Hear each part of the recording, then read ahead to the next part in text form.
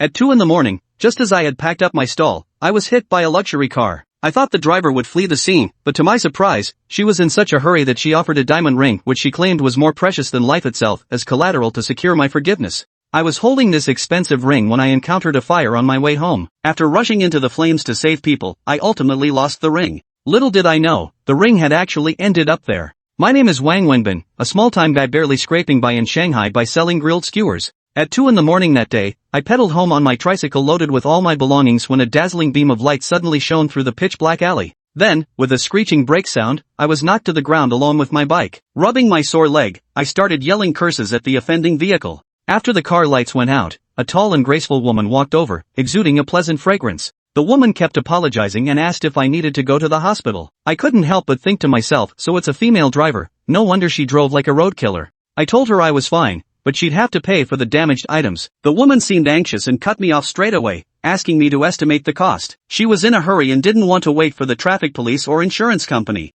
I looked her up and down and tentatively asked if she didn't have a driver's license or was driving drunk. She coldly denied it. She urged me again to name a price. Unable to resist her insistence, I finally said she'd have to pay at least 500 yuan. Hearing this, the woman immediately ran back to her car to look for money. As I cleaned up the mess scattered all over the ground, I cursed myself for having such bad luck today. After a short while, the woman got out of the car and said hesitantly that she had forgotten her wallet. Hearing this, I thought she was messing with me, and my temper flared up again. I pointed to the QR code on the barbecue grill and told her to pay with WeChat or Alipay, but the woman said she didn't bring her phone either. I was so furious that I yelled, telling her she couldn't leave today without compensating the money. The woman repeatedly explained that she had urgent matters and might have left her wallet and phone in the office. She offered to bring money tomorrow, but I didn't believe her and immediately plopped onto her car hood, making it clear she wasn't going anywhere. The woman, left with no choice, seemed to steel herself before taking off a gleaming ring from her ring finger and handing it to me, saying it could serve as collateral for now. I took the ring and examined it carefully, asking, "Is this a diamond ring?"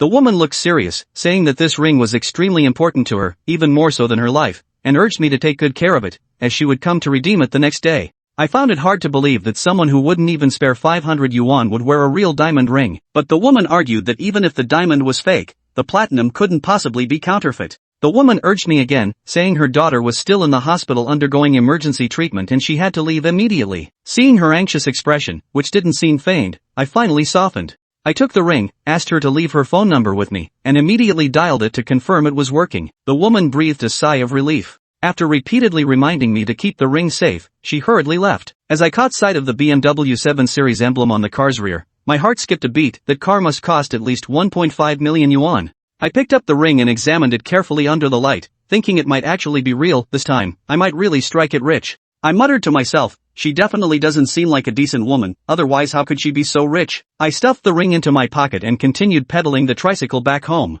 Shanghai in the early morning was bitterly cold, yet I was drenched in sweat. I lived in a crowded, dormitory-like apartment akin to an urban slum, far from the university district, requiring me to bike for an hour each day just to get back. As I hummed a tune and walked forward, I suddenly spotted flames soaring into the sky from an old residential area by the roadside. Several floors of the apartment building were already engulfed in fire, with the blaze continuing to spread. I parked my car at the entrance of the residential area and saw a figure waving for help on the third-floor balcony, but it was soon engulfed in flames. The bystanders were watching, but no one was willing to help. I cursed aloud, took off my coat, soaked it with mineral water, wrapped it around myself, and charged into the fire. I rushed into the building, covering my nose and mouth with the wet coat, ran up to the third floor, and kicked open the door. A wave of intense heat hit me in the face. Gritting my teeth, I dashed into the smoke-filled room and found the trapped person on the balcony. I covered them with the wet coat, hoisted them onto my back, and sprinted downstairs without looking back. When I rushed out of the fire, firefighters, ambulances, and police cars had already arrived, and someone was taking pictures of me with their phone, but I had no mind to care.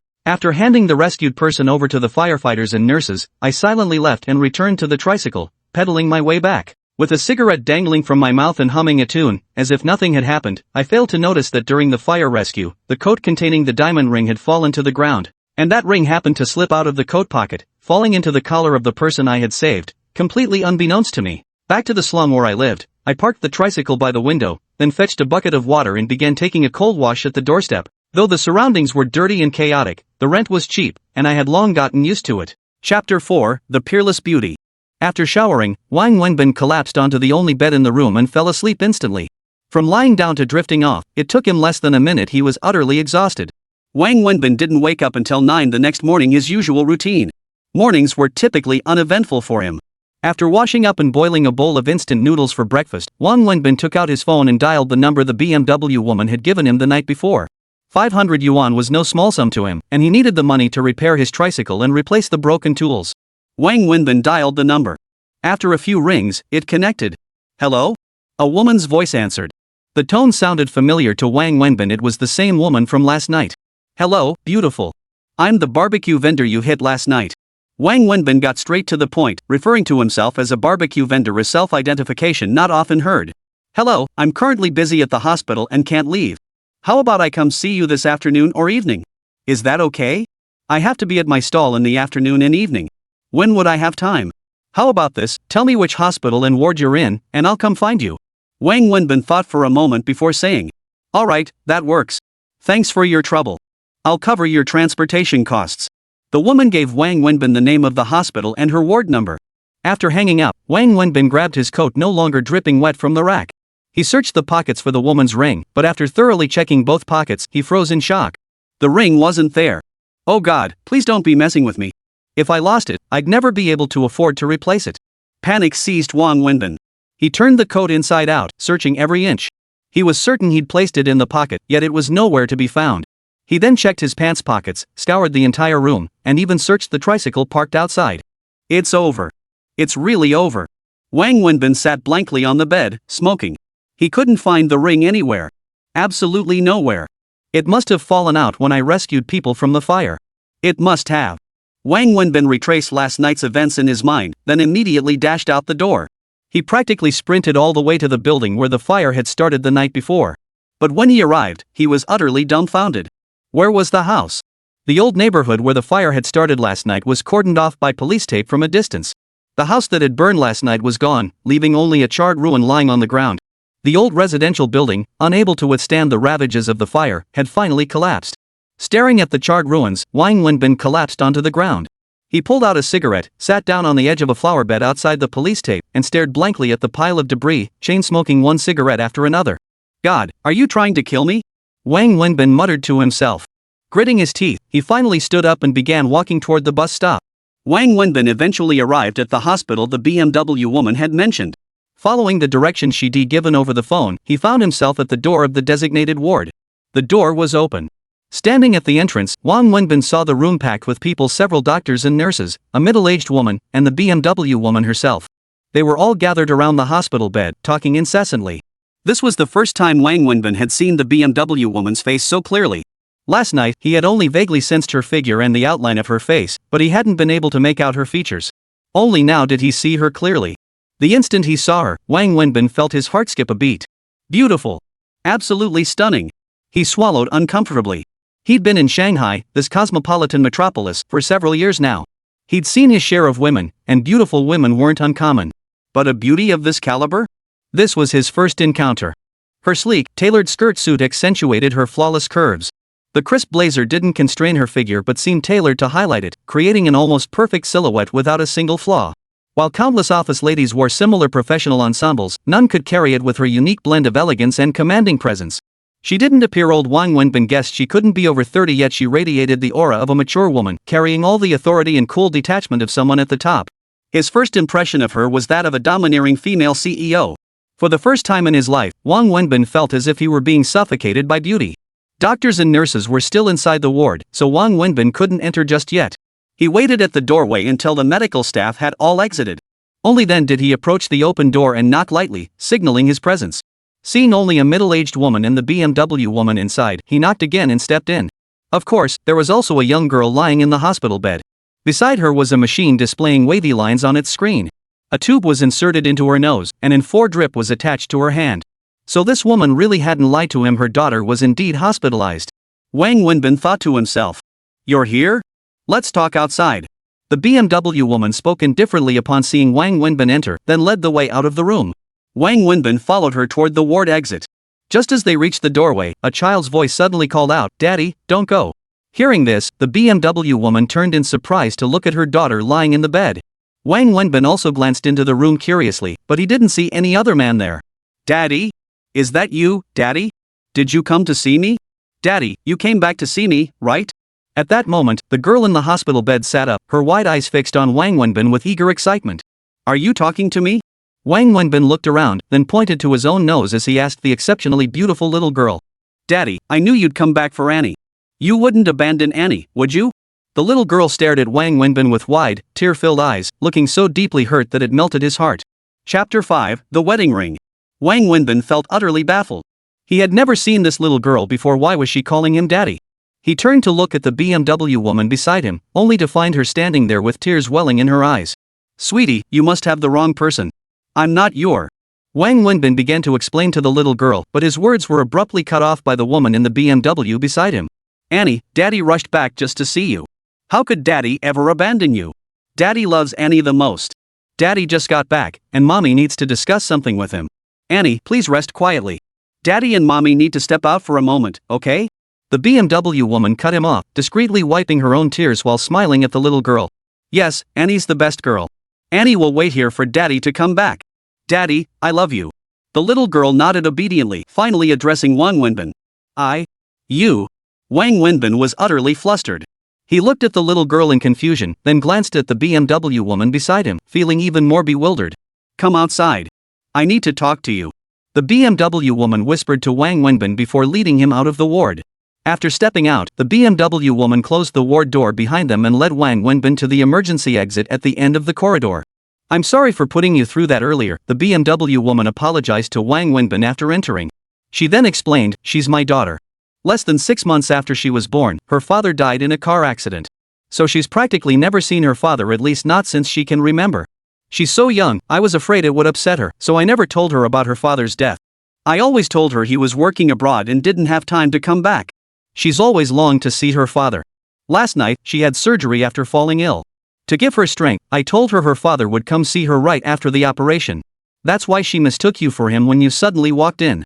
She's sick now, and I don't want to upset her. So please, don't take offense. Wang Wenbin froze for a moment before finally grasping the situation. He felt a pang of pity for the exceptionally beautiful little girl. What's wrong with her? Is it serious? Wang Wenbin asked casually. At this question, Wang Wenbin keenly noticed a change in the BMW woman's expression, especially in her eyes.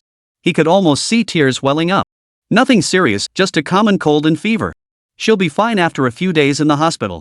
The BMW woman suddenly smiled at Wang Wenbin, then asked with a smile, where's the ring? I'm sorry I bumped into you and made you come all this way. It's been a hassle.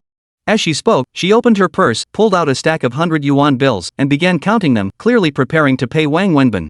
Wang Wenbin instantly felt uncomfortable and remained silent for a long moment. Here's 500 for the damaged items, 200 for your round-trip transportation today, and 300 for lost work time. Total is 1,000, please take it. The BMW woman handed him the money in separate stacks. Don't give it to me just yet, Wang Wenbin said hesitantly. What's the matter? The BMW woman looked at Wang Wenbin curiously, then asked again, is it too little? Name your price. As long as it's reasonable, I'll accept it. After all, it was my fault that caused your loss, and I made you come all this way today. No, it's enough. The money is truly enough, Wang Wenbin hurriedly replied. Then what's the matter? The BMW woman asked curiously. I lost your ring. Wang Wenbin looked at the BMW woman, hesitating for a long time and stammering before finally mustering the courage to speak. He knew some things had to be faced, the mistake was his, and he couldn't run from it. The BMW woman stared at Wang Wenbin, her eyes wide and face turning ashen. I didn't catch that, she said coldly. Say it again. I'm sorry, I accidentally lost your ring, Wang Wenbin repeated. The BMW woman stared at Wang Wenbin, then sneered coldly, do you really think I'd believe that? How could such a coincidence happen? If you wanted to keep the ring for yourself, just say so. No need to make up excuses and test my intelligence. You misunderstand me. I absolutely never intended to keep your ring. I never even considered it. Otherwise, why would I come here today? If I wanted to steal your ring, I could have simply not called you. That way, you'd never find me, Wang Wenbin said angrily. Fine. Then tell me now, where's my ring? The BMW woman demanded with a cold smile. If I told you I lost the ring last night while rushing to put out a fire and save people, would you believe me? Wang Wenbin asked the woman. If it were you, would you believe it? The BMW woman retorted with a cold laugh. I wouldn't. Wang Wenbin replied, his voice sounding somewhat defeated. Give me back my ring.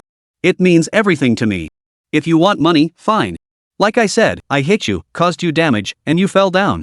I can give you 5,000, even 8,000 or 10,000, any amount. But you must return my ring. Otherwise, I'll have no choice but to call the police. The BMW woman stated coldly, her tone unwavering. I really lost the ring. I've searched everywhere I could think of and truly can't find it. How much is this ring? I'll pay for it, Wang Wenbin said, sounding somewhat defeated. Compensate? With what? The woman retorted coldly, then added, that was my husband and my wedding ring, a testament to our love. Now it's the only memento he left me. Can you afford to replace it? Tears welled up in the BMW woman's eyes as she spoke. Wang Wenbin froze, completely caught off guard. I had no idea this ring meant so much to you. But I truly didn't mean to lose it. Losing it doesn't benefit me in any way, Wang Wenbin said guiltily. The ring is truly lost. It's impossible to find now. That building is just rubble. I can only compensate you for the cost of the ring, Wang Wenbin continued. Chapter 6, See you in court. Do you think I care about the money? I want my ring back. No amount of money will replace it. Give me my ring, or I'll call the police, the woman said angrily. I'm sorry, the ring is truly lost. Even if you report it, there's no way to recover it. All I can offer is my apologies. Even if you file a report, I can only compensate you for your loss, Wang Wenbin said dejectedly. Deep down, he felt immense guilt. After all, it was a symbol of someone's love and their final keepsake. Fine. 1 million. Pay me 1 million right now. The woman said coldly. 1 million? Wang Wenbin's eyes widened. He continued, don't try to trick me. That ring isn't worth 1 million.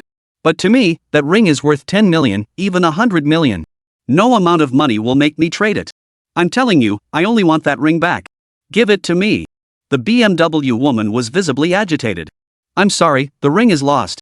Even if you killed me, I couldn't find it for you. Why don't you tell me where you bought it? I'll buy an identical one to compensate you, Wang Wenbin said earnestly. Ha! Do you really think buying another one would be the same as the original? Do you think I just want a simple ring? To me, that ring is my husband. Wearing it brings me peace. It makes me feel like he's still alive, always by my side. The BMW woman was visibly agitated. But the ring is truly lost. There's nothing I can do. If there were any way, I wouldn't have stopped searching for it. The BMW woman stared coldly at Wang Wenbin, then suddenly burst into tears. She turned away, facing the wall, and crouched in the corner, sobbing with her back to him. Wang Wenbin panicked instantly. He reached out to pull her up, then hesitated, feeling it inappropriate. He wanted to say something comforting but didn't know what to say, feeling extremely awkward. Her crying left him at a loss, more so than when he discovered he'd lost the ring.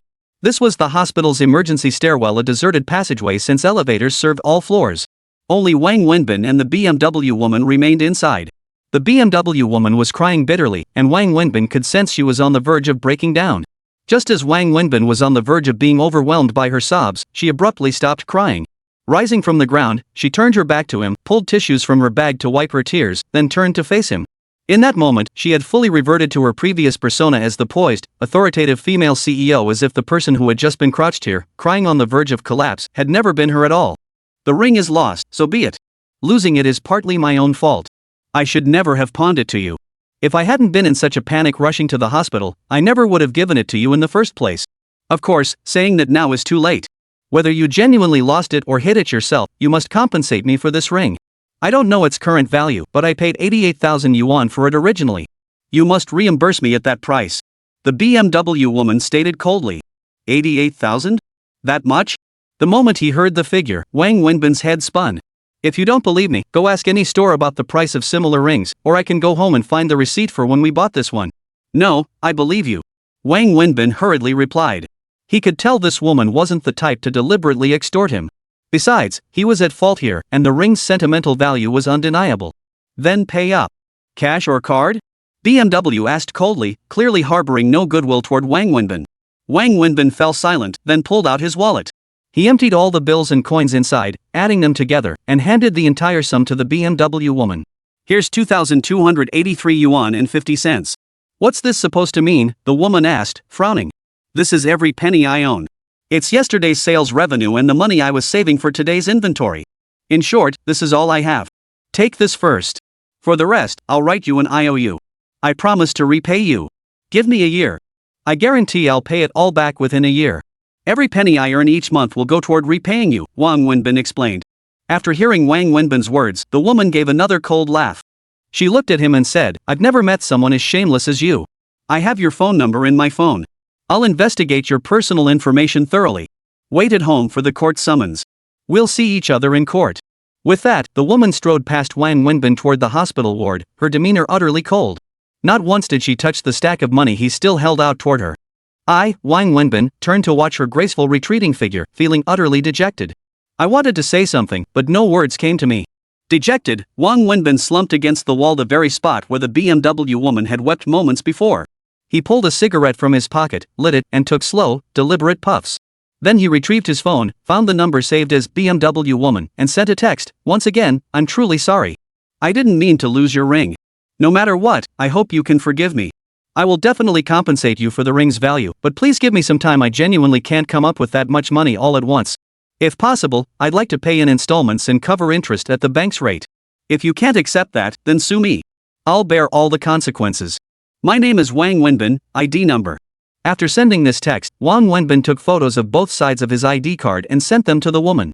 He stood up, lit a cigarette, and headed down the stairs. He didn't take the elevator, choosing instead to descend floor by floor. I couldn't pay off the old debt anyway, and now I've got this new one. Fine. More debt won't weigh me down. It's all good. Wang Wenbin muttered to himself as he walked, sounding more like he was mocking himself. When you're dead, your balls face the sky. If you're alive, you'll live forever. The worst years were behind him. Why worry about this? Wang Wenbin smiled, cigarette dangling from his lips, as he walked step by step toward the hospital exit. Chapter 7: Physical Issues. The BMW woman entered the ward and immediately saw her daughter lying pale-faced in the hospital bed, tubes attached to her body. The girl asked urgently, Mom, where's Dad? Why didn't he come in? The BMW woman froze, rooted to the spot.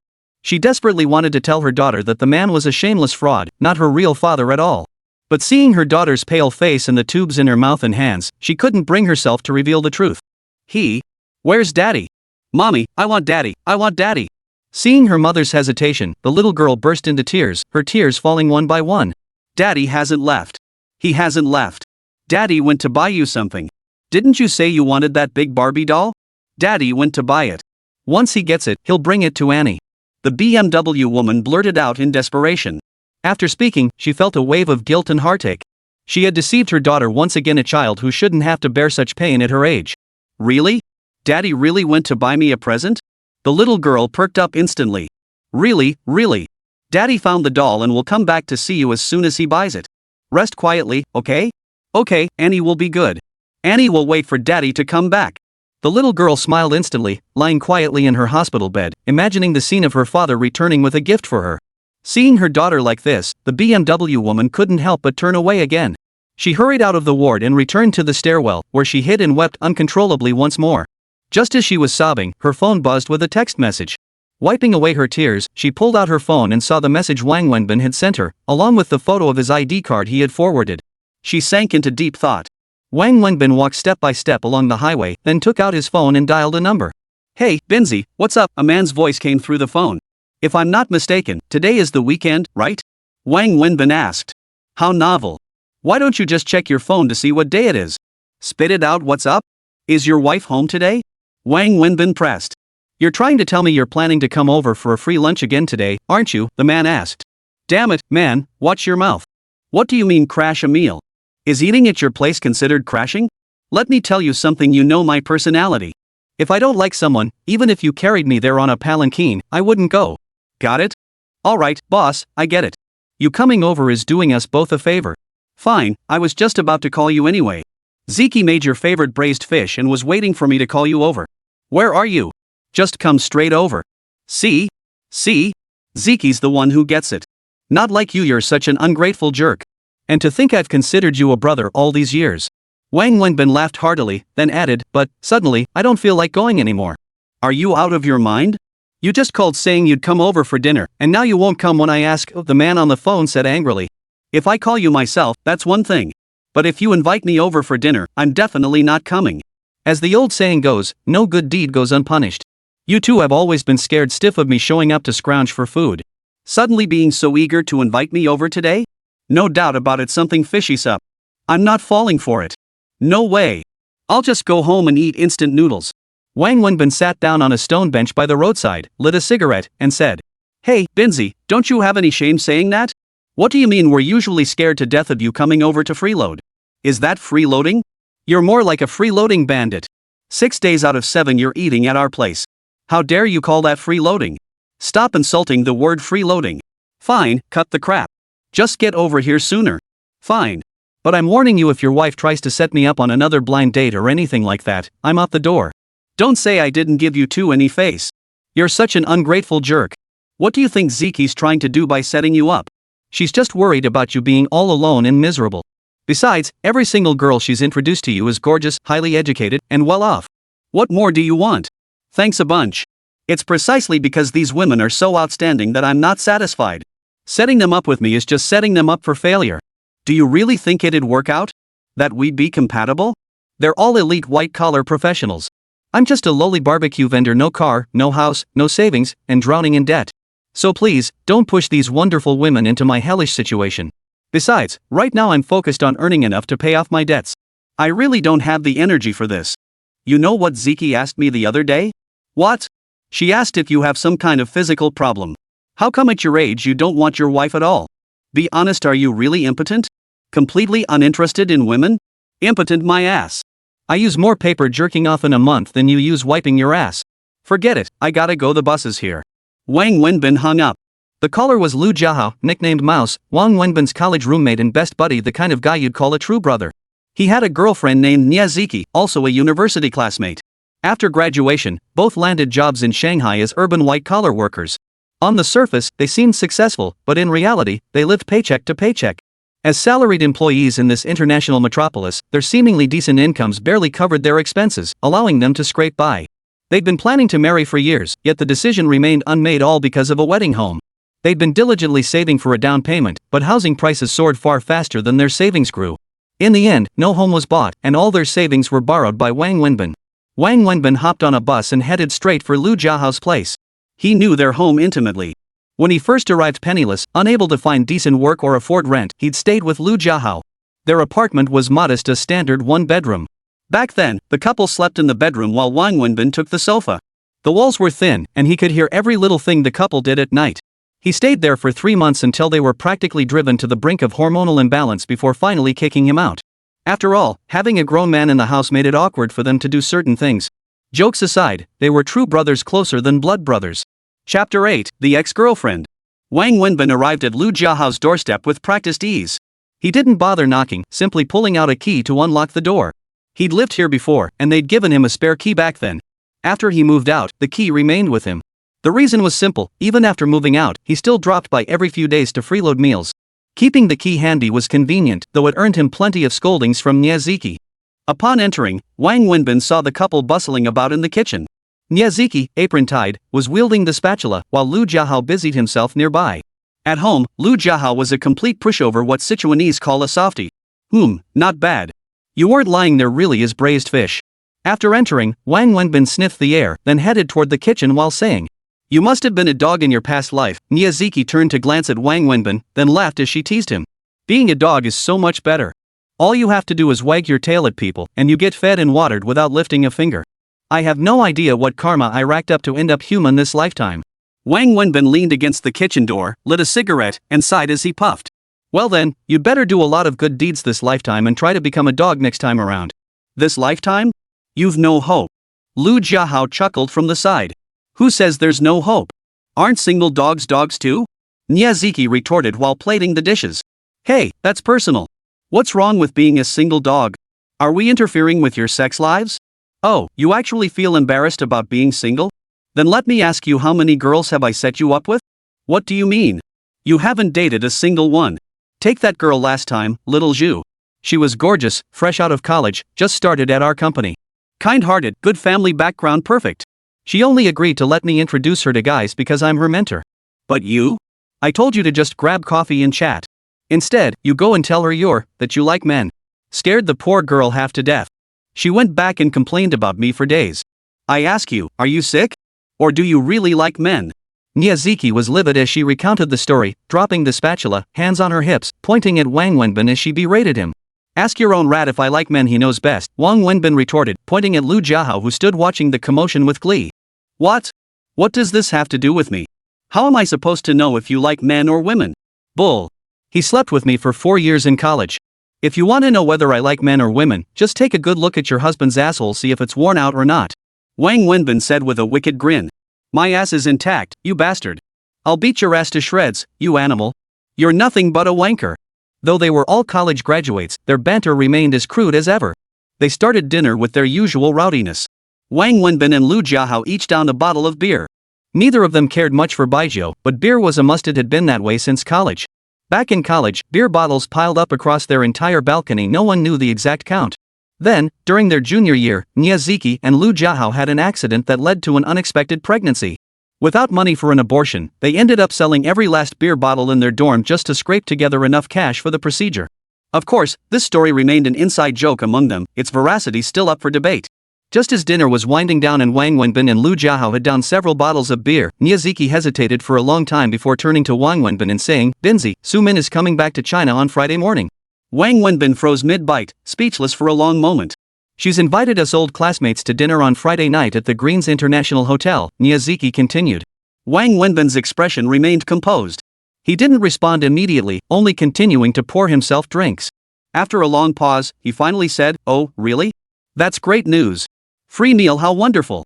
You two should go. Eat your fill. She's coming all the way back from capitalism, earning foreign currency just to bail out you broke losers. You'd better live up to her generosity." Wang Wenbin said calmly, then continued eating. "You're not going?" Niaziki asked. "No. I'm a fine young man with pure roots and proper upbringing. I can't stand the stench of capitalist filthy lucre. Binzi, even if Su-min was in the wrong back then, all these years later, you should have let it go. Regardless, even if you two aren't a couple anymore, you're still old classmates. She's been in America all these years and is back now. You should at least go to her dinner. If not as lovers, then as friends. Don't turn into enemies. She regrets what happened back then too. Be magnanimous." Niaziki urged. "What? Am I supposed to show up at the airport with flowers and shout welcome back? Why didn't she invite me to a farewell dinner before she left? Besides, did she ever invite me? She's a milk-drinking, hamburger-eating returnee now. Does she even think I'm worth her time, some soy milk-drinking, steamed bun-eating country bumpkin? Give me a break. You guys go ahead. If she asks about me, just say I'm dead. If she doesn't ask, that's best." Wang Wenbin said flatly, then set down his chopsticks and stood up. "Alright, I'm done eating. I'm leaving. Binzi, Su-min called me and said she came back this time wanting to reconcile with you, to be with you and build a life together." Niaziki watched Wang Wenbin rise to leave and hurriedly stood up to speak to him. Wang Wenbin stopped in his tracks upon hearing Niaziki's words, coming to a halt in the living room. "All these years, you wouldn't let me tell you anything about her. You wouldn't even allow us to mention her name in your presence. But the truth is, she often called me, always asking about you, how you were doing, things like that. She truly cared about you and never forgot you. She still loves you in her heart. This time, she could have stayed at the US headquarters, applied for a green card, and had better career prospects there. But in the end, she requested a transfer back to the China branch. She came back just to see you, just to make things right with you. She told me herself she just wants to come back and live a good life with you. She knows her decision back then hurt you deeply. She said she'd come back to make it up to you." Niaziki continued. "So according to her, I should thank her? Be overwhelmed with gratitude?" Wang Wenbin turned his face and sneered. Chapter 9, Helping with the Baby. "Whether she stays in America or comes back has nothing to do with me. When she decided to leave the night before our wedding, I made it crystal clear, if she walked out, there'd be no connection between us ever again. So she's her, and I'm me. She keeps her green card, I sell my barbecue. Ziki, let me make this clear, how you two interact with her is your business, I won't interfere. But don't you dare give her my address or this phone number. If you do, we won't even be friends anymore." Wang Wenbin said harshly. "Why do you have to be so cold-hearted? Binzi, ask your own heart, have you truly forgotten her? If you really had, why did none of the great girls I introduced you to ever catch your interest? She's always been in your heart, you never forgot her. Binzi, why torment yourself like this?" Niaziki pleaded finally. "Stop spouting that melodramatic nonsense. The world isn't filled with endless love stories to forget or remember. Let me tell you, money is the only thing you can truly rely on in this world. Love and romance? That's all bull." Wang Wenbin lit a cigarette and cursed, turning to leave. Just as he walked away, he turned back and approached the dining table. "What? What's up?" Lu Jiahao asked. Wang Wenbin hesitated, took a drag, then asked, "Are you two still sitting pretty financially lately? What's up? Need cash fast? How much?" Niaziki asked Wang Wenbin. "Yeah, ran into some trouble. Need a bit of cash. How about you guys give me back that 8,000 I owed you from a few days ago? I'll pay you back next time." Wang Wenbin thought for a moment before saying, He didn't ask for much more. He knew Lu Jiahao and Miyazaki weren't exactly rolling in it themselves, and he'd already borrowed a lot from them. It felt awkward to ask for more. Alright, I'll go get it. Miyazaki didn't ask any questions and simply turned to head into the bedroom. What's wrong? What happened? Lu Jiahao asked quietly. If I told you I went off to be some anonymous hero fighting a fire, then lost the diamond ring another woman put on me, and now I have to pay for her ring, would you believe me? Wang Wenbin looked at Lu Jiahao as he spoke. What the hell is that supposed to mean? It's all over the place. Lu Jiahao was completely baffled. Yeah, I feel just as baffled myself. Wang Wenbin smiled bitterly. Just then, Miyazaki walked out, holding a stack of cash. She handed it to Wang Wenbin and said, "This is what you brought over to repay us a couple days ago. We haven't touched it yet. Last time you paid us back, I told you don't rush to repay us. Get your life in order first. Don't work yourself so hard. Stop selling barbecue. We'll find you an office job. Look how exhausted you are now. How much does an office job pay a month? 3,000? 4,000? I'd never pay off my debts in a lifetime," Wang Wenbin said as he tucked the money away. He then pulled out a small notebook he always carried and added another entry of 8,000 to the page labeled Mouse's name. "We're not forcing you to pay us back. You don't have to change jobs, but please take care of your health first, okay? Find a better place to live, eat some decent food, buy yourself some proper clothes. Debt repayment is only fair. How could I possibly enjoy fancy meals and drinks while owing you money? I just can't bring myself to do that. Don't make me sound so pitiful. I'm doing just fine. It's just that working this barbecue stall, no matter how hard I hustle, only brings in this much. I'll pay you back slowly. I hope this debt doesn't mess up your plans to get married and have kids. Otherwise, I might not be able to help the Lu family carry on the family line," Wang Wenbin said with deadpan seriousness. "Get lost." Lu Jiahao snapped. "Alright, I should head back. I'm tired and need to sleep." Wang Wenbin smiled, turned to leave, and waved goodbye to Lu Jiahao and Miyazaki as he walked out. "Binzi, you really need to think carefully about Su Min. She truly regrets it, and this time she came back genuinely wanting to be with you." Miyazaki rushed out to continue talking to Wang Wenbin, but just as she reached the doorway, she heard Wang Wenbin slam the door shut from the outside. Wang Wenbin left Lu Jiahao and Miyazaki's small apartment, lit a cigarette, and walked slowly. Su Min, a name that hadn't appeared in his life for a long time yet, had never truly resurfaced in his mind. All he could do was smoke one cigarette after another.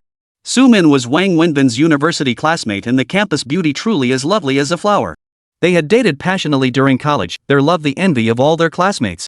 Near graduation in their senior year, Su Min faced sexual harassment from a professor over her thesis, probably because she was too beautiful. Of course, he didn't succeed. Su Min tearfully confided in Wang Wenbin. Driven by youthful passion and lacking evidence to report it, Wang stormed into the professor's office and beat the man, a figure of high moral standing and hypocritical piety, mercilessly. The outcome was Wang Wenbin's 15-day detention and expulsion from the university just before graduation, leaving him without a diploma. After graduation, lacking a diploma, Wang Wenbin took on physically demanding jobs like delivering packages and food, with low social standing. Su Min, however, as a student from a prestigious university who had consistently excelled academically and self-taught 2 foreign languages, was hired by the Chinese branch of a Fortune 500 multinational corporation. She earned a good income and enjoyed excellent career prospects. Though still together at this point, their relationship had become subtly strained compared to their university days. The vast disparity in social standing and financial resources had inevitably shaped their perspectives and values. A year after graduation, Wang Wenbin's family began pressuring them to marry. His family came from the countryside and wasn't well off. His parents had pooled their life savings to help him prepare for the wedding. Just as Wang Wenbin had finalized all arrangements, even with relatives arriving in Shanghai the day before the ceremony, Su Min informed him the night before that her company headquarters had decided to transfer her to their US office. She had known about this for half a month but hadn't decided whether to tell Wang Wenbin or whether to accept the offer herself. Ultimately, she chose to go. She wanted a better life and better career prospects. She didn't want to spend her entire life living such an ordinary existence. Chapter 10, Be My Daughter's Father. Su Min asked Wang Wenbin to wait for her for a few years. She promised that once she had settled in and her living conditions improved, she would bring him to the United States to live together and then marry him. Wang Wenbin told her he wouldn't go to America. If Su Min chose to leave, then their relationship would be completely over. In the end, Su Min resolutely departed for the United States to pursue her career, leaving Wang Wenbin alone to hold a wedding without a bride. This incident dealt a devastating blow to Wang Wenbin and his family. After all, having the bride vanish on their wedding day angered his parents far more than his expulsion from university before graduation. It was an utter disgrace. Following this incident, Wang Wenbin's mother fell gravely ill from the shock. She remained hospitalized for treatment, depleting the family's entire savings. Wang Wenbin borrowed money from every possible source, accompanying his mother back to their hometown for medical care. Ultimately, his mother passed away, and he was cast out by his father. Wang Wenbin returned to the heartbreaking city of Shanghai, burdened with physical wounds and a mountain of debt. He applied for numerous jobs, but the low wages made it impossible to repay his debts. Eventually, he chose to set up a barbecue stall on the back streets of the university district. Though dirty and exhausting, it earned him far more than any office job. He worked tirelessly to pay off his debts while quietly healing the wounds Su Min had left behind. Shortly after leaving Lu Jiahao's home, Wang Wenbin boarded a bus bound for the hospital once more. He went straight to the same hospital room he'd visited before. This time, the door was closed. Just as Wang Wenbin was about to knock, the door suddenly swung open. The BMW woman stepped out, and both were startled to see each other standing before them. The BMW woman immediately frowned upon seeing Wang Wenbin. She glanced at her daughter on the hospital bed, then shoved Wang Wenbin out before slamming the door shut. "Let's talk over there," the BMW woman whispered to Wang Wenbin before striding toward the stairwell where they had spoken earlier. Wang Wenbin followed the woman back to the stairwell. Once there, the woman turned to face him coldly. "What are you doing here again?" she demanded. "Did you find the ring?" "No, the ring is truly lost." Wang Wenbin shook his head. "Then why did you come back? Here's 10,000 yuan. Wang Wenbin pulled out a stack of cash and handed it to the BMW woman. This 10,000 included his own 2,000 yuan plus the 8,000 he'd just borrowed from Lu Jiahao. "This is all I could borrow for now. Take it. I'll definitely pay you back the rest. I promise not a single penny will be missing. I can sign an agreement or a written guarantee, pledging to repay you a certain amount each month. If I don't, you can sue me," Wang Wenbin said earnestly. The BMW woman remained silent, neither reaching for the money nor accepting the 10,000 yuan Wang Wenbin offered. She simply stared at him. What's wrong? Wang Wenbin felt uneasy under her gaze. "I'm not a real estate developer. I can't accept installment payments," the woman said. She looked at Wang Wenbin again and asked, "Your name is Wang Wenbin?" "Yes, my name is Wang Wenbin." Wang Wenbin replied, then pulled out his ID card and handed it to the woman. "Please trust me. I won't shortchange you a single penny. Here's my ID. I can leave it with you as collateral." "You're a barbecue vendor?" The BMW woman ignored Wang Wenbin's explanation and pressed again. "Yes, I sell barbecue." "Does selling barbecue make much money?" the woman inquired. "Why do you ask? It's rare to see someone as poor as you." "It's true I'm poor, but selling barbecue actually pays pretty well. On a good month, I can make over 10,000 yuan. I usually manage to keep it around 10,000. The reason I'm poor is that before I owed you money, I was already deep in debt. So all my earnings went toward paying off those debts. But rest assured, even though I'm broke, I can repay you. And I promise to prioritize paying you back," Wang Wenbin reiterated earnestly. "I don't have time to wait for you to pay me back bit by bit over this small amount. I don't care about the money either, it means little to me. What matters to me is that ring," the BMW woman said again. "I know, but I can only apologize. I didn't want it to be this way either." Wang Wenbin nodded. "Answer me a few questions now. First, why did you choose to call me this morning? You could have easily chosen not to call. That way, I might not have found you. If the ring hadn't been lost, it would still be yours, you could have sold it for money. And if it had been lost, you certainly didn't need to call me. No call meant no need to pay compensation. Second, why did you choose to come to the hospital to compensate me? Why did you even send me your ID as collateral? You're a smart person. Last night, there were no cameras at that location, no third parties present, no one could prove I gave you the ring. Even if I called the police or sued you in court, you could simply deny it. You should be well aware of that." The BMW woman pressed Wang Wenbin. "Yes, I understand all that," Wang Wenbin nodded. "Then why did you go through all this? Anyone else would never have done it," the BMW woman asked, puzzled. "Maybe I'm just born a bit foolish and stupid, but I believe a person should have their own fundamental principles and bottom line. That's just my nature. What's mine, no one can take away. But what isn't mine, I absolutely won't take. The ring is yours, collateralized with me, not mine. No matter how expensive, I won't take it. But that 500 yuan is what I deserve, so you absolutely must compensate me. I lost your ring. That's my fault. I should and must take full responsibility." Wang Wenbin answered the woman's question. After hearing Wang Wenbin's answer, the woman fell silent again, not speaking immediately. After a long while, she finally spoke to Wang Wenbin. "I already said I can't accept your so-called installment plan. I don't have the time or energy to wait for you to pay me back little by little each month. Besides, it looks like you're not exactly living comfortably either. I'm proposing a solution now. You do a job for me, and I'll pay you. The wages will be deducted from what you owe me, consider it repayment through work. Will you accept it?" Wang Wenbin paused, then asked, "What kind of work?" "Be my daughter's father," the BMW woman said earnestly. Chapter 11, I won't sell myself. Wang Wenbin's eyes widened. Did I hear that right? Could you repeat that? You heard me correctly. I'm asking you to be my daughter's father. The BMW woman repeated earnestly. You're joking, right? Wang Wenbin still found it unbelievable. I'm being perfectly serious about this. I'm not the kind of person you think I am, ma'am. Even though I'm poor and you're beautiful, I can't accept this. No matter how poor I am, I won't sell myself. Wang Wenbin refused with righteous indignation, but his words were cut short. What are you thinking? The BMW woman glared at Wang Wenbin fiercely before continuing. Get this straight, I'm asking you to be my daughter's father, not my husband. Moreover, I'm only asking you to pretend to be her father in front of her. That's all. Put those dirty thoughts out of your mind. Oh, I see. I thought. Wang Wenbin stammered awkwardly, forcing a smile to cover his embarrassment. My daughter may not have much time left. The BMW woman's next words sent a chill down Wang Wenbin's spine. What? She was diagnosed with leukemia at age 3. It's been over 2 full years now. All this time, she's been battling this disease.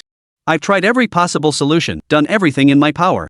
But from the very beginning, the doctors told me this is essentially an incurable illness. Still, we never gave up on treatment.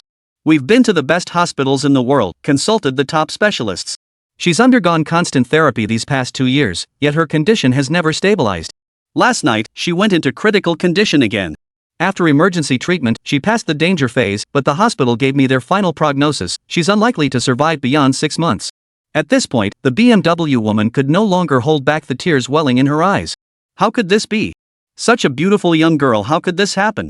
Wang Wenbin couldn't believe it. He pressed further, it's just leukemia, right? Isn't chemotherapy supposed to stabilize it? Isn't a bone marrow transplant supposed to cure it? You're not short on money, you should be able to treat it. Wang Wenbin spoke, truly unable to accept that such a lovely, adorable young girl could suffer from this disease. The BMW woman shook her head and replied, she's only survived this long because of chemotherapy. As for a bone marrow transplant, we simply couldn't find a compatible match. Everyone in the family tried every blood relative but none were suitable. If my husband hadn't died, we might have considered having another child to save her, but... The BMW woman wiped away her tears as she spoke. Wang Wenbin fell silent. He still couldn't quite accept this reality. He had always been a soft-hearted man, especially when faced with such an adorable little girl. He understood a mother's feelings. I couldn't save her, but I'll do everything in my power to make sure she's happy every single day she has left in this world. You saw how much she misses her father. And she sees you as her father. I don't want her to have any regrets or suffer any more blows in her final days.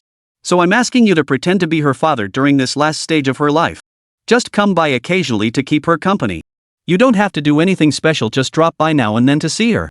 Just seeing you occasionally would satisfy her. Like I said, I'll pay you. You mentioned earning 10,000 a month selling barbecue, I'll give you 20,000 monthly, deducted from the ring debt you owe me, until my daughter passes.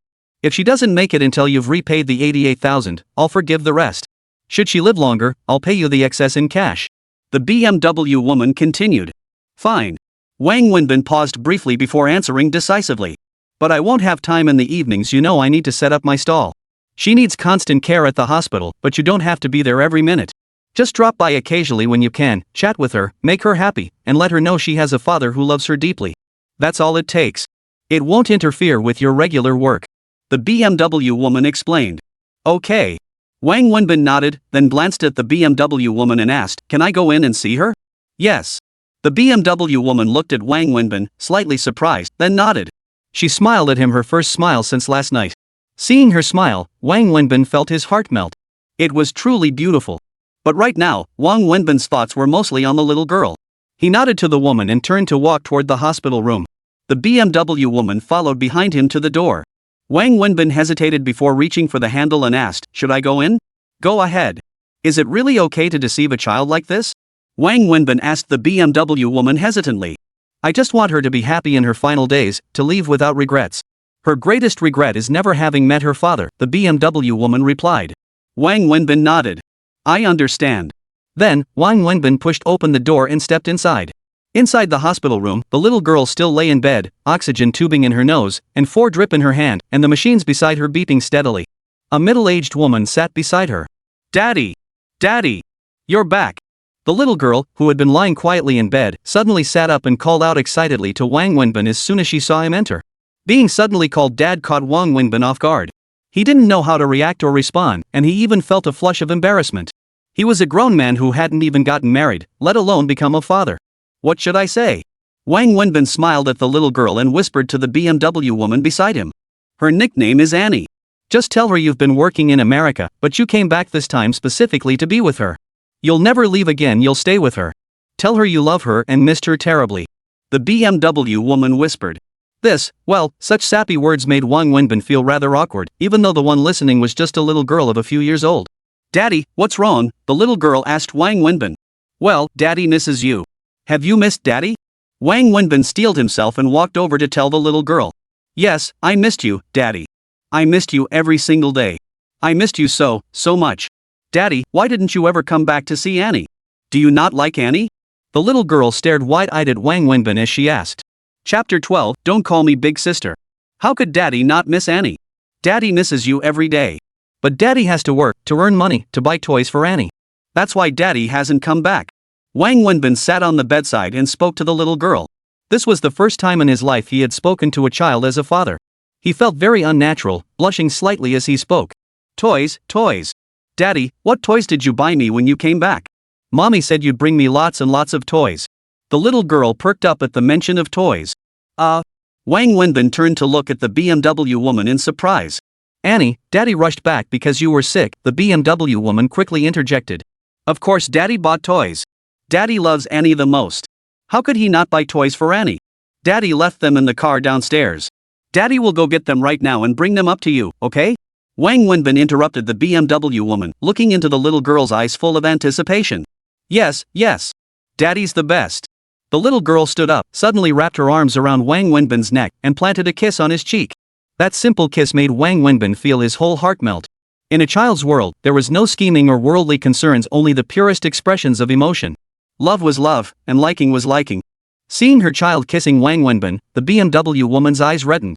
Unable to hold back any longer, she turned away and tears streamed down her face. She quickly reached up to wipe them away. Wait, Daddy will go get it for you. Wang Wenbin set the child down and turned to run out. Where are you going? The BMW woman followed him out of the ward. To buy a toy. Wang Wenbin didn't look back, rushing straight into the elevator. Mommy, Daddy's so nice. I like Daddy. I love Daddy. The little girl chirped excitedly to the BMW woman as she entered the room. Yes, Daddy loves Annie too. Daddy loves Annie the most. The BMW woman walked over and hugged her daughter tightly, her face already streaked with tears. Wang Wenbin raced downstairs and began sprinting along the street, searching for a toy store. He ran non-stop for over 10 minutes before finally finding one. Inside, he bought several large toys in one go, all the kinds little girls loved. Of course, these toys weren't cheap. Their prices even exceeded Wang Wenbin's understanding of toy costs, but Wang Sudong bought them without a moment's hesitation or second thoughts. He was as generous and unhesitating as a man buying things for his newborn child for the first time. Sweating profusely, Wang Wenkai rushed back to the ward carrying several toys. He handed them to the little girl in the hospital bed. Overjoyed at the sight of so many toys, she immediately began unwrapping them with the help of the auntie beside her, playing with them to her heart's content. Wang Wenbin stepped out of the ward, panting as he sat down on a corridor chair to smoke, his entire body drenched in sweat. Just then, the BMW woman emerged from the ward carrying a glass of water, which she handed to Wang Wenbin. Thank you, the BMW woman said. Wang Wenbin took the glass and drank it all in one gulp, utterly parched. You're welcome. Since she called me dad, this is what I should do. How much? I'll pay you. The BMW woman pulled out her wallet. I don't want your money. The BMW woman looked taken aback, then tucked her wallet away. Then I'll deduct this amount from what you owe me. No need. These toys are gifts for the child. They have nothing to do with you. Wang Wenbin shook his head. That won't do. Helping me is one thing, but our accounts must be clear. I can't take advantage of you. The child kissed me, so I wanted to buy her a gift. There's no contradiction, I like her. Wang Wenbin shook his head as he spoke. The BMW woman looked at Wang Wenbin, her expression complex for a moment. Wang Wenbin sat smoking. When a nurse approached, he quickly stubbed out his cigarette and tossed it away. Glancing at the time on his phone, he said to the BMW woman, Sis, it's getting late. I need to head back and prepare for my stall. I have to go now. Tell the child I'm off to work. I'll come see her again tomorrow morning. All right. My name is Su Wei. Don't call me sister, I'm not that old, the woman replied. Okay. I'll be going now. I'm truly sorry about losing your ring. It wasn't intentional, and I certainly didn't plan to sell it for money. I'll gradually repay what I owe you for the ring. I'll come see the child whenever I have time. Please take good care of her, she's such a lovely little girl. I really adore her." After Wang Wenbin finished speaking, he turned and walked downstairs, leaving behind a back drenched in sweat. Meanwhile, on another floor of the same hospital, in a special care ward, a young, beautiful girl had just regained consciousness from a coma. The ward itself hinted at her family's extraordinary means, and the swarm of specialists conducting consultations and tests upon her awakening further signaled her exceptional status. After the specialists confirmed through detailed examinations that she was out of danger, her anxious parents finally relaxed. "Cindy, you scared the life out of us, you know? What if something had happened to you? What would we have done?" The middle-aged woman sat by the bedside, tears streaming down her face. "Mom, I'm fine now, aren't I? The doctor said I'm perfectly healthy, everything's normal. I just need to stay for 2 more days of observation before I can go home," the girl in the hospital bed replied. "Look at you. Just seeing you like this makes me so angry. You never take anything seriously, always thinking mom and dad are out to get you. When we told you to study management, you refused. You insisted on pursuing art and dance. Fine, we accommodated you. We let you study abroad for a year, but you came back early. We let that slide too. We offered you a job at our company to learn management, but you refused. You insisted on finding work elsewhere. If you'd gotten a decent job, fine. But you ended up teaching at a dance school? The daughter of Zhang Mingyang teaching at an art school? People will laugh at us. Fine, we'll let that slide too. You're our only daughter, we'll let you do whatever you want. But why wouldn't you live in our nice home? You insisted on renting your own place, saying you wanted to be self-reliant and independent. If you had to rent, why didn't you get a decent place? Renting that rundown shack. That fire nearly killed you, you know? If it weren't for that kind person who ran into the flames to save you, you would have burned to death." Her father couldn't help but vent his anger beside her. Chapter 13, She Has a Boyfriend. Hearing this, the girl suddenly recalled the fire incident. Last night, she had been sleeping soundly when she suddenly felt intense heat and choking smoke. By the time she woke up and ran out to look, the entire room was engulfed in flames. Fire was everywhere. She tried to escape but couldn't break free. Clutching a piece of clothing, she rushed to the window, waving it frantically and screaming for help, hoping someone would come to her rescue. But no one came. Amid the thick, choking smoke, fear overwhelmed her until she felt herself growing dazed and disoriented. Soon after, she collapsed onto the floor. In her last moments of consciousness, she sensed a man wrapped in a cloak rushing in from outside. He then carried her out on his back. She remembered this was the man who had saved her. "How old are you? Why do you still act like a child? You never listened to your parents. Do you think we would harm you? Enough. Our daughter just woke up and you're berating her? We should be thankful she's conscious at all. Stop it." The middle-aged woman cut off her husband's scolding and suddenly asked their daughter, "Cindy, do you have a boyfriend?" "Mom, what nonsense are you talking about? Then tell me what this is about." The middle-aged woman pulled a diamond ring from her purse and asked the girl, "Whose is this? Why would you have a ring?" The girl was utterly baffled. "Stop pretending. The nurse found this in your clothes when she changed you. You dare say it's not yours? Mom, it really isn't mine. When have you ever seen me wear a ring? If it's not yours, then whose is it? Someone else's ring in your clothes?" The girl didn't even hear the rest of her mother's words. She stared at the ring in her hand, lost in thought. After leaving the hospital, Wang Wenbin took the bus back to his dormitory-style building. He then rode his tricycle to the wholesale market for vegetables and meat, loading it up with all the ingredients needed for grilling. Returning to his simple room, he busied himself alone, washing, trimming, and slicing vegetables, skewering them, marinating meat, and threading it onto skewers. He worked straight through until past 5 in the afternoon. Glancing at the time, he pounded his aching back, which was starting to feel stiff, and began packing his things into the tricycle to set up his stall. For him, every day was like this, not exactly grueling, but certainly exhausting. The back streets of the university town were always bustling. Come evening, the streets became packed with people, lined with all kinds of food stalls. Any stall with decent flavors did reasonably well, and barbecue stalls were among the most popular. Wang Wenbin's barbecue stall was at the far end of the street, a terrible location. But what could he do? The others had been there for years. As a newcomer, he was lucky to even get a spot from the management office. Despite the poor location, Wang Wenbin's barbecue stall consistently did well. His prices were fair, portions generous, and the flavor excellent, making him a favorite among students. Most of his customers were regulars. Running the stall solo, Wang Wenbin earned nearly 10,000 yuan monthly, sometimes pushing 14,000 to 15,000 yuan during peak periods. Given his low prices and generous portions, his profit margins were significantly thinner than competitors, yet his business thrived. The thriving business meant he was constantly busy, barely getting a moment's rest from the moment he set up shop. grilling non-stop from 5 or 6 in the evening until closing time around 1 or 2 in the morning. By the end of each day, he feels like he's about to fall apart. Most people couldn't handle it, but Wang Wenbin has long grown accustomed to this rhythm. For him, life is simply this way. Existing is easy, but truly living is another matter.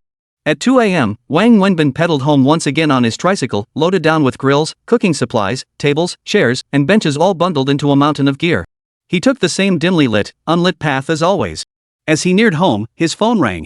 He stopped the tricycle and pulled out his phone, curious who would be calling at this hour. Seeing the name displayed, he was taken aback. The caller was the BMW woman, Su Wei. "Hello? What is it? Sorry to bother you so late, but could you come to the hospital?" Su Wei apologized over the phone. "What happened?" "She started running a fever again and needs treatment, but she's refusing to cooperate. She's been crying and fussing non-stop, clamoring for her dad. Could you please come to the hospital?" "I'm so sorry to trouble you," Su Wei said anxiously. "Alright, I'll be right there.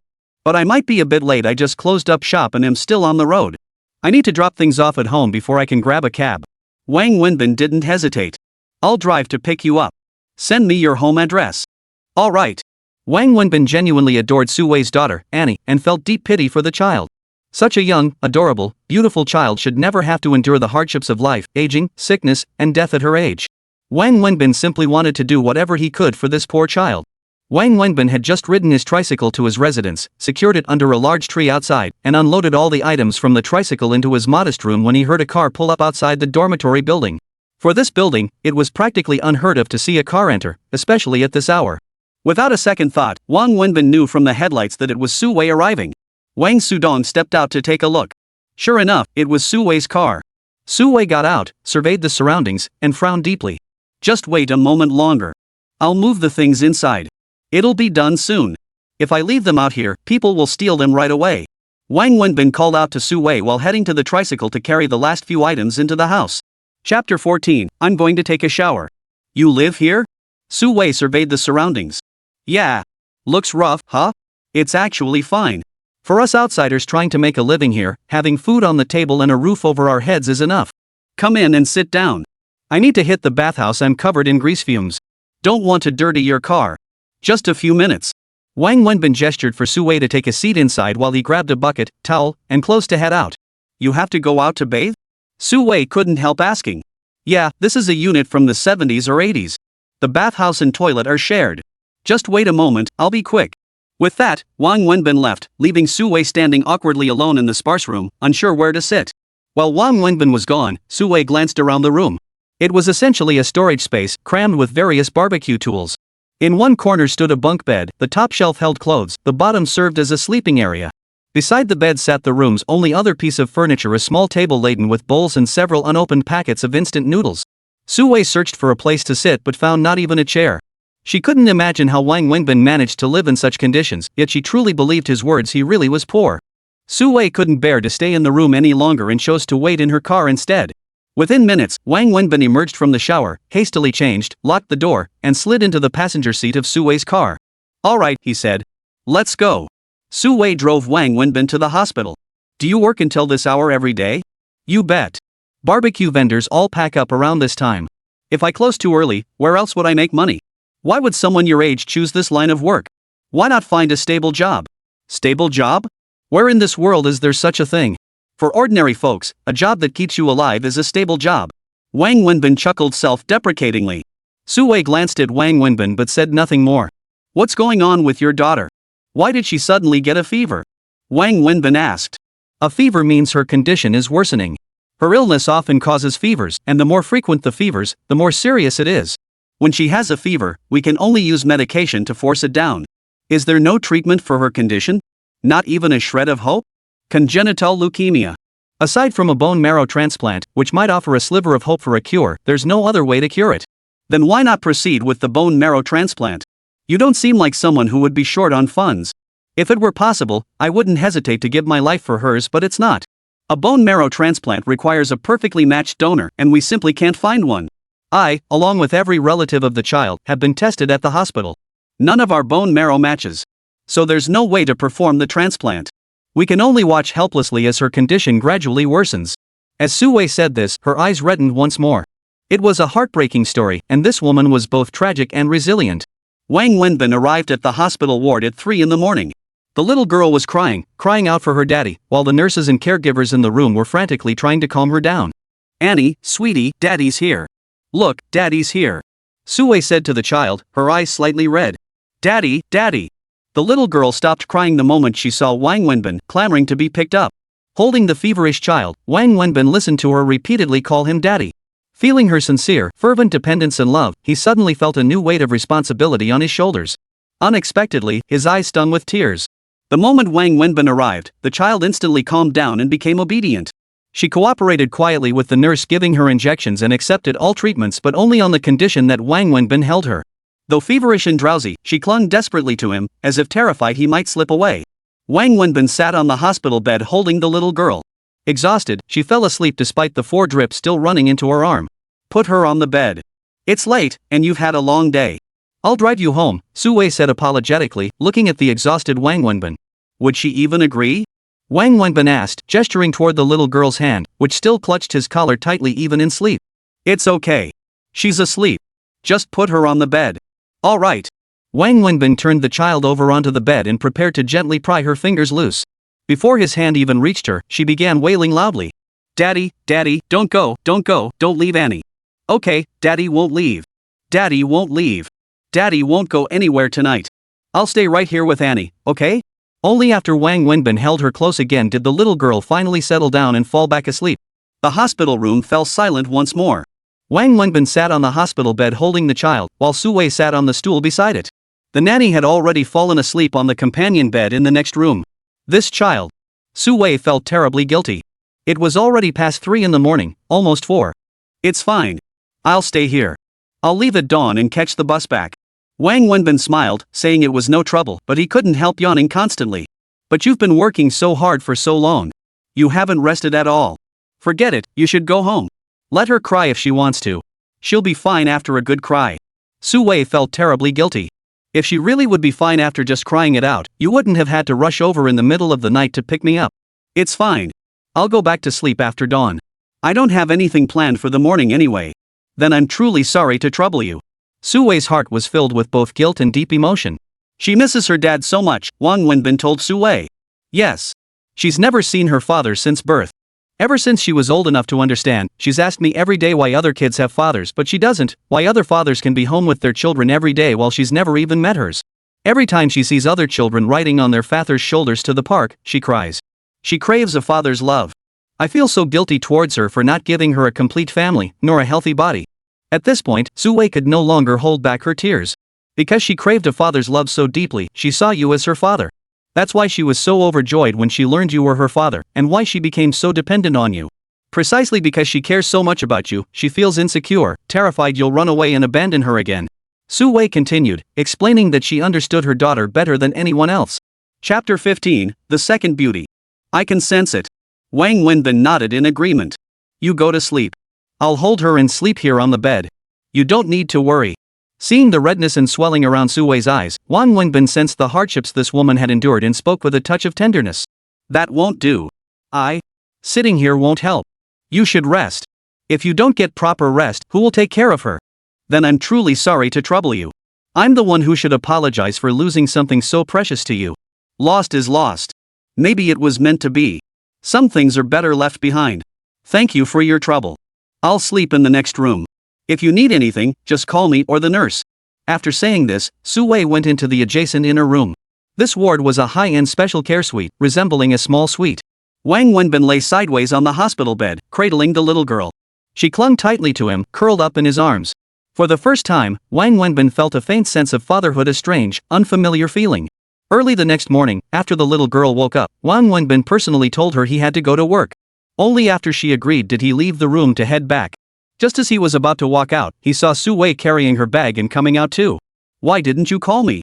You slept so late last night, I didn't want to disturb you. Let me drive you back. No need. You should get some more sleep. I can take the bus back myself. I have to go to work too. Sue and Wang Wenbin stepped into the elevator together. You have to go to work? Yes, there's still a lot to handle at the company. During the day, she mostly stays home with the nanny. Only then did Wang Sudong realize this woman must have a job, otherwise, how could a single mother afford such a lavish lifestyle? Let's go. I'll drive you back. Su Wei said to Wang Wenbin after exiting the elevator. No need.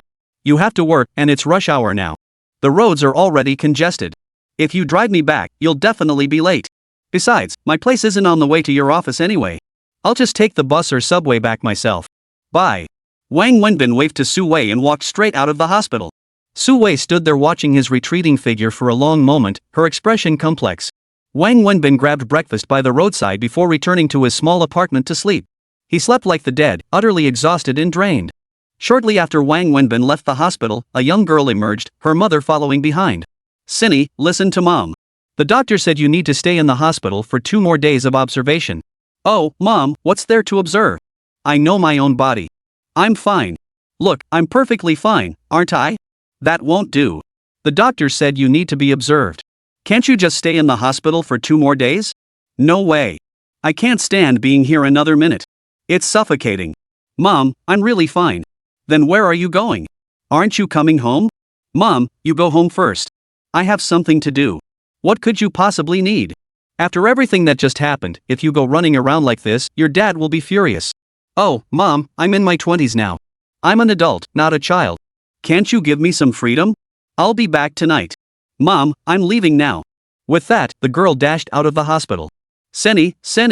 Oh dear, your father will be furious when he finds out. The middle-aged woman sighed helplessly. The girl was young Cindy, the one Wang Wenbin had rescued from the fire. After leaving the hospital, she headed straight for the fire station. Hello, firefighter brother. Can you tell me who that man was who saved me from the fire last time? What's his name? What does he do? After pestering the fire station relentlessly, the girl got no information. The firefighters who rescued her that day had arrived later and didn't know who had saved her. They only knew a man had rescued her and then left. The girl returned to the hospital to seek out the nurses and doctors who had been on duty that day, but they too had no answers. Finally, she went to the police station. Using her striking looks and persistent persistence, she managed to persuade the officers to retrieve the surveillance footage from the time of the incident. Wang Wenbin opened his stall punctually at 5:30 p.m. Riding his tricycle with a cigarette lit, he slowly made his way to the back of the university town. He arrived at his designated spot behind the campus precisely at 6 p.m. and began organizing his goods, his daily routine. Just as Wang Wenbin finished setting up his stall and was still preparing, he noticed someone standing in front of his spot. Hello, I'm not open yet. Please wait 10 more minutes, Wang Wenbin said while continuing to arrange his goods. No problem, I can wait, came a pleasant female voice. Intrigued by the lovely voice, Wang Wenbin looked up to see a young woman in her early 20s standing before his stall, smiling at him.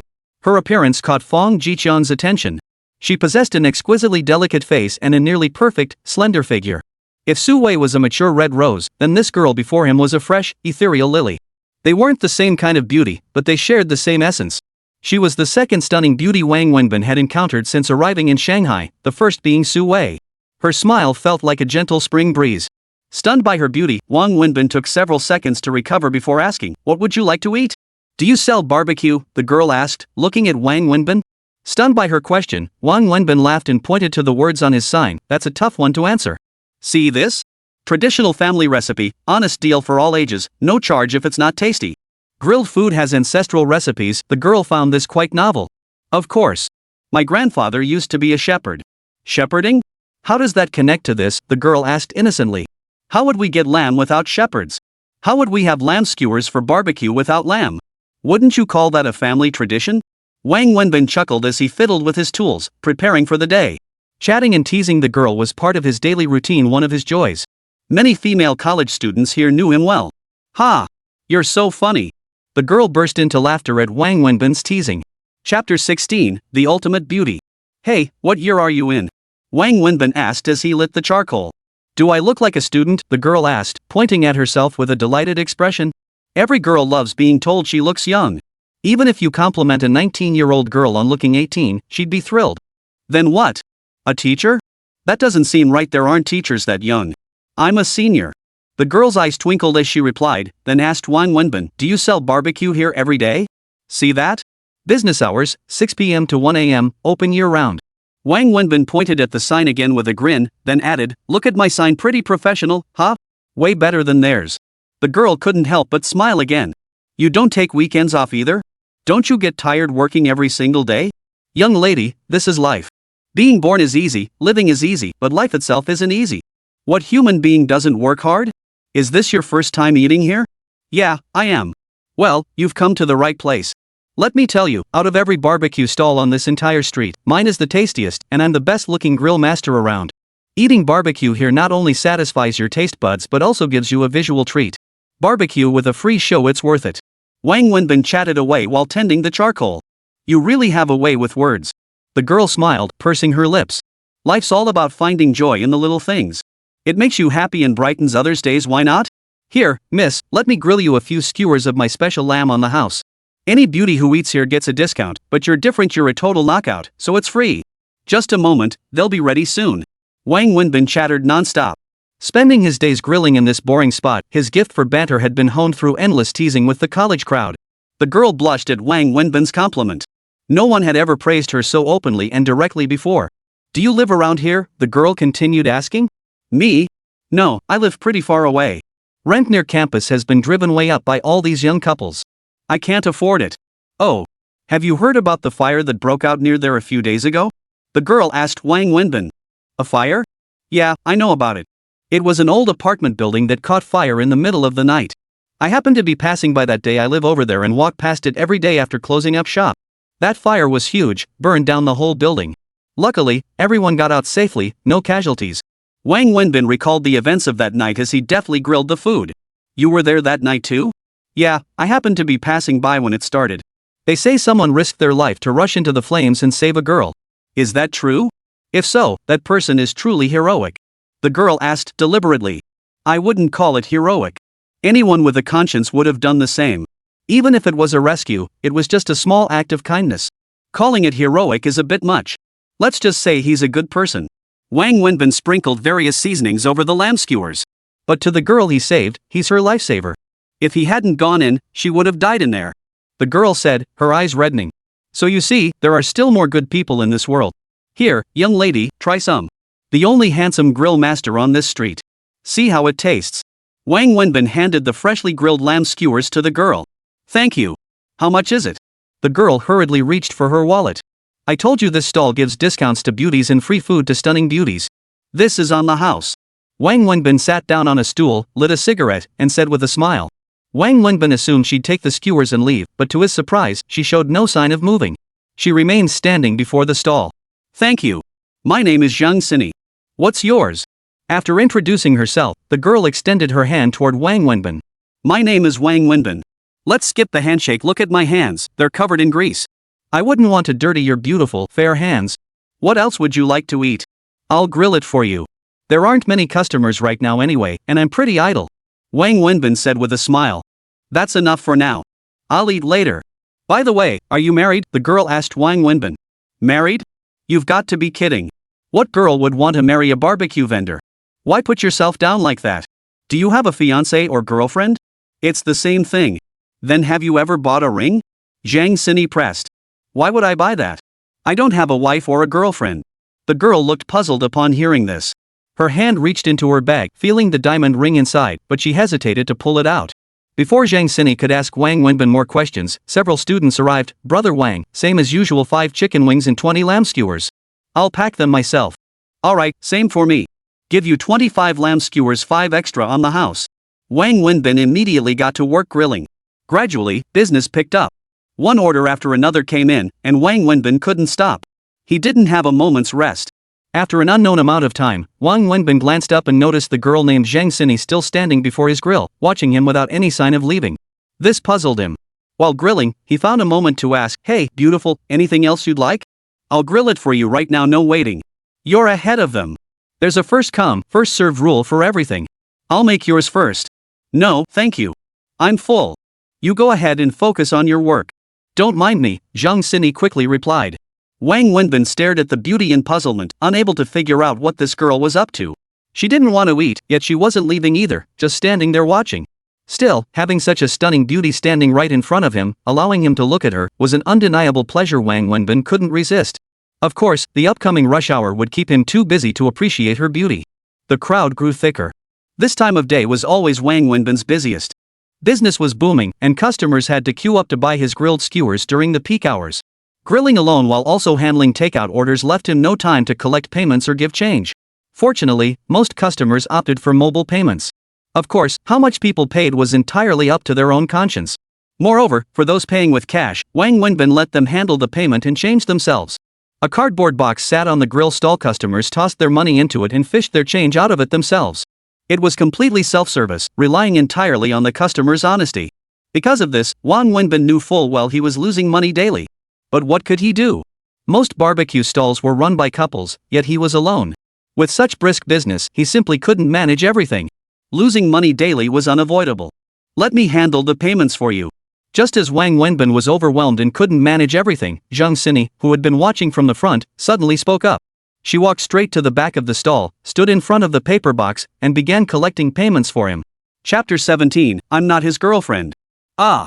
Wang Wenbin stared in disbelief as the girl approached to help him collect payments, his eyes nearly popping out of his head. He couldn't fathom what was happening. Hello, here's your 4 yuan change. Okay, hold on, here's your 2 yuan change. Thank you. I'm not his girlfriend. I'm his friend.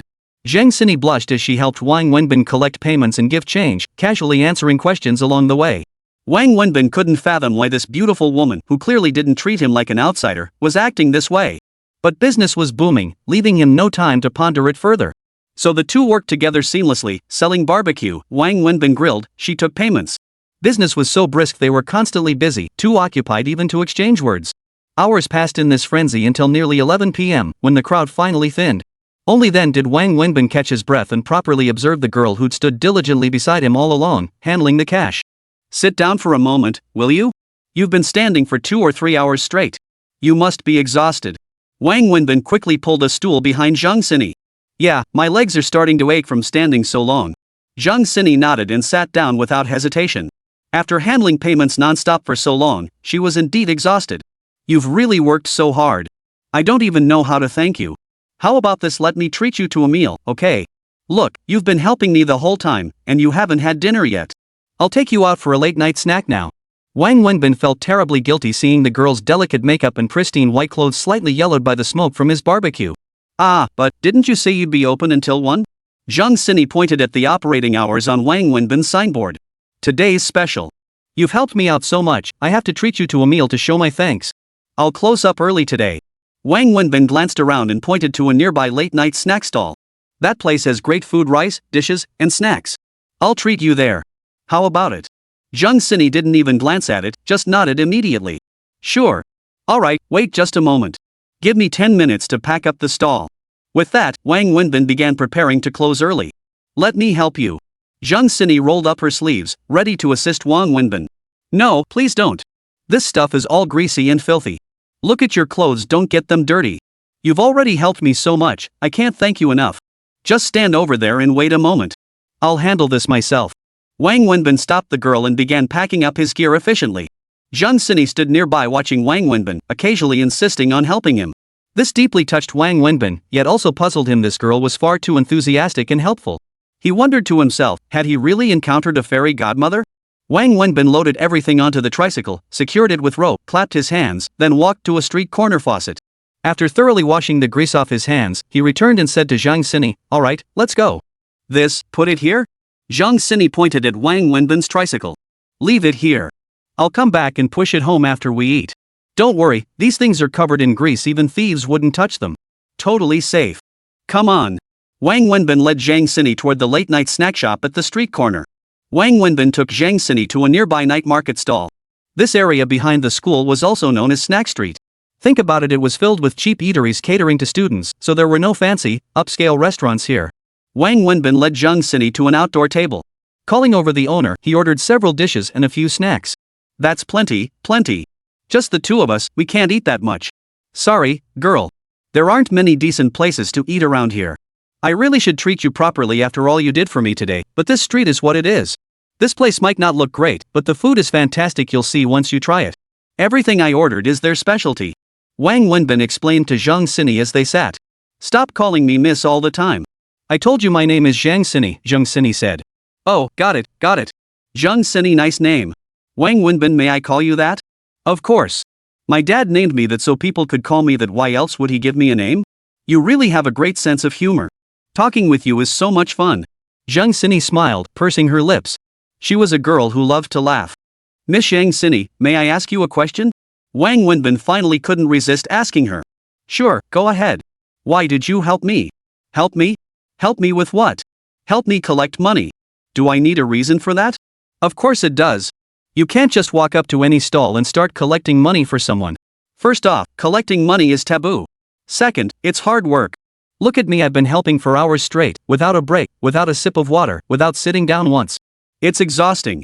Why did you help me? There has to be a reason, right? I don't buy that it's because I'm handsome. Wang Wenbin said with a smile, but his question revealed his deepest doubt. Zheng Sini racked her brain but couldn't find a reason.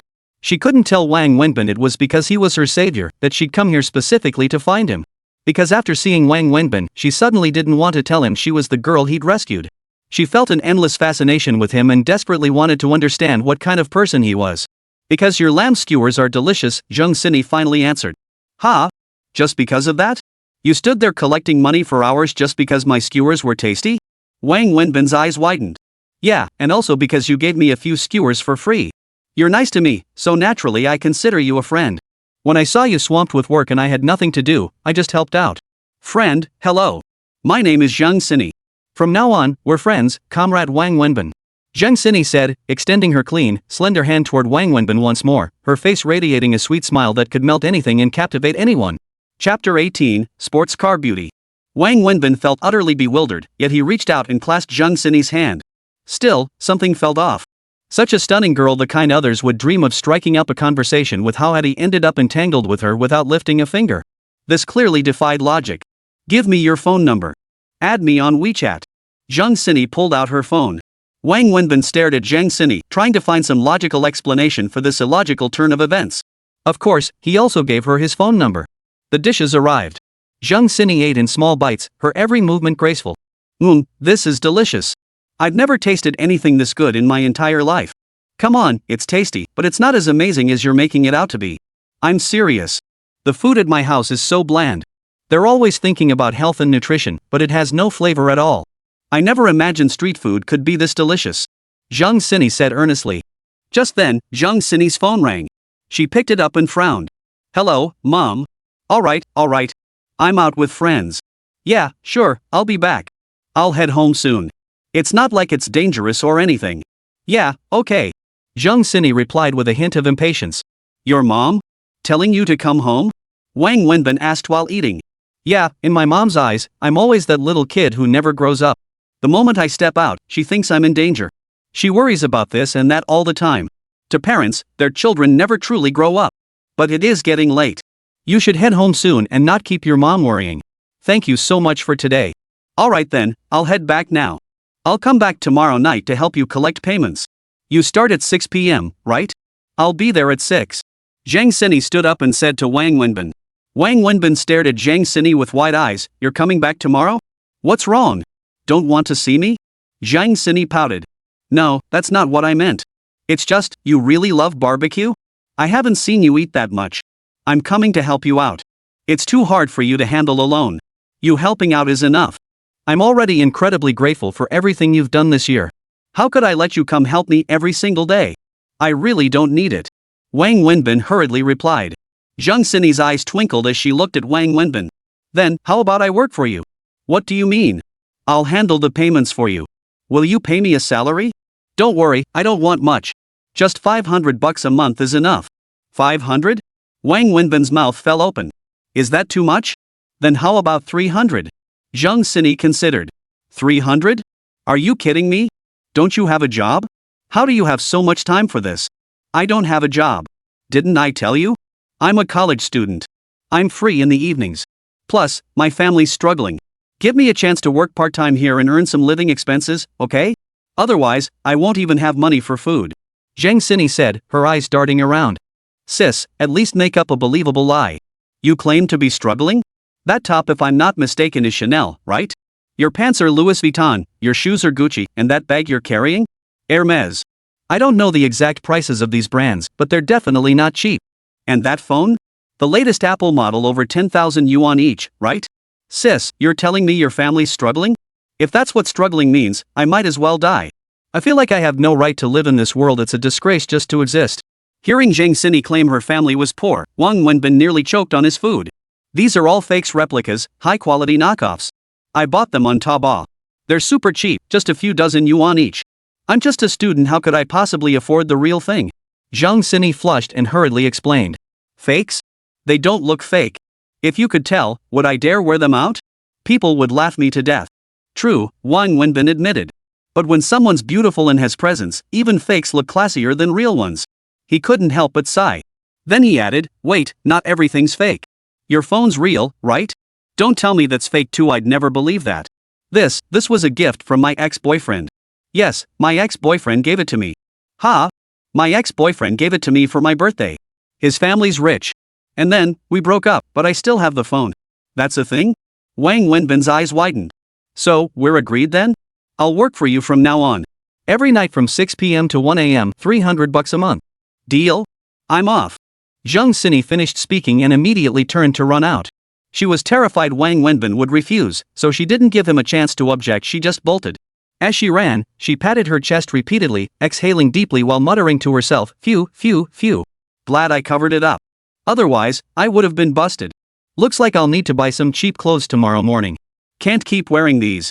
Hey, are you kidding me? $300? Wang Wenbin called after Zhang Sini, but she had already turned and vanished. What the hell is wrong with me today? Could it really be because I'm too handsome and charming that beautiful women are throwing themselves at me? Wang Wenbin almost wanted to grab a mirror and take a good look at himself. Zhang Sini vanished in a flash. She walked to the corner of the street, pulled her car keys from her bag, and pressed them. A pink Ferrari sports car nearby lit up. Zhang Sini walked over, opened the door, and slid inside. If Wang Wenbin had witnessed this scene, his jaw would have dropped in shock. Wang Wenbin finished his late-night snack alone. Normally, he'd pack up his stall and head home, boiling instant noodles for himself around 2 a.m. But today, thanks to Zhang Sini, he'd indulged himself, stuffing himself until his stomach felt like it might burst. Only then did he get up to pay the bill, pushing his tricycle home before midnight for the first time ever. After settling the day's accounts at home, he discovered that despite closing 2 hours earlier than usual, his earnings had significantly exceeded his normal take. This made Wang Wenbin keenly realize one thing: hiring someone to handle the cash register was absolutely essential. Chapter 19, Father and Daughter. The next morning, after waking up, Wang Wenbin quickly washed up, ate breakfast, and dressed in a decent, clean outfit before heading to the hospital to visit the little girl. This stemmed both from his promise to Su Wei and his own sense of responsibility toward the child. Since she called him dad regardless of whether it was genuine, he felt compelled to do something for her, especially given how fond she was of him. At the hospital, Su Wei was absent, having gone to work. Yet the little girl was overjoyed to see Wang Wenbin. Her complexion also appeared much healthier than before. Through conversation with the nurse, Wang Wenbin learned that her condition was chronic and relapsing, manageable but incurable. For the past year or two, she'd been brought to the hospital whenever a fever or episode struck. After a few days of treatment, when her condition stabilized, she'd be discharged. Logically, she should have remained hospitalized, but Su Wei refused to let her daughter spend her entire life in a hospital.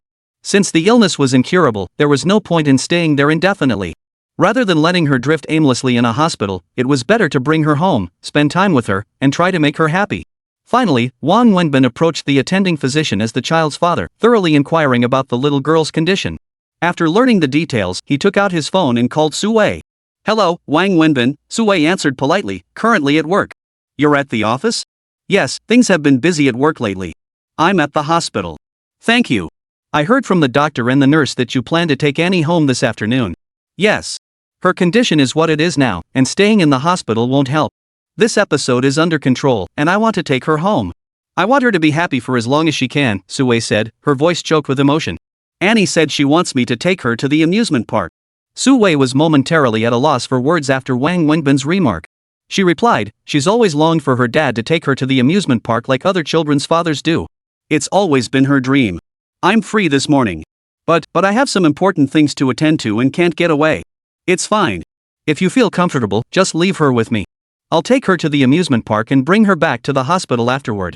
Su Wei paused before replying, "Thank you. Alright, I'll take her now. Rest assured, I'll keep her safe." Wang Wenbin hung up after saying that. "Let's go, Annie. Daddy's taking you to the playground today. You can play whatever you want for as long as you want."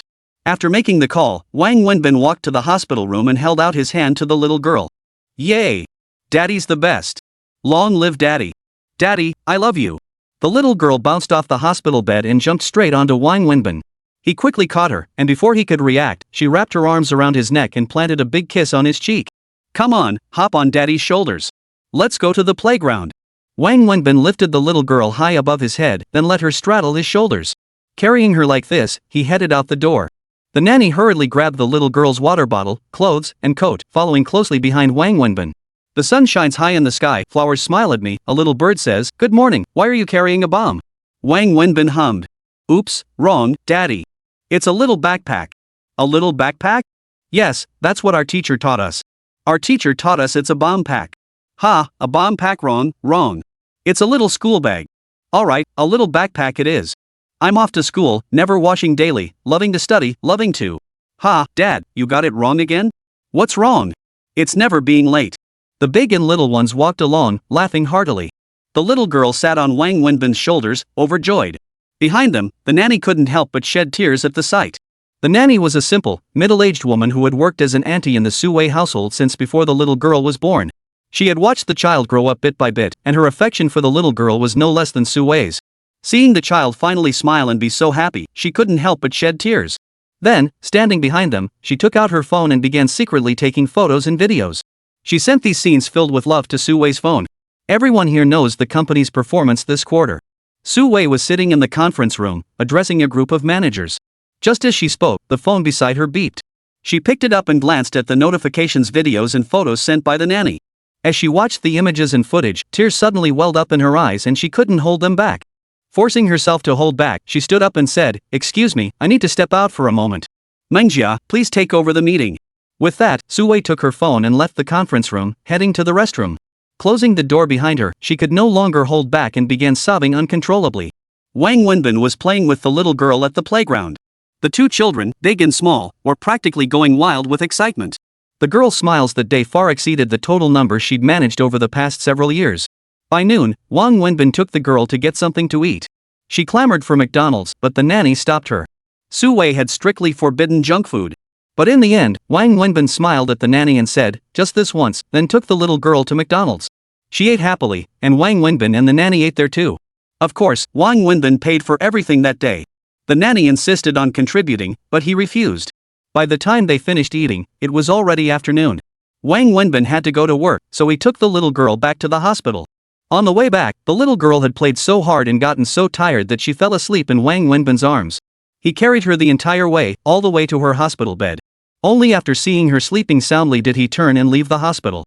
He then walked downstairs and took the bus back to his own dilapidated apartment. On the bus, Wang Wenbin received a call from Nia Ziki. "Hey, Ziki, what's up? Inviting me to lunch again? Sorry, I already ate. Let's save this meal for tomorrow," Wang Wenbin said with a chuckle.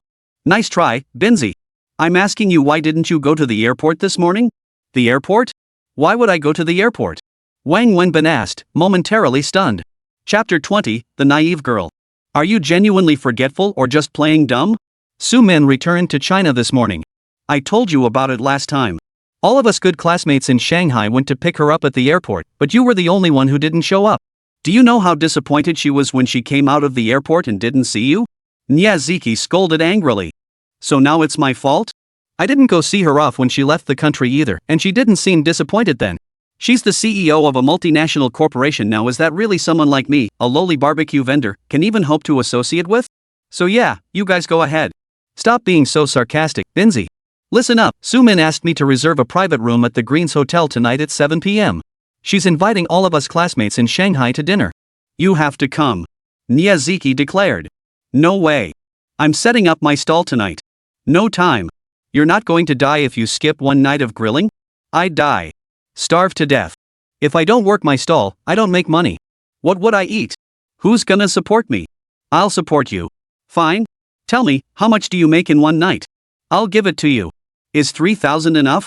Not even 5,000. Nia Ziki was furious. Ziki, this isn't about money. You know about her and me. You know my temperament. I made it clear last time, the moment she left the night before the wedding, she and I became strangers. No, not even strangers. We became enemies. So please, don't mention anything about her to me again. Wang Wenbin grew increasingly agitated and angry as he spoke. After a moment to compose himself, he addressed Nia Ziki. Ziki, I know you mean well, but matters of the heart can't be forced. Some things are simply over. You two go tonight. I won't be there. That's final. Dinzy, just keep acting up. Keep it up. Nyaziki hung up angrily. Sitting on the bus, Wang Wenbin stared blankly out the window at this city familiar yet alien. His afternoon and evening were hectic. Returning to his doghouse-like shack, he immediately got to work, not resting for a moment until past 5 in the afternoon. Right on schedule, he pedaled his tricycle toward the back streets of the university town. When Wang Wenbin rode his tricycle to the designated spot for his stall, he found a girl standing there smiling at him. Yes, it was Zhang Xini, the girl he had met yesterday.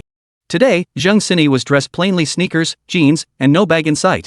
Her outfit was simple and unassuming, yet even this most basic attire couldn't conceal her beauty or the air of a young lady from a wealthy family. It was worth noting that this entire outfit was something Zhang Xini had specifically driven to the clothing wholesale market to buy for him today, deliberately choosing inexpensive clothes that didn't cost more than 300 yuan in total. You're here again? Wang Wenbin stared at Zhang Xini in surprise. Do you hate seeing me that much? Zhang Xini pouted in displeasure. No, that's not what I meant. I just meant, how come you're here again? Didn't I tell you yesterday? Starting today, I'm coming to work for you. You agreed to it. When did I agree? When did I agree yesterday? You implied it. Not refusing means you agreed. Whatever. I'm treating it as agreed. You owe me wages $300 a month. 300? You're dead serious? I thought you were just joking. I'm serious. Is 300 too much? Then how much do you think is fair? Zhang Xini stared at Wang Wenbin. Wang Wenbin, was rendered speechless by Zhang Xini's words. You're really a student? Yes. How else would I be here? You really come from a poor family and need to work part-time to earn tuition and living expenses? Yes. Look at my clothes, the entire outfit cost less than 200 yuan. Do you believe me now? Zhang Xini pointed to her clothes as she spoke. But, you don't look like someone from a poor family at all. What exactly do you need to see to believe me?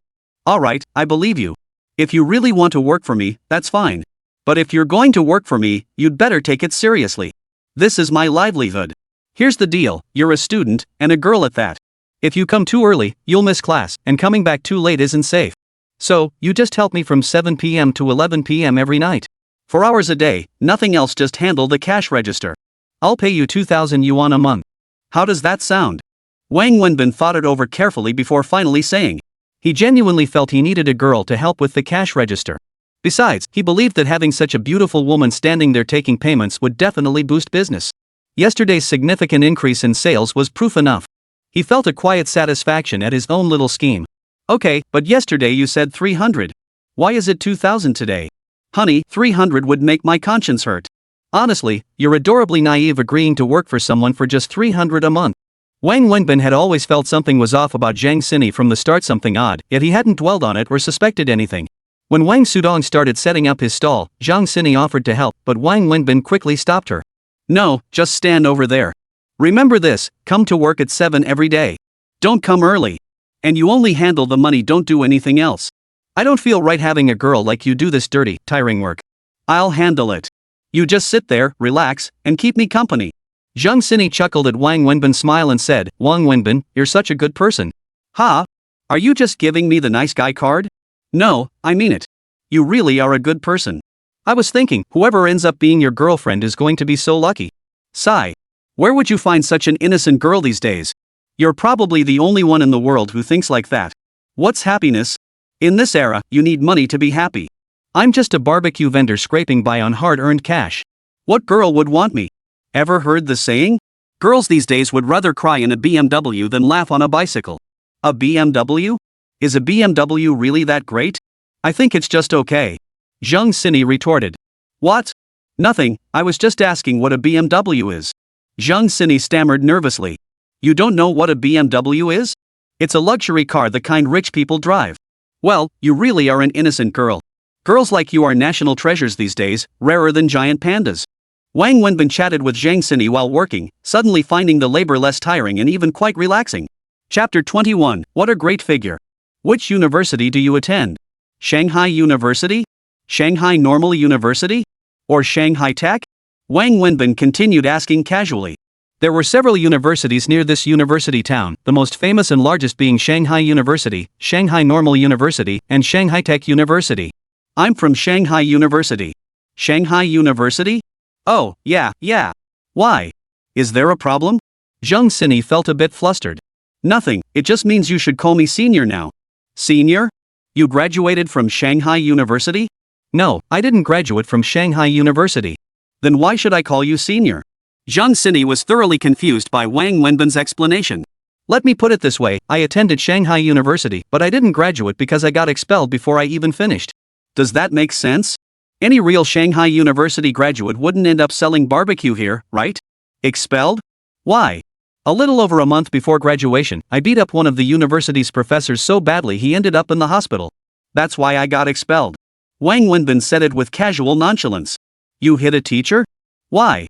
Zhang Xini was shocked, and she was deeply curious about Wang Wenbin's past. No reason. Just because that bastard deserved it. Wang Wenbin didn't elaborate. I bet that teacher was a bad guy. Why do you say that? Because you're a good person. Girl, you talk like you're from outer space. People in this world can't be categorized by simple standards of good and bad. There's never been a distinction between good and bad people in this world, only between rich and poor. I'm not a good person, but I am poor. Though I'm poor, I try my best not to become a bad person. Are you short on money? Yes, desperately. Who in this world isn't? Even the richest families need money, let alone ordinary folks like us. If I didn't need it, would I be standing here selling barbecue? Who wouldn't want to sit in an office with a secretary at their beck and call? Damn, why am I sounding so cynical? What's your major? I'm in dance. Dance? Yeah, doesn't every university have that? I don't know, but I'm sure they do. That explains your amazing figure. You studied dance? No wonder. As they grilled and chatted sporadically, their rapport grew effortlessly warm and familiar. By 11 p.m., Wang Wenbin finally shooed Zhang Xini away. She was still lingering. She was a student who needed to attend classes the next day, and he couldn't let her neglect her studies. Besides, he felt a bit guilty about paying her so little to help him out. Zhang Xini left Wang Sudan's barbecue stall in high spirits. She couldn't quite explain why. Initially, she'd approached Wang Wenbin out of a sense of gratitude. But the moment she saw he was a barbecue vendor, she'd suddenly developed a strong interest in him. After spending 2 days together, she began to realize she enjoyed the feeling of being with him and was so relaxed and comfortable. Even the street barbecue she'd never touched before, which she'd always disliked and looked down upon, suddenly tasted delicious. Zhang Xini walked back to where she had parked yesterday, quietly slipped into her Ferrari, and drove off. She had already made up her mind she had to move out and rent a place. She couldn't stay at home anymore, because by now, her phone had dozens of missed calls, all from her parents. If she didn't move out, she wouldn't be able to come back to work at Wang Wenbin's barbecue stall. She just didn't know how her parents would react if they found out their daughter was working as a cashier at a barbecue stall every day. Wang Wenbin closed shop at midnight. After counting today's takings, he decided to close promptly at midnight every day from now on. Today's earnings had once again surpassed yesterday's. The beauty's influence was immense. Just as Wang Wenbin was packing up, his phone rang. It was Su Wei calling. Hello, what's up? Are you still busy? Have you closed up yet? Su Wei asked Wang Wenbin. Yeah, almost. Getting ready to close. Is Annie crying again? Yes. She's been fussing all evening, saying she wants daddy to sleep with her. She's been very stubborn, crying and fussing nonstop, and still hasn't gone to sleep. I really want to discipline her, but Wang Wenbin understood Su Wei's meaning. She could discipline the child, but considering the child's vulnerability and limited time left, she couldn't bring herself to do it. She just wanted to do everything she could to satisfy the child. Got it. Hand her the phone. I'll talk to her. Hey, Annie, it's Daddy. Daddy's still at work, but I'll be off soon. As soon as I finish, I'll come home to be with you, okay? You have to be good, stay home quietly, no crying, no fussing. Just wait for Daddy, okay? Okay. Give the phone to Mommy. Hello. I've talked to her. I'm closing up shop now. After I finish up and take a shower, I'll rush over. It should take about an hour. I'll come pick you up. It's too late to hail a cab. Okay, that works. Meet me at my place, you know where. Got it. Be careful. Wang Wenbin hung up after saying that. Then he rode his tricycle back. When Wang Wenbin arrived back at his tenement building past midnight, he had barely parked his tricycle when he suddenly saw a woman standing in front of his room. She was beautiful, and Wang Wenbin recognized her so familiar it felt suffocating. She looked at him, and he looked at her. Seeing her there, Wang Wenbin felt as if he were in a dream, nearly bringing tears to his eyes. Yet within seconds, Wang Wenbin composed himself, meeting her gaze with a calm expression. She stood at the doorway, staring blankly at him. Wang Wenbin noticed the redness in her eyes. Why didn't you come to eat? Do you really not want to see me? The woman asked Wang Wenbin, her voice choked with emotion. I have things to do tonight. You saw it yourself, I have to set up my stall. I can't go. Excuses, the woman said, her voice trembling with emotion. Chapter 22, I Can't Forget You. Yes, it's an excuse. I know you're back and I know you wanted to take me out to dinner, but I didn't want to go. Why should I go? What right do I have to go? Just because you asked me to come, does that mean I have to come? Just because you asked me to dinner, does that mean I have to eat? You say we should get married, so we get married. You say we shouldn't get married, so we don't. You say you want to go to America, so you go to America. Everything is whatever you say it is. Have you ever asked how I feel? Have you ever asked my opinion? What am I supposed to do at this dinner tonight? Go watch how splendid and comfortable your life has been in America all these years? Go let you see how miserable and down and out my life has been? Wang Wenbin spoke angrily, all the pent-up resentment of these years erupting. No, Wenbin, it's not like that. I've thought about you every single day these past years. You're the one who wouldn't answer my calls or reply to my emails. I could only get news about you from Ziki. Hearing her say you were working so hard every day selling barbecue at a stall made me so sad and worried. I really wanted to fly back to you. The woman cried, shaking her head. That's easy to say. Anyone can spout sweet words. If you truly cared about me, you wouldn't have left back then. If you truly cared, you wouldn't have vanished without warning the night before our wedding, leaving me to clean up all the mess and pain. Do you know what happened? Your mother was so furious she coughed up blood on her wedding day. I stayed by her side in the hospital for 7 days and nights before taking her home. All our relatives and friends had come for the wedding. Instead, my father stood there stiff-faced with the microphone, announcing the wedding was cancelled. He made up some excuse about my poor health requiring hospitalization, so the wedding had to be postponed. My father was a man who valued his reputation. After that incident, he didn't dare leave the house for half a year, always feeling like people were pointing fingers behind his back. My mother's old illness flared up from the shock, draining our family's savings. She passed away a year later. After that, I couldn't even go home. Whenever I returned, my father would chase me with a broom. Sumin, is this your idea of caring? Is this your love for me? Wang Wenbin said coldly. I'm sorry, Wenbin. I had no choice. You know how crucial this chance to go to America is for me. It's a once-in-a-lifetime opportunity. If I miss it, it's gone forever. Going to America is my dream. Sumin was cut off mid-sentence by Wang Wenbin. Dreams, what a noble word. Yeah, everyone has dreams except me, the ing loser. I really am trash. Wang Wenbin sneered coldly. Wenbin, please don't talk about yourself like that. This assignment at the US headquarters is a crucial learning experience and professional credential for me. Wenbin, I'm back now. I'm the Vice President of Operations for our company's China division, the same position I held before. Annual salary, 1 million. Plus various bonuses. I start reporting to the office tomorrow. I know you've suffered a lot these past years, but I think it's all been worth it. My salary over in the States hasn't been bad either. I've saved up some money. Let's buy a house in Shanghai and get married, okay? Sumin held Wang Wenbin's hand as she spoke. Ha! That's the funniest joke I've ever heard. Marriage? Wang Wenbin couldn't help but laugh. This time it's real, Wenbin. Trust me. I told you before I asked you to wait 3 years. After 3 years, I'd come back and we'd get married. Now I'm back. I promise I won't go anywhere else. I'll stay by your side. We'll get married, have children. Isn't that good? We'll be together forever. Sumin said fervently to Wang Wenbin. In that moment, Wang Wenbin almost saw their reckless, love-crazed past reflected in Sumin's sparkling eyes. He almost believed they had returned to the time when they first fell in love. But the pain in his heart quickly snapped Wang Wenbin back to reality.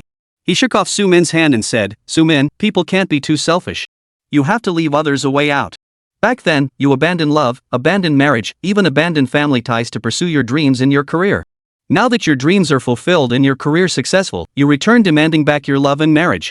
Sumin, not everything can be yours. The world isn't that kind. Gaining some things means inevitably losing others. Some things, once discarded, can never be retrieved. When you left back then, I told you, the moment you walked out, everything between us was over. Yet you still walked away without a single glance back. The instant you stepped into that taxi, you should have known it was impossible for us, forever impossible. Why impossible? Wenbin, how many years have we been together? From freshman year until now, 9 whole years. 9 years. Sumin's tears flowed as she spoke, her voice heavy with sorrow. No, not 9 years. We broke up 3 years ago. If anything, we were together for 6 years. Wang Wenbin practically shouted. Even if it was 6 years, can you just let go of 6 years of feelings like that? It wasn't me who let go of this love, it was you. Back then, you abandoned this relationship and me without hesitation just to go to America. That proves I and this love truly meant nothing to you. Go. Let's never see each other again. You're a wealthy returnee now, while I'm just a lowly barbecue vendor at the bottom of society, despised by everyone. Don't get too close to me, it would tarnish your status. Wang Wenbin spoke calmly, though his heart was already shattered beyond repair. Sumin clutched a suitcase tightly, her eyes already brimming with tears. Open the door. Let's talk inside, okay? No. There's no one else in the house, but it's inappropriate for a man and woman alone together. Wang Wenbin stood firmly at the doorway, showing no intention of opening it or letting Sumin in. Wenbin, you saw I brought my luggage. I'm not going anywhere tonight. I'm staying here. Sumin's voice carried a hint of irritation. There's no room for you here. It's too late, and it's not safe. You should go back. Wang Wenbin said flatly. Wenbin, how could you? How could you do this to me? Seeing Wang Wenbin's cold demeanor, tears streamed down Sumin's face uncontrollably. Sumin, I hate you. I truly hate you. But I have to admit, I also love you. I can't forget you. I've imagined countless ways to be ruthless with you when we met again. But seeing you here today, I realize I still can't bring myself to be completely heartless toward you.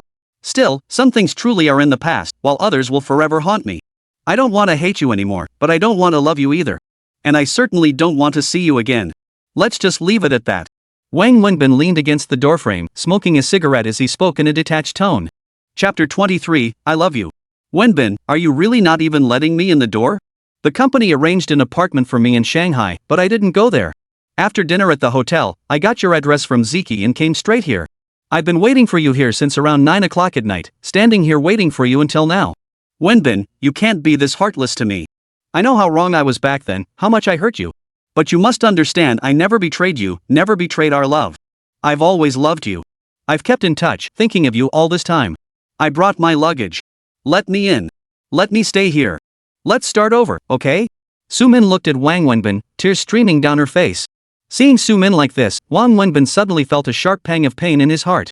He walked over, took out his keys, and unlocked the simple door. Pushing it open, he flipped the switch by the door to turn on the light. Pointing at the room, which looked like a doghouse Spartan and cluttered, he said to Sumin, you say you want to live here, right? Fine. Take a good look. Do you really think you can live in this place? Sumin walked to the doorway and peered inside.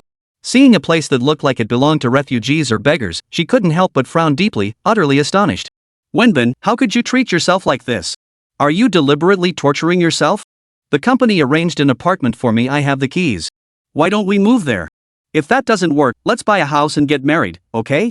You don't have to sell barbecue anymore. You don't have to do anything, just rest at home. You love singing and playing guitar, right? Go start a band, have fun. It's fine, I can support both of us. That's exactly why I chose to go to America. Okay? Sumin reached out, took Wang Wenbin's hand, and pleaded. Wang Wenbin shook off Sumin's hand and shook his head. What you're describing is your life, not mine. And you've seen it yourself, this is my life. Wang Wenbin pointed at the house and the tricycle. You saw it too. Could you even live in a place like this? No way. So, from the moment you left me to go to America, you chose a different life. Now you can't enter mine, and I can't enter yours. We're not the same kind of people anymore. So let it go. You go back to being your big boss, and I'll keep selling my barbecue. Let's just forget about everything that happened between us.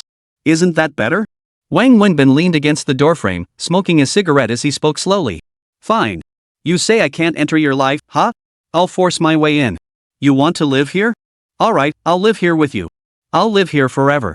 Sumin said, dragging her suitcase and her high heels straight inside. She plopped down on Wang Wenbin's wooden bed and glared at him defiantly.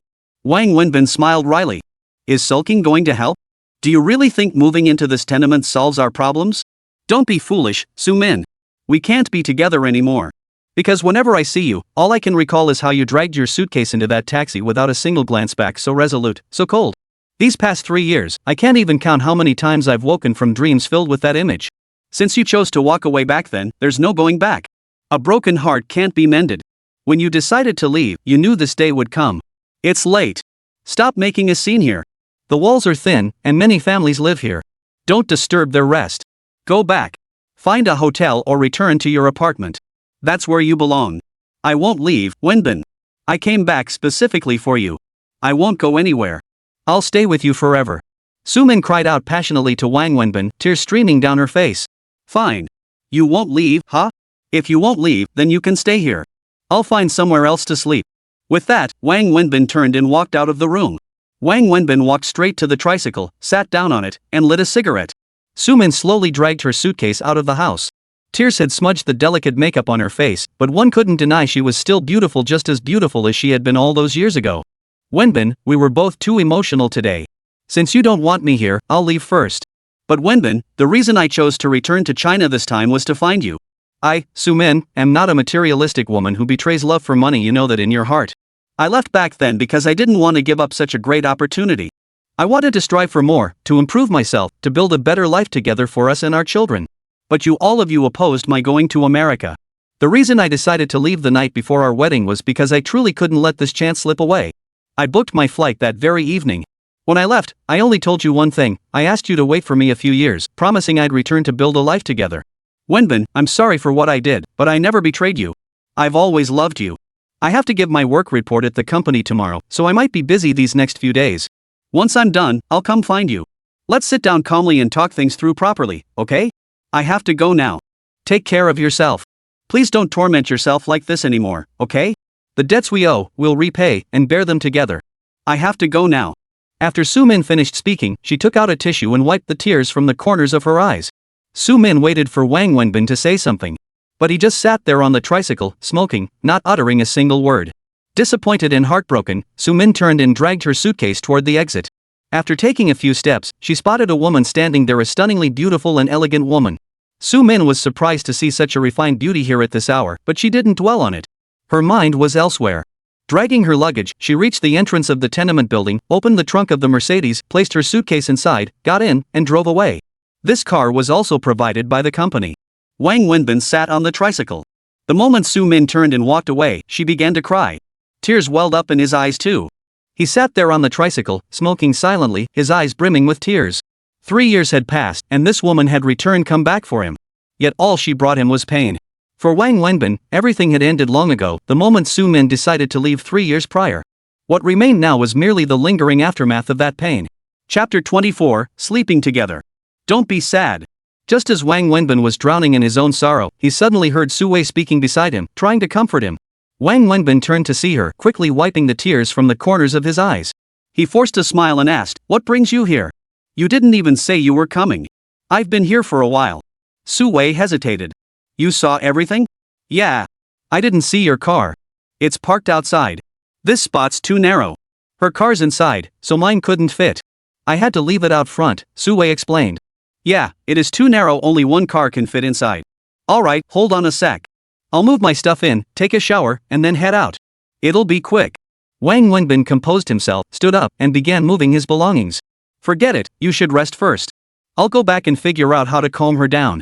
Su Wei, who had witnessed and heard the entire conversation between Wang Wenbin and Su Wei, said after observing Wang Wenbin's state. "It's fine. Just wait a moment. I'll be quick," Wang Wenbin said as he carried his things inside. Su Wei remained standing outside the door, waiting, because Wang Wenbin's so-called home was simply not a place she could enter. Half an hour later, Wang Wenbin finished packing everything and got into Su Wei's car. "There's something I'm not sure if I should say," Su Wei remarked as she drove. "Go ahead. It's fine. There's nothing you can't say." Wang Wenbin had a pretty good idea what Su Wei was going to bring up. "Your ex-girlfriend? I think she really loved you. You shouldn't have been so cold to her." "Love? She never loved me. She loved her career, her future. Now that she's achieved success and fame, she comes back looking for love. In her eyes, I'm nothing but a lapdog. She goes out enjoying the finer things, while I'm supposed to stay home obediently guarding the door, waiting for her return. When she comes back, I have to wag my tail at the entrance to welcome her, waiting for her to bring me a bone. Why? I ask you, why? When she chose to leave, everything ended. No one owed her a waiting place. She took all the world's good fortune for herself. She wanted everything. And me? What did I get? For her, I lost my future. For her, I lost my family. I even lost love. I have nothing left. Yet she wanted it all. There aren't enough good things in this world to go around." Wang Wenbin grew increasingly agitated as he spoke. "You still love her?" Su Wei listened quietly as she drove. "I stopped loving her long ago. Anyone who still does is a fool. If you didn't love her, you wouldn't be this worked up, this angry. It's like you wouldn't get this mad at some random stranger on the street." Su Wei smiled faintly. "Maybe," Wang Wenbin conceded. "After all these years together, forgetting isn't that quick. Take my advice, cherish love while you can. The real regret comes when you love someone but can't be with them. Not every couple in this world is lucky enough to stay together forever." Su Wei's voice caught slightly as she spoke, followed by a long sigh. Wang Wenbin looked at Su Wei in surprise. He knew she was speaking of herself. Some knots are slip knots, tie them and untie them when you need to.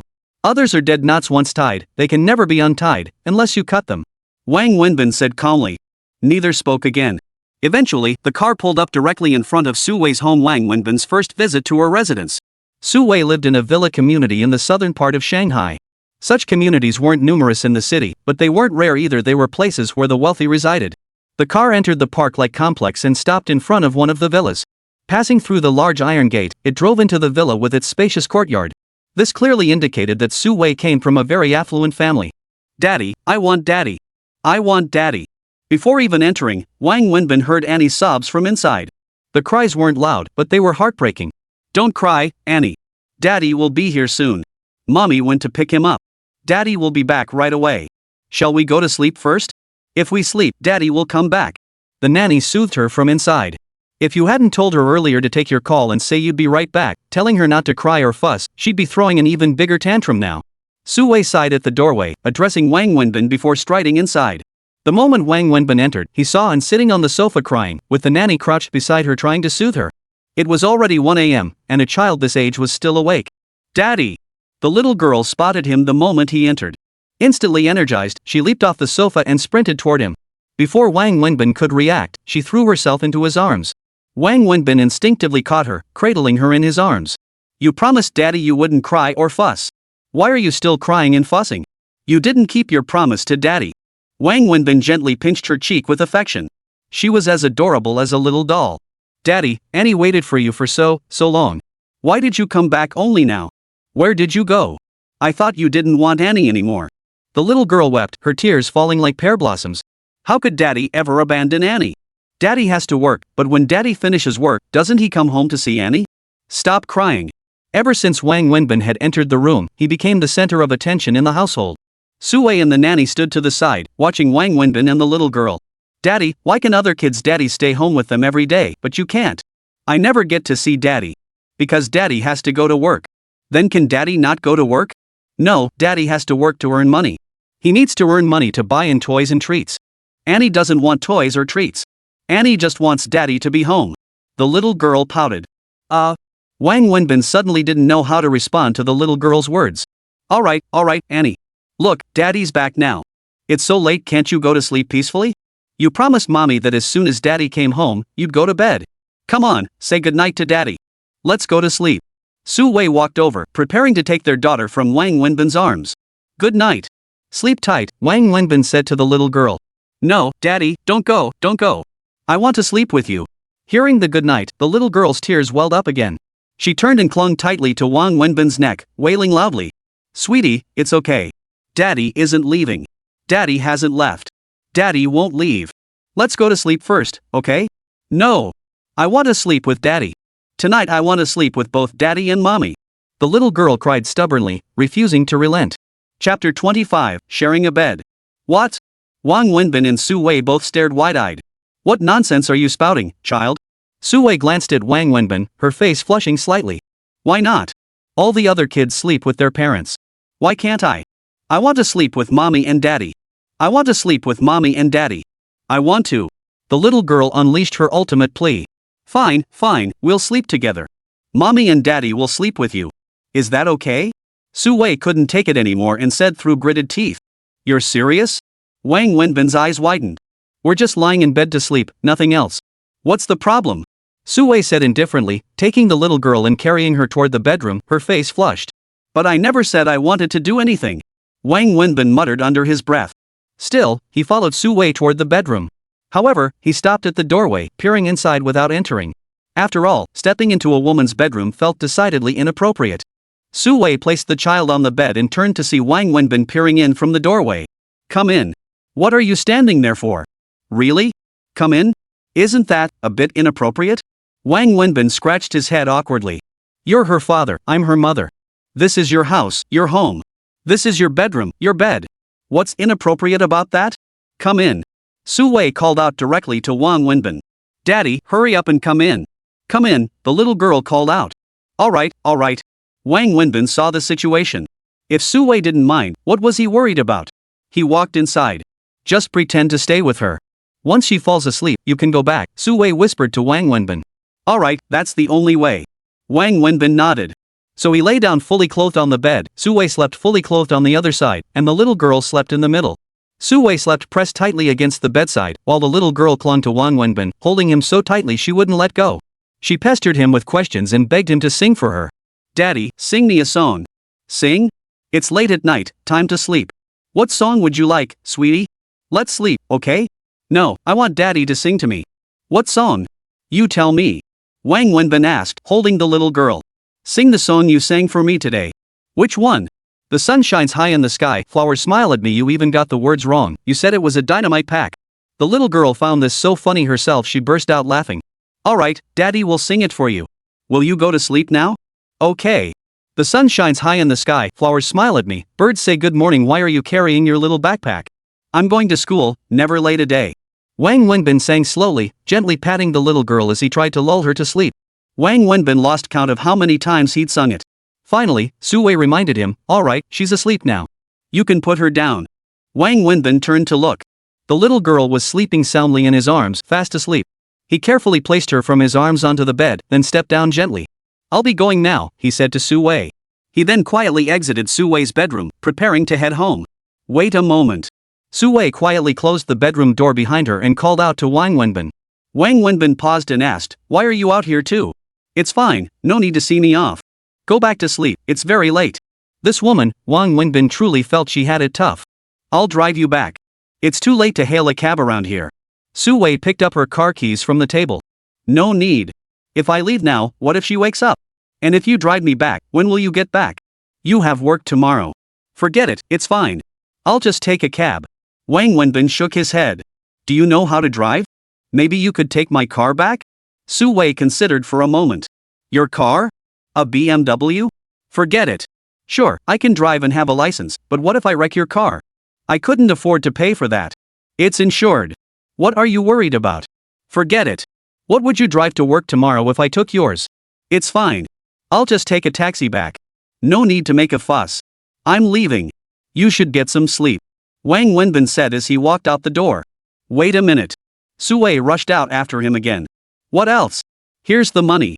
Su-wei fumbled through her wallet. Why give me money?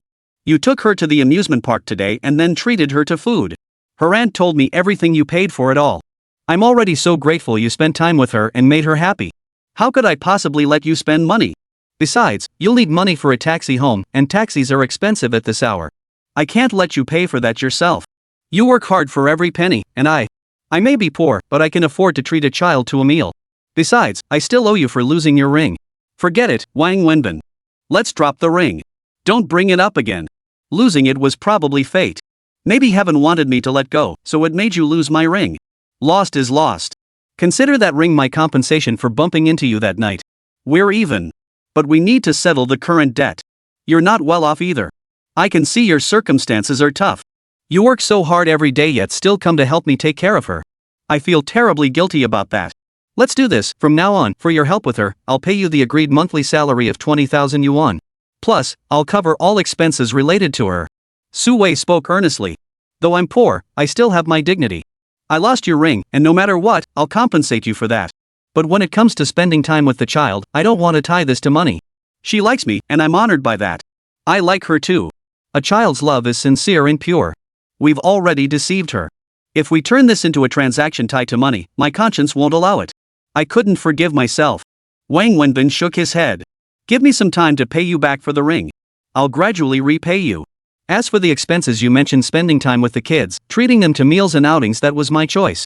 People need to live with some compassion. You can't constantly calculate every penny. If life is all about counting every cent, what's the point of living? Go back to bed. I'm leaving. Wang Wenbin finished speaking, waved to Su-wei, then lit a cigarette and strode briskly toward the door. Chapter 26, Currying Favor. Su-wei stood there, one hand clutching her wallet, the other holding a thick stack of 100 yuan bills, staring blankly at Wang Wenbin's retreating figure as he vanished into the dimly lit night. For a fleeting moment, she found the back of this small barbecue vendor surprisingly imposing. Mom, I told you, I'm moving out. I'm moving out tomorrow. I have to move out. It was 2 in the morning.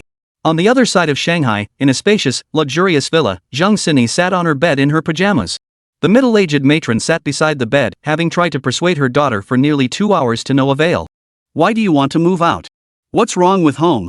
Don't you want to live with your parents anymore? Don't you want to see us? That's not the point at all, Mom. I'm 24 years old now. You had me when you were my age. I'm an adult. I want independence. I want to live my own life. Does living at home mean you're not independent? You can live your own life at home too. How is that the same? At home, if I just answer a friend's call, you have to ask who it is, whether they're male or female. Whenever I go out, I have to report where I'm going, what I'm doing, who I'm with, and when I'll be back. As soon as the streetlights come on at night and I'm not home yet, you start calling me every 5 minutes.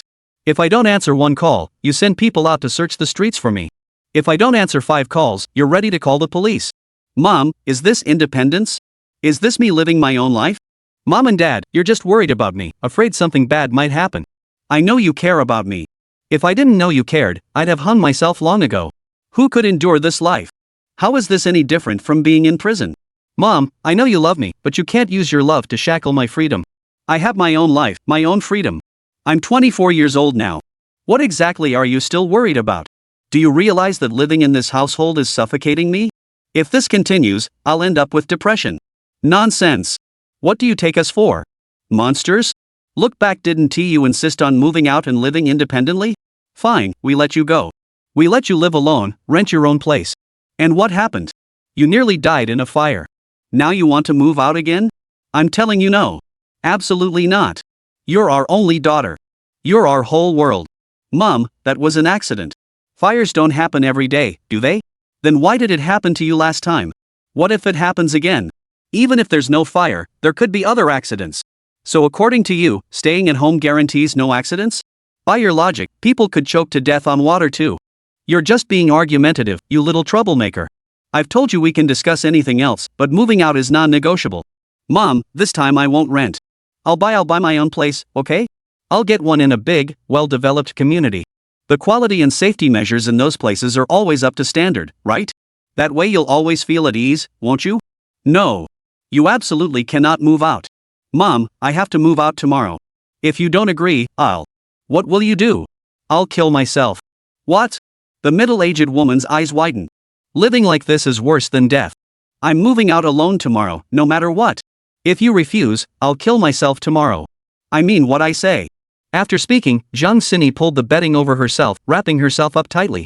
Wang Wenbin hailed a cab back to his doghouse at 3 a.m, his stomach already growling so hard his ribs were sticking out. He grabbed a packet of instant noodles and started boiling water. Instant noodles had practically become his staple food. The next day, Wang Wenbin slept until late morning, his usual rhythm.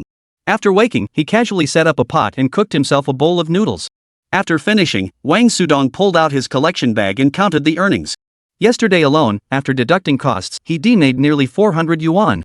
This income satisfied him completely. It was precisely why he persisted with selling barbecue. It wasn't that he couldn't find more respectable work, but respectable jobs rarely paid well, especially without formal education. He needed money, a lot of money. He was drowning in debt. Wang Wenbin then pulled out his ledger from his bag, meticulously tallying each entry with his pen. The total debt came to 320,000 yuan. Over 80,000 was owed to Lu Jiahao and Niazuki alone, while the rest was split among relatives and classmates, each lending him 1 or 2,000 yuan. Despite this mountain of debt, he still hadn't been able to save his mother. Sitting at the table, Wang Wenbin smoked a cigarette, staring blankly at the ledger. Just then, his phone rang. Seeing the number, he was taken aback. It was Zhang Xini, a student. Hello. Wang Wenbin closed the ledger. What are you doing? Zhang Xini's sweet voice came through. Nothing much. What's up? Why are you calling so early? Wang Wenbin asked curiously. Nothing much. I just wanted to treat you to lunch. You? Treat me to lunch? Yeah, do you have plans? I'm free today, but why are you treating me to lunch? Wang Wenbin found it puzzling. After all, this girl was a student, and he was the one who had hired her to help him with work. Why would she be treating him to lunch? Ha? Do I need a reason? Zhang Xini clearly hadn't expected Wang Wenbin to ask that. Then why are you treating me to lunch? Out of the blue? You're my boss. I'm just trying to curry favor with you by treating you to a meal. That's perfectly normal, right? Boss? Currying favor? What are you thinking? I'm just a barbecue vendor. Do you really need to curry favor with me? Wang Wenbin couldn't help but laugh at himself. Oh, well, I just wanted to treat you to lunch. You treated me to dinner the other night, so I'm returning the favor today. Fine, fine. Where are we eating? If it's too far, I'm not going. Taking the bus is such a hassle. It's not far, right here in the university district. Shouldn't be too far from you. I'll send you the address. You have to come, okay? Zhang Sini gave Wang Wenbin one last reminder before hanging up. Wang Wenbin stared at his phone, feeling a bit baffled. Moments later, an address popped up on the screen. Resigned, he got up, changed into something slightly presentable, and headed out. Taking the bus there, he wondered why this girl named Zhang Sini had suddenly invited him to lunch. Chapter 27, The Young Miss. Wang Wenbin got off the bus and followed the address Zhang Sini had sent him to the entrance of a grand hotel, a 5-star establishment. Staring blankly at the hotel, he double-checked the address she'd sent. It definitely pointed here. Confused, Wang Wenbin looked around. There was nothing but this hotel in the vicinity, no other dining options were in sight. He pulled out his phone and dialed Zhang Sini's number. Hello, are you there? I'm at the address you sent, but I don't see any restaurants around here. Where exactly are you? It's the XXX Grand Hotel. This seems to be the only dining place around here. Didn't you see it? It should be pretty easy to find. XXX Grand Hotel? Wang Wenbin looked up, his gaze fixed on the massive illuminated sign spelling out XXX Grand Hotel atop the towering building. Yes, come inside. It's in the Furong Hall of their chiefing building. Just ask a staff member, and they'll guide you there. Wang Wenbin froze for a moment, then hung up the phone. He walked into the hotel, entered the lobby, asked for directions, and was led by a staff member through several buildings to the so-called chiefing building. There, another staff member guided him to the 3rd floor, where the so-called Furong Hall was located. Wang Wenbin stared at the Lotus Hall, whose doorframe itself seemed to shimmer with gold. Hesitating briefly, he pushed open the door and stepped inside. Upon entering, he saw Zhang Sini sitting on the large sofa in the private room, playing with her phone. Several dishes were already laid out on the large round table in the center of the room. Just then, several more waitstaff entered carrying dishes, which they placed on the table. Wang Wenbin stood dumbstruck in the middle of the private room, completely bewildered by the scene. You're here? Come on, let's eat. I already had them bring out the dishes. See if these suit your taste. I didn't know what you liked, so I had them serve all their signature dishes. Zhang Sini looked up and saw Wang Wenbin enter. She quickly stood up and walked toward the dining table, gesturing for him to join her. Hold on a moment. Wang Wenbin interrupted Zhang Sini as she was about to sit down. What's wrong? She asked, noticing his uneasy expression. Just the two of us? Yes, of course. Who else would it be? So you specifically invited me to dine alone? Yes. You invited me to dinner, and you brought me here? Do you even know where this is? A hotel. Isn't that where people usually take others to eat? What's the problem? Zhang Sini was baffled by Wang Wenbin's attitude. Wang Wenbin was at a loss for words when Zhang Sini turned the question back on him. Fine, let's say you want something more formal and we eat at a hotel. But hotels have different tiers. Do you know what the minimum charge is for a meal here? Minimum charge? Is there such a thing? How much is the minimum charge here? Zhang Sini was a bit bewildered and asked the waitress who had been standing by. The minimum charge for this private room is 4,980 yuan, the pretty waitress replied with a charming smile, demonstrating excellent professionalism. $4,980? That's not expensive. Is it really that pricey? Zhang Sini turned to ask Wang Wenbin. Not expensive at all. Wang Wenbin nearly choked on his words, clenching his teeth as he replied. Yeah, I think it's pretty cheap too. The main thing is, this seems to be the only hotel around here. I looked it up online, so we just came straight over. Come on, sit down, let's eat, Zhang Sini said cheerfully. There are only two of us. How many dishes did you order? Can you even eat all that? Wang Wenbin couldn't help but ask Zhang Sini as he saw several waiters bringing in more dishes, filling the entire table. It's fine if you can't finish it. Eat what you can. I didn't know what you liked, so I asked them to bring all their specialties and signature dishes. That way, you can pick what you like. There's bound to be something you enjoy. Wang Wenbin stood there speechless. To him, Zhang Sini was like a monster right now. Sir, please be seated. Shall we open the wine now? The waiter approached Wang Wenbin, pulled out his chair, and gestured for him to sit. He then retrieved the wine from a tray carried by another waiter, cradling it with a towel.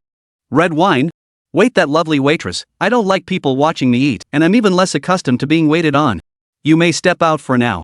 I'll call you if I need anything, okay? The waitress looked slightly awkward but respectfully stepped out and closed the door. What's wrong? Zhang Sini asked Wang Wenbin. Zhang Sini, have you lost your mind? Do you have any idea how much this meal is going to cost? You think this is some roadside eatery? Where you can stuff yourself silly for under 1,000? This is a 5-star hotel, a place where capitalists squander the people's hard-earned money. Just look at what you booked, a private room, a table piled high with dishes, and red wine. Let me tell you this, I've never eaten here myself, so I don't know the exact price, but it won't be less than 10,000. I know. So what? Is there a problem? Isn't this how you treat guests? Zhang Xini asked, puzzled. This is how people treat guests? Wang Wenbin retorted. Have you ever seen anyone host a meal like this? My dad, my aunt, and our family friends all treat guests like this. Zhang Xini asked Wang Wenbin with wide, innocent eyes. What kind of people are you all? Wang Wenbin felt his blood pressure skyrocketing. Fine, I don't care how your family treats people to meals. I'm just telling you this one meal will cost at least 10,000. Do you have that kind of money? I certainly don't. I only have a little over 2,000 on me, and my card is completely empty. You'll have to figure out the rest yourself. Wang Wenbin took out his wallet and placed it on the table before sitting down angrily. Zhang Xini's mind raced. After a long pause, she asked, is it really that expensive to treat someone to a meal over 10,000 yuan? You tell me. I just don't get it. Aren't you from a poor family? Kids from struggling backgrounds should know the value of thrift and frugality. Why do I feel like you're some spoiled rich kid, completely out of touch with reality? Are you really a student? Is your family truly struggling? Wang Wenbin asked Zhang Xini doubtfully. Of course I am. Otherwise, why would I work part-time at your place to earn money for school? Right, you're working to pay for school. If you work for me, I'll pay you 2,000 a month. But after this meal, you'd have to work for me for over half a year to earn it back. Oh, I see. Zhang Xini scratched her head, feeling a bit awkward. Chapter 28, The Ex-Boyfriend's Fault. Wang Wenbin sat down on the chair, fuming. He lit a cigarette and stared at the table laden with delicacies, yet felt no appetite whatsoever. His mind raced with thoughts of where to scrounge up the money to pay for this meal for this girl who clearly didn't know her place. Any money he had over 5,000 yuan was meant for repaying others, and right now, he only had a little over 2,000 on him. Oh, you're overthinking it. Zhang Xini said with a smile after her eyes darted around a few times. Let me tell you, this meal won't cost you a dime. Free? Is this hotel your dad's? No, not this hotel. Zhang Xini shook her head. What do you mean? Which one is your dad's then? None of them. My dad's a farmer. Yeah, a farmer. Then how come you said it's free? They're just giving you a free meal? Well, I have a VIP card here. VIP card? Yeah, a prepaid VIP card. My ex-boyfriend gave it to me. I told you, his family is loaded. The one who bought you the latest iPhone? Exactly, that's the one. He used to bring me here to eat all the time. He had a VIP card here too, and then he got me one as well, loaded with over 10,000 yuan. Once that money's loaded onto the card, you can't get it back, it can only be used here. So that's why I invited you over to eat. I ordered so much just to use up the money on the card. I couldn't finish it all by myself, so I called you over to share it with me. You're kidding me? Otherwise, how could I possibly afford to eat here? My family's poor, I don't have the money for this kind of place. If that's the case, then I'm relieved. You scared the hell out of me. It's not that I think it's inappropriate, Zhang Xini. You broke up with your ex-boyfriend. Since he gave you this card, I think you should give it back to him. Why should I give it to him? He betrayed me, you know? He's a womanizer who toyed with my feelings and cheated on me with another woman. Why should I give it to him? I'm going to eat and spend everything he gave me. Is that so? That man really is despicable. Exactly. So are you still going to eat? Of course I am. Why wouldn't I eat for free? I've never been to a place like this before. Rich people have it so good, fancy restaurants with all this delicious food. What's this? Abalone, right? Wow, a whole roasted suckling pig. And this, let me see. Ha? What is this? No idea. Who cares? Let's eat. Zhang Xini watched Wang Wenbin eat with such relish and let out a long sigh of relief. She'd nearly scared herself to death just now. She silently vowed to be more careful in the future. She hadn't really planned anything else. Early that morning, she had climbed onto the railing of her family's second-floor balcony, pretending to jump. She had scared her parents half to death, and the entire household, including all the servants, had been thrown into a panic. Even though it was only the second floor, just a few meters high, with grass below, and the servants had even piled mattresses and other items underneath as a cushion. But in the end, Zhang Xini achieved her goal. Her parents immediately agreed to let her move out on her own. Fearing she might do something reckless again, her father spent just a few hours buying an apartment in a complex near the university town, exactly as she requested. Naturally, it was fully furnished. When Zhang Xini drove in with her bags, every piece of furniture and appliance was already in place. As her only precious daughter, her parents were terrified she might do something foolish again. Naturally, her father insisted on a well-maintained apartment within a gated community, a non-negotiable condition. The lingering fear from her previous rental in an old, dilapidated building that caught fire still haunted him. Zhang Xini called Wang Wenbin to invite him to dinner for two reasons. Firstly, she was genuinely happy to have regained her freedom and wanted someone to share the celebration with. Secondly, she wanted to thank him for saving her life, though she wasn't ready to tell him the full story yet. That's why she thought of treating him to a meal. In Zhang Sini's memory and subconscious, inviting someone to dinner always followed this pattern: find a fancy hotel, book a private room, order a table full of dishes, and invite the person over. From childhood onward, whether she was the host or the guest, this was how it was done. Consequently, Zhang Sini assumed everyone invited guests this way. Little did she know she nearly blew her cover completely. That guy dared to betray you? We'll eat and drink his way, make him regret it to death. Wang Wenbin kept saying as he stuffed his face. Zhang Sini watched Wang Wenbin's antics and burst into laughter. She herself hadn't eaten much. These dishes held no appeal for her. To her, the flavors here couldn't compare to the late-night snack Wang Wenbin had taken her to last time. That meal remained the most delicious thing she'd ever tasted in her life. Don't rush. Take your time. There's plenty more. If you like it, we can come back another time, Zhang Sini said with a smile to Wang Wenbin. Next time? Do you still have money on that VIP card? Didn't you say you spent all your money this time? Wang Wenbin asked. Oh, right. Then how are we supposed to come back? This is a 5-star hotel. I might only get one chance in my life to eat here, and for free at that. Of course I'm going to eat my fill. Are the dishes here really that good? I'm not eating food, I'm eating money. See? Every bite costs at least $100. This feeling is just too damn satisfying. Zhang Sini was at a loss for words. Just as Wang Wenbin was stuffing himself silly, his phone rang. Wang Wenbin glanced at the caller ID and instantly sank into gloom. What's wrong? Zhang Sini noticed his uneasy expression and asked. Wang Wenbin didn't answer Zhang Sini's question. Instead, he put on a smile and answered the call. Hey, Wu Liang. What's the good news? Ah, you're getting married. Wow. That's fantastic. When is it?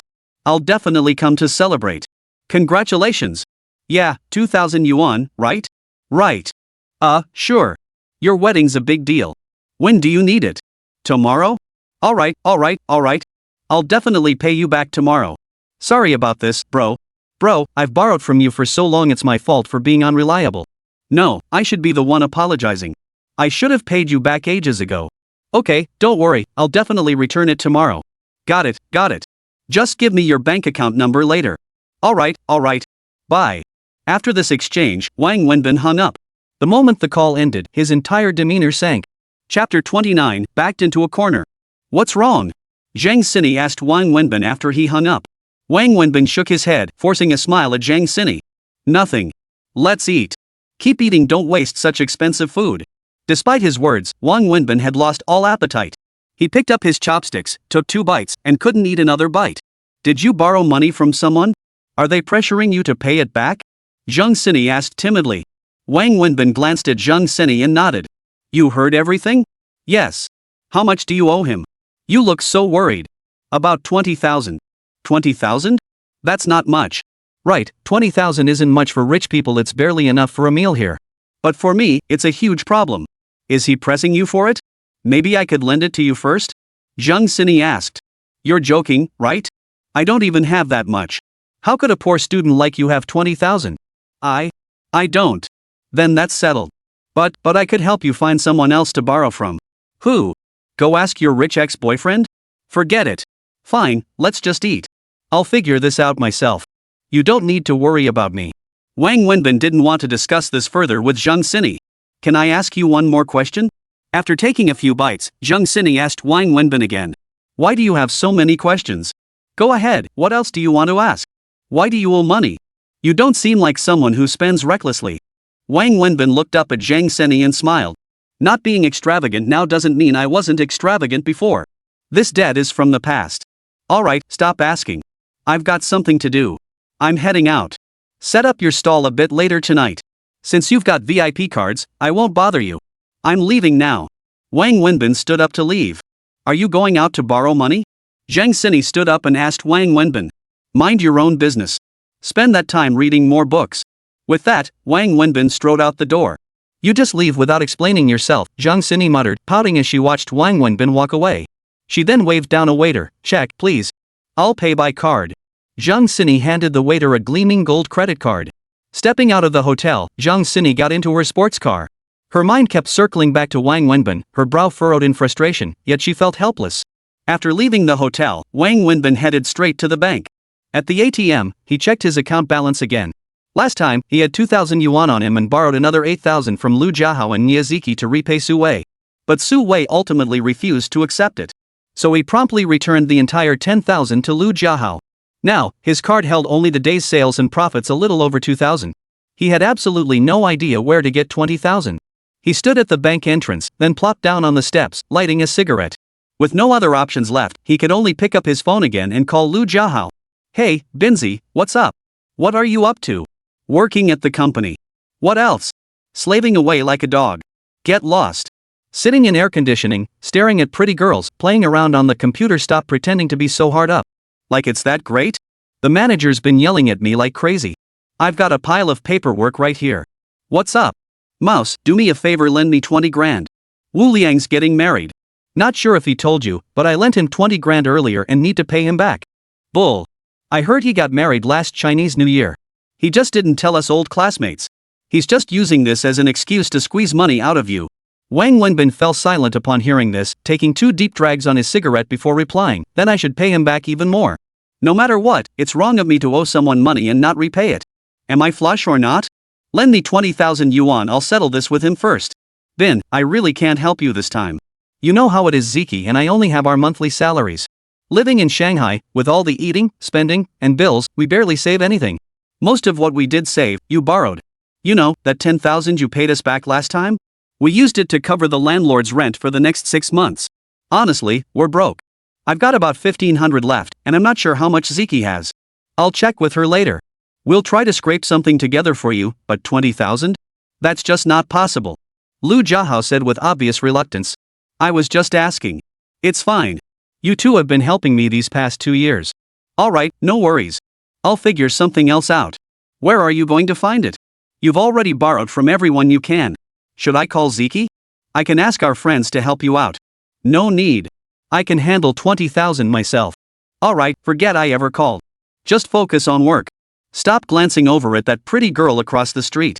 Hanging up. Wang Wenbin ended the call. Sitting on the steps, Wang Wenbin sighed. He'd faced this kind of awkward predicament far too many times over the past year or two, it was almost becoming routine. Just then, his phone rang again. It was the pretty girl, Zhang Xini. What is it? Wang Wenbin asked directly. Can I ask you a favor? What is it? Could you please pay me my salary for this month, 2,000 yuan first? Wang Wenbin frowned deeply and asked, why? What's wrong? Did something happen? Well, I'm at the hotel right now. When I checked out, they said I still owed over 2,000 yuan. I don't have that kind of money. I'm 2,000 yuan short, and they won't let me leave. But you said you had a VIP card? Isn't there money in it so you don't have to pay out of pocket? Wang Wenbin asked in surprise. Well, it's like this. The meal was just too expensive. I didn't expect it to be that pricey. It came to over 15,000, but the card only had 12,000. It wasn't enough. I didn't know. It was just too expensive. I don't know what to say to you. Wait a moment, I'll go get the money for you. Wang Wenbin sighed. No need. They're pressuring me, saying they'll call the police if I don't pay. Could you transfer money from your bank card to mine? I'll give you my card details. Alright, young lady, be more careful in the future. Don't do things like this again. Wang Wenbin said helplessly. The less money you have, the more often these things happen. I understand. I won't do it again. Consider this my pay for this month. Forget it. I ate this meal too, so I should pay my share. I'll give you your salary at the end of the month.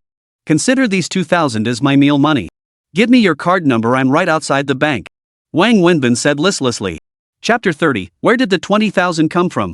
Wang Wenbin went to the bank counter and transferred the last 2,000 plus yuan from his account to Zhang Xini's number. After leaving the bank, he was completely broke. He was truly at a loss about where to get the 20,000 yuan.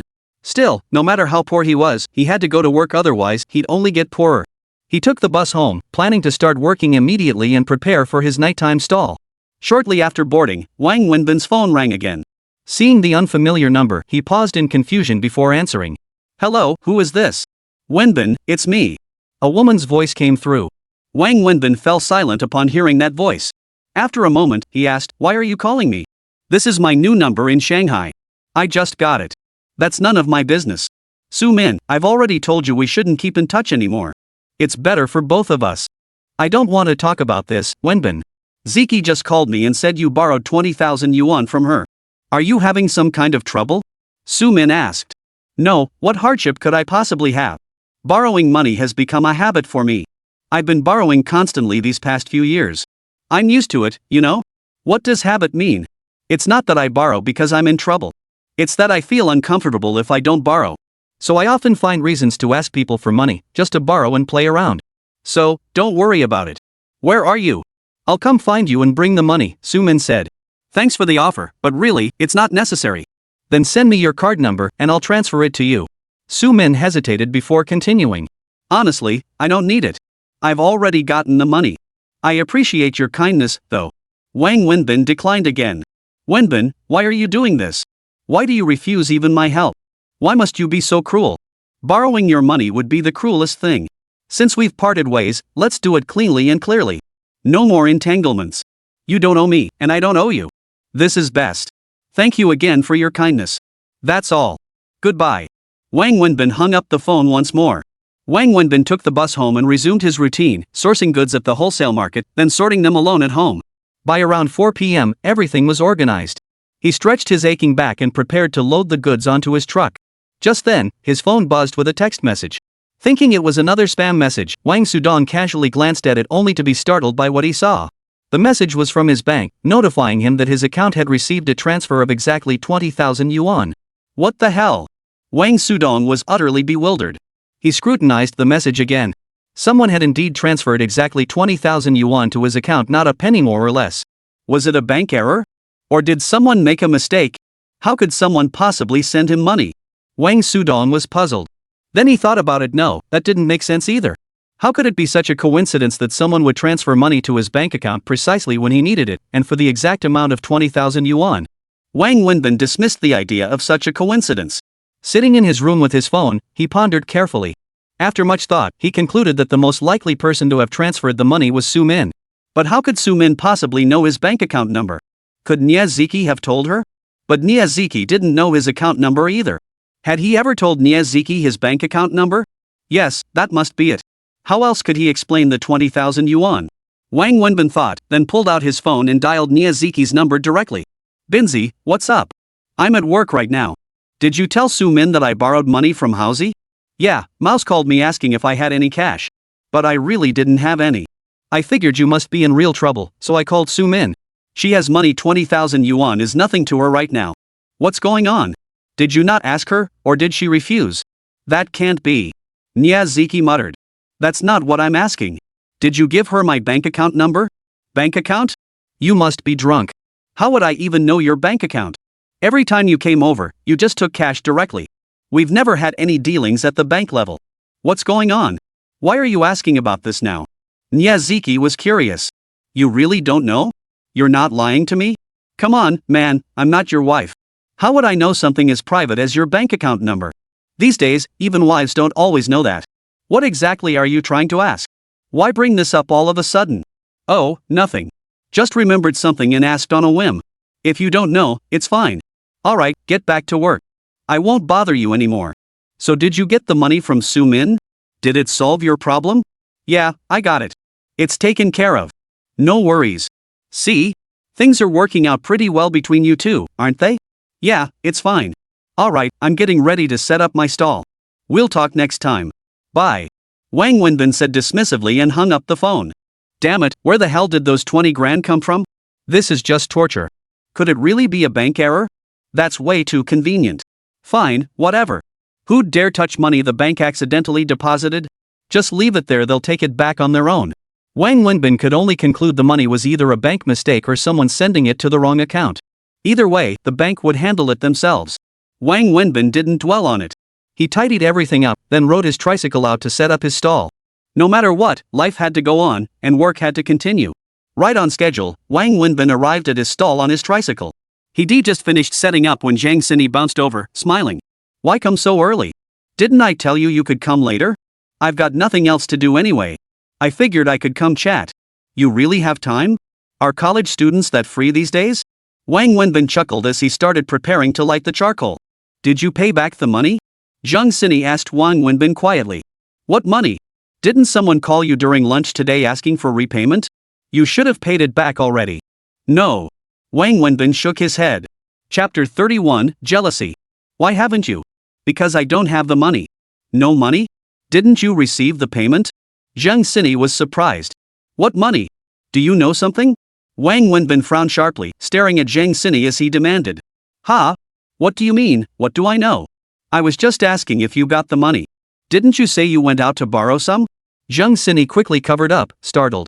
The way you put it, I thought you knew what money I received. Yes, I went to borrow money, but I didn't get any. Wang Wenbin felt a bit discouraged just thinking about it. Then he said to Zhang Sini, but I encountered something strange today. What kind of strange thing? This afternoon, out of nowhere, 200,000 yuan appeared in my bank account. Someone transferred 200,000 yuan to me. Isn't that strange? Do you know who sent it? No idea. If I knew, I wouldn't be calling it strange. But I suspect it's a bank error or someone made a mistake when transferring. I checked with everyone who might have sent me money and confirmed no one did. So tell me, isn't that weird? Oh, who cares if it's strange or not? The money's in your account now, so it's yours. Just withdraw it, pay back the money, and take care of your own problems first. No way. Don't you understand the law? Using money that isn't yours is illegal. Besides, this money doesn't belong to me. Whether it's a bank error or someone sent it to the wrong account, the rightful owner will claim it back. I can't touch money that isn't mine. Wang Wenbin shook his head. Why are you so stubborn? What if they never come looking for you? If they don't come asking for it back, I'll go to the bank myself to return it. What? You won't even use someone else's money that was deposited into your account? Of course not. It came out of nowhere, and it's not mine. How could I possibly use it? Then how are you going to pay others back? Zhang Sini was getting really anxious. There's always a way. If all else fails, I could sell blood. I heard the going rate is pretty high these days. Wang Wenbin said with a smirk. You're out of your mind. Zhang Sini couldn't help but snap. Just kidding. The repayment is due tomorrow. Selling blood now won't help anyway. Where could you possibly sell enough blood overnight to raise 20,000 yuan? Right? I'll just have to borrow from friends again. Wang Wenbin sighed after his joke. Hey, this money's already in your account. Just use it for the emergency first. If someone claims it was a mistake and asks for a refund, you can figure out how to borrow the money back then. Right now, you've got a problem to solve. Besides, what if it wasn't a mistake? What if it was actually a friend who wanted to help you and sent it on purpose? If this money belongs to someone else, I absolutely can't touch it. That's a matter of principle. If it's mine, no one can take it. If it's not mine, I can't take a single cent. If it really is from a friend, I still need to find out exactly who sent it before doing anything. That way, I'll know who to repay later. I can't just spend it without knowing where it came from. Besides, it couldn't have been a friend. I have a limited circle of friends. I've checked with all of them, and no one sent me money. So I'm certain this is a bank error. Wang Sudong said, puffing on his cigarette. Zhang Sini could only stare blankly and stomp her foot in frustration, at a loss for words. What's wrong with you? You seem off. Wang Wenbin observed Zhang Sini's peculiar behavior. Ah, I'm fine. I'm just worried about you. What's there to be anxious about? No need to panic. There's a saying, when the road ends, a path will appear. When the bridge is reached, a way will open. Solutions always outnumber problems. Alright, customers are coming. Let's get to work. Wang Wenbin said with a smile, then got busy with his business. Zhang Sini glared helplessly, yet there was nothing she could do. Business was booming. By around 8 p.m., the peak hour, the barbecue stall was packed with students. Most were regulars. Half came for Wang Wenbin's grilled goods, the other half just to see Zhang Sini. Ever since Zhang Sini started helping collect payments every evening, Wang Wenbin noticed his barbecue stall's business growing stronger by the day. Now, his stall was practically the most popular on the street, with both turnover and profits skyrocketing. Sometimes, you just had to admit a beautiful woman's appeal far outweighed the food itself. Seni! Quick, grab some paper towels and wipe the sweat off my face. It's getting in my eyes and stinging like crazy. Wang Wenbin, grilling away until he was drenched in sweat, kept flipping the food over the flames with both hands while squinting and yelling toward Zhang Sini beside him. Zhang Sini quickly stopped taking payments, grabbing tissues from nearby to wipe the sweat from Wang Wenbin's eyes and face. This scene played out. Daily business was booming, so the charcoal burned fiercely. And the flames blazed fiercely. Standing directly over the heat, Wang Wenbin was bound to get hot. Sweat naturally dripped into his eyes, but with his hands covered in oil and the constant need to flip the grilled items, he simply had no time to wipe it away. So every time he needed his sweat wiped, he called out to Zhang Sini. This routine had long become second nature to both of them, neither finding anything unusual about it. Yet this very scene was observed by another woman who had been standing nearby the entire time. That woman was Su Min. After work, Su Min had called Niazuki to ask where Wang Wenbin was setting up his stall, then drove over. She followed the street until she found Wang Wenbin's stall. Seeing it packed with customers, she didn't disturb him but stood watching from a distance. Watching Wang Wenbin toil over the grill, Su Min's eyes suddenly welled up. She had never seen him look so downtrodden and destitute. Deep down, she knew she bore significant responsibility for his current state. Her heart ached with both pity and guilt. Yet, when she saw Zhang Sini standing beside him, carefully wiping the sweat from his face with a tissue, a complex mix of emotions surged through her. Once upon a time, this man had been hers, and only she had the right to do such things. Sumin didn't approach to disturb them, standing quietly by the side until past 10 o'clock at night, when the crowd buying barbecue gradually thinned. Only then did she slowly make her way toward the stall. Chapter 32, The Ex-Girlfriend Arrives. Hungry? I can grab you some fast food over there. Wang Wenbin sat in his chair, shaking his hand that was nearly cramping up, as he spoke to Zhang Sini. He then lit a cigarette. He'd been grilling non-stop for hours without a break. This kind of workload would be unbearable for most people, but he was used to it. Not hungry. I rarely eat at night. What? Saving money? Listen, no matter how tough it gets, you can't skip dinner. It's bad for your health. How about I bump your pay up another 500 a month? You absolutely must eat dinner. No, I'm dieting. I don't eat afternoon. Eating at night makes you gain weight. You're already so slim and you still want to lose weight. How are others supposed to live? Forget it. Women really are a mysterious species. Wang Wenbin felt like he couldn't keep this conversation going much longer with Zhang Sini. Just as they were talking, Wang Wenbin looked up and saw Sumin standing in front of his stall, staring at him. He frowned. Hello, beautiful. What would you like to eat? Zhang Sini greeted Sumin with a smile. She had grown from just a cashier into a versatile assistant. What brings you here? Wang Wenbin asked Sumin as their eyes met. Only then did Zhang Sini realize the stunning woman standing before them was acquainted with Wang Wenbin. Judging by their exchange, there seemed to be quite a story between them. Unable to resist, she asked Wang Wenbin, is she your friend? I'm his girlfriend, his fiancé, Sumin turned to tell Zhang Sini. Ex-girlfriend. The fiancé we never got married to. Wang Wenbin picked up where Sumin left off. Ha! Zhang Sini's eyes widened in surprise. Ex-girlfriend is still a girlfriend, Sumin said stubbornly, holding back tears. Wang Wenbin stood up, left the stall, and walked outside. He said to Sumin, let's talk over there. Sumin followed Wang Wenbin to a corner by the street. Leaning against the wall, smoking a cigarette, Wang Wenbin asked, why did you come here? What are you doing here? To see you, Sumin replied, her gaze fixed on Wang Wenbin. Wang Wenbin puffed on his cigarette, offering no response to Sumin's answer. Leaning against the wall, he asked her, how long have you been here? I arrived at 8. Wang Wenbin seemed surprised, not realizing Sumin had been there for so long. When did you start smoking? After you left. Why are you torturing yourself like this? The question sent a sharp, knife-like pain through Sumin's heart. No, I'm not torturing myself. I'm finding a spiritual anchor. When life feels meaningless, you must find something to hold on to. Otherwise, you could easily drift toward suicidal thoughts. Why not find another job? Why come here to sell barbecue? With your abilities, you could do well in any line of work. Sumin pressed on. Yes, I could do well, but the problem is no one will hire someone who didn't even finish college and doesn't have a degree. Besides, what's wrong with selling barbecue? I earn my money through my own abilities. I'm not stealing or robbing. There's nothing shameful about it. How much do you make a month? Sumin inquired. Enough to support myself. I'll give you 10,000 yuan a month. Please stop doing this, okay? It's too hard. Sumin was practically begging Wang Wenbin. Why should you give me 10,000 a month? And why should I take your money? Sumin, you've seen it yourself, we're from two different worlds now. To you, this is a lowly, despised job, but to me, it's my life. You've seen how dirty and chaotic it is here. This isn't a place you should be coming to now. Don't come here anymore. Sumin held back her tears and didn't continue arguing with Wang Wenbin. She knew that if she did, they'd just fight again. Who is she? Sumin asked. Which she? The girl who sells barbecue with you. A college student from a poor rural family, working part-time here to earn money, helping me take payments. Poor family background? Working part-time? You've got to be kidding me. Sumin was incredulous. What's wrong? Is there a problem? How much do you pay her a month? 2,000. Why are you asking all this? Wang Wenbin was slightly annoyed. 2,000? And she tells you she's from a poor family? Sumin pressed on. What exactly are you trying to ask? Wang Wenbin frowned. I'm not trying to ask anything, I'm just a bit puzzled. What are you puzzled about? She told you her family was poor, but she doesn't look like someone from a poor family at all. Where exactly do you see that she doesn't look like she comes from a poor family? Nothing about her looks it. First, her demeanor, that's something you can't fake. Kids raised in poverty and those raised in wealth have fundamentally different dispositions. Second, her skin. You men might not notice this, but women are very sensitive to it. Skin is partly genetic, but also heavily influenced by care. Look at her skin yourself, so smooth it looks like it could burst if touched, Snow White. Does that look like a student from a poor rural family? You grew up in a small town too. Go look for yourself and compare.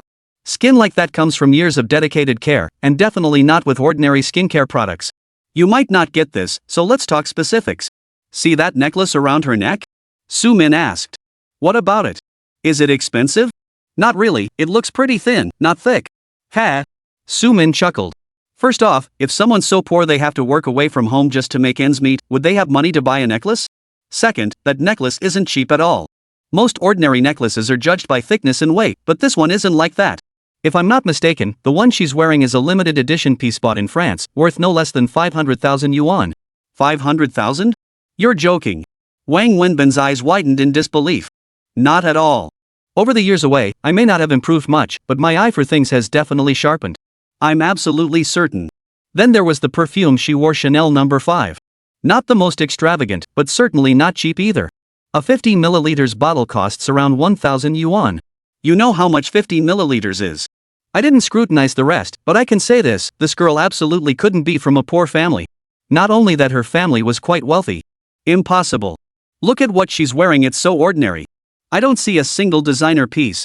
That's what puzzles me too. I can't figure out why she's wearing such cheap clothes. And if her family is that wealthy, why would she come work for me? Is she crazy? I have no clue about that. She must be after something from you. Chapter 33, What She's After. Ha! Don't you find that statement hilarious? What could she possibly want from me? Take a good look, what about me is worth wanting? Wang Wenbin thought it was the biggest joke ever. What do you mean there's nothing? Maybe she's after you just like I am. Enough. Stop spouting nonsense. She had a rich boyfriend before who showered her with gifts, nothing unusual there. Besides, whether she is wealthy or not, it doesn't concern me in the slightest. Sumin, just say it plainly, why did you come see me today? If it's truly to visit me, I appreciate your kindness. But now that you've seen me, I need to tend to my barbecue stall. Customers are arriving. As Wang Wenbin spoke, customers did indeed arrive at his barbecue stall. Here's 20,000 yuan. Take it. Sumin opened her bag, pulled out 2 stacks of 100 yuan bills, and handed them to Wang Wenbin. You don't owe me any money. Why are you giving me this? Why are you being so stubborn? What's wrong? Is my money poisoned? Is it dirty? Thanks for the offer, but I really don't need the money anymore. I've already borrowed some. Don't believe me? Look. Wang Wenbin pulled out his phone and showed Sumin the text message. See? I've got the money now. Take it back. Thanks again for your kindness. Where did you get the money? Sumin asked, somewhat surprised. That's none of your business. Alright, I've got work to do. I can't hang out with you anymore. Sumin, take my advice, I've been trying to let go of everything that happened before. You should let go too. Just live your happy life now. We're from 2 different worlds now. It's best we don't cross paths again. I don't want to see you anymore. Wang Wenbin finished speaking to Sumin, then turned and walked toward his barbecue stall. Wenbin, why are you doing this to me? Sumin called after his retreating figure, but he didn't turn back. Hey, hurry up. I've been waiting forever. I'm not very good at this. Wang Wenbin approached the stall and saw Zhang Xini fumbling with several skewers of grilled meat over the grill. Seeing him arrive, she looked as if she'd found a savior. Wang Wenbin smiled, stepped forward, and took the skewers from Zhang Xini's hands, skillfully placing them on the grill. Oh my gosh, you finally came. I was about to lose my mind. Zhang Xini wiped her sweat with a paper towel. Don't do this kind of work next time. You just stand there collecting money. This isn't your job. Don't get your hands dirty. By the way, why are your hands so white? Your skin is so good. As Wang Wenbin spoke, he looked at Zhang Xini's jade-like hands and recalled what Sumin had said, prompting him to ask. Really? He. Zhang Xini smiled happily. What girl doesn't like compliments? Wang Wenbin felt a twinge of doubt, but didn't press further, they weren't that close yet. Is that your girlfriend? Zhang Xini asked Wang Wenbin cautiously. No, Wang Wenbin replied calmly as he grilled the barbecue, I just said my ex-girlfriend. We broke up. Why did you break up? She's pretty. That logic doesn't hold up.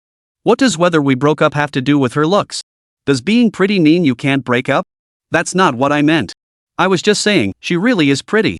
I was just asking why you broke up. Besides, it's obvious you were the one who ended it. She must still have feelings for you. Zhang Xini grew impatient. Why are you being so nosy? Come on, tell me. No way. Come on, tell me. Why are you being so stingy? Zhang Xini pouted. Isn't that being stingy? Of course it's stingy, you're a grown man. You're being way too nosy. Fine, I'll tell you. It's simple, I found someone else, so I broke up with her. I cheated on her.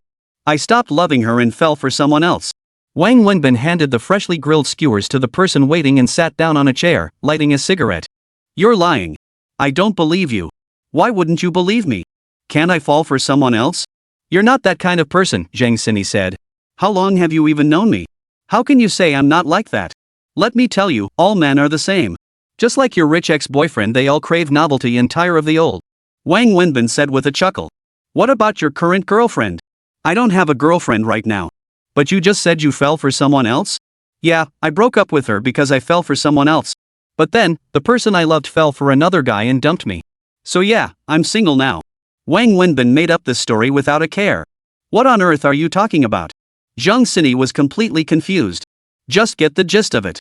You really want to figure out every single detail? Alright, it's about time. You can head home now. You're off for the day. You're off work this early? It's not early, it's already 10 o'clock. Wow, time really flies. The way you say that, I almost think you don't want to leave. How did I end up with such a great employee? Alright, hurry back. If you're late, the dorm doors will close soon. Wang Wenbin urged her. Oh, alright then. I'll head out now. Zhang Xini hesitated for a moment before turning to leave. Oh, by the way, that necklace looks really nice. Did your ex-boyfriend give it to you? Oh, this? Zhang Xini casually touched the chain around her neck. No, it's a birthday gift my dad gave me when I turned 18. Wang Wenbin frowned upon hearing this. What's wrong? Zhang Xini looked at Wang Wenbin curiously. Nothing. I just thought it was pretty and asked casually. Alright, you go ahead and head back. Wang Wenbin said again. Alright, I'll head out now. Oh, Wang Wenbin, let me tell you, I don't think that money in your account was a bank error. How could the bank make a mistake? It must be a friend who knows you're struggling and wants to help. Forget about it for now. Just withdraw the money to solve your problems first. Seriously. Zhang Xini urged Wang Wenbin one last time before leaving. Yeah, I know what to do. You go ahead and head back. Wang Wenbin replied dismissively. Watching Wang Wenbin's attitude, Zhang Xini felt helplessly anxious, but there was nothing she could do. She could only leave awkwardly. Chapter 34 Shameless. Wang Wenbin still packed up his stall before noon, pedaling his tricycle home with his mind constantly circling back to the 20,000 yuan. As soon as he rode the tricycle into his room, he spotted Su Wei's car parked there. Wang Wenbin rode his tricycle over and parked it. Su Wei stepped out of the car. Crying again? Wang Wenbin asked as he unloaded his goods from the tricycle. Yes. As soon as it got dark, she started looking for you. She's been crying and fussing all this time. She still hasn't gone to sleep and is waiting for you to come back. Then why didn't she come find me sooner? You were working. I didn't want to disturb you. What kind of work is this? Just scraping by. I'll hurry up, finish soon, then take a shower after unloading. Wang Wenbin sped up the unloading, grabbed a bucket, washed up nearby, changed clothes in a hurry, and got into Su Wei's car. Wang Wenbin, why don't you come work at my company tomorrow? Su Wei said while driving. Seeing how hard he worked and how little he earned, she felt a pang of sympathy. What? Is your company cafeteria short a barbecue chef? Wang Wenbin chuckled. I'm serious. No joke. I'm not joking either. I don't know how to do anything. I didn't even finish college. What could I possibly do at your company? All I know how to do is grill barbecue. Wang Wenbin leaned back in his seat. You can learn. Even if you can't do anything else, you could be a driver. You said you have a driver's license. Why don't you come work for me as a driver? I'll pay you 15,000 a month. It's easier than selling barbecue. Wang Wenbin smiled after hearing this but said nothing. What's wrong? Don't you want it? Su Wei sensed his hesitation. It's not that I don't want to. I just can't bring myself to do it. I know you mean well, you see how hard I work selling barbecue and want to help. If you needed a driver, you could have hired one ages ago. Why wait until now? It's obvious you're just offering me money outright. No one's money grows on trees, not even yours. Sure, you earn more, but every penny's hard-earned. How could I possibly squander your hard-earned cash? I know you mean well, but if I accepted, I'd be shameless. Wang Wenbin said with a smile. Your logic is so twisted. If I'm hiring you, obviously I need a driver. Selling barbecue is tough and dirty work, and maybe not the most respectable job. But earning money with my own skills and craftsmanship gives me peace of mind. I can fall asleep soundly at night. But if I squander your money, I'd probably toss and turn, my conscience gnawing at me. Wang Wenbin smiled at Su Wei again before continuing. Besides, it's not as hard as you imagine. Once you get used to it, it's actually pretty good. It's up to you. If you change your mind, let me know anytime. There's always work suited to you at the company. Su Wei paused briefly before replying calmly. She understood the implication in Wang Wenbin's words and said no more. Thanks. I will. The car drove all the way to Su Wei's home. Even before they arrived, the sound of a child crying could be heard from inside the house. The moment Wang Wenbin stepped inside, the crying instantly transformed into cheers and excitement. Why were you crying? Crying is bad, and it's wrong. Daddy promises every night after work, Daddy will come see you. If you're asleep, Daddy will give you a kiss. If you're awake, Daddy will hold you. But you can't cry or fuss anymore. If you cry or fuss again, Daddy won't come back. Understand? Wang Wenbin held the child close, combining kindness with firmness. Annie understood. Annie wouldn't cry or fuss anymore. Daddy, don't leave Annie. Annie misses Daddy. Annie wants Daddy to hold her while she sleeps. Alright then. It's very late now. Daddy will hold Annie to sleep, okay? Okay. Mommy, come too. Let's all sleep together. I want to sleep with Daddy and Mommy. Okay, Mom will freshen up and join you soon. Su Wei replied. Wang Wenbin carried the child to the bedroom. Having done this once before, he felt a little more accustomed to it the second time around, without the awkwardness of the first. Daddy, tell me a story. Snow White and the Seven Dwarfs. Annie lay in bed, reached over, and handed Wang Wenbin a fairy tale book. Wang Wenbin didn't hesitate. He took off his jacket, lay down on the bed, picked up the storybook, and began telling the little girl the fairy tale. In a faraway kingdom lived a king and queen. The little girl lay directly on Wang Wenbin's stomach, listening quietly as he narrated the tale. When Su Wei finished her nighttime routine and walked in, she discovered her daughter had fallen asleep sprawled across Wang Wenbin's stomach. Wang Wenbin, completely unaware, continued to narrate the story with vivid emotion. She's asleep. Su Wei walked over and whispered to Wang Wenbin before sitting on the bed. She gently lifted her daughter off Wang Wenbin's stomach and tucked her into the blankets. Already? She used to go to sleep promptly at 9 o'clock every night. But tonight, she waited for you until this hour, crying and fussing the whole time. She was already exhausted. Yeah, but this can't go on forever. She's just used to it. It'll get better. She was really just worried you wouldn't come back, so she wanted to wait for you this way. Wang Wenbin gazed at the child sleeping soundly on the bed, thinking of her illness and how she would soon leave this world. His heart ached with sorrow. Both this child and the woman beside him were so pitiful. I'll head back then. Wang Wenbin stood up, slipped on his coat, and started toward the door. His main purpose in coming had been to get the child to sleep. Now that she was asleep, it was time for him to leave. It's so late, Su Wei said, feeling a bit embarrassed. It's still early. This is my normal bedtime. Wang Wenbin carefully slipped out of Su Wei's bedroom, fully dressed. Wait a moment. Su Wei followed him out again and closed the bedroom door behind them. Why don't you just stay the night? Don't go now, it's too late, Su Wei suggested to Wang Wenbin. That's not really appropriate, is it?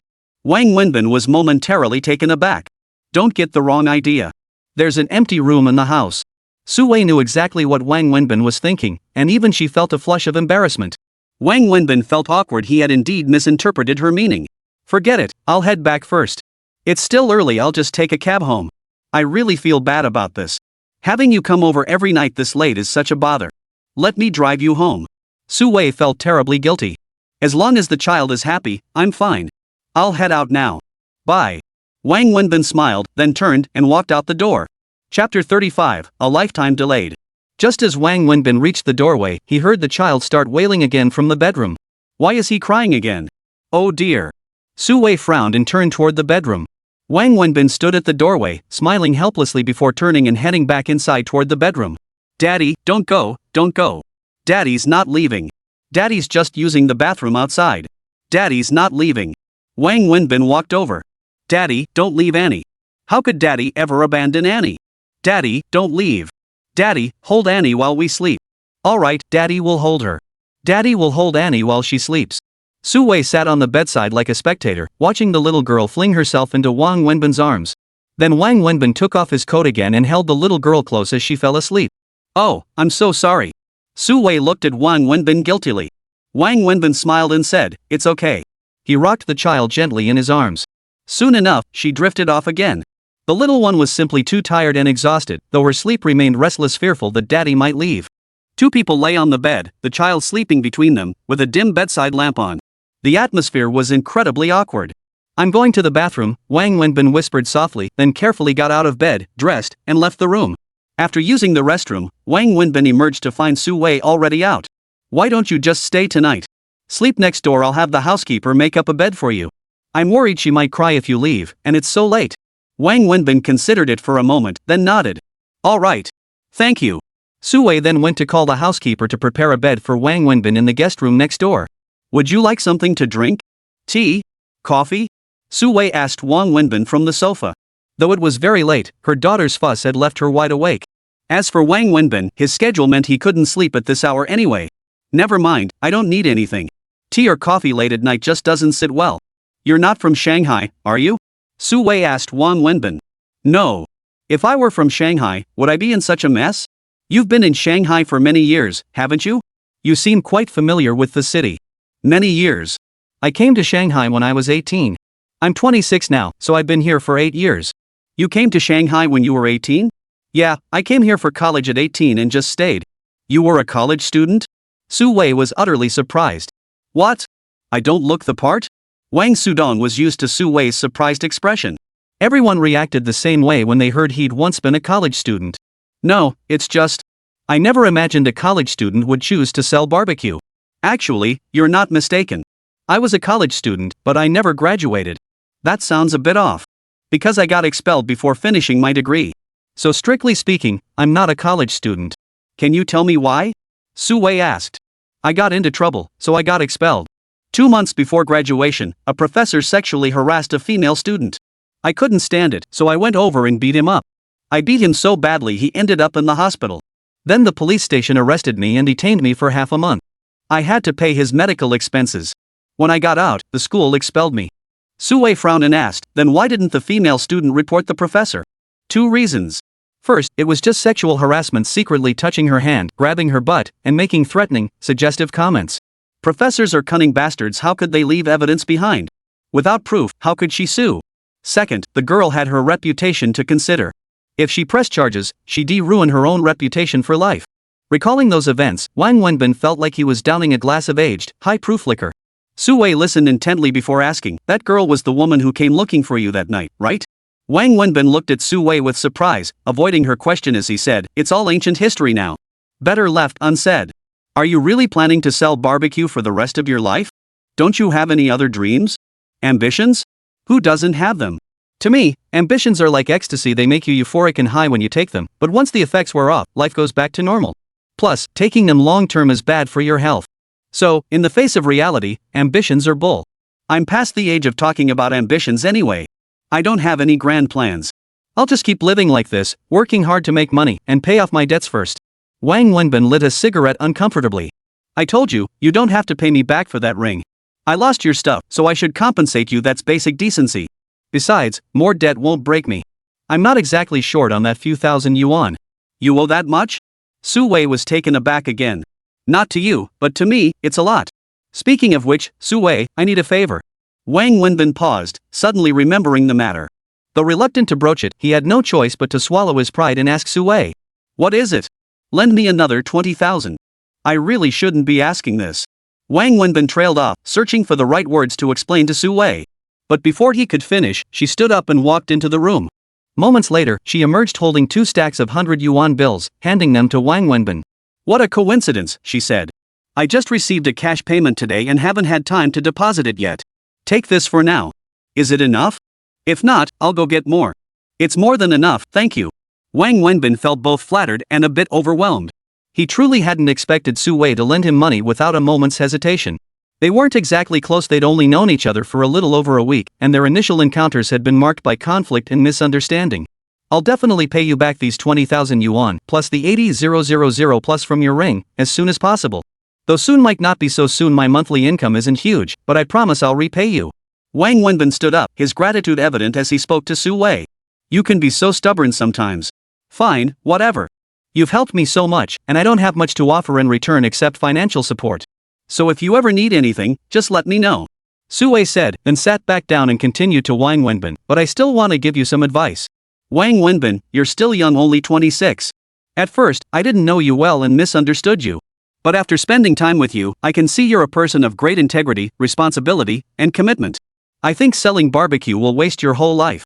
Chapter 36, A Surprise.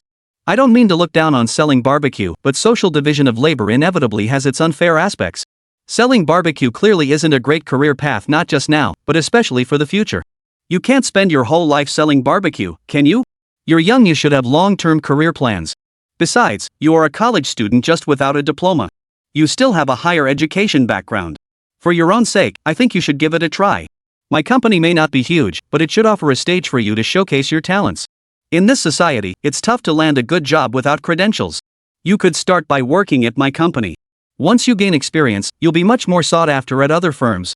Think it over carefully. Su Wei sat there, speaking to Wang Wenbin. As Su Wei spoke, she truly carried herself like a mentor or superior, radiating an innate authority. Wang Wenbin smiled and nodded. Alright, I'll give it serious thought. To Wang Wenbin, Su Wei felt more like an older sister, a kind and caring one. They chatted sporadically for a while before Su Wei went to bed. The child, as if sensing Wang Wenbin hadn't left, slept soundly without fussing.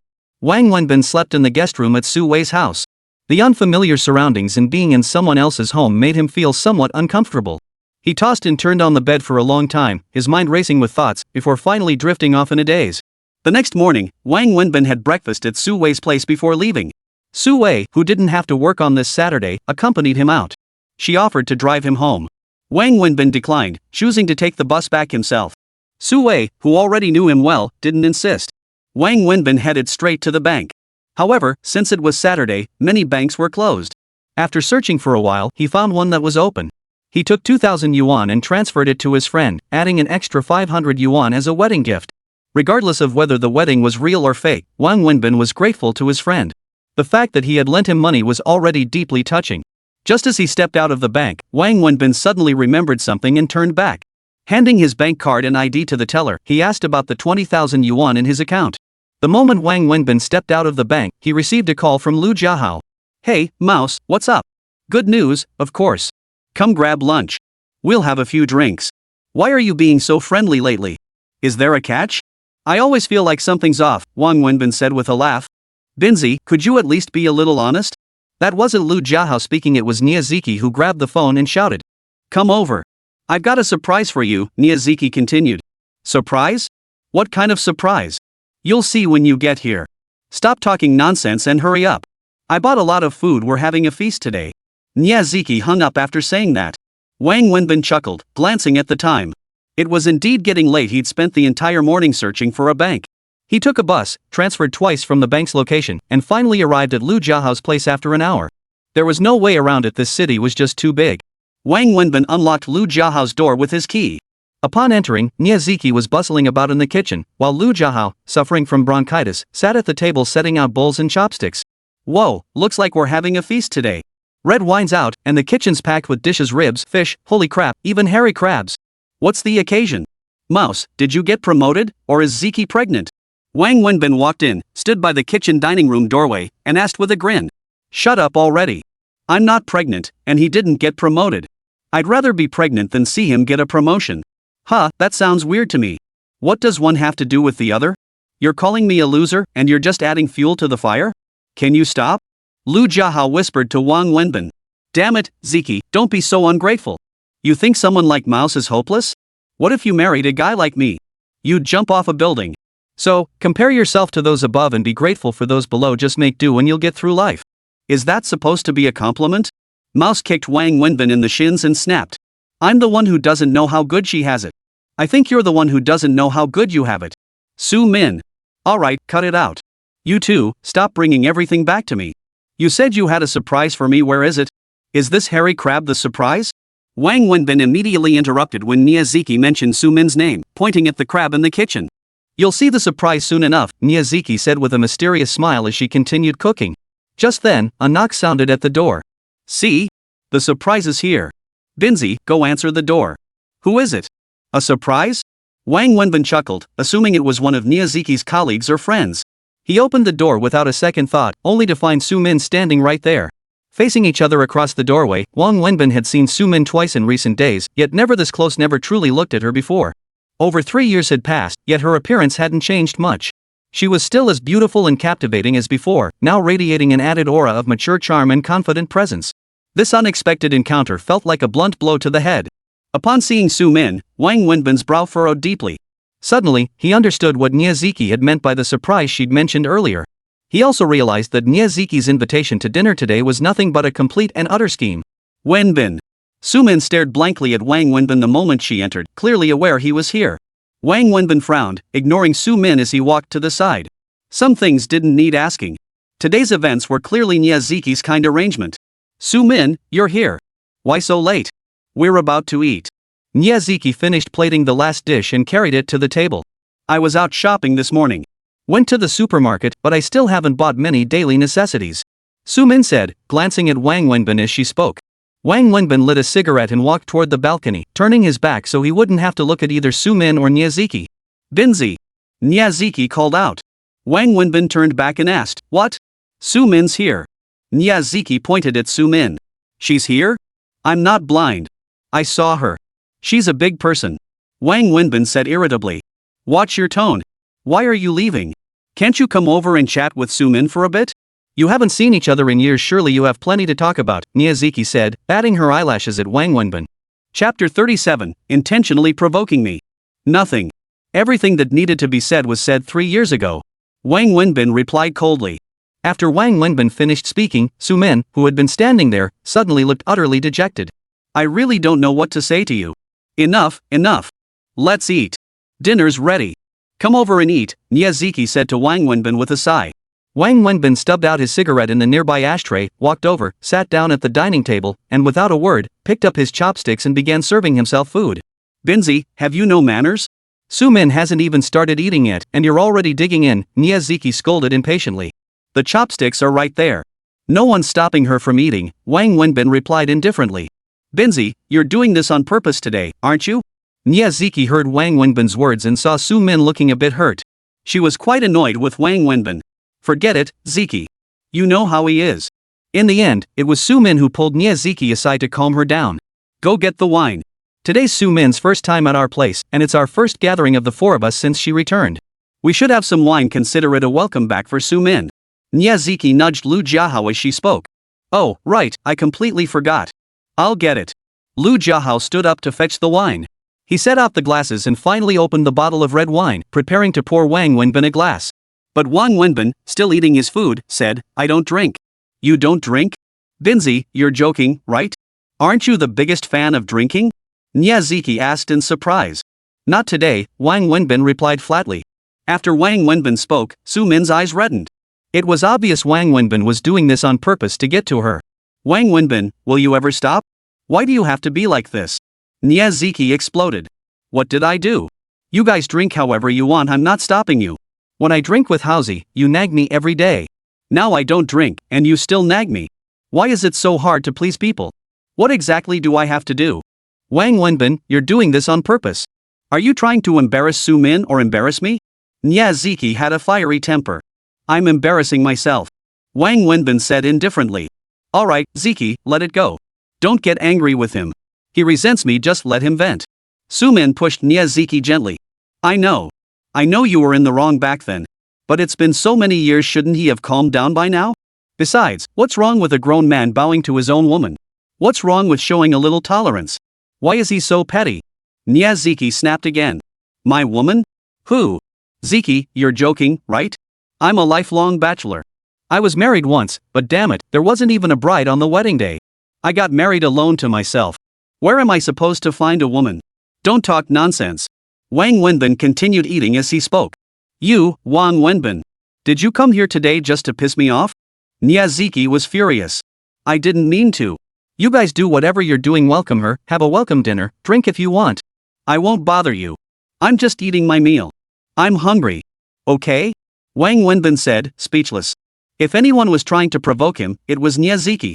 She knew full well he didn't want to see Su Min, yet she dragged him here like this.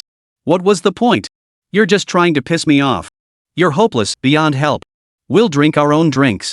Niaziki fumed, feeling exasperated by Wang Wenbin's stubbornness. Over the years, Niaziki had truly poured her heart into Wang Wenbin. She knew all about his past with Su Min and was furious on Wang Wenbin's behalf when Su Min left. After Su Min departed, Wang Wenbin lived alone. In the past 2 years, Niaziki had introduced him to countless women, yet Wang Wenbin refused to meet any of them. Even when he did meet someone, he deliberately sabotaged the relationship. Now Su Min had suddenly returned, and had explicitly told Niaziki she came back to marry Wang Wenbin.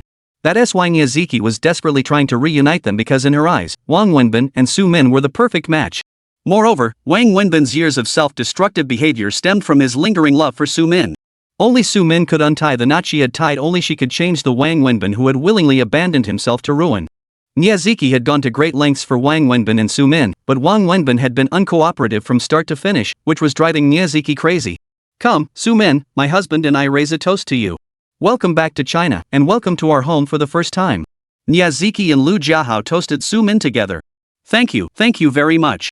But I'll only have a little, I still have to drive, Su Min nodded and said. Alright, just a sip then. Come, let's eat. See if my cooking has improved over the years, and if it suits your taste. Niazuki urged. It's delicious. Really delicious. Your cooking was great back then, and now it's even better. Su Min responded politely. Wang Wenbin hadn't spoken a word throughout the meal. He ate alone, finishing 2 bowls of rice with remarkable speed. After eating, he stood up and said, Alright, I'm done. I have things to attend to and must leave. Please continue eating and chatting. Take your time welcoming our honored guest who has traveled thousands of miles across the ocean from the United States of America. I won't disturb you any longer. With that, Wang Wenbin turned to leave. Wang Wenbin, if you dare leave now, don't ever come to my house again. I mean what I say, Niazuki snapped angrily. Auntie Ziki, could you stop threatening me all the time? I really have something to do. You have business? What business? What could you possibly have? Your stall doesn't open until this afternoon. What could possibly be urgent now? You're staying put today. Don't even think about leaving. You're not going anywhere. Niazuki exploded. Honestly, I, Wang Wenbin, am completely helpless when it comes to this lady. Can I at least go out to the balcony for a smoke after I finish eating? That can't be too much to ask, right? Wang Wenbin finally said helplessly, getting up and heading toward the balcony. Go ahead and keep acting up, Binzi.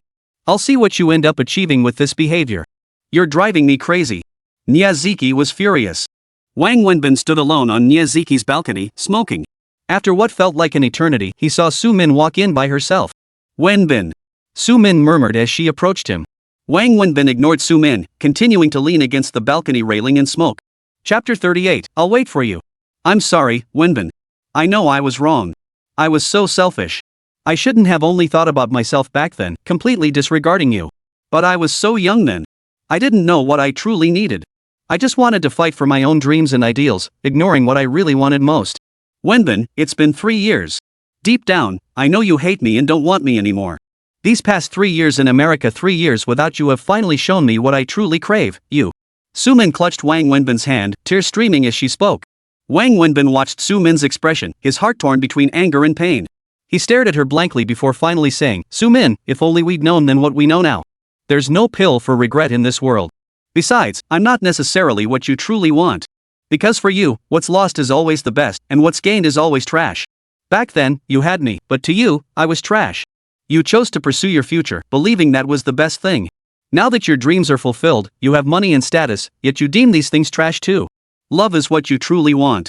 Su Min, I don't know what to say. I don't want to hate you, but I simply can't help it. Just as Ziki said earlier, he called you my woman. I too wish you were still mine, but are you? You're no longer mine. You abandoned me long ago. From the moment you left, you ceased to be my woman.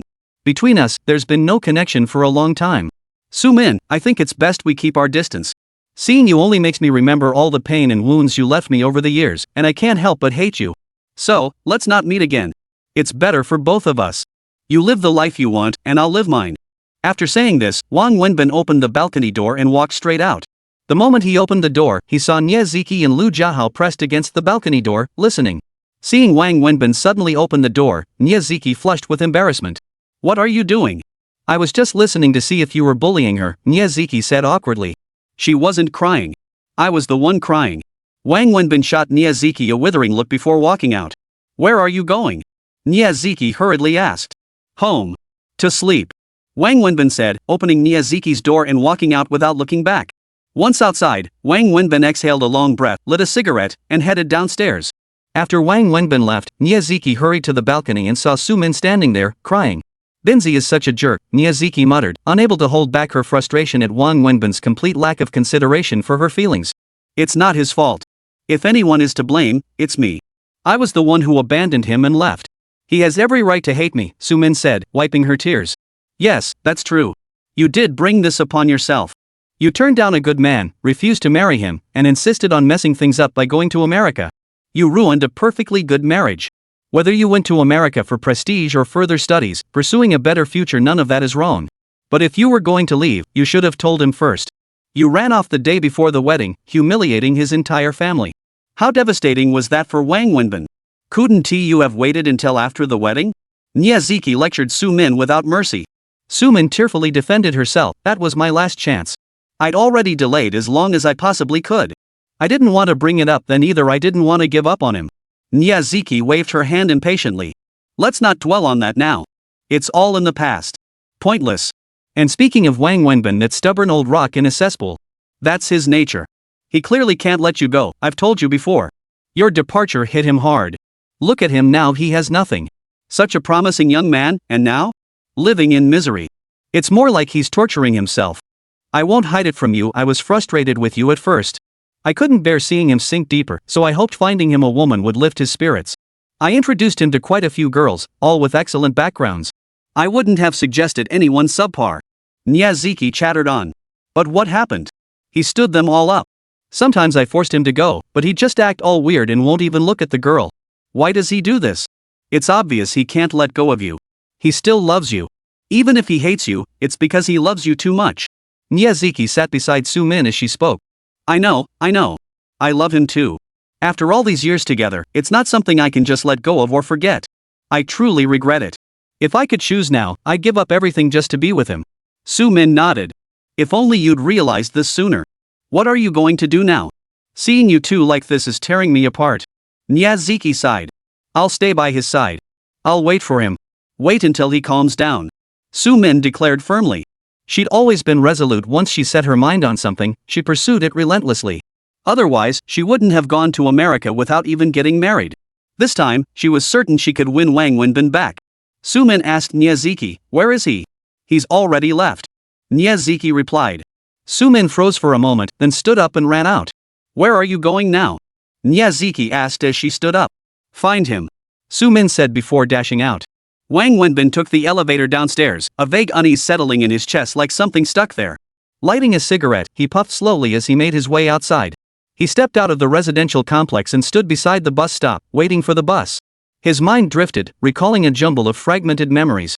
Lost in thought, he waited until suddenly a Mercedes sedan pulled up beside him. Not recognizing the driver, Wang Wenbin paid no attention. But the Mercedes honked its horn. After several blasts, seeing Wang Wenbin still unresponsive, the window suddenly rolled down. Then he heard Su Min's voice, Wenbin, get in. I'll drive you home. Chapter 39, Forgetting Love. Wang Wenbin looked down and realized it was Su Min driving a brand new car. Thanks, but no thanks. I wouldn't dare ride in such a nice car. The bus is just fine for me, Wang Wenbin said indifferently after a glance. Wenbin, I'm not asking for anything else. Can't you even accept a ride home from me? Su Min's voice trembled slightly. No thanks. I'm more comfortable on the bus. You can go now. Wang Wenbin remained indifferent. Just then, a bus approached from behind. But because Su Min's car was parked inside the bus stop, the bus couldn't pull in. The bus honked its horn repeatedly, but Su Min didn't budge. Su Min, what are you doing? Move your car. You're blocking the bus. Wang Wenbin urged her. No. If you won't get in, I won't move. I'll just block it here today. Su Min said stubbornly. Are you crazy? Block it if you want. It's not my car anyway. When the traffic cops come to dock points, they won't dock mine or fine me. Wang Wenbin said, speechless. He knew Su Min well. She was someone who meant what she said and wouldn't give up until she got her way. Wang Wenbin couldn't be bothered with Su Min. He stood there waiting for the bus, oblivious to everything else. But then two more buses arrived behind him, both stuck in traffic and unable to pull into the station. Passengers waiting nearby and the horns of the buses behind blared incessantly. Wang Wenbin started to lose his cool.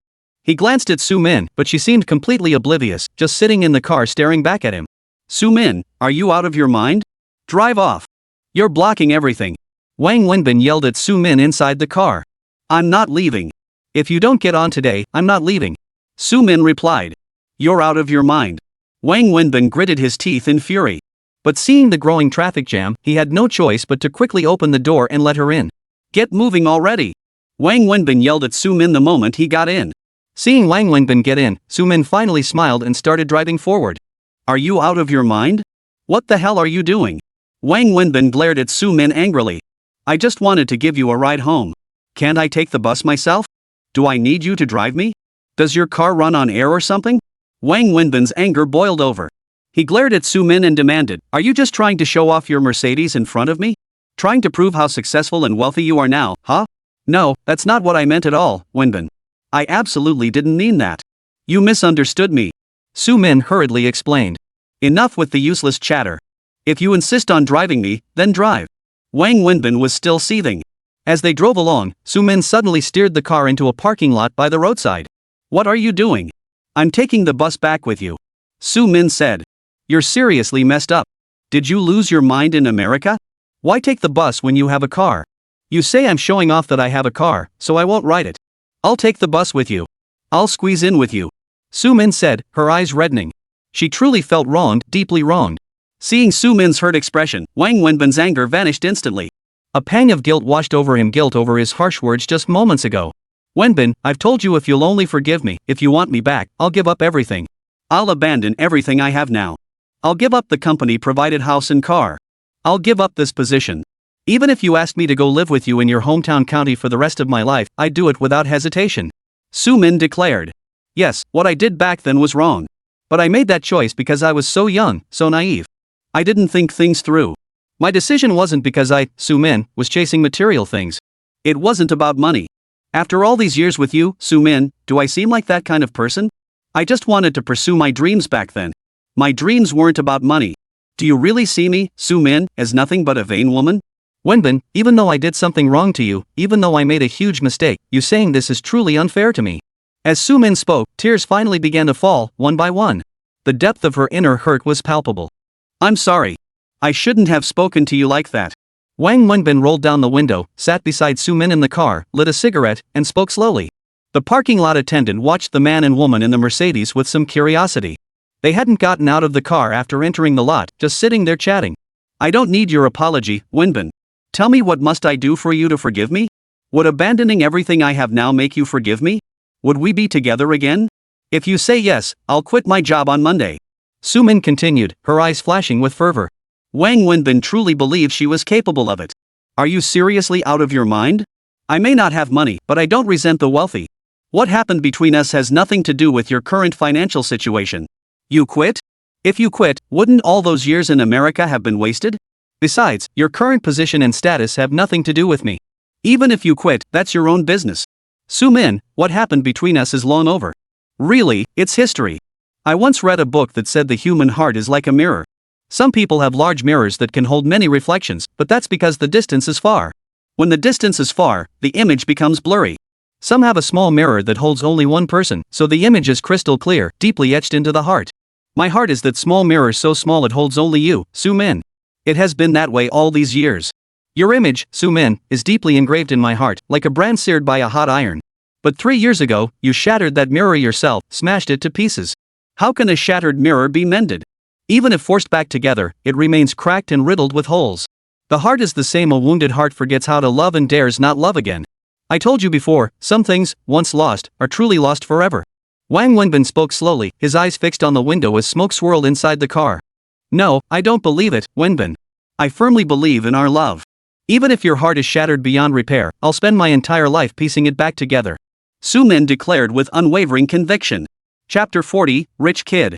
"I once believed in love too. But the moment you turned and walked away without a glance back, my faith vanished. Now, to me, so-called love is bull, nothing but fiction spun to deceive people.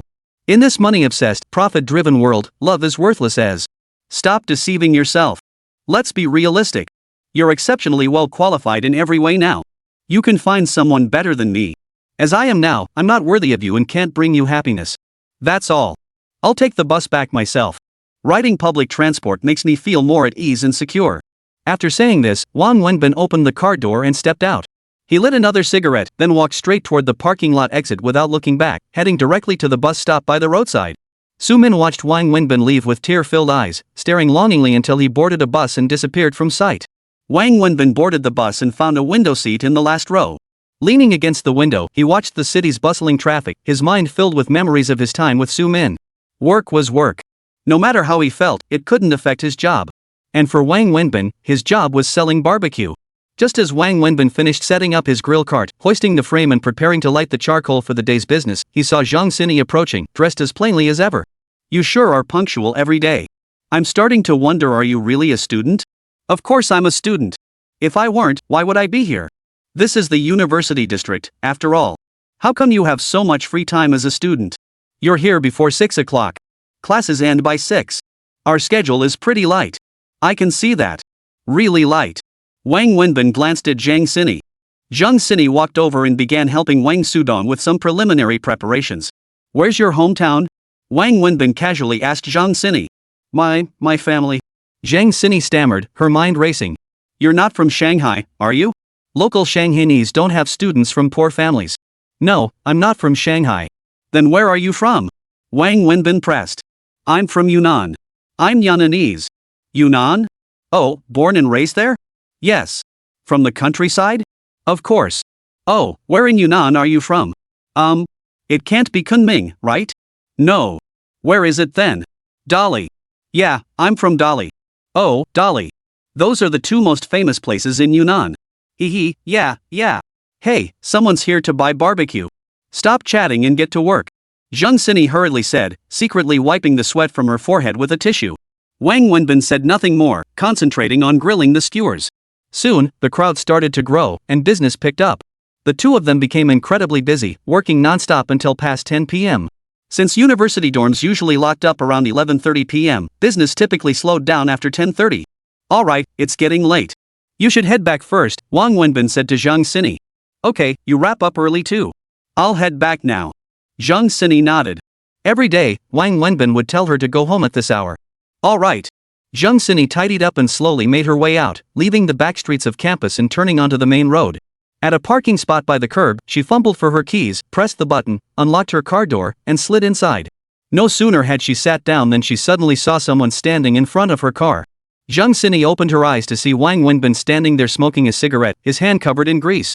Her eyes widened as she hurriedly opened the door and stepped out. Why are you here? Zhang Sini stammered nervously at Wang Wenbin.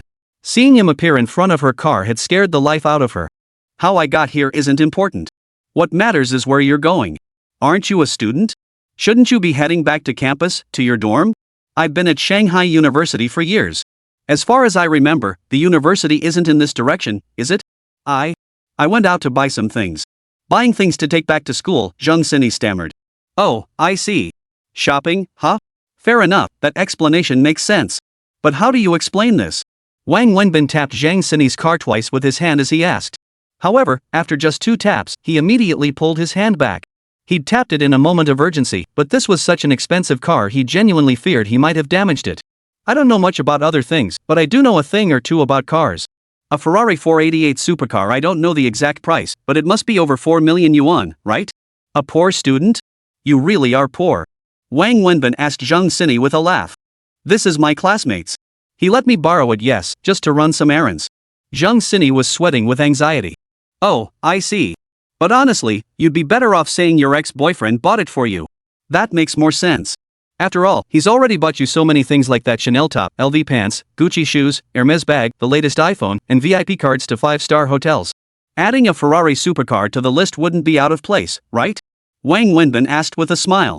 Yes, actually I was lying to you. He did buy me all those things, yes. Girl, you really can't lie, you know? When you tell a lie, you stutter, your face flushes, your eyes dart around nervously, and you can't even look at me. Really? Zhang Sini blushed like a ripe apple, unable to lift her head. She couldn't bear to look at Wang Wenbin now.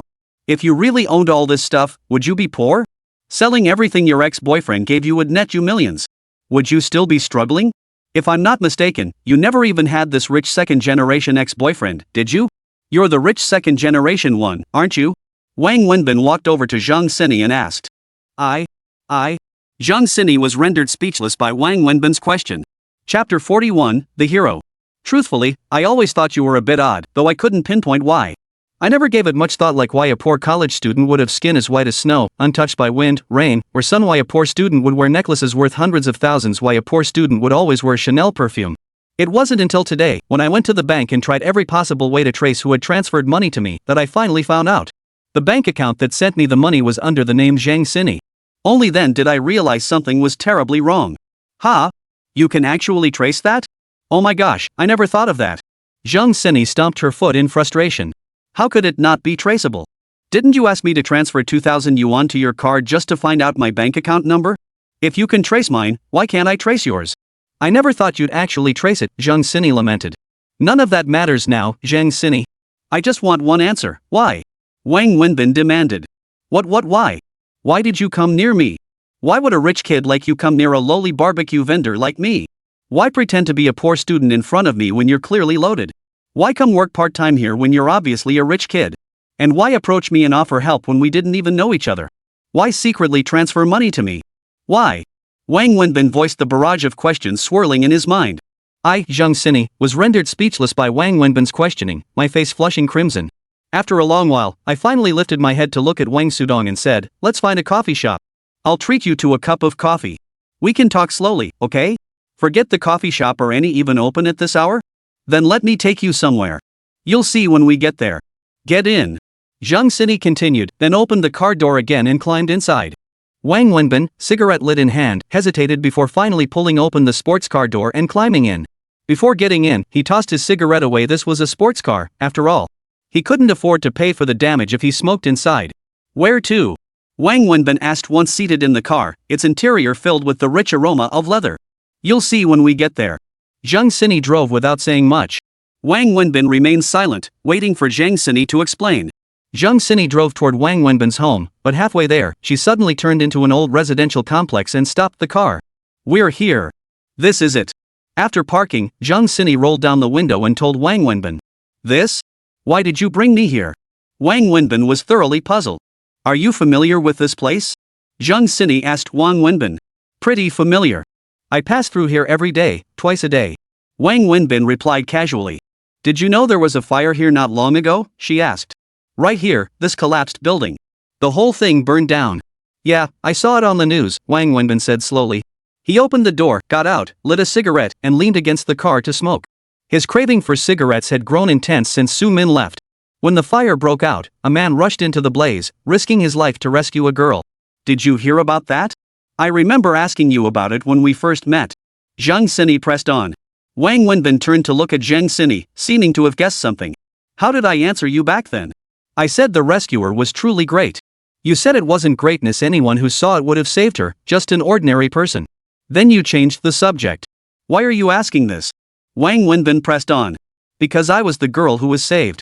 After saying this, Zhang Sini stared intently at Wang Wenbin. Ah! Though Wang Wenbin had already suspected something, hearing Zhang Sini's words left him gaping in astonishment. It was simply too coincidental. Surprised? A bit. Wang Wenbin nodded. Why are you surprised? No particular reason. I just find it odd that someone as wealthy as you would live in this kind of old residential building. Wang Wenbin changed the subject. My dad is wealthy, but I don't want to live my whole life under the arrangements my parents make for me. I want independence, so I got a job and started living on my own.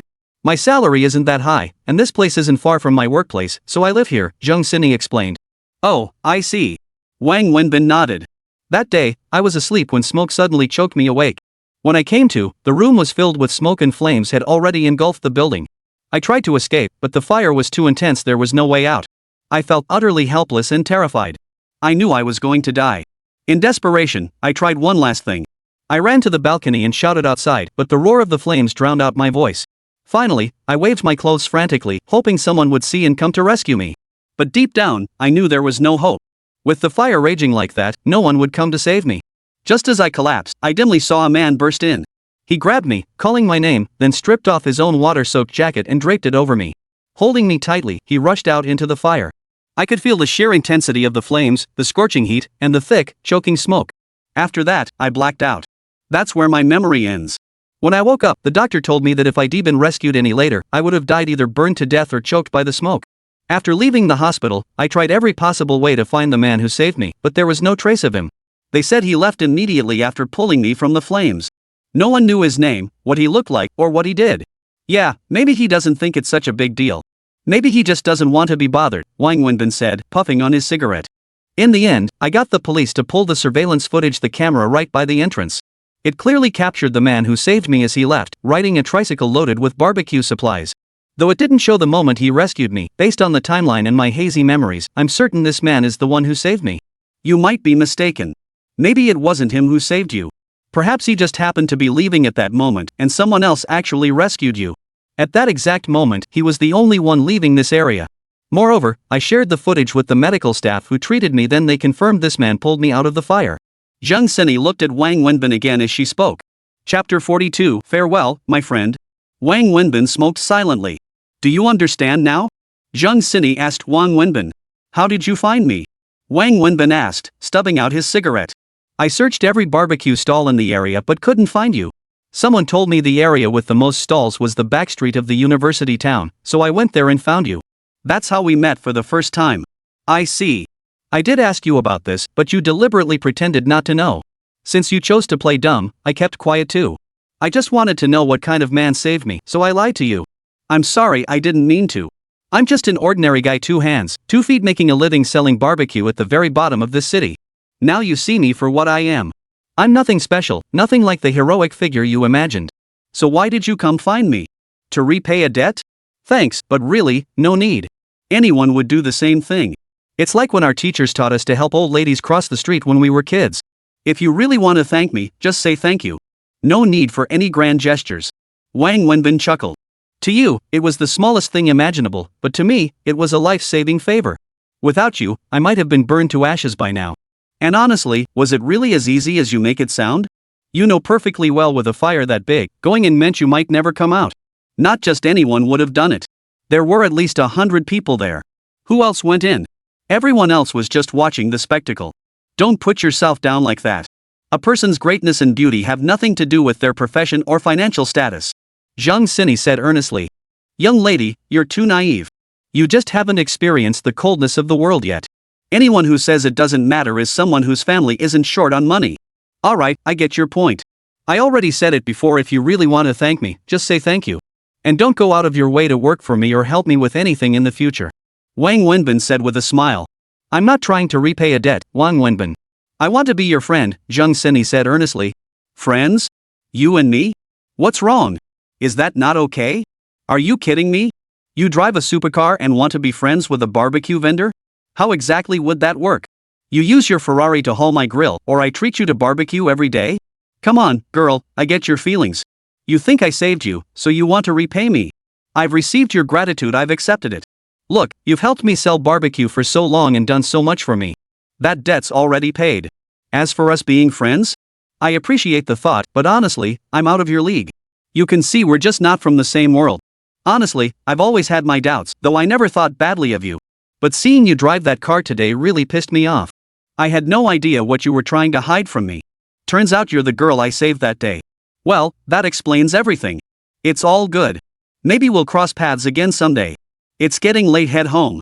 I gotta get back to the barbecue stall before someone cleans out the place. Wang Wenbin finished with a smile, then turned and walked out. Where are you going? Zheng Sini called after him. To sell barbecue. At least I need to get the grill back. If it's gone, I'll really be out of a job. Wang Wenbin replied as he walked. Zheng Sini panicked, quickly got in her car, caught up to Wang Wenbin, pulled up beside him, rolled down her window, and said, if you're going, at least let me drive you. It's not far. It's faster than you walking, right? True. Fine, I'll trouble you one more time. Actually, you brought me here, so you should take me back. Makes sense. Wang Wenbin muttered to himself, then without hesitation opened Zheng Sini's car door and climbed in. You're really heartless. We've always gotten along pretty well, haven't we? Why did you suddenly become so cold toward me the moment you found out my family's financial situation is decent? Zheng Sini pouted discontentedly as she drove. This isn't about being cold or not. It's actually unrelated to whether you have money or not. We got along well before because I thought you were a poor student who genuinely needed to work for me and needed my help. But now I see that's not the case. Not only do you not need my help, but you're actually trying to help me out in every way. I can't very well still have you working for me and pretend I'm doing you a huge favor by paying you a high salary of $2,000 a month, can I? $2,000? Is that even enough to fill up your car with gas? Wang Wenbin asked with a laugh. Then why don't you just treat me like that poor student who needs your help? But the problem is, I can't see you as that poor student. Then how about this, tomorrow I'll run away from home. I'll leave everything I own behind and start living on my own. That way I'll have nothing, and then I can come work for you. How's that? Yeah, right. Are you out of your mind? You're giving up a good life just to work for me? What? You think selling barbecue is fun? It's pretty fun, actually. Mainly because I'm happy when I'm with you. But I'm not happy. What's wrong? Did I do something wrong? No, it's not that you're doing anything wrong. Quite the opposite, it's precisely because you're doing too well that I can't handle it. I can't believe I've been bossing around a girl who drives a Ferrari supercar for a measly 2,000 yuan a month all this time. I feel like I've reached the peak of my life. But this kind of peak is fine for a brief moment. If it lasts too long, I'm afraid it'll shorten my lifespan. What the hell are you talking about? I'm being serious. Stop with the seriousness nonsense. We're here. Pull over. Don't drive any further in. This isn't some van. If you scratch it, the stall owners won't be able to afford the repairs. Do me a favor and just park here. I'll walk in myself. Wang Wenbin, I'm serious. I want to be your friend. Fine. Ah, friend, goodbye. Friend, goodbye. Friend, goodbye. Goodbye. Goodbye. Goodbye. Wang Wenbin opened the door and stepped out, walking toward the street while singing, his hand waving backward toward Zhang Xini. Wait a minute. Zhang Xini called after Wang Wenbin. What else is there? Is this yours? Zhang Xini chased after him from the car and called out to Wang Wenbin. Chapter 43, Throw it away. What? Wang Wenbin turned to ask. This. Zhang Xini rummaged through the bag she was holding, then pulled a diamond ring from a hidden compartment inside and placed it before Wang Wenbin. How did you get this? Where did you get it? Wang Wenbin was overcome with emotion upon seeing the ring. He snatched it from Zhang Xini's hand and examined it closely. Is this really yours? Zhang Xini asked, equally surprised. Where did you get this? Wang Wenbin pressed, staring at Zhang Xini. When I woke up in the hospital, the doctor gave it to me. They said it was found in our clothes. But I never bought this ring. I wondered if it might have accidentally fallen on me when you saved me. Later, I asked you about it, but you said you were single, with no girlfriend. So I figured it probably wasn't yours, but I couldn't figure out whose it could be. It really is yours? But you said you didn't have a girlfriend. This is clearly a woman's ring. Aren't diamond rings usually wedding bands? Zhang Xini was extremely curious. It's mine, but it's not mine. Anyway, I've been searching for this for ages. I almost ended up in court over this ring. Wang Wenbin struggled to contain his inner excitement. Ah, is this your ex-girlfriend's? Zhang Xini asked. No. You said she's an ex-girlfriend. How could her ring be on me? Besides, do I look like the type who could afford to buy a girlfriend a ring like this? Sigh, just don't ask. It's none of your business anyway. But thanks for helping me get it back. You go ahead. I've got things to do. I'll head off too. As soon as Wang Wenbin finished speaking, he turned and ran back. Hey! You never told me whose ring this is. Zhang Xini called after Wang Wenbin's retreating figure, but he was already nowhere to be seen. Does he have a girlfriend now? Zhang Xini muttered to herself, sitting alone in the car. Then she pouted and scolded, liar. He clearly told me he didn't have a girlfriend. Poof. Wang Wenbin had no time to concern himself with Zhang Xini's petty thoughts. He packed up his stall, pushed his tricycle home, took a shower, then hailed a taxi and headed straight for Su Wei's place. By the time Wang Wenbin arrived at Su Wei's place, it was nearly midnight. Standing outside the door, he could already hear Annie's sobs inside. I want daddy. If daddy doesn't come, I won't sleep. Stop crying, okay? Have you forgotten what daddy told you yesterday? He said if you keep crying and fussing, he won't come back anymore. No, I won't. I want daddy. I want daddy. Hearing this, Wang Wenbin chuckled and knocked on the door. The door opened from the inside. It was the aunt who answered. Mr. Wang, you're here. Yes, auntie. The little one's been crying, looking for you. I heard that. Wang Wenbin walked in and headed straight for the bedroom, where mother and daughter were locked in a fierce battle. Why are you here?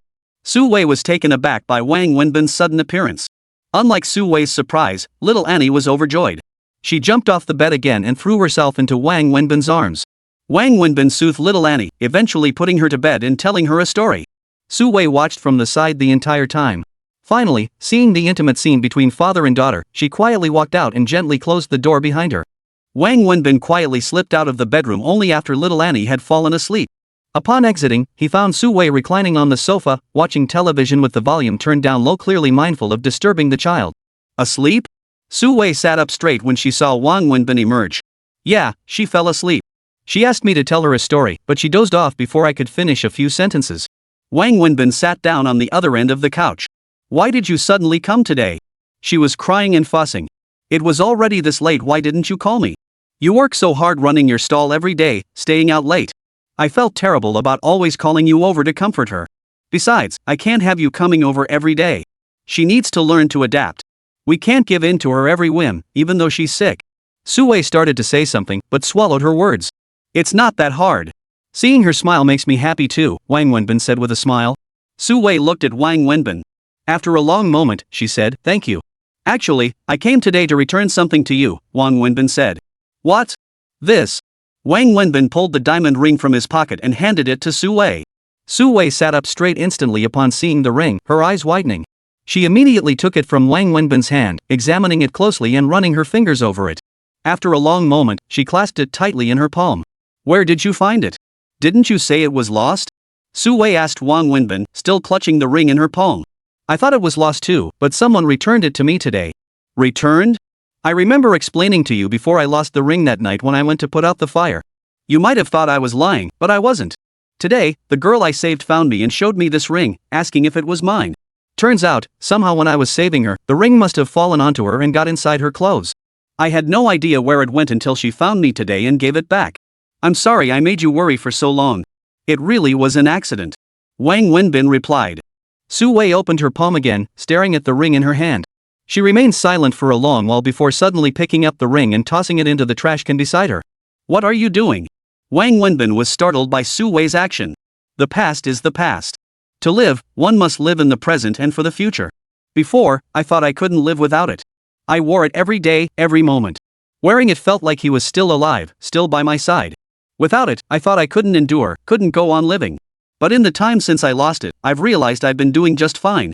Though it's been tough, I've persevered. So now I understand, it wasn't that I couldn't forget, but that I refused to. It wasn't that I couldn't go on without someone, I just created a reason to keep going back then." Su Wei spoke slowly. Wang Wenbin knew exactly who every it Su Wei mentioned referred to. It was exhausting. Because I couldn't bear to forget, because my heart held too many obsessions, I kept forcing myself, leaving myself wounded and utterly weary. These days without the ring, from the initial pain, longing, and sorrow, to the later numbness, adaptation, and habit, ultimately felt like a relief. Even if she couldn't bear to let go, even if she had once loved him deeply, that was all in the past. There would come a day when she had to release all that reluctance and obsession, carry some regret and sorrow, and start a new life without him. Losing the ring might be heaven's way of reminding her it was time to forget him. After all these years, she should start treating herself better. So, since it was lost, she might as well let it go completely. Su Wei sighed and slowly said to Wang Wenbin. She was speaking to Wang Wenbin, but more than that, she was speaking to herself. Chapter 44, Not Mine. You have a point, but don't just throw it away. It's so expensive, tens of thousands of dollars. Wang Wenbin felt a pang of regret looking at the discarded diamond ring.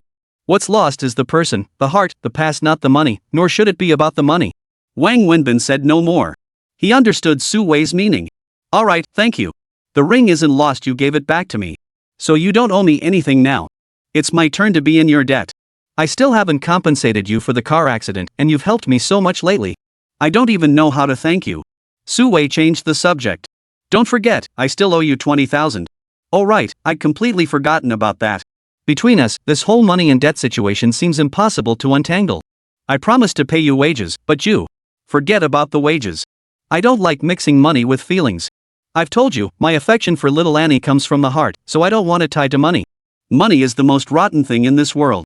Anyone who gets involved with it gets tainted. But then again, you can't avoid it entirely." Wang Wenbin chuckled at his own words before turning serious. "But my feelings for little Annie? They absolutely can't be tainted by money. You really don't want the salary? I told you, I'll give you 20,000 a month. How much do you make selling barbecue at your stall in a month? Are you really just going to turn down that much money?" "I'll earn every penny that's rightfully mine," Wang Wenbin replied with a smile. "But I won't take and don't want a single cent that isn't.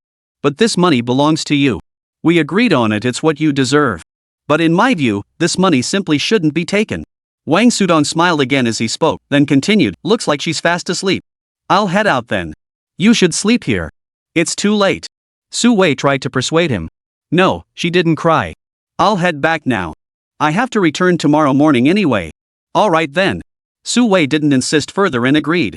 Just as Wang Wenbin was about to leave, and inside the room began crying again, calling out "Daddy." Wang Wenbin felt helpless, and so did Su Wei. Sleep here. There was no other choice. Wang Wenbin smiled wryly and turned to enter the room. Wang Wenbin and Su Wei entered the bedroom together. Little Annie sat on the bed crying. She stopped her tears only when she saw Wang Wenbin come in. "Daddy, don't go. You promised to sleep holding me. Why do you always leave? Every time I wake up, you're gone. You promised to sleep holding me." The little girl wept, her tears falling like rain. "Daddy isn't leaving. Daddy was just talking to Mommy outside. Daddy isn't leaving." Wang Wenbin could only go comfort the child. With no other choice, he took off his coat again. Using the same old method, he climbed into bed still wearing his pants, hugged little Annie, and rocked her to sleep. Su-wei stood there, sighed, then walked to the other side of the bed. She pulled back the covers and lay down on the opposite side. Her daughter's dependence on Wang Wenbin made her feel both annoyed and heartbroken. Much later, Wang Wenbin gently released little Annie and carefully lifted the quilt, preparing to climb out of bed. Is she asleep? Su-wei was on the verge of drifting off herself, but she'd been forcing herself to stay awake because Wang Wenbin was beside her. Seeing his movement, she whispered the question. She's asleep. I'll head back first. Wang Wenbin murmured as he quietly slipped out of bed. It's so late. Sleep in the next room. I had the housekeeper keep it tidy. You can just go straight to sleep. Su-wei reminded Wang Wenbin. Alright, you go ahead and sleep. I'll head to bed too. Wang Wenbin didn't refuse. It was far too late, and besides, this wasn't his first time sleeping here. Some things might feel awkward the first time, but after that initial time, everything seemed less awkward. Just as Wang Wenbin got up to grab his coat and head out, the little girl, who had already fallen asleep, suddenly sat bolt upright in bed. Her eyes wide, she stared at Wang Wenbin and asked, Daddy, you lied to me. You're leaving again. Seeing the child, both Wang Wenbin and Su-wei felt their heads spin. Daddy hasn't left. Daddy just went to the bathroom. Daddy promised to sleep with you tonight, and he will. Mommy promises you that when you wake up tomorrow morning, Daddy will be right here beside you. The three of us will sleep in one bed, okay? Do you believe Mommy? Su-wei said to her daughter with obvious exasperation. Why did you promise her that? Wang Wenbin stammered. Let's sleep here tonight, all three of us together. You hold her while she sleeps. Otherwise, she won't rest easy tonight. She hasn't had a good night's sleep in days because of this. Su-wei felt deeply for her daughter. But this. You sleep over there, I'll sleep over here, and she'll sleep in the middle. We won't touch each other. What's the big deal? Su-wei spoke calmly to Wang Wenbin, but the faint blush on her cheeks betrayed the composure she was trying to maintain. But that's not right. I'm a woman. What are you afraid of? What? Worried this widow might take advantage of you? Worried you'll lose out? Su-wei suddenly felt a surge of irritation. No, that's absolutely not what I meant. Then let's sleep. Su-wei pulled the blanket over herself and turned to sleep on her side. Wang Wenbin could tell Su-wei was upset, though he couldn't fathom why she'd suddenly become angry. He gave a helpless, bitter smile, then took off his jacket and climbed back into bed with his pants still on. Holding little Annie close, he began telling her another fairy tale, one he didn't even know himself, until the child drifted off again. Are you asleep? Just as Wang Wenbin stopped telling the story, Su-wei, who had been facing away from him, turned her body toward him and asked. Yes, she is. I'm sorry, Su-wei apologized. It's fine. I'm just too old-fashioned. I absolutely didn't mean to offend you. Of course, it has nothing to do with offense anyway. It's just that society is like this. There really are differences between men and women. I don't know how to explain it. Wang Wenbin tried to justify himself, but by the end, he didn't even know what he was saying. Hearing Wang Wenbin's final stammer, Su-wei couldn't help but laugh. She smiled and said, You're kind of adorable. I didn't say anything bad about you. Sometimes when women get angry, even we can't understand our own logic, let alone you. I apologize to you. At the same time, she added, and thank you. Truly, thank you. With your companionship, I believe she can live out the final chapter of her life happily and peacefully. Chapter 45, I didn't do anything. The light-hearted atmosphere instantly turned heavy, and both fell silent. Is there truly no way? I refuse to believe it. I refuse to believe heaven could be this cruel to such a sweet, innocent child. Wang Wenbin's voice cracked with emotion. He felt a profound sadness welling up from deep within. No, Su-wei said, grabbing a tissue from the bedside table to wipe her tears. If there was even a 1 in 1,000 chance, I would have tried everything. But there really isn't. There's nothing left. I've done everything I could. I should never have given birth to her. I brought her into this world, yet never gave her happiness, only a broken family and a frail body.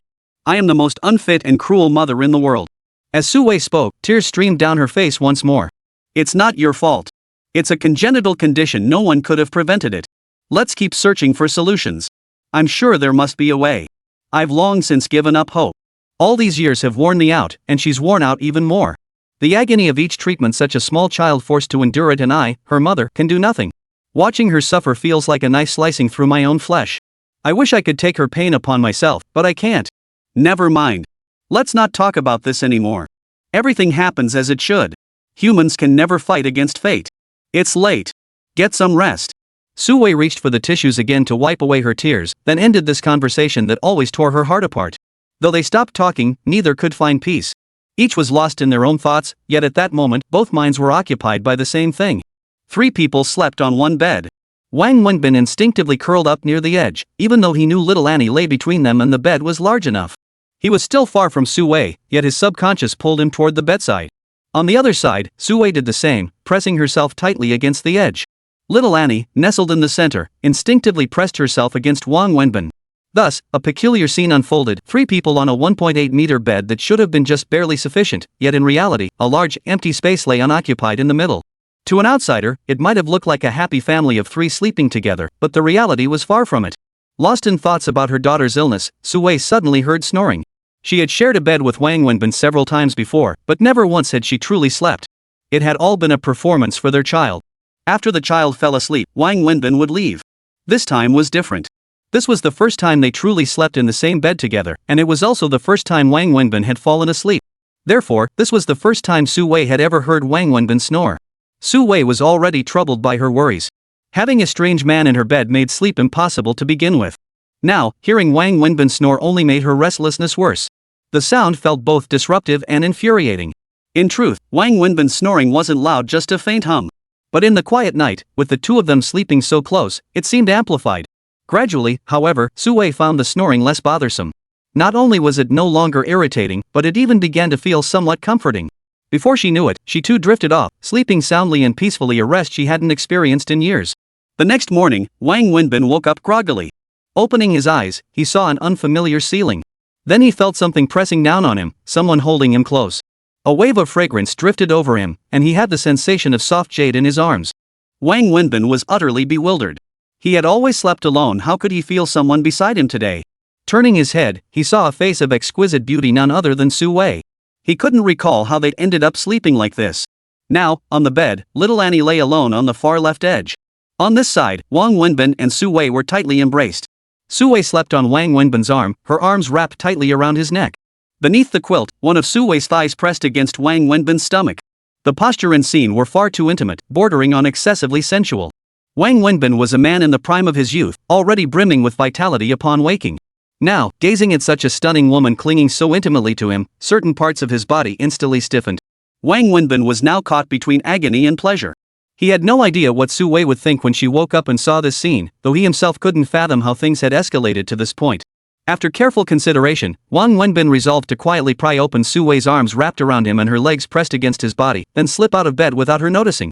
This seemed the only way to defuse the misunderstanding. Just as he was about to act, Su Wei, who had been sleeping with her head on his arm, facing him, suddenly opened her eyes. Thus unfolded the most awkward scene in history, Wang Wenbin staring wide-eyed at Su Wei, while Su Wei stared wide-eyed back at him. Her head rested on his arm, both arms wrapped tightly around his neck. At first, Su Wei hadn't fully processed the situation after waking up. 3 seconds later, she suddenly realized what was happening. She yanked the covers off, wrenched her arms from around his neck, and with a blood-curdling scream, leaped off the bed. Pointing at Wang Wenbin, who was now sitting up on the bed, she shouted, "What were you doing? What did you do?" Su Wei's face was twisted with fury and terror, while Wang Wenbin looked utterly wronged and helpless. "Heaven knows I didn't do anything," Wang Wenbin hurriedly protested. "I don't even know how we ended up like this. I just woke up too. I swear I don't know anything. I promise, I really didn't do anything." Su Wei had been too startled earlier to react. Now, as she sobered up, she recalled their position and felt an unnatural flush spread across her face. That position alone made it clear that even if something had happened, she would have been the one initiating it. Wang Wenbin was merely the passive party.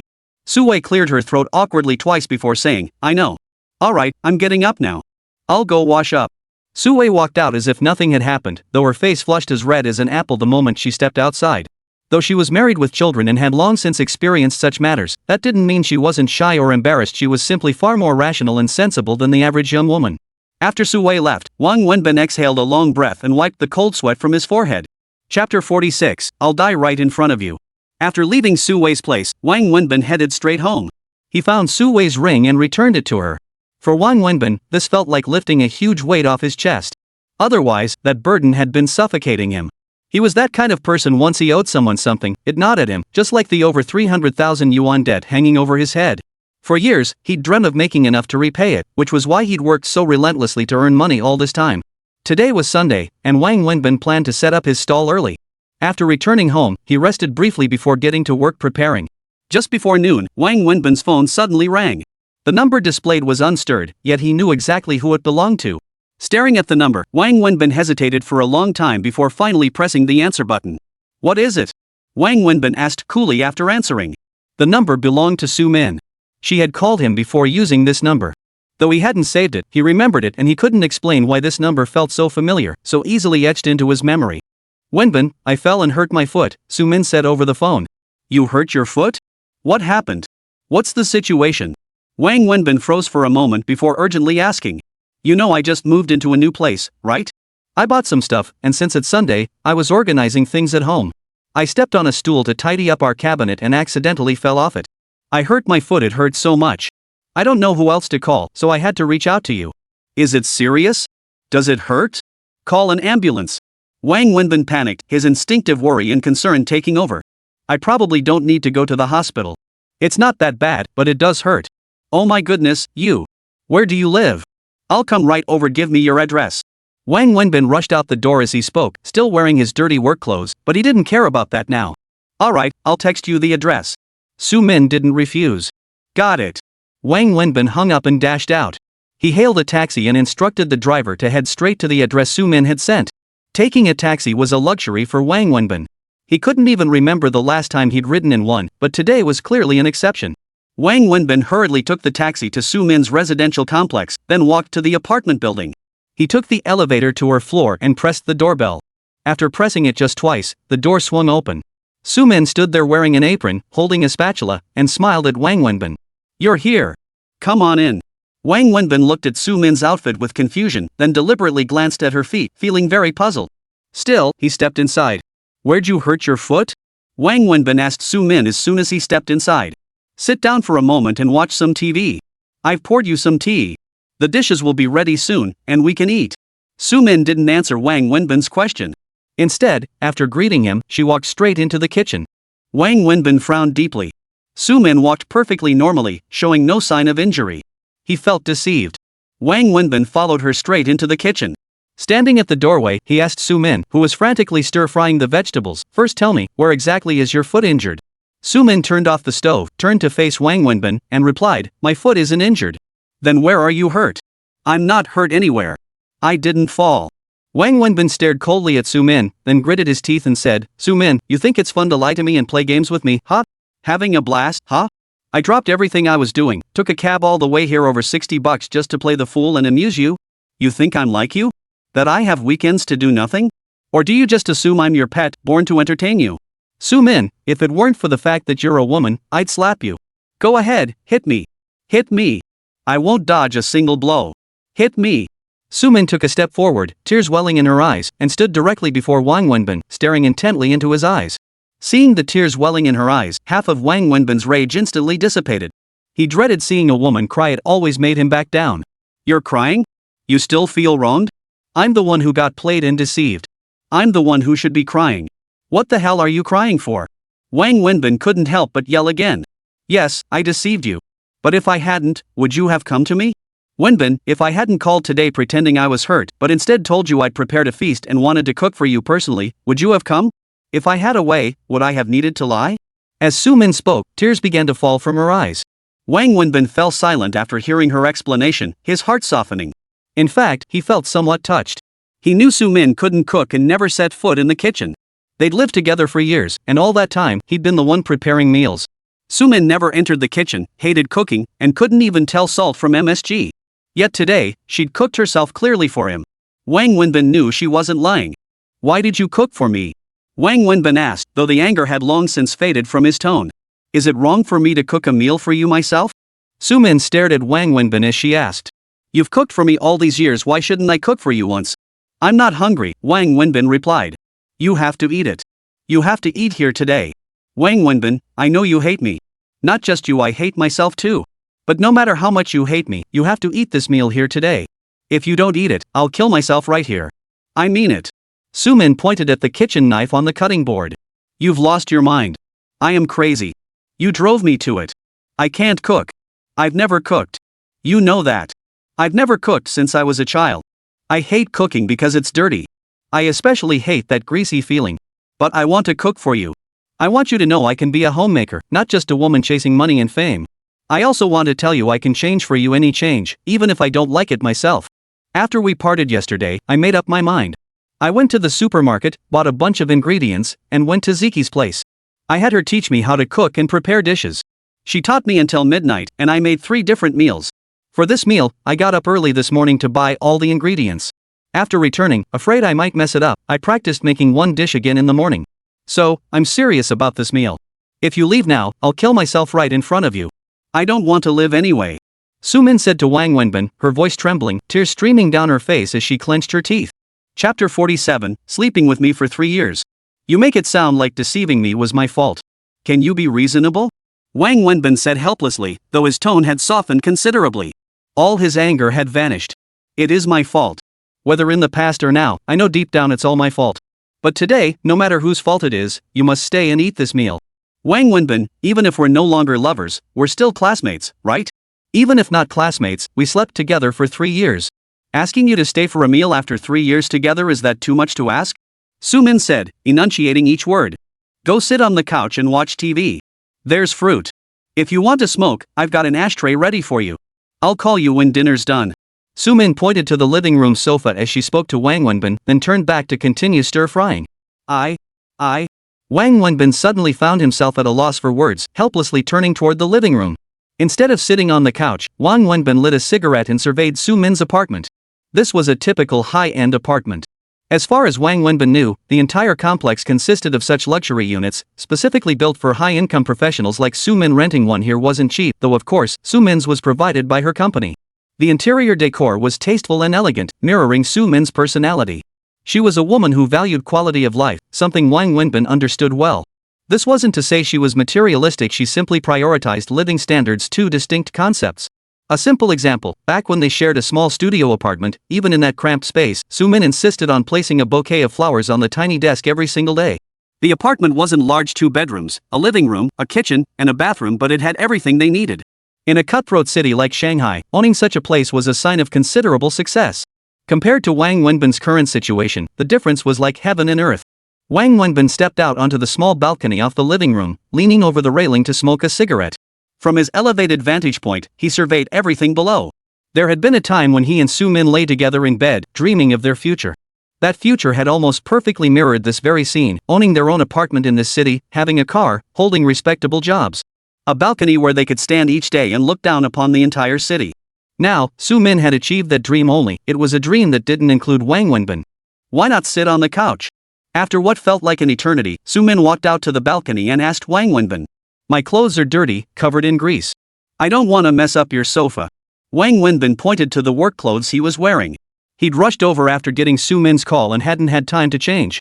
I've given you my heart, why would I care if you stain the sofa? Sumin said softly, then added, dinner's ready. Okay. Wang Wenbin replied, heading straight to the small dining area beside the living room. He pulled out a chair and sat down. Have some wine. I don't drink red wine. I know. I specifically bought a bottle of beer. I also have baijiu. Would you like some? Never mind, beer it is. All right. Sumin fetched a bottle of beer, then slapped her forehead. Oh no. I remembered to buy you drinks but forgot the bottle opener. How are we supposed to open this?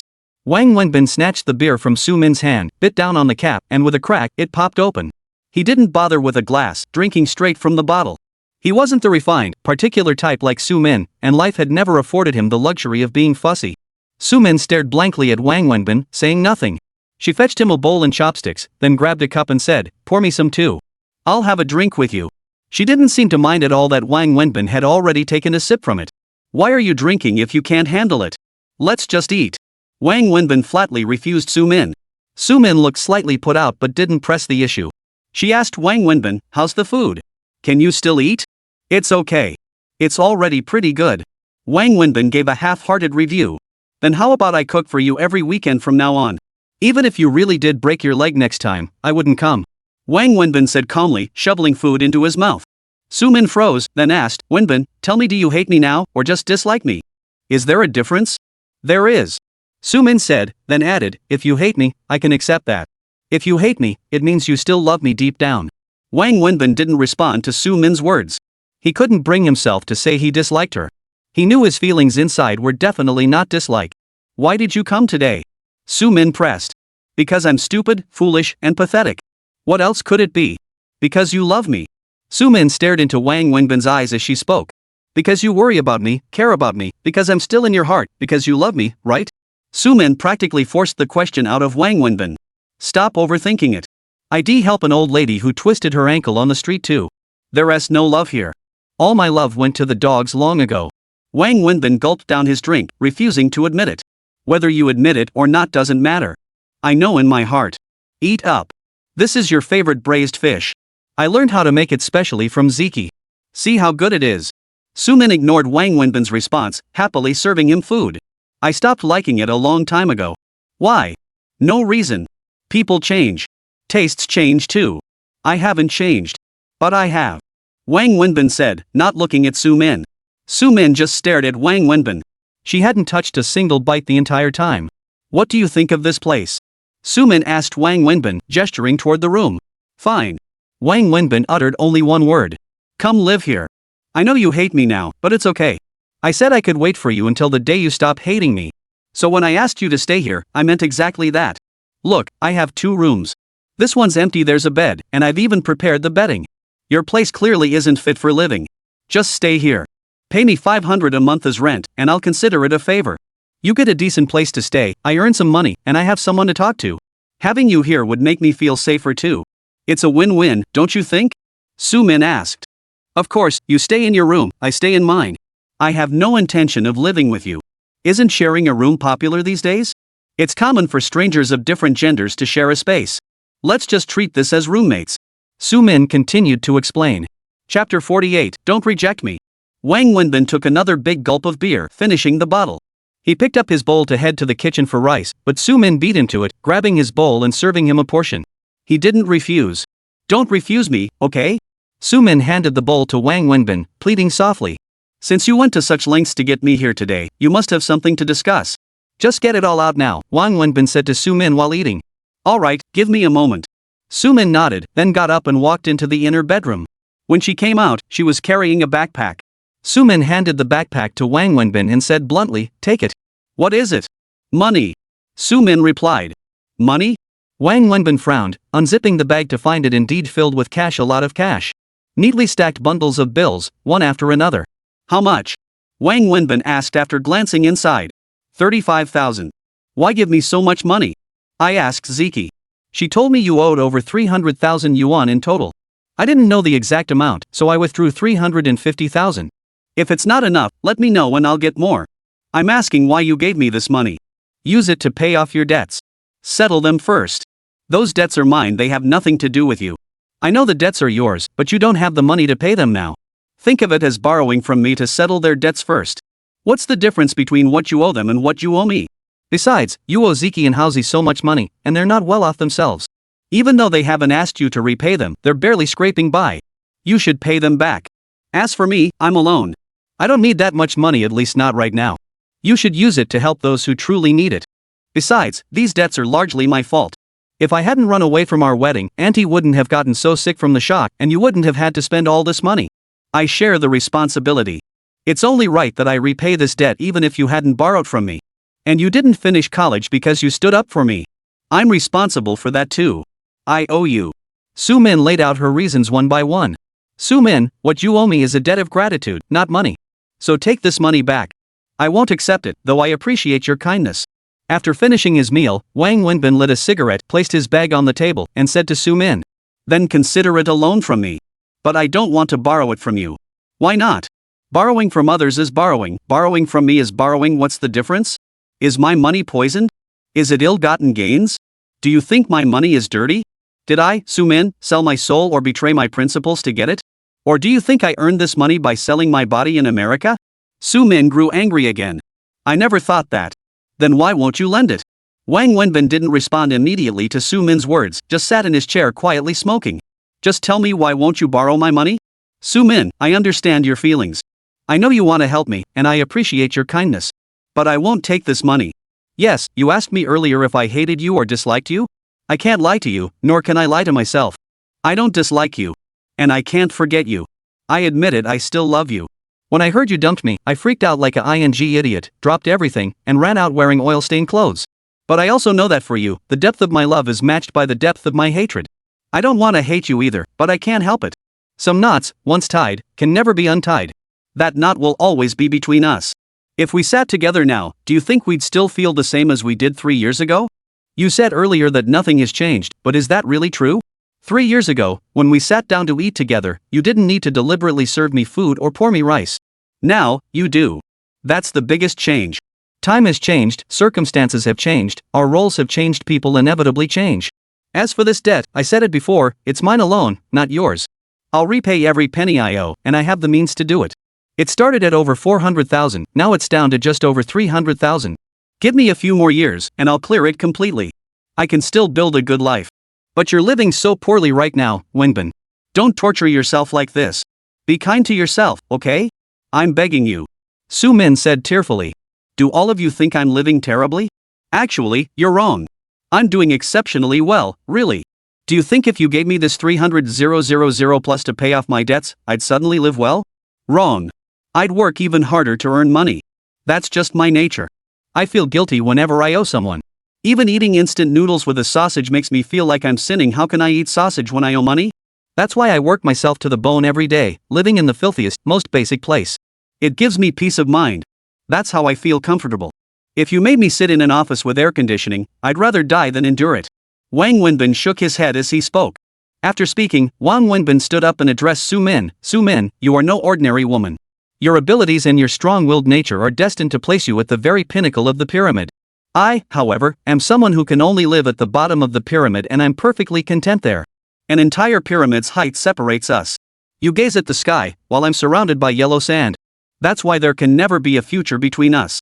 Even if you hadn't run away from our wedding back then, we would have ended up here sooner or later. I've come to understand certain things clearly. In matters of the heart, there is no right or wrong. Therefore, there should be no room for hatred in love, only love or indifference.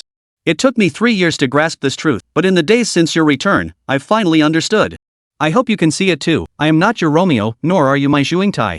Give me time, and I will learn to hate you less. At the same time, I will learn to love you less. I can do it, and you certainly can too. Wang Wenbin looked at Su Min as he spoke. Chapter 49, Hurry up and leave. I'll be going now. Thank you for the meal. It wasn't great, but it wasn't bad either. Truly appreciated. Wang Wenbin said sincerely to Su Min before turning and leaving her home. After Wang Wenbin left, Su Min sat motionless at the dining table, staring blankly at the spread of dishes. Meanwhile, Wang Wenbin, clad in a greasy shirt and puffing on a cigarette, slowly walked out of Su Min's residential complex and waited by the roadside for the bus home. When Wang Wenbin rode his tricycle back to his stall in the evening, he found Zhang Xini already standing there. Today, however, she wasn't deliberately dressed in cheap market clothes. She'd changed back into her usual attire. Her noble aura was palpable even from 2 blocks away. Hey, why are you here again? Wang Wenbin asked, frowning. What's the matter? It seems like you really dislike seeing me. It's not that I dislike seeing you. To be honest, having a beauty like you standing before me makes me very happy. Plus, when you're here, my business is half as good as usual. All those drooling young guys come just for you. Then what's the problem? Why are you frowning? I frown because my heart aches for you. You're a precious young lady, a delicate flower. Coming here every night to be surrounded by smoke and fire, it's pure torture. My conscience just can't handle it. But I like it. I just love being with you. I'm willing, Zhang Xini pouted. But I don't want to. Whether you like it or not, you'll have to like it. I'm staying right here. Try kicking me out if you can. Zhang Xini turned into a little troublemaker. How did a proper young lady like you pick up such a bad habit? You're the one forcing my hand. Zhang Xini pouted again. Stop pouting, okay? When you pout like that, it melts my heart. My heart just can't take it. You're such a smooth talker. Zhang Xini said, her face flushing. What girl doesn't like being told she's beautiful? To be perfectly honest, young lady, you're a genuinely kind and innocent girl, and so beautiful too. As a normal guy, I couldn't possibly dislike you. The main reason I'm asking you to leave is for your own safety. Even though this is the backstreets of the university town, the foot traffic is heavy and the crowd is mixed. You're attractive and well off. Hanging around here late at night just isn't safe. If something happened to you while you were selling barbecue for me, do you think your family would ever forgive me? Besides, I wouldn't be able to live with myself either. Wang Wenbin said this while fiddling with his things. There aren't that many bad people in the world. You just haven't seen them. Let me tell you, bad people exist in every era, it's just a matter of how many. I don't know who the bad guys are, but I know you're a good person. Wang Wenbin was momentarily speechless before replying, alright, you're so innocent the first almost feel guilty revealing society's dark side to you. Someday you'll be sold out by me and still help count the money. If you really did sell me out, I'd accept it willingly. You saved my life in the first place. Zhang Xini walked straight into Wang Wenbin's barbecue stall and started helping him out. No matter how much he protested, she refused to leave. Eventually, Wang Wenbin had no choice but to accept the reality of her staying to assist. He was truly at a loss. He couldn't possibly chase the girl away. She was so sweet and pretty, how could he bring himself to do that? Can I treat you to dinner later? She asked after finally finishing a busy stretch around 11 p.m. when business slowed down. She handed him some tissues to wipe his sweat. Why would you treat me to dinner? Do I need a reason to treat you to dinner? Of course I do. Otherwise, I won't go like last time. I really didn't mean to deceive you. Alright, I'm not blaming you, really. Just don't try to be cute around me anymore, okay?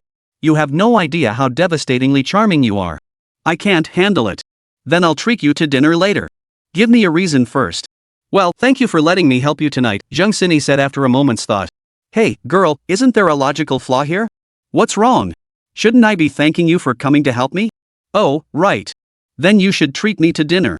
No money. Wang Wenbin replied crisply. Then I'll treat you. Give me a reason. Wang Wenbin, you're being too much. Zhang Xini finally realized he was teasing her on purpose and pouted angrily. Alright, I was just joking. Don't be mad. You know what? Don't get upset either. It's getting late. You should head back. Please, I'm begging you. This place really isn't safe. Wang Wenbin spoke while frowning at a group of men drinking beer and making a racket at the neighboring late-night snack stall, urging Zhang Xini on. These guys clearly look like a bunch of street punks. Wang Wenbin knew them all. They were a gang of thugs who hung around the university town. He'd even paid them protection money before. It was unavoidable. Even though we live in a law-abiding society now, if you really pissed off this bunch of scoundrels, your business would be ruined. He wasn't breaking the law, but every time you came to do business, they'd smash your stuff. You could call the cops and have them locked up for a few days, but once they got out, they'd just smash your place again. They were scoundrels, but you had a family to feed. That's why everyone on this street kept their distance from this bunch. What gave Wang Wenbin a bad feeling was that while they were drinking over there, they kept glancing his way, occasionally pointing and gesturing. It was clear they weren't targeting him, but rather the woman beside him, Zhang Xini, the one who was the root of all his troubles. It's still early. I can't sleep if I go back now. Are you annoying or what? Hurry up and leave, you hear me? Wang Wenbin suddenly snapped, yelling at Zhang Xini. Zhang Xini froze. Just moments ago, Wang Wenbin had been so gentle. How could he suddenly be so harsh? No one had ever spoken to her like this before. All her pent-up frustration burst forth, and tears streamed down her face. Stop crying and get the hell out of here. I hate you. Seeing you annoys me. Have some dignity, will you? A girl should have basic self-respect. I'm kicking you out, so stop clinging to me like a leech. Get lost. Wang Sudong spotted several men standing up and walking toward them. Zhang Xini, however, stood there tearfully, dazed. He had no time to explain to her. Shouting curses, he shoved her, hoping to get her out of there quickly. He knew exactly what kind of people these men usually were. Chapter 50, I'm not dead. I won't leave. I won't leave. Wang Wenbin, you better explain it to me. What did I do to annoy you? What did I do to make you hate me? You better explain it to me. Zhang Xini cried out to Wang Wenbin, refusing to budge. Her stubborn streak had kicked in. Damn it. Fine, I'm begging you. Just leave now. I'll come back later to explain, okay? Wang Wenbin panicked as he saw the man lighting a cigarette and walking toward them. He shoved Zhang Xini out of the stall. I won't leave. Explain it to me first. Once you do, I promise I'll never bother you again. Zhang Xini stood stubbornly rooted to the spot, refusing to budge. Oh, having an argument? A man stepped in front of Wang Wenbin and Zhang Xini, staring intently at Zhang Xini. Nothing. Just disciplining this little girl for disobeying me. It's so late, and she refuses to go back to the dorm. The teacher will be worried. If the police come looking for her, it'll be a hassle. Don't you agree? Wang Wenbin deliberately pulled Zhang Xini behind him, shielding her with his body. Get away from me. Don't touch me. Zhang Xini was still angry with Wang Wenbin and shook off his hand. Wang Wenbin smiled awkwardly at the man and quickly offered, Bro, want something to eat? I'll grill it for you. Consider it a small gesture. Get lost. What if I've never had barbecue? Move aside. I'm here for this girl. The man shoved Wang Wenbin aside with one swift push, then grinned at Zhang Xini. Damn, you're gorgeous. Been hustling around here for years, never seen a student chick this hot. You're making me hot under the collar. Hearing this, Wang Wenbin knew things were about to go south. Zhang Xini, seeing the man's unscrupulous expression, finally sensed something was off and grew fearful. She instinctively pressed herself behind Wang Wenbin and stammered at the man. Who are you? Heard you work at his stall, right? See that over there? That's my big brother. He's taken a liking to you and wants you to come over for a drink.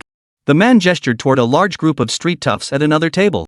Clearly, the bald-headed one was the boss, and the group was drinking beer, laughing loudly over there, though it was unclear what they were laughing about.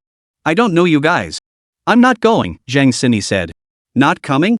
Little girl, do you know who we are? You need money, right? Just go have a drink with my big brother, and this 500 is yours. How about it?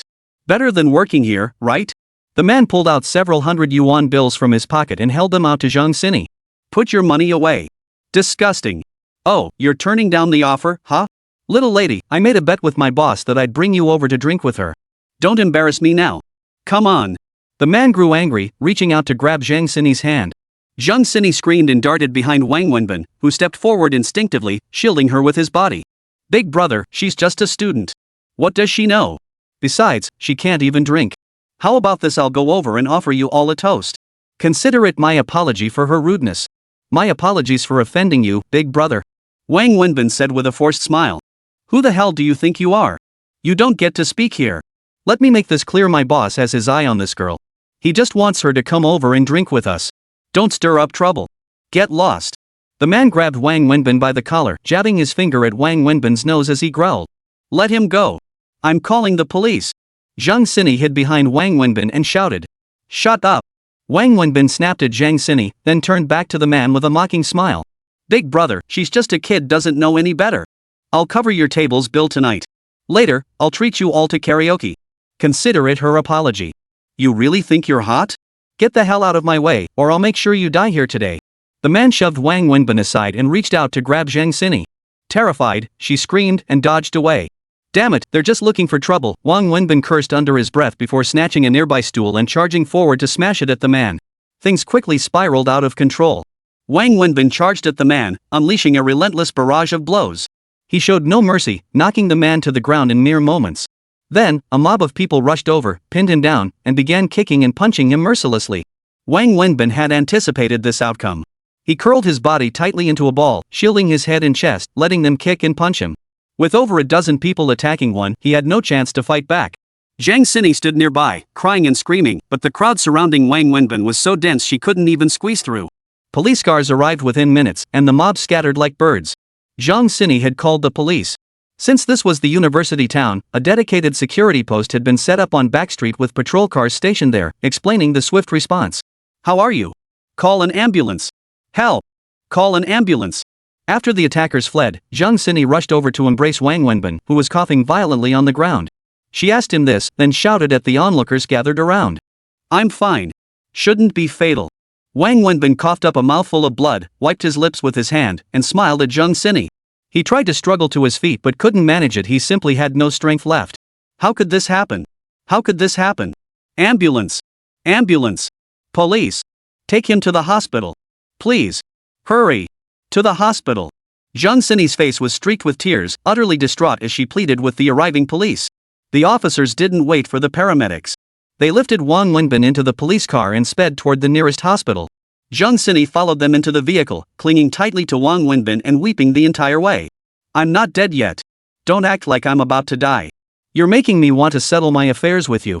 Wang Wenbin couldn't help but smile at Zhang Xini's tear-streaked, grief-stricken face. As soon as he spoke, he coughed violently, spitting blood that splattered onto Zhang Xini's expensive clothes. The normally fastidious Zhang Xini paid no heed to this at all. Seeing the blood made her cry even harder, urgently urging the driving officer to go faster. Does it hurt? Does it hurt? Zhang Xini asked Wang Wenbin through her tears, droplets falling onto his face. It doesn't hurt, but it tastes salty. Wang Wenbin cracked a smile, though his mouth and teeth were covered in blood. Chapter 51, It's all my fault. You're in this state and still have the nerve to joke around. Zhang Xini watched Wang Wenbin's expression, feeling both distressed and exasperated. It's fine. I know my own condition. I won't die. Those bastards can't kill me. Didn't you see how well I protected myself? Anyone else would have been beaten to death already. Only someone like me could survive. Just shut up. Hearing Wang Wenbin's weak, broken voice made Zhang Xini even more frantic. She couldn't help but ask, why were you so stupid? Why did you charge out to fight them? You knew they were just a bunch of thugs, and there were so many of them. Why were you so stupid? Sis, I had no choice. I kept pushing you to leave, urging you to go, but you wouldn't listen. What could I do? Those bastards, that's just how they are. They've been running wild on this street forever. Everyone's too scared to speak up. But today, if I hadn't stepped in and fought that bastard, he'd have dragged you over to be a hostess. I'm not saying he'd do anything worse, but taking advantage of you? That's for sure. You're so pretty, I wouldn't even dare take advantage of you myself. How could I let those bastards get away with it? Wang Wenbin grinned. Can't you just talk nicely at a time like this? I'll be nice. But in that situation, if I hadn't stepped in, I wouldn't be a man. When Wang Wenbin said this, his playful expression vanished, replaced by unwavering resolve. Hearing Wang Wenbin's words, Zheng Xinyi cried even harder. One hand kept stroking his face as she repeated over and over, "How could you be so stupid? So stupid." Though Wang Wenbin was smiling and joking with Zheng Xinyi, insisting everything was fine and appearing completely at ease, it was all an act. His internal organs ached intensely, and blood kept welling up in his mouth. To spare Zheng Xinyi's worry, he forced himself to swallow every drop. The pain was almost unbearable. After being beaten and kicked by over a dozen people for so long, the extent of his injuries was obvious. The police sped him to the nearest hospital with sirens blaring. Emergency medical staff were already waiting outside. As soon as the police arrived, they lifted Wang Wenbin onto a stretcher and rushed him into the emergency room. What followed was a complete haze for Wang Wenbin. He felt like a puppet being manipulated by doctors and nurses. He hadn't lost consciousness, he was aware throughout, but his mind was foggy. He only knew that after what felt like an eternity, he was finally wheeled into a hospital room. "I'm sorry. It's all my fault. I'm the one who messed up. If I hadn't been so stubborn and just left back then, you wouldn't be like this now." Zheng Xinyi sat by the hospital bed, tears streaming down her face as she spoke to Wang Wenbin. On the other side, several nurses bustled around him, one fiddling with equipment, another hanging 4 bottles to administer medication. "This has nothing to do with you. I've had it with these jerks for ages." "Wait, nurse? What's the deal with my injuries? What did the doctor say? I'm not going to die right away, am I?" Wang Wenbin turned to ask the nurse busy nearby. "We wouldn't know, ma'am. We're just nurses. You'd have to ask the doctor about the specifics. But rest assured, it's definitely not life-threatening. If it were, you wouldn't have been moved out of the ICU. Being in a regular ward means it's not too serious." The nurse replied while continuing her work. "Hear that? Told you I wouldn't die. Stop crying. If others see you, they'll think I'm on my last legs. Don't scare people." Wang Wenbin chuckled at Zheng Xinyi. "The doctor said you have a mild concussion and fractures in your hands and feet. Those must be from that group beating you up. How painful." Zheng Xinyi started crying again as she spoke. "Broken bones? You mean they actually snapped my bones? No wonder I knew it had to hurt this bad. Broken bones for sure. If a whole gang couldn't break my bones, they'd be useless. Did the doctor say how they'll treat it?" "The doctor said something about treating open fractures first, then operating on closed ones, but I didn't really understand. He did tell me, though, that fortunately your fracture didn't damage any major nerves or blood vessels or something like that. I didn't quite catch it all. Don't worry, it's nothing major. He'll need hospitalization and surgery, but it just depends on the extent and type of procedure. You don't need to fret too much, it's not a big deal. A month or so in the hospital should see him fully recovered." An older nurse said this while giving Wang Wenbin an 4 injection. A month? Wang Wenbin couldn't quite accept that. It takes 100 days to heal broken bones, and yours is a fracture. You absolutely must wait for the bone to set and heal before getting out of bed. This isn't something to joke about. The older nurse left after finishing the 4 insertion. When did hospitals get so luxurious? This ward looks like a hotel suite and I'm the only patient here? What hospital is this? Only then did Wang Wenbin notice his surroundings. Seeing the sofa, TV, and even a refrigerator beside him, he couldn't help but ask. "This is a special care ward." "Special care ward?" Wang Wenbin was taken aback. Then he asked, "Why am I in a special care ward? Just because I got beaten up? I requested it. I called my dad and had him pull some strings. Those regular wards are way too crowded and uncomfortable. You're already badly injured, how could you recover properly in one of those? That's not the point. The point is, how much does it cost per day to stay here?" Wang Wenbin zeroed in on the crucial question. "I don't know. I didn't ask." "Oh my gosh, what time is it now? How can you still be worrying about money? Get your injuries treated first. The doctor said you should just lie here and not move at all. Most of your fractures have been immobilized. You can't move. Call me if you need anything." Zheng Xinyi quickly held Wang Wenbin back when she saw him trying to sit up in excitement. "Of course I care about money. I have no income staying here. If I don't save up, how will I pay for medical expenses?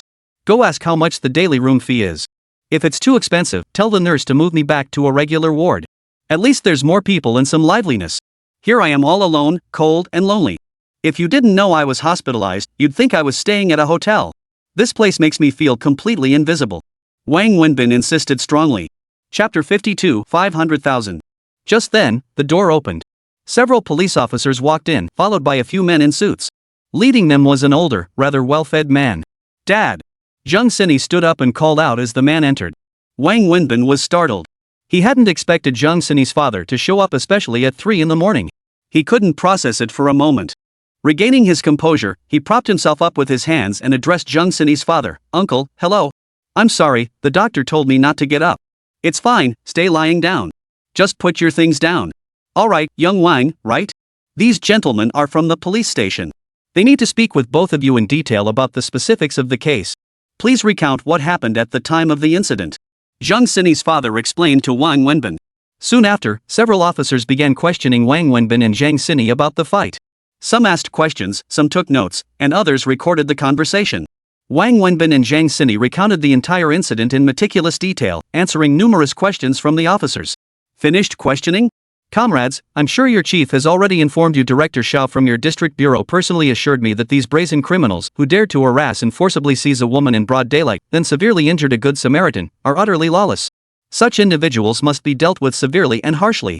Director Xiao promised me not a single one will be spared. Zhang Xini's father addressed the officers, clearly applying pressure to them. The officers nodded hurriedly and walked away. Xiao Wang, how is it? What did the doctor say? Zhang Xini's father approached the bedside and spoke kindly to Wang Wenbin. The doctor said it's nothing serious. She'll be fine after a few days in the hospital. Thank you for your concern, uncle. I feel terrible making you come out so late. Wang Wenbin replied apologetically. Dad, the doctor said his internal organs suffered varying degrees of damage, and he has multiple fractures all over his body. You wouldn't believe it, over a dozen people were beating him up. He stepped in to protect me, Zhang Xini said, breaking down in tears again. I see. Young Wang, thank you so much. From what Xine said, you were also the one who rescued her from the fire last time, right? I've been meaning to find you to thank you in person, but she kept stopping me. So here, I must express my gratitude to you. Uncle, you're too kind. Really, it's nothing, just a small favor. And honestly, today's incident was my fault.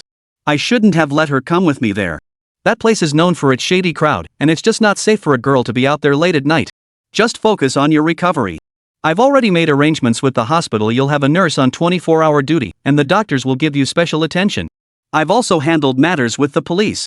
Rest assured, not a single one of those who attacked you will get away. They will face the full force of the law. Thank you, uncle. I'm truly sorry for all the trouble you've gone through. Xine, let's go home. Zhang Xine's father said to her. Dad, you go ahead and head back. I'll stay here. What are you staying here for? What time is it? Zhang Xini's father grew visibly annoyed. Wenbin is injured, and badly. Someone needs to be here to care for him. I can't leave. I've already arranged for a nurse to provide round-the-clock care. The nurse will be here shortly, and there will be nursing staff here for the next 20 hours. You've never even been able to wash your own clothes since childhood. What do you know about caring for someone? Stop causing trouble and come home with me. No, I won't go back. Wenbin was beaten like this protecting me. How could I not stay with him now that he's hospitalized? Zhang Xini, don't test your father's patience time and again. You refuse to live in the comfortable home we provided, insisting on moving out to live independently. Fine, I let you be independent. But then you rented some old, rundown place with zero safety measures. A fire nearly burned you to death. I thought that incident would teach you a lesson, but it didn't. Now you want to move out again, threatening suicide. And what's the result? You're a young woman, can't you just stay home at night, sleep, watch TV? Where were you going? Where do you think you belong? Have you ever considered what would have happened tonight if Xiao Wang hadn't risked his life to protect you? You have absolutely no idea how dangerous the world is. This is my final warning, come back home with me. Zhang Xini's father was furious. No matter what you say, I'm not going back. I have to stay at the hospital with Wenbin. Zhang Xini was stubborn too. Your mother and I spoiled you rotten growing up, and now it's nearly caused a major problem. You lot, take her back home. If she dares cause trouble tonight, tie her up. Zhang Xini's father said coldly. Go ahead, Dad. If you really do this, I'll die right here in front of you. Zhang Xini stood up and declared defiantly. Wang Wenbin knew Zhang Xini's stubbornness all too well. If not for her temper, he wouldn't be lying in this hospital bed now. Zhang Xini, listen to me. Go home. I'm fine here. Uncle has arranged for a nurse to care for me. You don't need to worry about me. It's okay. It's late. You should go home and consider Uncle and Auntie's feelings. You can't do much here. I want to sleep and I can't rest with you here. Wang Wenbin tried to comfort Zhang Xini. But there's no but. You go home first. If anything happens, I'll call you, okay? My phone is right here. Wang Wenbin glanced at his phone resting beside the bed. You should go home first. Then, I'll leave now. I'll come see you again tomorrow morning. Zhang Xini said reluctantly. Go home first. With that, Zhang Xini was escorted out by several men in suits. However, Zhang Xini's father remained behind. Xiao Wang, I came today to have a frank and open conversation with you. Uncle, please speak. I want to thank you once again. If it weren't for you, who knows what would have become of Xini. You are a great benefactor to our family, and I am deeply aware of that. You're making too much of it. Saving her was just a small gesture. Even if I hadn't rushed in, the firefighters would have saved her. Zhang Xini's father waved his hand, signaling Wang Wenbin to stop speaking. I know right from wrong, and I'm not ungrateful. But gratitude is one thing. As a father, I'd rather she didn't get too close to you. My words might sound blunt and make you uncomfortable, but Xiao Wang, this is the reality of society. I've had people look into you. And you should know you're not from the same world as her. Getting too close won't do either of you any good. Take tonight's incident, it shouldn't have happened at all. She shouldn't have been there in the first place. Do you understand what I'm saying? Chapter 53, Dignity and Courage. Wang Wenbin lay on the bed, silent. After a long while, he smiled faintly and nodded. I understand what you mean, uncle. I agree. It's true she and I are worlds apart. Rest assured, uncle. From this day forward, I will have absolutely no further contact with her. Good. You're a smart young man. I believe you'll go far in life. Here's 500,000 yuan. Consider it uncle's apology, or my way of showing my gratitude. Take it. Also, here's my card. Whatever you need help with in the future, give me a call. If it's within my power, I'll do it. Zhang Xini's father handed Wang Wenbin a card. No, uncle, I can't accept this money. Wang Wenbin's hands were immobilized, so he could only shake his head. Take it. Zhang Xini's father placed the card beside Wang Wenbin's pillow. It's admirable that young people have principles and integrity, but after living in this world for a few more years, you'll realize that money is what truly matters. Focus on your recovery without worry, I'll handle everything with the hospital and the police. With that, Zhang Xini's father turned and walked out, followed by two young men in suits who appeared to be bodyguards. Wang Wenbin lay motionless on the hospital bed, not unwilling to move, but unable to. Beside his pillow lay a card containing 500,000 yuan. He desperately wanted to light a cigarette, but he couldn't. Clearly, the nurse who had just entered and sat on the sofa not far from Wang Wenbin's bedside would never allow it. The pain Wang Wenbin felt wasn't from his physical injuries. It was Zhang Xini's father's sharp words, stabbing into his heart one by one. The agony in his heart was far more unbearable than the pain in his body. Wang Wenbin knew himself well. From the moment he learned Zhang Xini's background, he deliberately avoided her. He understood they belonged to different worlds. He'd long grasped the harsh realities of this society. Yet, knowing this in his heart was one thing, receiving this card from Zhang Xini's father was another entirely. To Wang Wenbin, this card was an insult. Zhang Xini's father's words were unambiguous: take this 500,000 yuan and sever all ties with Zhang Xini from this day forward. Wang Wenbin had never intended to maintain any connection with Zhang Xini. Yet, this 500,000 yuan utterly shattered the fragile pride he had used to shield his outwardly strong but inwardly vulnerable self. Moreover, Zhang Xini's father's words were equally brutal, each one cutting deep. He told Wang Wenbin that in this society, integrity and courage were worthless. Indeed. Utterly worthless. Take tonight's incident, for example. Wang Wenbin had shown his guts, risking his life to protect Zhang Xini. And what was the result? He ended up lying here, nearly beaten to death. Yet Zhang Xini's father arrived effortlessly, bearing an order from some deputy director of the District Public Security Bureau. Though he didn't want to admit it, Wang Wenbin had to concede that integrity and courage were worthless in the face of money. Zhang Xini's father's words also implied to Wang Wenbin, your courage might move Zhang Xini, but it couldn't protect her or yourself. It was utterly useless. Wang Wenbin had never intended to move Zhang Xini, but reality was starkly clear. Though Zhang Xini's father's surreal words stabbed Wang Wenbin repeatedly until he was covered in blood, they also made him understand so many things all at once. Lying there in the hospital bed, Wang Wenbin's mind cleared from its previous fog, becoming crystal clear. The young nurse by his side periodically checked on him, asking if he was thirsty or needed to use the restroom, while the 4-drip beside him flowed steadily, bottle after bottle, almost without pause. Wang Wenbin lay in that hospital bed, eating and sleeping in a daze. He felt like his entire being was falling apart. It wasn't until the afternoon of the next day that he received a call from an unknown number. Since his arm was immobilized and he couldn't move it, he had to ask the nurse to answer the phone for him. Hello? Wenbin, it's me. My dad confiscated my phone, so I'm calling you secretly from my mom's phone, Jung Sinny said on the other end. Hearing that even her phone had been confiscated didn't surprise Wang Wenbin. How are you doing? Jung Sinny asked again. Don't worry, I'm fine. I'm feeling much better today. It's comfortable here. The young nurse is not only pretty but also very attentive. I think I'll be discharged in a few days. What nonsense are you talking about? How could you possibly be discharged in a few days? You absolutely must not do anything rash. You can only leave when the doctor says you can, you hear me? Jung Sinny sounded anxious. Okay. My dad locked me up at home. Someone's watching me. I can't get out. He's really furious this time. He's genuinely angry. If I tried to kill myself, he wouldn't care. I'm completely helpless. I'm sorry, Wenbin.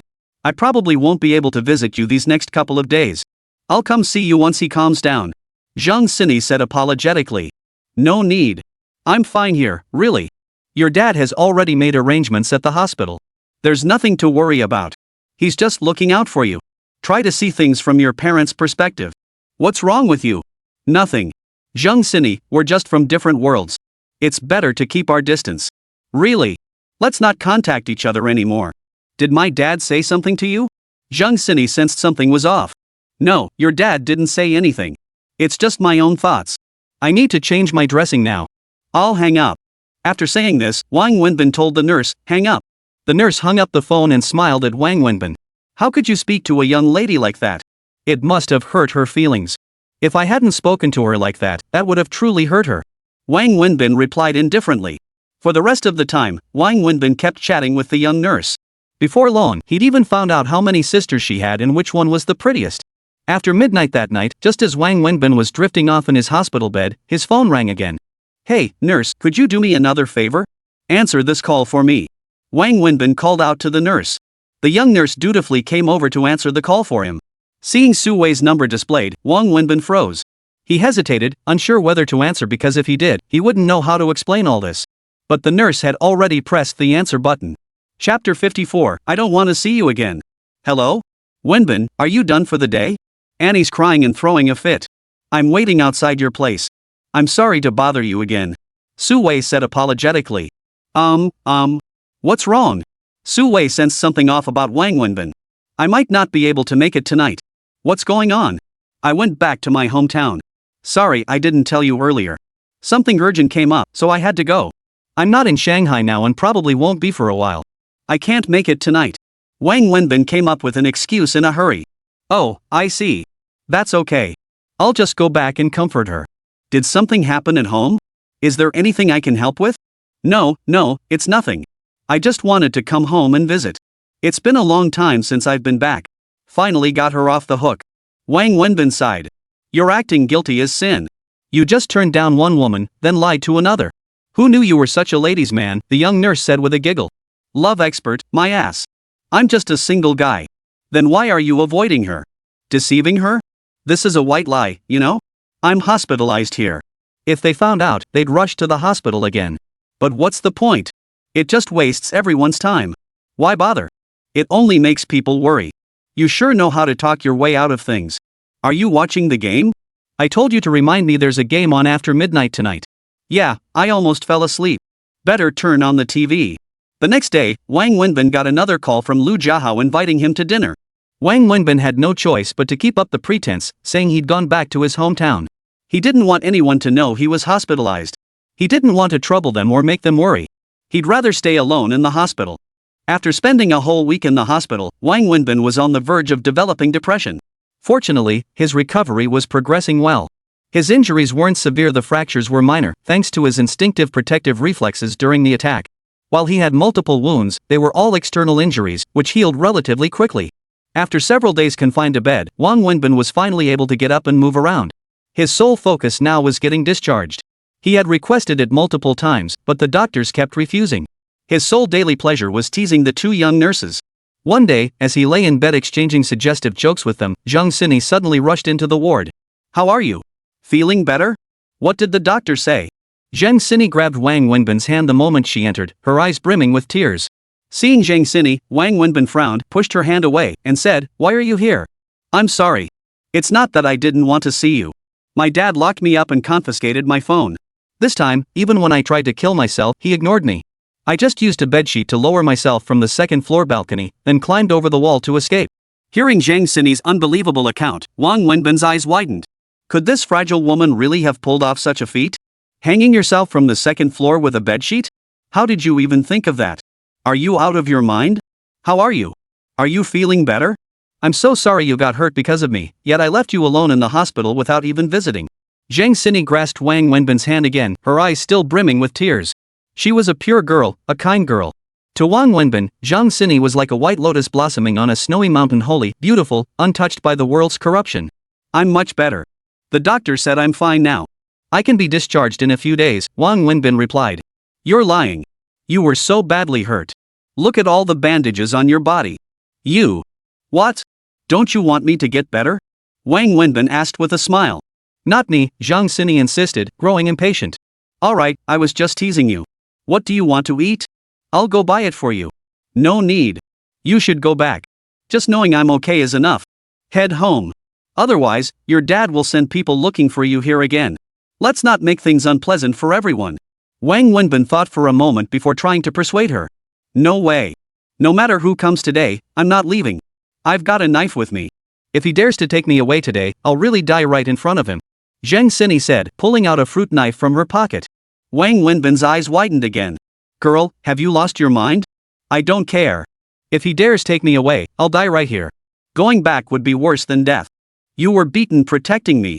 You're hospitalized with such severe injuries because of me, yet I've ignored you completely. What kind of person am I? I must stay here to care for you. You're my benefactor, my savior.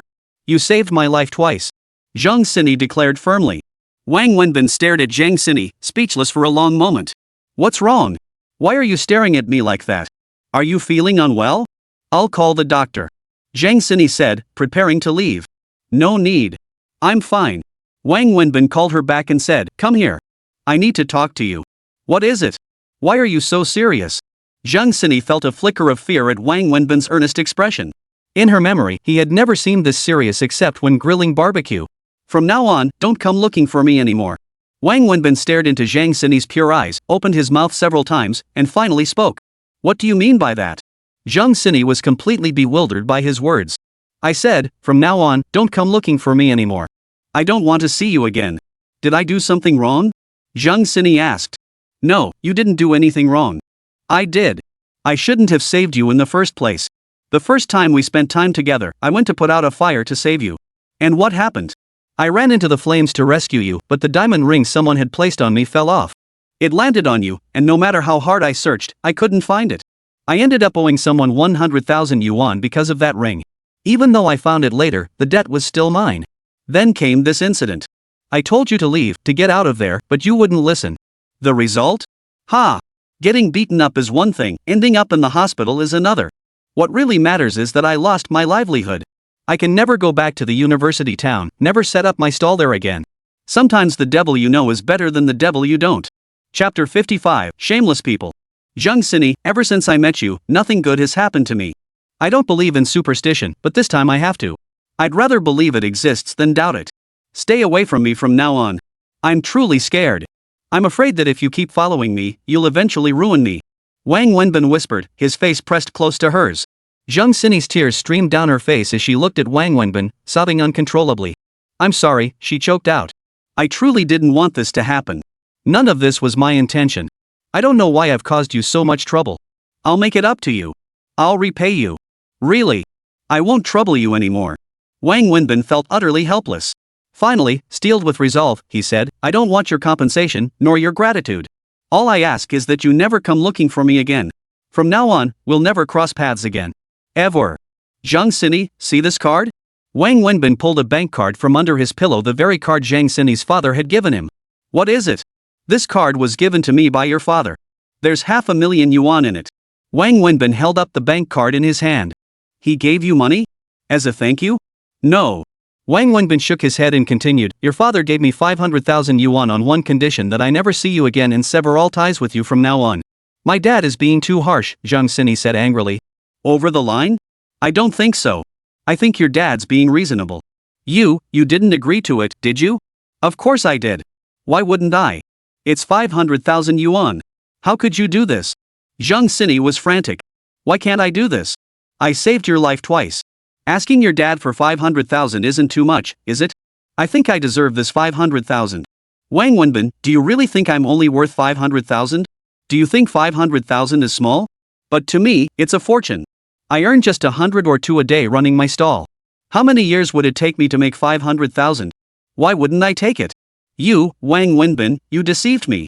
You're not this kind of person. Zhang Sini shook her head repeatedly. Then what kind of person do you think I am? A saint?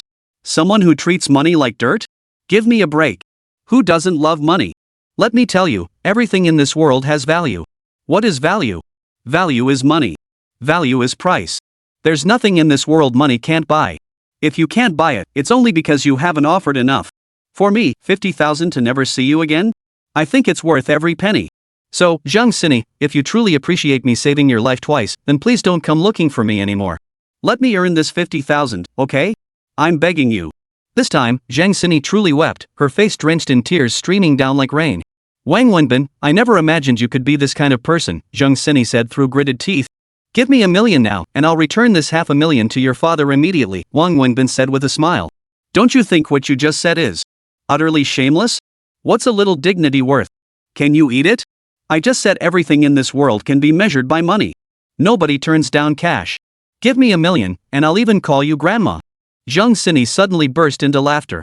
She pulled a tissue from the nearby box to wipe the tears from her face and said to Wang Wenbin, I've misjudged you. You want this 500,000, right? Fine, I'll grant you your wish. From now on, we'll never cross paths again. With that, Zhang Sini turned and ran out. As she dashed away, the tears she just wiped away began streaming down her face once more. After Zhang Sini left, Wang Wenbin fell silent. Lying on the bed, he stared blankly at the ceiling, not uttering another word. That same afternoon, Wang Wenbin left the hospital alone. Wang Wenbin had discharged himself. After signing a waiver of liability for any complications with the doctor, he settled his bill and left. Before departing, he specifically requested a printout of his hospitalization expenses. He boarded a bus at the hospital entrance to return home, keeping his discharge a secret from everyone. He knew his own body well. While he was mostly recovered, he remained quite weak. But Wang Wenbin also understood there was no need to stay in the hospital any longer. Resting at home would do him good. Crucially, the daily cost of staying in the hospital was simply too high. Given his temperament, staying there felt like torture. Returning to his dilapidated shack in the slums, Wang Wenbin carried a bucket to the communal bathhouse for a wash. After changing into clean clothes, he ventured out once more. This time, Wang Wenbin was extravagant. He hailed a taxi by the roadside and handed the driver a business card with the address written on it as soon as he got in. The cab finally stopped in front of an imposing building. The taxi wasn't even allowed through the main gate, stopping outside instead. Wang Wenbin got out and walked to the entrance, where he was stopped by the security guard. After explaining at length, he finally registered his ID and was permitted entry. Entering the courtyard bearing the large characters Ruihua Group, he walked straight toward the building. On the first floor, he approached the receptionist. Hello, where might I find Chairman Zhang Mingyang's office? Who are you looking for? The receptionist, thinking she had misheard, asked again to confirm. I'm here to see your chairman, Zhang Mingyang. Why? Isn't your chairman named Zhang Mingyang? Wang Wenbin glanced at his business card again. Yes, sir, our chairman is indeed Zhang Mingyang. However, meetings with him require prior appointment. May I ask who you are? The receptionist remained polite, though her eyes betrayed a hint of disdain. I have business with him. Here's his card. He told me to bring it when I needed to see him. Wang Wenbin understood the situation and handed the card to the receptionist. The young lady took the card and glanced at it. The disdain in her eyes vanished instantly. She handed the card back to Wang Wenbin with both hands and respectfully said, Sir, please follow me. Wang Wenbin followed the receptionist into the elevator. She escorted him all the way to the chairman's office before stepping aside. Wang Wenbin knocked on the door. A woman in her 30s opened it. Who are you? Who are you here to see? The woman's tone was far less respectful than the receptionist's had been. Having learned his lesson, Wang Wenbin didn't say much. He simply took out his business card and handed it to her. I'm here to see your chairman. This is the card he gave me. He instructed me to come directly to his office if I needed anything. Chapter 56, Paying Back the Debt. The woman took the card, glanced at it, then looked up at Wang Wenbin with a puzzled expression before saying, Please wait a moment. I'll go announce your arrival. What is your name? Wang Wenbin. Alright, please wait. After saying this, the woman walked into the inner office. Clearly, she was Zhang Mingyang's secretary. About a minute later, she emerged from the inner office and said to Wang Wenbin, "Please come in." Wang Wenbin followed the woman into the inner office. The inner office was spacious and lavishly decorated, featuring floor-to-ceiling windows. Zhang Mingyang, Zhang Sini's father, sat in an opulent executive chair behind a massive desk. "Hello, uncle," Wang Wenbin said respectfully as he entered. "Sit down. You were discharged so quickly?" Zhang Mingyang glanced at Wang Wenbin, his tone neutral. No one could quite decipher the meaning behind his gaze. Wang Wenbin sat down in the chair and nodded. "Yes, I was discharged today." "So soon? Fully recovered?" "Fully recovered. Thank you for your care, Uncle Zhang. Without your help, I wouldn't have healed this quickly. It was my duty. You were injured for Sini's sake. I owe you. My shift is almost over. Let's get straight to the point. What do you need me to do? Ask for anything. Whatever I can manage, I'll do it. I owe you." Zhang Mingyang leaned back in his executive chair, addressing Wang Wenbin. Hearing Zhang Mingyang's tone, Wang Wenbin's mouth twitched involuntarily. He gave a cold chuckle before replying, "You've misunderstood. I didn't come here today to ask for your help with anything." "Oh? Then why did you come see me?" "This is the card you gave me. I haven't touched it." Wang Wenbin respectfully placed the card Zhang Mingyang had given him at the hospital onto Zhang Mingyang's desk. Zhang Mingyang frowned. "This covers all my hospital expenses." Wang Wenbin then pulled a thick stack of cash from his pocket, a mix of bills and coins, and laid it on the desk. "Here's the hospital bill they gave me, uncle. Take a look and see if anything's missing." Wang Sudong pulled out the bill and placed it on the desk. Zhang Mingyang leaned back in his executive chair, watching Wang Wenbin without glancing at the card or money before him. "What do you mean by this?" Zhang Mingyang asked Wang Wenbin indifferently. "Uncle, please don't misunderstand. I mean no offense. I shouldn't have accepted this card in the first place, nor could I. At the time, I was physically unable to return it to you. So today, after being discharged, I came to give it back. Besides, these medical expenses should have been my responsibility. I couldn't possibly let you cover them," Wang Wenbin explained. Zhang Mingyang continued to stare at Wang Wenbin, tapping his fingers on the table before smiling. "You still hope to continue seeing Sini, don't you?" Wang Wenbin smiled at this too, shaking his head. "Uncle, you've misunderstood again. I already promised you in the hospital I won't have any further contact with Sini. You're absolutely right, she and I aren't from the same world. Sini came to the hospital to see me once afterward. I made it perfectly clear to her that I would have no further contact with her. Moreover, I told her that between you and me, we struck a deal. I took your 500,000 yuan guaranteeing I'd never contact her again. She despises me now and hates me, so I don't think she'll come looking for me again. I'm telling you this, uncle, for two reasons. First, to ease your worries, I won't have any further contact with her. Second, I hope you won't tell her about me coming here today to return this card." After hearing Wang Wenbin's explanation, Zhang Mingyang's expression softened considerably. "Tell me, why did you do this? Which thing are you referring to?" "This, and this." Zhang Mingyang gestured toward the money and card before him, then continued, "Since you've decided to cut ties with her, why not take this money? Is it not enough?" "No, it's not too little. It's a lot." Wang Wenbin shook his head. "I'm just a barbecue vendor. My life barely covers basic needs. 500,000 is an astronomical sum to me. But no matter how much it is, I can't take it because this money isn't mine. I shouldn't take it, and I can't take it. I wasn't exactly friends with your daughter, but we knew each other. There was some bond there, and I don't want that bond to be tainted by money. Besides, I agreed to cut ties partly because I know being with me wouldn't do her any good, and partly because of my pride." When Wang Wenbin said pride, he looked directly at Zhang Mingyang. Those two words carried a hint of anger, and Zhang Mingyang understood it. "Therefore, I cannot accept this money. Let others look down on me if they wish, but I refuse to become the kind of person I myself despise. Here is the hospital bill. I counted it several times, not a single penny should be missing. Once again, thank you, uncle, for all your help with my hospitalization." "Thank you." Wang Wenbin stood up and bowed to Zhang Mingyang. It was a genuine bow. Zhang Mingyang had done so much for him this time, arranging matters at the hospital, applying pressure to the police station. Without Zhang Mingyang, things might have turned out very differently. After bowing, Wang Wenbin turned to leave. "Wait a moment," Zhang Mingyang called out to Wang Wenbin. "Is there something else, uncle? Do you hate me?" Zhang Mingyang asked Wang Wenbin directly. "I don't hate you. I hate myself for being so useless. I never intended to get involved with your daughter, but it's hard not to feel resentful when people look down on you. I think you can understand that, uncle." Wang Wenbin was equally forthright. "Understood." Zhang Mingyang nodded. "I won't keep you any longer, uncle. I'll take my leave now." Wang Wenbin turned to leave once more. "Take my card." If you ever need anything, bring it here anytime. I'll help if I can. Zhang Mingyang called Wang Wenbin back.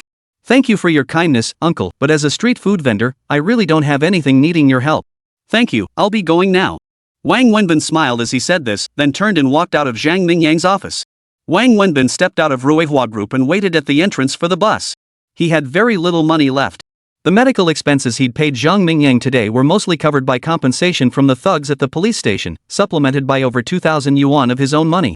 The medical costs weren't originally that high, but Zhang Mingyang had arranged for a special care ward with dedicated nursing assistants, which significantly inflated the bill. Of course, thanks to Zhang Mingyang's influence, the police station had exerted intense pressure on those thugs, forcing them to compensate Wang Wenbin handsomely. Even so, it still fell short of covering the hospital bill. Wang Wenbin had scraped together every last penny he had to make ends meet, leaving him utterly penniless. Chapter 57, The Strange Woman. Wang Wenbin had no obligation to repay Zhang Mingyang for this money. He'd been beaten while protecting Jiang Xini, so Zhang Mingyang covering his hospital expenses was entirely reasonable. Yet Wang Wenbin chose to return the funds. Just as he said, Zhang Mingyang could look down on him all he wanted, but Wang Wenbin refused to look down on himself. Besides, no one had forced him to take the beating for protecting Jiang Xini. He'd done it entirely of his own volition. Since that was the case, he alone should bear the consequences, no one else's business. It was his choice, his pride. He was a proud man. Wang Wenbin didn't go home after getting off the bus. Instead, he headed straight to the backstreets of the university district. Arriving at his stall, he left nothing behind. The moment Wang Wenbin appeared, the woman selling fried rice next door called out to him, "Grill boy, you dare show your face here? What's up?" Wang Wenbin asked. "You better get out of here. That group's been hanging around here lately, and they've been talking. Don't let them see you again. They'll beat you every time they spot you, and they're saying they'll beat you to death. You made them pay so much money and they lost 2 brothers. You better get out of here. You know these guys are capable of anything." Wang Wenbin stood there, his fingers trembling slightly as he pulled a cigarette from his pocket, lit it, and smoked in silence. Then he asked, "Hey, lady, what about my stuff?" "What things?" "My barbecue stall stuff." "Oh, that stuff? I don't know. It was still here that night, but when I came back the next day, it was gone. Probably picked up by some junk collector. You need to get out of here. Those guys are looking for you all the time." From the evasive look in the fried rice vendor's eyes, Wang Wenbin guessed where his belongings had gone. He gave a wry, resigned smile, stood there smoking while carefully surveying the place he'd once called his battlefield, then finally nodded to the vendor. "Thanks, sis. I'm off now. Maybe we'll cross paths again someday." After saying that, Wang Wenbin slowly strolled toward his little nest. Midway, he passed the site of the fire. The burned-out building was now cordoned off with barriers, several excavators parked inside clearly, reconstruction was underway. The distance from the backstreets of the university town to Wang Wenbin's residence wasn't short. Still feeling quite weak, it took him nearly an hour to reach home, arriving utterly exhausted. In the past, this distance would have been nothing to him, but his body hadn't fully recovered yet. After what he'd been through, he was extremely frail. Lying in bed, he lit another cigarette. His mind raced with thoughts, and he barely slept all night. Among the many things he pondered, his barbecue stall occupied his mind the most. Wang Wenbin felt his future was shrouded in uncertainty. Burdened with debt, he couldn't even earn his daily bread anymore. Yet he harbored no regrets. If given the chance again, he would make the same choice. He finally drifted off in the early morning and slept straight through until noon. After waking up, he found a packet of instant noodles and boiled them. After eating, he got up again, took Su Wei's insulated lunchbox outside, and washed it thoroughly. Then he headed out, taking 2 buses to reach Su Wei's doorstep. On the way, he made a special stop at a toy store to buy a large stuffed doll. The doll wasn't cheap, and after buying it, Wang Wenbin had only about 10 yuan left. Holding the doll, Wang Wenbin entered the residential compound and headed straight for Su Wei's apartment. He knocked on the door, expecting Su Wei's housekeeper to answer since she was likely at work. To his surprise, Su Wei herself opened the door, still in her pajamas. Wang Wenbin looked at Su Wei in surprise, and Su Wei looked at Wang Wenbin in equal surprise.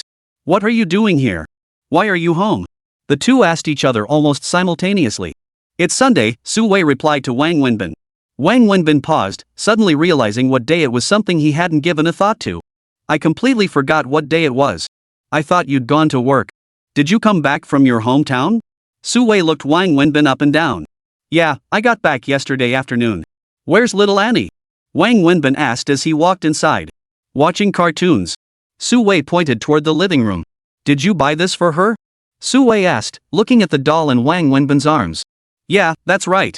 I passed a toy store on the way here and thought this one was pretty, so I bought it for her. Do you have any money left?" I'm not so broke I can't afford a doll. You really underestimate me. Wang Wenbin said, then walked into the living room carrying the doll. Little Annie was sitting on the sofa watching cartoons. She was so engrossed that she didn't notice Wang Wenbin entering until he was right beside her. Only then did she turn her head to look at him. Daddy! The moment she saw Wang Wenbin, little Annie leaped off the sofa and threw herself straight into his arms. Caught off guard by her sudden charge, Wang Wenbin stumbled backward 2 steps, his body searing with pain. His injuries hadn't fully healed. Though little Annie was just a child, the force of her embrace overwhelmed the weakened Wang Wenbin.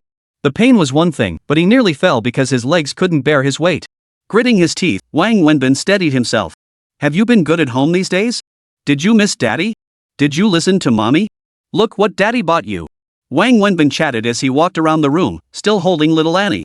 Su Wei stood nearby, reaching out as if to ask Wang Wenbin to put the child down. But seeing the tender bond between father and daughter, she ultimately held her tongue. Instead, she leaned against the wall, quietly watching this beautiful scene unfold. Wang Wenbin kept playing with the child. His main reason for coming today was to see little Annie.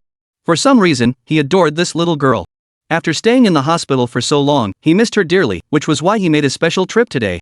He assumed it was a workday and Su Wei would be at the office, but it turned out to be the weekend.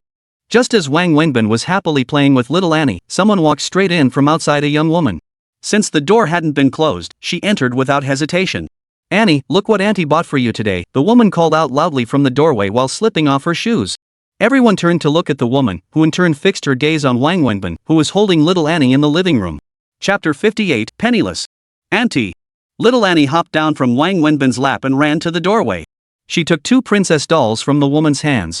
Perhaps every little girl is born with a princess dream. Little Annie adored dolls, especially those dressed as princesses. Her collection had already piled up like a mountain at home. Sister-in-law, the woman called out to Su Wei. Mengjia, why didn't you call before coming? Su Wei asked with a smile. I happened to have some business with a friend nearby. I came over to see Annie after finishing up. Sister-in-law, who is this? The woman looked at Wang Wenbin and asked Su Wei. Ever since entering, she had been watching Wang Wenbin, especially the intimate way he held little Annie, which made her feel extremely uncomfortable. Auntie, you didn't know? This is my daddy. Little Annie pointed at Wang Wenbin, her voice tinged with pride. Your father? The woman stared at Wang Wenbin in disbelief. Wang Wenbin had no idea what was going on. He didn't recognize this woman who'd barged in and whom little Annie called Auntie. But based on the clues Annie calling her auntie and her referring to Su Wei's sister-in-law, he guessed she was most likely Su Wei's younger sister-in-law, the sister of Su Wei's late husband. Realizing this, Wang Wenbin couldn't help but chuckle. Little Annie clearly hadn't grasped the relationship between an aunt and a father yet, so she was actively introducing her father to her own aunt. Mengjia, come inside with me first. Su Wei frowned, grabbed the woman's arm, and pulled her toward the adjacent bedroom. As Su Wei led her away, the woman kept glancing back at Wang Wenbin. Daddy, aren't the dolls Auntie gave me pretty? Little Annie held up the 2 dolls in her hands for Wang Wenbin to see. Pretty. Wang Wenbin replied with a smile. But I still think the doll you gave me is prettier, Annie declared after carefully comparing the dolls. Hearing this, Wang Wenbin couldn't help but laugh. Children's worlds were truly so pure. You shouldn't say that, you know? Whether it's from Daddy or Auntie, they gave them to you because they love you. The gift itself isn't important, what matters is that it shows how much Daddy and Auntie care about you. So you can't say Auntie's gift isn't pretty, or that it's not as nice as Daddy's. Understand? I know. Both Daddy's gift and Auntie's gift are pretty. Little Annie nodded as if she truly understood. Is she your aunt? Yes. Oh. Wang Wenbin asked again to confirm, then continued playing with little Annie. Whether this suddenly appearing woman was her aunt or not really had nothing to do with him.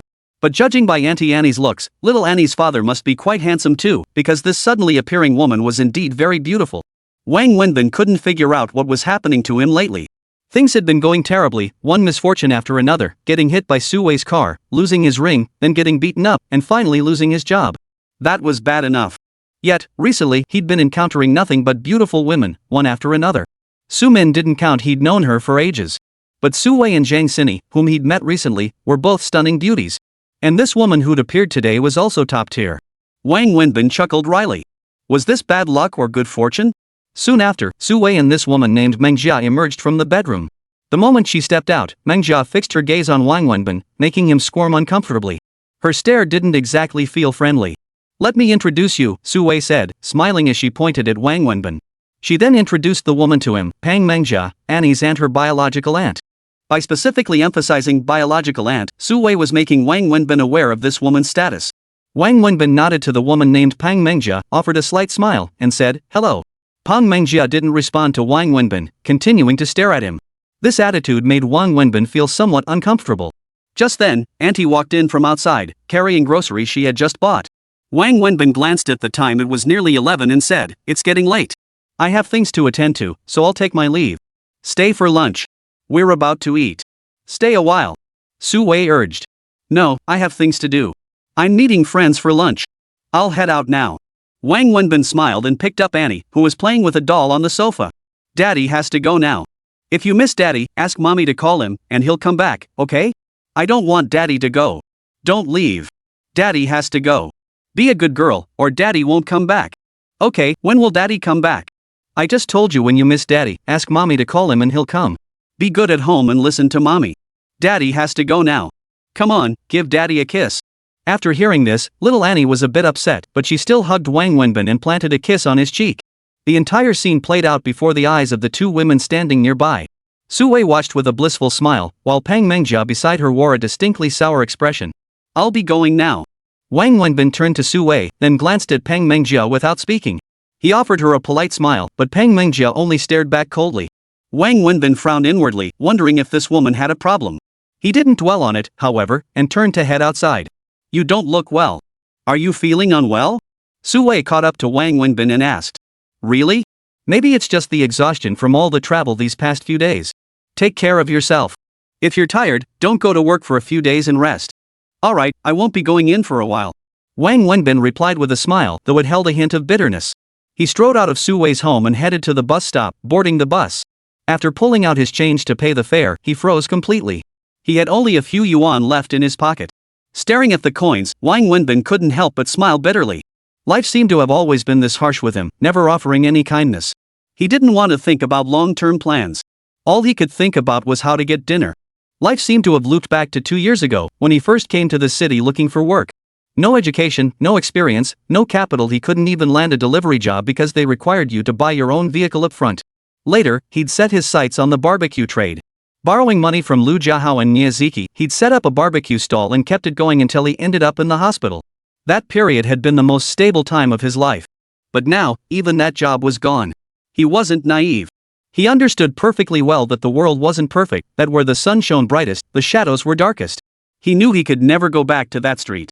Sitting alone on the bus, lost in thought, he finally picked up his phone and dialed a number. "Hey, brother Liao. It's me, Xiao Wang. Remember?" Chapter 59, The Construction Site. After hanging up, Wang Wenbin got off at the next bus stop, transferred to another bus, and half an hour later, he arrived at a construction site. He walked in, and when he emerged again, dusk had already fallen. Wang Wenbin removed his yellow hard hat as he walked out. His once clean clothes were now filthy beyond recognition. If he replaced the hard hat in his hand with a begging bowl, he would look no different from the street beggars. Wang Wenbin dragged his heavy legs slowly toward the bus stop. Exhausted, utterly exhausted. He could feel his body struggling to keep up, yet he gritted his teeth and persevered. He stopped at a convenience store near the bus stop. Under the shopkeeper's disapproving gaze, he pulled out money to buy a bottle of water, gulping it down in one go. Then he bought a pack of cigarettes, sat down on the curb beside the store, lit one up, and took a drag. This wasn't his first time working on a construction site. In fact, after returning to Donghai from his hometown, he'd already spent over a month on a site. The reason was simple: construction work required no diploma, no experience, no investment capital, and offered high pay with short settlement cycles. With the government's strict oversight, no one dared to withhold migrant workers' wages. Back then, he'd worked under Boss Liao, a contractor specializing in scaffolding. Because Wang Wenbin worked hard, was articulate, and could hold his liquor, Boss Liao had taken a liking to him. And today, Wang Wenbin sought him out again. After smoking a cigarette, Wang Wenbin leaned on a nearby tree to stand up. His body hadn't fully recovered, and the intense workload was taking its toll. But life was life when survival itself was a struggle. Who had time to think about anything else? Didn't life just mean gritting your teeth and pushing through? After finishing his cigarette, Wang Wenbin felt much more alert. Boarding the bus home during rush hour, he found the vehicle packed. Yet the moment he stepped aboard, passengers instinctively made a wide space for him to stand. Many covered their noses, their disdainful glances filling the entire carriage. Wang Wenbin gave a faint smile. He was long accustomed to this. He was actually quite pleased to have such a large, uncrowded space to himself. Why not enjoy it? Wang Wenbin worked tirelessly on the construction site every day, putting in consecutive shifts for several days straight. The first day had been unbearable, but by the second and third days, things had gradually improved. Partly, his body had recovered somewhat, and partly, it had adapted to the intense physical labor. Though he felt better, it was only relative to the first day. Exhaustion overwhelmed him daily, tempting him to quit countless times. Each time, sheer willpower dragged him through. After climbing down from the scaffolding at the end of the shift, he was often too drained to walk steadily. But he knew he had no other choice but to persevere. His barbecue business was gone, and he needed work to survive. He still had debts to pay off. For him right now, the construction site was a good job because it provided 3 meals a day, saving him the cost of food. That day, while tightening a butterfly clamp high up on the scaffolding, Wang Wenbin's phone rang. He secured his safety harness, sat on the scaffolding, and pulled out his phone. The number displayed was Su Wei's. Su Wei rarely called him, except when Annie cried. And Annie hardly ever cried or made a fuss during the day, so Wang Wenbin was a bit surprised. Wang Wenbin answered the call, lighting a cigarette as he asked, "Hello, Sister Su, what's up? Are you busy? Could you come out for a bit?" Su Wei asked over the phone. Wang Wenbin knew Su Wei must have encountered something serious, otherwise she wouldn't have called him proactively, much less asked him to come out. "Sister Su, just tell me what's going on. Annie's condition has flared up again. She's in the hospital now and needs urgent treatment, but she's being stubborn again. She insists on seeing you. She wants you to be with her. If she doesn't cooperate, there's no way to properly administer the treatment. The situation is critical. Can you make it to the hospital?" Su Wei sounded anxious. Wang Wenbin frowned, glancing down from the scaffolding several dozen meters above. Without a moment's hesitation, he replied, "All right, I'll be right over." "Are you at home?" "I'll drive over to pick you up," Su Wei added. "No need. Driving back and forth would just waste time.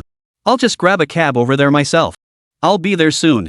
Wang Wenbin hung up immediately after speaking, then began unbuckling his safety harness and climbing down from the scaffolding. Once down, he found the foreman, Brother Liao, and asked for time off. Though he felt awkward about it, with Annie in the hospital, he couldn't afford to be picky. After taking leave, he dashed out wearing his safety helmet, soaked and covered in grime. Without a second thought, he hailed a taxi, climbed in, and told the driver to head to the hospital. When the taxi arrived at the hospital, Wang Wenbin was about to get out and ask the driver for the fare when he suddenly remembered something. Construction site wages were paid monthly, and he only had about 10 yuan left on him. Seeing the meter display over 40 yuan, he looked utterly helpless. He pulled out his phone and called Su Wei. "Hello? Are you here yet?" Su Wei asked over the phone. "I'm at the hospital, but I'm downstairs. Come up. It's on the 5th floor." "Okay, but I'll need to trouble you to come down first." "What's wrong?" "I took a taxi, but I forgot my money." Wang Wenbin clenched his teeth as he spoke. It was incredibly difficult for him to say this, because he was the type who'd rather suffer in silence than lose face. Su Wei paused for a moment, then said, "All right, I'll come down right away." She hung up immediately. Before long, Wang Wenbin saw Su Wei striding out of the building in high heels. She paused at the entrance, spotted the taxi parked at the door, and walked straight over. When she saw Wang Wenbin emerge from the cab, his face covered in grime and wearing a construction helmet, she visibly froze. But she didn't ask any questions. Instead, she turned to the taxi driver and demanded, "Driver, how much?" 42. "Here's 50. Keep the change. Sorry to keep you waiting." "Thanks." Su Wei pulled a 50 yuan note from her handbag and handed it to the driver. "What about Annie? How is she?" Wang Wenbin hurriedly asked Su Wei. "She's about to start treatment, but she's been crying and fussing the whole time, asking for daddy and wanting you to stay with her. You can't really blame her. This treatment is painful, really painful." Su Wei and Wang Wenbin walked toward the elevator together, talking. As she said this, Su Wei's eyes reddened again. Chapter 60, Full Disclosure. "When did it start?" Wang Wenbin asked as he and Su Wei stepped into the elevator. "This afternoon, about 2 hours ago. It's not the first time this has happened. Her condition is like this treatment only suppresses it temporarily. Once the effects wear off, it flares up again. We've gotten used to it. Whenever something seems off, we rush her to the hospital immediately. But before, one treatment would last her about half a year. This time, it's been less than a month since her last session. The doctor said this indicates the treatment's suppressing effect is diminishing. If it progresses further, treatment won't help at all. In other words, without a bone marrow transplant soon, she won't last much longer." Su Wei finally couldn't hold back her tears. Wang Wenbin remained silent, equally weighed down by the news, unsure how to comfort Su Wei. Wang Wenbin followed Su Wei out of the elevator and into the ward. Inside the ward, several nurses and doctors were present, along with Su Wei's aunt. Little Annie was rolling around on the bed, wailing and crying out for her dad. Seeing this, Wang Wenbin suddenly felt a sharp pang in his throat, nearly bringing tears to his own eyes. Last time, when he was beaten nearly to death by a dozen men, he had faced it with a smile. But now, he suddenly felt like crying. "Daddy!" Little Annie stopped crying the moment she saw Wang Wenbin. As if she'd found her savior in the end of the world, she threw herself into his arms, completely oblivious to the strong sweat smell on his dark clothes. Wang Wenbin held little Annie tightly, comforting and soothing her. Everyone watching felt a sharp sting in their eyes. Su Wei and the aunt had long since shed tears they couldn't hold back. Several nurses stood with reddened eyes, deeply moved. 2 doctors exchanged quiet sighs.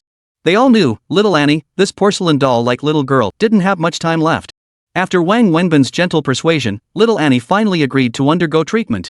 However, she insisted that Wang Wenbin must stay by her side and wait for her outside. Wang Wenbin agreed. Then, Wang Wenbin carried little Annie to the treatment room.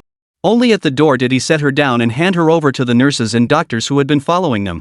Then, the door to the treatment room, the so-called operating room, closed. The heavy door of the operating room closed with a deep, resonant thud. The sound sent a jolt through Wang Wenbin's heart. He immediately turned to ask Su Wei, whose eyes had been red-rimmed the entire time, "This treatment isn't dangerous, is it?" "No," Su Wei shook her head. "This treatment carries no risk. She's undergone it many times before. But even if there were risks, we must proceed. If we don't..." Su Wei didn't finish her sentence, but Wang Wenbin understood exactly what she meant. Wang Wenbin felt exhausted both physically and emotionally. Struggling to hold himself up, he sank to the floor and leaned against the wall. He pulled out the pack of cigarettes from his pocket, its outer wrapper damp with sweat. Ignoring the fact they were in a hospital, he took one out, lit it, and took 2 deep drags. Instantly, smoke swirled around him. A notable difference between cheap cigarettes and premium ones was this: with the cheap ones, a single puff produced nothing but smoke. Su Wei, standing beside Wang Wenbin, grimaced as the smoke stung her eyes. Yet she didn't scold him, merely silently waved her hand to disperse the smoke and took a couple steps back. She detested people smoking near her, but at this moment, she didn't find Wang Wenbin's smoking particularly repulsive. "So the only option is a bone marrow transplant?" Wang Wenbin asked again, though he'd already posed this question to Su Wei many times before. "Yes."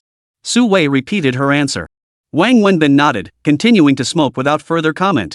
Observing Wang Wenbin's demeanor, Su Wei sensed the anguish within him.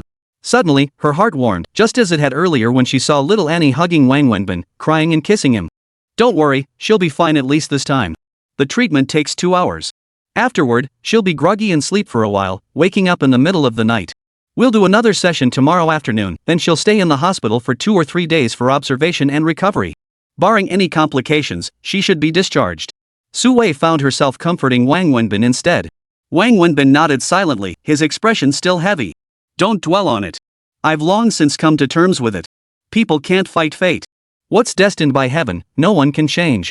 I'm just doing my utmost as a mother to make sure she lives every day in this world happily and joyfully." Su Wei's voice choked with emotion as she comforted Wang Wenbin and herself. Wang Wenbin sat hunched against the wall, puffing on his cigarette silently. The swirling smoke made his face appear and disappear, lending him an air of even greater resolve. "Enough about her. Let's talk about other things. What can't be changed, we must simply accept." Su Wei glanced at Wang Wenbin and forced a smile before speaking to him. "What's wrong with you?" Su Wei pressed Wang Wenbin. "Me? What about me?" Wang Wenbin didn't understand what Su Wei was asking. "The hard hat, and the clothes you're wearing." Su Wei pointed. Only then did Wang Wenbin realize he'd been wearing his hard hat the entire time. It was unavoidable. Hard hats were mandatory on construction sites. Each worker was issued one, personalized with their name, and they had to keep it safe. So over the past few days, he'd gotten used to wearing it whenever he came and went. Wang Wenbin took the helmet off his head and looked down at his grimy clothes, completely at a loss for how to explain. "Do you work at the construction site?" Su Wei pressed. "Yes." Wang Wenbin didn't deny it. His clothes and the hard hat on his head already told the whole story. "What kind of construction site?" "A construction site." Wang Wenbin answered truthfully. "What do you do at the construction site?" "Erecting scaffolding." "You mean those steel pipes on the outside of high-rise buildings?" Su Wei clearly wasn't familiar with this line of work. "Yes. I heard it's really dangerous, with a high fatality rate." "That's nonsense. If the fatality rate were truly that high, the government would have banned the profession long ago. But I won't deny there are risks after all. Accidents can happen on any construction site. Still, the probability is minuscule." Wang Wenbin defended himself. "Is it hard work?" "It's okay. You can smell sweat on you from several feet away, and you call that okay?" "I haven't showered." Wang Wenbin looked slightly embarrassed. "Why did you start working on construction sites? Did something happen to your barbecue business? Su Wei pressed on. Chapter 61, Just Friends? Yeah, environmental regulations, they shut it down. Wang Wenbin made up an excuse, unwilling to tell Su Wei about the fight that landed him in the hospital. Are you broke? Not really. I've got money. To be honest. Yeah, I'm broke. Wang Wenbin said helplessly. Su Wei looked at Wang Wenbin, momentarily at a loss for words. You're broke, yet you bought her all those gifts? All told, that must have cost over 1,000 yuan. That's not the same thing. I just ran into some trouble recently and spent all my money. I'm a grown man with hands, feet, and strength, how could I not earn money? Buying her gifts is what I should do. She calls me dad, so I should shoulder the responsibility of a father. Wang Wenbin stood up from the floor and walked over to the window beside him. You should get a new job, Su Wei suggested after a moment. No need. This job is fine. Wang Wenbin shook his head. Are you planning to work on construction sites for the rest of your life? Su Wei walked over to the window too, gazing out as she asked Wang Wenbin softly. Su Wei's question left Wang Wenbin utterly silent. He too was asking himself, was he really prepared to spend his entire life on construction sites? After that, neither spoke. They stood there gazing out the window, each lost in their own thoughts. The procedure wasn't particularly quick, nor was it slow. 2 hours later, little Annie emerged. Everything had gone smoothly. However, she was still unconscious from the anesthesia. According to the doctor, it would be several hours before she woke up. After confirming with the doctor that little Annie was completely fine, Wang Wenbin said to Su Wei, I'll head back first to take a shower. Otherwise, you'll be uncomfortable smelling this on me. Seeing Wang Wenbin's disheveled state, Su Wei nodded. I'll drive you back. She won't be waking up anytime soon anyway. No need, Wang Wenbin shook his head. I'm too filthy and stinky. Your willingness to help is kind, but I can't be inconsiderate. You should stay at the hospital in case anything happens. I'll just take a taxi home. I'll come back after showering. I promised her I'd stay with her. I can't break my word. Then I'll have to trouble you. Su Wei didn't refuse, knowing full well that if little Annie woke up and didn't see Wang Wenbin, she'd surely throw a fit. It's fine. Wang Wenbin smiled, glanced once more at little Annie lying in the hospital bed, exchanged a farewell with the nurse, and walked out, his helmet in hand. Wait a minute. Just as Wang Wenbin stepped out of the ward, Su Wei called after him and hurried to catch up. What is it? Do you have enough money for a taxi back? Su Wei asked. It's fine. I can take the bus. I still have enough for that. Is there a bus that goes to your place? Su Wei asked again, then added, we're heading in completely opposite directions. Su Wei opened her wallet, took out a stack of 100 yuan bills, and handed them to Wang Wenbin. Consider this a loan, she said. Pay me back when you earn the money. Wang Sudong stared at the stack of cash Su Wei offered, hesitating for a long moment before finally taking it. He pulled out 5 bills and returned the rest to her. 500 is enough. I don't spend much anyway. I still owe you 20,000 from before. Add this 500 to that. The construction site pays next month, and I'll pay you back then. I'm leaving now. Wang Wenbin turned and walked toward the elevator with the 500 yuan in hand. Su Wei stood at the doorway watching this boy, several years younger than herself, yet found herself increasingly unable to understand him. In the end, Wang Wenbin couldn't bring himself to take a taxi. He transferred buses twice to get home. After arriving, he took a shower, changed into clean clothes, and went out to eat fried rice with eggs at a street stall. Without lingering, he took another bus to the hospital. By the time Wang Wenbin arrived at the hospital again, it was already past 9 in the evening. Before he even entered the ward, he heard little Annie calling out Daddy, inside. Walking in, he saw her lying in bed fussing. Medical equipment lined the bedside, with tubes inserted into her hand and nose. An auntie and another woman sat on either side of the bed trying to soothe her. This woman was not Su Wei. Su Wei was not in the ward. Spotting Wang Wenbin enter, little Annie immediately cried out from her bed, Daddy! Daddy! If not for the 4 drip and medical equipment tethering her, she would have leaped off the bed already. Does it hurt? Wang Wenbin asked gently, stroking Anne's hair as he sat down where the aunt had moved aside. It hurts, but now that Daddy's here, it doesn't hurt anymore. Hearing her daughter's words, Wang Wenbin's eyes stung with tears once more. Only then did Wang Wenbin recognize the woman seated on the other side of the bed. She was none other than Pang Mengjia, Anne's aunt, who had appeared at Su Wei's home not long ago. For some reason, Wang Wenbin noticed Pang Mengjia had been glaring at him with hostility, especially whenever he interacted with little Annie. Even now, he could sense the murderous intent in her eyes. After Wang Wenbin sat down, Pang Mengjia stood up and walked toward the door. Wang Wenbin was puzzled. He couldn't recall doing anything to offend this strikingly beautiful young woman.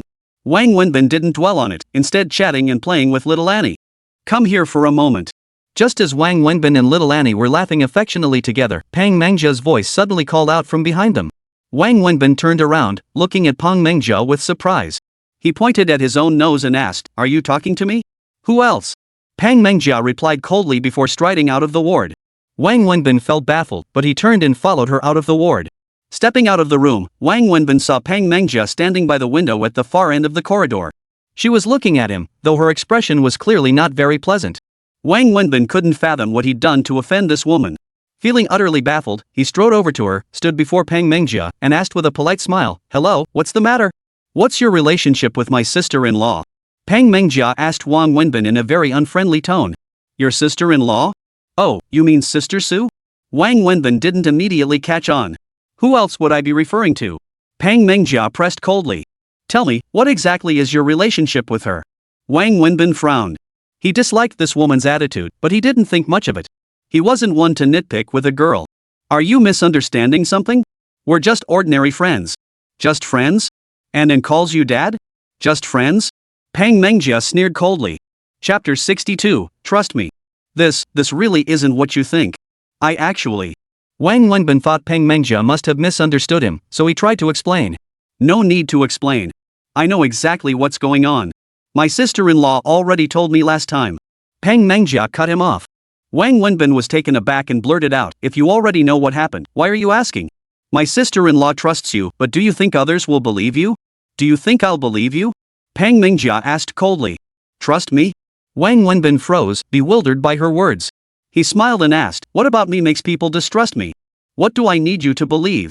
"Miss, what exactly are you trying to say? Just say it plainly. What are you scheming to achieve by currying favor with Annie? What's your motive?" Pang Mengjia stared at Wang Wenbin as she pressed. Why are you always getting close to my sister-in-law?" Wang Wenbin was cut off before he could speak. "Don't think I don't know. You're after my sister-in-law, aren't you? I'm warning you, stay away from her. You're not worthy of her." Pang Mengjia issued her final warning to Wang Wenbin. Just as Wang Wenbin was about to respond, Su Wei's voice cut through the air. "What are you two talking about?" Su Wei approached from the hallway, having just returned from seeing the doctor. "Nothing much, just chatting." "Sister-in-law, what did the doctor say?"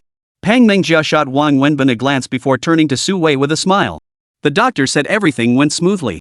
"It's all good," Su Wei replied with a smile to Pang Mengjia. "That's wonderful. It's getting late. You should head back first.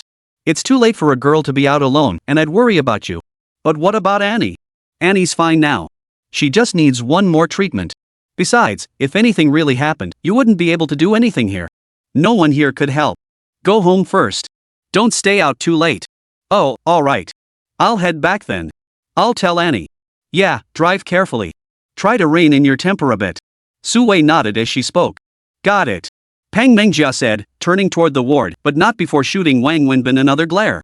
"What did she say to you?" Su Wei suddenly asked Wang Wenbin after Pang Mengjia entered the ward. Nothing much. Just casual chit-chat." Wang Wenbin was a bit taken aback by Su Wei's sudden question, but he didn't say anything. He wasn't the petty type to hold a grudge against a girl. Since Pang Mengjia hadn't wanted to talk about it, he wouldn't press her. After all, this concerned Su Wei's family. He was just an outsider. No need to stir up trouble. She has a fiery temper. If she says something to you, don't take it personally. She's actually a good girl, a very capable young woman, Su Wei said with a slight smile to Wang Wenbin. "Nothing much, just chatting." Wang Wenbin nodded and replied casually. Just as he finished speaking, Pang Mengjia emerged from the ward in the distance. She glanced briefly in Wang Wenbin and Su Wei's direction before picking up her bag and heading toward the elevator. "Thanks for coming over so late." "No problem. I'm alone at home anyway with nothing to do. Consider it a walk." Wang Wenbin leaned against the window railing and uncomfortably lit another cigarette. The doctor just said she might only have a few months left, about 3 months. If she can't get surgery within that time, there's no hope, Su Wei said, gazing out the window. Wang Wenbin puffed heavily on his cigarette. Su Wei couldn't change anything, and he felt even more helpless, though he couldn't accept it. After she finished speaking, the air grew heavy. Both stood silently by the window. "Come here tomorrow," Su Wei said, handing him a business card. "What?" Wang Wenbin looked surprised, then took the card and examined it. The card read, Su Wei, General Manager, Shanghai Jinhui Garments Company, Ltd.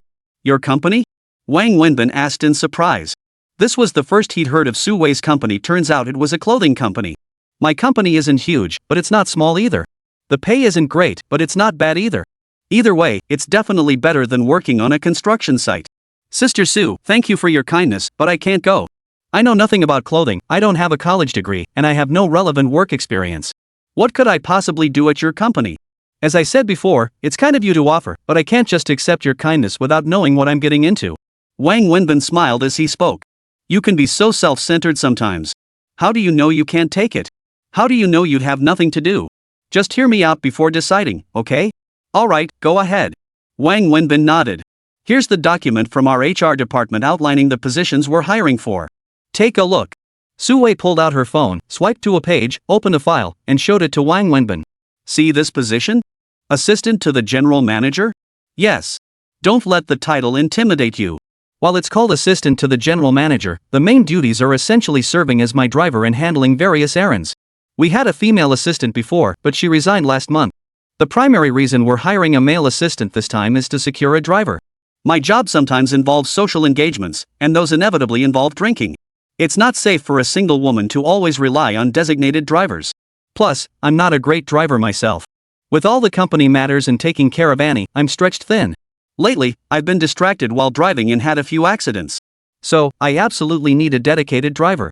However, the company has its rules. From a cost control perspective, it's unnecessary to assign a driver solely for me, since my daily travel is limited mainly between the office and home. After careful consideration, we've combined two roles into one, assistant and driver. That's the nature of this assistant position. I'm telling you this just so you understand this isn't a position I created specifically for you. It's a standard company recruitment process. Even if you don't take it, we'll hire someone else. Su Wei began by explaining to Wang Wenbin. Second, from my personal perspective, I naturally hope you'll take the role. I know you well and trust your character. As a single woman, I'm not comfortable having an unfamiliar man in my daily life. That's just my personal preference. Su Wei continued. Chapter 63, A Million Migrant Workers. Another reason is that as a full-time driver, you'd need to pick me up and drop me off every morning and evening. You'd also have to be on call at all times, including sudden requests in the middle of the night. Having someone else do this would be inconvenient, but if it's you, I'd prefer you live directly in my home. That would make things much easier. As I mentioned earlier, it's all women in this household. I can't accept a stranger living here, not just me, but Annie can't handle it either. The most crucial reason. Su Wei paused here before continuing. Annie doesn't have much time left. I want her to spend her final days happily and joyfully. And for her, the greatest happiness is being with her father. Before, you'd tirelessly rush to our place after work, but you were always too late. She'd cry every night, unable to sleep because she missed her dad, and you were exhausted too. So, Wang Wenbin, I have a favor to ask. Go ahead. Help me.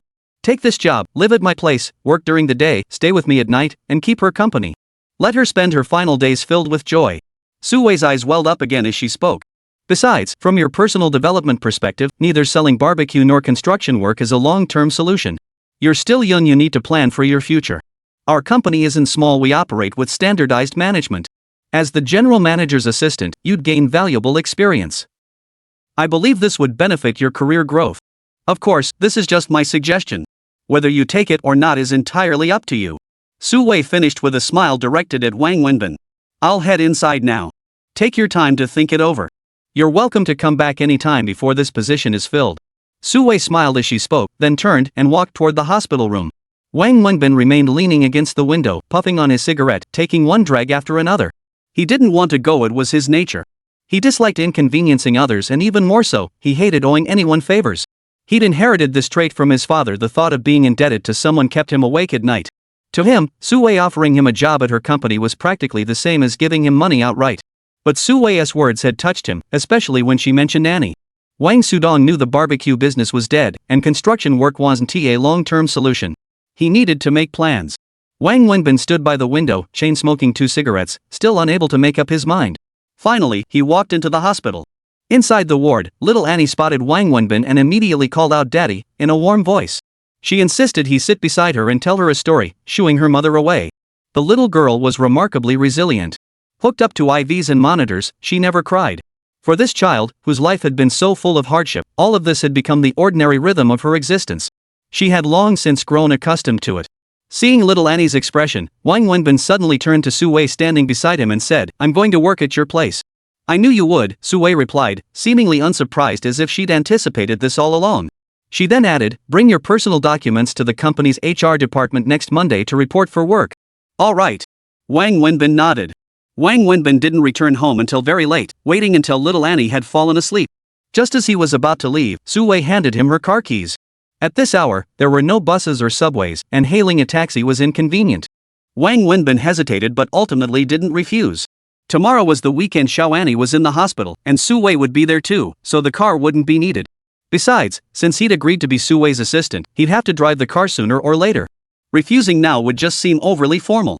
Wang Wenbin took Su Wei's keys downstairs, found her car, and drove back to his place. He maneuvered it into the narrow alley and finally parked right outside his residence. Lying in bed, he couldn't shake his unease. It was pitch black outside, and no one usually parked here. The people living around weren't exactly the most civilized bunch. What if someone deliberately scratched his car? He couldn't afford the repairs. He climbed out of bed again, moved the car to a nearby parking lot, and paid 50 yuan for overnight parking. Back in bed, Wang Wenbin crunched the numbers. Taking a taxi home would have been cheaper. The thought of that 50 yuan parking fee stung. Early the next morning, Wang Wenbin still wore his hard hat as he drove Su Wei's car to the construction site. Upon arrival, he immediately began climbing the scaffolding to start work. His actions stunned everyone on the site, especially the foreman, Brother Liao. He personally climbed up the scaffolding to ask Wang Wenbin if he had deliberately come to the site to experience life.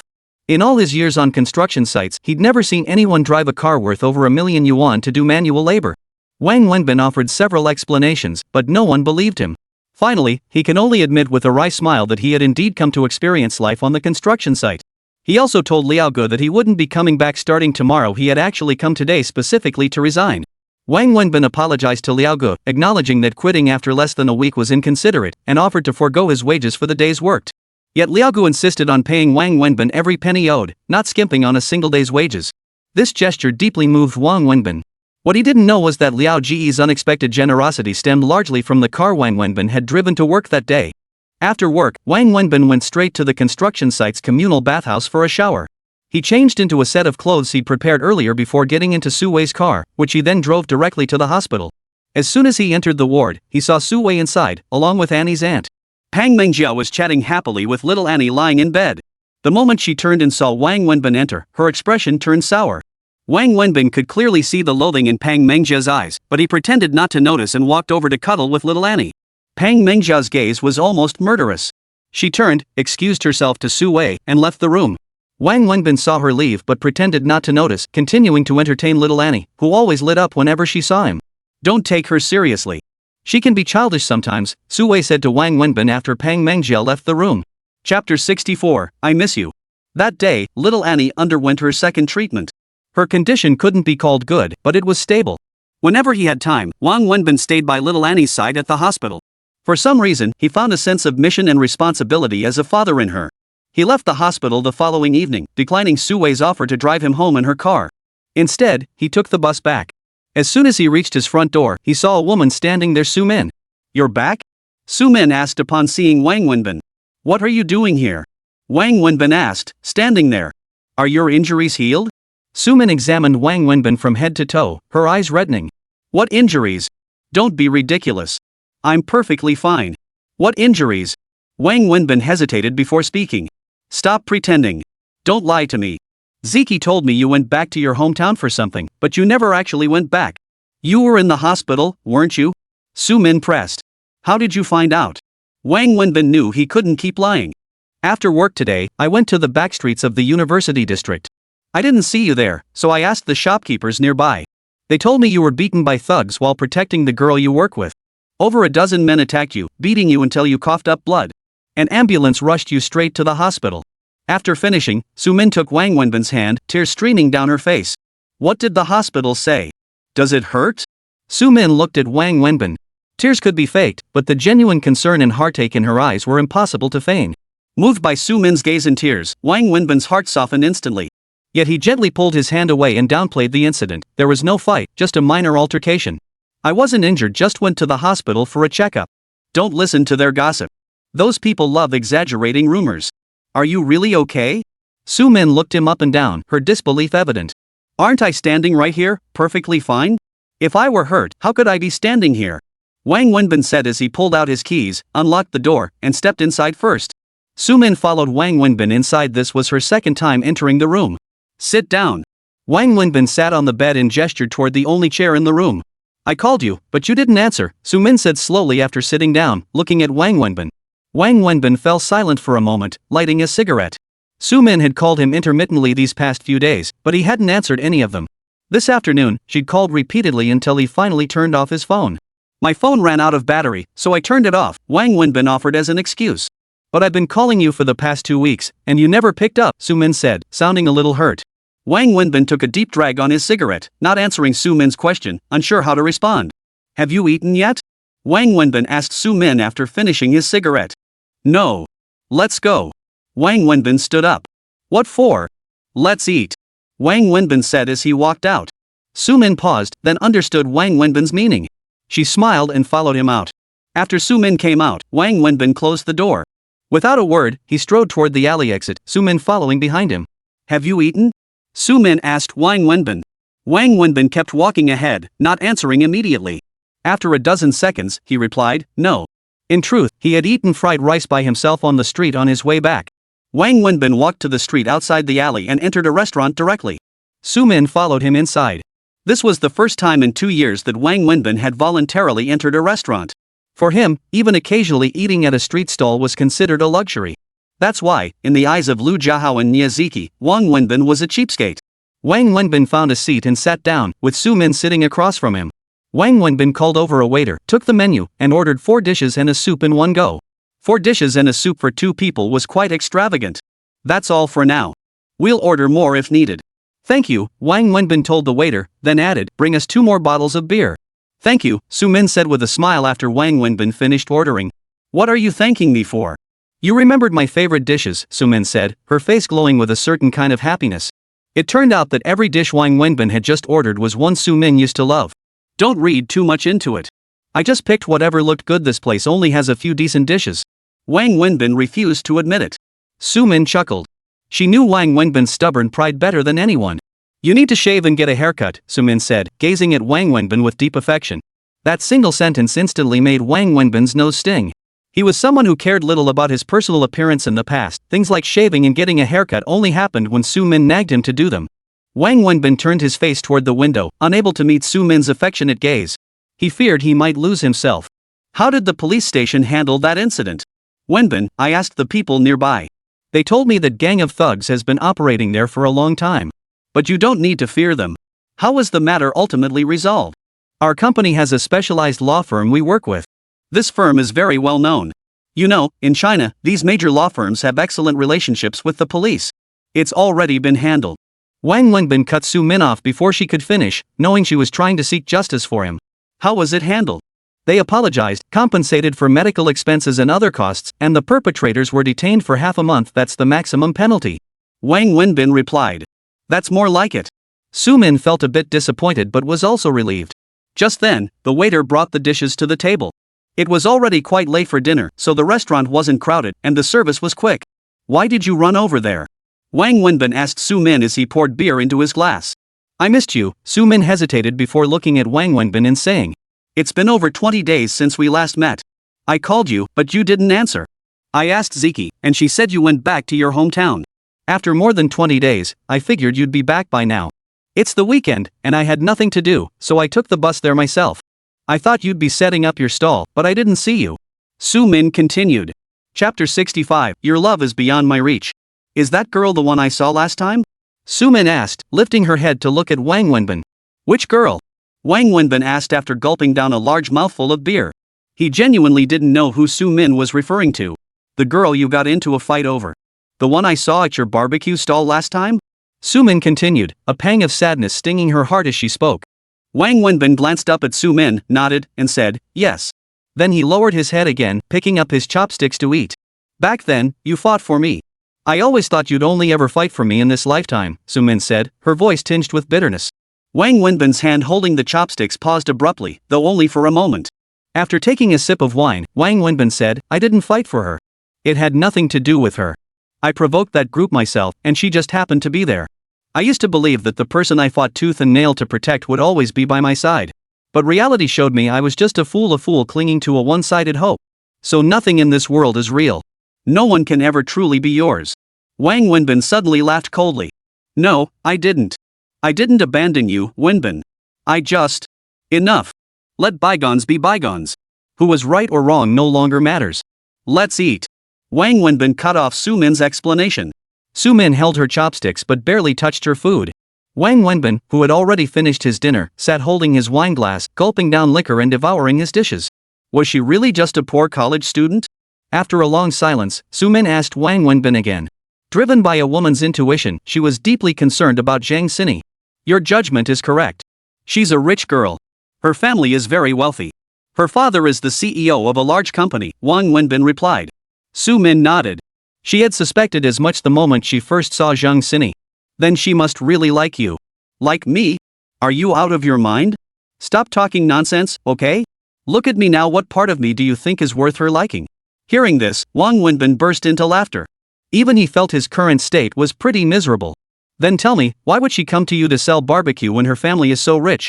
Is she out of her mind? Why did she lie to you about being a poor college student? What else could it be but liking you? And stop talking about yourself like you're so worthless, okay? What's wrong with you that no one could possibly like you? Don't forget, I love you. I've always loved you. Su Min stared at Wang Wenbin as she spoke, her voice trembling with both emotion and anger. You love me? If you loved me, you wouldn't have ditched me to run off to America all these years. Now you come back and tell me you love me? Thanks for your love, I don't want it. The moment he heard the word love, an inexplicable rage flared up inside Wang Wenbin, and he shouted at Su Min. People eating in the restaurant turned to look at Wang Wenbin's voice. His outburst calmed both Su Min and Wang Wenbin, and their tempers quickly subsided. They faced each other in silence. I'm sorry. I shouldn't have snapped at you, Wang Wenbin murmured softly to Su Min, a hint of regret in his voice. He set down his chopsticks, lit a cigarette, and began to smoke. Su Min had also calmed down considerably and sat there silently. It's okay. I know you still hate me. I'll wait until the day you don't hate me anymore.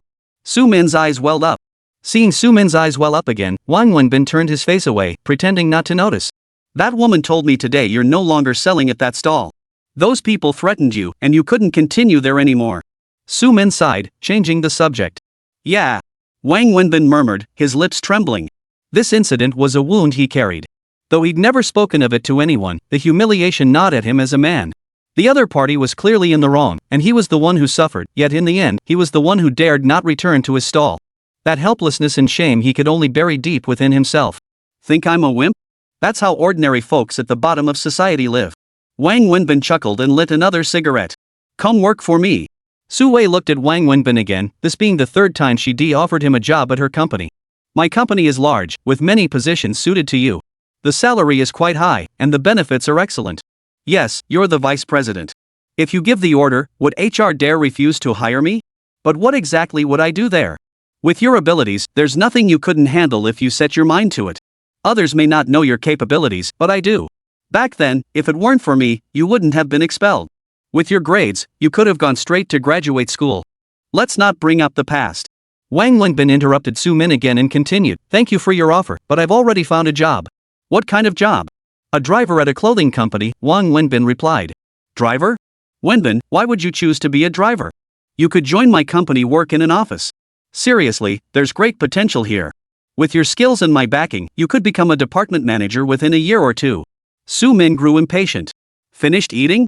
Wang Sudong asked Su Min after downing the last sip of his beer. Wenbin, don't be so resistant, okay? Listen to me, I'm really doing this for your own good. You. Waiter, the check, please. Wang Wenbin raised his hand to call. Total is 235. I'll handle it. Su Min said, quickly opening her purse and handing a card to the server. Charge it to this. Just as the waiter was about to take the card to the front desk, Wang Wenbin snatched it right out of his hand. Wang Wenbin snatched the card from the waiter's hand and tossed it onto the table in front of Su Min, saying, I may be broke, but I'm not so poor I can't afford a meal. With that, he pulled out his wallet, took out cash, and handed it to the server. That's not what I meant, Su Min explained to Wang Wenbin. No need to explain. I'm not that fragile or sensitive. You know my personality, I don't like women paying for my meals. Let's go. With that, Wang Wenbin stood up and headed toward the exit. Su Min picked up her bag and followed Wang Wenbin out. Chapter 66, Starting Work. Where's your car? Wang Wenbin asked Su Min after leaving the restaurant. I wanted to walk, so I didn't drive here. Su Min replied. It's getting late. Let's head back. I'm tired and want to rest, Wang Wenbin told Su Min. Su Min hesitated for a moment, then nodded. All right. You should get some rest early. Su Min started walking back the way they came, but Wang Wenbin followed behind her. Aren't you going back to rest? Su-min asked, a touch surprised. Wang Wenbin didn't answer Su-min. Instead, he kept walking toward the exit, saying to her as he walked, I'll walk you back. But didn't you want to rest? Look at the time. You didn't drive here. It's unsafe for a woman to walk home alone. I'll walk you back and then come back to sleep. Wang Wenbin strode purposefully toward the alley exit. Su-min wanted to call out to Wang Wenbin, but in the end, she didn't say anything. Instead, she smiled and ran a few steps in her high heels to catch up with him. Wang Wenbin smoked a cigarette as he walked out of the alley. This place was like an urban slum dark at night, inhabited by a motley crew. Without Wang Wenbin coming out, Su-min always felt scared going in and out alone. You're still the same, Su-min murmured as she walked beside him, recalling the past. Back then, whenever I worked late, you'd always wait for me downstairs at the office, worried about my safety walking home alone at night. It's different now, Wang Wenbin shook his head. How is it different? Before, I picked you up. Now, I drop you off. Wang Wenbin said flatly. Su-min turned to look at Wang Wenbin, then nodded with a touch of melancholy. Yes. One word's difference, yet worlds apart. Wang Wenbin walked to the street, hailed a taxi, opened the door for Su-min to get in, and then sat in the front passenger seat himself. With the seats separating them, neither could speak, so the ride passed in silence. The car stopped outside Su-min's residential complex. She got out without offering to pay the fare. She knew Wang Wenbin's character. Really, think carefully about my offer, Su-min said to Wang Wenbin as she stood by the car. I know you refuse to work at my company because you hate me, but you need to consider your own future. Go inside. Wang Wenbin ignored Su-min's words. After speaking to her, he told the taxi driver, take the same route back. Drop me off where I got in. After Wang Wenbin spoke, the taxi driver pulled away. Su-min stood at the entrance of the residential compound, watching the taxi make a U-turn in front of her before driving off. Su-min sighed, but then a smile spread across her face. She turned and walked back into the residential complex, her high heels clicking on the pavement. Early the next morning, Wang Wenbin rose, changed into clean clothes, grabbed a quick breakfast by the roadside, and boarded a bus bound for the address Su-wei had provided. He had assumed Su-wei's clothing company was just a small operation, but upon arriving at his destination, he realized this was no small company at all. The company wasn't in the city center but near the outskirts. Yet this area was far from desolate, it was actually quite bustling. Wang Wenbin had imagined the company would be just an office space in some office building, but upon arrival, he discovered it was nothing like that. It was an independent compound with its own gate, guarded by a security booth and officers on duty. The company's nameplate stood prominently at the entrance, and neon signs bearing the company's name illuminated the rooftops of the high rises within the compound, giving it a rather high-end appearance. When Wang Wenbin arrived, it was the height of the workday. Countless people dressed like white-collar professionals were walking into the company, and even more were driving in. Seeing this scale, Wang Wenbin was somewhat surprised, gaining his first clear understanding of Su-wei's capabilities. Wenbin attempted to enter through the main gate but was stopped by the security guard. Company employees all had ID badges, but he didn't. Just as Wang Wenbin was about to explain his reason for being there, a car honked and pulled up beside the gate. The window rolled down. The moment they saw the vehicle, both security guards immediately saluted Su-wei with great respect, calling out, "Good morning, General Manager Su." "Good morning. This is our new assistant to the General Manager," Su-wei informed the guards. Hearing this, the guards' attitude toward Wang Wenbin did a complete 180-degree turn. To them, the assistant to the General Manager was a big shot. They promptly saluted Wang Wenbin, smiling somewhat obsequiously as they called out, "Good morning, assistant." "Go ahead," Su-wei smiled at Wang Wenbin before driving the car into the company herself. Wang Wenbin walked through the main gate. Just as he entered, he saw Su-wei park her car in the parking lot to the right of the gate and then step out. Wang Wenbin stood waiting for Su-wei. "I told you I'd pick you up and bring you to the company this morning." Su-wei walked up to Wang Wenbin and said, then began introducing the surroundings. "This is the company parking lot, with 2 levels above and below ground. That's the administrative office building, and over there are the cafeteria, warehouse, and so on." Su-wei led Wang Wenbin toward the office building while introducing the company.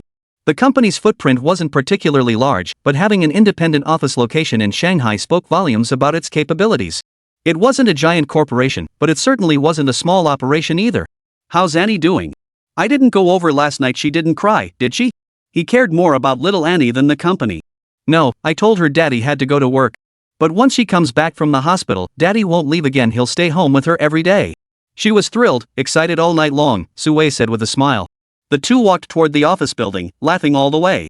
Many employees saw Su-wei and Wang Wenbin chatting cheerfully, and each one looked at Wang Wenbin with surprised and envious eyes. Su-wei led Wang Wenbin directly to an office door labeled Director of Human Resources. Su-wei entered first, with Wang Wenbin following behind. Inside, a middle-aged man sat in a chair playing with his phone. It wasn't quite time for work yet. The man looked up and saw Su Wei. His expression immediately changed. He quickly put down his phone, stood up, and exclaimed, "Miss Su. This is the newly arrived assistant to the general manager. Take care of Assistant Wang's onboarding paperwork and have someone arrange his office," Su Wei instructed the man sternly, her tone completely different from how she spoke to Wang Wenbin. "Yes, ma'am. I'll take care of it." The man nodded quickly, his voice timid and submissive. It was clear he was deeply intimidated by Su Wei. "Come to my office once you're done." Su Wei turned to Wang Wenbin. "Yes." Wang Wenbin nodded in response. Chapter 67, It's Her Again. The head of human resources was exceptionally courteous toward Wang Wenbin. Anyone who had risen to this position possessed a keen ability to read people. Having held this role for several years, this was the first time he had ever seen General Manager Su personally escort someone to report for duty. He understood exactly what this signified. Thus, the HR director set aside all his tasks and personally guided Wang Wenbin through the onboarding process, handling every detail himself. Wang Wenbin was essentially only required to sign documents. Finally, the HR director escorted Wang Wenbin to the office prepared for him. After the enthusiastic HR director left, Wang Wenbin finally took a proper look around his office. To him, the entire time since joining the company had felt like a dream. He'd thought he was here merely to serve as Su Wei's driver, but only now did he realize that wasn't the case at all. Gazing at this first office of his career, Wang Wenbin felt a pang of melancholy. It wasn't large, but it had everything he needed, and it was a private office, a perk reserved for at least department heads in this company. Yet looking at it, he felt no particular joy. Wang Wenbin lit a cigarette by the office window, surveying the entire company below. No one knew what thoughts were swirling in his mind. Wang Wenbin opened his office door and stepped out. Just as he did, the door of the adjacent office opened too. A woman emerged from inside. The two doors stood side by side, and Wang Wenbin could even catch the scent of her perfume. Emerging from her office, she stared in surprise at Wang Wenbin standing in the doorway. Wang Wenbin, upon seeing her, was equally astonished. The two stood there, gazing at each other in stunned silence. "What are you doing here?" the woman asked first, almost instinctively. This woman was none other than Pang Mengjia, the younger sister-in-law of Su Wei, little Annie's aunt. Holding a stack of documents, Pang Mengjia had just stepped out of her own office when she spotted a man standing at the door of the office next to hers, which had always been vacant. Upon getting a good look at him, her eyes widened in disbelief as she asked incredulously, "Would you believe me if I said I'm just here for a tour?" Wang Wenbin didn't know how to respond, so he just smiled and said. After speaking, he turned and walked toward the hallway exit. He knew this woman didn't hold him in high regard, so he had little interest in chatting with her. "Stop right there!" Pang Mengjia, furious that Wang Wenbin was ignoring her and walking away, yelled at him. She took a few quick steps to catch up, grabbing hold of his clothes. Wang Wenbin felt extremely uncomfortable as Pang Mengjia yanked his shirt from behind. This woman was utterly rude. It wasn't the first time she treated him this way. "What is it?" Wang Wenbin considered that she was Su Wei's younger sister-in-law and managed to suppress his anger as he asked. "Explain yourself. Why are you here? What are you doing here?" Pang Mengjia demanded, her voice brimming with fury. "Why should I tell you? What gives you the right to demand it?" Wang Wenbin's temper flared to its peak as he coldly retorted. Pang Mengjia was livid at Wang Wenbin's retort. Finally, she pointed at him and declared, "I'm the company's deputy general manager. I'm in charge here. Do you believe me or not? I can call security to throw you out right now." "Oh, the deputy general manager. No wonder you're so arrogant," Wang Wenbin sneered, then asked Pang Mengjia, "Is Su Wei the general manager?" "Yes." "What business is that of yours?" "Well, sorry to disappoint you, but you don't have the authority to kick me out. Let me tell you this, I was hired by your sister-in-law. As a mere deputy general manager, you don't have the right to fire me." After delivering this stinging retort, Wang Wenbin turned and walked away. He had no regard for this rude woman and refused to waste his time engaging with her. "Stop right there. Explain yourself clearly." Pang Mengjia practically roared at Wang Wenbin from behind, but he paid her no mind whatsoever. Without even turning his head, he headed straight up the staircase in the hallway. Wang Wenbin's office was on the 3rd floor, while Su Wei's was on the 4th. His destination was Su Wei's office on the 4th floor. Arriving at the door marked General Manager, Wang Wenbin knocked. Su Wei's voice came from inside, "Come in." Only then did Wang Wenbin push the door open and enter. The moment he entered, he saw Su Wei wearing glasses, typing furiously at her computer. This was the first time Wang Wenbin had seen Su Wei wearing glasses, and it was also the first time he'd seen a woman look so stunning in them. The intellectual aura she exuded was almost suffocating, leaving him standing at the doorway, staring blankly at Su Wei, forgetting to step inside. Su Wei worked at her computer. When someone knocked, she let them in. This was her daily routine. Too many people came into her office to report work each day. Yet after calling him in, she waited a long while before seeing anyone approach. Looking up, she found Wang Wenbin standing dumbstruck at the doorway, staring at her. As a woman who had been there herself, she understood perfectly why Wang Wenbin looked the way he did. Yet she showed no sign of it, merely smiling at him as she removed her glasses and asked, "Have you finished the paperwork?" She was slightly nearsighted and rarely wore glasses, only putting them on when working at the computer or reading documents. Wang Wenbin snapped out of his daze at Su Wei's words. Realizing his awkward state, he flushed red instantly. Still, he walked up to Su Wei and nodded. "Everything's taken care of. Plus, I've already moved into the office assigned to me." "Good. Have a seat." Su Wei gestured for Wang Wenbin to sit down. After he settled, she stood again and asked, "Would you like tea or coffee?" "Tea, please. I'm not used to coffee, it's too bitter." Wang Wenbin didn't hesitate. Actually, tea and coffee are alike bitter when you drink them, but both leave a pleasant aroma afterward. Coffee just has a more intense flavor. Whether it's tea or coffee, what we savor is the process of drinking. Life is much the same, Su Wei said with a smile as she brewed tea for Wang Wenbin. Easy to say, but how many people can truly see things so clearly? Wang Wenbin smiled and replied, "You're right. But when you're lost in confusion and pain, comforting yourself isn't so bad. It's like alcohol, you know, the buzz is temporary, and the world will still be the same when you sober up. Yet so many still choose to drown their sorrows, at least numbing themselves for the moment." Su Wei placed the tea in front of Wang Wenbin as she spoke. Chapter 68, Satisfied? "Thank you. Are you satisfied?" Su Wei asked Wang Wenbin with a smile after sitting down. "Are you talking about the work or the tea?" Wang Wenbin asked, a bit confused. "Whether you're satisfied with the tea or not, I can't really help with that. I only have this one kind of tea here, and I don't drink it often myself," Su Wei said with a smile. "You asked me to come be your driver," Wang Wenbin stated. "Yes. But I don't feel like I'm here to be a driver at all." "Why do you say that?" "When I was processing my employment paperwork, I asked about the salary. They told me it's 10,000 yuan a month, plus various subsidies and bonuses, and social insurance too. I asked Director Su from HR, and he said this is the compensation package for department heads. You instructed him to process my paperwork under the department head terms." Wang Wenbin looked at Su Wei as he spoke. "Yes, I did." Su Wei nodded, offering no denial. "This is the first time I've heard of a driver receiving such a high salary and such generous benefits. For a driver to enjoy the same treatment as a department head is unheard of." Su Wei smiled upon hearing this and asked Wang Wenbin, "Any other questions?" "Ask them all now. And I have my own private office, fully equipped. I've confirmed that this office was previously used by the Deputy General Manager. Yes, there are no vacant department head offices left. Only the Deputy General Manager's office is available. Director Su reported this to me." Su Wei nodded again. This baffled me. Why would a driver need an office? And a vice president's office at that?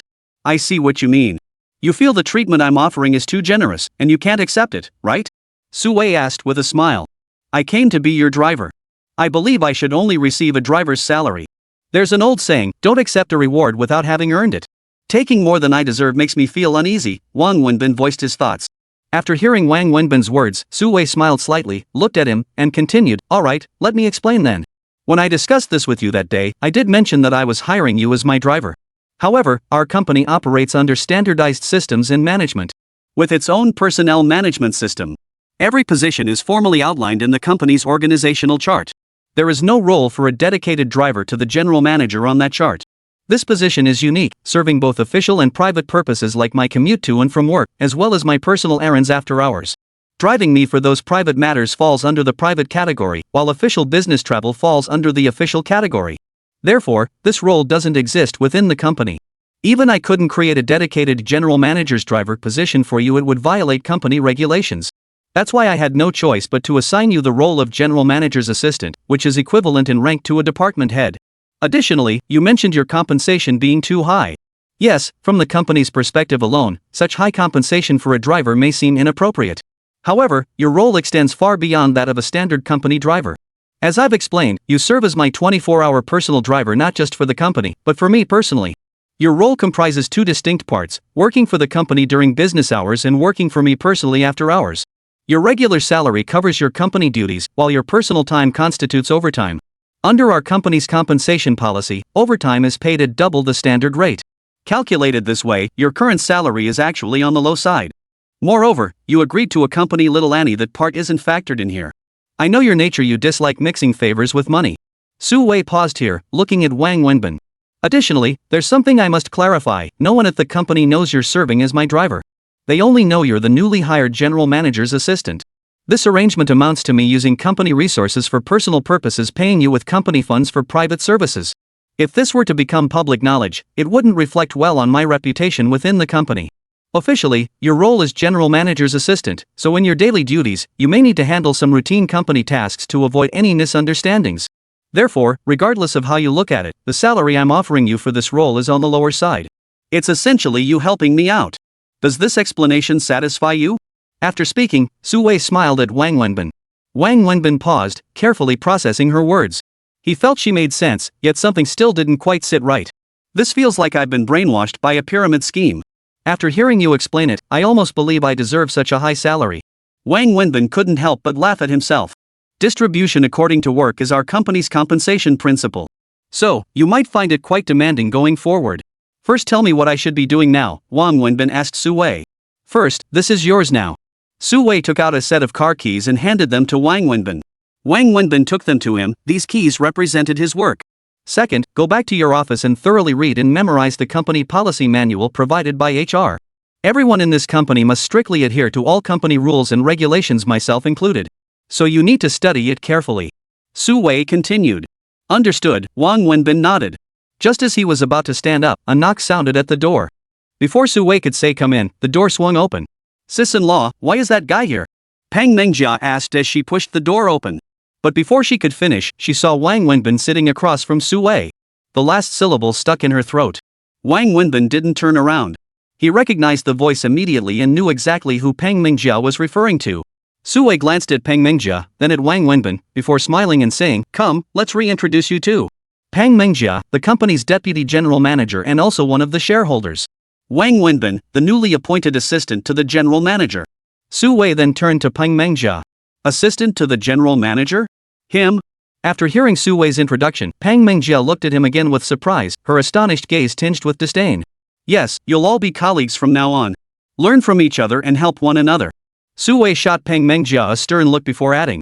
Not my sister-in-law, why would the company suddenly need to hire an assistant general manager? The position of assistant general manager has been vacant for quite some time. But it's been vacant for quite some time. Precisely because it's been vacant for so long that we need to fill it. But why him? What qualifications does he have to be this assistant?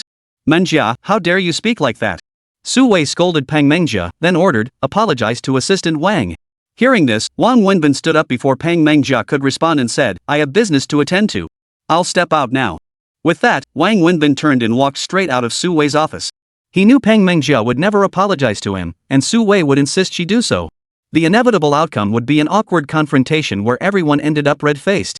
By leaving immediately, he defused the potential awkwardness. He harbored no affection for Pang Mengjia, so whether she apologized to him or not was of no consequence to him. Chapter 69, Backdoor Deals. Wang Wenbin exited Su Wei's office, descended one floor, and arrived at the office assigned to him. He knew nothing about this company, nor did he care to know much. He was just a driver. More than anything, he wanted to do his best to help Su Wei and little Annie. Though Su Wei was wealthy, as a single mother, Wang Wenbin had witnessed firsthand her helplessness and heartache. Wang Wenbin sat in his office idly flipping through the company's policy manual. He had to admit, the company's management was remarkably strict, with numerous detailed rules and regulations. Just as Wang Wenbin sat with his legs crossed on the desk, smoking a cigarette while flipping through the handbook, the door to his office suddenly swung open from the outside without warning. He then saw Pang Mengjia walk in, her face flushed with anger. The moment she entered, Pang Mengjia pointed at Wang Wenbin and demanded, "You, come to my office. I have questions for you." With that, Pang Mengjia turned and walked out. Wang Wenbin frowned briefly before resuming his smoking and flipping through the handbook. He didn't bother closing the door or even shifting his posture, acting as if no one had ever entered. After waiting a full 5 or 6 minutes, Pang Mengjia stormed back in, marching straight to Wang Wenbin's desk. Her tone was laced with irritation. "Are you deaf? I told you to come to my office. You're talking to me?" Wang Wenbin finally put down the handbook and asked Pang Mengjia, "Am I talking to thin air?" Pang Mengjia snapped, her anger rising. "I genuinely thought you were talking to a ghost. After all, no one would be this rude to a living person, would they?" Wang Wenbin replied calmly. "You're calling me rude? Weren't you being very polite just now?" Wang Wenbin retorted. Fine. I'll escort you to my office now. Is that polite enough?" Pang Mengjia said, biting her lip. "Ah, now that's more like it. But I'm busy and don't have time. Don't think you can do whatever you want just because my sister-in-law hired you. I'm the company's vice president. One word from me and you're out on your ass. Pang Mengjia was nearly boiling over with rage. Is that so? Well, I don't want to stay at this company anyway. If you can fire me, I'll treat you to a meal to thank you. Go ahead. Wang Wenbin said with a smile. Wang Wenbin knew full well that if Pang Mengjia truly had the authority to fire him, she wouldn't need to come here to vent her anger. She would have done it already. This woman's hatred ran deep in her bones. He could see the murderous intent in her eyes every time she looked at him, though he still didn't know exactly what he had done to offend her. Wang Wenbin, don't push your luck. Pang Mengjia bit her lip tightly. As the company's vice president, she certainly had the authority to fire someone. But Wang Wenbin was personally recruited by Su Wei. Just as Wang Wenbin suspected, she dared not and could not fire him. Overstepped? Miss, kindly recall our past encounters. Who has overstepped you or me? Do I even know you? What grudge do I hold against you? From the moment we first met, you treated me like an ex-boyfriend who dumped you 18 times, never once giving me a friendly glance or a kind word. And now you turn around and accuse me of going too far? I demand to know, where exactly have I crossed the line? Wang Wenbin finally lowered his feet from the desk and addressed Pang Mengjia earnestly. Pang Mengjia, don't try to intimidate me with your deputy general manager title. I never intended to work here in the first place. To me, your title means absolutely nothing. If it weren't for your sister-in-law, I would have dealt with you long ago, given how you've repeatedly humiliated me. So if you truly have business with me, sit down and speak politely. If not, close the door and leave. Don't disturb me while I review the company policy manual. Wang Wenbin said after taking a drag from his cigarette. Pang Mengjia clenched her teeth tightly, breathing heavily as she forced herself to calm down. Fine, Wang Wenbin. I'll give you face today. Pang Mengjia pulled out the chair facing Wang Wenbin's desk and sat directly across from him. Wouldn't everything have been fine if you'd done this earlier? Seeing Pang Mengjia's softened attitude, Wang Wenbin knew when to stop. He never intended to truly compete with this woman over who was superior. Miss Peng, what brings you here? What can I do for you? Wang Wenbin sat up straighter, addressing her earnestly. What are you doing at the company? Pang Mengjia repeated the question. Pang Mengjia's question made him deeply uncomfortable. To him, this strikingly beautiful woman seemed as unreasonable as someone experiencing menopause 2 decades early. You shouldn't be asking me that question. You should be asking your sister-in-law. I'm sure you just asked her in her office, and she gave you the answer. If you insist on knowing why I'm here at the company, I can tell you very clearly, to work and earn money. She told me she needed an assistant, and the company needed one too. Pang Mengjia continued.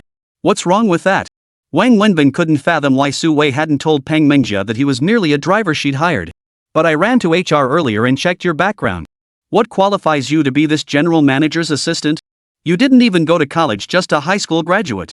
Our company requires at least a bachelor's degree for ordinary staff positions, let alone this GM assistant role. And you have 0 work experience. You completely fail to meet the hiring criteria for this position.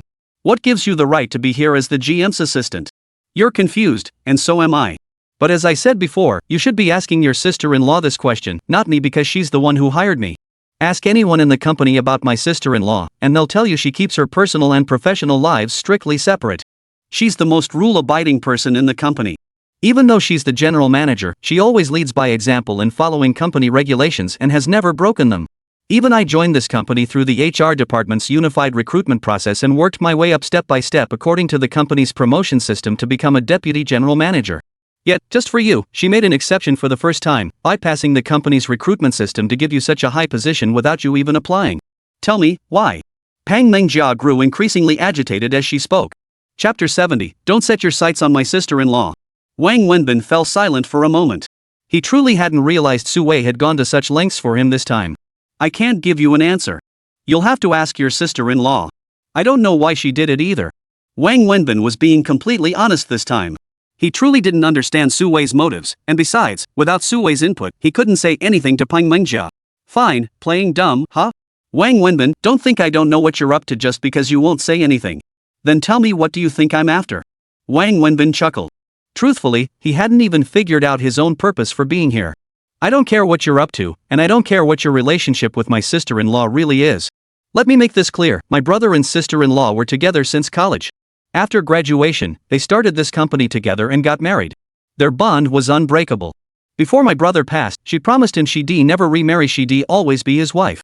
This company isn't hers alone either. My brother and sister-in-law built it together, fighting tooth and nail. I won't tolerate anyone laying claim to it. I'm warning you now, stay away from my sister-in-law. Stay away from Annie. Don't scheme against either of them. And don't you dare set your sights on this company. Otherwise, Pang Mengjia's eyes flashed with murderous intent as she fixed Wang Wenbin with a glare. With that, Pang Mengjia stood up and walked straight out of Wang Wenbin's office, leaving him alone, his thoughts in disarray. He finally began to grasp why Pang Mengjia had always harbored such deep animosity toward him. Damn it all to hell. What kind of bull is this? Wang Wenbin finally managed a bitter, resigned smile. On his first morning at work, Wang Wenbin found himself utterly idle. After flipping through the company handbook several times, he ended up dozing off on his desk, only waking up at lunchtime to head to the cafeteria. He arrived late for lunch, having spent extra time locating the cafeteria, and most people were already eating when he got there. He grabbed a tray, handed it to the staff at the window, and carried his food to find a seat. He didn't know a single soul in this company. Scanning the room, he couldn't find any empty solo seats. However, his gaze fell upon Su Wei, sitting alone in a corner eating her meal. This made Wang Wenbin feel a bit relieved. Finally, he'd found someone he knew to sit with. It was only natural. No one wanted to eat with complete strangers. He was also somewhat surprised. It was almost unheard of for the CEO of such a large company to eat communal meals alongside employees. Wang Wenbin carried his tray straight over and sat down next to Su Wei. "Why are you so late for lunch?" Su Wei looked up in surprise to find Wang Wenbin sitting beside her. Though she always insisted on being treated like any other employee, refusing special treatment, over the years she'd always eaten alone at a table in the cafeteria. No one dared sit with her, part out of respect, part out of awe. She was, after all, the company's unquestionably formidable CEO. Only Wang Wenbin was unaware of this. "I didn't know when the cafeteria opened today. I went to the wrong side when I came down, so I'm late." Wang Wenbin sat down and started eating. "This is my fault. I should have brought you here the first time you ate in the cafeteria. I'm a grown man. Isn't it embarrassing to need you to escort me to eat? Better late than never. That auntie just gave me an extra chicken drumstick. She said there were leftovers and, seeing my big frame, told me to have one more. See? Eating late has its perks." Wang Wenbin ate heartily. "You are quite big, you should eat more. Our company cafeteria isn't outsourced and doesn't operate for profit. The principle is to let employees eat well and eat their fill. So next time if you don't have enough, tell them to give you more," Su Wei said with a slight smile. At 1.8 meters tall, Wang Wenbin wasn't particularly tall in the north, but in the south, he was considered quite tall. "How come a general manager like you eats communal meals with the staff?" Wang Wenbin asked. "Company policy treats leaders and staff equally. We only have one cafeteria, everyone eats here. There are no special arrangements. If you miss mealtime, even I won't get anything. Our management culture avoids rigid hierarchies. That stifles vitality and makes us inflexible." Su Wei explained slowly, then added, "Pick up Annie from the hospital after work today." Wang Wenbin and Su Wei sitting together for lunch drew the attention of the entire company. Usually, Su Wei ate alone at her own table, and no one dared to join her. Today, with a sudden stranger sitting beside her, all eyes were focused on them. Is she being discharged today? Yes, she is. The treatment was successful. This round is complete, so she can be discharged today. Honestly, I didn't want her to stay in the hospital too long. It's hard enough for an adult to endure a hospital stay, let alone a child. With time running short, I wanted her to be happy. The doctor recommended keeping her for 2 more days of observation, but I refused." Su Wei set down her chopsticks as she spoke. Wang Wenbin noticed she had barely touched her bowl of rice. Wang Wenbin chose silence. Whenever they discussed little Annie's illness, his mood grew heavy, and he couldn't find the words to comfort Su Wei. "So I might leave work a bit early this afternoon. I'll call you then," Su Wei continued, picking up her chopsticks again to eat. Just then, a figure appeared beside Wang Wenbin, accompanied by a cold voice. "Go sit over there. We need to talk." Wang Wenbin and Su Wei both looked up to see Pang Mengjia standing beside them, tray in hand, addressing Wang Wenbin. Wang Wenbin frowned. This woman seemed determined to pick a fight with him. "There's a seat right here," Su Wei retorted, pointing to the empty chair opposite her. "I need to report something to you regarding the marketing department. It involves confidential information that can't be shared here." Pang Mengjia didn't sit down. "If it's urgent, we can discuss it in the office after work," Su Wei replied. Wang Wenbin took a few big bites, then stood up and said, "I'm done eating. You two continue chatting." After saying that, Wang Wenbin carried his tray to the return area, wiped his mouth, and walked straight out of the cafeteria. Pang Mengjia watched Wang Wenbin leave and gave a cold snort before sitting down across from Su Wei. "Go ahead. I'm curious to see what top-secret business you have to report today," Su Wei said, her tone tinged with irritation as she set down her chopsticks and confronted Pang Mengjia.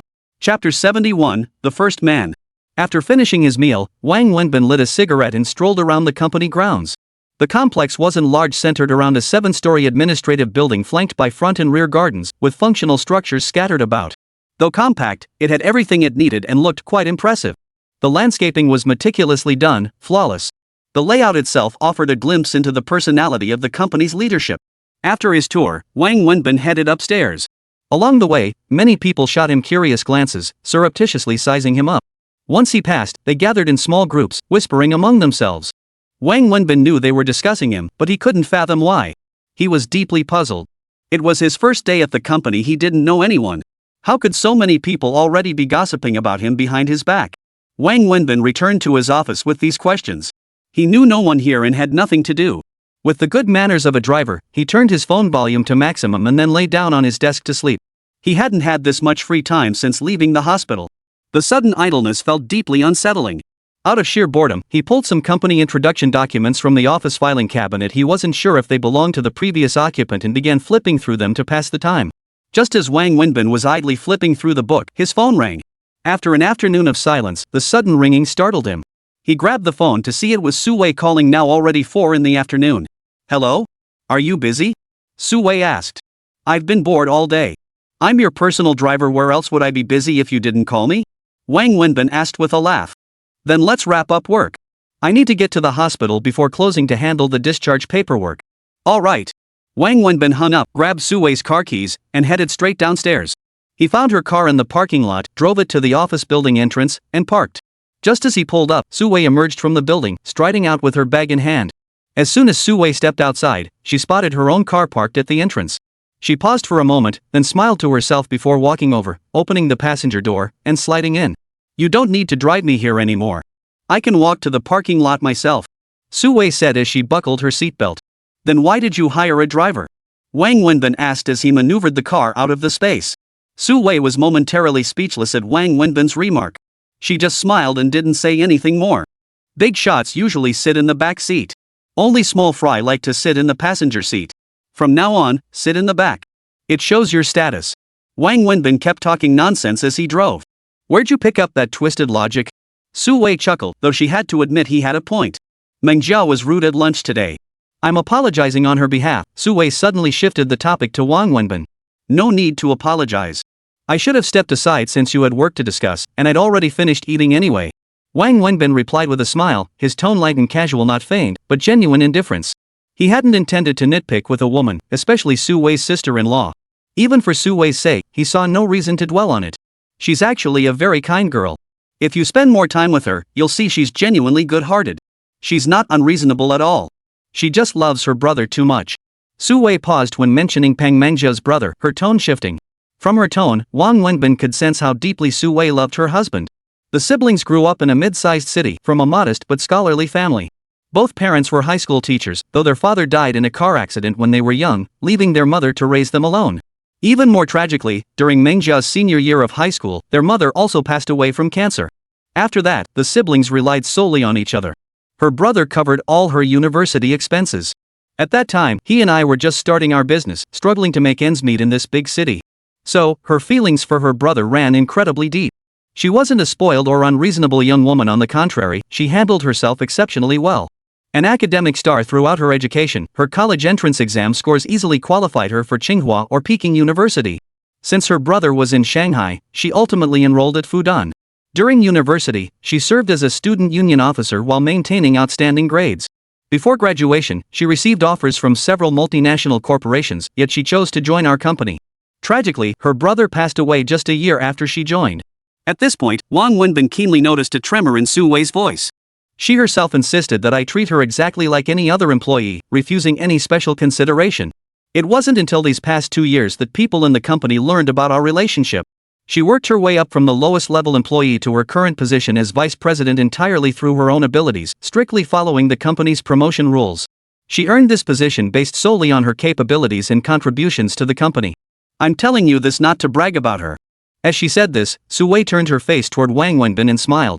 She continued, I just wanted to give you an idea of what kind of girl she is. She's not really the person you see on the surface. I think the reason she's so hostile toward you is because she loves her brother so much and can't let go of him. So, when you suddenly became closer to me, especially with Annie being so affectionate toward you and calling you dad, she felt extremely resentful. That's why she resents you too. Su Wei's explanation finally clarified why Pang Mengjia had been cold toward him from the very first moment they met. As your sister-in-law, I can't really say much to her either. My position is awkward. If I tried to talk to her, it might only make her resent you more and backfire. Given time, she'll understand that you and I are just friends. So, I can only ask you to bear with her a little longer. I believe her aversion to you is temporary. Before this, no man other than her brother had ever been around me and Annie. Just give her some time. Su Wei said apologetically to Wang Wenbin. Wang Wenbin nodded while driving. I completely understand. It's fine. I've got thick skin, no big deal. Besides, she hasn't been too harsh with me. Chapter 72, Stay at my place tonight. Just then, Su Wei in the passenger seat suddenly said to Wang Wenbin, turn right. To Shangda. Shangda? The mall? Yes. Aren't we rushing to the hospital? Shopping? Wang Wenbin was puzzled, but he still turned right and drove into the mall's parking lot.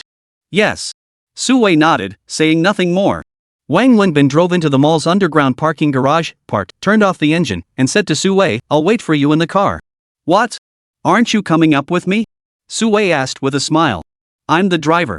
Isn't it a driver's job to wait in the car? Don't forget, you're getting paid double. You're not just a driver, you're also an assistant. Come on. Su Wei opened the door and stepped out first. Does an assistant have to accompany me shopping? Wang Wenbin muttered under his breath before getting out and following Su Wei. The two entered the elevator and went straight into the mall. Wang Wenbin had never been to this mall before, but that didn't mean he hadn't heard of it. It was one of Shanghai's most renowned luxury malls, stocked almost exclusively with international brands. As soon as they entered, they were surrounded by English signage signs Wang Wenbin couldn't recognize a single one of. Trailing behind Su Wei, Wang Wenbin gazed around like a country bumpkin visiting the Grand View Garden. Su Wei headed straight for a storefront. Wang Wenbin waited at the entrance, not stepping inside. He glanced at the shop, more unfamiliar English letters, luxurious decor, clearly not cheap. What surprised him was that this store sold men's clothing. What was Su Wei doing in a men's clothing store? Wang Wenbin wondered silently, though it wasn't his business. He stood at the entrance, scanning the street for passing beauties to gaze at. What are you doing? Why aren't you coming in? Just as Wang Wenbin was intently staring at the smooth, shapely legs of a beautiful woman across the street, Su Wei's voice suddenly came from behind him. Caught off guard, he jumped in surprise, mostly because he felt guilty. I was just going in. Come on in. Su Wei said before stepping back into the store. Wang Wenbin hesitated for a moment before following her inside. He hadn't expected his job description to include this. Try on this outfit. As soon as Wang Wenbin stepped inside, Su Wei pointed to a set of clothes held by the sales assistant. Me? Try it on? Wang Wenbin was confused. Yes. Why me? I'm not buying anything. Wang Wenbin was utterly astonished, especially after catching sight of the price tags.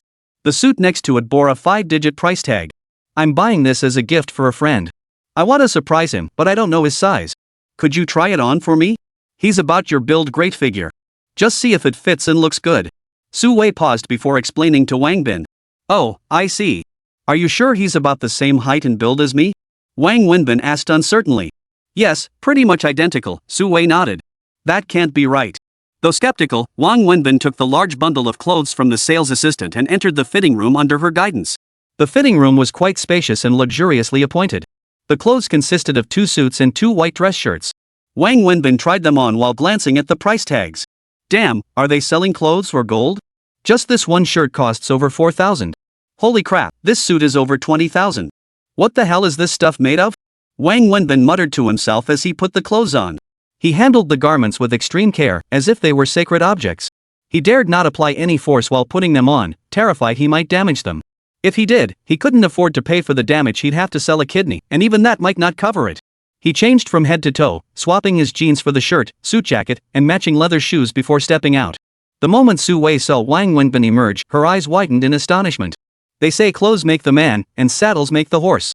The Wang Wenbin before and after the wardrobe change were almost unrecognizable as the same person. If the former was at best a loser, the latter had transformed into a tall, rich, and handsome guy. Su Wei hadn't thought much of Wang Wenbin before, merely noting he was a lively young man with a decent build. But now, dressed in this outfit, she suddenly realized he was quite handsome. Alright, wrap up both outfits. Su Wei scrutinized him like he was merchandise, having Wang Wenbin turn in a full circle before nodding to the sales assistant. After placing the order, she murmured under her breath, who knew? He's got a great figure, a real clothes hanger. I was the starting point guard on my high school basketball team back in the day. Got the height, got the strength, Wang Wenbin boasted, stepping back into the fitting room as he spoke. He wasn't lying. Back in college, he really had been a member of the school basketball team, the starting point guard. Of course, as a point guard, his height wasn't anything extraordinary, but that was only compared to other basketball players. For the average person, his height was quite respectable. Standing at exactly 180 centimeters, it wasn't a height that would make people gasp, but it was still considered tall and sturdy anywhere. Su Wei purchased 2 outfits, which together cost nearly 70,000 yuan.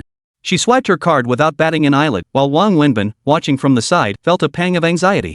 Over 70,000 yuan just for 2 outfits? That's extravagant, Wang Wenbin murmured beside her. Here, take these. After swiping her card, Su Wei took several bags from the sales assistant and handed them directly to Wang Wenbin. Wang Wenbin accepted them without a second thought. Whether as a driver or an assistant, carrying bags was simply part of the job. What else are we buying? Wang Wenbin asked, following behind Su Wei. Nothing else. Let's hurry to the hospital before the doctor leaves.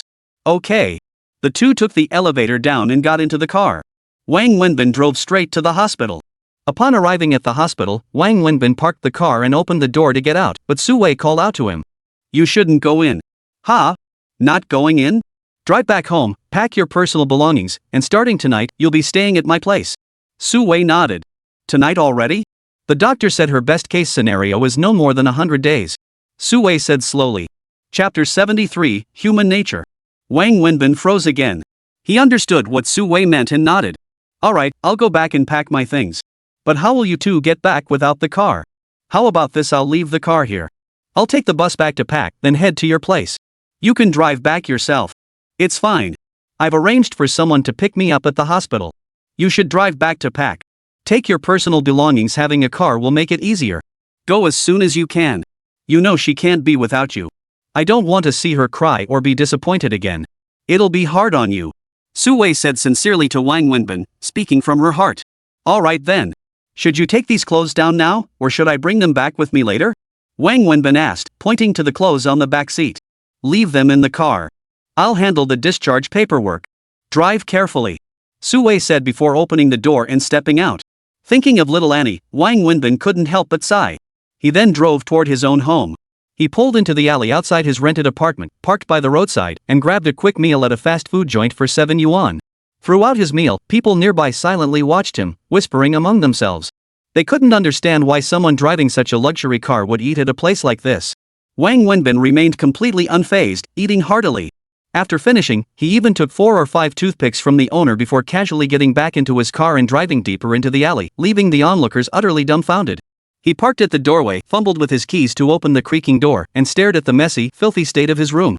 He didn't know where to begin cleaning or what to take with him. Thinking about leaving this place, he sat on the bed and lit a cigarette. It was clear he wasn't in a good mood. His gloom wasn't rooted in attachment to this place. There was nothing worth clinging to here, just a standard doghouse.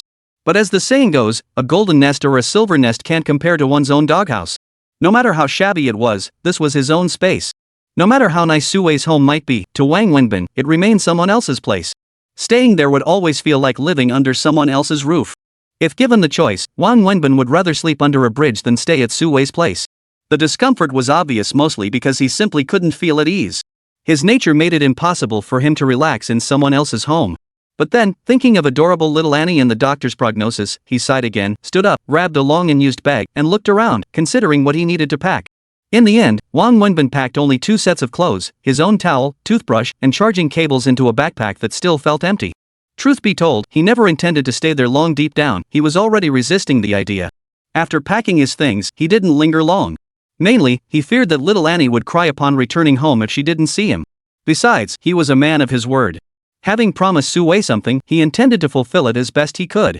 Regardless of anything else, he held Su Wei in genuine respect, and at the same time, he felt a certain sympathy and pity for this beautiful woman. Wang Wenbin drove straight to Su Wei's home. Though it seemed like a short journey, several hours had passed since he left the hospital, and it was now already 9 o'clock at night. Just as Wang Wenbin was about to pull up to Su Wei's house, his phone suddenly rang. It was Su Min calling. Seeing Su Min's name on the screen, Wang Wenbin hesitated for a long time. He didn't want to answer. He had been warning himself not to have any further contact with Su Min, to stay firm and unyielding. Yet, he couldn't bring himself to hang up outright. He found a way to justify it to himself, thinking that Su Min must have called at this hour because something had happened. That's how people are. When hesitating, if you give yourself an excuse, things suddenly seem to fall into place. That's exactly what Wang Wenbin did. He eventually pulled over to the side of the road and answered Su Min's call. What is it? Wang Wenbin asked immediately after answering. Wenbin, someone's following me, Su Min said urgently over the phone. Following you? Wang Wenbin paused, taken aback. Yes, a man. He's still standing outside the door. Can you come over? I'm a little scared. Hearing this, Wang Wenbin scoffed coldly. Su Min, is this some kind of joke? Once, twice. Can't you come up with a new trick? Last time it was a sprained ankle, now it's someone following you. Do you really think I'm that stupid? I'm not lying. It's real. Lately, I keep feeling like a man is following me. Every day on my way to and from work, he's always lurking behind me, especially when I get into the elevator. Every time I step in, he steps in too. And in the elevator, he always leans toward my side. I didn't think much of it at first, assuming he lived in the same building. But then I noticed him waiting outside my door every night for the past couple of days. I have no idea what he wants. I'm so scared. I don't know what to do. I'm home alone. Su Min said anxiously. Keep making stuff up. Wang Wenbin didn't believe her at all. I'm not lying. This guy has been following me for days. I didn't think much of it until tonight. When I got back, I got into the elevator and he followed me in. It was just the two of us in there. I saw him put his hand in his own pants pocket while we were in the elevator. Now he's standing right outside my door. I saw him through the peephole. I'm home alone, and I'm really scared. I'm not lying to you. Su Min raised her voice. Do you really think I'd believe you now? Wang Wenbin remained skeptical. After Wang Wenbin spoke, Su Min fell silent. A long pause followed before she finally said, I'm sorry for bothering you. I'll hang up now. Su Min suddenly changed her tone and hung up. Staring at the dial tone on his phone, Wang Wenbin felt uncertain. He muttered to himself, could she not be lying? Could it be true? Wang Wenbin hesitated, then gritted his teeth. He took Su Wei's car and drove straight to Su Min's residence. Even if she had deceived him, he was willing to be fooled once more. If this were true and Su Min had truly suffered harm, he would never forgive himself for the rest of his life. He drove straight to the underground parking lot beneath Su Min's building, took the elevator to her floor, and stepped out of the elevator lobby. Before he could reach her door, a middle-aged man emerged in a flustered hurry. As he passed Wang Wenbin, he kept stealing glances at him. Wang Wenbin noticed the man didn't enter the elevator lobby but instead headed toward the emergency stairwell. Wang Wenbin frowned, his suspicions about Su Min's story growing stronger. He slowly approached Su Min's door, mentally strategizing how to resolve this issue. After a moment's thought, he bypassed Su Min's door and instead approached the unit next door. Discreetly pulling out his phone, he switched to camera mode, pretending to text while actually pointing the lens behind him. Through his phone's display, he saw the man's head peeking out from behind the stairwell door, scrutinizing him. Wang Wenbin gave a cold chuckle. This unfolded almost exactly as he'd anticipated. Holding the phone to his ear, Wang Wenbin stood at Su Min's neighbor's door as if making a call. Hello, he said into the phone, I'm at your door. Open up. Ha? You're not home? What's the deal? Fine, I'll head back. Call me next time you're home, okay? As he spoke, Wang Wenbin turned and stepped into the elevator. He rode down a few floors before exiting, then called Su Min again. What? Su Min answered irritably. Listen to me. Go to the peephole and look out. See if that man is still outside your door, Wang Wenbin asked. Didn't you just say I was lying to you? I don't have time for jokes. Just go check right now, Wang Wenbin insisted. After a moment, Su Min said, he's there. Right outside my door. He's waiting for me to come out. And who knows, he might burst in the moment I open it. He must know I'm home alone. Okay, that's good. Wang Wenbin nodded. What's going on? Where are you? Su Min was puzzled by Wang Wenbin's question. Wang Wenbin hung up immediately. He didn't take the elevator. Instead, he walked up the stairs. Wang Wenbin moved with quiet steps, trying not to make a sound. When he reached Su Min's floor, he stood there and saw the man sneaking around, standing by Su Min's door. He was leaning against the door crack, trying to peek inside. Perhaps the door was too solid, as he couldn't see anything. He stood up again and looked through the peephole from the outside, which was even less likely to reveal anything. Just as the man was feeling frustrated, he suddenly felt a tap on his shoulder. Hey, buddy, what's up? Wang Wenbin asked with a smile, standing behind the creepy man. Startled out of his wits by Wang Wenbin's sudden tap, the creep stared at him in terror. Recognizing Wang Wenbin as the man who had just arrived next door, he forced himself to calm down and stammered, I'm going home. I forgot my keys. Oh, is this your place? Wang Wenbin asked, pointing. Yes. The creepy guy nodded. Well, that's quite a coincidence. This is my place too. How come I've never seen you around before? Wang Wenbin asked coldly. The creepy guy couldn't process it and asked, are you kidding me? Who's joking here? Me or you? Right now, I just want to ask you, what the hell were you doing lurking outside my door? Wang Wenbin grabbed the creep by the collar and demanded. The creepy guy was scrawny, only about 5 feet 6 inches tall. He was no match for Wang Wenbin physically. Wang Wenbin grabbed his collar and effortlessly lifted him off the ground. What are you doing? What do you think I'm doing? I'm asking you right now, what are you doing outside my house? Wang Wenbin barked coldly. Just looking around. Looking? Looking at what? The creepy guy was terrified and didn't say a word. Wang Wenbin grabbed the creep by the collar with one hand. The creep struggled desperately to break free, but it was impossible. You'd better stand still and not move, or don't blame me for what happens. Wang Wenbin said coldly, then reached out to knock on the door, shouting as he did so, "It's me, open up."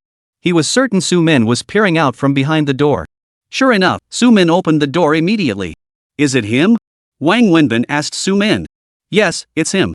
He's been following me every day, Su Min said from the doorway. If Wang Wenbin weren't here, I'd never dare open the door. I wasn't following her. The creepy guy panicked, stammering. Before the creepy guy could finish his sentence, he got smacked hard across the face. You creep. Another slap followed his attempt to speak. You bastard, you've got some nerve. You dare stalk my wife? Wang Wenbin didn't say a word, clenching his teeth as he delivered 4 or 5 slaps in quick succession. Hearing Wang Wenbin call her his wife, Su Min's face flushed slightly, but inside she was overjoyed. Help! Help! Murder! I'm calling the police! I'm calling the police! The creep's face was flushed red from the blows, but he couldn't escape. He screamed loudly. Go ahead, call the cops. Scream all you want. Better yet, call them. Then I'll tell the police exactly what you did to my wife in the elevator this afternoon. We'll pull up the surveillance footage. Wang Wenbin sneered coldly. As he spoke, he raised his foot and drove his knee hard into the creep's stomach. Releasing the pressure, the creep let out a muffled groan before collapsing limply to the ground, clutching his belly and wailing pitifully. Answer me, Wang Wenbin demanded, planting his foot squarely on the man's face. Will you ever dare to follow my wife again? No, no more. Please, spare me, the creep mumbled incoherently, his speech muffled by Wang Wenbin's foot pressed against his face. I'm warning you, Wang Wenbin warned. If I catch you following my wife again, next time it won't be just a beating. Next time, I'll take your life. Get lost. With that, he kicked the creep. The creepy guy yelped from the kick, then scrambled to his feet and ran off. How can people like this exist? It's utterly disgusting, Su Min said to Wang Wenbin. These people are psychopaths. They can't control themselves. They act like this whenever they see a beautiful woman. Haven't you seen all those recent exposés online? On the subway and places like that. It's so disgusting. You have no idea how scared I am. Yesterday I felt someone was following me. Tonight, when I came back, he did that vile, disgusting thing right in the elevator. I came home and immediately locked the door from the inside. I couldn't even speak loudly. I was terrified. Tears welled up in Su Min's eyes as she spoke. Seeing Su Min crying from fear, Wang Wenbin instinctively walked over and wrapped his arms around her, letting her lean against his shoulder. He patted her back and said, "It's okay. He won't dare do that again." Su Min leaned against Wang Wenbin's shoulder and instinctively wrapped her arms around his waist. Wang Wenbin suddenly snapped out of it, taking a step back and pushing Su Min away. What's wrong? I'm sorry, Wang Wenbin said, apologizing for having just held Su Min. Why apologize? You always held me like this whenever I cried before. Su Min's tears hadn't dried yet. That was then, this is now, Wang Wenbin said flatly. He turned his face away from Su Min and continued, next time something like this happens, just call the police. What good would that do? Could they arrest him? It's useless. He'll just come back next time. Besides, I wouldn't feel safe if the police came. For me, I only feel at ease when you're here. Su Min gazed at Wang Wenbin as she spoke. Wang Wenbin paused briefly before saying, you go inside. I'm leaving. With that, he started walking toward the elevator. Don't go. I'm scared. What if he comes back after you leave? Su Min hurriedly protested. Don't worry. He absolutely won't dare come back. People who do things like this are cowards. If they were truly bold, they wouldn't sneak around like this. But I'm truly terrified. A woman living alone, facing something like this, do you have any idea how scared I am? Can't you stay a little longer? Couldn't you at least wait until I've showered and gotten into bed before leaving? Su Min pleaded with Wang Wenbin. Wang Wenbin paused, then turned and walked toward Su Min's room, saying as he went, hurry up as much as you can. I have things to do later. Seeing Wang Wenbin turn and enter, Su Min's face lit up with a smile. She followed him inside and closed the door behind her. This was Wang Wenbin's second visit to Su Min's home.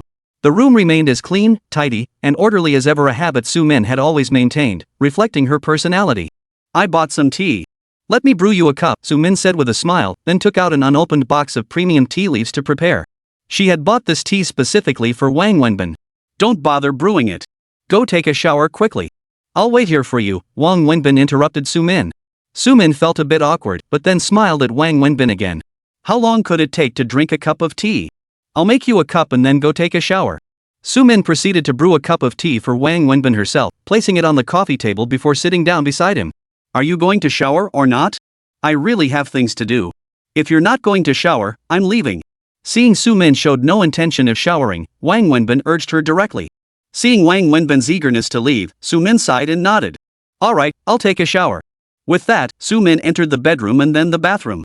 Wang Wenbin sat on the sofa smoking a cigarette and sipping tea. The room held a familiar scent, though this was only his second visit. He and this woman had once lived together for many years. Soon, Wang Wenbin heard the sound of running water coming from the bathroom. Wang Wenbin couldn't deny it. Hearing the water inside made his heart beat restlessly. To say his mind wasn't wandering would be impossible. He puffed on his cigarette, then carried his tea out to the balcony. He didn't want to hear the sound of Sumin showering anymore. Just as Wang Wenbin stepped onto the balcony to drink tea and smoke, he heard Sumin calling his name from the bathroom. Wenbin, Wenbin. What? Wang Wenbin called back. Come here for a moment, Sumin called. Frowning, Wang Wenbin walked back into the room and stopped outside the bathroom door. What is it? I forgot to bring a towel in. Could you grab one from the balcony for me? I hung my towel and clothes on the clothes rack. I washed the towel yesterday and left it there to dry, but I completely forgot about it, Sumin called from inside. Wang Wenbin frowned, somewhat reluctant, but still walked to the balcony. He found the clothesline and saw the towel Sumin had hung up. On top of the towel were some of Sumin's clothes, including underwear. Wang Wenbin didn't linger on the sight. He felt like a pervert. Though he'd helped Sumin collect laundry countless times before, and they'd shared countless baths together, that was then. He reminded himself that he and this woman were no longer connected in any way. Wang Wenbin took down the towel and approached the bathroom door. Staring at it, he hesitated. How should he bring it inside? I'll leave the towel on the doorknob. You can get it yourself. I'm leaving now, Wang Wenbin said as he hung the towel on the handle. Just as Wang Wenbin turned to leave, he heard Sumin calling out, "Don't go." Then, Wang Wenbin saw the bathroom door open. Sumin emerged completely naked, not a single thread covering her body. Wang Wenbin stared wide-eyed at Sumin, both stunned and unable to look away from the familiar, sensual sight. After just one glance, Wang Wenbin snapped back to his senses. He quickly turned his back to Sumin and shouted angrily, "Sumin, what the hell are you doing? Don't go. I beg you, don't go, okay? I'm really scared." Sumin suddenly wrapped her arms tightly around Wang Wenbin from behind. The moment she held him, Wang Wenbin's heart melted completely. He admitted he'd always told himself to stay cold toward this woman, but when Sumin embraced him and said she was afraid, his resolve shattered instantly. He couldn't bring himself to be harsh anymore.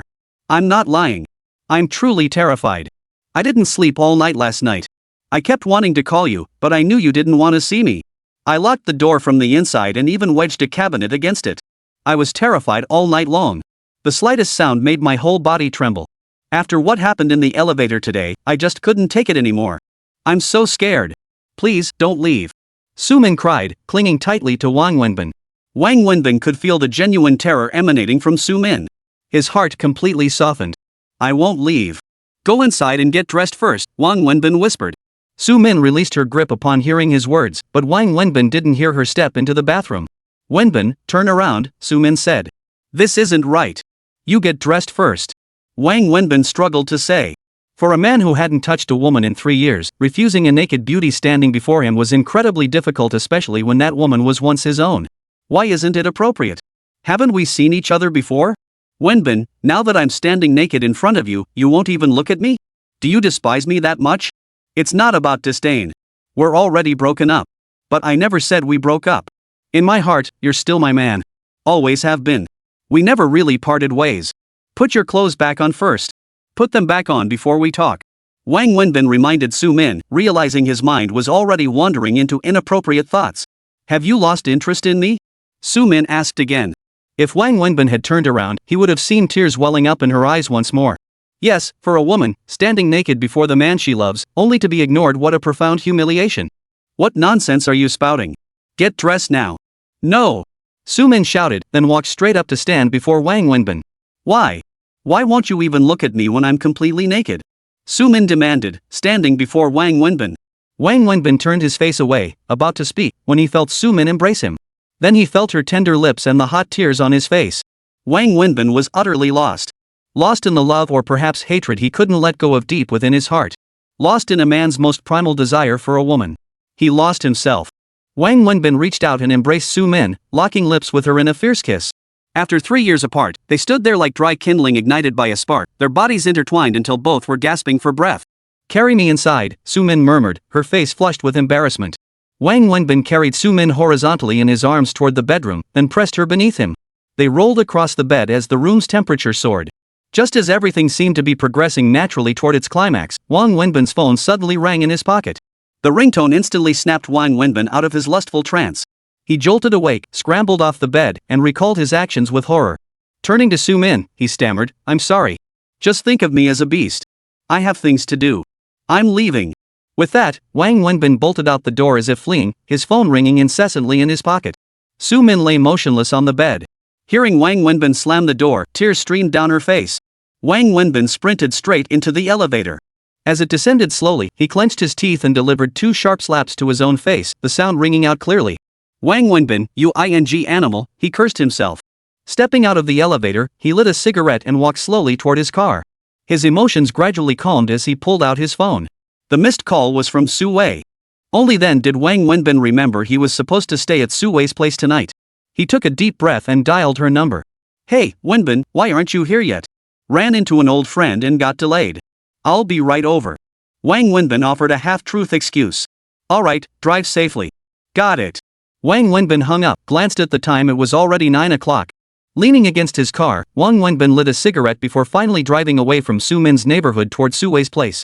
He drove slowly the whole way, his mind filled entirely with thoughts of Su Min, her tears, the tenderness of holding her just now, and all the little moments they'd shared together in the past. Unconsciously, his eyes grew misty. He had thought he'd forgotten everything, but in that moment, those memories surfaced crystal clear before him, refusing to fade. By the time Wang Wenbin arrived at Su Wei's house, it was already 9:30 p.m. As he pulled into the courtyard, Su Wei's home was brightly lit. The moment he parked, he saw little Annie running out of the house toward the car, calling out "Daddy." In that instant, the gloom in Wang Wenbin's heart vanished completely, and he forgot everything that had just happened with Su Min. Sometimes, 1,000 words couldn't compare to a child's smile or a single call. Though this child wasn't his own, human nature was such that one always felt a deep, heartfelt desire to protect and cherish such a young, adorable life. Wang Wenbin opened the car door, stepped out, and scooped the child into his arms. The scene that followed was one Su Wei, who had emerged with little Annie, had grown accustomed to and one she longed to witness. Father and daughter embraced tenderly, whispering heartfelt words to each other. Then, the older child led the younger one into the yard to play, so engrossed they hadn't even unloaded the car. Su Wei leaned against the doorframe, watching the big and little ones. She said nothing, just stared blankly. At times, a happy smile would appear, then suddenly, sad tears would flow. No one could fathom the complex emotional turmoil within her heart. It wasn't until past 10 o'clock, when the nanny came running over to take little Annie inside for a bath, that this happy father-daughter moment finally came to an end. Only then did Wang Wenbin open the car door, retrieve his backpack, and take out the clothes Su Wei had bought earlier. He walked over to Su Wei standing by the doorway and handed them to her, saying, "These are your clothes." Su Wei didn't reach out to take the clothes Wang Wenbin offered. She shook her head and said, "These are your clothes." Wang Wenbin's eyes widened. He carefully sorted through his thoughts but still couldn't make sense of the situation. "What do you mean?" Wang Wenbin asked. "This whole family is female, and you're the only man. Whose clothes do you think these are?" Su Wei said with a slight smile, then walked toward the house. Wang Wenbin hurried after her, asking, "But you said you bought this for your friend?" "Yes, that friend is you. I didn't tell you because he's the same height and build as you. Do you think there are 2 people in the world who are that identical? This shirt is for you." Su Wei walked over and sat down on the sofa. "If it's for me, I can't accept it. I have to return it," Wang Wenbin hurriedly said. "Why?" "It's too expensive. I can't possibly accept such a costly gift from you," Wang Wenbin said earnestly. "When did I say it was a gift? Then what is it? I couldn't afford it either. I only have a little over 200 yuan on me, and that's what's left from the 500 I borrowed from you." Hearing Wang Wenbin's words, Su Wei couldn't help but laugh. Then she said, "Don't worry, I'm not asking you to pay. Have you read the company policy manual?" "I have. I spent the whole morning reading it." Wang Wenbin nodded. "Does it require employees to wear professional attire during work hours?" I think it does say something like that." "Then do you think your current outfit meets the requirements? Besides, as my assistant, this look isn't exactly professional, is it?" Su Wei gestured at Wang Wenbin's sneakers and jeans. Chapter 74, What are you trying to do? Wang Wenbin glanced down at his casual outfit, clean enough but showing its age, and pondered. "It is a bit inappropriate. I should wear formal attire to work, following company rules. But you shouldn't have bought these, especially not something so expensive." How about lending me some more money? I'll go buy a new outfit. I'll return these, they're just too pricey. Sometimes you're too rigid about principles. Let me finish before you decide. My company isn't huge, but it's not small either. As the general manager, I frequently need to entertain clients and negotiate business deals. I'm not vain, but that's just how society works. People judge your worth and whether you're worth partnering with based on your clothes and outward appearances, regardless of your actual capabilities. They look at things like your clothing brands, the price of your car, the value of your watch and jewelry. That's why executives love spending big bucks on their image, even borrowing money to buy a nice car. It's not just about showing off, it's more about networking and socializing. Do you understand what I mean? Su Wei asked. I do. Wang Wenbin nodded. Whether you're my driver or assistant, you'll frequently accompany me on outings. Buying you branded attire isn't just for your personal benefit, it's for the company, for work, and for me. Any questions? Su Wei pressed Wang Wenbin again. No, none.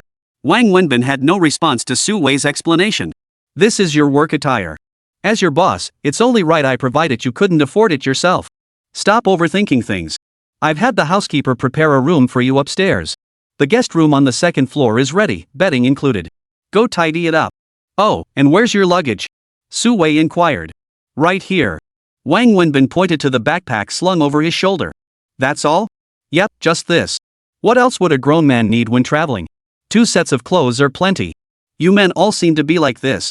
Fine, put your things in your own room. I bet she'll be looking for you again after her shower. Su Wei gave a faint smile and headed upstairs. In the large villa, Su Wei and her daughter occupied the master bedroom upstairs. Downstairs was primarily functional space, the living room, dining room, and so on. Only the housekeeper sat downstairs, as there was only one maid's room down there. Upstairs, there were several rooms, the master bedroom for Su Wei and little Annie, a study where Su Wei worked, and 2 guest rooms.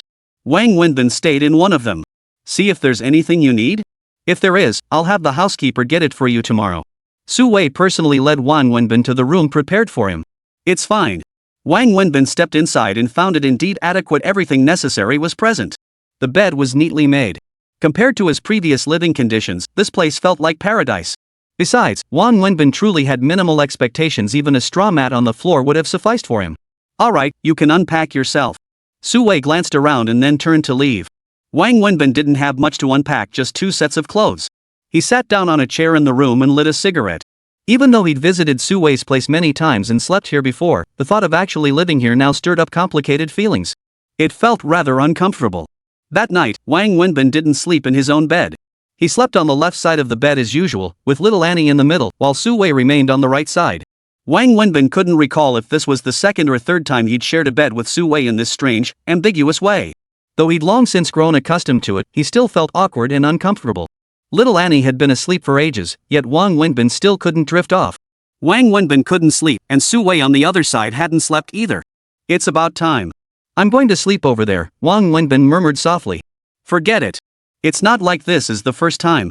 If she wakes up in the middle of the night and doesn't see you here, she'll throw a fit. Just sleep here. It's not like it's the first time. Su Wei paused before adding. Fine. Wang Wenbin nodded and lay back down quietly. An awkward silence hung in the air. Neither of them could sleep, yet neither spoke. Even their movements were quiet, pretending to be asleep. After an unknown amount of time, Wang Wenbin suddenly sat up quietly on the bed, moving as lightly as a thief. He groped around on the floor in the dim light, then slipped back down without even putting on his shoes. Barefoot, he treaded on the floorboards, trying to make no sound at all, circling the bed once. He approached Su Wei's side of the bed, moving step by step toward her. Just as he was about to reach her, Su Wei suddenly sprang up from the bed. Wang Wenbin saw a gleaming object thrust toward him. What do you think you're doing? Su Wei demanded, her voice trembling slightly. Then, Su Wei flipped on the bedside lamp. Throughout the entire ordeal, Wang Wenbin was completely bewildered. Only when the light flashed on did he finally see what the gleaming object in Su Wei's hand truly was. Su Wei was holding a fruit knife, pointing it at Wang Wenbin. Even now, Wang Wenbin still couldn't comprehend what was happening. What do you think you're doing? You think I won't call the police? Su Wei continued to hold the fruit knife pointed at Wang Wenbin, shouting at him. I'm not. Wang Wenbin snapped back to reality, taking 2 steps back. He genuinely feared Su Wei might stab him in a fit of rage. He wanted to explain, but in his agitation, he couldn't find the words. I just needed to use the bathroom. I didn't mean to do anything. Wang Wenbin finally said, sounding utterly helpless. Use the bathroom? Then why did you come here? Su Wei sneered coldly. My slippers are here. After hearing Wang Wenbin's words, Su-wei looked down toward her bedside and sure enough, Wang Wenbin's slippers were right there. Annie and I were messing around before bed last night, so I took my shoes off here and climbed in from this side, Wang Wenbin explained with a wry smile. Then why were you sneaking around barefoot? I thought you were asleep. I didn't want to wake you or Anne. I came barefoot because my shoes were on your side. What else could I do? I really didn't plan anything. I just suddenly needed to use the bathroom, but my shoes were on your side. I came over to put them on, but I didn't want to make too much noise and wake you both. That's all. Wang Wenbin finally explained everything in one breath. Chapter 75, Finding Another Man. Su-wei's face flushed crimson upon hearing Wang Wenbin's words. She realized she'd misunderstood him. Wang Wenbin slipped on his slippers and walked straight out, closing the door behind him. After using the restroom, Wang Wenbin didn't return to Su-wei's room. Instead, he went straight downstairs, opened the back garden gate, and walked into the backyard. He sat alone in the gazebo, smoking a cigarette. His mood was low, and he felt a bit miserable. Before he finished the cigarette, Su-wei emerged wearing an outer garment and walked into the pavilion. Why are you here? Wang Wenbin asked when he saw her enter. Are you angry with me? Su-wei sat down in the pavilion too. No, it was just a misunderstanding. Why would I be angry? I've got some things on my mind. It's been weighing me down. Wang Wenbin shook his head and took another drag. He was in a terrible mood, partly because of Su-wei's earlier misunderstanding, but more so because of his recent situation with Su-min. I'm sorry. I apologize to you. After a moment of silence, Su-wei sincerely apologized to Wang Wenbin. It's not that serious. Like I said, it was just a misunderstanding. Wang Wenbin shrugged it off with another casual shake of his head. This is my fault. I asked you to pretend to be Annie's father, and I asked you to sleep in the same bed. Yet I didn't trust you. I even hid a fruit knife under the pillow. If I were you, I'd be angry too.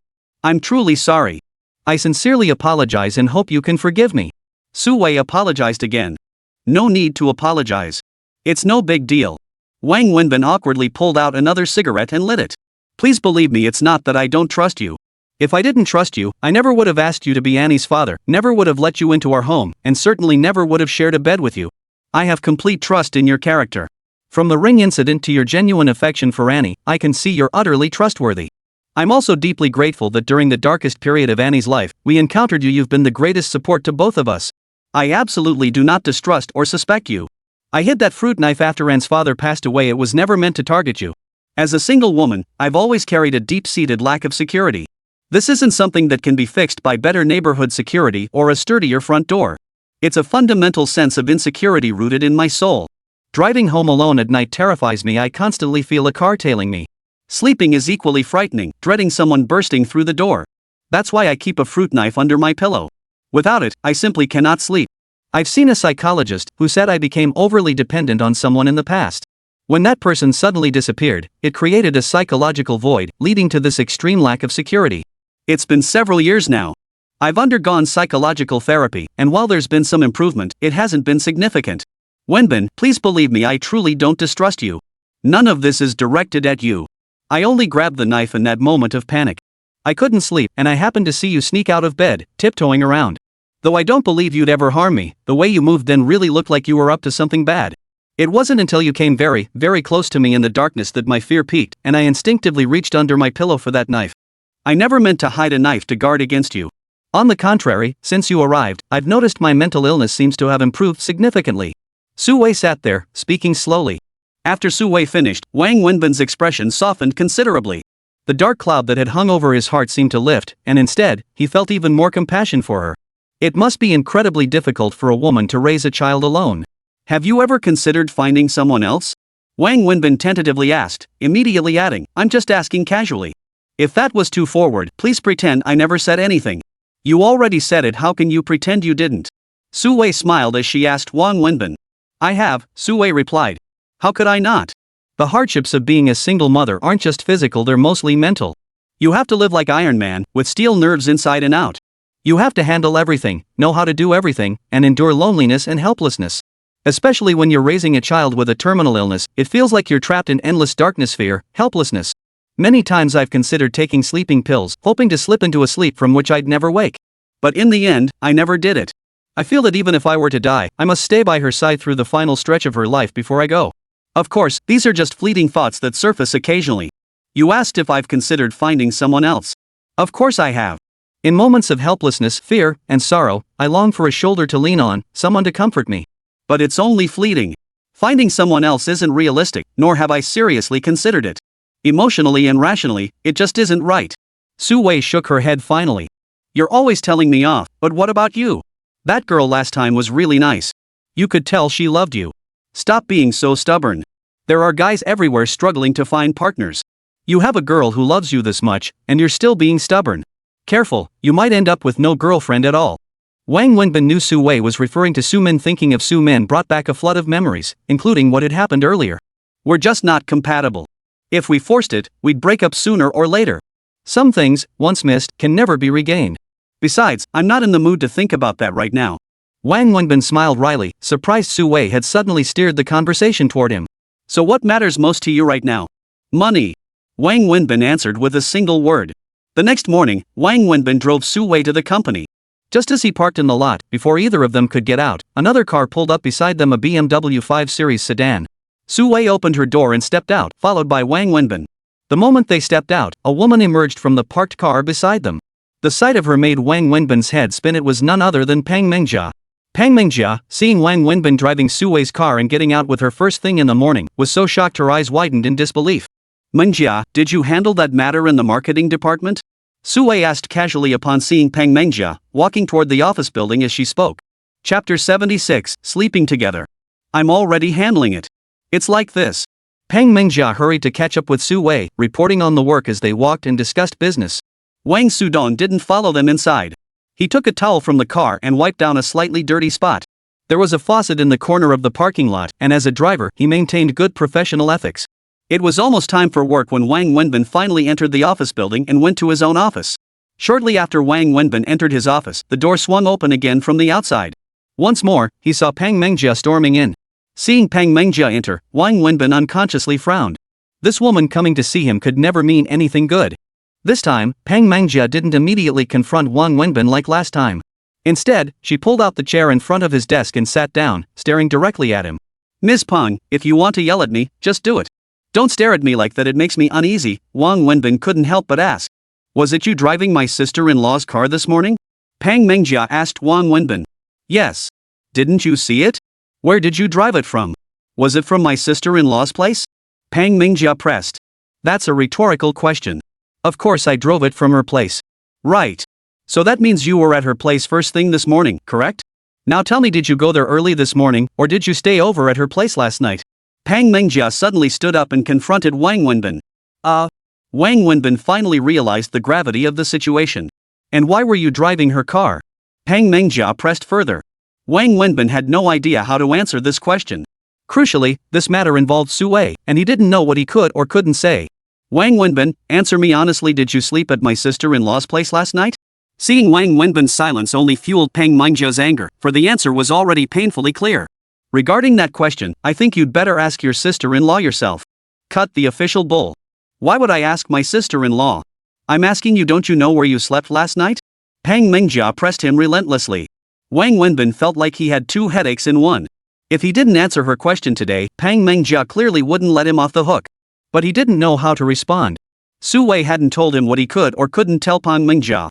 Even if he explained to Pang Mengjia that he only shared a room and a bed with Su Wei but hadn't done anything, would she believe him? That would only make things more complicated. What? Afraid to speak? Pang Mengjia stared coldly at Wang Wenbin. Wang Wenbin frantically searched for words in his mind, but still couldn't find the right answer. Just then, Wang Wenbin's phone rang. He grabbed it as if it were a lifeline, answering without even checking the caller ID. Hello? If you're not busy, come meet me. Su Wei's voice came through. Sure, I'm free. When? Right now. Alright, I'll wait for you downstairs. Wang Wenbin hung up and stood up immediately. Where are you going? My sister-in-law called me about something work-related. She wants me to go out. Wang Wenbin said to Pang Mengjia as he headed out. Explain what it is first before you go. Pang Mengjia pressed him, but Wang Wenbin bolted out the door as if escaping, not even glancing back. Wang Wenbin got into his car as usual, parked it at the office building entrance, and waited for Su Wei. When Su Wei emerged, she didn't take the back seat like a boss would. Instead, she opened the passenger door and slid into the front passenger seat. Where to? Quanta Group. Su Wei replied. The Quanta Group that owns Quanta Mall? Yes. Do you know the way? To their headquarters. Su Wei nodded. I know. After all, I've lived in Shanghai for so many years, I'm familiar with that area. Wang Wenbin said as he drove toward the destination. He had intended to tell Su Wei about Pang Mangjia's inquiry, but noticing her apparent distress, she'd opened a document folder the moment she got in and was now studying its contents intently. Her brow furrowed. Wang Wenbin held his tongue. Clearly, Su Wei was facing some trouble at work. Wang Wenbin drove to Quanta Group. Are you coming up with me or waiting here? Su Wei asked Wang Wenbin. I'll wait here for you. It wouldn't be proper for a driver to accompany you upstairs. Wang Wenbin was very clear about his role. Don't forget, you're an assistant, not a driver. Alright, then wait here. I don't know how long it'll take. If I'm lucky, an hour. If not, maybe 10 minutes. Su Wei got out of the car with her documents and walked away.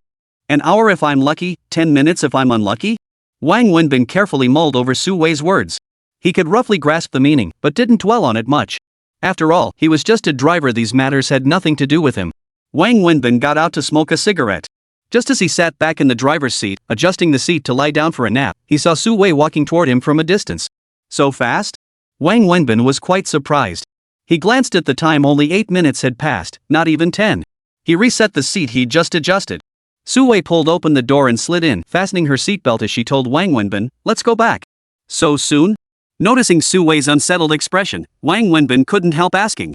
This is the worst case scenario, they simply didn't want to see me. Su Wei sighed. Then she forced a smile and said, it's fine. In business, this kind of thing happens all the time. It's not the first time, and it won't be the last. I'm used to it. Wang Wenbin sensed the hardship Su Wei had endured over the years in her words. Just as Wang Wenbin was about to drive off, Su Wei suddenly called out to him, wait a moment before driving. Wang Wenbin froze, turning to look at her. Su Wei was staring out the window, watching several middle-aged men approaching. What's wrong? Wang Wenbin asked curiously. Did you see that man? He's the vice president of Guangda Mall. He has the final say on all business recruitment there. I just went to see him, but the staff told me he was out on business. Did you see the man beside him? He's the CEO of another clothing company. Su Wei spoke slowly. Chapter 77, 200 million. Wang Wenbin turned to look at Su Wei. She seemed to have said nothing, yet in reality, she had said everything.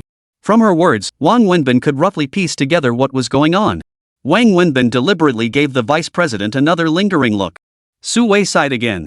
Let's go back, she said to Su Wei. Driving back, Wang Wenbin asked Su Wei, is it completely hopeless? Can't we try a little harder? It's basically hopeless. Su Wei shook her head, then added, their stance is already crystal clear. Is it important to the company? Very important. Extremely important. Everyone in the country knows what Guangda Mall represents. It's the nation's top comprehensive mall, already covering all third-tier cities. Domestically, it leads in both quantity and quality. Plus, in terms of traffic, reputation, and influence, no other department store can compare.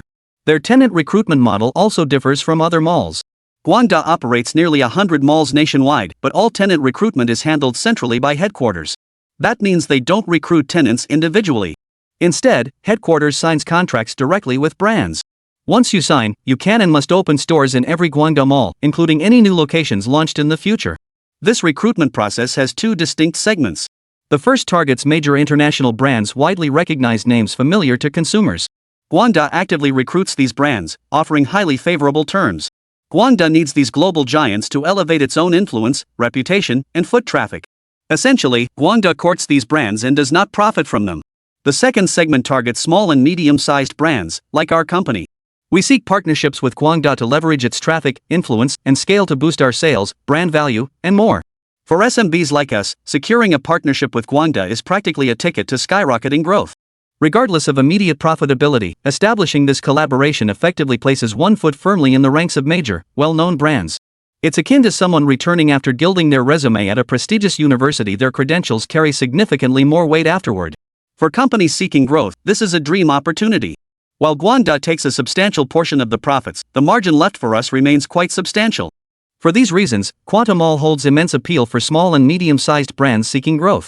Everyone is scrambling to find ways to partner with them. However, Quanta Mall strictly limits the number of franchisees per mall. In the apparel sector, we're already at full capacity. Recently, though, one brand went out of business due to operational issues and terminated its contract with Quanta, leaving an opening in the apparel segment.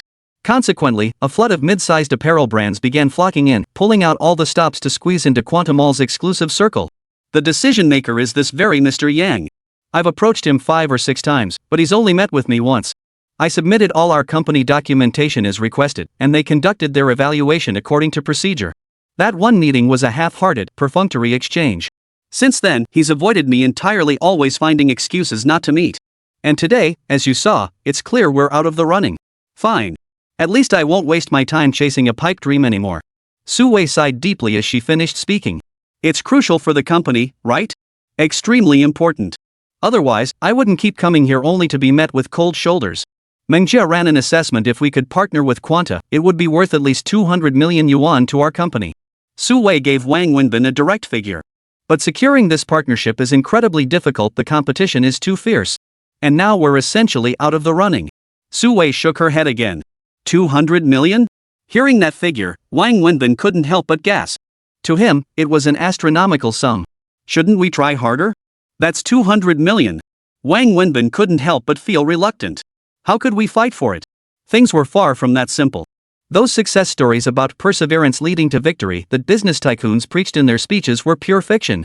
Such scenarios barely existed in the real world. Let me put it this way, Quanta's investment recruitment has its own set of procedures. Not just any company or brand can participate. They have strict criteria that must be met to become a partner. Our company's submitted materials fully met the requirements. They evaluated and audited us, and we met all their demands. In other words, our company has no issues whatsoever in terms of capability. So why is he cozying up to those clothing companies while completely ignoring me? Su Wei smiled bitterly. Wang Wenbin frowned as he drove. He wasn't stupid, he knew exactly what was going on. I get your point. If they're playing dirty behind the scenes, we can do the same. It's just the usual back scratching, right? You're oversimplifying it. Su Wei smiled, then continued, if it were truly that simple and easy, we'd have signed the agreement long ago. I've tried countless approaches, but I can't even track down his home address. Moreover, the fact that they won't give me any opening clearly indicates their relationship with him is exceptionally strong. That's precisely why I said this matter is essentially hopeless. Truth is, it wasn't just me working on this. The entire company has been busy for over half a year, especially Manhwa. She handled all the documentation. To meet Quanta's audit requirements, we made significant changes to the company, all planned by her. I was only responsible for liaising with Quanta. But in the end, it still failed. Su Wei let out a long sigh. I think we should explore other avenues while the matter remains unresolved. Wang Wenbin could tell from Su Wei's expression how significant this was to her and to the company. It's pointless. The final deadline is this month's end. Besides, I don't want to waste time on a hopeless endeavor.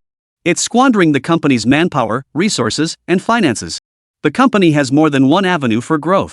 If this path is blocked, we can't keep tying up resources and hindering other developments. Su Wei shook her head. Wang Wenbin nodded. Su Wei had a point. Anyway, I'm just sitting around. I'm at the company all day with nothing to do. How about I give it a shot? Wang Wenbin finally said. Chapter 78, The Feast. You? Su Wei stared at Wang Wenbin in surprise. Realizing her tone was impolite, she quickly added, what good idea do you have? If you don't have a solution, how could I possibly have one? I just think this is a huge opportunity, it'd be a shame to give up now. Nothing's finalized yet, so there's still hope. Most importantly, I'm just sitting around at the office anyway. Might as well let me try something. Who knows? Maybe a miracle happens and we actually pull it off. It wouldn't cost the company anything, right? Wang Wenbin explained. After hearing Wang Wenbin's words, Su Wei smiled and said, are you bored sitting around at the company all day? Fine, go ahead. Here's the deal, once things settle down at the company, we'll assign you some tasks. For now, focus on familiarizing yourself with the work of each department. Wang Wenbin drove Su Wei back to the company. He didn't get out of the car, dropping her off right at the office building entrance.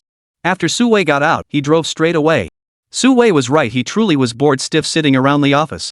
Finding an excuse to get out and wander around felt far more pleasant than staying cooped up inside. Besides, he genuinely wanted to do something for Su Wei. Though he wasn't sure what exactly he could do, he was idle at the office anyway. Who knows? Maybe a miracle could happen. After dropping Su Wei off at the company, Wang Wenbin drove her car to Quanta Group. He wasn't sure what to do, but he figured he should at least start by finding out where Vice President Yang of Quanta lived. Getting the address was essential. Su Wei had made it clear that her clothing company had no issues with financial strength. The loss stemmed purely from a lack of personal connections with this Vice President Yang. So Wang Wenbin believed that if there was even a sliver of opportunity, it lay with this Vice President Yang. Driving into Quanta Group in Su Wei's car proved surprisingly convenient. Simply stating their company name granted him access. Wang Wenbin parked in the front lot, choosing a spot near the pedestrian entrance where he could observe everyone entering and exiting. Then he sat in the car, scrolling through his phone, occasionally stepping out for a smoke, doing nothing else. He was waiting for that Mr. Yang to appear. He had no other options, so he resorted to the most foolish method, just waiting here. However, he waited the entire morning without seeing this Mr. Yang appear in the parking lot. Only after confirming no one else was leaving did Wang Wenbin slip into Quanta's cafeteria for lunch. After eating, he returned to his car to continue his stakeout. But Mr. Yang never showed up again that afternoon. Just as Wang Wenbin's butt was going numb from sitting in the car, his phone rang. "Binzi, what are you up to?" Lu Jiahao's voice came from the other end. Wang Wenbin could even detect uncontrollable excitement in Lu Jiahao's tone. "Working. Working? What's going on with you?" Lu Jiahao was baffled by Wang Wenbin's response. Wang Wenbin had always been selling barbecue. When had he started working a regular job? I'll explain later. It's hard to talk about this over the phone. I'm busy right now. What do you need? Wang Wenbin didn't know how to explain to Lu Jiahao at that moment. "I'll treat you to a big dinner tonight," Lu Jiahao said with a smile. "A big dinner?" "Yes, a big meal." "What's going on? Did you win the lottery?" "It's even better than winning the lottery." Lu Jiahao chuckled as he spoke. "Damn, why are you laughing so lecherously? What's going on that's making you so happy?" "The manager's here. Gotta go. Meet me at Old Flavor after work." Lu Jiahao hung up after saying that. "What's so funny? Pathetic." Wang Wenbin chuckled as he scolded himself, then put his phone down. Just as the workday was ending, Wang Wenbin suddenly spotted the balding, 50-something Mr. Yan walking in through the entrance. Wang Wenbin, who had been on the verge of nodding off, instantly perked up. His eyes widened as he stared intently from inside his car. Watching Mr. Yang walk past his car, talking on the phone as he went, then disappear into the distance. Wang Wenbin quickly got out of his car and followed silently, afraid of being spotted by Mr. Yang. Following him, Wang Wenbin saw Mr. Yang get into a Mercedes-Benz sedan. After glancing at the license plate, he hurried back to his own car, started it up, and sped after the Mercedes once it pulled away. He had waited all day for this moment. He didn't know what following this Mr. Yang would accomplish, but he figured he'd do his best and leave the rest to fate. Who knows? There might actually be a chance. Wang Wenbin followed the Mercedes out of the Guangda Group compound and onto the highway. It was now past rush hour, and traffic was heavy. Wang Wenbin concentrated intensely on driving, exerting tremendous effort to maintain his position directly behind the Mercedes. While driving, his phone rang. Seeing Su Wei's number, he quickly put on his headphones and answered. "You're not back yet?" Su Wei asked directly. "Sorry, I'm following his car right now. I might not be able to come back just yet." Wang Wenbin had completely forgotten about picking Su Wei up from work. "It's fine. Keep working. I'll just take a taxi home." Wang Wenbin didn't know what to say, realizing he'd genuinely forgotten. "Wenbin, I know you mean well, but don't push this. If it really doesn't work out, just come back. All right. Drive carefully. Don't worry about me. I'll just take a cab home." Su Wei hung up after saying that. When Wang Wenbin finally refocused on the Mercedes ahead after the call, he suddenly realized it was gone. Panic set in. He accelerated forward, but the Mercedes remained nowhere in sight. "Damn it, wasted effort. Looks like I'll have to try again tomorrow." Wang Wenbin cursed under his breath, considering turning around immediately to pick Su Wei up from work. But glancing at the congested traffic, he realized she'd likely already hailed a cab home by now. Recalling how excited Lu Jiahao had been when inviting him to dinner today, he decided to make an exception and used the company car for personal purposes. Without further thought, he drove Su Wei's car straight to the Old Flavor restaurant. Old Flavor Grand Hotel wasn't exactly an expensive place, it was just a slightly upscale restaurant. As the name suggested, it had been around for years and was conveniently located right next to the gate of Shanghai University. Back in their college days, this was the fanciest place their group ever dined. For their simpler selves back then, eating here felt like a real treat. So whenever there was anything worth celebrating, they'd gather everyone for what they called a big meal at this restaurant. In their memories, Old Flavor Grand Hotel became synonymous with a feast, a place steeped in their shared history. That's why today, when Lu Jiahao mentioned it, he barely needed to say the name, just big meal was enough for Wang Wenbin to know exactly where they were going. Chapter 79, You're My Man. Wang Wenbin drove through stop-and-go traffic for ages before finally pulling into the Old Flavor Grand restaurant parking lot. No sooner had he parked than another car pulled up beside him. The vehicle looked familiar. Wang Wenbin opened his door and stepped out. The door of the adjacent car opened, and he saw Lu Jiahao and Niaziki emerge. Su Min was the last to get out. Only then did Wang Wenbin recall that this was Su Min's car. Lu Jiahao and Niaziki, stepping out of Su Min's car, immediately spotted Wang Wenbin emerging from the driver's seat of the adjacent BMW 7 Series. They were visibly startled, especially Niazuki, who stared at Wang Wenbin with wide eyes. Su-min, who followed them out, also looked at Wang Wenbin, then glanced at his car, her expression complex. "What's with the double take today? Why are you both staring at me like that?" Wang Wenbin snapped. "Holy cow, a BMW 7 Series. That thing must be over $1,000,000 yuan." Lu Jiahao practically leaped past Wang Wenbin, running to the car. He ran around it, touching it with his hands. "No idea, but it's definitely over $1,000,000. Wang Wenbin replied. Before Wang Wenbin could finish speaking, Niazuki reached out her hand toward his face. "What the hell? Your husband's right here. Can you not get all handsy in front of him? If we're gonna do anything, we gotta do it discreetly. He's my brother, you know? This isn't cool." Wang Wenbin took a couple steps back, joking with Niazuki. "Get lost. I just wanted to pinch you to see if you're real. What's wrong with you? What did I do?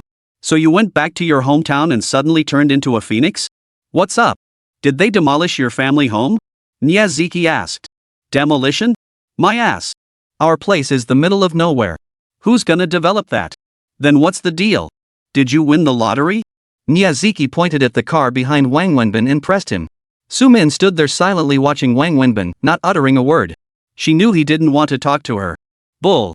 I never buy that crap. Got it. You're being kept by some rich woman, aren't you? Look at the accessories in this car, it's clearly a woman's ride." Lu Jiahao, who had circled the car, walked over and said with a grin. The moment he finished, everyone's expressions changed, especially Niazuki.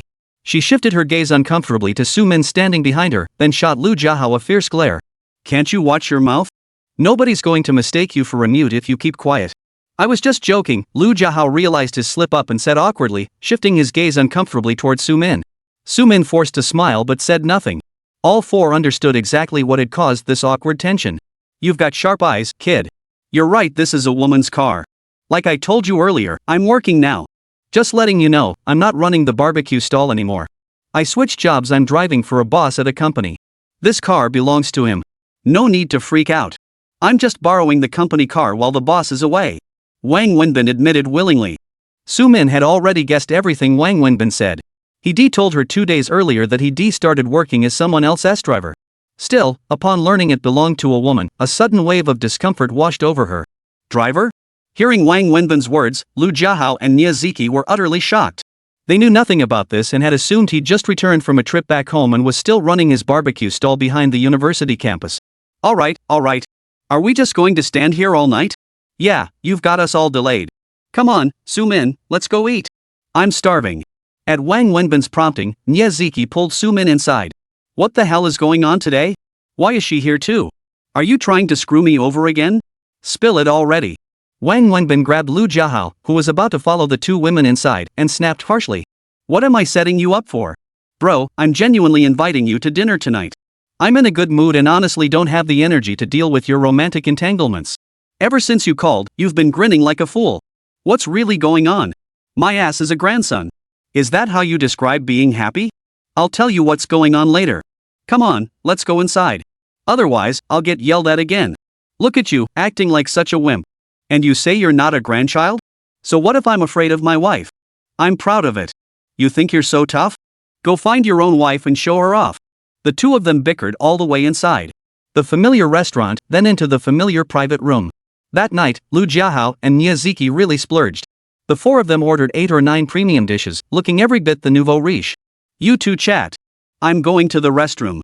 After ordering, Niazuki stood up and headed out. "Honey, I'll go with you." Lu Jiahao jumped up and offered. "Are you crazy? Why would you need to come with me to the restroom? Do you want to go into the ladies' room?" Niazuki shot Lu Jiahao a disapproving look. "I'm just looking out for you. What if you trip and fall? Come on, I'll walk you." Lu Jiahao insisted on accompanying Niazuki out. The private room suddenly felt empty with just Wang Wenbin and Su-min left, an awkward silence settling in. Especially after what had happened last time. "You really became a driver?" Su-min broke the silence, asking Wang Wenbin. "Yes. Didn't you just see me? Did your boss buy you the clothes you're wearing too?" Su-min hesitated before asking. Wang Wenbin glanced down at his suit, opened his mouth, then finally nodded. "Yes. An Italian brand. This suit must cost tens of thousands, right?" Su-min asked, her tone tinged with envy. "I don't know the price. My boss bought it. I wear it to help her save face." Wang Wenbin explained. Su-min nodded, then fell silent. Wang Wenbin couldn't tell what her nod meant. I never thought someone with your personality would end up driving for someone else. As long as they pay, I'd be willing to be their grandson, let alone a driver. Wang Wenbin lit a cigarette as he spoke. For some reason, Wang Wenbin's words stabbed deep into Su Min's heart. Fine. I'll pay you. How much does she pay you a month? I'll give you double no, 10 times that. Quit right now. Su Min suddenly declared. Are you out of your mind? Yes, I am crazy. I can't stand seeing you being bossed around by others, especially by other women. You're my man. As Su Min spoke, tears suddenly streamed down her face. Wang Wenbin, are you even a man? How did you become such a coward? You won't even touch me when I'm naked in bed. Su Min grew more and more agitated as she spoke, her tears flowing freely. Chapter 80, No Regrets. Wang Wenbin watched Su Min's tears fall. He opened his mouth several times but ultimately couldn't utter a single word. Why are you treating me like this? I abandoned every shred of dignity a woman possesses. I stood before you, stripped bare of my own volition, and this is how you repay me? Just then, the private room door opened, and Lu Jiahao and Niaziki walked in. Spotting them, Su Min quickly turned her face away and discreetly wiped her tears with a tissue. Binzi, put out that cigarette. Lu Jiahao snapped the moment he saw Wang Wenbin smoking. Wang Wenbin froze, asking, what's wrong?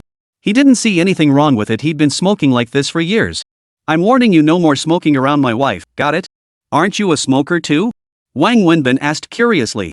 I quit. When did that happen? Starting at noon today. Lu Jiahao declared with righteous indignation. You bastard, you're messing with me. Wang Wenbin thought Lu Jiahao was joking. Ziki, are you pregnant? Su Min, who had been sitting beside Wang Wenbin, suddenly asked. Pregnant? Wang Wenbin stared wide-eyed at Su Min, then shifted his gaze to Niaziki. At the question, Niaziki's face flushed slightly, yet an indescribable happiness shone through. Su Min's sharp. Lu Jiahao chuckled. Oh, so this is the big news you were talking about? Wang Wenbin finally caught on and hurriedly asked Lu Jiahao. Yeah, what could be bigger than this? Ha! Lu Jiahao laughed heartily again. Damn it, why didn't you say something earlier? You kept me in suspense. Alright then, we've worked this land so hard for years, and today we finally see it sprouting. Congratulations, congratulations. Wang Wenbin said. No sooner had he finished speaking than a tissue box came flying at his head. Are you trying to get yourself killed? Niaziki scolded Wang Wenbin, her face flushed. How old is it? How many months? Su Min watched them bickering and laughed along. This scene was exactly like back in school. Not yet, just over a month. I took a pregnancy test this morning, but I wasn't sure, so I went to the hospital for a checkup. The doctor confirmed it, Niaziki replied. That's wonderful news. So when are you planning to get married? We haven't decided yet. Lu Jiahao shook his head. You're already pregnant and you still haven't decided to get married? What the hell are you planning to do, you idiot? Wang Wenbin was furious. You take marriage way too lightly. It's not something we can just decide on our own. If it were that simple, we'd have gotten married ages ago. Marriage involves two families. So far, neither set of parents even knows we're together, Lu Jiahao explained. Wang Wenbin and Su Min were both utterly shocked. You two are something else. Sleeping together for 5 or 6 years and still haven't told your parents? I'm impressed. Wang Wenbin was at a loss for words. So we've decided to take leave next month. First we'll go to my family, then hers, meet both sets of parents, explain the situation, and finalize the wedding. We need to get married quickly before my daughter is born. We have to get married and register the marriage. Lu Jiahao stated. How do you know it's a girl? What if it's a boy? Niaziki scolded Lu Jiahao, though it was clearly a happy complaint. Whether it's a son or a daughter, I'll love them both, Lu Jiahao said, pulling Niaziki close. Watching the two of them so happy, Su Min felt a pang of envy in her heart, and Wang Wenbin also felt a bit uneasy. Don't you two have any shame? If you want to show off your love, do it in your own bed. Wang Wenbin scolded. Then, the dishes began arriving. Here, I drove, and you're pregnant, so neither of us will drink. I'll raise a cup of tea instead. Congratulations to both of you, your hard work has finally paid off. Cheers. A dog's mouth can't spit out ivory, Niaziki shot Wang Wenbin a withering glance. After that, the four of them happily tucked in. Most of the conversation was between Wang Wenbin and the married couple, Lu Jiahao and Niaziki. Su Min mostly sat there listening and watching, her face beaming with a smile, her eyes constantly focused on Wang Wenbin. Since they weren't drinking, they finished eating quickly, wrapping up the meal soon after. Alright, I think we should wrap things up for today. I looked it up online. The early stages of pregnancy are crucial, and expectant mothers need plenty of rest. So we'll head back first. My wife needs to get to bed early and rise early. Let's call it a night. Lu Jiahao said after checking the time. Seeing you strut around like that makes me want to punch you in the face, Wang Wenbin gritted his teeth at Lu Jiahao. If you're so tough, why don't you go have one yourself? Lu Jiahao challenged. Hearing this, both Lu Jiahao and Miyazaki couldn't help but turn to look at Su-min beside them. Su-min lowered her head, her cheeks slightly flushed, but more than that, her eyes held a deep sadness. I'll drive you guys back, Su-min changed the subject. No need. You picked us up near our company on the way here, so it was on your route. But going back to your place isn't convenient for me. We'll just grab a cab ourselves. No need to make it complicated. I am a bit tired. We'll head out now. Miyazaki declined, then walked out with Lu Jiahao. Lu Jiahao protected Miyazaki meticulously the entire way, constantly reminding her to slow down as they walked. Wang Wenbin and Su-min watched from behind, both feeling a complex mix of emotions.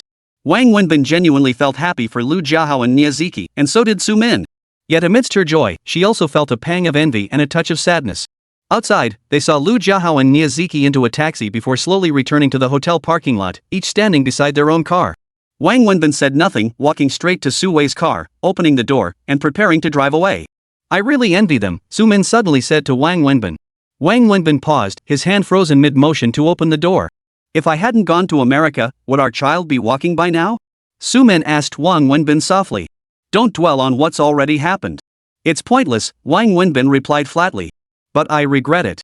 Especially today, seeing Jiahao and Ziki so genuinely happy together, I envy them, and I regret it. Only now do I realize that's what I truly wanted. I regret it, I really do. Is there a regret pill sold in this world? I'd like to try it. Su-min walked up to Wang Wenbin and said. If there really were, I would have taken it long ago the moment you pulled your suitcase into that taxi. Wang Wenbin opened the car door and added, drive carefully tonight. Stay safe. Then Wang Wenbin got in, slammed the door shut, and drove off without another word, leaving Su-min standing there alone. Chapter 81, Catching Them in the Act. Wang Wenbin drove away from the restaurant but didn't head straight back to Su Wei's place. Instead, he pulled over to the side of the road, got out, leaned against the car, lit a cigarette, and watched the city's neon lights and the constant flow of traffic. Su-min was right. If she hadn't abandoned him to go to America, they would have married by now. Their child would surely be walking and calling out daddy and mommy. But in this world, what's missed is missed forever, there's never a second chance. Wang Wenbin didn't linger long. After finishing his cigarette, he drove back to Su Wei's house. As he pulled into the courtyard, he saw Su Wei and little Annie waiting for him. The moment he arrived, Annie threw herself into his arms. Why were you waiting in the yard? Wang Wenbin asked Su Wei. She's been waiting for you. I told her you'd be back soon, but she insisted on dragging me out here to wait. She refused to go inside until you returned, Su Wei explained helplessly. How was your day at work? Su Wei asked Wang Wenbin, who was playing with little Annie. Not great, Wang Wenbin shook his head. I staked him out all day and finally caught him leaving work. I tried following his car to see where he lived, but I lost him halfway. Still no clue where he actually lives. Also, I need to be honest with you, after I lost him, I didn't come straight back. A friend invited me to dinner, so I went. Wang Wenbin confessed to Su Wei. Having dinner with friends is your choice. Why confess it to me? Being my assistant doesn't mean you sold your life to me. I've never restricted your freedom. You don't need to tell me about these things in the future. Su Wei gave a slight smile before continuing, forget about the Quanta Group matter. I know you meant to help me, but business is business, there are successes and failures far outweigh successes. It's just how things are. Don't dwell on it too much. If the Quanta deal goes through, it would undoubtedly be a huge boost for the company. But even if it doesn't, we won't suffer major losses. The company will keep running as usual, and we can always wait for the next opportunity. So, please stop worrying about this. It's fine. I still want to try again. You never know, there might be a chance. Wang Wenbin insisted. As Su Wei had said, he genuinely wanted to help her. Sitting idle in the office all day, collecting his salary without contributing, made him uneasy. He constantly sought ways to assist Su Wei. Alright then, just don't overdo it. I'm going to take a shower. Play with her for a bit, then come in and rest too. Su Wei said gently to Wang Wenbin before turning and walking into the room. That night, the three of them slept together on the same bed once again. Since Wang Wenbin had moved into Su Wei's home, he had scarcely slept in the bed she had prepared for him. In fact, he rarely even entered that room. Whenever Wang Wenbin was home, little Annie clung to him every single minute. At night, she insisted on being held by Wang Wenbin to sleep. Even after falling asleep, if he quietly got out of bed, she'd wake up instantly, as if sensing his absence. Su Wei had even called a psychologist about this, who explained it stemmed from the child's lack of psychological security. The word security clicked for Su Wei. She understood it all too well, because she felt the same way. Because of this, Wang Wenbin and Su Wei had accepted the reality: the three of them had to sleep in one bed. Otherwise, none of them would get any decent sleep. After adapting over many nights, the three now slept together in perfect harmony and natural ease. Su Wei, in particular, had not only grown accustomed to Wang Wenbin's faint snoring but had even reached a point where she couldn't fall asleep without hearing it. Moreover, she sensed a peculiar change within herself, as if having Wang Wenbin sleep beside her was the only way she could rest truly peacefully. Wang Wenbin, too, had grown accustomed to being enveloped by the delicate fragrance of a woman while sleeping, and to the occasional physical contact between them upon waking. That night, the three of them lay in bed. It was unclear exactly what time it was, but all three had long since fallen asleep. Just then, half asleep, Wang Wenbin heard the sound of a car engine from the courtyard outside. He was a bit groggy. Why would there be a car outside at this hour? Still, he didn't think much of it, and Su Wei, sleeping on the other side, was sound asleep. Then, Wang Wenbin heard the sound of a door opening outside. Immediately after, he distinctly heard the door to their bedroom being unlocked. The bedroom light suddenly flickered on from the doorway, instantly flooding the dim room with bright light. Startled, Wang Wenbin scrambled out of bed and sat up, only to find Pang Mengjia standing in the doorway, staring at him. The moment Pang Mengjia appeared in the doorway, Wang Wenbin had a sinking feeling that something was terribly wrong. At that moment, Su Wei also woke up. Sitting up and rubbing her sleepy eyes, she asked Wang Wenbin, "What's going on?" Then, Su Wei turned her head and saw Pang Mengjia standing in the doorway. "Mengjia, what are you doing here?" Su Wei gasped, staring in shock at Pang Mengjia standing in the doorway. Pang Mengjia stood there watching Wang Wenbin and Su Wei sleeping on the bed. Her expression shifted from shock to anger, and finally, tears streamed down her face. "Mengjia, let me explain." "It's not what you think it is," Su Wei said urgently to Pang Mengjia as she regained her composure. But Mengjia had no intention of listening to Su Wei's explanation. With tears streaming down her face, she turned and ran out. "Mengjia, where are you going?" Seeing Pang Mengjia run off, Su Wei quickly got out of bed and chased after her. Wang Wenbin frowned, got out of bed, and followed them out. Pang Mengjia dashed straight out into the courtyard and jumped into her car. By the time Su Wei and Wang Wenbin reached the courtyard exit, Pang Mengjia had already sped out of the compound. "The keys! The keys! Give me the car keys! She'll get into an accident!" Su Wei shouted urgently at Wang Wenbin, visibly tense and agitated. Wang Wenbin panicked too, rushing back to find the car keys. But as soon as he entered the house, he heard little Annie crying inside.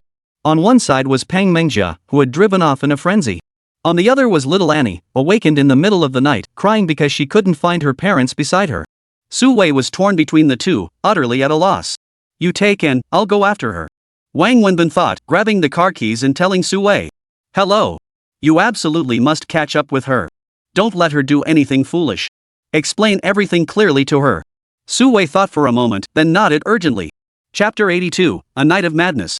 Wang Wenbin nodded, not caring that he was still in his pajamas. Grabbing the keys, he dashed out, revving up Su Wei's car and chasing after Pang Mengjia, who had gone completely mad. "What the hell is going on? Who did I offend?" Wang Wenbin muttered, rubbing his still drowsy eyes, then accelerated further to chase Pang Mengjia's car, which had already exited the residential compound. Pang Mengjia's driving skills were clearly subpar, but at that moment, she was driving like a maniac. Watching Pang Mengjia's car accelerate faster and faster, Wang Wenbin knew she was now driven by shock and had lost her mind. He felt he had to get her to stop the car, otherwise, who knew what kind of disaster this reckless driving would cause.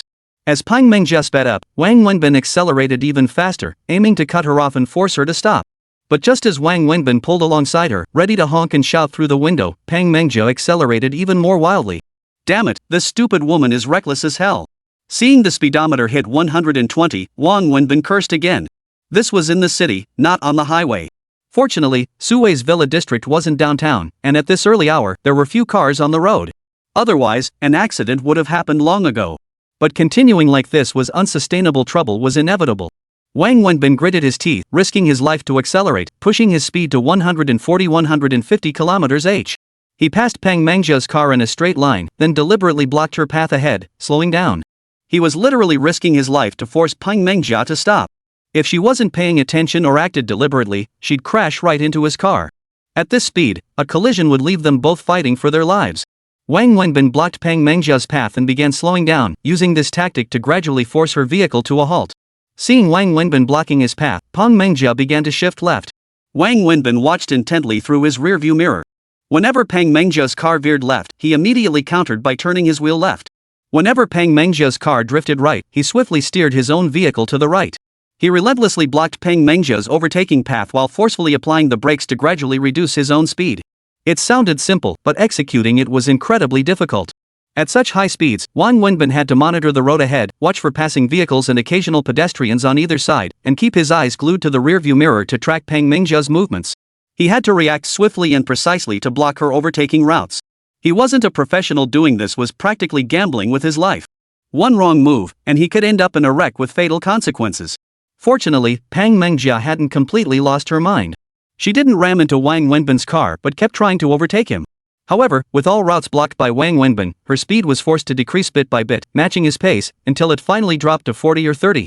As they approached the river bridge, Wang Wenbin finally forced Pang Mengjia's car to a complete stop on the bridge. Seated in his car, Wang Wenbin watched Pang Mengjia's vehicle intently, fearing she might resume her reckless driving. He remained constantly prepared. After being forced to stop by Wang Wenbin, Pang Mengjia didn't continue ramming. Instead, she opened the door and got out. Seeing Pang Mengjia exit, Wang Wenbin hurriedly got out of his car as well. "Get lost, you hear me? I don't want to see you," Pang Mengjia yelled at Wang Wenbin. "Fine, tell me to get lost. But first, calm down. Leave the car here. Come back with me. If you just come back with me, I promise I'll disappear from your sight immediately." Wang Wenbin noticed Pang Mengjia was still highly agitated and began walking toward her step by step.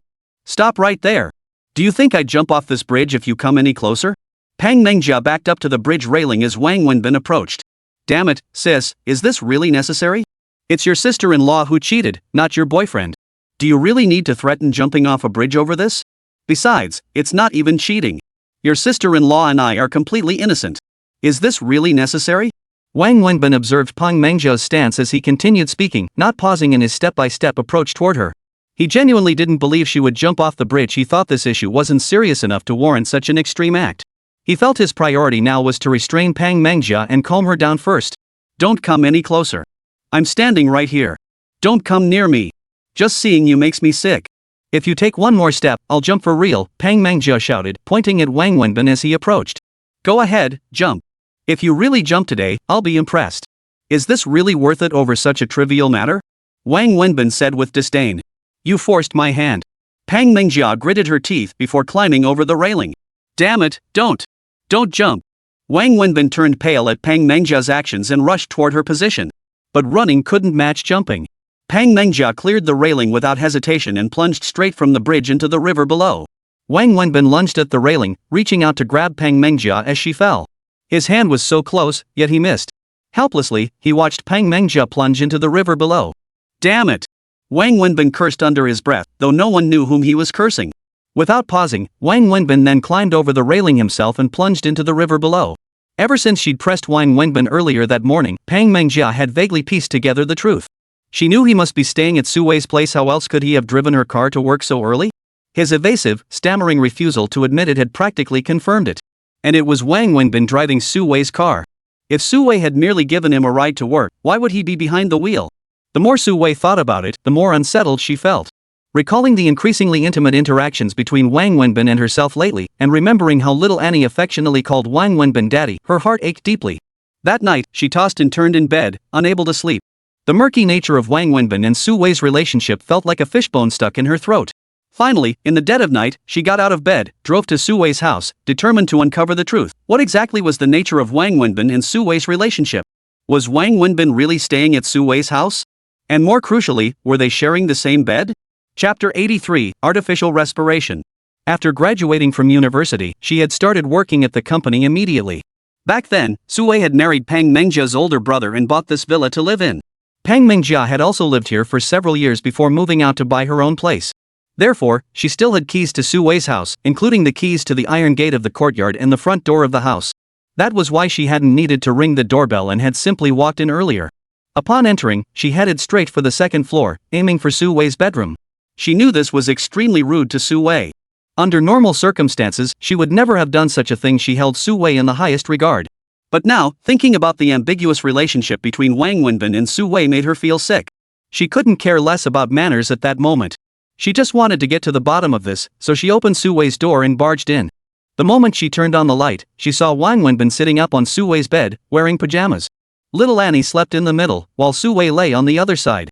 Though she hadn't witnessed anything explicit, the fact they shared the same bed spoke volumes. In that moment, her heart filled with rage and hatred toward Wang Wenbin, toward Su Wei. She believed Su Wei had betrayed her brother, something she could neither accept nor tolerate. She couldn't bear the thought of her sister-in-law sharing a bed with another man, nor could she stand the idea of little Annie calling another man dad. In her heart, her brother was the closest and most important person in her world. Su Wei had betrayed her brother. For Pang Mingjia in that moment, her world had collapsed. No one could understand the depth of her feelings for her brother. Driven by rage, hatred, and grief, she drove recklessly seeking release. Even her leap from the bridge wasn't a genuine suicide attempt, she was simply consumed by fury and resentment, desperate to vent her fury. By then, reason had deserted her. The moment Wang Wenbin said she wouldn't dare jump, she plunged off the bridge without a second thought, plunging into the icy river below. The bridge wasn't high, only 7 or 8 meters, but it was enough to leave someone who plunged into the water disoriented and dazed. The river wasn't wide, and the current wasn't strong, yet it was sufficient to sweep a person away effortlessly and submerge them. Wang Wenbin plunged from the bridge. The impact of hitting the water left him dizzy and disoriented, and he was immediately swept away by the current. He struggled to his feet in the water and began searching for Pang Mingjia. Fortunately, since they had jumped one after the other from the same spot, their entry points into the water were not far apart. After surfacing, Wang Wenbin scanned the water for Pang Mingjia. He spotted her bobbing a few meters ahead, being carried further and further away by the current. Watching her, Wang Wenbin grew frantic. He swam desperately toward her, grabbed her, and pushed her upward with all his strength. Pang Mingjia, already near death from drowning, instinctively clung to Wang Wenbin like an octopus as he rescued her. This entanglement proved disastrous. It instantly dragged Wang Wenbin, who was swimming with all his might, back underwater. Wang Wenbin nearly felt like he was being dragged down and drowned by this woman. Wang Wenbin summoned every ounce of strength to pull both himself and Pang Mingjia back above the surface. He quickly adjusted his position, wrapping his arms around her from behind. This finally freed him from her flailing, clinging hands. The river current wasn't exactly swift, nor was it particularly slow, but it was strong enough to carry both Wang Wenbin and Pang Mingjia downstream. Struggling through the river with Pang Mingjia in tow, Wang Wenbin felt as though he could never reach the opposite bank, despite the river not appearing particularly wide. Wang Wenbin felt his strength nearly depleted, yet he gritted his teeth and persevered. He knew that if he slackened even slightly, both he and the woman in his arms would surely perish. He had no idea how long he'd been swimming or how far the current had carried him. All he knew was that the moment he finally dragged Pang Mingjia ashore, he collapsed onto the ground, utterly spent. It felt as though his limbs were no longer his own, completely drained of strength and shaking violently, the reaction to extreme physical exhaustion. Lying on the ground, Wang Wenbin coughed violently. Dragging Pang Mingjia had forced him to swallow a lot of water, and his stomach churned unbearably. After coughing a few times, he turned his head and began vomiting nothing but water. "Damn it, you nearly killed me. If you want to die, go ahead, but don't drag me down with you." Wang Wenbin finally felt a bit of relief, but the memory of what just happened filled him with rage. He cursed at Pang Mingjia, who lay discarded beside him. The night was clear, with a faint moon providing a dim glow. But out here in the wilderness, beyond the moonlight, there was no other light. Wang Wenbin could make out Pang Mingjia lying beside him, though not clearly. Wang Wenbin had expected Pang Mingjia to curse him back, but after waiting a long while, she showed no reaction. Startled, Wang Wenbin sat up abruptly, staring at Pang Mingjia, who remained utterly still. Wake up! Don't scare me!" Wang Wenbin nudged Pang Mingjia with his hand, but she still didn't respond. "Damn it, don't mess with me. You can't just die that easily." Wang Wenbin quickly slapped Pang Mingjia's face twice, but she still showed no signs of life. "This is bad. What do? I don't have my phone, I've never learned first aid, and we're in the middle of nowhere with no one around." Wang Wenbin was completely panicked. He stood up, frantically pacing beside Pang Mingjia's motionless form. He'd never learned any first aid, so he had no clue what to do. Forcing himself to calm down, he recalled scenes from TV shows and immediately started pressing his hands on Pang Mingjia's chest. He didn't care if his hands were in the wrong place, he was too panicked to think about it, and he had no bad intentions whatsoever. Wang Wenbin kept pressing down on Pang Mingjia's chest. Just like on TV, she did spit out some water from her mouth. But she still didn't wake up. He kept pressing, but after a while, no more water came out. Most importantly, she still hadn't regained consciousness. This wasn't like the TV shows. Didn't the person wake up after being pressed? Wang Wenbin panicked again. Forget it. Desperate times call for desperate measures. Wang Wenbin knelt beside Pang Mingjia. Under the moonlight, he gazed at her slightly pale face, took a deep breath, and then pressed his lips against hers. Chapter 84, No Interest in Assaulting You. Just as Wang Wenbin's lips were about to touch Pang Mingjia's, she suddenly opened her eyes. And thus, the most awkward scene in history unfolded. Pang Mingjia stared wide-eyed at Wang Wenbin, who lay sprawled on top of her, cheeks puffed out and lips pursed, poised to kiss her mouth. The moment Pang Mingjia opened her eyes, Wang Wenbin sensed things had gone terribly wrong. But the suddenness of it all left him momentarily stunned. He just stood there, pouting dumbly at Pang Mingjia, unsure what to do. Suddenly, Pang Mingjia let out a shrill scream, followed by a sharp slap landing squarely across Wang Wenbin's face. "What the hell do you think you're doing? You animal! Pang Mengjia clasped her arms tightly across her chest, staring at Wang Wenbin with a mix of terror and fury. Stunned again by Pang Mengjia's slap, it took Wang Wenbin several seconds before he roared back at her in fury. Are you crazy? I'm warning you, get out of here right now. I'm calling the police, and I won't let you off the hook. Pang Mengjia backed away while staring at Wang Wenbin with a mixture of terror and fury. You're warning me? Calling the police? Go ahead, call them. If you can actually call the police right now, I'd actually be grateful. Hearing Pang Mengjia's words, Wang Wenbin's lips trembled with rage. Do me a favor, Wang Wenbin snarled, glaring at Pang Mengjia through clenched teeth. Open your eyes wide and take a good look at where we are. And open your eyes wide to see the state we're both in. Pang Mengjia, if it weren't for the fact that you're a woman, I'd really like to beat the crap out of you. Only then did Pang Mengjia snap out of her shock. She glanced around, then looked down at herself soaking wet from head to toe. Wang Wenbin was equally drenched. Only now did she recall jumping off the bridge, and Wang Wenbin diving in to save her. In the river, she'd felt death closing in. Then suddenly, someone had wrapped their arms around her. After that, she'd clung to him like a lifeline, and then, she'd passed out, lost all consciousness. And now it seemed clear that the person who'd saved her was undoubtedly Wang Wenbin. So what were you doing just now? Don't tell me you weren't trying to assault me? Pang Mengjia's thoughts raced before she confronted Wang Wenbin. Me molest you? Lady, try jumping off a bridge that high yourself, then dragging a half-dead person through such a swift current to the shore. Even if you were stunningly beautiful, I wouldn't have the inclination or energy to molest you. Besides, you're not that beautiful, are you? Wang Wenbin sneered coldly. Pang Mengjia was furious, but she had no retort. Then what were you doing just now? I trust my own eyes. What exactly did you see? Did you see me assault you? Did you see me undress you? Or did you see me grope you? You're awfully sure of yourself, aren't you? Wang Wenbin grew angrier with every word. Wang Wenbin's words made Pang Mengjia's face flush crimson. She glared at him, her teeth clenched. What are you staring at? Did I say something wrong? Now you have the energy?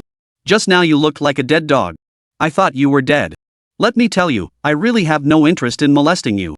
If I didn't want to see you die in front of me, even if you stripped naked, I wouldn't give you a second glance. Pang Mengjia trembled all over, unable to speak. If looks could kill, Wang Wenbin would have died 100 times over. Listen, I was afraid you were dead and ready to give you mouth to mouth. If I'd had any other way, I wouldn't have touched you. I didn't bring my phone when I chased you out here. In this godforsaken wilderness, there's not a soul in sight. I couldn't find anyone to save you. I had no choice. If you think I molested you just now, fine. Go back, find a police station, and report me. I, Wang Wenbin, won't deny it. Wang Wenbin grew angrier by the second. Tonight's ordeal had pushed his rage to its peak, all because of this woman standing before him. And to top it off, he'd been slapped for no good reason. I don't need your help. I'd rather die than be saved by you. Pang Mengjia stubbornly refused, even though she knew she was in the wrong. She knew she'd misunderstood Wang Wenbin and mistakenly hit him. But seeing him so vicious and hearing his harsh words filled her with rage. Fine, it's my own damn fault, right? I'm the one who went out driving in the middle of the night for some stupid fast furious thrill, then jumped off a bridge for a high dive stunt, only missing the triple somersault. You don't want me to save you, huh? Fine. My own fault for meddling. I asked for it. Sorry for bothering you. Wang Wenbin was also boiling mad at Pang Mengjia. After speaking, he stood up from the ground, confirmed his direction, and walked upstream along the shore. Seeing Wang Wenbin leave, Pang Mengjia panicked. She scanned her surroundings again, a desolate wilderness, pitch black, with occasional terrifying cries from unidentified animals sending chills down her spine. She opened her mouth several times but couldn't muster the courage to call Wang Wenbin back. After all, she'd already spoken her harsh words. How could she take them back now? Where would her pride go? Yet as Wang Wenbin grew farther away, her fear intensified. Finally, terror overcame her stubborn pride. She called out to him, "Hey!" But Wang Wenbin seemed not to hear her, continuing to walk upstream along the riverbank. "Don't go. I'm scared. Really scared." Pang Mengjia shouted at Wang Wenbin, no longer caring about her pride. She struggled to stand up, only to realize she couldn't. Scared? You know fear? I thought you were fearless. You're not even afraid of death, so why this? Wang Wenbin couldn't resist mocking her further, though he had already turned away. He still had a soft spot. No matter how Pang Mengjia treated him, when she said she was afraid, he couldn't bring himself to leave her behind in this desolate wilderness. He'd only walked away to scare her. Pang Mengjia didn't respond to Wang Wenbin's taunts. She wasn't putting up her usual tough front either, because she genuinely feared he might abandon her and run off. Her earlier leap off the bridge hadn't been a suicide attempt. Death hadn't crossed her mind. She'd simply been overwhelmed by negative emotions, losing her rationality and acting out in a fit of desperation. The moment she jumped, regret had already washed over her. Watching Peng Mengjia sit there alone and silent, Wang Wenbin's heart softened completely. He called out to her, "Are you leaving or not? Planning to sit here for the whole holiday?" Chapter 85, Injured. "I can't walk," Peng Mengjia said through gritted teeth. "Can't walk? What? You want me to carry you back, huh? Fine, then just stay there all by yourself." Wang Wenbin thought Peng Mengjia was deliberately deceiving him. After all, she had been perfectly fine moments ago, full of energy during their argument, swift and precise when slapping herself. With that, Wang Wenbin turned and started walking away. "I'm not lying. I really can't stand up." Seeing Wang Wenbin about to leave, Peng Mengjia cried out urgently, tears welling up again, this time tears of genuine hurt. "Keep pretending. I'm not faking it. My foot's hurt, it's bleeding, and it hurts so much I can't stand up." Peng Mengjia's tears streamed down her face, her voice filled with both anger and hurt. Hearing Peng Mengjia's sobs, Wang Wenbin began to doubt she was faking it. Wang Wenbin frowned, then turned back and walked directly to Peng Mengjia's side. "What's wrong? My foot hurts. It's bleeding. I can't stand up at all." Peng Mengjia felt more and more wronged as she spoke, tears falling one by one. Wang Wenbin crouched beside Peng Mengjia and examined her foot. She was wearing a skirt. Upon closer inspection, the hem was torn to shreds, with traces of blood visible. Only then did Wang Wenbin realize Peng Mengjia hadn't lied to him. Without further thought, he grabbed her foot and, regardless of her resistance, yanked up the hem of her skirt. "What are you doing?" Peng Mengjia screamed in panic, frantically pulling at her skirt. "Relax, I won't do anything to you. I'm not interested in you. I just need to see your foot. Stop overthinking it, okay?" Wang Wenbin glared at Peng Mengjia before lifting her skirt again, pulling it up above her knees. Terrified, Peng Mengjia quickly covered the exposed fabric with her hands, trying to stop him from lifting it further. But Wang Wenbin had no such intention. After lifting her skirt, Wang Wenbin pulled her legs out and draped them over his knees. Peng Mengjia's legs were beautiful, long and fair. Even in the moonlight, Wang Wenbin could tell they were the kind of legs that could make any man's nose bleed. But at that moment, Wang Wenbin had no time to admire them. What he saw wasn't beauty, but a horrifying sight. Peng Mengjia's legs were covered in bloody streaks and wounds, some areas already a bloody mess. What happened? How did this happen? Wang Wenbin asked Peng Mengjia in shock. "I don't know. When I woke up, my feet hurt. I tried to stand earlier, but I couldn't. It hurts so much." Peng Mengjia grew increasingly distressed as she spoke, her face flushing crimson. This was the first time a man had seen her legs, and it was through this man's abrupt, forceful lifting of her skirt. Her hands clutched the hem of her skirt tightly, still afraid Wang Wenbin might suddenly pull it up completely. "Is the top part injured too?" Wang Wenbin frowned, pointing at the area of Peng Mengjia's thigh where she was clutching her skirt tightly. "And no." Startled by his question, Peng Mengjia shook her head hastily, her grip on her skirt tightening further. "What the hell are you so nervous about? I'm not going to lift your skirt. Can you stop assuming everyone's a bad guy? If I really wanted to do something to you, you'd be lying here naked already. If I really wanted to do something to you, do you think you'd have any chance to resist?" Wang Wenbin snapped at Peng Mengjia again. Just as Peng Mengjia glared at him through gritted teeth, Wang Wenbin suddenly turned and crouched down in front of her. What are you doing?" Peng Mengjia couldn't quite figure out Wang Wenbin's intentions. "Come on then. Get on where? Are you out of your mind? Come on, I'll carry you." "No, I don't want to." "No? Fine, then walk yourself." Wang Wenbin grew even angrier, stood up abruptly, and started walking toward the door. Wait. Peng Mengjia, this is my final warning. A person's patience has its limits. Don't keep testing my patience over and over again. Forget whatever happened between me and your sister-in-law. I was sound asleep in bed in the middle of the night when you woke me up. Not only that, but I had to come out here and risk my life racing you, playing Fast Furious with you. Then, you wanted to play jumping into the river, forcing me to run into the water to save you. Do you have any idea? If I hadn't grown up in this river my whole life, both of us would have drowned here today. Let me be clear, if you weren't a woman, if you weren't Suwei's sister-in-law, I wouldn't give you the time of day. So you'd better behave yourself and stop testing my temper and patience." Wang Wenbin turned to face Peng Mengjia, his words sharp as a knife. After speaking, Wang Wenbin crouched down in front of Peng Mengjia again and said, "Hurry up and get out of the water. We need to get you to the hospital fast. Otherwise, excessive bleeding or an infection could cause serious problems. At the very least, all these scars on your legs will mean you can never wear a skirt again." Hearing Wang Wenbin's words, Peng Mengjia became much more compliant, finally grasping the seriousness of the situation. Glancing at Wang Wenbin's broad shoulders, Peng Mengjia hesitated briefly before biting her lower lip tightly and sitting up. She then struggled to climb onto his shoulders. Wang Wenbin couldn't care less about Peng Mengjia's thoughts, nor did he harbor any chivalrous notions. He was irritated by her dithering nature. As she cautiously positioned herself on his shoulder, he reached around and firmly gripped her hips. Amid her startled shrieks, he stood up and began swimming upstream with her on his back. Perched on Wang Wenbin's shoulder, Pang Mengjia didn't wrap her arms around his neck. Instead, she clung tightly to his shoulders, preventing his back from making intimate contact with her chest. Though she resisted fiercely with her upper body, Wang Wenbin's large hands showed no mercy, gripping her hips from behind to support her entire weight. She was already scantily clad in just a long dress, and after soaking in the water for so long, the fabric clung tightly to her skin. She could feel the warmth of Wang Wenbin's hands against her, and she could imagine the sensation his touch was giving him right now. Pang Mengjia's blush spread to her neck, leaving her utterly mortified. Yet she was helpless. She dared not say another word to Wang Wenbin, fearing he might actually abandon her there alone. So she gritted her teeth and endured. "Sis, if you keep propping yourself up like this instead of hugging me, I really won't be able to carry you. You're relying entirely on my 2 hands to support you from behind. Do you really think I'm Hercules?" Wang Wenbin grumbled discontentedly as he carried Pang Mengjia. Chapter 86. Hold me tight. Pang Mengjia felt a surge of irritation and embarrassment. The idea of her initiating contact to hug Wang Wenbin was utterly beyond her. "Sis, do you think I'm full of energy and just bored playing with you? I dragged you through the river for so long I can barely stand straight, and now I have to carry you on my back too. Your foot's injured, but do you think mine's fine? Did you think those rocks on the riverbed had eyes, only grazing you and not me?" Wang Wenbin promptly set Pang Mengjia down on the ground, then stood facing her as he pulled down his pajama bottoms. "What the hell are you doing?" Pang Mengjia screamed in terror as Wang Wenbin stripped in front of her, covering her eyes with her hands. "Scream all you want. If I really show you anything, I'm the one who'll be at a disadvantage, not you. Come on, see for yourself. Let's see whose feet are worse off." Wang Wenbin couldn't help but feel a surge of anger at Pang Mengjia's reaction. Hearing this, Pang Mengjia cautiously lowered her hands to peek.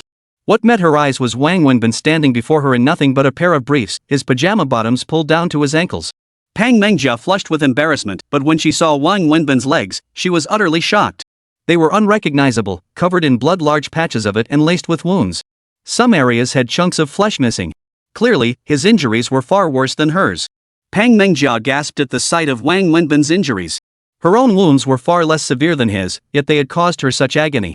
How unbearably painful must Wang Wenbin's injuries be? Why didn't you tell me sooner? Tell? Who would I tell? You? What good would it do? Could you treat my wounds or carry me to the hospital? I'm sorry. I didn't know you were hurt too, Pang Mengjia blurted out, suddenly overcome with shame, though she didn't know how to express it. Sis, showing you my injuries wasn't to get your sympathy. I just wanted you to know you're hurt, and so am I. My injuries are actually worse than yours. Honestly, I have zero interest in taking advantage of you right now. So put those thoughts out of your mind. Besides, stop dawdling. I can't hold on much longer. If we don't get to a hospital soon, both our legs could be in serious trouble. So cut the nonsense, let's move, okay? Wang Wenbin sighed to Pang Mengjia. He was in genuine agony. The riverbed was strewn with rocks. Jumping off the bridge meant he'd sink straight to the bottom. The water wasn't deep, and the riverbed was all stones. Then he had to drag Pang Mengjia back, swimming with her weight on him. He couldn't swim normally, forced to tread water along the riverbed while pulling her. The entire time, the rocks scraped against his leg. He hadn't felt it in the water, but the moment he reached shore, the pain hit him. He knew immediately his foot was injured badly. But he had no choice. In this situation, Pang Mengjia was a woman. She could afford to be weak. He couldn't. If he showed weakness, both of them would die here today. Pang Mengjia felt deeply guilty after Wang Wenbin's words. She truly hadn't realized how badly he'd been injured, and all because he'd come to save her. I'm sorry. Stop talking nonsense. Get up quickly. Hold me. We need to leave immediately. Wang Wenbin pulled his pajama bottoms back up and crouched before Pang Mengjia once more. No, I don't need you to carry me. Your injuries are worse than mine. I can walk on my own. Pang Mengjia hurriedly protested. Walk by yourself? Are you even able to walk? Then try taking a few steps. Get up first. Pang Mengjia gritted her teeth and tried to rise from the ground. The pain in her leg was excruciating. She managed to stand, cold sweat pouring down her face as she groaned from the agony. When she attempted to take a step forward, the pain nearly sent her tumbling back to the ground. Fortunately, Wang Wenbin was quick to catch her. Stop dawdling. Hurry up. I really can't hold on much longer. Wang Wenbin urged her, his own brow beaded with cold sweat. But you're injured too, worse than me. Wang Wenbin couldn't stand Pang Mengjia dawdling any longer.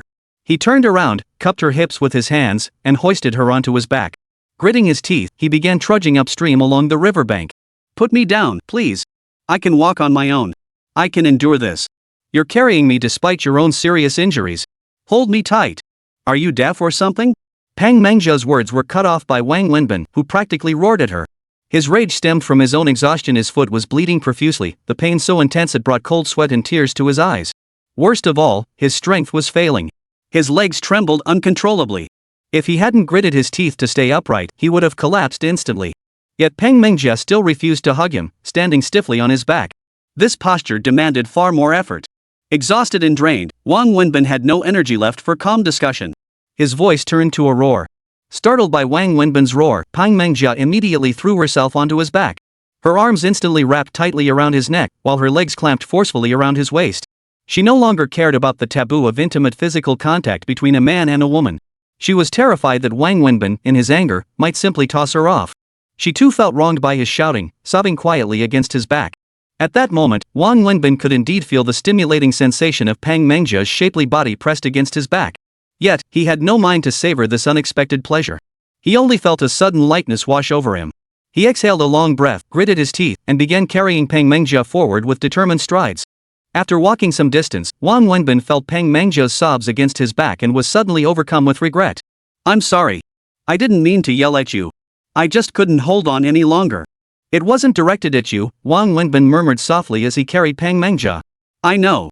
I'm not blaming you," Pang Mengjia replied. It was almost the first time she'd ever spoken to Wang Wenbin so calmly. "You should put me down. I can keep walking. You doing this makes me feel guilty about this, right? It's fine. I'm thick-skinned and tough. I'm used to it. Besides, I'd rather carry you. I can actually move faster like this. If I let you walk on your own, not only would you suffer, but who knows how long it'd take us to get up there," Wang Wenbin said with a smile. Chapter 87, A Messy Affair. Wang Wenbin, I'm sorry for today. My foolish, momentary lapse nearly cost you your life and left you with such severe injuries. On top of that, I misunderstood you and slapped you. But I'm also grateful to you truly, from the bottom of my heart. After what I did to you, and despite your severe injuries, you never abandoned me. You kept protecting me, carrying me on your back even while you were so badly hurt," Pang Mengjia suddenly said to Wang Wenbin. But Wang Wenbin could sense that Pang Mengjia's words weren't that simple. "But what you did with my sister-in-law, that despicable act, I will never forgive you for it. Never." As Pang Mengjia uttered these words, her eyes flashed with a menacing glint, and even Wang Wenbin could sense the murderous intent emanating from her. "What did I do with your sister-in-law that was so despicable?" Wang Wenbin couldn't help but laugh bitterly at her accusation. "Do I have to catch you two in bed to prove it's something dirty?" Pang Mengjia snapped. "Pang Mengjia, what if I told you nothing happened between me and your sister-in-law? That there's no emotional connection or relationship between us? I was merely helping her out by playing Annie's father. Would you believe me?" "Oh, that's what she told me too. Except you two acted so convincingly, you ended up sleeping in the same bed. You really put on a convincing performance." Pang Mengjia sneered coldly. "What if I told you this was all a misunderstanding too? That the only reason I slept in the same bed as your sister-in-law was because little Annie insisted we both stay with her at night to keep her quiet and calm? And that your sister-in-law wanted to give little Annie the greatest joy and happiness in her final days, which is why she decided the three of us should sleep together? Would you believe that explanation?" Wang Wenbin carefully chose his words before asking Pang Mengjia. "Ha, I think you're becoming more and more despicable, using Annie as an excuse for your sordid deeds." Pang Mengjia's laughter sent a chill down one's spine. "You don't believe me? Do you believe it? Well, to be honest, if I were you after seeing me in bed with your sister-in-law and hearing such an unconvincing explanation, I wouldn't believe it either." Wang Wenbin sighed helplessly once more. "Humph." Pang Mengjia snorted coldly. "Put another way, even if I did have something with your sister-in-law, I mean, hypothetically, just for argument's sake, it wouldn't be real. Even if I did have something with her, I don't see what the big deal is. It's hardly dirty, is it? I'm not married, I don't even have a girlfriend. But your sister-in-law? Her husband passed away years ago. If something did happen between us, as long as it was consensual, there'd be no legal or moral issue, right? Bull." Pang Mengjia suddenly exploded in anger at Wang Wenbin, cursing him out before continuing. "My brother may be dead, but my sister-in-law is his wife. Does that mean she can just go around sleeping with other men now? How could she possibly honor my brother's memory? How much did my brother love her? And what did she promise him before he died? She swore she'd never remarry, that she'd belong to him forever. How long has it been? Just a few years? How could she do this to my brother? Isn't this betrayal? And you, Wang Wenbin?" Pang Mengjia roared furiously. "What did I do? Put me down." Pang Mengjia suddenly struggled violently on Wang Wenbin's back. "Damn it, we're almost on the bridge. Get off after we cross, okay? Wang Wenbin knew he'd stirred up a hornet's nest. Gritting his teeth, he finally reached the bridge entrance and slowly walked up the ramp. The 2 cars were still parked there. This road was fairly remote, with little traffic, and it was already well past midnight. Put me down. Did you hear me? I said put me down. I don't want you to carry me. Fine, I'm a masochist. Alright, get down. Wang Wenbin walked to the bridge deck, panting heavily, and set Pang Mengjia down from his back. He simply couldn't carry her any further.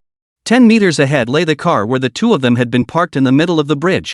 Wang Wenbin, you stole my brother's woman and made his daughter call you dad. Do you know how much shame this brings upon my brother, upon a man? If my brother were alive, how furious would he be? So, Wang Wenbin, even if you saved me today, you and I will forever be sworn enemies. From now on, it's either you or me. Pang Mengjia leaned against the bridge railing with one hand, pointing at Wang Wenbin as she shouted. Is it really that serious? Wang Wenbin was taken aback. He hadn't imagined this incident had escalated to such a degree in Pang Mengjia's mind. I won't let you off the hook. I'll avenge my brother for stealing his wife and daughter, Pang Mengjia said coldly. You're beyond saving. Fine. Seek your revenge whenever you want, but first, you need to go to the hospital. If you end up crippled, you'll never get the chance. Wang Wenbin spoke as he suddenly wrapped his arms around Pang Mengjia's waist, hoisting her onto his shoulder. Ah! What are you doing? What are you doing? Rape you. You believe it? Wang Wenbin chuckled, carrying Pang Mengjia toward Su Wei's parked car. Put me down. Did you hear me? Don't touch me. Pang Mengjia yelled from Wang Wenbin's shoulder. But she knew he wouldn't do anything too extreme. After everything that had happened, her impression of him had changed significantly. Wang Wenbin knew there was no point trying to reason with Pang Mengjia, so he didn't bother. He simply carried her to the car, flung her into the back seat, slammed the door shut, and climbed into the driver's seat. Locking the rear doors, he started the engine and drove off. He'd rushed out in his pajamas, grabbing only his car keys, nothing else. The keys had been left in the ignition after parking earlier and hadn't been removed. Thankfully they hadn't been taken out, otherwise, after soaking in water for so long, they would have likely stopped working. Pang Mengjia had her phone on her, but it had already fallen into the river. Even if it hadn't, being submerged in water would have rendered it useless. Ignoring the excruciating pain in his foot, Wang Wenbin started the engine, pressed the accelerator, and sped off toward the nearest hospital. Where are you taking me? What do you want? To the hospital. To get your foot treated. So you can properly seek revenge against me later, understand? Wang Wenbin said with a smile. Chapter 88, Staying at the Freeloader's Place. Wang Wenbin drove at breakneck speed, not out of a love for racing, but because the agony in his foot had become unbearable. Blood had soaked through his trouser leg completely. If he didn't get to the hospital soon, he truly feared his leg would be ruined. After getting into the car, Pang Mengjia fell silent, saying nothing more. Her feelings were complex, especially toward Wang Wenbin. On one hand, she was grateful to him and felt guilty for misunderstanding and hitting him. After today's events, her impression of him had improved significantly, and she had gained a clearer understanding of who he was. Yet, the moment she recalled him lying in bed with Su Wei, or heard little Annie calling him daddy, her hatred for him surged, a hatred that ran deep in her bones. Wang Wenbin was far less preoccupied than Pang Mengjia imagined. His sole focus was getting the car to the hospital as quickly as possible. Wang Wenbin drove straight into the nearest hospital. The car's display showed it was 3 a.m. Even a bustling place like a hospital was quiet at this hour. Wang Wenbin drove straight to the emergency room entrance, parked the car, and without calling for a nurse, pulled open the back door. As he did so, Pang Mengjia was struggling to get out despite her pain. Ignoring her protests, Wang Wenbin grabbed her, hoisted her onto his shoulder, and sprinted toward the emergency room. Put me down. I can walk myself. I don't need you to carry me. Pang Mengjia shouted, but Wang Wenbin paid her no mind. 2 nurses on duty in the ER were chatting about which of the 2 popular young male celebrities was more suitable as a husband. Suddenly, they saw a man in pajamas running toward them with a woman slung over his shoulder. Startled, they rushed over to help lower Pang Mengjia from Wang Wenbin's shoulder and asked, "What happened?" One nurse asked, while the other hurried to push a hospital bed over. No, just help me walk. I only hurt my foot," Pang Mengjia called out as she saw the nurses pushing the stretcher over. The 2 nurses then supported Pang Mengjia on either side, preparing to escort her to the ward. "Why are both of you here? Aren't you taking care of him? He's hurt worse than me," Pang Mengjia exclaimed loudly when she saw the nurses attending to her while Wang Wenbin was left unattended. Hearing this, one nurse finally turned to look at Wang Wenbin. They had seen Wang Wenbin carrying Pang Mengjia in, so they had assumed Pang Mengjia was the injured one and Wang Wenbin was a family member or friend who had brought her in. The nurse turned and saw Wang Wenbin, pale-faced, leaning against the wall, gasping for breath. His legs were covered in blood. The nurse rushed over to support Wang Wenbin and immediately notified the doctor on duty in the emergency department. Wang Wenbin couldn't tell how much time had passed. Eventually, he and Pang Mengjia found themselves lying in separate beds in an emergency wardroom. For drips hung from their hands, both feet dangled outside the blankets, legs wrapped in gauze. Their positions were almost identical. "Which one of you can handle the paperwork? Do you have any ID?" the nurse asked, walking between them with a pen and forms. Typically, family members brought patients to the ER and handled the formalities, but this situation was unusual. Both the patient and the person who brought them were now lying in hospital beds. "Nurse, our situation is unusual. We rushed here in such a hurry that we didn't bring any ID, let alone phones or wallets," Wang Wenbin explained to the nurse. "You'll have to lend me your phone to make a call. Otherwise, no one will come to pay for us, and we'll end up staying here without paying." The nurse stared at Wang Wenbin in shock before reluctantly pulling out her phone and handing it to him. Wang Wenbin took the nurse's phone to dial Su Wei's number, but he couldn't remember it at all. He turned to Peng Mengjia beside him. "What's your sister-in-law's phone number?" "You don't know?" Peng Mengjia asked back. "That's ridiculous. How am I supposed to remember such a long number? People usually save contacts with nicknames. Who would be so bored as to memorize phone numbers? Honestly, it's pathetic. You sleep in the same bed and can't even remember her number?" Pang Mengjia sneered. "Are you going to tell me or not? If not, forget it. I don't have any money anyway. If you have it, you pay." Wang Wenbin simply put his phone down. "Where am I supposed to get money? I didn't bring my wallet. I could pay with my phone, but it fell in the river. How am I supposed to pay? And you think I have money? For starters, I came out chasing you without my phone or wallet. Even if I had them, my entire savings wouldn't cover it. Are you giving me the number or not? If not, we'll just sit here forever. I don't care, I've got no money anyway." Wang Wenbin adopted a completely shameless demeanor. 139 Pang Mengjia finally gritted her teeth and gave Wang Wenbin Su Wei's phone number. After her brother passed away, Su Wei was the closest person to her in this world. Su Wei's phone number had long been memorized.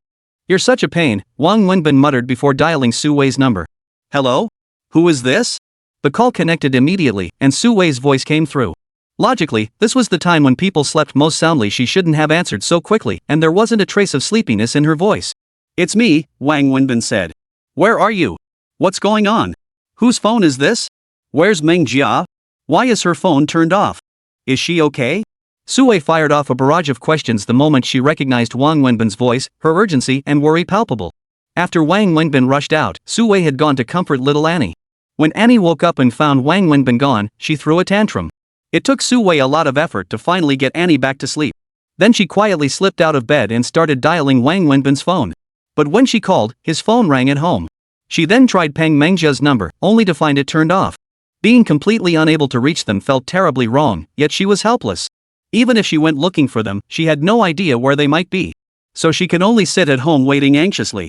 Since Wang Wenbin left, she hadn't slept a wink, terrified that something might happen to Peng Mengjia or Wang Wenbin. After Su Wei finished speaking, Wang Wenbin glanced at Peng Mengjia. He had kept the call on speakerphone the entire time, so Peng Mengjia could hear every word Su Wei said. Chapter 89, "You're the one who forced my hand." Wang Wenbin hung up the phone and handed it to the nurse, then glanced at Peng Mengjia again.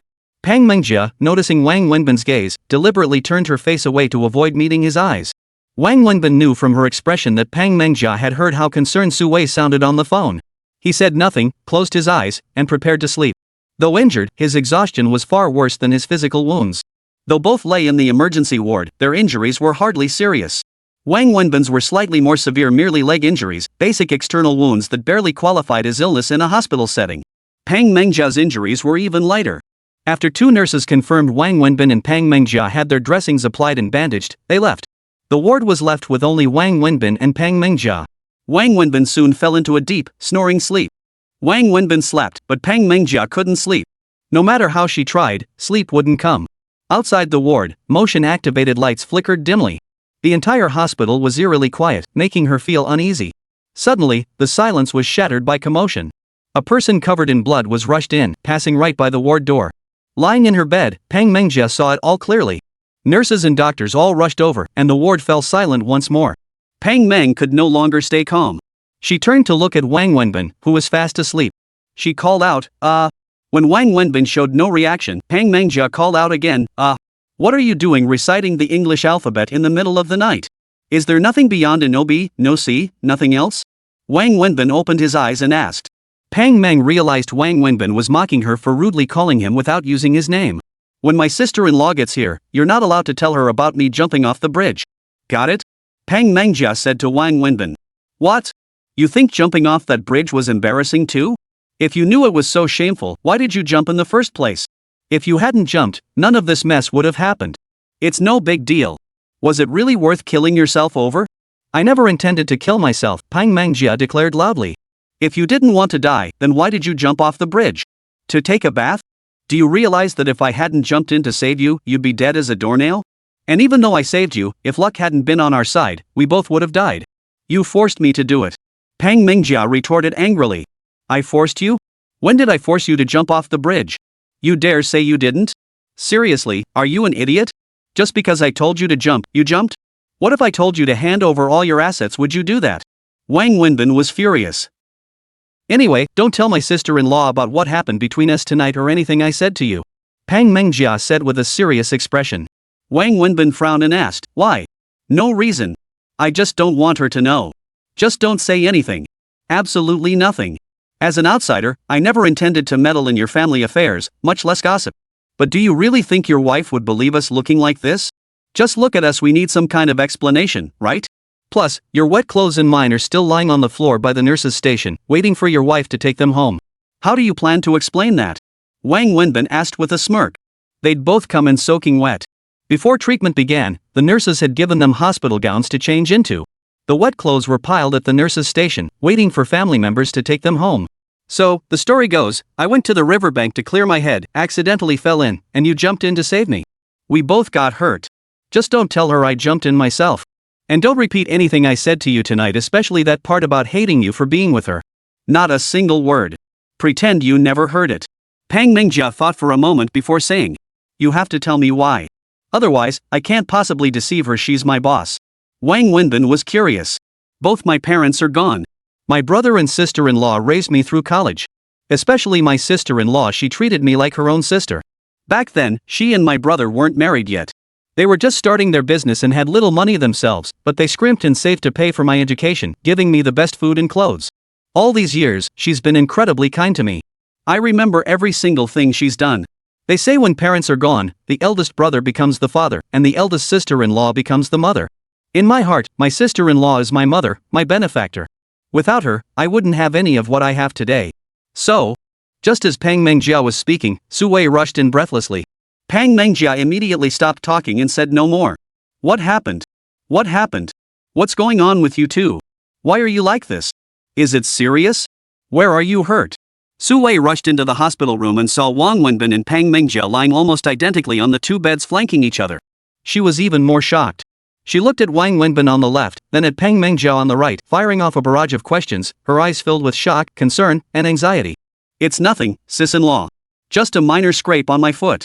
A rock caught it and scraped the skin. Don't worry. Pang Mangjia quickly reassured her, noticing Su Wei's anxious expression. Injured? Just a scrape? Are you sure?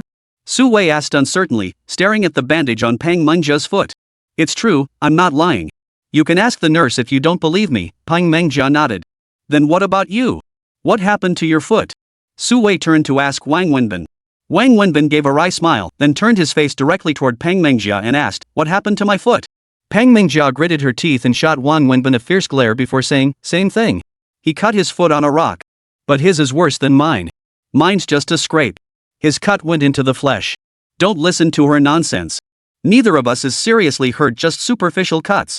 Look at us, we're fine. Don't worry, it's nothing serious. Wang Wenbin took over Pang Mangjia's explanation. Enough, you two. I'll ask the doctor what's going on. Su Wei, visibly annoyed, strode out of the ward to find the doctor and nurses.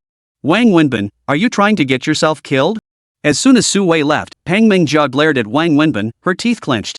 What did I do? You know exactly what I mean, Wang Wenbin.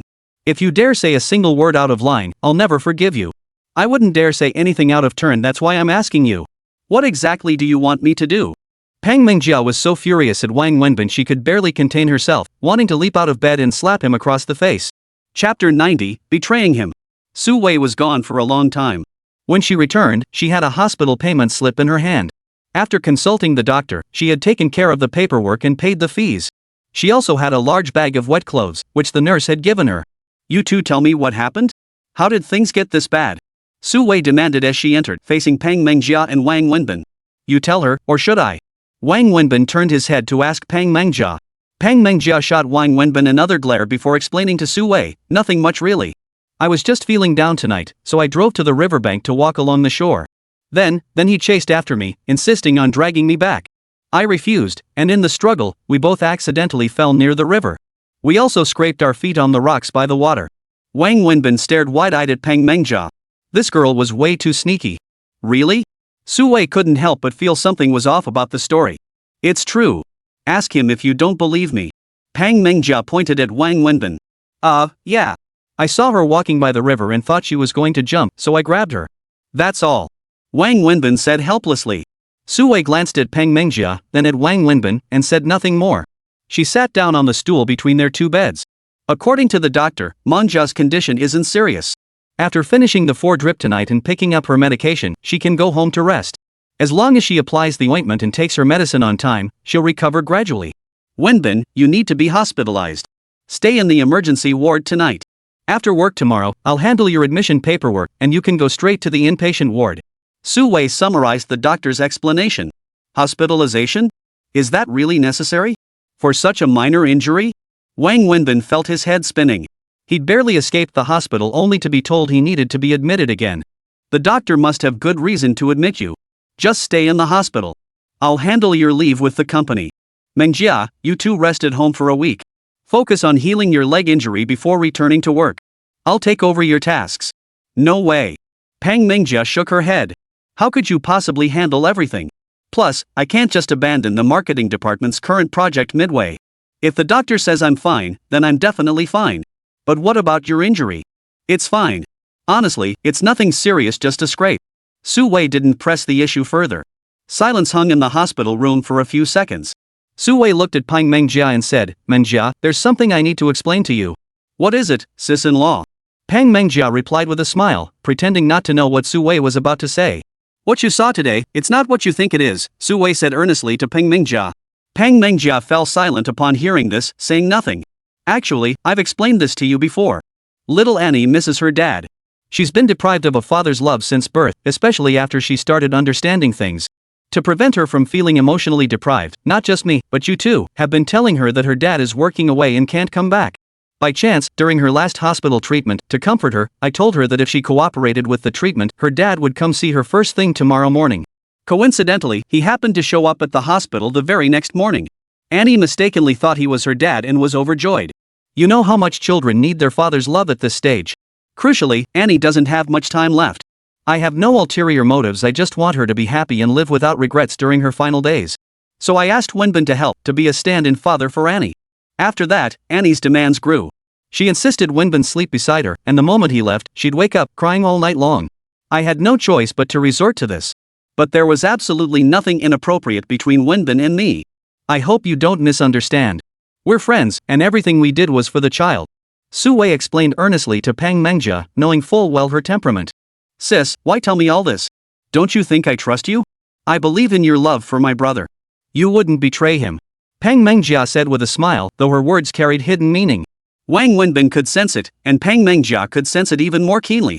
Just then, a nurse entered to remove the 4. Pang Mengjia's drip had finished, but Wang Wenbin still had 2 bottles left. His injuries were far more severe than hers. I'll take her home first and come back later, Su Wei told Wang Wenbin. It's fine.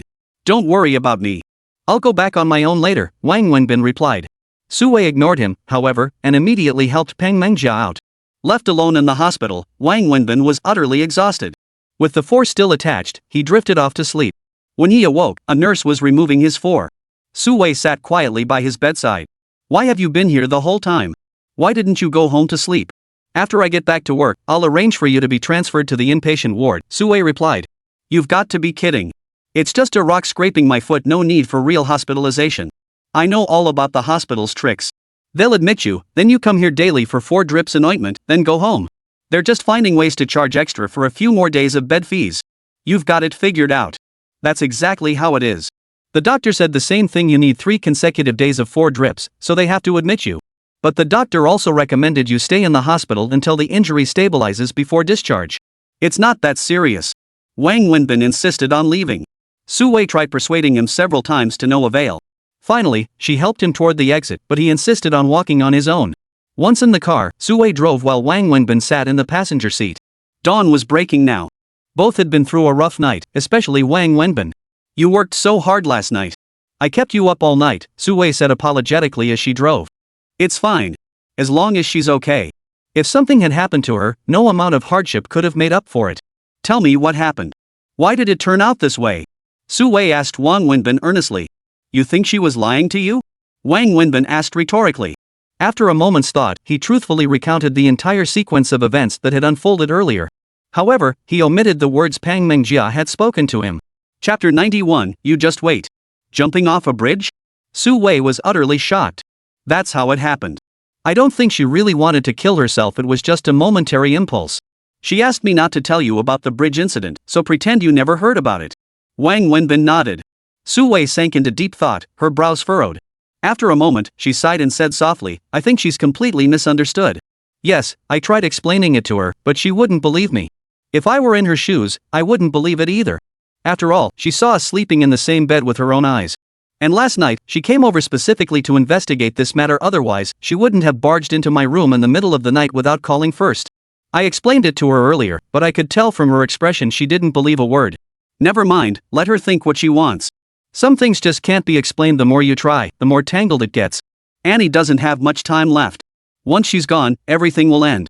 Sue nodded, her eyes filled with sadness and exhaustion. I'm sorry, Wenbin. You got caught in the crossfire tonight. Not only did you struggle all night, but you also suffered such serious injuries. Hearing your account makes me feel the danger all over again. Thank goodness you were here tonight. Otherwise, who knows what the outcome would have been. Sue's heart was pounding as she spoke. If I hadn't been here, none of tonight's events would have happened. Wang Wenbin smiled faintly before adding, but I have a feeling she'll see me as her enemy from now on. I'm sorry you have to bear this burden, Sue said, filled with self-reproach. It's fine. You're right, she's a genuinely kind and sweet girl. She just found herself in a dead end. Wang Wenbin shrugged indifferently. Sue drove Wang Wenbin home. After parking, she walked over to open the passenger door, intending to help him out. But by the time she reached him, Wang Wenbin had already gritted his teeth, opened the door himself, and stepped out. Take it slow. Let me help you. Sue worriedly reached out to support him. It's nothing. Just a minor scratch. Wang Wenbin waved her off and started walking toward the house. Rest at home. I called Auntie to take care of you and remind you to take your medicine on time. I'm heading to the office now. I have a meeting this morning, Sue told Wang Wenbin before preparing to leave for work. Wait a moment, Wang Wenbin suddenly called out to Sue before slowly entering the house. Sue wasn't sure what Wang Wenbin wanted her to wait for, but since she still had some time before work, she sat in the car and waited. About 5 minutes later, Sue saw Wang Wenbin change out of the hospital gown he'd borrowed and into the work attire she'd bought for him, a dress shirt, tie, suit, and leather shoes. Come down. Wang Wenbin walked directly to the driver's side door where Sue was seated and addressed her. Sue froze, unsure of Wang Wenbin's intentions, but she complied, opening the door and stepping out. What's wrong? Wang Wenbin walked straight past Sue and plopped down in the driver's seat. As he closed the door and fastened his seatbelt, he told Sue, get in. Sue froze again, then realized what Wang Wenbin meant. Are you kidding? You should rest at home properly. Wait until your injury heals before going back to work. Do you really think I can just sit at home? Even if you didn't let me go to work, I'd still find a way to get out. I'm not the type who can just stay put. Besides, if it were really that serious, would the doctor have discharged me? I know my own body. Come on, I'm not doing anything dangerous, just driving. It's not physical labor. Get in. I earn my pay, so I'll do my job. Wang Wenbin spoke to Sue while starting the car. Sue frowned but didn't insist further. She got into the car. Wang Wenbin drove Sue back to the company again, this time dropping her right at the office building entrance. He didn't get out of the car. After Sue got out and walked away, he drove her car out of the company grounds. However, as soon as his car reached the company entrance, he saw Pang Mengjia's car driving in the opposite direction. Pang Mengjia hadn't taken leave either, she'd come to work on time. Wang Wenbin had to admire that despite being in so much pain she could barely walk, she'd still made it to work. As the two cars passed each other, Pang Mengjia honked several times before rolling down her window. Wang Wenbin rolled down his window too and asked Pang Mengjia, what's up? Why are you driving this car? Where's my sister-in-law? Pang Mengjia glared at Wang Wenbin. She's at work. Wang Wenbin pointed toward the office building. Then why are you driving this car? Sis, I'm her assistant, basically her driver. If a driver doesn't drive, what kind of driver is that? Driver? What else? Did you really think she hired me as an assistant? Didn't you say it yourself? I have no education, no experience. What makes me qualified to be an assistant? Do you get it now? Wang Wenbin knew if he didn't explain himself clearly, Pang Mengjia wouldn't let it drop. Pang Mengjia pondered thoughtfully. Anything else? If not, I'll be going. Where are you going? Pang Mengjia asked Wang Wenbin again. Is that any of your business? I'm the company's vice president. Trying to intimidate me with your vice president title? Wang Wenbin chuckled. Whether you're an assistant or a driver, the company has its rules. Not being in the office during work hours counts as absenteeism. You'd better tell me where you're going. Are you never going to stop? Wang Wenbin snapped irritably, then stomped on the gas pedal and drove off. Hey, you wait for me. Pang Mengjia honked the horn twice in frustration, then drove the car inside while pulling out her phone to dial a number. Wang Wenbin drove the car out of the company premises, not heading anywhere else, but straight back to the parking lot of Guangda Group. It was past working hours now. Wang Wenbin circled the parking lot, searching for Mr. Yang's car. Though yesterday's tale hadn't led him to the man's home address, Wang Wenbin had memorized his license plate and vehicle. After circling the lot, he spotted Mr. Yang's car and parked right beside it. He then reclined his seat and immediately fell fast asleep. After all, he hadn't slept a wink the previous night. Exhaustion overwhelmed him, and within minutes of reclining the seat, he was snoring loudly. Chapter 92, The Stalking. He slept through the entire morning, keeping watch the whole time. The car hadn't moved an inch. He hadn't really slept soundly. Though he dozed off, his mind was constantly preoccupied with the car next to him. He hadn't slept deeply, ensuring he'd noticed the moment the door of the adjacent car opened. Mr. Yang's car hadn't budged all morning. Wang Wenbin figured the owner probably had to work during the day and wouldn't be home anytime soon. So, around noon, he drove Su Wei's car to the hospital. There, he obediently went through the procedures, spent the entire morning getting in 4 drip and changing dressings, and only drove back to Guangda Group around 4 in the afternoon. He parked in the same spot across from Mr. Yang's car. He couldn't recall how long he'd been there, but he dozed off in the car until the movement of the adjacent vehicle jolted him awake. Upon waking, Wang Wenbin saw that this Mr. Yang had opened his door and climbed into Wang Wenbin's car. Wang Wenbin didn't dare lift his head. Only after Mr. Yang drove away did he sit up, adjust his position, start the engine, and follow. He didn't dare follow too closely, afraid of being spotted by Mr. Yang.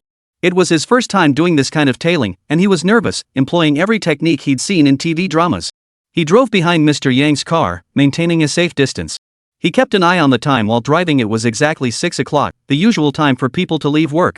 Having lost his tail last time, Wang Wenbin was extra meticulous and cautious this time, ensuring he wouldn't lose sight of the target while also making sure Mr. Yang didn't notice he was being followed. Mr. Yang's car drove through the city. After about 10 minutes, it pulled into a 5-star hotel. This surprised Wang Wenbin. The guy wasn't going home after work but heading to a hotel instead. Wang Wenbin followed him inside. Fortunately, his car was a decent model, so he could enter such places unimpeded. Had he been driving a van, he wouldn't have even gotten in. After Yang's car parked in the garage, Wang Wenbin parked his own vehicle at a distance, still hesitant to get too close. He waited until Yang entered the elevator before stepping out of his car. He hurried over, watched which floor the elevator stopped at, then pressed the button for that floor and followed. He then began checking each private room door in turn.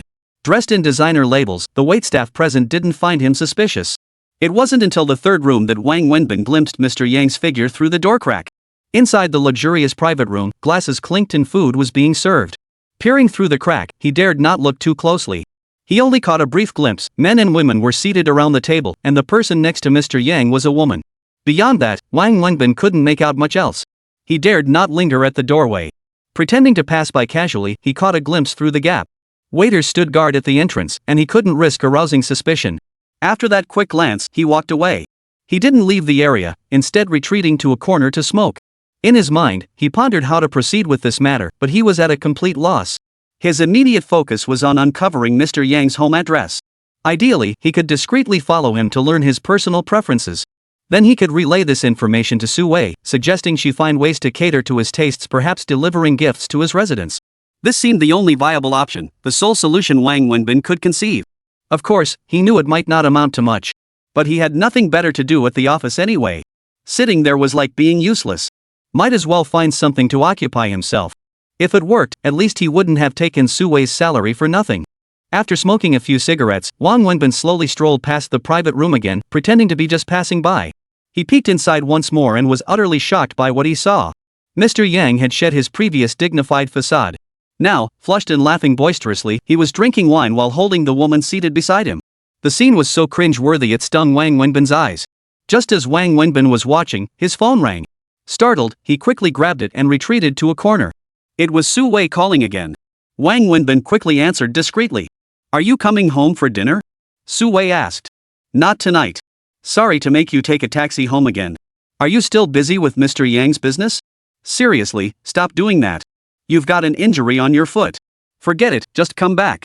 Wang Wenbin paused before replying, honestly, I don't know if this will work. But you mentioned how he acts so ambiguous toward other apparel companies yet treats you so coldly under identical conditions. I suspect he's got some shady dealings with those firms. I figured if others are pandering to him, maybe we could too.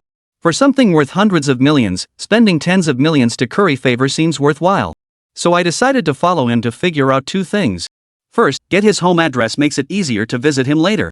To put it bluntly, easier to deliver gifts. Second, learn his preferences like if he likes money, antiques, or whatever. You went and followed him? Su Wei was taken aback upon hearing this.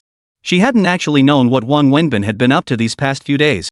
She didn't believe he was capable of anything significant, so she'd let him handle things on his own without prying. It's not exactly stalking, he explained. I just followed him in my car to see what he was up to, trying to figure out his home address and personal interests. So did you figure out what his hobbies are?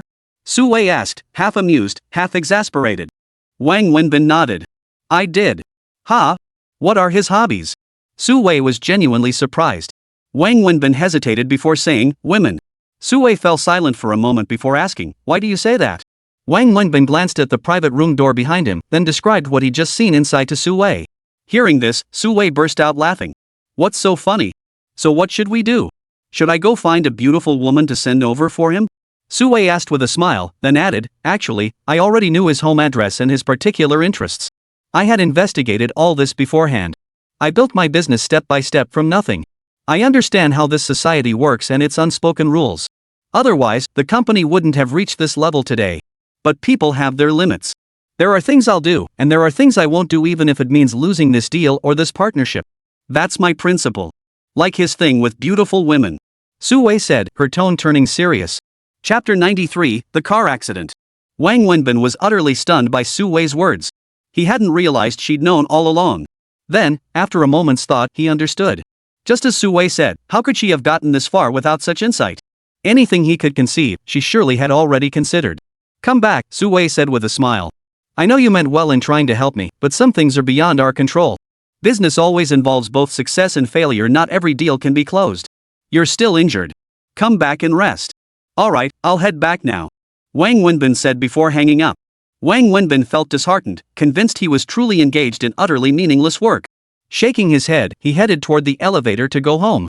Just as he was about to step in, the private room door swung open. He saw General Manager Yang, flushed from drinking, draping his arm around the girl who'd been sitting beside him as they made their way toward the elevator. Wang Wenbin instinctively ducked out of sight. Damn, she really had a killer figure. Watching the girl sway and twist against Mr. Yang's arm made Wang Wenbin's blood boil. After Mr. Yang and the girl stepped into the elevator, Wang Wenbin took another elevator down to the parking garage. In the parking garage, Wang Wenbin watched as Mr. Yang helped the girl into his car before driving away. Is he that bold? Drunk driving? Wang Wenbin was a bit surprised, but didn't think much of it. He got in the car, started it up, and prepared to head home. But after pulling out, Wang Wenbin noticed that Mr. Yang's car was consistently driving ahead of him, following the same route back to Su Wei's place. This time, it wasn't that Wang Wenbin wanted to follow him, he had no choice but to do so. After driving around the city for about 10 minutes, Mr. Yang's car remained ahead of Wang Wenbin's the entire time. Why the hell is this guy heading out to the suburbs instead of finding a hotel to get laid? Wang Wenbin grumbled to himself. After all, Su Wei's villa was located near the outskirts, not exactly remote, but certainly far from the city center. At this late hour, there weren't many people around. Just as Wang Wenbin was muttering to himself, Mr. Yang's car suddenly turned right and drove into a nearby park. Wang Wenbin was utterly dumbfounded. It was obvious the way Mr. Yang was holding this woman, the look on his face, he was clearly up to something. But why drive to this park in the dead of night instead of going to a hotel? This was a suburban park. Even during the day, it wasn't crowded, let alone in the dead of night. It was completely deserted, pitch black, with only the occasional passerby strolling through. Wang Wenbin suddenly found himself intrigued. Figuring he had nothing better to do, he parked his car outside and quietly made his way into the park. The park wasn't huge, but it wasn't small either. Wang Wenbin followed the path in, searching for Mr. Yang's car. After walking for about 5 or 6 minutes, he finally spotted it parked in a corner by the park road. Could that old guy have brought a girl here for a quickie? Wang Wenbin chuckled to himself. He assumed Yang must have taken the woman out of the car to some secluded corner for something unsavory. There was no other explanation. He strode boldly toward the car, but halted abruptly when he reached it. Holy, this is insane. The things rich and powerful people get up to these days. Wang Wenbin could scarcely believe his eyes. He didn't even need to guess what was happening inside that car. No wonder that fat bastard insisted on driving drunk, refusing both a driver and a ride home.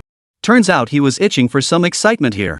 Wang Wenbin muttered under his breath, cursing his bad luck before turning to walk out of the park. Wang Wenbin strolled back, leisurely puffing on his cigarette. Midway, he suddenly halted, frozen in place for several minutes. Then, as he walked toward his parked car, he pulled out his phone and dialed Sue. "What's up?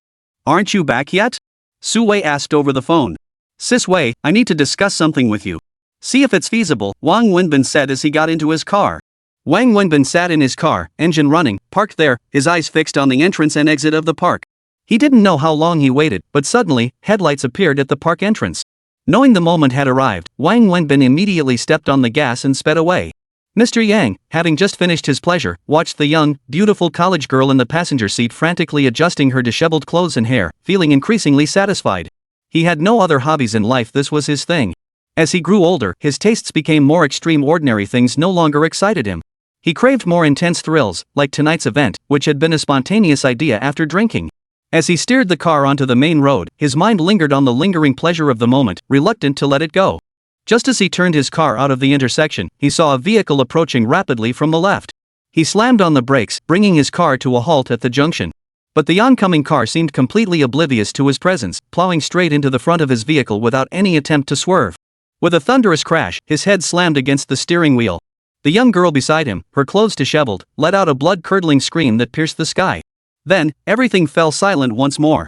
Wang Wenbin had calculated this precisely. He drove fast at first, then slammed on the brakes just before impact. This ensured the collision happened while preventing major damage to either vehicle. After the collision, Wang Wenbin immediately pulled open the door and got out. Adopting a menacing demeanor, he stormed to the front of Mr. Yang's car, pounding on it furiously and shouting, "Can't you drive? Can't you look for traffic when exiting an intersection? Get out!" Mr. Yang snapped back to reality from Wang Wenbin's slap, rubbing his head as he sobered up. He suddenly grasped a critical issue, a very serious one. He had turned out of the intersection while the other driver was going straight. Regardless of whether he had stopped or the other was speeding, he bore some responsibility. But that didn't matter. What mattered was he'd been drinking a lot. If the police got involved, he'd be charged with DUI, maybe even DWI. Everyone knew how serious drunk driving was. Plus, he had a young woman in his car. He'd just been trying to get exciting, deliberately tearing her clothes to shreds. And bringing her out of this pitch-black park? Even a fool could guess what he'd been up to in there. If this blew up, Yang, a successful executive with power and influence, a man with a perfect family, couldn't even begin to imagine the consequences. Chapter 94, Drunk Driving. Staring at the towering, menacing figure of Wang Wenbin, General Manager Yang suddenly froze with fear. Trapped in the car, he didn't know what to do. He dared not get out, his mind going blank. Seeing Yang hadn't exited, Wang Wenbin stormed to the driver's side, yanked the door handle which wouldn't budge and began pounding on the window. Inside, Yang grew even more panicked at Wang's appearance. He still dared not exit, knowing he'd consumed considerable alcohol. Stepping out would immediately reveal his intoxication. "Are you getting out or not? If you don't, I'm calling the police," Wang Wenbin shouted, pulling out his phone. Startled by Wang Wenbin's threat, Mr. Yang hurriedly opened the door and pleaded, "No, don't call the police. Let's talk this out calmly." As soon as Yang opened the door, Wang Wenbin brutally grabbed his collar and yanked him out of the car. "Don't touch me. Let's talk this out calmly," Mr. Yang pleaded fearfully. But his short, stocky frame and body, weakened by drink and debauchery, were no match for the towering Wang Wenbin. He was yanked out of the car with no chance to resist. "Do you even know how to drive? Didn't you learn in driving school that when turning, you must yield to oncoming traffic? Didn't you look for oncoming cars before pulling out of the intersection?" Wang Wenbin bellowed, still gripping Mr. Yang's collar. "I stopped. You crashed into me," Yang protested. "So according to you, it's my fault? Hey, have you been drinking?" Wang Wenbin sniffed near Mr. Yang. "No, I haven't been drinking." Yang Zong jumped back in alarm, quickly breaking free from Wang Wenbin's grip and taking 2 steps away to distance himself, hoping to avoid any lingering scent of alcohol. "You've got some nerve, driving drunk. Oh, and there's a beauty in there too. Looks like you were doing good deeds with her in the park, huh? How romantic." Wang Wenbin glanced inside the car, saw the disheveled woman laughing, and pulled out his phone again. "What are you doing?" She panicked the moment she saw Wang Wenbin pull out his phone again. call the police. Shouldn't you report an accident? Call the police if you must, file an insurance claim if you must. Wang Wenbin tapped away on his phone. No, this is too minor to bother. Look, just tell me how much it'll cost to fix your car, and I'll cover it. Mr. Yang quickly covered Wang Wenbin's phone as he spoke. You'll pay me? Are you kidding me? Oh, are you scared now? Didn't you say you weren't drinking? If you weren't drinking, what are you afraid of? Bro, we're both drivers. I did have a few drinks today. Don't make things hard for me. Calling the cops won't do you any favors. Just tell me how much it'll cost to fix your car, and I'll cover it. As he spoke, Mr. Yang pulled out a pack of premium cigarettes from his car and handed it to Wang Wenbin. Wang Wenbin accepted the offer without hesitation and replied, You're right. If this were my car, I wouldn't care. But it's not mine. I'm just a driver. I drive for my boss, who needs the car every day. If I wreck it without a police accident report or insurance claim, how am I supposed to explain this to him? So, I'm sorry, but I absolutely have to report this. As for how long you'll be detained, that's not my concern. After saying this, Wang Wenbin took out his phone again, ready to call the police. No, brother, let's talk this out. Here's what we'll do, I'll pay you extra. Think of it as buying you cigarettes. Name your price. Yang Zong hurriedly grabbed Wang Wenbin's arm. 200,000. 1 yuan less and I'm calling the cops. Wang Wenbin glanced at the phone and stated. What? 200,000? You're practically robbing me. Yang's eyes widened in fury. Exactly. I am robbing you. You're the one who chose to settle this privately. You have two options, either call the police and the insurance company, or settle privately and pay me 200,000 yuan. No haggling. Your choice. Wang Wenbin plopped down on the hood of the damaged car. Don't push your luck, kid. I've been around here long enough to know I'm not someone you can bully, Mr. Yang said, his hands trembling with rage. Then it's your call. Wang Wenbin pulled out his phone and started photographing the wrecked car. He snapped a picture of Mr. Yang, then another of the disheveled girl inside the car, her clothes torn, barely covering her. The girl curled into a ball inside the car, shrieking in terror. What are you doing? Mr. Yang rushed over to grab the phone, but Wang Wenbin held it high, out of his reach. Gathering evidence. Don't you know the law? After an accident, you must preserve evidence first. Wang Wenbin said, pulling out his phone again to start recording video. Officer, this man crashed into my car. I smelled strong alcohol on him, and I suspect he was engaging in inappropriate behavior with the girl inside while driving. Wang Wenbin continued filming, capturing both Mr. Yang and the girl in the video. Then Wang Wenbin turned off his phone and said to Mr. Yang, Alright, it's getting late. My boss is waiting for me up ahead. I don't have time to mess around with you. You have 5 minutes. Either pay up, or I'm calling the police. If you try to run, I've got all this evidence. Think about the consequences yourself.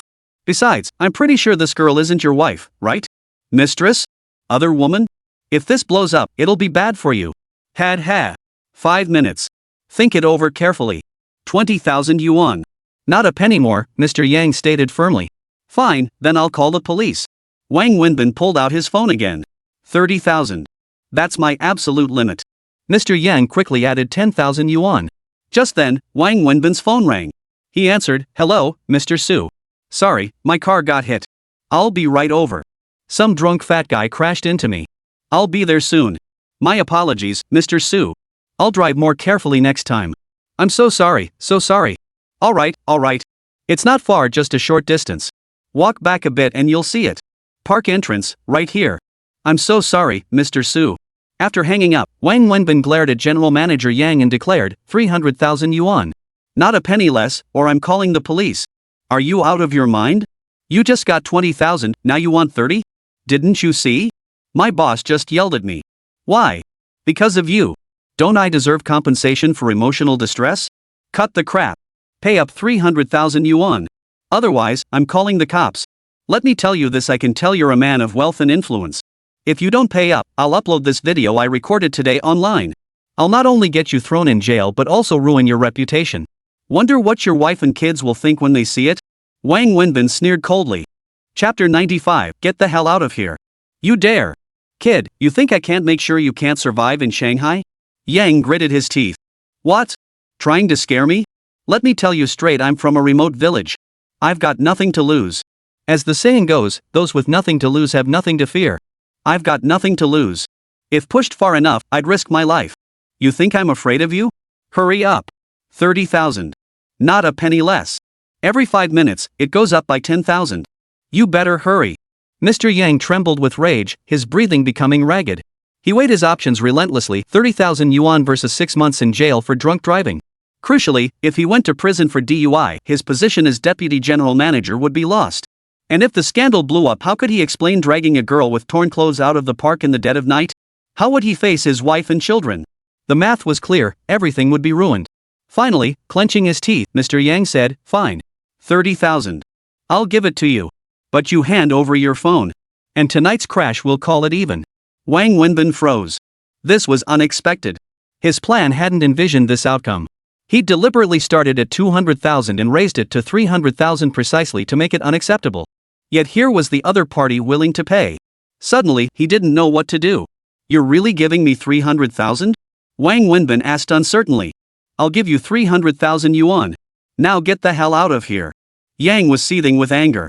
"Fine. As long as you pay, everything can be discussed. Once I get the 300,000, I'll even give you this phone, let alone the videos and photos inside. I'll drive the car away immediately and tell my boss I crashed it into a wall myself. Hurry up and pay. Give me your bank account. I'll transfer it to you first thing tomorrow morning," said Mr. Yang. "What? Are you kidding me? Do you think I'm some fool you can play around with? You want 300,000, not 3,000. How am I supposed to transfer that kind of money to you in the middle of the night? Besides, I don't have that much cash on me. Will you still give me the 300,000 tomorrow after tonight passes? Don't waste my time with nonsense. Figure it out yourself. Bottom line, within half an hour, that 300,000 better be in my hands or my account, or I'm calling the cops." Wang Wenbin plopped back down on the hood, then added, "No, make it 400,000. 5 minutes passed. "How about I write you an IOU for 300,000 yuan right now? Will that work? What good is an IOU? I never went to school, I barely know how to write. You think I'd trust some IOU you scribble? Besides, I just said it's 400,000 now, not 300. Fine, I'll go down with you today." Driven to the brink, Mr. Yang charged straight at Wang Wenbin. "Oh, you wanna fight?" Wang Wenbin stood up, grabbed Mr. Yang by the collar, and pinned him against the car in 2 swift moves. "What are you doing?" At that moment, Su Wei walked over carrying her bag and asked Wang Wenbin. Hearing Su Wei's voice, Wang Wenbin quickly put down General Manager Yang, then turned and respectfully addressed Su Wei. "General Manager Su, it's like this. This old guy was drunk driving. I was driving ahead to pick you up, coming from that direction. He was driving drunk and just drove straight out and crashed into my car. Now I want to call the police, but he won't let me call the police. He doesn't want to pay for the damages, and he even tried to hit me. Just call the police and file an insurance claim. Why all the nonsense?" Su Wei said sternly. Only then did Mr. Yang stand up. Wang Wenbin had pinned him down so tightly he nearly suffocated. Driven to the brink of fury, he'd impulsively tried to fight Wang Wenbin, though anyone could see he was no match for him. Just as Mr. Yang stood up, Su Wei suddenly exclaimed in surprise, "Mr. Yang?" Hearing her call out, Mr. Yang glanced at Su Wei, equally surprised. "You're Ms. Su?" "Yes, Mr. Yang. I'm Su Wei from Jinhui Garments Company, Limited," Su Wei quickly replied with a smile. "Ms. Su, you know him?" Wang Wenbin asked Su Wei in surprise. No sooner had Wang Wenbin finished speaking than Su Wei turned and delivered a sharp slap to his face, the sound ringing out clearly. "Ms. Su." Wang Wenbin clutched his stinging cheek, utterly bewildered. "Do you know who he is?" "Apologize," Su Wei said coldly. "No, Ms. Su, why should I apologize? He was drunk and crashed into my car. He started it by hitting me first. Why should I apologize?" Wang Wenbin protested, sounding aggrieved. "I'll say it again, apologize. Do you hear me?" Su Wei repeated coldly. "Su Wei, I didn't do anything wrong. Fine. You can leave now." Su Wei cut him off abruptly. "Ms. Su, You're fired. You can get out now. Let me make this clear, this is Mr. Yang, my friend, my superior, my elder. Mess with him, and you mess with me. Disrespect him, and you disrespect me. Don't you understand? Get out." Su Wei said coldly to Wang Wenbin. "Ms. Su, Wang Wenbin tried to explain further. "Get out." Su Wei uttered the single word coldly. Wang Wenbin gritted his teeth and reluctantly turned to leave. "Leave the car keys," Su Wei repeated. Wang Wenbin turned around, flung the keys onto the hood, and stormed off in anger. "Mr. Yang, I'm so sorry, truly sorry. I had no idea about this. My driver didn't recognize his place. This is also my fault. I apologize to you. I'm so sorry." Su Wei quickly turned to Mr. Yang and said. Mr. Yang was still reeling from the shock. Moments ago, he felt like he hit rock bottom, but now, it seemed like a ray of hope had suddenly appeared. No. While your driver was indeed rude and unreasonable, today's incident was truly my fault. I wasn't paying attention while driving, and I share responsibility for the collision. Mr. Yang quickly added with a smile, absolving himself of any blame and carefully avoiding any mention of his own drunk driving. Yes, he told me on the phone that someone had drunk driven and crashed into his car. I truly had no idea that person was you, Mr. Yang. If I'd known, I would never have let him treat you this way. Rest assured, Mr. Yang, I've already fired him. He's just some uneducated country bumpkin from out of town, unworldly and ignorant. Don't stoop to his level. Su Wei hurriedly interjected. She too had noticed Mr. Yang's deliberate avoidance of the drunk driving incident, so she deliberately brought it up to make it clear that she, Su Wei, was well aware of his drunk driving. Chapter 96, Celebration. Hearing Su Wei's words, Mr. Yang understood her meaning. But his mood was already excellent as long as the current issue was resolved, nothing else mattered. Ms. Su, regardless of how things unfolded today, I bear responsibility for this incident. Let me handle it this way, tell me how much it will cost to repair your vehicle. I'll cover the expenses. Mr. Yang declared with remarkable generosity. No, Mr. Yang, this incident is entirely my fault. Let me handle it. Please wait a moment. I'll call a driver immediately to take you and this lady home. I'll have the dealership tow your car for repairs. During that time, I'll assign a dedicated driver to accompany you, ensuring your travel remains unaffected. You manage countless affairs daily. If this collision disrupts your work, it would be a grave offense. Su Wei smiled as she spoke, then added, furthermore, Mr. Yang, today's collision with your vehicle, coupled with my driver's inappropriate behavior, even physical aggression, has caused you both psychological and physical distress. Additionally, my accident has wasted your valuable time. Both in principle and in fairness, I should compensate you. Mr. Yang, would 300,000 yuan be sufficient? Mr. Yang stared wide-eyed after hearing Su Wei's words, silent for a long moment as her statement swirled through his mind. He was no fool, how could he not understand Su Wei's words or grasp her meaning? Forget the compensation. We're friends. Mr. Su, how about this, we each repair our own cars? Mr. Yang suggested. That won't do, Mr. Yang. What I'm responsible for, I must take responsibility for, Su Wei replied with a smile. Mr. Yang fell silent again. After a long pause, he nodded. Very well, Ms. Su. I'll be waiting in my office tomorrow at 9 o'clock. Su Wei smiled at Mr. Yang. Thank you for your trouble, Mr. Yang. I'll be there at 9 sharp. I'll call my driver, he'll be here shortly. Have someone take her to school for me. She's my niece. She was fooling around in the park after dark, tripped, and got her clothes completely ripped by branches. She couldn't go out in public like that, so she called me. I rushed over to pick her up. Just as we left the park, we ran into your idiot driver. What a stroke of bad luck. Mr. Yang glanced at the trembling college student in the car, utterly clueless about what had transpired. He felt no sympathy whatsoever, only a deep sense of disgust. Su Wei smiled. No one knew what she was smiling about and pretended to fully believe Mr. Yang's story. Yes, children are always so playful. Rest assured, Mr. Yang, I'll arrange for someone to take her safely to school. And I'll tell the driver she's my distant cousin. Mr. Yang nodded. You really know how to get things done. It's settled then. Tomorrow at 9 a.m., bring all your company's documents to my office. We'll go through the formalities and sign the cooperation agreement as soon as possible. Yes, I'll be there at 9 sharp, Su Wei replied with measured confidence. Just then, a Mercedes pulled up beside Su Wei. She walked over and opened the rear door for Mr. Yang. Mr. Yang, please. Mr. Yang nodded, glanced back at the girl sitting in his own car, then strode over and got into the Mercedes. Mr. Yang, get some rest, Su Wei said, patting the leather briefcase already placed on the back seat before closing the door. The car drove off immediately after she closed the door.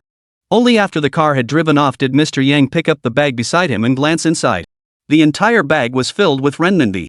Mr. Yang knew there was 300,000 yuan inside. Only now did he fully realize that tonight he had been set up by this woman and the so-called driver from earlier. Angry as he was powerless. Besides, looking at this leather bag full of cash, most of his anger vanished. Money was a good thing, who didn't like it? After the Mercedes drove off, Su Wei smiled. Just then, another car pulled up. 2 people got out. Su Wei handed them the keys, and each drove one of the damaged cars away off to the dealership for repairs. As for the trembling female student, Su Wei invited her into the car, and the driver promptly drove her away. After arranging everything, Su Wei took out her phone and called Wang Wenbin. Where are you? Su Wei asked. Done with the job? Wang Wenbin replied while munching on grilled skewers and sipping beer. I'm heading back just about 500 meters from here, grabbing some barbecue at this place. Alright, wait there. I'll be right over. Su Wei hung up and headed in the direction Wang Wenbin had left. After walking about 500 meters, Su Wei indeed spotted Wang Wenbin sitting at a small roadside table, drinking beer from a bottle. A platter of grilled skewers sat on the table. Su Wei walked straight over and sat down across from him. You haven't had dinner, have you? Is this enough? Should we order some more? It's enough. I'm almost full. Want some? Wang Wenbin shook his head. You know I don't usually eat much at night. Want to drink? Wang Wenbin asked, gesturing toward the 2 unopened bottles of beer on the table. Su Wei hesitated for a moment, then smiled. Sure, I'll have a drink with you. I'm in a great mood tonight. Not just to keep me company to celebrate. But can you drink? If not, never mind. I was just joking. I don't usually drink, but tonight I feel like having some. First, to celebrate. Second, to thank you. Su Wei picked up a beer as she spoke, searching the table for a bottle opener but finding none. Seriously? Wang Wenbin looked at Su Wei with surprise. He'd never seen her drink, let alone beer. Moreover, she was usually so particular and refined about her food. He couldn't believe she'd agree to drink beer and eat barbecue with him. Why are you being so fussy tonight? That's not like you. Su Wei smiled at Wang Wenbin before turning to the greasy-haired owner who'd been grilling. Owner, open this beer. And reorder everything he's already ordered. No need to trouble you, boss. I'll handle it. Wang Wenbin took the beer from Su Wei, bit the top off the bottle with his teeth, and placed it before her. You want me to drink straight from the bottle like you? Su Wei rolled her eyes at Wang Wenbin with a laugh, then poured the beer into a cheap disposable cup in front of her, seemingly unfazed by the bottle's mouth he'd just bitten open. Chapter 97, Roadside Barbecue. Everything taken care of? Wang Wenbin asked. All taken care of. Su Wei nodded, took a small sip of beer, frowned slightly, and continued, I had the company driver rent a nice car from the rental company to send him back. He can use that car and the driver for the next few days. I also had someone take both my car and his to the 4S shop to get his car repaired. You paid for it? What else? What, were you planning to make him pay? Su Wei said with a smile. Did he agree to your terms? If he still refuses, wouldn't all this be for nothing? Didn't you record the video? Besides, Mr. Yang isn't just anyone. He wouldn't have risen to his position otherwise. He knows full well this was all orchestrated by you and me. If he hadn't agreed, he wouldn't have been able to resolve this smoothly tonight. Some things are understood without needing to be said. He knows? Do you think he's that stupid? Then would he still agree if he knew? Wasn't this your carefully orchestrated scheme? You nearly pushed him to the brink, how could he refuse? Su Wei smiled again before stating, tomorrow at 9 a.m., I'll go to his office to sign the agreement. Really? Wang Wenbin couldn't believe it was true. You set this up, yet you have zero confidence? Su Wei watched Wang Wenbin's expression and laughed. She was genuinely in a great mood right now. I never thought this would work. It was just a sudden idea mainly to scare that old rogue since he lives so recklessly. I truly didn't expect it to actually happen. Wang Wenbin gulped down his beer. He was telling the truth, he genuinely hadn't anticipated this turning out so smoothly. Just then, Su Wei's hand suddenly reached out to touch Wang Wenbin's face. Startled, he jerked away reflexively, looking at her with a mix of awkwardness and confusion. Su Wei's hand froze mid-air, awkwardness washing over her. Does it hurt? Su Wei withdrew her hand and asked Wang Wenbin with concern. Only then did Wang Wenbin grasp Su Wei's intent. It doesn't hurt. How much strength could a woman possibly have? Wang Wenbin said nonchalantly, though Su Wei's slap had actually been quite forceful. I'm sorry, Su Wei said, looking at Wang Wenbin. Sorry for what? This is just acting, right? Besides, I asked you to do this. Think about it, how else could you make him calm down? How else could you make him grateful to you? I told you to hit me hard, to make it look real. You didn't hit hard enough. It should have left 5 finger marks. That way, he'd believe it more. Wang Wenbin said casually. Su Wei took a small sip of wine, lifted her head, and looked at Wang Wenbin again. Thank you. What's gotten into you tonight? Su Wei smiled. Just then, the owner brought over a tray of freshly grilled skewers and placed it on the table. Let's clink glasses and celebrate. Su Wei said to Wang Wenbin, holding up her own cup. Yes, we absolutely must celebrate. Wang Wenbin was also delighted. He clinked his beer bottle against Su Wei's glass, then took big gulps, slurping noisily from the bottle. Su Wei, however, only took a small sip, still frowning slightly. It was clear she rarely drank beer and didn't particularly enjoy it. This round, I'll toast to you, Su Wei said, raising her glass again after finishing her drink. Do we have to make it so formal? Wang Wenbin asked with a smile. I'm serious. Though I've told you before, business involves both success and failure. Not every deal can be closed, failure is commonplace. But honestly, I've been pursuing this project for a long time. We first conceived the idea 2 years ago and began preparations. Last year, we actively pursued it, and we've kept at it until now. This project is crucial for our company, not just for immediate profits, but because it holds immense potential for our future growth. Manhwa estimated that partnering with them could be worth 200 million yuan to us. Frankly, I believe it's worth far more than that. To be honest, I dream of seeing this collaboration succeed. Su Wei looked at Wang Wenbin. But I've tried every possible approach. I've met with Mr. Yang privately, even waited outside his home several times, yet nothing worked. From what I understand, a vice president from another apparel company, someone related to him, has undoubtedly offered substantial benefits behind the scenes. Crucially, they've played to his preferences. Su Wei glanced at Wang Wenbin again as she spoke. Wang Wenbin understood exactly what kind of favors Su Wei was referring to. Wasn't that the kind of thing Mr. Yang liked? Wang Wenbin nodded. All of that was undoubtedly true, otherwise, Mr. Yang wouldn't be so blatantly biased toward one side. Honestly, I'd given up all hope for this partnership. And when you first called me with your idea, I didn't really believe in it either. I didn't want to arrange this at all. It was only because of your persistence that I came here with a let's give it a shot attitude. But I truly never imagined it would actually work out. The credit for this goes entirely to you. Su Wei said sincerely. No, please don't say that. I just happened to have this idea on a whim. I'd been tailing him for 2 days with nothing to show for it. Honestly, I didn't know what to do. I just felt restless sitting around at the office with nothing to do. Taking the company's salary without contributing felt wrong. So I thought maybe following him out might lead to some kind of miracle. When I called you from the hotel earlier, after you told me what happened, I completely lost confidence and was ready to head home. But then, right then, he drove out with this girl, and it just happened to be on my way. I watched him drinking, then watching him get all cozy with this girl while drinking, and then taking her to the park in the middle of the night. I saw them doing those dirty things right there. I just came up with this idea on the spot. To be honest, I feel kinda shady doing this kind of thing. If there's any credit to be taken, it's all yours. I just deliberately bumped his car. Everything after that, how you got him to agree to all that, was entirely your doing. Though Wang Wenbin said this, he still felt quite accomplished. Anyway, thanks. Here's to you. Su Wei didn't engage in the usual back and forth with Wang Wenbin. This time, she lifted her glass and downed the beer in one gulp, her face scrunching up in a grimace. No, if you can't handle it, don't force yourself. Just a symbolic gesture is enough. Wang Wenbin hurriedly protested as he watched Su Wei down the entire glass. Chapter 98, The Sinful Hand. The beer was a bit bitter. Su Wei smiled and began eating the barbecue. This is really unexpected, Wang Wenbin couldn't help saying as he watched Su Wei. Surprised by what? Su Wei asked Wang Wenbin after taking a small bite. I'm surprised you'd actually join me for grilled food and beer. Then what kind of life did you think I should be living? Sipping wine in fancy Western restaurants, right? Su Wei asked with a smile. I imagined you as someone who's very particular about life, someone who lives very exquisitely. In my impression, only rough and tumble types like me enjoy this sort of thing. Wang Wenbin gestured toward the grilled food on the table. Don't put me on a pedestal. I'm no rich kid. I come from an ordinary family. Just like you, I'm from a small county town. My dad was a low-level manager at a state-owned printing factory, and my mom was an elementary school teacher. It was just me and my younger brother. Both parents worked, so we weren't struggling, but we certainly weren't well off either. Later, the printing factory shut down, and my dad lost his job. Our family situation deteriorated overnight, and life became really tight. So don't assume I'm some otherworldly being, you're wrong.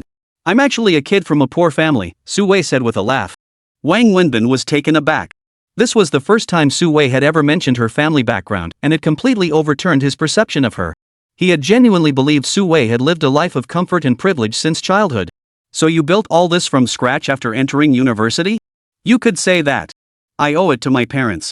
Though we weren't well off, they did everything they could to put me through school and get me to university. And even though we lived in a small county town, they didn't have much of a son preference mindset. My brother stopped studying after high school, but I went to university. Su Wei slowly shared more of her story with Wang Wenbin.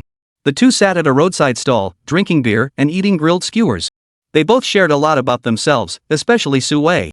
She rarely talked about her personal life with Wang Wenbin, but tonight, she seemed in an exceptionally good mood.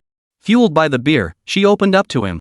They drank until the housekeeper called, saying little Annie had woken up in the middle of her nap and was looking for her parents.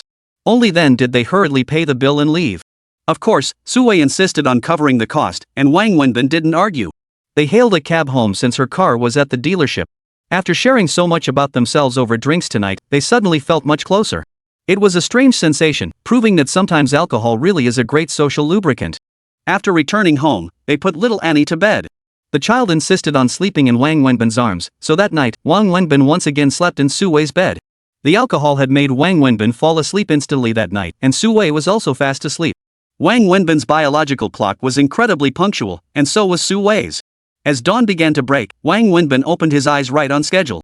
The first thing he saw was the familiar ceiling, a sight he knew well. Yet, in the next instant, something felt off. The unease came from his body. Turning his head slightly, Wang Wenbin saw Su Wei sleeping on his shoulder, her face almost touching his chin. Then, he felt her legs wrapped around his thigh. This wasn't the first time Wang Wenbin remembered this awkwardly intimate scene had happened before. What truly startled him was discovering his own left arm was wrapped around Su Wei. Holding Su Wei wasn't particularly surprising, after all, it was the second time. The real issue was that the arm holding her was inside her nightgown. Thankfully, it wasn't on her chest. Somehow, his hand had slipped around from behind, now resting inside her nightgown, cradling her back. Wang Wenbin's head was buzzing, and he nearly broke out in a cold sweat. He dared not imagine how Su Wei would react when she woke up. Though frightened, the sensation from his hand and the uncontrollable fantasies flooding his mind still stirred something within him. Wang Wenbin surveyed the current arrangement on the bed. He had originally slept on the left side, with little Annie in the middle and Su Wei on the right. Unlike last time when Su Wei had moved over to his side, this time it was clearly him who had crossed over little Annie to sleep next to Su Wei. He had no idea how he'd unconsciously shifted from little Annie's side to sleep with Su Wei. All he knew now was that Xiao Annie lay on the left, while he and Su Wei were tangled together on the right. One of his hands lay open, and Su Wei slept on top of it, specifically, the hand that had slipped beneath her nightgown. Below, Su Wei's pair of pure white thighs were wrapped around Wang Wenbin's own. After 3 seconds of calm, Wang Wenbin cautiously tried to withdraw his hand from under Su Wei's nightgown. This hand now felt like a guilty hand. If Su Wei woke up, Wang Wenbin felt he'd be beyond redemption. He dared not make any sudden movements, afraid of waking her. But as often happens, what you fear most is precisely what comes to pass. The moment his hand moved, Su Wei's eyes fluttered open, mere inches from his own. Su Wei stared at Wang Wenbin, frozen for 3 seconds.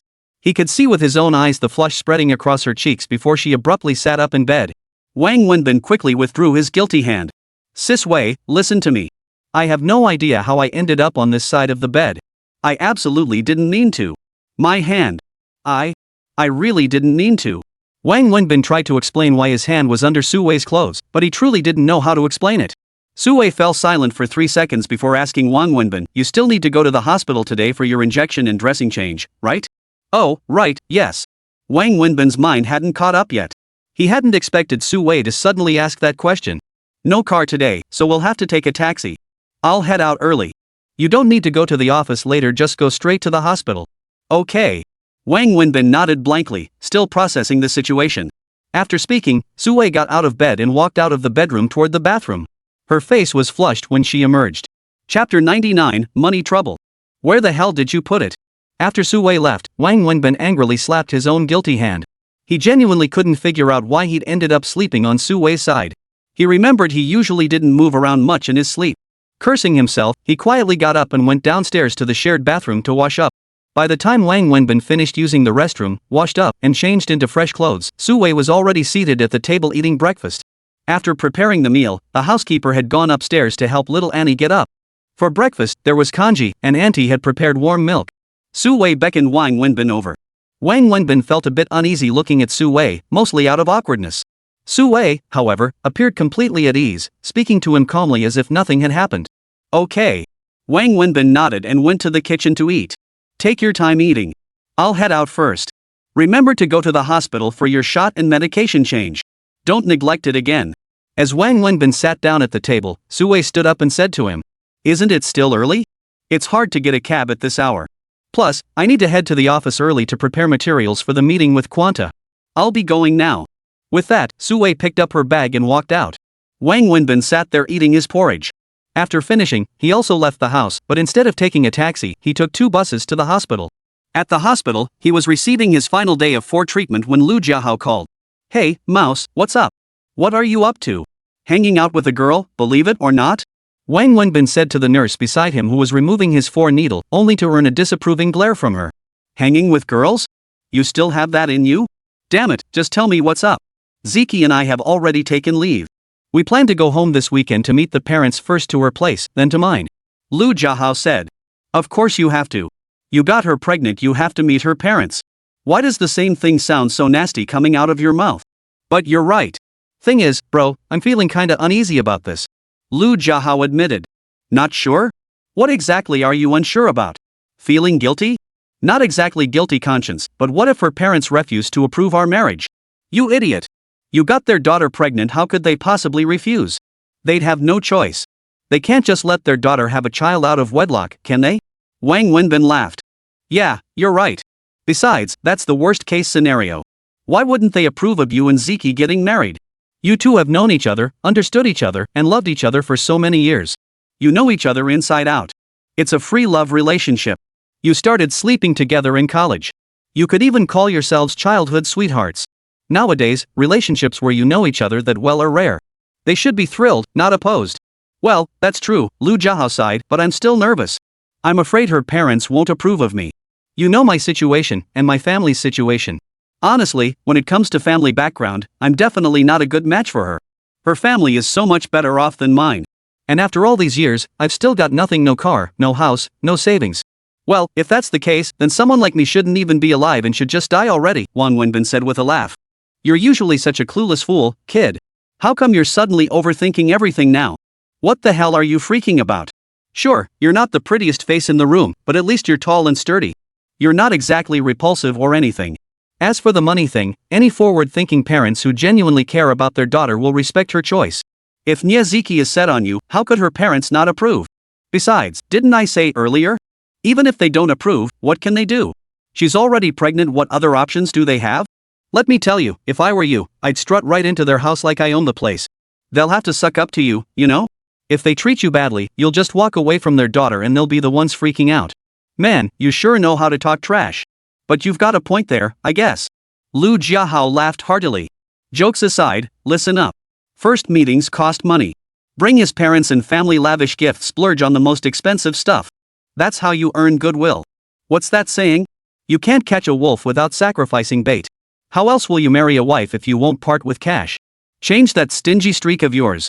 When have I ever been stingy? Let's compare who's the real cheapskate here. Compare your penny pinching to mine? How else do you think I ended up with a wife while you're still single? Actually, I think the same way, but Lu Jiahao trailed off at this point. What's wrong? Spit it out, don't beat around the bush. How's driving for that rich woman lately? Lu Jiahao suddenly asked. Driving for some rich lady? That's just a joke. Honestly, I'm just a driver at a company, just a driver. What else can a driver do? How's the pay? Lu Jiahao pressed. Wang Wenbin paused upon hearing this and asked, Mouse, between us brothers, there's no need to beat around the bush. Just say it straight, are you broke? Yeah, you know my salary isn't great, and living costs in Shanghai are so high. After all these years working, I haven't saved much. My family are farmers, where would they have money? Even though Ziki and I have been living together for a while now and we don't keep our finances separate, I really want to cover the costs for this trip to her family's place myself. I don't want to use her money. This is me marrying her if I can't even afford to meet my future father-in-law without her paying. I feel like a total loser. Lu Jiahao explained carefully. But don't worry about it. I'm just asking. If you have some cash, give me a little. If not, it's fine. I'll borrow from friends or co-workers. Lu Jiahao said. What kind of talk is that? Not only do I owe you 2 tens of thousands, but repaying debts is only fair. Even if I didn't owe you anything, I'd still find a way to help. When are you leaving? This weekend. Alright, I'll try my best to get it together these next few days. But you know my situation, brother. I can only do what I can. I can't guarantee how much it'll be. Binzi, I really don't mean to pressure you about the money. I was just asking. If you have some, give me some. If not, it's fine. I'm not forcing you. I just...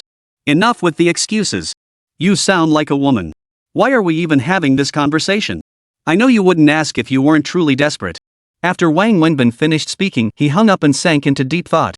Chapter 100, Take Your Time. After leaving the hospital, he headed straight to the subway station and took the train directly to the company. Wang Wenbin had barely stepped into his office and sat down when he saw Peng Mengjia walk past his doorway. Suddenly, she turned back and entered his office. What is it? Wang Wenbin asked. Assistant Wang, come to my office. I need to speak with you, Peng Mengjia said sternly before walking away. That girl really is like a shadow that won't go away. Calling me over can't be anything good. Wang Wenbin muttered to himself, but he still stood up and headed towards Peng Mengjia's office. There was no way around it. According to company regulations, he really did need to listen to Peng Mengjia. She was the vice president, the second in command at this company. Wang Wenbin figured there was nothing else to do here anyway. Boredom was boredom. He lit a cigarette and walked over to Peng Mengjia's office. Without knocking, Wang Wenbin pushed open Peng Mengjia's office door and walked in. He sat down in the chair facing her desk, crossed his legs, lit his cigarette, and asked, So, what's up? What kind of attitude is that? Put out that cigarette, put your feet down, and go knock on the door properly before coming back in. Peng Mengjia barked. What's wrong with you? Wang Wenbin flared up instantly, standing up and saying, "Do you have business or not? If not, I'm leaving." "Hold on, Wang Wenbin. What kind of attitude is that? Don't forget, I'm the vice president. I'm your superior in this company. Go back and review the handbook yourself. You're an assistant directly under my supervision." "Really?" Wang Wenbin froze. He hadn't heard about this before, but thinking about it made sense. His assistant superior was indeed the vice president. "Want me to pull up the company personnel regulations for you?" "No need. But even if you do supervise me, so what? Pang Mengjia, let me be clear, if you talk to me properly, I'm easy to work with. But if you keep acting like you're going to die and showing off your power in front of me, then sorry, even if you were the king of kings, I wouldn't buy your act. Do you have business or not?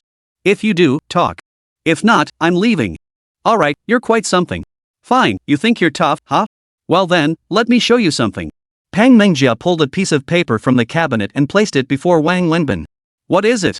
See for yourself." Wang Wenbin picked up the paper with confusion.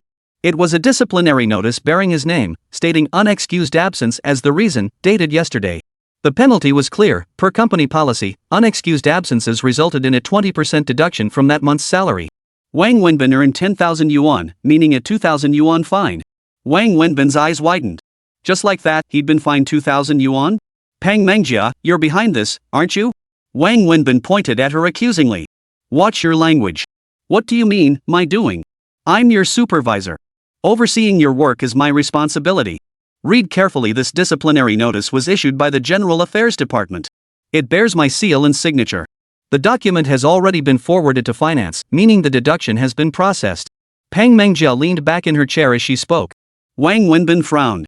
"Pang Mengjia, I left the company yesterday with General Manager Su's approval. And I was doing work for the company. Is that considered absence without leave? Working for the company? You? Fine. Then tell me, what exactly did you do for the company yesterday? What could you possibly do for the company?" Pang Mengjia laughed, convinced Wang Wenbin was pulling some kind of colossal joke. Wang Wenbin opened his mouth but couldn't bring himself to explain what he'd been doing. "Besides, you need to understand, General Manager Su is the company's CEO. While she's the top leader, the company has its divisions. She manages such a large organization. Do you really think she should handle every single thing? She oversees major corporate matters, decisions that determine the company's direction and policies. The day-to-day operations, however, fall under my responsibility. For instance, routine personnel matters and such are handled by me. In other words, I am your supervisor. If you need to leave, you must first request permission from me. You must submit a written leave request for my signature. If an urgent matter prevents you from submitting a written request, you must at least call me to seek approval. Only with my consent can you leave. Did you do any of that? Since you didn't, that constitutes unauthorized absence." Pang Mengjia stated this with unwavering precision. Wang Wenbin knew Pang Mengjia had a point, but he also knew this little girl was deliberately picking on him. "You're something else," Wang Wenbin nodded, then added, "I really shouldn't have meddled that night to save you. It would have been better if you'd drowned." With that, Wang Wenbin turned to leave. "Stop. I'm not finished talking. Where do you think you're going?" Pang Mengjia called out to Wang Wenbin again. "What? You still have something to say? Of course. You think this is over? I'll ask you, what time does the company start work?" 8:30. "Why?" Wang Wenbin replied. "You know? I thought you didn't." "Fine. Then tell me, what time did you arrive at the office today?" Wang Wenbin froze for a moment, then frowned again and asked, "What? Pang Mengjia, you're trying to make me look late today, aren't you? Watch your language again. What do you mean, make me look late? Late is late. If you weren't late, you weren't late. There's a facial recognition clock in machine at the company building entrance. You know that. Everyone scans in and out every day. Just check the records to see what time you arrived." Pang Mengjia, I went to the hospital for 4 drips and dressing changes, you know that. And you need to understand why I got injured. So don't push things too far. Wang Wenbin said through gritted teeth. "I know all that, but this is a company. Business must be handled strictly according to company policy. Absolutely no personal matters can be discussed, and there can be no room for personal feelings. I know you got hurt saving me, and I know you went to the hospital for treatment. But according to company policy, you're late. You didn't provide advance notice or request approval. Go back and review the company handbook. It's clear, any absence without prior approval from your supervisor is considered unexcused tardiness. Absences exceeding 2 hours are treated as absenteeism. Therefore, you are late today. I will call the head of the General Affairs Department shortly to have them retrieve your work schedule as evidence. They will then issue a disciplinary notice according to company policy, which I will sign and stamp. Pang Mengjia stated as she looked at Wang Wenbin. Wang Wenbin suddenly calmed down, smiled, and said, "Fine, Pang Mengjia, you're something else. Go ahead and have your fun. As long as you're enjoying yourself, that's all that matters, right?" Chapter 101, Having an Affair with You. Don't rush. I have one more thing to remind you. According to company policy, 3 instances of serious violations like unexcused absences or tardiness will result in mandatory termination. Today marks your second offense. If I catch you again, I'm afraid I'll have to dismiss you per company regulations. So please take this seriously. No more tardiness, early departures, or absences. Pang Mengjia reiterated. Wang Wenbin stared at Pang Mengjia, then laughed. Instead of leaving, he walked back over and plopped down in the chair opposite her, lighting another cigarette. "Put that cigarette out," Pang Mengjia snapped angrily. "Does the company handbook stipulate penalties for smoking?" "No." "Then that's that. What right do you have to forbid me from smoking? This is basic etiquette. Don't smoke in front of women. I have no manners to begin with. I'm about to get fired. What manners do I have left?" Wang Wenbin chuckled. "Fine, I'll let you gloat." Pang Mengjia gritted her teeth in anger. "Pang Mengjia, are you determined to get me fired from this company?" Wang Wenbin asked. "Yes." Pang Mengjia nodded firmly. "Why? What did I ever do to you? Just because you think there's something going on between me and your sister-in-law, you feel I've wronged your brother and now you want revenge? Right, but also wrong. What do you mean, yes and no? I hate you, but I never thought of seeking revenge," Pang Mengjia said, looking at Wang Wenbin. "Big sis, isn't this already revenge? What exactly would you consider revenge? Stabbing me with a knife? You just said it yourself. My goal is simple. I just want to kick you out of the company and get you away from my sister-in-law and Annie. That's all." "Drive you away?" "Yes, Wang Wenbin. I hold no grudge against you. You even saved my life once. I know deep down you're not a bad person. I know what I'm doing today is extreme, but I have to do it. I don't care what your motives are for getting close to my sister-in-law, nor why you forced your way into the company. I will drive you out of the company and away from my sister-in-law. Let me state this clearly once more, my sister-in-law is my brother's wife, and always will be. No man is permitted to come near her. This company was built from nothing through my brother's hard work and sacrifice. I will not tolerate anyone coveting it. Therefore, you must leave. The farther you stay from my sister-in-law and this company, the better." Pang Mengjia's words rang out with conviction. "Wang Wenbin, I truly have no intention of deliberately targeting or harming you.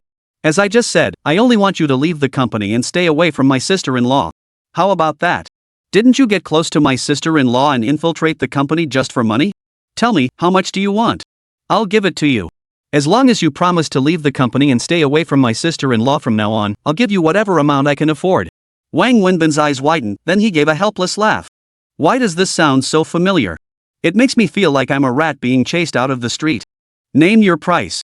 Just tell me how much you want." Pang Mengjia didn't understand what Wang Wenbin was talking about. 1 million. "Can you afford it?" Wang Wenbin said casually. 1 million, huh? Fine, deal. Pang Mengjia didn't hesitate for a second. "You're actually going to pay?" Wang Wenbin couldn't believe it. "I'll give you 150,000. The extra 50,000 is my way of thanking you for saving me that night. That's all the cash I can come up with." Pang Mengjia continued. "You're adding more?" "But Wang Wenbin, you have to sign an agreement with me." "What kind of agreement?" "You must promise never to set foot in this company again, nor have any form of contact with my sister-in-law." Hearing this, Wang Wenbin burst out laughing. "What's so funny? What's so amusing?" Pang Mengjia was getting annoyed. "Do you know Zhang Mingyang? Zhang Mingyang? The CEO of Ruihua?" Pang Mengjia retorted. "So you do know him? Where would I know him? I just know of him. What about him?" "Nothing.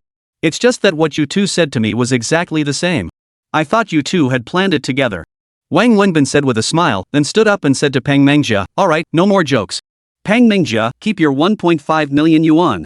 I need money, but that doesn't mean I'll take any money I can get. Whether you want revenge or try to drive me out, do as you please. But stop withholding my pay. I'm desperate for cash right now. If you do it again, don't blame me for getting rough. Whether you believe me or not, I'll say it again, I have no ulterior motives toward this company. I told you before, I'm just a driver hired by your sister-in-law. If I were truly her assistant, would she assign me nothing? If I were truly her assistant, would she give me no authority?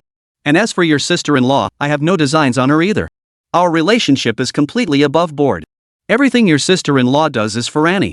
As a mother watching her daughter's life slip away with no way to help, can you comprehend that despair? She just wants to do everything possible to let Annie feel joy and happiness in her final days. And I? I'm the tool that brings Annie the joy and happiness.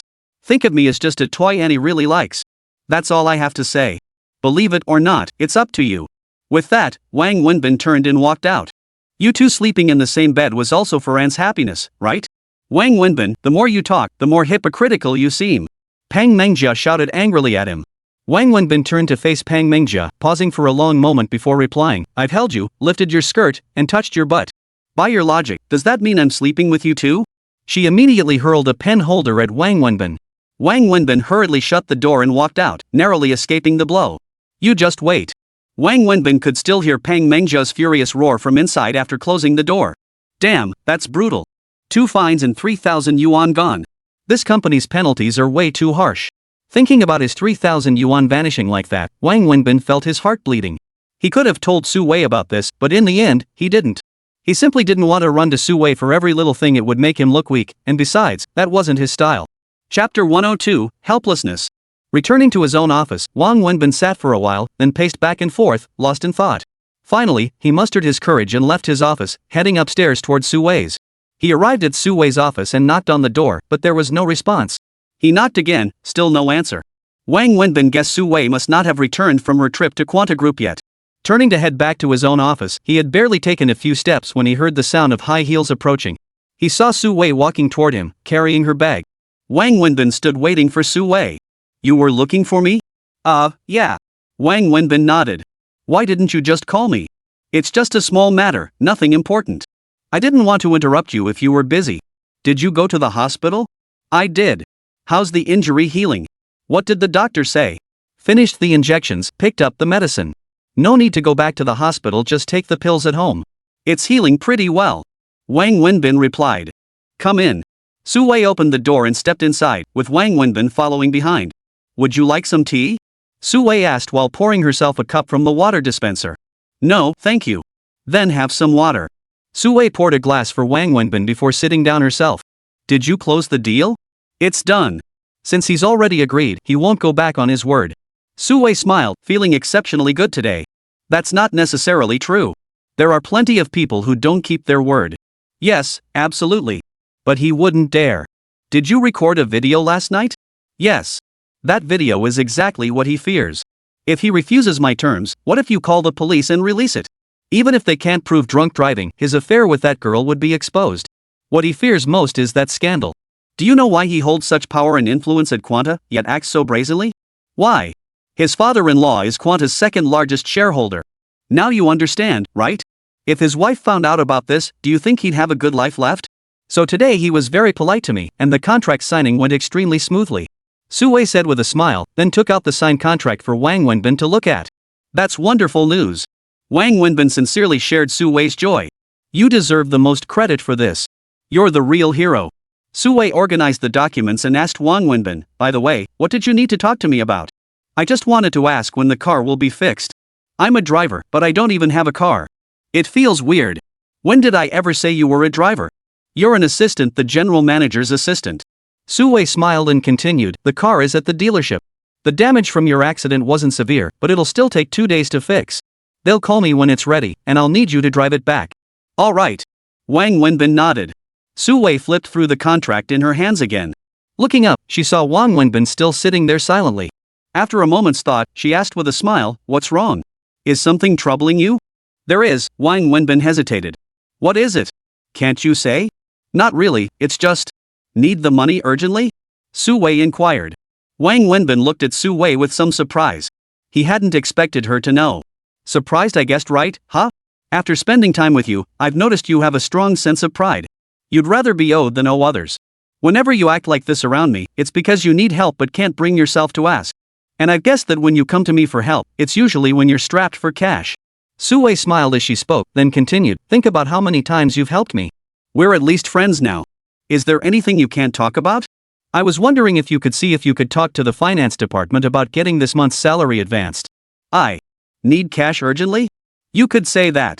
A good buddy of mine, a really good brother, lent me all his money when I was down and out. Now he's getting married and needs cash. He hasn't paid me back yet, but I know he's desperate too. You know me, I've been broke these past years. Everything I earned went to debt repayment. I've got nothing left, and I still owe you money.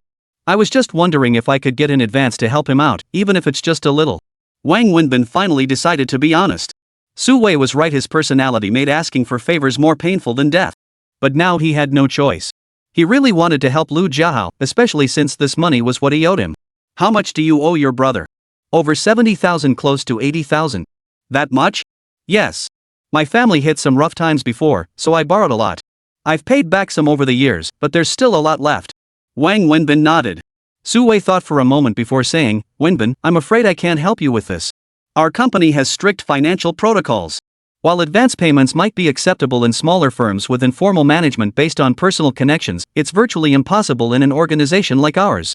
It violates our policies. Even I probably couldn't make an exception. Wang Wenbin looked disappointed but forced a smile. It's okay. I know it's not right. I was just asking. Don't worry about it. I'll find another way.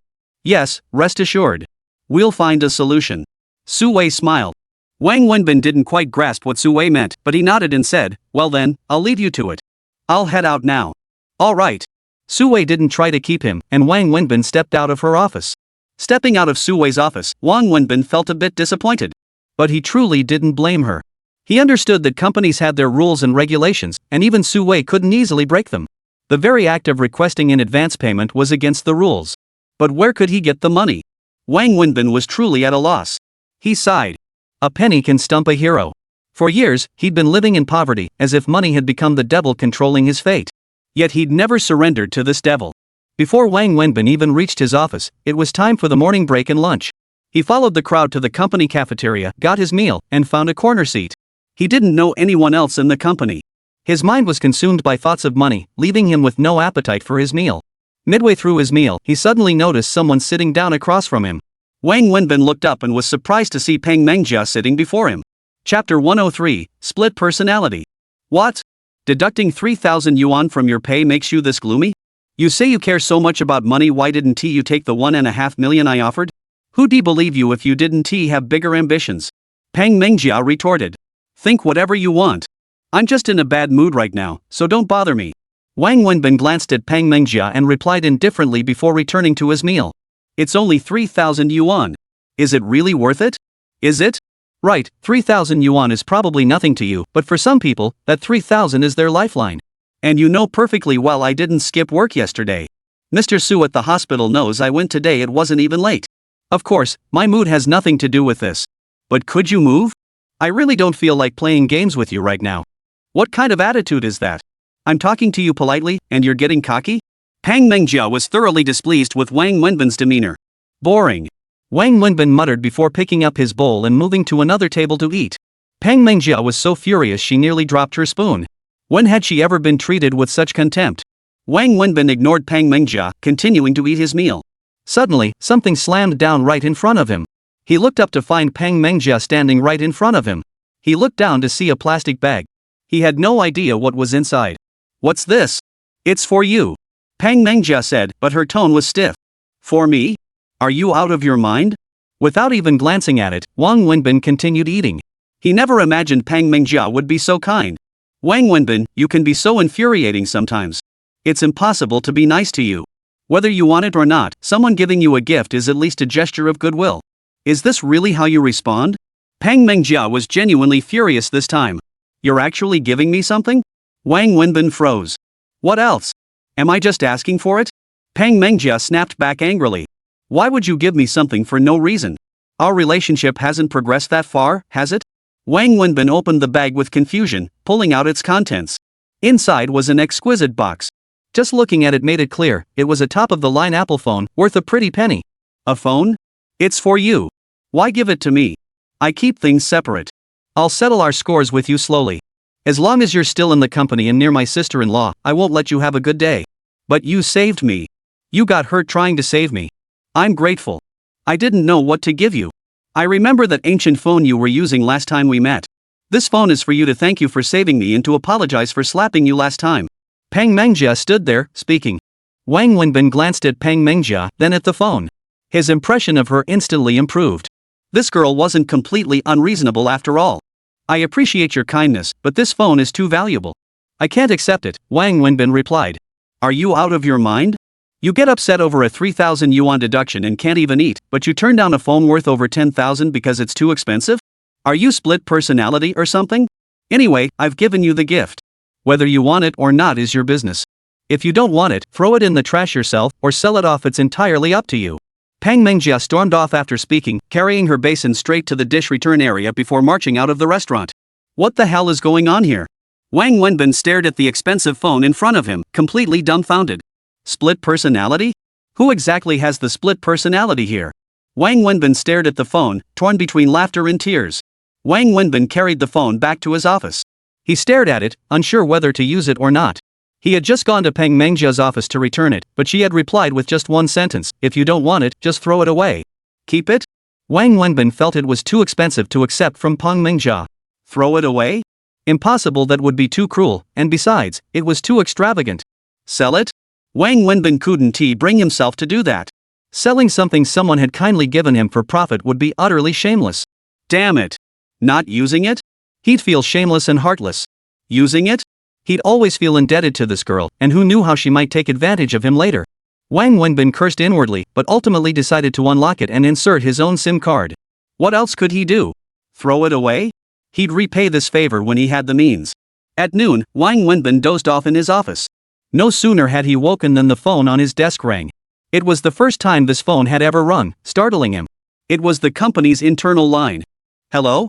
Wang Wenbin picked up the receiver.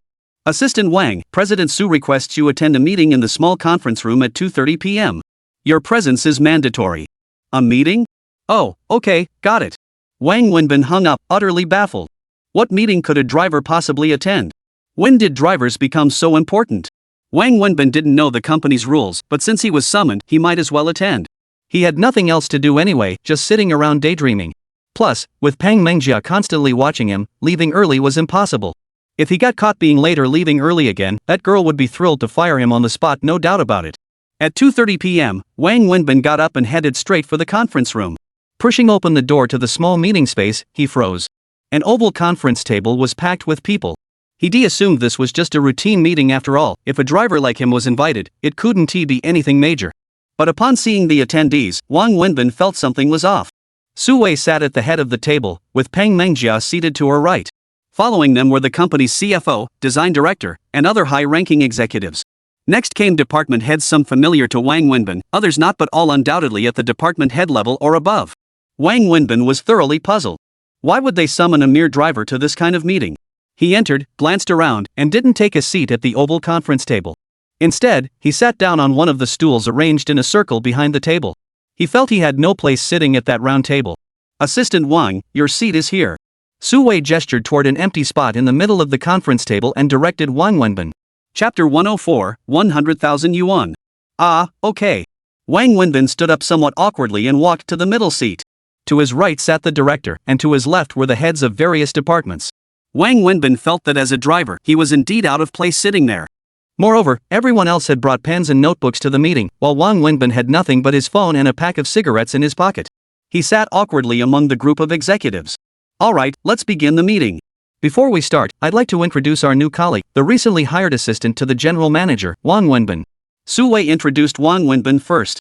Everyone turned to look at Wang Wenbin and began clapping. Taken completely by surprise, he quickly stood up, nodded, and smiled awkwardly. This unexpected attention left him somewhat flustered. Thank you all. I look forward to your continued support, Wang Wenbin said. Alright, take a seat. Let's get started. Su Wei smiled at Wang Wenbin's flustered expression and gestured for him to sit down. Today's meeting is a special session focused solely on one matter. As you all know, our company has been preparing for a partnership with Quanta Group since the year before last. Over the past 3 years, we've invested significant time, effort, and resources into this initiative. Everyone understands the immense impact securing this collaboration with Quanta would have on our company and brand. After 3 years of effort, this very morning we finally succeeded in signing a cooperation agreement with Quanta. Here is the contract. Su Wei said, waving the contract in her hand. After Su Wei finished speaking, the conference room fell silent for a moment before erupting into thunderous applause. Everyone understood how difficult it had been to secure this agreement with Quanta and recognized its profound significance. Really? Pang Mengjia was the most excited of all, asking Su Wei almost in disbelief. See for yourself. Su Wei smiled as she handed the contract to Pang Mengjia. Pang Mengjia took it and examined it, growing increasingly delighted as she read, her excitement evident. Alright, everyone, please quiet down for a moment. Let me say a few words. This successful partnership with Quanta is a monumental achievement for our company and our brand, marking a new milestone in our growth. Every single one of us here has poured sweat and effort into making this collaboration happen. On behalf of the company and myself, I want to acknowledge your hard work and express my sincere gratitude. Thank you all. After Su Wei finished speaking, the applause began again. As everyone knows, our company's policy is clear: rewards for achievements, penalties for shortcomings. I've drafted a reward list to recognize those who contributed and worked hard during the process of finalizing this agreement with Quanta. The greatest credit for this partnership goes to Assistant Wang. Su Wei suddenly stated. Him? Pang Mengjia stared wide-eyed at Su Wei in disbelief, then turned to look at Wang Wenbin. She couldn't believe for the life of her that Wang Wenbin had anything to do with this. Not just Pang Mengjia, everyone turned to look at Wang Wenbin. No. Wang Wenbin, equally surprised by the sudden focus on him, waved his hands frantically. It's fair to say this agreement with Quanta was entirely secured by Assistant Wang's efforts alone. I've been pursuing this for 3 years, constantly seeking ways to partner with Quanta. But as everyone knows, countless companies vie for Quanta's cooperation. Any firm with real clout fights tooth and nail to connect with them. Quanta's partnerships or fixed opportunities arise annually, but only 1 or 2 slots open up each time. With so many competitors, the competition is brutal. And compared to other companies, ours doesn't hold any particularly obvious advantages. I've been making the rounds at Quanta for 3 years, especially this year. For a while, I practically visited them daily, and President Peng accompanied me on numerous occasions. Yet the results were disappointing. We were essentially shut out. However, after Assistant Wang joined the company, his first task was tackling this very issue. He secured the Quanta agreement in just 3 days. Therefore, the greatest contributor to this partnership with Quanta is our Assistant Wang. Su Wei led the applause, and everyone followed suit. Pang Mengjia clapped while shooting skeptical glances at Wang Wenbin. She still couldn't believe he was capable of such an achievement. Our company has its own bonus calculation system. I had the accounting staff run a preliminary calculation based on the standard. Assistant Wang will receive a bonus of 100,000 yuan for this achievement. Additionally, his monthly bonus coefficient, quarterly bonus coefficient, and this year's annual bonus coefficient will all be doubled. Su Wei announced, glancing at her watch. 100,000? Wang Wenbin's mind buzzed, completely unable to process it. Su Wei's meeting continued. Wang Wenbin wasn't the only one receiving a bonus, others did too, but none were as high as his. Moreover, he was the only one whose bonus coefficients were doubled. What Wang Wenbin didn't realize was that the doubled coefficients were actually more valuable than the 100,000 yuan itself. Still reeling from the shock of the bonus, he hadn't heard a word Su Wei said during the meeting. Additionally, before deploying the company's specific tasks following the cooperation with Quanta, we'll first make some adjustments to several positions and responsibilities. First, Assistant Wang. Assistant Wang's job is to assist General Manager Peng in handling the company's daily affairs, overseeing production and marketing. Mengjia, your workload is too heavy. From now on, Assistant Wang will assist you. You should delegate some of your tasks to Assistant Wang. Su Wei addressed Wang Wenbin first, then looked at Peng Mengjia. What? Wang Wenbin's eyes widened. He suddenly felt as if the world were ending. Understood, Peng Mengjia replied with a nod and a smile. Then, she turned to Wang Wenbin with a cold sneer. This is it. This time, it's truly over. Wang Wenbin's ominous premonition intensified. Su Wei had directly assigned him to work under this girl. His future prospects were all too clear. Su Wei then began outlining specific company tasks. Wang Wenbin didn't catch a single word. He couldn't understand it, nor did he care to listen. His mind was still fixated on the 100,000 yuan and whether he should quit his job. The meeting dragged on for over an hour before finally ending. Everyone filed out of the conference room, with Su Wei lingering behind to gather her documents.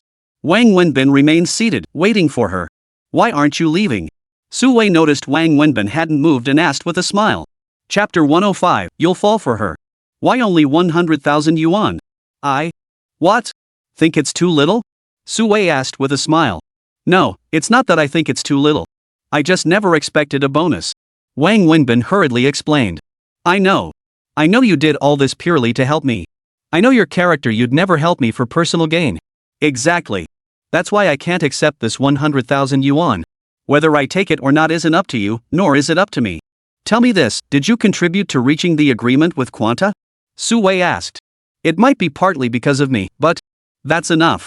Su Wei cut him off and continued, First, you need to understand that the company is the company, and I am me. Although I'm the company's general manager and its largest shareholder, the company is not equivalent to me personally.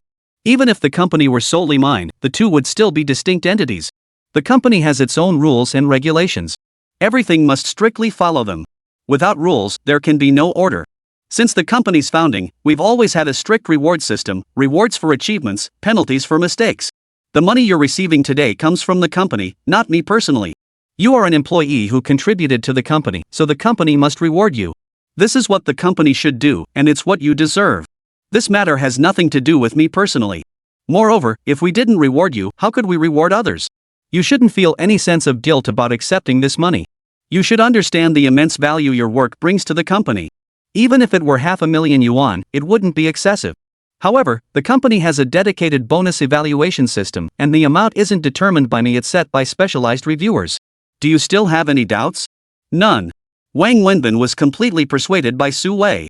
He didn't know if Su Wei had any personal motives behind this bonus, but he had to admit she made perfect sense.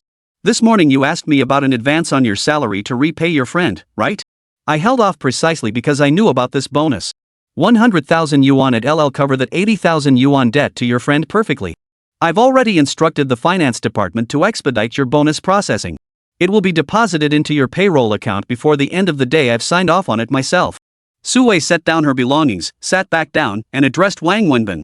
Thank you, Wang Wenbin nodded, his gratitude genuine. What are you thanking me for? I'm the one who should be thanking you both from the company's perspective and personally. Any other questions? Seeing Wang Wenbin still hadn't moved to leave, Su Wei asked again. Didn't you say I was just a driver? Why did you assign me a position and responsibilities? 2 reasons.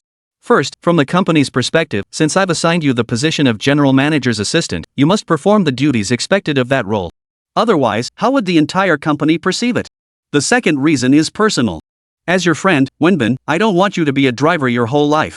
You don't want that either, do you? I want you to learn more through your work. Whether you stay with our company or not, this experience will greatly benefit your life. Capability and experience are crucial in this society. Moreover, after working with you these past few months, I can see you're a highly capable person who simply hasn't had the right platform to showcase your talents. You're genuinely a top student, you just lack a diploma. That's why I'm confident you can absolutely handle the role of general manager assistant. Su Wei explained to Wang Wenbin once more. Wang Wenbin genuinely felt Su Wei's thoughtful consideration for him, and he was somewhat touched. Thank you. I'll work hard not for any other reason, but for your trust. But could you please not assign me to work under Peng Mengjia? Wang Wenbin said with a wry smile. What's the matter? You should know. Don't you know how much hostility she has toward me? Do you think I'll have an easy time working under her? Hearing this, Su Wei burst into laughter before replying, it's precisely because I know she dislikes you that I want to assign you to her. Why the animosity between you two? Partly misunderstandings, partly because you've had little interaction. Once you get to know each other better, that hostility will fade. Assigning you to her is meant to encourage that interaction. She's my sister-in-law, you could say. Besides Annie, she's the closest person to me. I've always treated her like a real sister. You're my friend, and the misunderstanding between you two stemmed from my situation. I want you both to get along well. Even if Annie leaves someday, at least you'll still be in the same company. You can't keep meeting and arguing like this, right? Second, the role of general manager's assistant is inherently about handling day-to-day company affairs. Mengjia manages those operations, while I focus on the company's overall direction. Essentially, we complement each other. She handles the external, I handle the internal. Your position is meant to support her work, it's not something I deliberately arranged. I understand your concerns, but rest assured she has all bark and no bite. She might snap at you occasionally, but bear with her. Once you get to know her better, you'll discover she is genuinely kind-hearted. You might even fall for her, who knows? Su Wei ended with a hearty laugh. Enough with the jokes. She doesn't think much of me, and I certainly can't fall for her. All I ask is that she doesn't deliberately make my life miserable. Just let me get through a few days in peace. Wang Wenbin gave a wry, resigned smile. After leaving the conference room, Wang Wenbin headed straight back to his office. No sooner had he sat down than the phone on his desk rang. Hello? Come to my office. Peng Mengjia's voice came through the phone.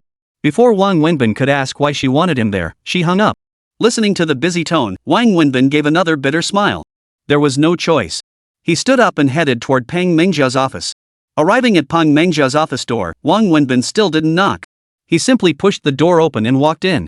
Do you even know how to knock? Have some basic respect for people, okay? Peng Mengjia was clearly annoyed by Wang Wenbin barging in. Fine. But respect is mutual. When you stop calling me with that arrogant tone and stop hanging up before I can speak, then I'll knock before entering. Wang Wenbin replied calmly. Chapter 106, No Room for Dead Weight. Hello. Pang Mengjia was rendered speechless by Wang Wenbin's retort, left only to seethe inwardly. So, what do you want? Wang Wenbin sat down across from Pang Mengjia. Did you hear what my sister-in-law said at the meeting just now? I heard. So what? From now on, you'll be assisting me with my work. In other words, from this moment forward, you'll be following my lead completely. Is that clear? Let me make this clear. I agreed to assist you in your work and accept your leadership, but that doesn't mean I have to obey you completely. I'm just working here. I didn't sell myself into slavery to you. I hope you understand that. And frankly, I have no interest in having a slave like you. Since you understand, that's best. Now, tell me, what can you do? What skills do you have? Pang Mengjia demanded. Wang Wenbin saw contempt in Pang Mengjia's eyes. To say he wasn't angry would be impossible. I can't do anything except eat, Wang Wenbin replied. What kind of attitude is that? Pang Mengjia could tell Wang Wenbin was deliberately speaking that way. What's wrong with my attitude? I think my attitude is perfectly fine. I'm telling the truth. I have no diploma, no skills, and no work experience. Besides eating, I really can't do anything else. Then on what basis are you qualified to be the general manager's assistant? Do you even understand what this position entails? Officially, it carries ministerial-level benefits, but functionally, it sits above department heads and below directors assisting with the company's overall operations. Under our recruitment standards, this role requires at least a bachelor's degree from a prestigious university, 5 years of relevant management experience, and demonstrable achievements. Tell me, what qualifies you to be this assistant to the general manager? Pang Mengjia spoke with palpable agitation, clearly still bitter about Su Wei bringing Wang Wenbin here for this position. I don't know what qualifies me for this position either. I've said before, you should ask your sister-in-law about this, not me. If I were you, I'd resign immediately. I wouldn't have the face to sit in this position. If my sister-in-law said that to me, I'd resign immediately. But you're not worthy of that. Wang Wenbin said coldly. You? What? Did I say something wrong? Fine, Wang Wenbin. Think you're so great, huh? Think this assistant general manager role is a piece of cake? Can't accept it, huh? Alright, I'll let you see for yourself, see what you're really made of, see if you're cut out for this job. Pang Mengjia said angrily, then pulled out a form and slammed it down in front of Wang Wenbin. What is this? This is the sales performance report for all Jinni brand women's clothing stores under our company from last year to September this year. Focus on the 3 stores marked in red. Study their data carefully. Since the beginning of this year, the sales figures for these 3 stores have been declining month after month. I had the marketing department investigate and assess them. It proves that the market environment for these 3 stores is not the issue. In other words, the decline in these stores' performance isn't due to objective market factors, but subjective ones. If the decline were caused by objective market conditions, the company would address the stores accordingly. But if it's due to subjective factors, that indicates operational issues within the stores. To put it in our industry terms, problems caused by market factors are terminal illnesses incurable, just waiting to die. Problems caused by subjective factors, however, are treatable illnesses. I had planned to personally visit these 3 stores in the coming days to investigate and prescribe targeted solutions. However, now that my sister-in-law has assigned you to assist me, I'm entrusting this matter to you. As the general manager's assistant, you have the authority to coordinate resources across all company departments. Sales, marketing, and beyond must follow your direction. Under company policy, you have signing authority for funds under 100,000 yuan. While these are your powers, let me clarify your responsibilities. I'm giving you 1 month. When next month's sales reports for these 3 stores come in, you must halt the downward trend, meaning performance cannot deteriorate further than current levels.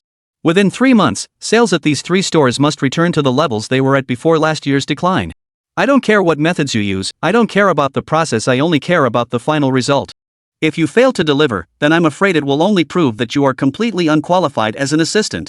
You simply lack the capability to handle this role. At that point, you'll either need to resign voluntarily, or I'll have no choice but to report your performance to my sister-in-law. I believe she won't be able to protect you then. Pang Mengjia delivered the entire speech in one breath. It took Wang Wenbin a moment to process Pang Mengjia's lengthy speech.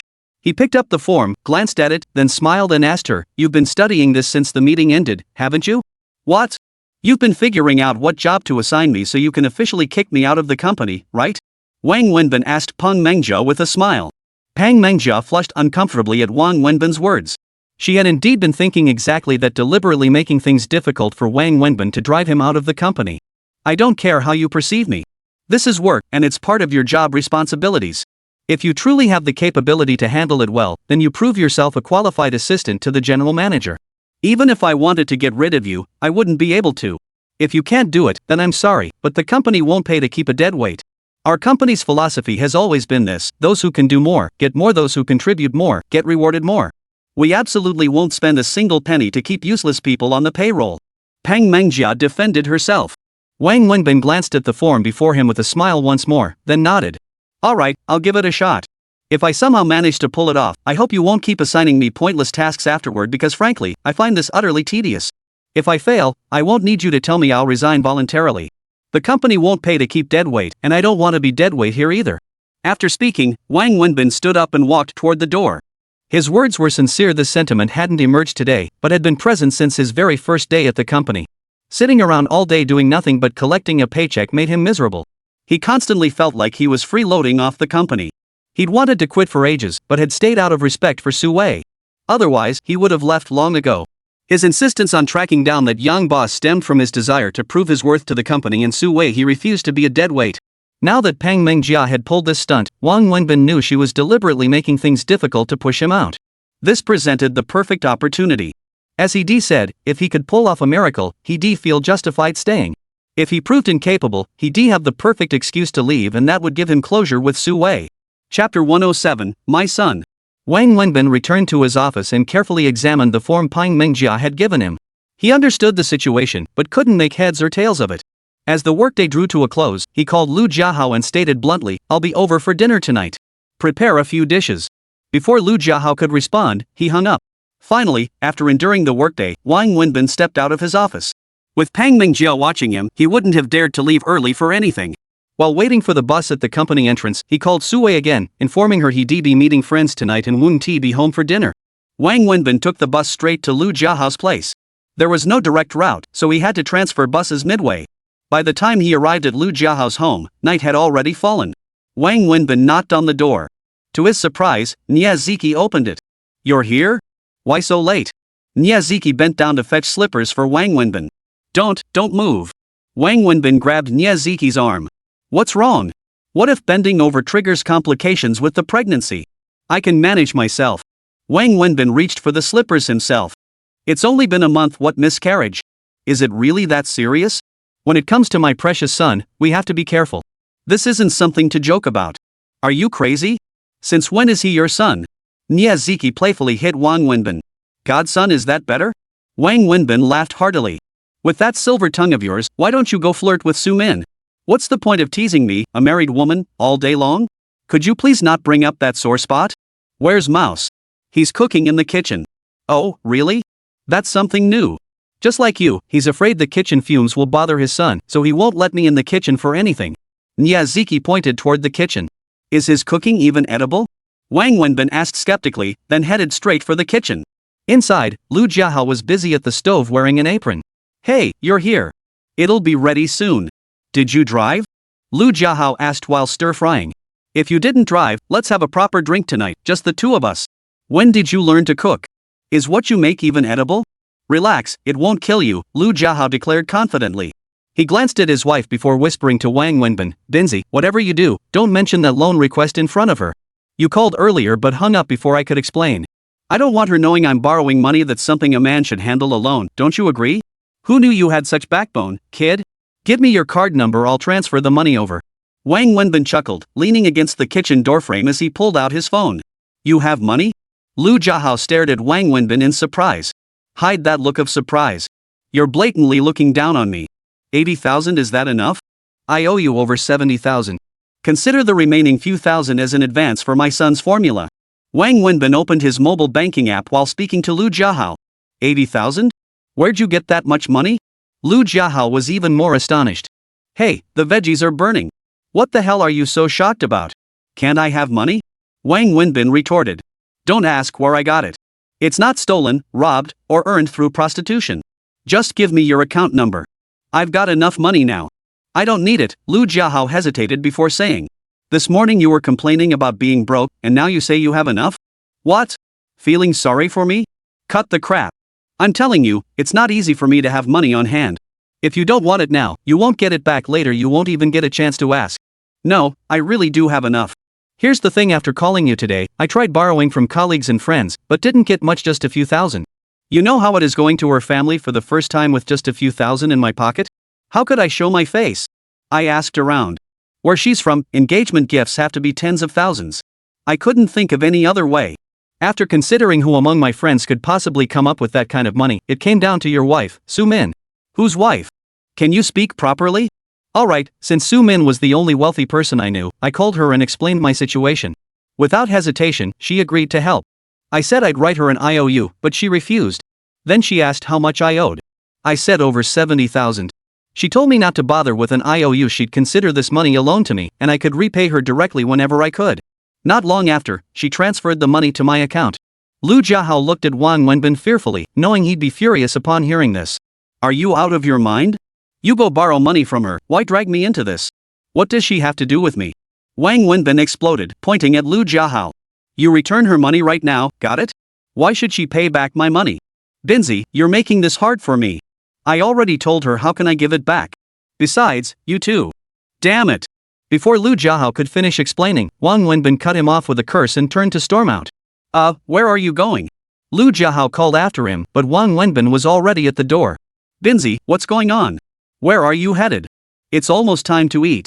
Niaziki saw Wang Wenbin opening the door and hurriedly asked. I've got something urgent to take care of. I'll come back another time.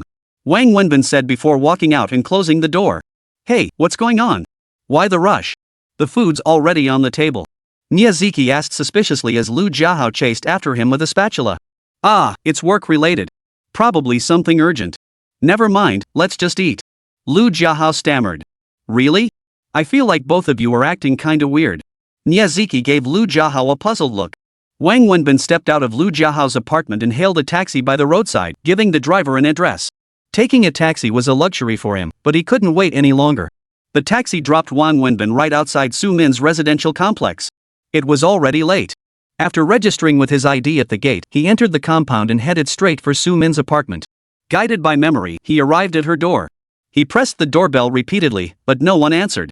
He then knocked on the door, but still received no response. Only then did Wang Wenbin confirm Soo Min wasn't home. He didn't want to call Soo Min, but eventually picked up his phone. Just as he was about to dial her number, voices reached him from the elevator lobby. Wang Wenbin recognized Soo Min's voice, accompanied by that of a man. Chapter 108, Boyfriend. Moments later, Wang Wenbin saw Soo Min approach the door, followed by a man dressed impeccably in a suit. From his attire to his watch to his demeanor, he exuded an air of wealth. It had to be said, he was quite handsome. Wenbin, what are you doing here? Soo Min was startled to see Wang Wenbin standing at her doorstep. And who is this? The man in the suit glanced at Wang Wenbin and asked Soo Min. Oh, this is my boyfriend. Soo Min hesitated slightly before introducing Wang Wenbin, then smiled at the man in the suit. After Soo Min finished her introduction, the man in the suit flashed a look of complex emotion. Wenbin, this is Mr. Lin, Soo Min introduced the man in the suit to Wang Wenbin. This time, for some reason, Wang Wenbin didn't feel as averse to Soo Min introducing him as her boyfriend. Pleased to meet you. My name is Lin Xinjia. The man in the suit extended his hand to Wang Wenbin with a gentlemanly smile. Hello. Wang Wenbin nodded and smiled, shaking the man's hand. I'll take my leave now, so as not to disturb you, Lin Xinjia said. We're so sorry to trouble you, Mr. Lin. Would you like to come in for a glass of water?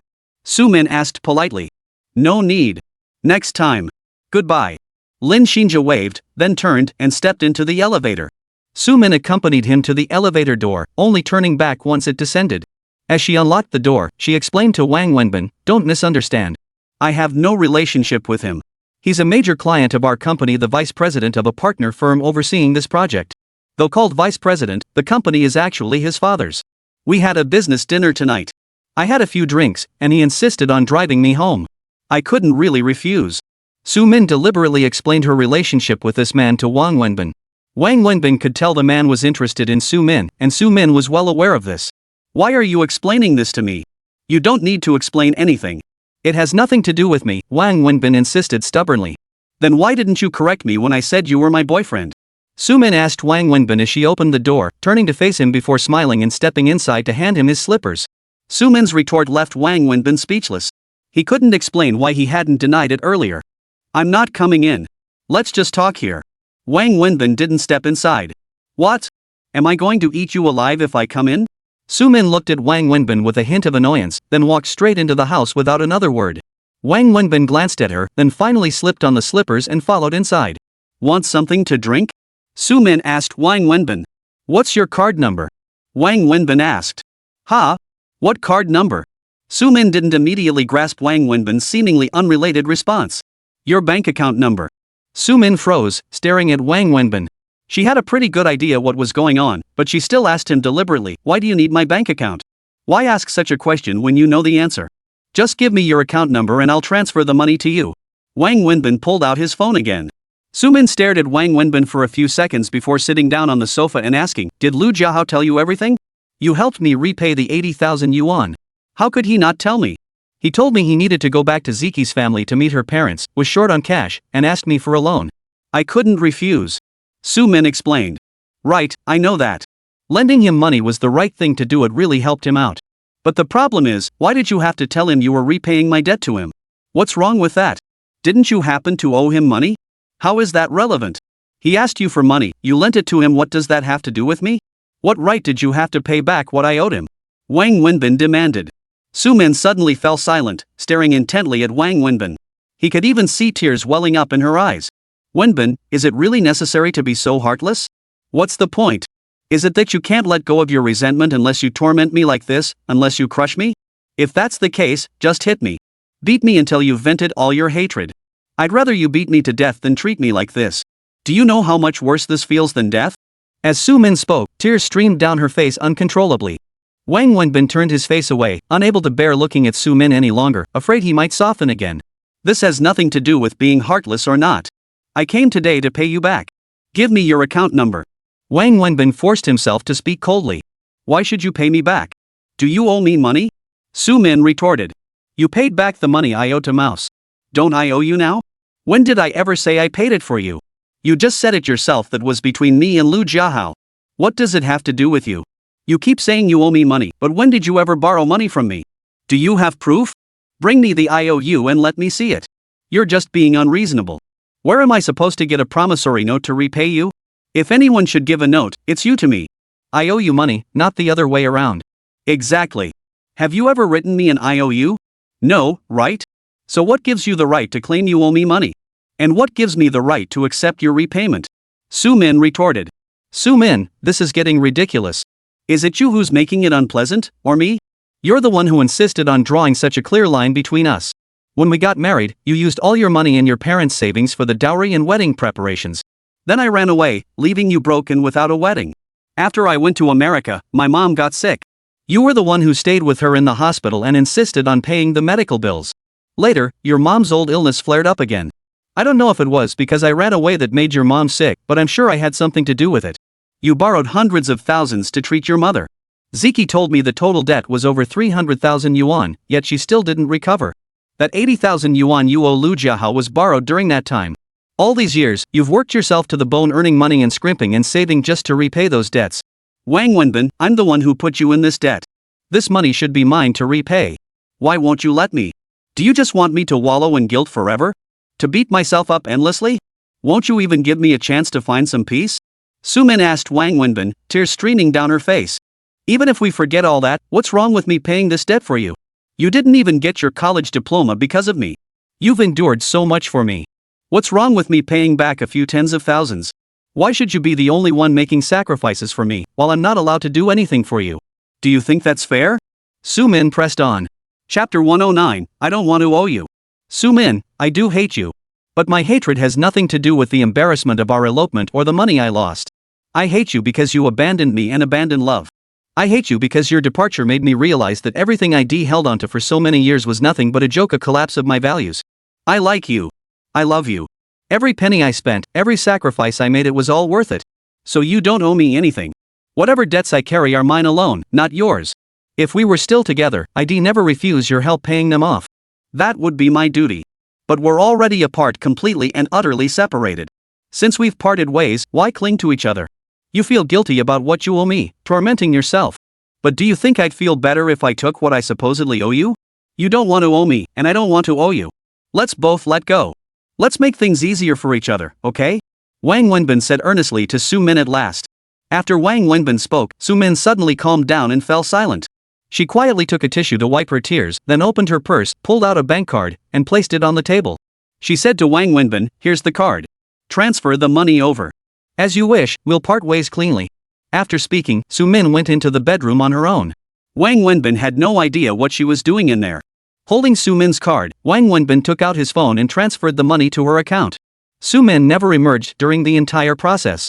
After completing the transfer, Wang Wenbin saw Su Min still hadn't emerged. Feeling awkward about going in, he walked to the bedroom door and said, "I've transferred the money. I'll be leaving now." After saying that, Wang Wenbin turned and walked toward the door. Just as he reached the entrance, changed his shoes, and prepared to leave, Su Min emerged. "My parents are coming to visit me," Su Min suddenly said after Wang Wenbin had stepped outside. Wang Wenbin froze upon hearing this, then asked, "When are they coming?" "They're taking the high-speed train tomorrow evening," Su Min replied. "Take good care of them. You owe them so much. Give my regards to your parents," Wang Wenbin said before walking out without looking back. Su Min watched Wang Wenbin leave, then quietly closed the door behind him. Wang Wenbin took the bus back to Su Wei's place, grabbing some scrambled egg fried rice on the way to make do for dinner. It was long past mealtime by then. When Wang Wenbin arrived home, the child stood in the courtyard as usual, eagerly waiting for his return. Su Wei stayed by the child's side. Now, whenever she had time, she made every effort to be with the child, cherishing every single moment they shared together, for she knew the time left to her was limited. The family of three radiated their usual warmth and joy. Wang Wenbin played games with the child in the yard, who was thoroughly delighted. This time each day was the happiest moment for the child and the most blissful time for Su Wei. Finally, little Annie grew tired from playing. The nanny came over to carry her away for a bath. "Did you pay your brother back?" Su Wei poured a glass of water for Wang Wenbin, who was also tired after playing with the child for so long. "Yes." Wang Wenbin nodded. "I forgot to ask, did Mengjia give you a hard time today?" Su Wei inquired with concern. Wang Wenbin hesitated for a moment, then smiled and shook his head. "No, it was fine. She didn't give me a hard time."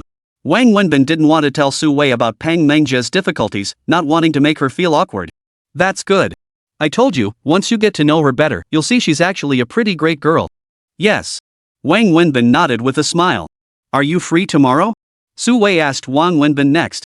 "Tomorrow's Saturday, I'm not working, so I'm definitely free." "What's up?" "I want to take Annie to the amusement park tomorrow.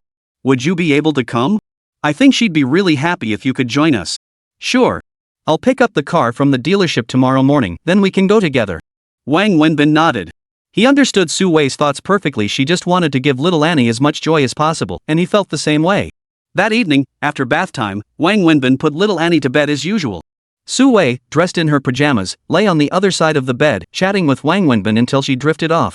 The scene was harmonious and natural, just like a real family of three. After both little Annie and Su Wei had fallen asleep, Wang Wenbin quietly got up and went to Su Wei's study. He took out the document Peng Mengjia had given him that day and studied it carefully once more. Deep down, he was a competitive person, someone who refused to admit defeat. His university studies had no connection whatsoever to marketing or business management. He was a complete outsider in this field, lacking both professional knowledge and relevant work experience. He scrutinized each item of data on the spreadsheet, carefully comparing and contrasting, hoping to uncover some patterns. He lost track of time until suddenly, a teacup was placed gently before him. Wang Wenbin looked up to see Su Wei, draped in a coat, pouring him a cup of tea. "Thank you. Why are you up? Did I wake you?" Wang Wenbin asked, touched. "No," Su Wei shook her head, then smiled. "I'd been falling asleep to your snoring every night. When it suddenly stopped, I woke up instantly and couldn't get back to sleep, so I got up." Hearing Su Wei's words, Wang Wenbin felt a bit embarrassed. "I'm sorry," he said. "I never knew I snored. Next time, I'll sneak out after and falls asleep. I didn't realize I was disturbing your sleep all this time. If you don't sleep, not only will Annie cry and fuss, but without your snoring, I'd lose sleep too. I've gotten used to it. Just like now, suddenly not hearing your snoring woke me up instantly. It feels like something's missing." After Su Wei finished speaking, both of them burst into laughter. "Did Manhwa give you this?" Su Wei pointed at the form in Wang Wenbin's hand. Yeah. What did she want you to do?" Wang Wenbin hesitated before finally saying, "She gave me this form and asked me to figure out why the 3 stores she marked are experiencing significant sales declines. Then I need to find a way to restore their performance to normal levels within 3 months." Su Wei frowned and said to Wang Wenbin, "Let me see it." Wang Wenbin handed the sheet to Su Wei, who stood beside him and took it to examine. Chapter 110, A Family of 3. What is Mengjia up to?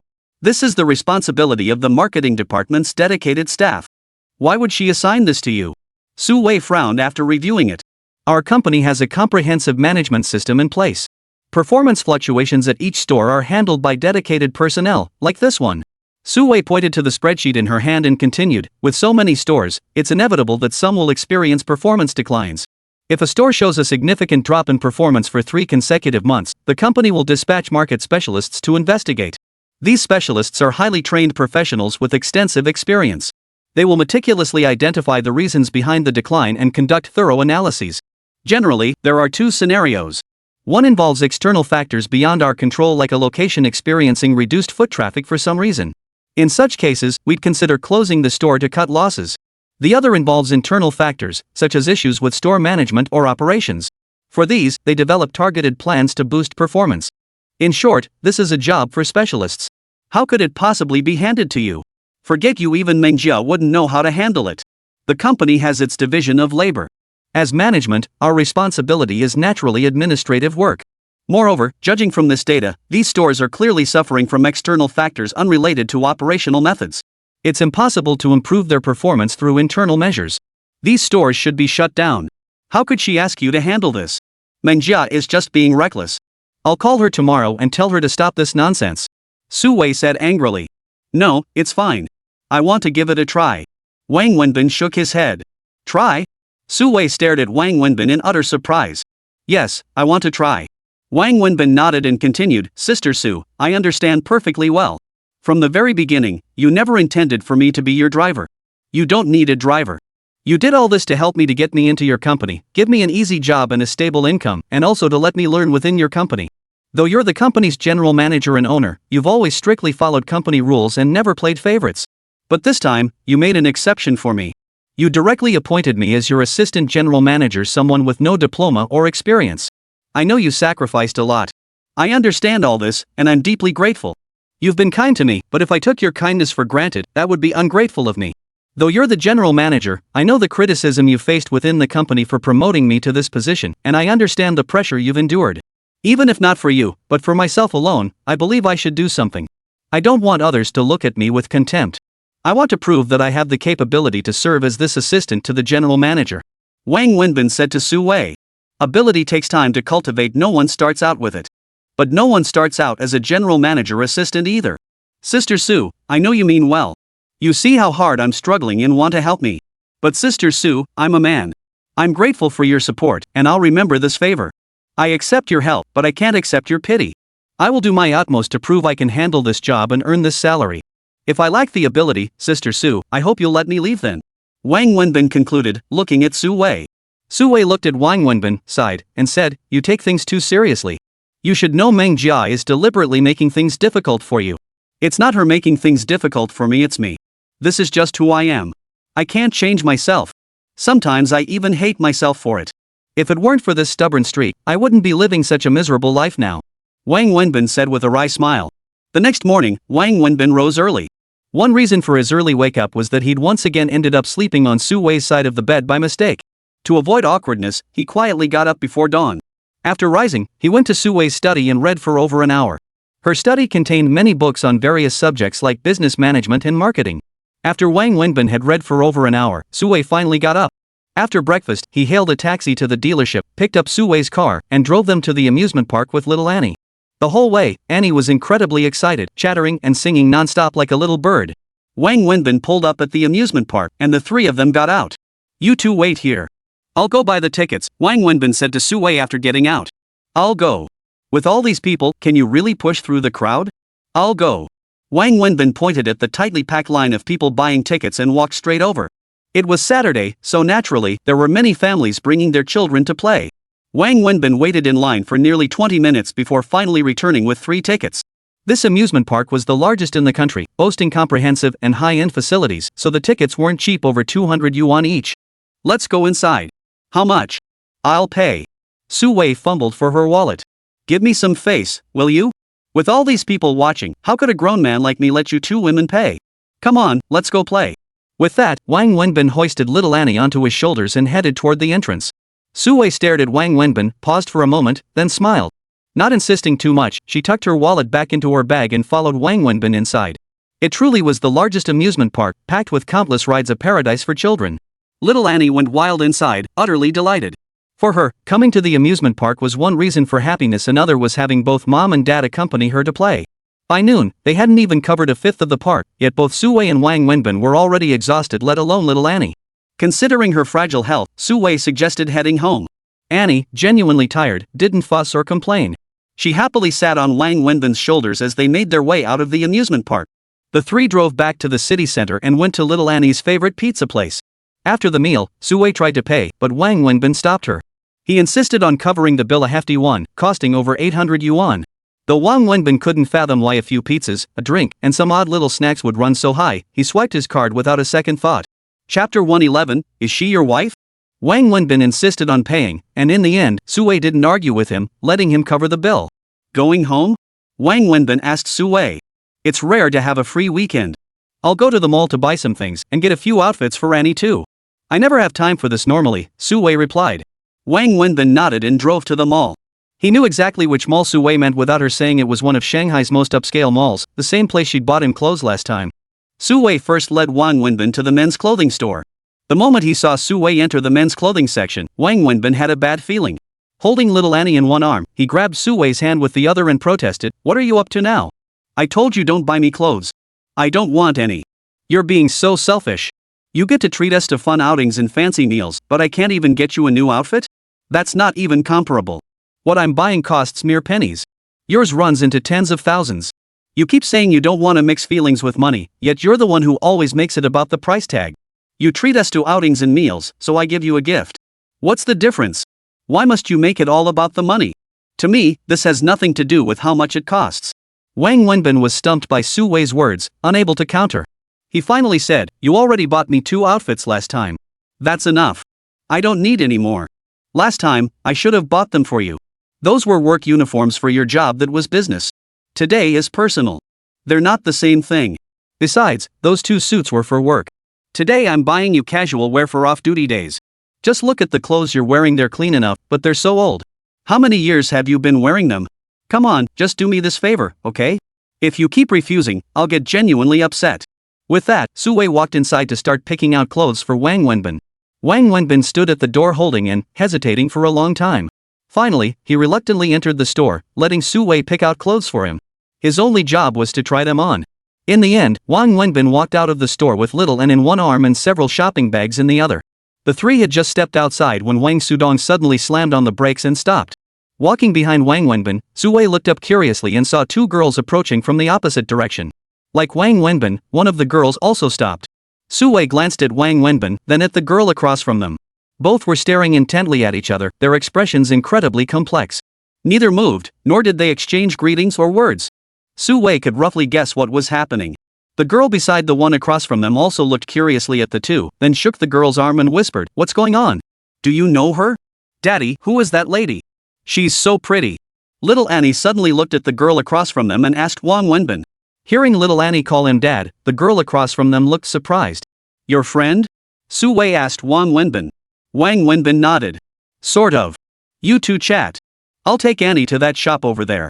Sue reached out and took little Annie from Wang Wenbin's arms. After leaving, she smiled at the girl across from them and walked away. Is she your daughter? After exchanging glances for nearly 2 minutes, the girl finally asked Wang Wenbin. Wang Wenbin opened his mouth but no sound came out. After a moment's pause, he nodded and said, Yes. Is that your wife? The girl asked again. Yes. Wang Wenbin answered firmly this time. He knew she was referring to Sue. No way. I don't believe it. It can't happen that fast. You're lying to me, the girl shook her head. Why would I lie to you? What would I gain from it? I just got married not long ago. The child isn't biologically mine. Wang Wenbin made up a story. I don't believe it. How could it happen so fast? Can love develop that quickly? Love? What's the point of love? Wang Wenbin laughed, then lifted the bag in his hand and said to the girl, You know exactly how much this brand of clothes costs. Could love afford this? After saying that, Wang Wenbin pulled out his BMW keys. And this? Could love get you this? Then he showed her the latest model phone. Finally, he took out the brand new Apple phone Pang Mengjia had given him. Let me be honest with you, Wang Wenbin said cheerfully. My wife is the CEO of a company. She's very wealthy. Her wife passed away many years ago. She needed a husband and her child needed a father. As for me, I needed money. So we married for mutual benefit. Any more questions? No, I don't believe it. How could you be this kind of person? The girl shook her head. Wang Wenbin had shattered her understanding of him once again. Think I'm even more shameless now? Actually, you're not mistaken, I've always been this shameless. As long as there's money to be made, I'll do anything, no matter how dirty or despicable. I have to thank you here. If your dad hadn't given me $500,000, I wouldn't have been able to leave the barbecue stall behind. I wouldn't have this life today. Don't look at me with that contempt. I don't care. This world laughs at the poor, not the prostitutes. You think I'm shameless only because you're not short on cash. Alright, enough of this. I need to go keep my wife company, or I won't get any pocket money this month. With that, Wang Wenbin turned and walked away, heading toward the shop where Su Wei was. Su Wei was shopping for clothes for little Annie, who had already fallen asleep in her arms. Let me take her. Wang Wenbin walked over and lifted little Annie from Su Wei's arms. Your friend left already? Su Wei hadn't expected Wang Wenbin to arrive so quickly. Not really a friend. We've met a few times, so I guess you could say we know each other. Just said hello, Wang Wenbin replied. Su Wei smiled and didn't press further. She was no stranger to such things. The look in Wang Wenbin's eyes when he faced that girl told her they were far more than just acquaintances. Of course, since Wang Wenbin didn't mention it, Su Wei wouldn't pry. She's just so exhausted from playing. I was going to buy her some toys, but she's already asleep. Let's head back. Su Wei took the bag from Wang Wenbin as she spoke. Soon, Wang Wenbin carried little Annie, Su Wei held the shopping bags, and the family of three walked toward the parking lot. Xiaoyu, why do people have two faces? Why can they change so drastically all of a sudden? He wasn't like this before, you know? He risked his life to pull me out of that fire. If not for him, I would have burned to death in that blaze. After Wang Wenbin left, the girl asked the girl beside her in utter confusion. This girl was none other than Zhang Xini. Chapter 112, Taking You Out to Dinner. What? She's the one you meant your savior? The man who charged into the blaze to rescue you, then slipped away silently afterward? The girl named Xiaoyu asked in astonishment. Yes, it was him. Zhang Xini nodded. How could that be? A hero who risked his life to save you and then left silently, how could he be this kind of person? Are you sure you're not mistaken?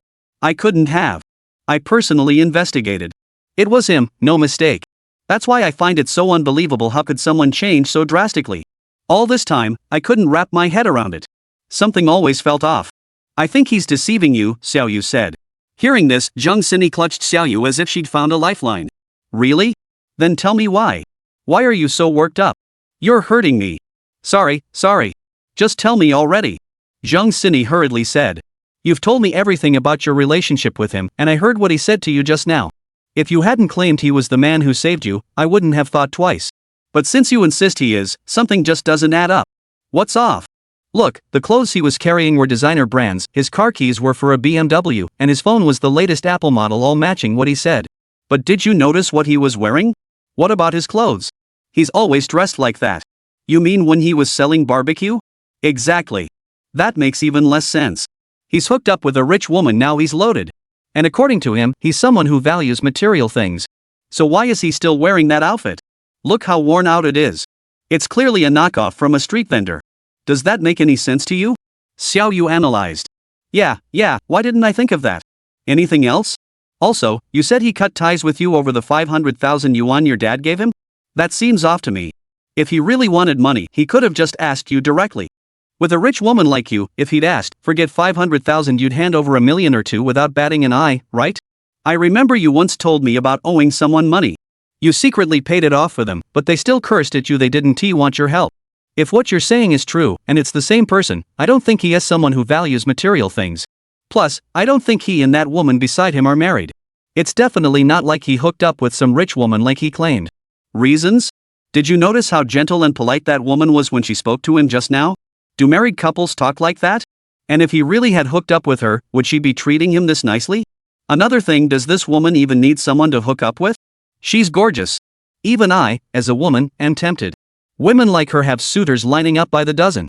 Before Xiaoyu could finish, Zhang Xini cut in, right. He must have tricked me on purpose. It's definitely my dad's doing. He must have threatened him. But that doesn't make sense either. Those things he just showed me were real. And that little girl really did call him dad and seemed very close to him. Ugh, I'm so confused. I don't know what's real anymore. You're being ridiculous. Why don't you just go ask that woman yourself? Go ask her? Really? Zhang Xini hesitated. Then I'm at a loss. I don't believe he's that kind of person. Either he was putting on a show for me before, or he's deliberately deceiving me now. I've been thinking about this constantly. The turning point in his drastic change happened at the hospital right after my dad visited him. My dad must be behind this. I'm certain he threatened Zhang Xine, forbidding him from contacting me. Zhang Xine said after a moment of thought. So do you want to find out? Xiaoyu asked with a smile. Yes. Very much so. I dream about it constantly. He saved my life twice, once nearly burning to death trying to rescue me, and another time getting beaten by a dozen thugs and hospitalized to save me. He is my savior, and also the most heroic man I've ever met in my life. Zhang Xini stated firmly. Simple. Leave it to me. Xiaoyu nodded, then pulled out her phone and walked aside to make a call. On the drive home, Wang Wenbin remained silent. For some reason, his mood had been fine earlier, but after encountering Zhang Xini, it had soured considerably. Not much time had passed since he'd spoken to Zhang Xini at the hospital, yet it felt like an eternity. During that time, she'd called him twice, but he hadn't answered either time. After that, he'd blocked her number outright. By the time he got home, it was already afternoon. Wang Wenbin took a shower, changed his clothes, and settled into reading in his study while Su Wei put little Annie to bed. Su Jia, I have something to attend to tonight and won't be home for dinner, Wang Wenbin told Su Wei in the evening. All right. Just let the housekeeper know if you can't make it for dinner in the future. No need to report to me. Wang Wenbin smiled and added, here are the car keys. In case you need to go out. You're not driving? Su Wei asked, slightly surprised. No need. I'll just take the bus. Wang Wenbin shook his head and walked out. Su Wei stared at the keys in her hand as Wang Wenbin walked away, a complex mix of emotions stirring within her. Finally, she gave a resigned smile. She knew this was just Wang Wenbin's nature. Shortly after Wang Wenbin left, Su Wei's phone rang. She glanced at the number, an unfamiliar one. She didn't think much of it. Her phone received countless calls from unknown numbers daily, mostly work-related. Hello? Hello, is this Ms. Su Wei? A young woman's voice came through the phone. This is Su Wei. Who is this? I'm a friend of Wang Wenbin. A friend of Wenbin's? Su Wei was a bit surprised and then asked, are you looking for him? No, I'm not looking for him. I'm looking for you. The voice on the other end quickly replied. Me? Su Wei was even more surprised. Yes, I'm the girl you ran into at the mall today. Su Wei paused, then recalled the girl Wang Wenbin had met at the mall earlier. But she was puzzled. Why would this person be looking for her? And how did they even know her phone number? Oh, hello. What can I do for you? Su Wei asked politely. I'd like to treat you to dinner. Do you have time? Zhang Xini said over the phone. Chapter 113, Surprise. Invite me to dinner? Just me, or should I bring Wenbin too? Su Wei grew increasingly confused. No, don't bring him. I just want to take you out to dinner. Please don't tell him, Zhang Xini hurriedly explained. Su Wei frowned, momentarily speechless, as she still couldn't figure out what Zhang Xini was up to. Alright, where? Su Wei finally agreed. Wang Wenbin took a bus straight to the high-speed rail station. By the time he arrived, dusk was settling in. He headed straight for the station exit. As soon as he reached the exit, Wang Wenbin spotted Su Min standing there. Though the exit was crowded, Wang Wenbin spotted Su Min immediately.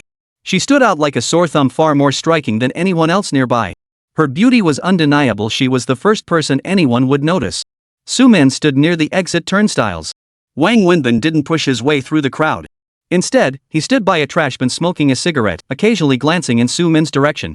Su Min was a northern girl, far from Shanghai, making trips back and forth quite difficult. After returning from the US, she deflown straight to Shanghai without going home because her job start date was urgent and she was eager to see Wang Wenbin. Once she began working, returning home was inconvenient and her job kept her busy, so she hadn't visited her parents since arriving. As a new employee, it wasn't easy to take time off, so she planned to return home only during the Spring Festival. However, her parents, eager to see their daughter, suggested they come to visit Su Min instead. The elderly couple disliked flying and found it inconvenient, so Su Min bought them high-speed rail tickets. Her parents missed her, and she missed them too. She arrived over an hour early to wait here. While waiting, she kept glancing behind her, desperately hoping Wang Wenbin would appear. But he never showed up. Though disappointed, she didn't blame him. They had long become strangers. Wang Wenbin had no obligation to greet her parents. It was all her fault. Finally, the time came. After a large crowd exited the station, Su Min spotted her parents, who looked much older. Especially her mother. Her hair had turned mostly white without Su Min even noticing. The moment she saw them, tears welled up in her eyes. She rushed toward the turnstile and embraced her mother as she stepped through. Mom! Dad! Su Min cried out. Uncle, Auntie! Just as Su Min embraced her mother, she suddenly heard an incredibly familiar voice behind her. She turned quickly and saw Wang Wenbin standing behind her, respectfully addressing her parents. The sight of Wang Wenbin filled Su Min with both surprise and delight. Wenbin, you came, Su Min's parents said almost in unison. Seeing Wang Wenbin appear, both of them wore complex expressions. Wang Wenbin's sudden appearance astonished not only Su Min but also her parents. They knew the entire story between Wang Wenbin and Su Min the past, who was right and who was wrong. They were well aware that their relationship had long ended, with no contact remaining. Yet here he was today, unexpectedly arriving to greet them. How could they not be surprised? "Uncle, let me take that." Wang Wenbin promptly took the luggage from Su Min's father. "Where'd you park?" Wang Wenbin asked Su Min. "Oh, the parking lot," Su Min replied, momentarily caught off guard before quickly adding. "Uncle, auntie, this way. Did you take the high-speed train for a few hours? Must have been tiring."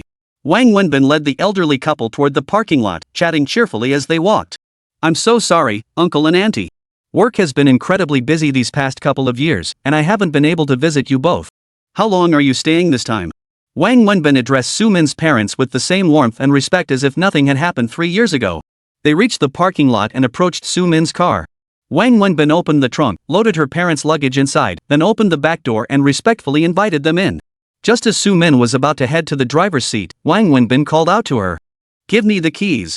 You stay and chat with your parents. I'll drive." Wang Wenbin said, taking the keys directly from Su Min's hand and moving to the driver's seat. Su Min paused, then a smile spread across her face. She happily circled around and sat in the passenger seat. "How are your parents doing?" Wang Wenbin chatted warmly with the elderly couple while driving Su Min's car. Su Min, sitting beside them, found herself unable to join the conversation. She remained quiet, simply watching Wang Wenbin talk with her parents and smiling blissfully. This was the scene she had dreamed of seeing. Wang Wenbin drove into the city center, not heading toward Su Min's home. Su Min felt a bit puzzled but didn't ask. Finally, Wang Wenbin drove straight into the parking lot of a large restaurant. As he got out, he said to Su Min's parents, "You must be starving. Let's go eat." This was a well-known, long-established Shanghai restaurant, famous for its authentic local cuisine. "Since you're visiting Shanghai, I thought you should try some genuine local dishes first to see if you like them. If not, we can try something else tomorrow. Today, let's just sample the flavors." Wang Wenbin said cheerfully as he opened the car door and helped Su Min's parents out. Su Min glanced at the restaurant. She recognized it just as Wang Wenbin had said, a time-honored Shanghai local cuisine establishment with antique-style decor. Any place bearing the label time-honored signaled steep prices, and this restaurant was no exception. Wang Wenbin led Su Min's parents inside. After they were seated, he inquired about their preferences before proceeding to order himself. By the end, he had filled nearly half the table with dishes. For just 4 people, it was indeed extravagant. But as Wang Wenbin explained, the elderly couple didn't often visit Shanghai. Since they were here, they should sample all the local specialties. Not everything needed to be finished, but it was an opportunity to sample the flavors. He ordered generously, making sure to include every signature dish. Throughout the meal, Wang Wenbin served the elderly couple with great respect, constantly offering them food. As they neared the end of the meal, Wang Wenbin stood to pay at the front counter. Just as he rose, Su Min discreetly slipped a bank card to him from the side. Wang Wenbin glanced at Su Min, puzzled, and saw her wink at him. Wang Wenbin understood her meaning, but he ignored her gesture and didn't take the card. He walked straight to the cashier. Chapter 114, Don't Misunderstand. "Hello, the bill please," Wang Wenbin said as he approached the cashier. "Hello, sir. That'll be 3,380 yuan. The waitress handed Wang Wenbin the bill. This was Wang Wenbin's first time dining here. He'd heard of the place before but never visited. After living in Shanghai for so many years, he'd lost all interest in so-called local Shanghai cuisine and couldn't afford it anyway. Though he'd never eaten here, he'd heard the prices were steep, so he was somewhat prepared. Still, when the waitress announced the total, he was taken aback. For Wang Wenbin, it was a bit too expensive, over 3,000 yuan for a meal for 4 people. Swipe the card. As Wang Wenbin studied the bill, a card was handed over. The speaker was Su Min. The server reached out to take the card, but Wang Wenbin snatched it away. "You're the only one with money, huh?" Wang Wenbin shoved the card back into Su Min's hand, then opened his own wallet, took out his card, and handed it to the server. "What the hell are you doing? How much do you even make in a month? How much I earn is my business, none of yours." "How is it none of mine? They're my parents. If you insist on keeping things so separate, then I should be the one paying." "Su Min, let me make this clear, this has nothing to do with you. I came to pick up uncle and auntie today not because of you. Back when we were together, they treated me like their own son. I'll always remember that kindness. Now that they're in Shanghai, this is the least I can do. So put your card away." Wang Wenbin told Su Min, then turned to the waiter, "Charge it to my card." "Why must you be like this? Why haven't you changed? You're so stubborn about saving face. How much cash do you even have on you? You insisted on giving me 80,000 yesterday, and this meal is over 3,000. How much do you have left? Will you even have enough to eat? Besides, you're still drowning in debt." Su Min said, her voice filled with concern. That's my business. Wang Wenbin took the receipt and credit card handed to him by the waiter and walked straight back to the table. Meanwhile, not far from where Wang Wenbin and Su Min were dining, in a high-end Western restaurant, Su Wei parked her car and walked inside. After entering, Su Wei asked the attending waiter, a girl surnamed Zhang. Please follow me. The attendant led Su Wei to a window seat on the second floor. The area was quiet and upscale, not a place most people could afford. Following the attendant, Su Wei spotted Zhang Sini sitting by the window, lost in thought. Zhang Sini also noticed Su Wei, and the two women sized each other up. Both silently marveled at the other's beauty, one at her youth, the other at her elegant poise. Hello, please have a seat, Zhang Sini said first. Su Wei nodded with a smile, thanked her, and sat down across from Zhang Sini. After they ordered, the pianist began playing. With only 4 tables on the entire second floor, the space was exceptionally quiet. Zhang Sini had a flood of questions she wanted to ask Su Wei, but once Su Wei arrived, she suddenly found herself at a loss for words. Su Wei glanced at Zhang Sini, smiled, and asked, You wanted to talk about Wenbin, right? Caught out by Su Wei's insight, Zhang Sini flushed slightly and nodded. Yes. What do you want to talk about? Su Wei asked with a smile.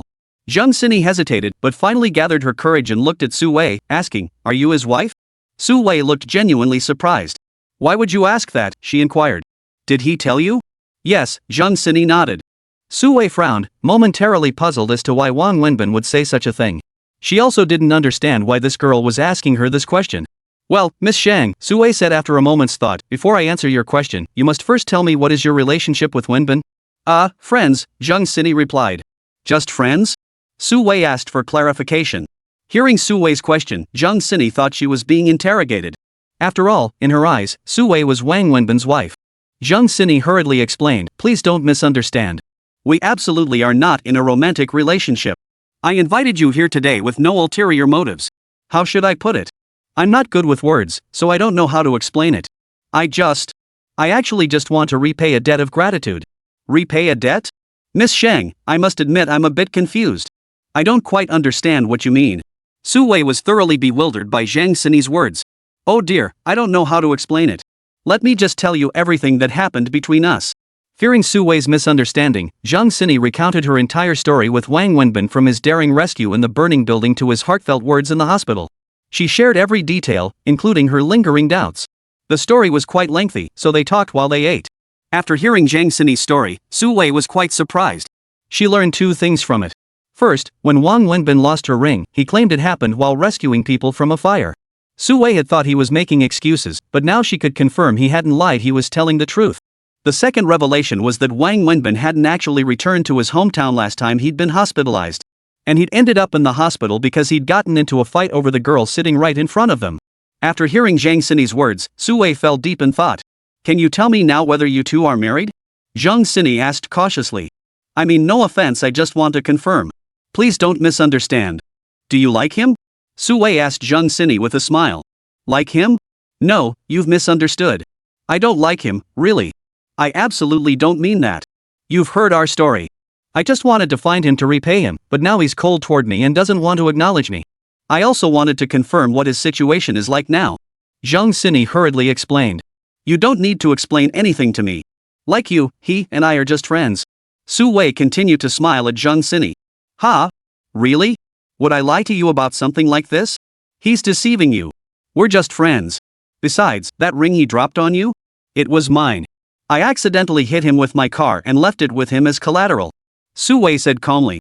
Chapter 115, Why did he lie to me? Why would he lie to me? Zhang Sini asked. You'll have to ask him that yourself. Today, I can only tell you what I know. Su Wei said with a smile, then continued, First, as I just said, he and I are just friends, ordinary friends. As for why he told you I was his wife, I have no idea. Second, I can assure you he absolutely did not take your father's money. I say this for 2 reasons, 1, based on my knowledge of him, and 2, because he's genuinely struggling financially. If he had taken your father's 500,000 yuan, he wouldn't be this broke. You might not know this, but he closed his barbecue business. I don't know why, but I do know he was forced into construction work. Therefore, I can state with certainty, either he never accepted the 500,000 yuan your father offered, or he took it but later returned it to your father. Third, Su Wei held nothing back from Zhang Sini. Finally, I have a question for you, how did you get my phone number? Su Wei asked Zhang Sini after finishing her statement. My friend's father is a high-ranking official, so she has connections. She had someone check the mall parking lot surveillance to find your license plate number, then used that to look up some of your personal information. Sorry, I meant no harm. Su Wei was both amused and exasperated. Rich kids really are spoiled. Wang Wenbin drove Su Min's parents to the parking lot below her apartment building, then carried their luggage upstairs himself. After spending some more time chatting with Su Min's parents at her home, Wang Wenbin excused himself. Su Min's parents weren't sure what exactly Wang Wenbin and Su Min's relationship was now, so they didn't know what to say. As Wang Wenbin stepped out of Su Min's building and was about to enter the elevator, he saw Su Min coming out of the apartment. What are you doing? I'll drive you back, Su Min said, holding her car keys. Are you out of your mind? Your parents traveled all this way to visit you for the first time. They're unfamiliar with the area. Instead of staying home with them, you come out to see me off? Don't you think I know how to take a taxi home? Go home and be with your parents. Wang Wenbin scolded. Here, take my car keys. Drive yourself back. Su Min realized Wang Wenbin had a point and shoved the keys into his hand. No, I've moved. There's nowhere to park there. You go home. I'll take a taxi back. Wang Wenbin pressed the elevator button after speaking. Su Min didn't insist further, but said to Wang Wenbin with some emotion, Thank you, Wenbin. Why thank me? I've made myself perfectly clear. Coming to pick up uncle and aunt has nothing to do with you. Whether you admit it or not doesn't matter, I understand in my heart. I won't walk you out. Just be careful on your way home. Su Min spoke gently to Wang Wenbin. Wang Wenbin glanced at Su Min, said nothing more, and stepped into the elevator to leave. Zhang Xini drove her sports car home. The moment she entered the house, she stormed up to her mother and demanded, Mom, is Dad back yet? No. He said he has a cocktail party tonight and will probably be back late. What's wrong? Why are you so angry? Nothing. Zhang Xini said before storming into her bedroom and slamming the door shut. Around 10 o'clock that night, Zhang Mingyang's Maybach pulled into the courtyard of his family's villa. The driver hurried over to open the door, the butler greeted him at the entrance, and the maid had already prepared tea and a foot bath. That's how the wealthy lived. Just as Zhang Mingyang sat down on the sofa, ready to soak his feet, his daughter Zhang Xini emerged from her upstairs bedroom. Sweetheart, why aren't you asleep at this hour? Zhang Mingyang asked cheerfully. Zhang Xini said nothing, descending the stairs with a sullen expression. What's wrong? Who upset you? A classmate? A parent? Tell Dad, and I'll take care of it. Come to the study. I need to talk to you, Zhang Xini told Zhang Mingyang before entering his study. What kind of attitude is that? Is that how you talk to your father? Zhang Mingyang snapped angrily. Yet after speaking, he obediently lifted his feet out of the bucket, had the maid dry them, and meekly followed Zhang Xini into the study. What's going on? Who upset you this late at night? Zhang Mingyang asked. She was his only daughter. Aside from the 2 times Zhang Xini got into trouble when he truly lost his temper, most of the time she was his little princess, treated like a precious treasure he feared might melt away. Dad, tell me the truth now. Did you threaten Wang Wenbin? Zhang Xini asked straight to the point. Wang Wenbin? Who's that? Zhang Mingyang froze, unable to recall the name immediately. With so many people to meet and matters to handle tomorrow, he genuinely couldn't place the name. Your memory is impressive, you've forgotten who Wang Wenbin is? Fine, let me remind you. He's the one who first rescued me from the fire, and then got beaten up by a gang of thugs in the hospital trying to save me again. Zhang Xini was furious that her father didn't seem to care about Wang Wenbin at all. Oh, I remember now. What's the matter? Zhang Mingyang finally recalled Wang Wenbin. Did you threaten him? Did you threaten him not to see me or contact me? Zhang Xini confronted her father. What nonsense are you spouting? Who told you that? Did that kid say I threatened him? Never mind who told me. Just answer me, did you threaten him or not? Zhang Xini pressed on. What? Is that the kind of person you think your father is? Zhang Mingyang was getting angry too. Then tell me, did you give him 500,000 yuan to cut off all contact with me? I admit it. I did give him 500,000 yuan to cut off all ties with you. Morally speaking, it wasn't right. You were friends, and he saved your life multiple times. But as a father, I don't think I was wrong. Besides, I didn't hide this from you. You asked me about it last time, and I answered you. Zhang Mingyang nodded. Dad, today I just want to know, did he actually take that money? You must tell me the truth. Zhang Mingyang looked at his daughter. The man who ruled the roost was now stumped by this trivial matter. Xini, tell Dad, why are you asking this? Did he approach you and say something? No. Zhang Xini shook her head, then said, if he really told me, I wouldn't have come running to you. I ran into him on the street today. He was cold toward me and emphasized that he took your money. He also stressed that he's a money-grubbing person who'll abandon his principles for cash. I've tried calling him recently, but he's blocked my number. But Dad, I specifically went to check he's not selling there anymore. Because he saved me last time, he offended the local thugs. If he goes back to that spot, they'll beat him up every time they see him. That's his livelihood. It's all because of me. Do you know what he ended up doing? Zhang Sini said to her father, her voice trembling with emotion. Chapter 116, You like him. What did he do? He went to work on a construction site. Zhang Sini replied. Construction site? Zhang Mingyang frowned, recalling the young man's words when he came to his office to settle the card debt that day. I calculated the timing and even went to the hospital to ask. He was discharged early, his injuries weren't healed at all. The doctors tried to stop him, but he wouldn't listen. And after leaving the hospital, he went straight to work at the construction site. He was so exhausted he could barely walk straight. What was he doing that for? From what I learned through friends, he was penniless at the time, couldn't he even afford a taxi fare. That explains why he left the hospital early to work himself to death on the construction site. Dad, tell me, you said he took your 500,000 yuan. If he already had 500,000 yuan, why would he do this? Risking his own life? Zhang Sini asked her father. Zhang Mingyang sat on the sofa, deep in thought for a moment, then said to Zhang Sini, Sini, is there anything else you want to ask, Dad? Just get it all out at once. Nothing else, Dad. I just want to know, did he really take your 500,000 yuan? I don't believe it. If he were truly that kind of person, why would he risk his life rushing into a burning building to save me? If he were that kind of person, why would he step in when someone was harassing me, only to get beaten by over a dozen men? Dad, I truly can't believe he'd take your money. Zhang Sini stared at Zhang Mingyang as she spoke. After listening, Zhang Mingyang smiled and said, Do you think Dad is lying to you? Sini, you're my only daughter. I admit I've deceived people in my life. In business, it's a game of deceit and betrayal. If I hadn't known how to deceive, I wouldn't be where I am today, nor would I have survived this long. But Dad has never lied to you, not a single word. I don't believe he took the 500,000. He's not that kind of person. Zhang Sini shook her head. He didn't take my 500,000 yuan, but Dad didn't lie to you either, Zhang Mingyang said. What do you mean? At the hospital, he did take my 500,000 yuan. I gave him a card with 500,000 yuan on it, and he didn't refuse it. At the same time, I also gave him my business card and told him that if he ever needed anything in the future, he could come find me anytime. Whatever I could do, I would definitely try my best to help. So when you asked me if I gave him the 500,000 to stop contacting you, I said yes. When you asked if he accepted it, I also said yes. Therefore, Dad didn't lie to you. Zhang Mingyang explained to his daughter. He never needed to explain himself to anyone, not even his wife, but this daughter was the exception. However, a few days later, he came to my office and returned the card. Zhang Mingyang continued. Really? Zhang Sini jumped to her feet, overcome with emotion. It wasn't the 500,000 yuan she cared about, but the fact that this proved Wang Wenbin's character. Not only that, he also gave me the hospital admission receipts and paid the full amount listed on them. Zhang Mingyang held nothing back. What? Where did he get the money? He doesn't have any money. He was so insistent I couldn't refuse. Finally, he returned my business card too. I think he knew its value, but he still insisted on giving it back. That's the truth. I was quite surprised at the time. It's not easy for a young man to do something like that. But hearing you say today that he's so poor really catches me off guard. Zhang Sini froze, then turned to Zhang Mingyang and asked, Dad, why did you do that? What did I do?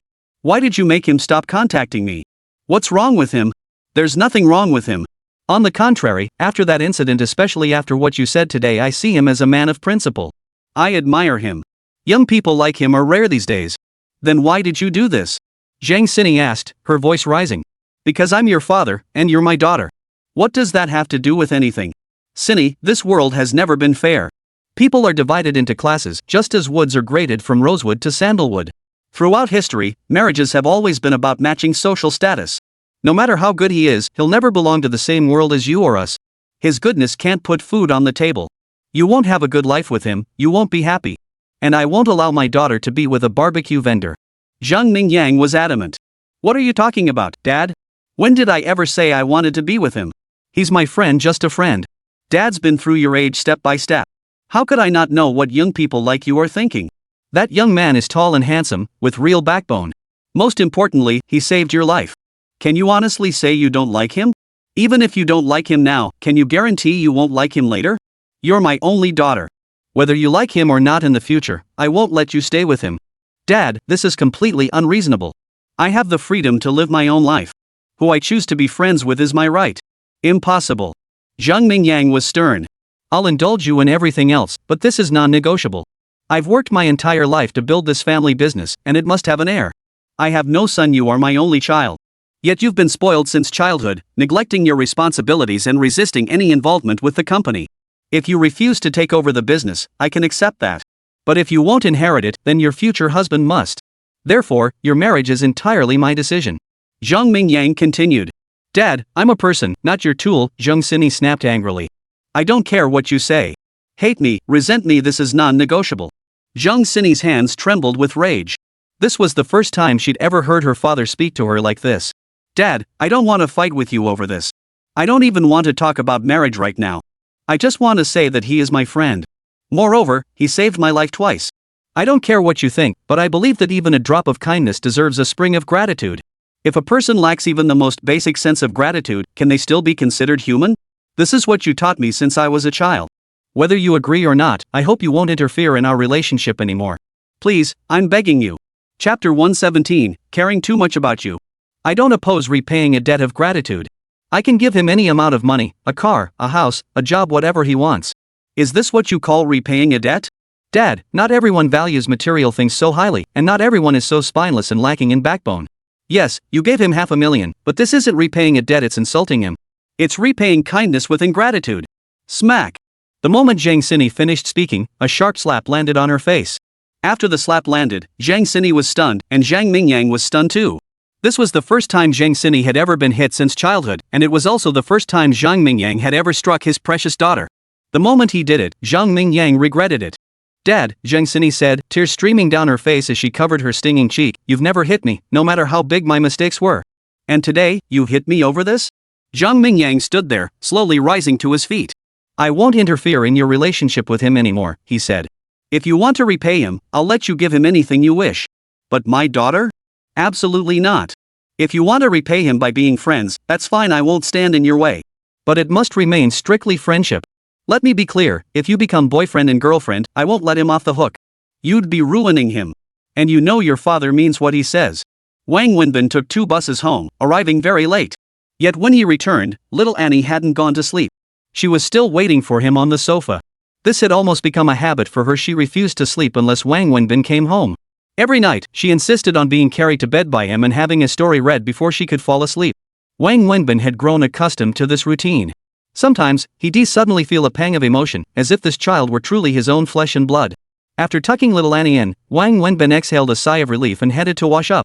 Just as he stepped out, Sui handed him a cup of tea. Thanks. Wang Wenbin was indeed thirsty. You must be tired, Sui asked. I'm fine, Wang Wenbin replied, though he was actually exhausted. Playing with the child all day had already worn him out, and then he'd gone straight to pick up Su Min's parents without rest, working non-stop until now. Want to chat for a bit? Sui asked with a smile. Wang Wenbin was a bit surprised, then said, sure. Sui sipped her coffee. She had a habit of drinking it while Wang Wenbin held the tea she'd brewed for him. They walked to the pavilion in the courtyard and sat down. Is something on your mind? Wang Wenbin asked after they sat down. After you left this afternoon, a young woman came looking for me, Sui stated without preamble. This girl has something to do with me? Wang Wenbin asked curiously. Since Sui had specifically sought him out to talk, the girl must have some connection to him. She told me she was the girl you bumped into at the mall this afternoon. Wang Wenbin's eyes widened in astonishment. Zhang Sini? How is that possible? How did she get your phone number? She went to great lengths, Sui replied with a smile. She had someone retrieve the mall parking lot footage to find my license plate number, then used that to track down my personal information and phone number. It wasn't impossible to do, but it definitely took time. That shows she cares deeply about this matter. Why did she come looking for you? What does she want? Wang Wenbin was utterly puzzled and astonished. She invited me out to dinner. Dinner? Yes, she invited me out to dinner. Did you go? I did. She said she was your friend, so of course I had to go. What exactly did she want with you? Has that girl lost her mind? Wang Wenbin was completely baffled. She's not crazy. She just cares about you too much. Sui looked at Wang Wenbin and smiled faintly. Care about me? What kind of joke is that? That makes no sense at all. The first thing she asked me was if I was your wife. She said you told her I was your wife. Sui continued to smile at Wang Wenbin. Hearing Sui say this, Wang Wenbin's face flushed, instantly embarrassed, awkward, and a bit flustered. Su Jia, listen to me. I didn't mean anything by it. I just... No need to explain. I'm not blaming you. I understand why you said it. I just think you shouldn't have lied to that girl like that. Think about it, what if she had feelings for you? Wouldn't that hurt her? Don't you agree? Ha? No, that's impossible. We're not even that close. You know everything? Yes. She told me everything about how she met you and everything that happened, including how her dad gave you 500,000 yuan to stop contacting her. That girl really has a big mouth, she spills everything. She came to me to confirm 2 things. First, whether I really am your wife. Second, whether you actually took her dad's 500,000 yuan. And she wanted me to verify if you're really the person she's seen you pretending to be lately. Su Wei said. She really has too much time on her hands. Wang Wenbin didn't know how to respond. You think she's idle, but to her, it's important. Otherwise, she wouldn't have gone to such lengths to find me. Why did you lie to her? Lie about what? You took her father's 500,000 yuan and painted yourself as a money-grubbing, unscrupulous scoundrel. Why are you so certain I'm deceiving her? What else? If you were truly that kind of person, would you be living in such torment and agony right now? Su Wei countered. Wang Wenbin froze for a moment, then smiled bitterly. You're right. If I weren't this kind of person, I wouldn't be living in such a miserable state. Not only do I not believe it, she doesn't either. Otherwise, why would she go to such lengths to find me and verify this? Wang Wenbin sighed. Honestly, it wasn't necessary. She's a pure-hearted girl, genuinely kind. But she's so inexperienced, she has no idea how treacherous this world can be. Still, I didn't deceive her. I did take her father's 500,000 yuan. He gave me a card at the hospital and told me to cut all ties with his daughter. I agreed. Later, you returned the money to him and even covered her hospital bills. Su Wei said with a smile. Wang Wenbin looked at Su Wei with surprise. How do you know? Did she tell you? If she knew all this, why would she go to such lengths to verify these details with me? Su Wei countered. True, that doesn't make sense. I guessed. Wang Wenbin was surprised again, not expecting Su Wei's guess to be so accurate. Indeed, I accepted the card his father gave me because I was confined to a hospital bed and couldn't move. I had no choice but to take it. After discharge, I tracked down his father and returned the card. I have no idea how much was in it, I never touched the money. And yes, I did give his father the hospital fees. Wang Wenbin nodded. Chapter 118, She Likes You.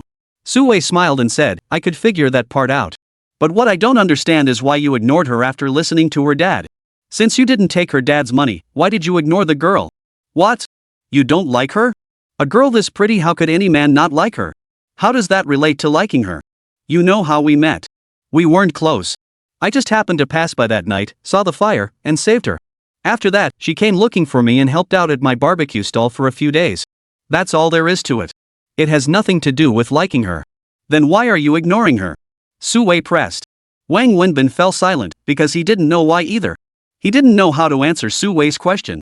Is it because of her dad? Su Wei asked speculatively. Wang Wenbin pulled a cigarette from his pocket, took 2 puffs, and said with a smile, not really. Actually, her dad had a point. We're from completely different worlds. People like me shouldn't be in her world. For her, knowing someone like me is dangerous. Like that fight last time, if she hadn't gotten mixed up with me, she'd never have encountered that kind of thing in her life. She'd probably never have set foot in that kind of place. So, I don't want her to have anything more to do with me. It's not good for her. Besides, you're right, his father is partly to blame. I can understand his dad, Sister Su. If it were you, would you want your daughter hanging around with a beggar all day? Wang Wenbin countered Su Wei. To her father, I'm no different from a beggar. Giving a steamed bun to make the beggar stay away from your daughter, isn't that a pretty good deal? Wang Wenbin chuckled self-deprecatingly, then continued, actually, looking at it from her father's perspective, I can understand and accept this situation. But from my own perspective, I just can't accept it. If a beggar comes to your door asking for food, giving them a steamed bun and telling them to hurry along so they don't dirty your floor, I see nothing wrong with that. When you go asking for charity, you have to endure others' contempt. But the problem is, I didn't go to their house to beg. I was just returning their lost child home. Yet he thought I was a beggar and told me to take the steamed bun and get lost. The first time, I didn't even know if the person I saved was male or female, let alone whether she was attractive or came from a wealthy family. I never expected any reward, I acted purely out of conscience. The second time I chose to save her was simply because I'm a man and she's a woman. Plus, she helped me facing such a situation, I felt a certain responsibility to protect her. She was quite attractive, but I never harbored any improper thoughts toward her. Her family was very wealthy, yet I never once considered extracting a single penny from her. So when her father offered me 500,000 yuan to leave her alone, I felt both anger and resentment. I felt humiliated. Maybe I'm just overly sensitive about these things, but it genuinely pissed me off. I couldn't bring myself to throw myself at someone who clearly looked down on me. After taking one last drag, Wang Wenbin said this before stubbing out his cigarette. So you returned the steamed buns they gave you to their family, walked out, and ignored the lost child you'd brought home who came running out to thank you, right? Su Wei laughed, echoing Wang Wenbin's analogy. You could put it that way, I suppose. That's roughly the gist. Even a bodhisattva would get angry, let alone a mere mortal like me? Wang Wenbin admitted frankly. But the whole thing had nothing to do with that girl. I know. I said it before, we're from different worlds. Being with me wouldn't benefit her, and her father clearly wouldn't want us together. Besides, I don't want anything from her. Rather than this entanglement, it's better to remain strangers. I don't like getting involved in strange, complicated matters. I don't have the time or energy for it. Wang Wenbin shook his head. But that girl likes you. It's not fair to her. Su Jia, please stop teasing me, okay? Pulling my leg like this late at night is a bit much, don't you think? Wang Wenbin said with a laugh. When have you ever seen me joke about this? I'm a woman, a married woman with children. So I know exactly what's going on in that young girl's mind. I could tell she likes you just from the way she looked at you in the mall today. Besides, I'm not the gossiping type. I called you out tonight not because I'm curious about your relationship with her, but because I want to advise you. You're not a kid anymore, it's time to consider your personal life. This girl likes you, and she's genuinely wonderful, pretty and kind-hearted. Put aside your past pain, give her a proper chance, and who knows? It might just work out. Su Wei concluded to Wang Wenbin. Wang Wenbin stared at Su Wei in disbelief. He hadn't expected this to be what she wanted to tell him. Sister Su, I truly appreciate your concern. I know you mean well, but she could never like me. She's a swan. I've never heard of a swan ever flying into a toad's mouth. Besides, I haven't even considered my personal life yet. For me, there are far more important things to focus on. Then what could possibly be more important than your personal life? Paying off my debts, Wang Wenbin replied, then added, and making Annie happy. After Wang Wenbin revealed his second priority, Su Wei froze. She stared at him, her eyes welling up. After a long moment, she managed two words, thank you. You're welcome. Wang Wenbin shook his head and continued, the moment she called me dad, I knew I had to fulfill my responsibilities as a father. It's both a privilege and a duty. Their conversation ended there, as Su Wei heard little Annie calling daddy from inside the room. The two shared a knowing smile at the sound of her voice, rising simultaneously with perfect harmony and heading toward the bedroom. Lying in bed, Wang Wenbin couldn't fall asleep for a long time. Too many things had happened that day, and a tangled web of emotions swirled within him, leaving him feeling somewhat overwhelmed. Several faces flashed through his mind like slides in a projector: Su Min, Zheng Sini, and Su Wei, who was sleeping right beside him. Chapter 119, Gratitude. The next morning, Su Wei opened her eyes to find Wang Wenbin gone from beside her. At that very moment, Wang Wenbin was already seated on a bus, clutching authentic breakfast treats purchased from Chibo Zhai. The bus stopped outside Su Min's residential complex. Wang Wenbin got off carrying his bag, entered the complex, and headed straight to Su Min's door. He pressed the doorbell. The moment he did, Su Min's voice came from inside, "Who is it?" The door opened, revealing a yawning Su Min, clearly having just woken up. "Wenbin? Why are you here so early?" Su Min was quite surprised to see Wang Wenbin appear at her door so early in the morning. "What about your parents? Are they up yet?" "They're up and getting breakfast ready. Tell them not to bother. I brought breakfast," Wang Wenbin said as he walked into the house and headed toward the dining room. "Uncle, auntie, don't bother. I brought breakfast. This is from Chibo Zhai. Try it, you can only get it here. You won't find it anywhere else." Wang Wenbin placed the breakfast on the table and called out. "What? Breakfast from Chibo Zhai?" Su Min rushed over, utterly astonished. Wang Wenbin glanced at Su Min but ignored her, continuing to address her parents. "Auntie, eat while it's hot, it won't taste as good once it cools. Especially this one, try it and see if you like it. Mom and Dad, you really should eat more." This is his thoughtful gesture. You might not know, but Chibo Zhai is the only one of its kind in all of Shanghai. It's a century-old establishment specializing in breakfast, and it's said to have once been exclusive to the elite. Even now, it's not cheap breakfast there costs no less than 300 yuan per person. Su Min explained from the side. That expensive? Su Min's parents, who were just about to eat, were stunned to hear breakfast costs over 300 yuan per person.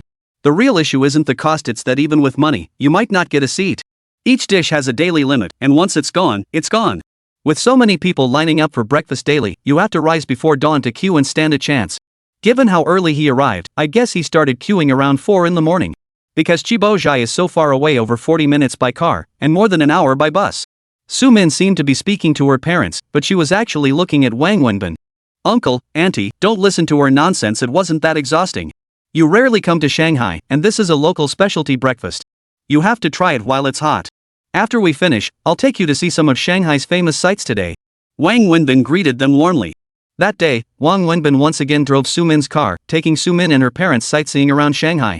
They spent the entire day touring all the famous landmarks in the city, returning home only at night. Wang Wenbin covered every single expense for the whole day, not allowing Su-min to spend a single penny. That evening, Wang Wenbin drove Su-min's parents back home. After parking in the lot, he personally escorted them to Su-min's residence. Upon arrival, he didn't enter but instead bid his farewells. "Wenbin, come in for a moment. Your uncle and aunt have something to discuss with you." Just as Wang Wenbin was about to leave, Su-min's father, who had held back all day, finally spoke up. "Sure." Wang Wenbin nodded in surprise and stepped inside. "Sit down." Su-min's father gestured for Wang Wenbin to take a seat on the sofa. "Shall I pour you some tea?" Su-min asked. "Sit down too." "There's no rush for tea right now," Su-min's father said directly. Su-min hesitated, then obediently sat down on the sofa. All four sat on the sofa, waiting for Su-min's father to speak. "Wenbin," Su-min's father began earnestly, "your aunt and I are both very happy this time. Our joy isn't because we ate delicious food or saw beautiful sights in Shanghai. It's because we saw the two of you together. This surprised us, and it made us very happy. As parents, we truly don't expect you to give us money, treat us to fancy meals, or take us to exciting places. We only hope that you too can find happiness for yourselves." Wang Wenbin frowned but didn't interrupt Su-min's father. Su-min, feeling a bit flustered, stole glances at Wang Wenbin. "Wenbin, your aunt and I have always held you in high regard.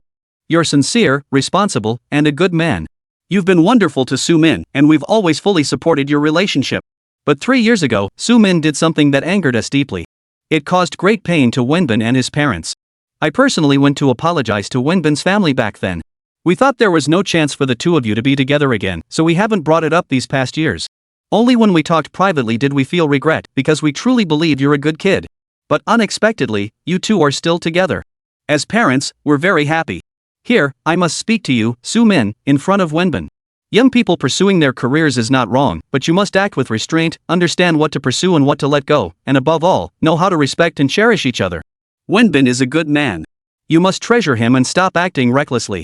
Do you hear me?" Su-min's father admonished her directly. "Yes."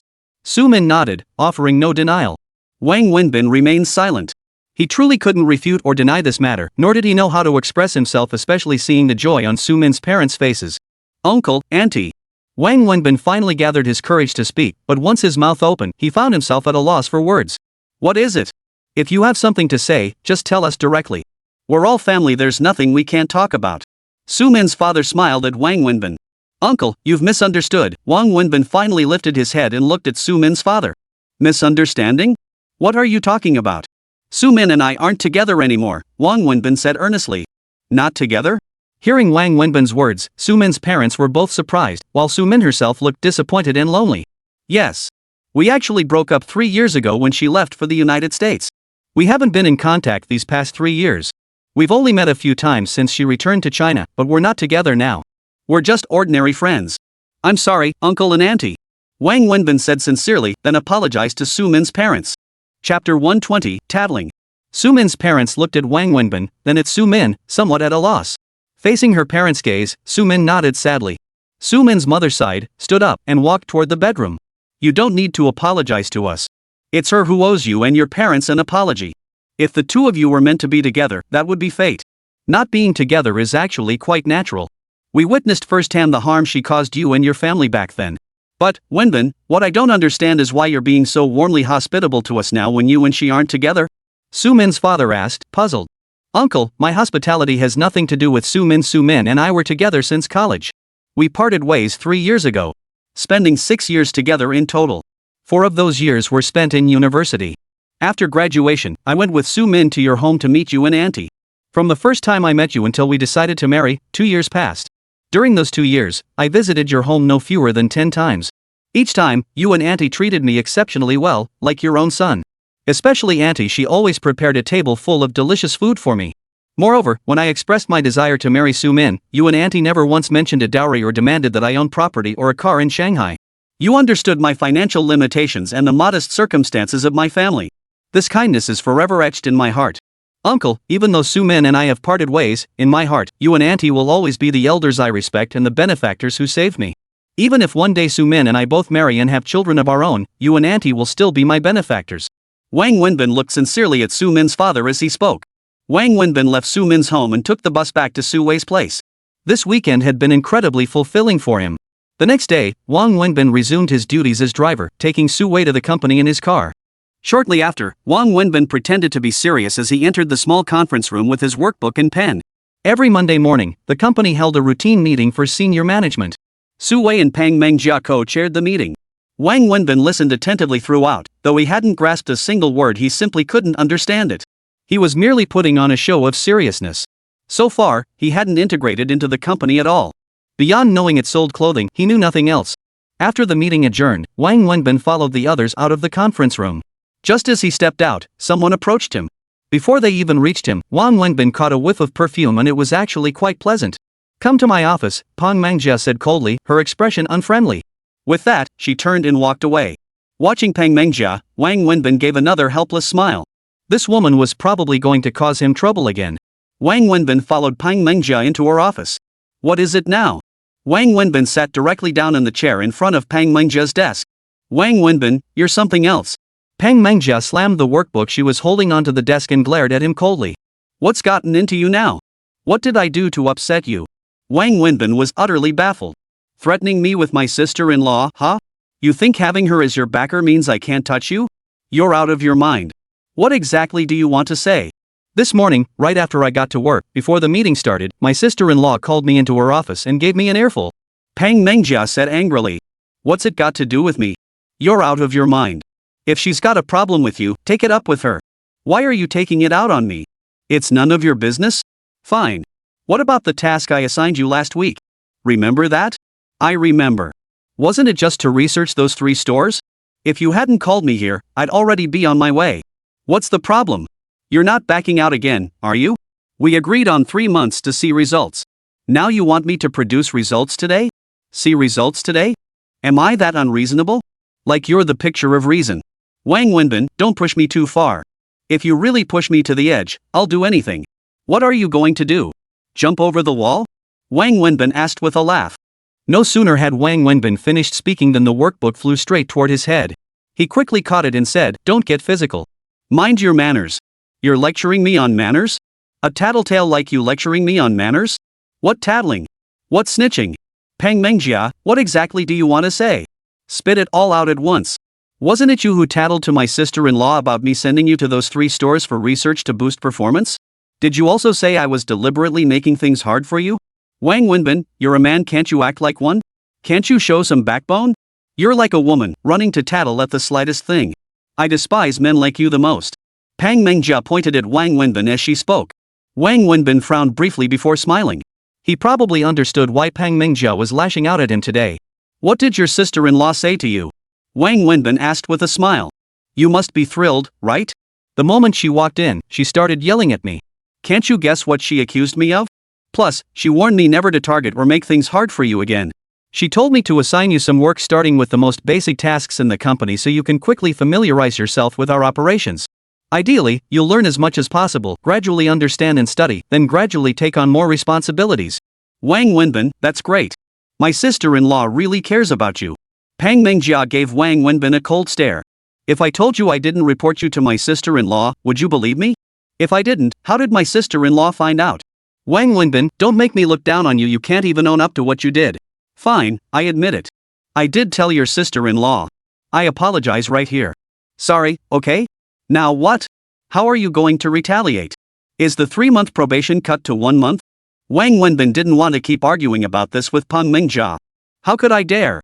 After my sister-in-law gave me a heads up, would I still let you go to those 3 stores for research? Retaliate against you?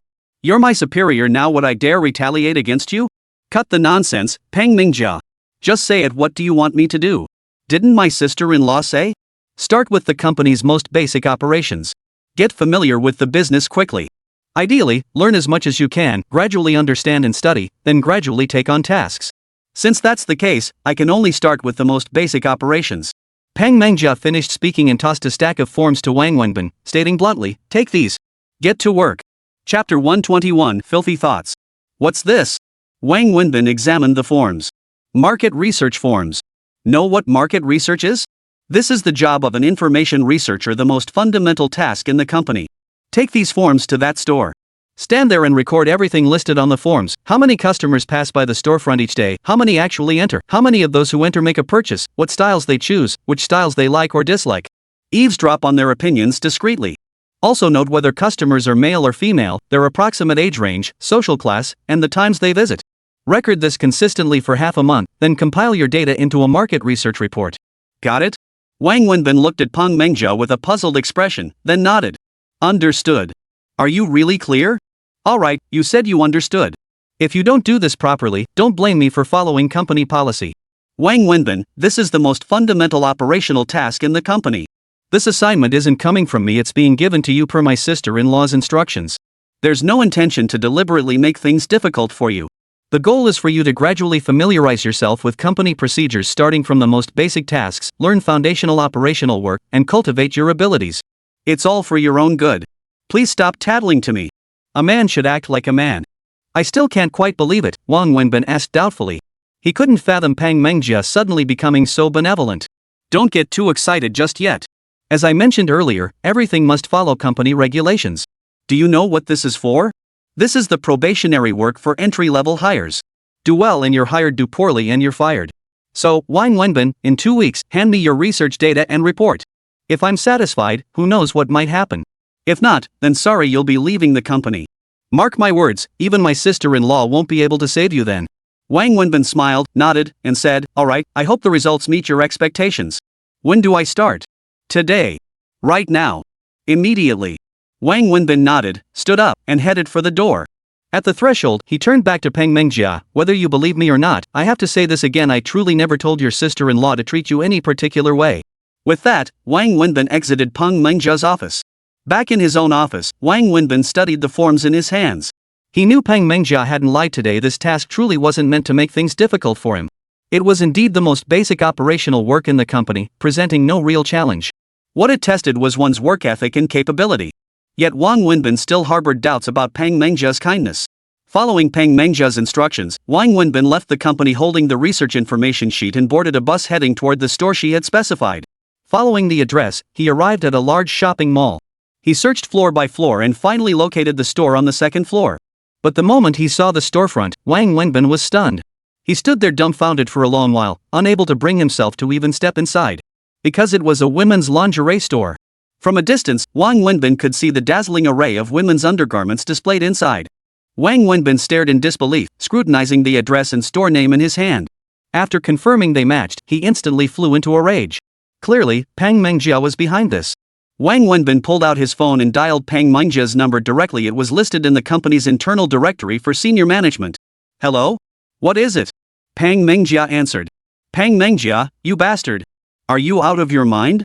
Wang Wenbin blurted out, cursing immediately. Are you out of your mind? What the hell is wrong with you? Who the hell are you yelling at? Peng Mengjia was stunned by Wang Wenbin's outburst and immediately started yelling back. I'm yelling at you, Peng Mengjia. Do you know that the store you found for the research is a damn women's lingerie shop? I know. So what? You know? You knew and still made me come? What's the problem with that? What's wrong with it? What the hell is wrong with it? I'm a man, and you want me to spend every day doing research in a women's lingerie store? Are you out of your mind? Standing in a lingerie store all day, watching what styles people choose and what they like? See if they prefer lace trims or open cup styles? Then I have to chat with customers, ask them why they dislike lace, why they hate straps. Which ones feel uncomfortable, where exactly? Right? Peng Mengjia, you can dislike me, you can hate me, you can joke around or play pranks on me, but there's a limit. Don't go too far. Wang Wenbin was genuinely furious this time. Is there any company policy forbidding men from conducting research in lingerie stores? Or is there a national law stipulating this? If so, show me the evidence. If you can't, then either do your job properly and quietly, or come back and hand in your resignation. Let me clarify, this lingerie brand is under our company's umbrella. Moreover, most of our market researchers are men. By your logic, does that mean lingerie stores don't need market research? Does that mean only women should produce women's underwear in our company? Should only women handle the logistics? Let me also tell you this, you're not the only man in the company conducting market research at lingerie stores. If you find this problematic, it only reflects your own dirty mind. Remember this is your job, not an excuse for voyeurism. Finally, let me reiterate, either swallow your pride, focus on your task, take thorough notes, and deliver a research report that accurately reflects market conditions. Or choose to resign, that would eliminate this awkwardness. What do you say? Peng Mengjia concluded with a smile, turning to Wang Wenbin. Peng Mengjia, do you think this is fun? Wang Wenbin gritted his teeth in frustration. It's not fun, and I don't want to do it either. Wang Wenbin, I've told you if you leave the company voluntarily, I'll pay you whatever you ask. If you want to find another good job, I can help. I have many classmates and friends in Shanghai who hold senior leadership positions at major companies. With a word from me, securing you a good job is no problem. It won't be worse than your current compensation here. But since you refuse, I have no choice but to resort to these methods. If you hate me, that's beyond my control. Peng Mengjia reiterated her position. Chapter 122, Awkwardness. Peng Mengjia, is this really necessary? What exactly am I doing here that bothers you? Just because you think I'd have designs on the company? Peng Mengjia, do you seriously believe someone who can't even walk into a women's lingerie store has the ambition or capability to take over the company? I'm afraid what you're after isn't the company, but my sister-in-law and my niece. Peng Mengjia replied. How many times do I have to tell you? My relationship with your sister-in-law is completely pure. There's nothing between us. What more do you need to hear to believe me? Unless you leave the company and my sister-in-law, I won't believe you. I can't even sleep soundly at night. Wang Wenbin, go ask any passerby on the street. A widow who's been in mourning for years and a 26-year-old unmarried man, two people eating together, living together, even sleeping in the same bed every day. Ask them if they believe there's nothing between you two? Wang Wenbin, I don't care what your relationship with my sister-in-law is now. I'm begging you leave her. Peng Mengjia truly spoke to Wang Wenbin in a pleading tone. Peng Mengjia, you're beyond help now. Find time to go to the hospital soon. Maybe it's not too late. Wang Wenbin hung up helplessly. He cursed, but what needed doing still had to be done. Wang Wenbin stood 10 meters away from the lingerie store, watching. The dazzling array of lingerie styles and the women coming and going made his scalp crawl. He dared not approach the door, afraid someone might think he was a pervert.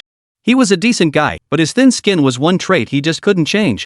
Finally gathering his courage, Wang Wenbin prepared to enter when the store was empty. But after taking just a step or two, he spotted someone passing by and immediately changed direction, terrified someone might see him heading into a women's lingerie shop. He stood frozen at the lingerie shop entrance for half the morning, ultimately lacking the courage to enter. There was no way around its shame. He'd never do such a thing, no matter what. Inside, he cursed Peng Mengjia over and over. From lingering at the doorway, Wang Wenbin began pacing back and forth around the lingerie shop. He lost count of how many laps he made before two mall security guards finally intercepted him. Accompanying the guards was a saleswoman from the lingerie store. That guy, the saleswoman said, pointing at Wang Wenbin to the security guards, has been loitering outside our storefront all morning, now pacing around it. He looks shifty like a thief or a creep.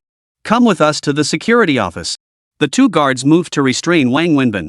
Hold on. This is a misunderstanding. Wang Wenbin was mortified, scrambling to explain. He pulled his company ID from his pocket and handed it to the saleswoman. Look closely, I'm company staff. The saleswoman took his badge and, upon reading the title, asked doubtfully, assistant to the general manager? Yes, I'm the company's general manager's assistant. I'm here today for an inspection tour, mainly to understand the work attitude of your frontline staff. That's why I didn't go inside and was observing from the side. I didn't expect it to cause a misunderstanding.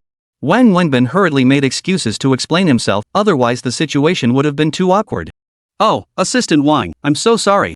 I'm terribly sorry. I was just so startled. The saleswoman apologized profusely, her face turning pale. 10 minutes later, Wang Wenbin found himself seated in the small backroom of the lingerie shop. This space doubled as both the store's storage area and a compact office, furnished with a desk and two stools. Wang Wenbin sat at the desk as the saleswoman from earlier brought him a cup of water. Assistant Wang, the store's resources are limited, we don't have any tea leaves. No problem, thank you. Assistant Wang, I'm so sorry. I truly didn't know it was you. The staff told me someone had been peering in from outside. I assumed it was because of that incident before some pervert stole lingerie when our staff wasn't paying attention. So, if it wasn't you, please don't misunderstand. I'm not saying you're a pervert, oh my clumsy tongue. Assistant Wang, that's not what I meant. The saleswoman apologized again and tried to explain, but the more she explained, the more confusing it became. In the end, she even made Wang Wenbin laugh. This isn't your fault. It's mainly because I didn't think through my approach. How should I put it? I should have just come directly to the store to inspect, but there were customers inside. Plus, as a man, I felt a bit awkward walking in. I figured I'd wait until the store was empty, that way I wouldn't disturb customers and I wouldn't feel embarrassed. But I never found the right moment, so I ended up lingering nearby, observing the store's situation. I never imagined it would lead to this misunderstanding. Are you the store manager? Yes, I'm the manager. The female manager nodded. How many years have you been working here? This is my 6th year. That's quite a while. Yes, I started when this store first opened. I've always worked here because my home is nearby, making commuting convenient. The female manager explained. Having worked here so long and as the manager, you must know this store and our brand very well. I'd say I know it pretty well, considering all these years of daily interaction with customers.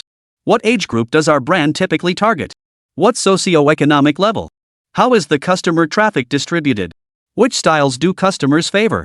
Having worked on the front lines for so long, you must understand our brand and customer psychology well. Tell us what makes customers favor our brand. And what causes those who leave to lose interest in our brand?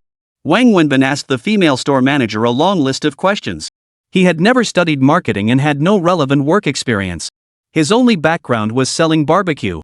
His stall had gone from struggling at first to becoming one of the most successful on the street, primarily due to 2 principles.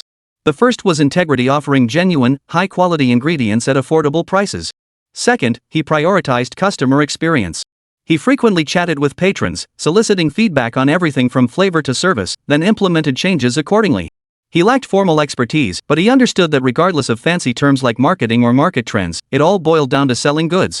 Selling goods meant satisfying customers, making their feedback invaluable. Since he couldn't directly survey customers, he turned to the female store manager who had run the shop for 6 years. Her understanding of the store, its brand, and its customers was no less than that of corporate experts. In fact, it was far more thorough and intuitive. As the female manager spoke, Wang Wenbin took meticulous notes in his notebook. He asked detailed questions for over an hour. Finally closing his notebook, he had gained a solid grasp of the store's situation through that hour. Could you do me a favor? Consider it an assignment from the company, Wang Wenbin said to the female store manager. What would you like me to do, Assistant Wang? Here's a market research form. Previously, this work was handled by the company's dedicated market researchers. But I personally believe it's more appropriate for you to handle it. After all, those who understand customer psychology best are always the frontline sales associates, not the company's researchers. Those who know our brand best are undoubtedly our frontline sales associates, not the company's experts. And those who know each store best are definitely the store employees. I believe entrusting market research to you yields far more direct, authentic, and effective results than handing it over to the marketing department. Of course, this isn't the company's official stance, it's just my personal view. I want to test this approach, so I'd appreciate your help completing this survey form. Please use the options provided to conduct a 2-week survey at your store.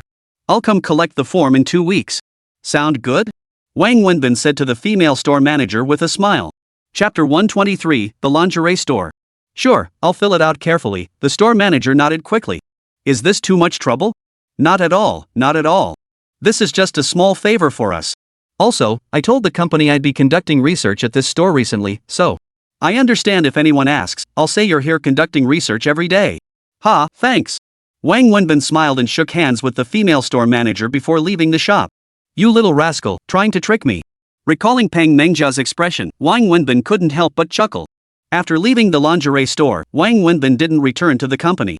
Instead, he continued riding the bus, holding a form in his hand. The form Wang Wenbin held was the very one Peng Mengjia had given him initially. Using the addresses of these 3 stores recorded on the form, he took the bus and followed the route to find this particular store. This store was a street front shop. The entire street was a commercial district, mostly filled with clothing stores of various brands. It took Wang Wenbin several minutes to reach the storefront. Standing at the entrance, he looked inside the lavishly decorated shop and saw no customers at all. Several sales assistants stood inside chatting. Upon seeing the brand name, Wang Wenbin confirmed this was the right store. This brand was the company's flagship line. The company primarily focused on women's apparel, with lingerie being a secondary product line. After confirming it was the right store, Wang Wenbin walked straight inside. The sales assistants were slightly surprised to see Wang Wenbin enter, as it was rare for a man to visit a women's clothing store alone. They stopped their conversation, and one approached him enthusiastically. Sir, what would you like to see? Just browsing, Wang Wenbin replied nonchalantly. Here are our new arrivals. Please take a look. May I ask who you're shopping for? I can make some recommendations. The salesperson said warmly. Wang Wenbin remained silent, flipping through the clothes before asking, You're right on the commercial street. You should have plenty of foot traffic. Why does the store feel so empty? It's morning now. People usually shop in the afternoon and evening, so it's quieter in the mornings, the salesperson explained. Wang Wenbin chuckled, knowing the salesperson was being disingenuous. Is the entire street quiet, or just your store? Wang Wenbin pressed. Our brand is a top domestic women's wear label. The quality and styles are very popular with women, especially younger ones. If you're shopping for your girlfriend or a young female friend, you absolutely can't go wrong with our brand. Take a look at this one, it's this year's newest style. The salesperson steered the conversation back to the clothes. She picked up an outfit and handed it to Wang Wenbin. Wang Wenbin smiled, realizing the sales assistant was pushing him because she saw he wasn't paying attention to the clothes. With no other choice, he pulled out his work ID again and handed it to her. I'm from the company. Who's your store manager? The sales assistant took Wang Wenbin's ID with a puzzled look. She was just a sales assistant, she'd never seen a company ID before, let alone heard of a position like assistant to the general manager. Unable to verify Wang Wenbin's claim, she turned and called out to the store manager, "Manager, take a look." With that, she handed Wang Wenbin's ID to the store manager. The store manager, a slightly older woman, glanced at the badge and her expression immediately changed. She hurried over to Wang Wenbin and said, "Assistant Wang, I'm so sorry. This young lady has never met any company executives before, so it's fine." Wang Wenbin smiled, then proactively shook hands with the store manager. He then pulled out the form he was holding and pointed to the section circled in red, asking the store manager, "Take a look. Is there anything wrong with the sales data for your company on this information sheet?" The manager glanced at it and nodded. "It's correct. Your store's performance has declined significantly since the second half of last year. That's why I came today to investigate the situation firsthand," Wang Wenbin explained. "Well, Assistant Wang, it's not our fault. We've reported the reasons to headquarters many times already," the store manager hurriedly explained. "Relax. I'm not here to reprimand you. I'm here to investigate and understand the situation. Please, sit down. Everyone, come over.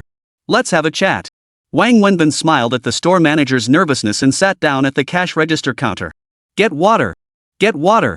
Go get water, don't buy drinks." The manager, seeing Wang Wenbin had seated himself, suddenly realized he hadn't offered hospitality to the superior. He hurriedly instructed the staff. "No need. Just bring me a glass of water." After settling in, Wang Wenbin motioned for the store manager and several sales assistants to join him, creating an atmosphere reminiscent of a meeting. "As I mentioned earlier, my purpose for coming here is primarily to address the severe decline in your store's performance since the second half of last year," Wang Wenbin began. "Assistant Wang, this isn't our fault. As you can see from the data sheet, our store's performance was excellent before October last year. Located on a commercial street with prime positioning and heavy foot traffic, coupled with our company's strong reputation and product quality, we consistently ranked among the top performers. The sharp decline starting in October is primarily due to this road outside." The manager pointed outside as he spoke. The road outside the store was completely cordoned off by construction barriers, with building work underway inside, something Wang Wenbin had already noticed on his way here. "Go on," Wang Wenbin said, glancing outside before turning back to the manager. "This road has been closed for construction since last September. The entire section is completely blocked off. They're building a subway station underneath. Although the roadway is closed, the sidewalks on both sides remain open. But as you can see, the once bustling commercial street has seen a drastic drop in foot traffic. The construction brings noise, dust, and mud, and the narrow sidewalks create a very unpleasant experience. As a result, the number of shoppers visiting here has decreased by at least 2/3, with foot traffic now only 1/3 of what it used to be. This impact isn't limited to our store alone. Every business along this stretch of the commercial street has been affected. This situation isn't due to any operational issues on our part, but rather stems from unavoidable external factors. We've repeatedly explained this situation to headquarters. The head of the company's marketing department personally inspected the site and even dispatched a dedicated researcher to investigate. The company's subsequent conclusion confirmed that the decline in performance stems from external factors reducing foot traffic, not our store's operations. Headquarters also provided corrective measures. We're to reduce our staff by half to cut expenses. Once municipal construction concludes and foot traffic recovers, staffing levels will be restored accordingly. The store manager reported each detail meticulously. After finishing, he went into the inner office, retrieved a document, and handed it to Wang Wenbin. "Assistant Wang, please review this. It's the company's rectification directive. Essentially, it means there's no alternative. We must endure this period. Once construction ends next year, everything will naturally improve." Chapter 124, No Choice. "So the company knows about this?" Wang Wenbin asked, frowning. "Yes. I recall a time when the head of the marketing department accompanied Vice President Peng from headquarters to inspect our store," the manager recalled. "You mean Peng Mengjia came personally?" "I'm not sure.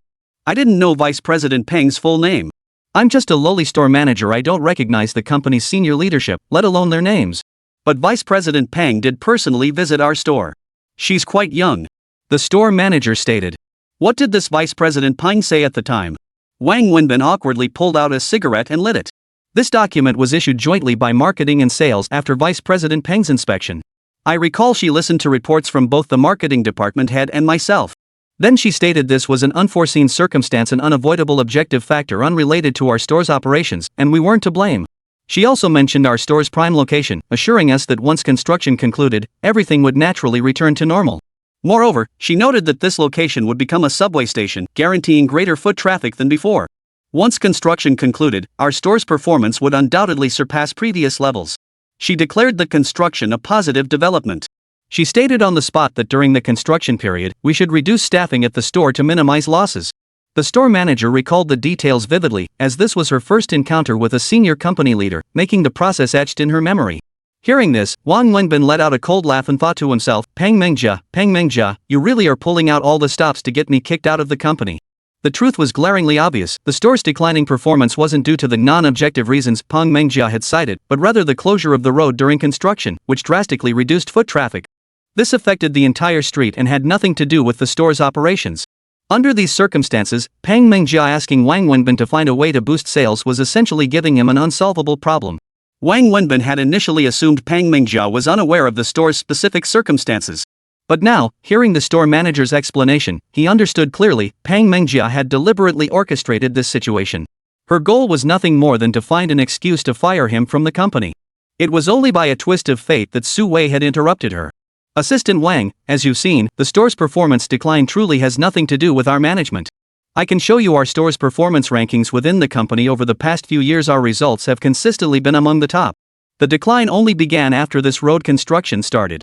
The manager started to retrieve the data, assuming Wang Wenbin had come to hold her accountable. No need. I know, Wang Wenbin interrupted with a smile. I'm not here to assign blame. I have two objectives today. First, to personally verify the exact cause of the sales decline which I've witnessed and you've explained, so we won't revisit that. Second, given our current challenges, we need to devise strategies to improve our store's reported performance metrics. Let me be frank with you all. I'm new to the company and currently overseeing the marketing department. As a newcomer, I need to deliver tangible results to show everyone. Regardless of the reasons, your store's performance has declined the most among all company outlets. Your figures on this report are the worst. That's why your store is the first I'm visiting. No matter what, your store's performance must improve. Otherwise, I'll be in a very awkward position. Do you understand what I'm saying? Wang Wenbin addressed the store staff with a mix of truth and nuance. With Wang Wenbin speaking so plainly, how could the store staff not grasp his meaning? We understand, Assistant Wang, but this performance just can't be improved. We've been anxious about it too and desperately want to boost the store's results. You know our base salaries are low. We all rely on performance commissions to make ends meet. Even though the decline isn't our fault, the company won't pay commissions when performance is poor. Our incomes have been rock bottom lately. We dream of turning things around, but honestly, there's nothing we can do. What can we do without customers? The store manager said helplessly, his voice tinged with frustration. Hearing this, the staff nearby nodded in agreement and chimed in with their own concerns. Yeah, the pay is way too low now. You're better off. Last month I only made. Alright, quiet down. Listen to Assistant Wang. The manager scolded the excited staff, then turned to Wang Wenbin. Assistant Wang, we've tried every possible solution.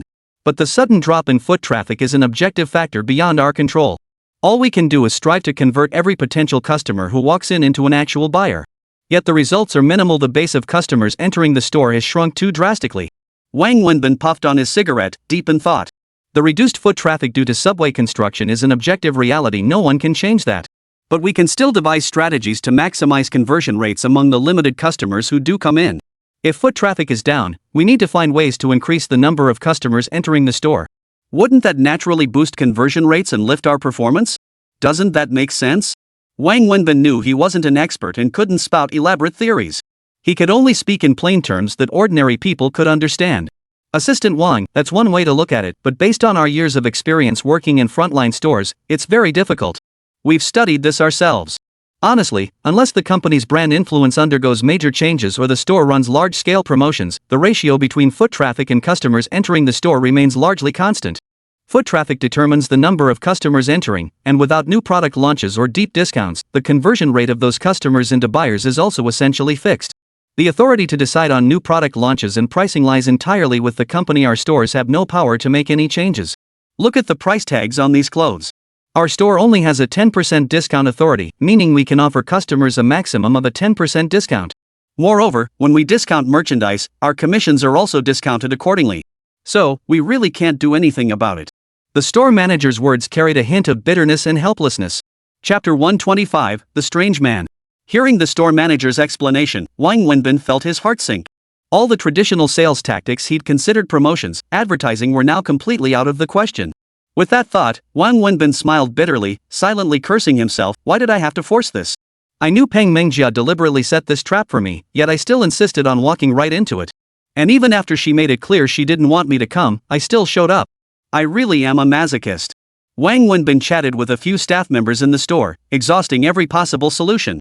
In the end, none worked. Dejected, he stood up, glanced at the time. It was noon, and looked at the girls who had accompanied him all morning. Finally, he smiled and said, "Since there's no other way, let's just leave it at that. You've all spent the morning with me, so I'll treat you all to lunch." "Yay! We get to eat with the boss," the staff cheered happily. "What nonsense," the store manager scolded, then stood up. "How could we let you pay? You came to inspect our work, of course we should treat you." I'll cover it." The store manager then left one sales assistant to watch the store during lunch and invited Wang Wenbin and the other two sales assistants to a nearby high-end restaurant. Recognizing the manager as a superior, the restaurant staff naturally went all out, ordering numerous dishes. But when the female store manager went to settle the bill after the meal, the waiter informed her that someone had already paid. It turned out that Wang Wenbin had excused himself to use the restroom and quietly settled the bill during the meal. The meal wasn't cheap, costing over 1,000 yuan. "Assistant Wang, we'll head back this way now and won't see you off," the female store manager said to Wang Wenbin once they stepped out onto the main road in front of the hotel. "This way? Didn't we come from the other direction?" Wang Wenbin asked, puzzled. "Yes, we came from that direction, but taking this route leads directly to a back entrance at our store for deliveries and pickups. It's much closer. Mainly, there's construction over there with piles of building materials and the road is bumpy and dirty, so we've been using this side lately." "Did you drive here or take a taxi?" the female store manager explained to Wang Wenbin. "Oh," Wang Wenbin nodded, then said, "Let's go. I'll follow you back and take a look." Wang Wenbin clearly hadn't heard the store manager's question. He simply asked her to lead the way and followed her toward the store. The store manager was puzzled. She couldn't understand why the assistant to the general manager of such a large company was so determined to get involved with her store today. But she dared not speak up or ask questions, continuing to politely lead Wang Wenbin into the store. "Is this the way?" Wang Wenbin asked as they walked. "Yes, actually it's just a slight detour to enter directly through the back of our store. It's not much closer, but the main issue is the construction over there. The road's been dug up with potholes, and the construction crew has piled up a lot of materials there, making it difficult to walk." The manager smiled as she continued explaining to Wang Wenbin, then took out her keys to unlock the back entrance and walked inside. Wang Wenbin followed him in, passing through the store's warehouse. Emerging from the warehouse brought him directly into the store. Wang Wenbin walked around the store thoughtfully, then exited through the front door. Retracing his steps, he indeed saw a section of the road ahead piled high with construction materials and riddled with potholes and mud. Even on a sunny day, it was bad enough. Imagine how terrible it would be in the rain. "Manager, why do I feel like that assistant to the general manager is a bit odd?" After Wang Wenbin left, several shop assistants began whispering and gathering to discuss him. Just as their discussion grew heated, a knock sounded at the back door. The group froze. This door was solely for deliveries. No one outside the store knew of its existence. Why would someone be knocking? The store manager walked over, puzzled, and opened the back door. The moment it opened, they saw Wang Wenbin standing there. "Assistant Wang, what brings you here?" "Just walking around, taking a look," Wang Wenbin replied absent-mindedly before stepping through the door. Once inside, he began scrutinizing the shop with meticulous attention. The staff were deeply puzzled, sensing something was off with the general manager's assistant, yet no one dared to say anything. Wang Wenbin then sat down inside the shop, smoking a cigarette in deep in thought. At this hour, hardly anyone came in anyway. After an unknown amount of time, Wang Wenbin stood up and called the female store manager over. "Assistant Wang, what can I do for you?" "Submit a report to the marketing department," Wang Wenbin instructed the female store manager. "State that due to municipal subway construction outside the store, foot traffic has decreased and sales have declined. Therefore, we are requesting a store renovation and upgrade." "Ha? But this is... I'm confused. Is this... You don't need to worry about that. Just submit the report and follow the procedure. I'll handle the rest," Wang Wenbin said with a smile. The store manager had no idea what Wang Wenbin was up to. He didn't explain it to her, and she didn't dare ask further. She simply wrote the report as instructed.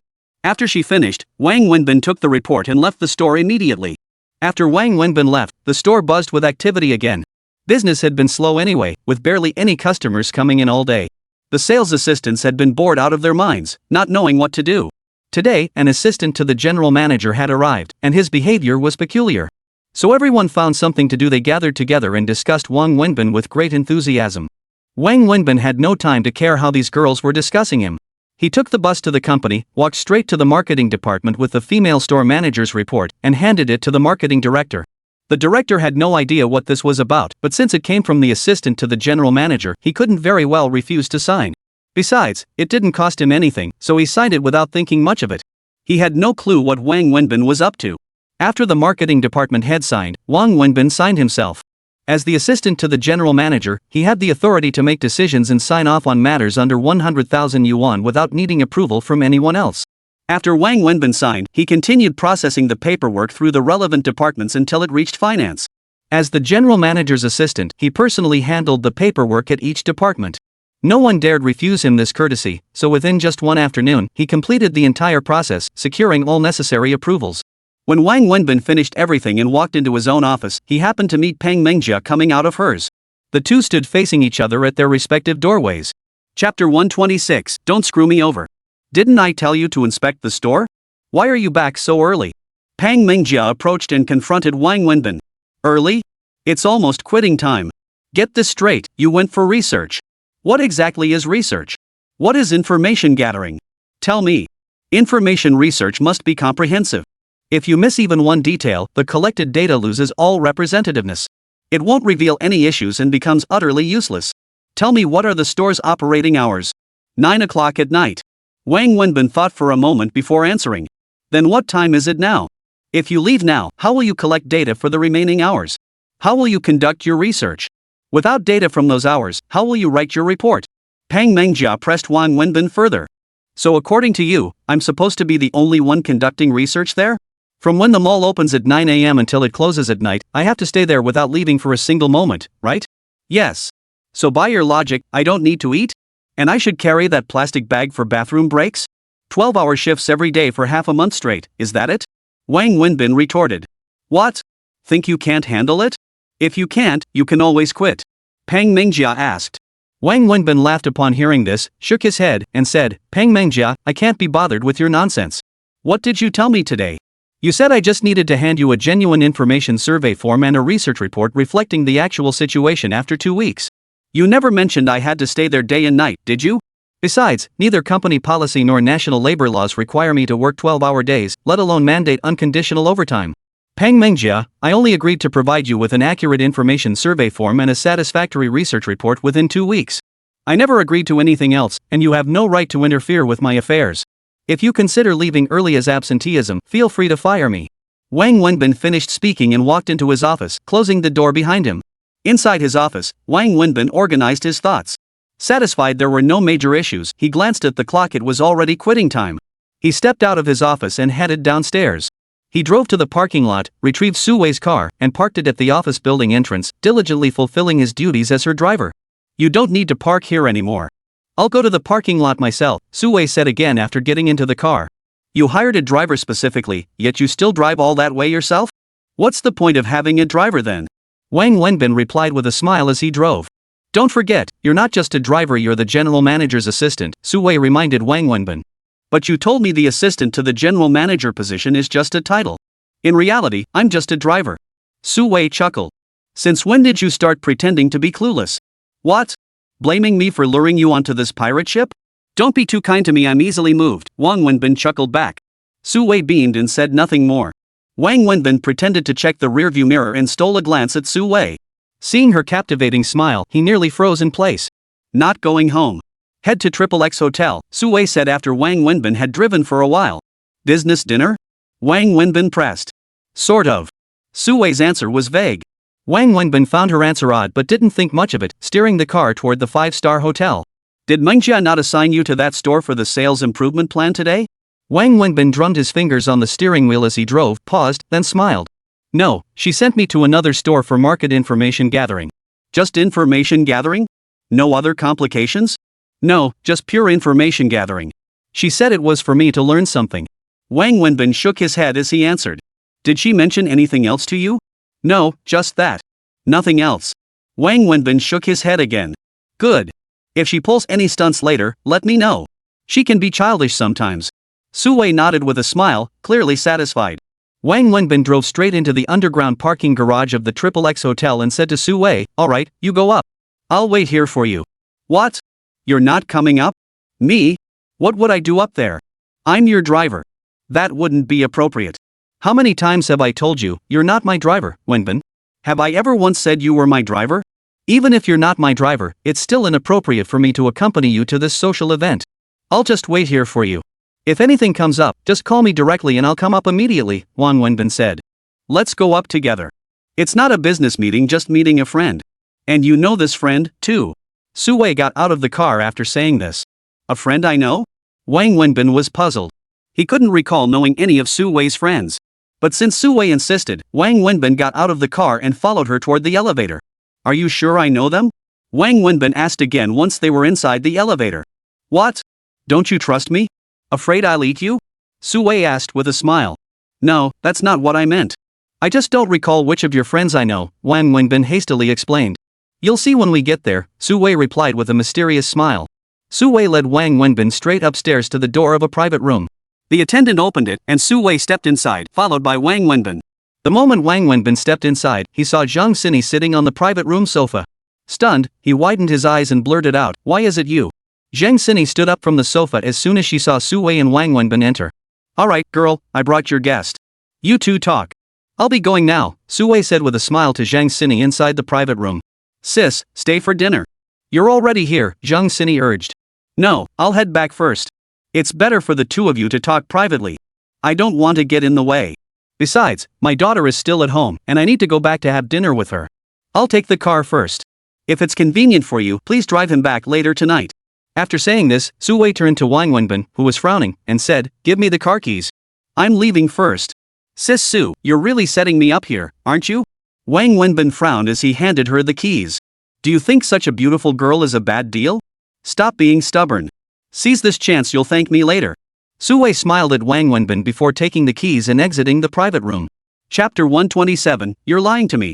Wang Wenbin watched Su Wei leave, then turned around. There stood Zhang Xini in the private room, staring at him. Wenbin. Zhang Xini looked at him, unsure what to say. Wang Wenbin glanced at Zhang Xini, and his heart instantly softened. It was clear that everything today had been a setup orchestrated by Zhang Xini through Su Wei to lure him here.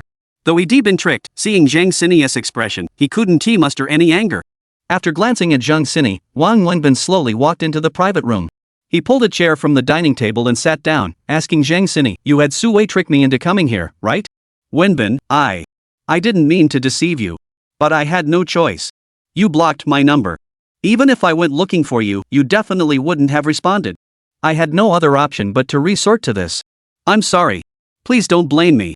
Zhang Xini hurriedly explained, her eyes brimming with tears. What did you want from me? Wang Wenbin turned his face away, refusing to look at Zhang Xini. Just seeing her expression made him unable to bring himself to be harsh. Wenbin, I just wanted to say I'm sorry. I'd like to take you out to dinner to make amends. Zhang Xini stepped closer, standing before Wang Wenbin as she spoke with heartfelt sincerity. What did you do wrong? Why are you apologizing to me? Wang Wenbin roughly understood what Zhang Xini was about to say, but deliberately pretended to be clueless. I'm sorry. I wrongly accused you. You never took my father's 500,000 yuan, yet I thought you did and got angry with you. I'm sorry. Who told you I didn't take it? Su Wei? How would she know I didn't? She doesn't even know about this. Can you really trust her word? Zhang Xini, only two people know whether I took that money, me and your father. So if you want proof, go ask your dad, he'll know best. Besides, Zhang Xini, what you did today puts me in a very awkward and difficult position. Your father and I made an agreement and signed a contract. I took his 500,000 yuan, so I had to promise not to see you or have any contact with you. But you tricked me into coming here today, isn't that making me break the contract? Don't ever do something like this again. Wang Wenbin said coldly, then turned and walked out. Wang Wenbin understood perfectly well. Zhang Mingyang's goal was to sever all ties between him and his daughter, so he would certainly tell Zhang Xini that Wang Wenbin had taken 500,000 yuan from him. But my dad told me you didn't take that 500,000. Zhang Xini shouted after Wang Wenbin's retreating figure.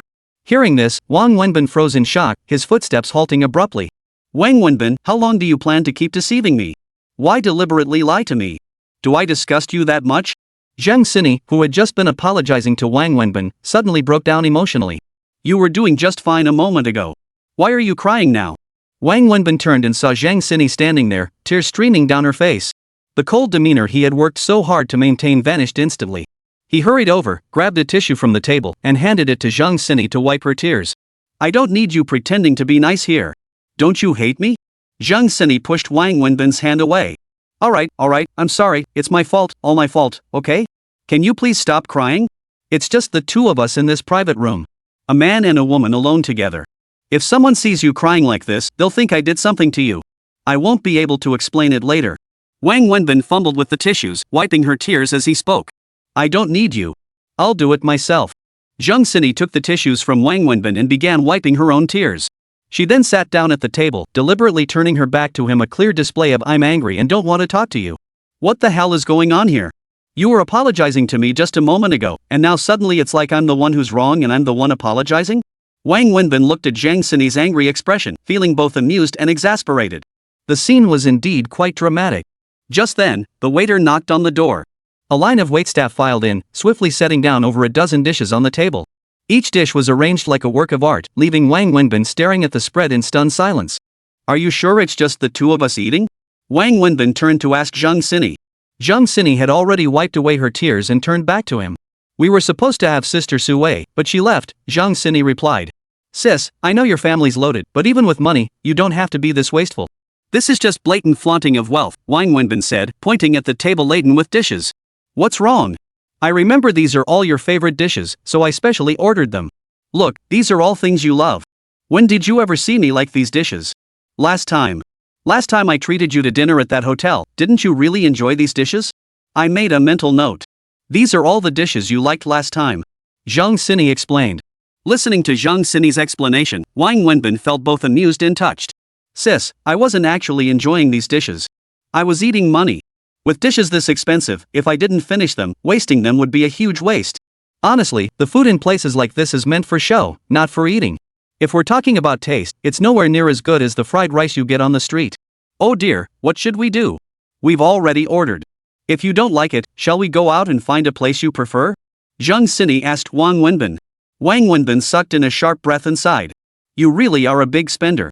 Honestly, I was just joking. I actually like it. Let's start eating. I'm starving. Wang Wenbin knew Zhang Sini's logic was completely different from that of ordinary folks like him. If he didn't eat, she'd genuinely drag him out to find another place. You really don't like it? Zhang Sini asked, looking at Wang Wenbin skeptically. I was just kidding. Don't you think about how expensive the food here is? How could it not be good? Wang Wenbin ate heartily, just to keep Zhang Sini from feeling bad. As long as you like it, eat more. Order more if you need it. Seeing Wang Wenbin enjoying his meal, Zhang Sini smiled too. Hearing Zhang Sini's words, Wang Wenbin choked on his food and started coughing violently. Zhang Sini quickly handed him a glass of juice. He gulped it down, nearly choking to death on her words. Please, spare me. Seriously, enough already. With all this food, if you pack it up for me, I could eat it all next week. Wang Wenbin gasped out to Zhang Sini once he caught his breath. Chapter 128, I just love being with you. No need to pack it up. If you like it, I'll invite you over again next week. Zhang Sini looked at Wang Wenbin with a silly grin. Sis, is that what I'm supposed to take from this? Wang Wenbin felt utterly defeated. Wenbin, I'm sorry. I truly came to apologize. I shouldn't have doubted you or gotten angry with you. Please forgive me, Zhang Sini said, looking at Wang Wenbin. What did your dad tell you? Wang Wenbin pondered before asking. He told me everything, including how you paid back all his hospital bills. Zhang Sini replied. Wang Wenbin frowned, then smiled helplessly. Your dad's being a bit unfair, he didn't even give me a chance to play the villain. Did my dad threaten you or something? Zhang Sini pressed. Threatened me? Why would you ask that? He must have threatened you. Why else would you lie to me like this? First, you're not the type to resort to any means for money. Second, you didn't even take the money. Zhang Sini explained. Wang Wenbin chuckled at this. Your dad doesn't need to threaten me. In my eyes, he's like an elephant and I'm just an ant at best. Do you really think an elephant needs to threaten an ant? Your father didn't threaten me. Don't misunderstand him. Wang Wenbin set down his chopsticks. So you dislike me? Is there something about me that makes you dislike me? Zhang Sini pressed. No. As long as I'm physically normal and have a sound sense of aesthetics, it's impossible for me to dislike you. Wang Wenbin shook his head again. Then why did you deliberately deceive me? Why ignore me? Why block my number? Zhang Sini fired off a barrage of questions. Wang Wenbin looked at Zhang Sini and suddenly fell silent. He didn't know how to explain to this girl in front of him. Truthfully, he couldn't even articulate why he'd treated Zhang Sini this way. It's not that I ignored you. We weren't really close to begin with. Wang Wenbin leaned back in his chair and uncomfortably pulled out a cigarette. But you saved my life. Zhang Sini stared at Wang Wenbin. You can forget about it. Just pretend I never saved you. You saved me. How could I possibly forget? For you, it might be a trivial matter, but for me, it was a matter of life and death. If it were you, could you forget? Zhang Sini countered. So what do you want? To repay me? Didn't you work at my barbecue stall for so long? You've already repaid me. Or even now you don't owe me, and I don't owe you. Is my life worth just a few days of helping out at a barbecue stall? Zhang Sini retorted, growing annoyed. Then what do you want? To offer yourself to me? Wang Wenbin countered. You're a scoundrel. Zhang Sini's face flushed instantly at Wang Wenbin's words, a deep, alluring blush spreading across her cheeks. Exactly. So this isn't as serious as you think. Just saying thank you would suffice. Besides, you've helped me for so many days, we're truly even now. Wang Wenbin pleaded earnestly. Even if, as you say, my life is only worth a few days of work at a barbecue stall, does that mean we can't be friends? Don't I even have the right to be your friend? Sis, it's not that you don't deserve to be my friend, you've got it backwards. I'm the one who doesn't deserve to be your friend. Why? Why aren't you worthy of being my friend? Do I even need to ask? Isn't it obvious? I don't see anything wrong with us being friends. You know exactly what I mean. Anyone can see it. I don't see it. Zhang Sini asked stubbornly, refusing to concede. Fine, then let me explain what a friend is. Friend, the character for you is easy to understand, but do you know where the character for peng comes from? In ancient times, currency was seashells. Legend has it that 5 shells made 1 string, and 2 strings were called 1 peng. The character peng is pictographic, it looks like 2 strings of shells side by side. These 2 parallel strings are identical, so the original meaning of peng carried notions of equality, similarity, and equivalence. Friendship, then, means 2 equal, similar, and equivalent acquaintances are called friends. Do you think we're the same kind of people? Do you think we're equivalent? Or do you think we're equals? Wang Wenbin asked Zhang Sini. That's a misinterpretation, Zhang Sini countered, but Wang Wenbin cut her off before she could finish. Ancient texts also record that in times past, people used shells as currency. They would string these shells together and hang them on their walls. When friends came to visit, they would take the shells hanging on their walls to treat their friends to a meal. Back then, a single meal required 2 strings of shells, and 2 strings of shells were called 1 peng. That's how the term friend came to be. Look at this table before us. Do you really think I can afford to treat you to a meal? Wang Wenbin cut Zhang Sini off and continued. Where did you find this? It's recorded in the historical annals. Which historical text? I forgot. It's in the historical records, anyway. Wang Wenbin adopted a roguish expression. Why aren't we equals? Why aren't we the same kind of people? Why can't you afford to treat me to a meal? You've done it before. Remember when you treated me to meals on that street where you ran your barbecue stall? You paid for all of them, and I thought the food was delicious. How can that compare? Back then, I didn't know how rich your dad was. So you didn't want to be friends with me just because my dad is rich? Fine. Starting today, I won't take a single penny from my dad. I'll just be Zhang Sini. That way, we can finally be friends, right? If you feel uncomfortable when I treat you to these things, fine. From now on, I'll only treat you to street food. Is that acceptable? Zhang Sini said to Wang Wenbin. You're just being reckless. Am I being unreasonable or are you? I just want to be friends with you. Why must you tie it to money? Is there some inherent link between friendship and wealth? If you truly believe there is, fine. From now on, I won't take a single cent from my dad. I have a job, I earn a salary. From now on, I'll only spend my own money. Zhang Sini continued. Wang Wenbin was rendered speechless by Zhang Sini's words, because he also felt she seemed to have a point. Would your father approve of you being friends with someone like me? Why would I need my dad's approval to make friends? Do you have to report to your parents and seek their permission before making friends? I'm an adult. Making friends is my own business. I don't need anyone's permission. Zhang Sini declared emphatically. You usually seem so tongue-tied, but today you're suddenly so sharp-tongued. Wang Wenbin was once again rendered speechless by Zhang Sini's words, then sighed helplessly. But why do you insist on being friends with me? What's in it for you? Take a good look at me. What part of me is worth you being friends with? I don't know why either, Zhang Sini pouted. I just want to be friends with you. Being with you makes me happy. What kind of reason is that? I don't care. I just want to be your friend. So I can't get rid of you, huh? Yes. Chapter 129, Chase Me. After finishing his meal, Wang Wenbin strode purposefully toward the exit, with Zhang Sini running after him. Slow down, wait for me. Zhang Sini called out as she chased after Wang Wenbin. Why should I wait for you? You go home, I go home, we're not even going the same way. I'll walk you home. Why would a grown man need you to walk him? Hurry back before your dad sends someone to grab you again. Don't drag me into this mess. Wang Wenbin strode ahead. Can you slow down? I'm wearing high heels today. You're walking so fast my feet hurt from chasing you. Zhang Sini couldn't keep up with Wang Wenbin's pace and stood put, sulking angrily. I never asked you to chase me. Fine, I give in. I'll slow down.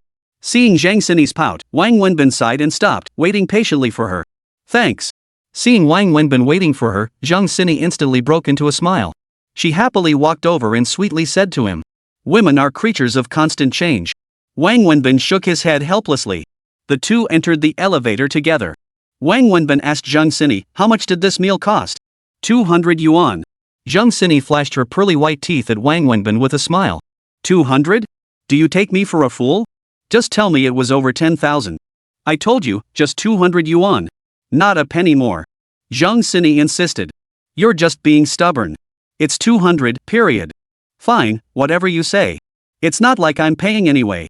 Wang Wenbin was at a loss for words. Let me drive you home, okay? It's hard to get a cab at this hour. Zhang Sini pleaded with Wang Wenbin. I won't take a cab.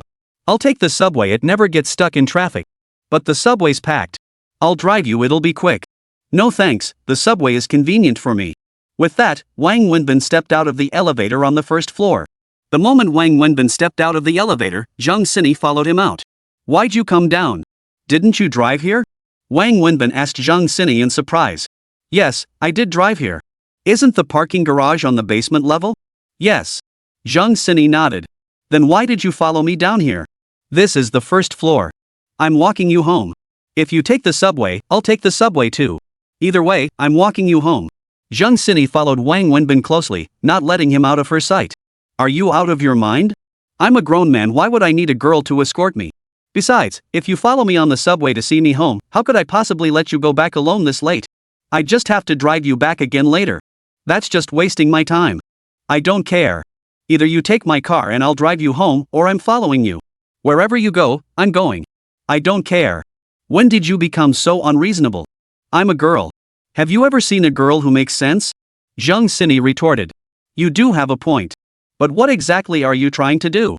Wang Wenbin felt utterly helpless. I don't want anything. I just want to drive you home. I just want to spend more time with you and talk to you for a while, Zhang Sini said, pushed to her limit. What could you possibly have to say to someone like me? You've seen how low my standards are, I love cursing people out. I just love hearing you curse at me, Zhang Sini pouted. Wang Wenbin was stunned again, speechless with shock. 10 minutes later, a sports car pulled out of the parking lot. But it wasn't Zhang Sini driving, it was Wang Wenbin. Wang Wenbin was impatient by nature. He couldn't stand watching girls drive, especially sitting beside a female driver. Among all the women he knew, Zhang Sini had the worst driving skills.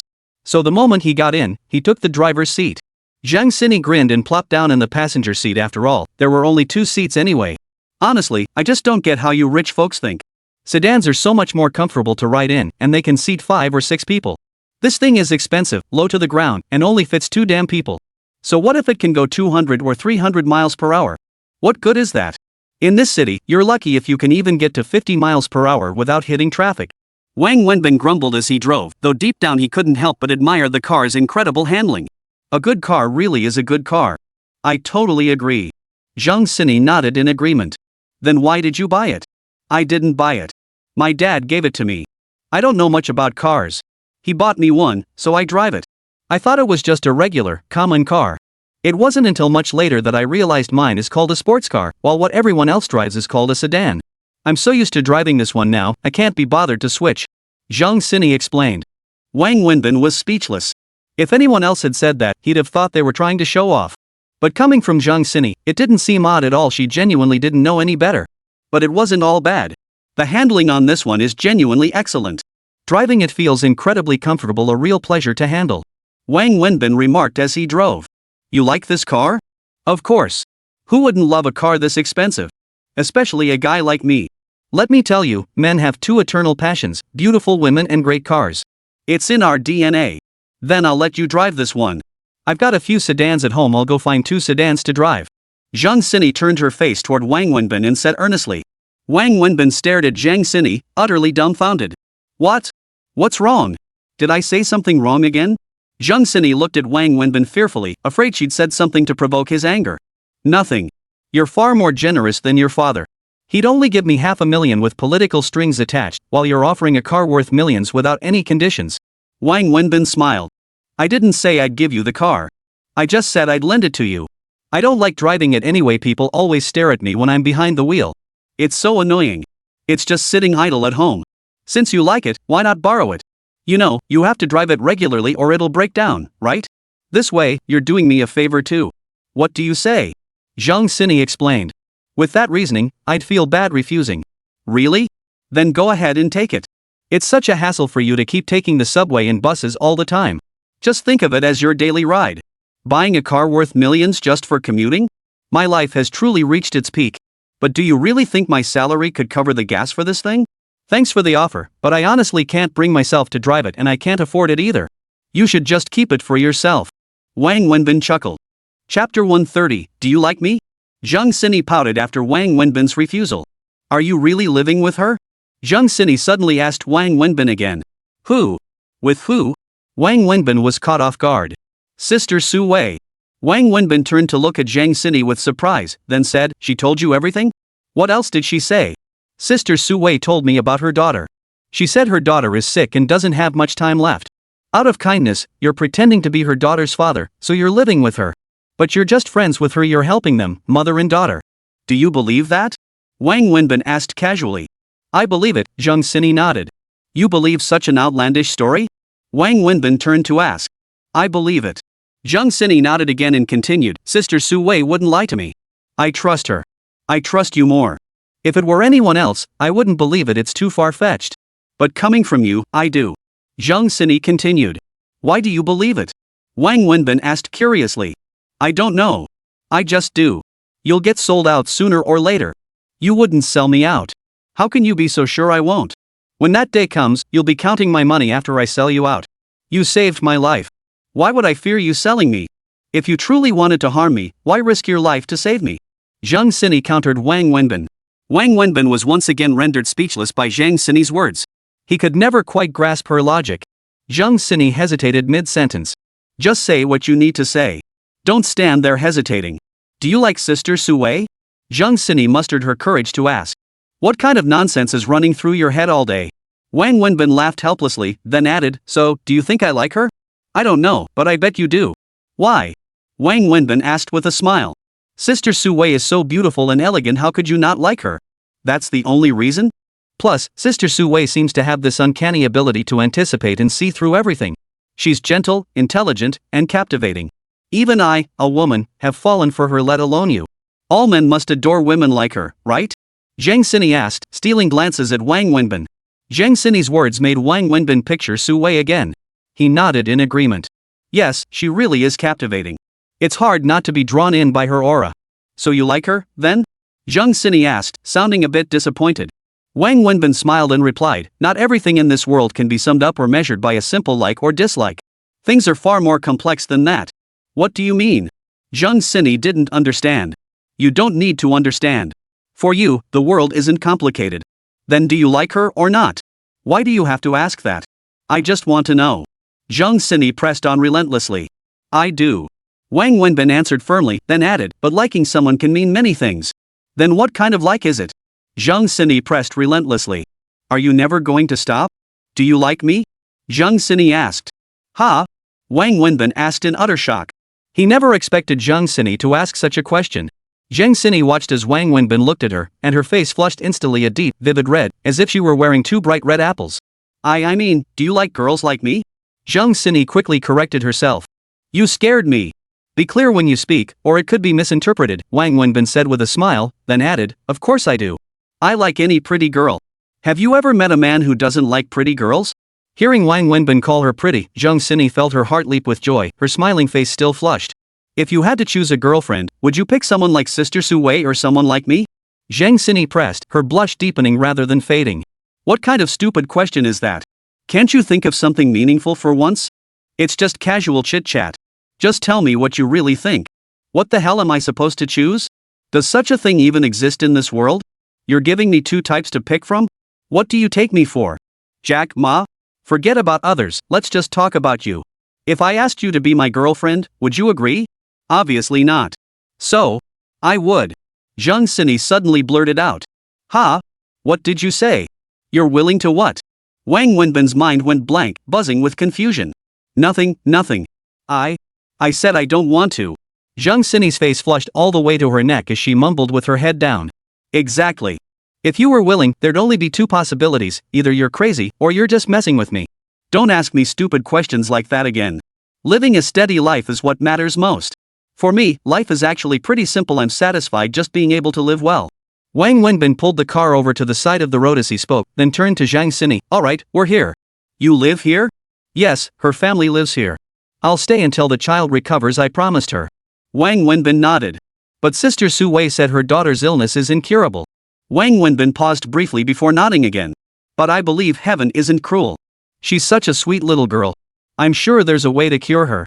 Is there anything I can do to help? Maybe I can ask my dad to see what he can do. It won't help. Wang Wenbin shook his head. Whatever your father can think of, Su Wei has surely already considered. It might truly be hopeless. Anyway, I promised the child I'd stay here until she recovers or until she leaves. Drive in. No need. The road inside is too narrow. With your driving skills, it's better you turn back here. Wang Wenbin opened the door and stepped out. Zhang Sini, I don't resent the wealthy, and I'm not some angry youth. I genuinely like you, you're a good girl, and I've been happy with you. But we truly belong to different worlds. Your father has his reasons for telling you to avoid any connection with me. If I were your father, I'd do the same. Though I saved you, you don't owe me anything. So please stop feeling indebted or trying to repay me, there's nothing to repay. And I'm not as great as you imagine. I'm just at the very bottom of society. Look around while you're driving, this city is full of losers like me, just waiting to be picked up off the streets.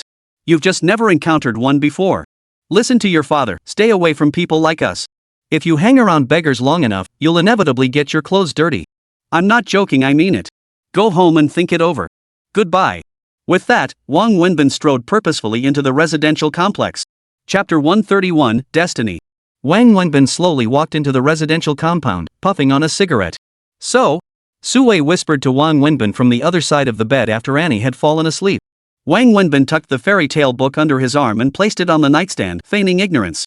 What do you mean, how was it? How did your conversation with that girl surnamed Zhang go? Pretty good. Wang Wenbin answered casually. I can tell from your tone that you turned someone down again. I didn't reject her.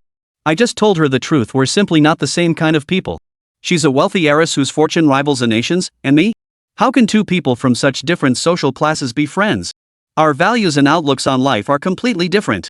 I can't understand what she talks about, and she can't grasp what I discuss. Trying to be so-called friends would only cause trouble for both of us. I'm a bit peculiar by nature, I just want to live my life quietly, without getting entangled in too many complications. She only wanted to repay me because I saved her, but I truly don't need her gratitude. I never expected anything in return when I helped her. Wang Wenbin paused, then spoke. This was the answer from his heart. I figured you'd feel that way, but sometimes you have to believe in fate, Su Wei said with a smile. Fate? Who can say for sure? Wang Wenbin sighed. He knew why Su Wei had tricked him into coming today. She thought Zhang Sini liked him and wanted to help create an opportunity between them. But right now, he really didn't have the heart to think about such things. The next morning, Wang Wenbin drove Su Wei to the company as usual. He planned to clock in, then leave the office and take the bus to the store he'd visited yesterday. Good morning, Assistant Wang. The female store manager was taken aback when Wang Wenbin reappeared. She hadn't expected him back so soon, especially this early. Glancing at the female sales assistants working inside, Wang Wenbin stated directly, Manager, don't open the store today. Go put up a sign at the entrance saying the store is undergoing renovation and upgrades, and will be closed for 5 days. What? The store manager's eyes widened in shock. Wang Wenbin's words were utterly unexpected. Give the staff 5 days off to rest. They don't need to come to the store during this time. Whatever benefits they normally receive for paid leave will apply. I've already arranged the paperwork with the company, so they can relax at home. They can return to work after 5 days. Wang Wenbin addressed these words to the store employees. The staff cheered instantly upon hearing this, while the female store manager remained utterly bewildered. Wang, assistant manager, what on earth is going on? Why close the store when everything's fine? Is the company planning to shut down our branch? The female manager asked anxiously. If the company truly intended to shut down this location, it wouldn't simply ask you to close for 5 days or send everyone home to rest. They'd have laid off the entire staff by now, Wang Wenbin replied with a smile. Then what is this? Didn't I just explain? The store is undergoing renovations and upgrade and refurbishment. Here's the document approved by the company. It's clearly stated. Wang Wenbin handed the store manager the document that had passed through multiple levels of corporate approval. But our store was just renovated last year, it's still brand new. Why suddenly renovate again? It's clearly stated, to boost store sales performance, we're upgrading the store's decor. Enough questions. You'll see soon enough. Just handle the closure and staff leave arrangements first. Go on. Wang Wenbin instructed the female store manager. The female store manager, filled with confusion, began making arrangements for the store's operations. Wang Wenbin sat directly in front of the cash register, smoking a cigarette. About 10 minutes later, several sales assistants walked out of the store carrying bags, smiling and chatting about how they would spend the next few days. Everything arranged? Wang Wenbin asked the female store manager. Everything's taken care of, Assistant Wang. But I still don't quite understand what's going on here, the female manager asked. Well, you'll see soon enough, Wang Wenbin said with a smile as he watched several men walk into the store. Mr. Wang? I'm from Chiba Decoration. The first man entered, glanced at Wang Wenbin, and asked. Hello. Come with me. I'll briefly explain our objectives and desired outcomes. Wang Wenbin led the man through the store, then continued, our goal is to remodel the store's structure, creating a direct passageway from the main entrance to the street behind. This will allow pedestrians to bypass the exterior and traverse our store directly to reach the main street. Our desired outcome is to enhance pedestrian convenience without disrupting normal store operations. Crucially, the passageway must not compromise our brand image due to increased foot traffic. Half an hour later, Wang Wenbin finalized the renovation plan with the construction company. They confirmed they would bring a crew to start work that afternoon, guaranteeing completion within 3 to 4 days since the scope of work was relatively small. After the construction crew departed, Wang Wenbin asked the female store manager, now do you understand what I need to do? I understand, but Assistant Wang, is this really the right approach? The female store manager had overheard the conversation and already guessed Wang Wenbin's purpose. Remember what you told me? You said that unless the company's brand influence undergoes major changes or the store runs significant promotions, the ratio between foot traffic and customers entering the store remains largely constant. Foot traffic determines the number of customers entering, and without new product launches or major discounts, the conversion rate of those customers into buyers is also essentially fixed. Isn't that what you said? Wang Wenbin asked. Yes, that's the idea. The foot traffic outside represents the total number of people passing by the store. There's a conversion rate from foot traffic to customers entering the store, and another conversion rate from those customers to actual buyers. Over the years, these conversion rates have remained relatively fixed. The female store manager nodded. So if we open a new exit here and have everyone use it, wouldn't that directly convert foot traffic into store visitors? Wouldn't that conversion rate increase significantly? If we think creatively, we could even achieve 100%. With more visitors entering the store and the conversion rate remaining unchanged, the number of purchasing customers would naturally increase substantially. Barring any unforeseen circumstances, sales performance should improve. Wang Wenbin explained.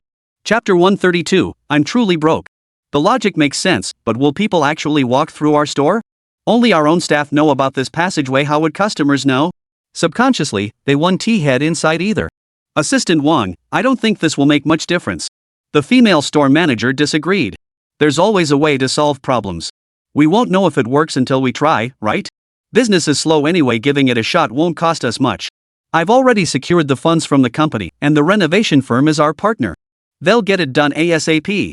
You can start your vacation this afternoon. I'll call you as soon as it's finished. Oh, and since you're at the store daily, right across from the construction site, do you know the person in charge of that section? Not the big boss, just the foreman. Wang Wenbin asked the female store manager. That same noon, at the same restaurant where they dined before, Wang Wenbin treated 2 junior supervisors from the construction site to a meal, accompanied by the store manager. After the meal, Wang Wenbin gave each of the supervisors a carton of cigarettes and a pair of bottles of liquor. Though they were only junior supervisors, they were precisely the ones calling the shots on the site. Wang Wenbin's purpose in treating them to lunch, giving red envelopes, and presenting cigarettes was simple: to get them to find ways during construction to completely block off that road, ensuring no one could pass through it at all. The previous section, though bumpy and uneven, was still passable. People subconsciously gravitated toward that route. Wang Wenbin now needed them to be slightly more deliberate during construction, perhaps with materials, or by having the excavator dig slightly off course. The goal was to either completely block the road or leave only a narrow passage, effectively preventing pedestrians from using that path. Doing this himself would clearly be illegal, but the construction crew had no such concerns. It was part of the designated work zone anyway. After the meal, the female store manager looked at Wang Wenbin with almost reverent admiration. She herself would never have thought of such solutions. Wang Wenbin gave the female manager the day off, then came to the store himself. He met again with several workers dispatched by the renovation company to explain his vision, ensuring they would execute the construction exactly as he intended. After spending some time in the store, Wang Wenbin checked the time and left. He headed to a supermarket, purchasing some local Shanghai specialties. Everyone knows that products marketed as local specialties command very high prices. Carrying several bags of specialties, Wang Wenbin boarded the bus again, heading for the high-speed rail station. Arriving at the high-speed rail station entrance with his bags, he didn't go inside but stood waiting at the gate. After waiting for over half an hour, Wang Wenbin finally saw Su Min and her parents approaching. However, leading the way was a man in a suit carrying luggage. Wang Wenbin recognized this man. It was Lin Xinjia, the same man he had seen outside Su Min's home that night. "Uncle, Auntie," Wang Wenbin greeted Su Min's parents respectfully. "Wenbin, you've come all this way. We're so sorry to trouble you," Su Min's parents said, surprised and embarrassed to see Wang Wenbin there. "Wenbin, why didn't you tell me you were coming?" Su Min was actually pleased to see Wang Wenbin again. "Mr. Wang, hello. It's good to see you again." Lin Xinjia set down the luggage he was helping carry for Su Min's parents and extended his hand to Wang Wenbin. "Hello." Wang Wenbin nodded to Lin Xinjia, gave him a brief handshake, then turned to Su Min's parents. "Uncle, Auntie, I'm so sorry. I've been busy at work and couldn't find the time until today. Here are some local specialties from Shanghai. I'm not sure if you'll like them, but I bought a little something for you to take home and try." "Oh, we can't let you spend any more money. You've already spent so much these past few days. It's the least I could do, and these things aren't worth much," Wang Wenbin replied politely. After exchanging pleasantries, they saw the high-speed train departure time approaching. The two elders carried their bags inside. Their luggage wasn't heavy, and with the strict security checks at the high-speed rail station, accompanying them inside would have been troublesome, so they didn't see them off further.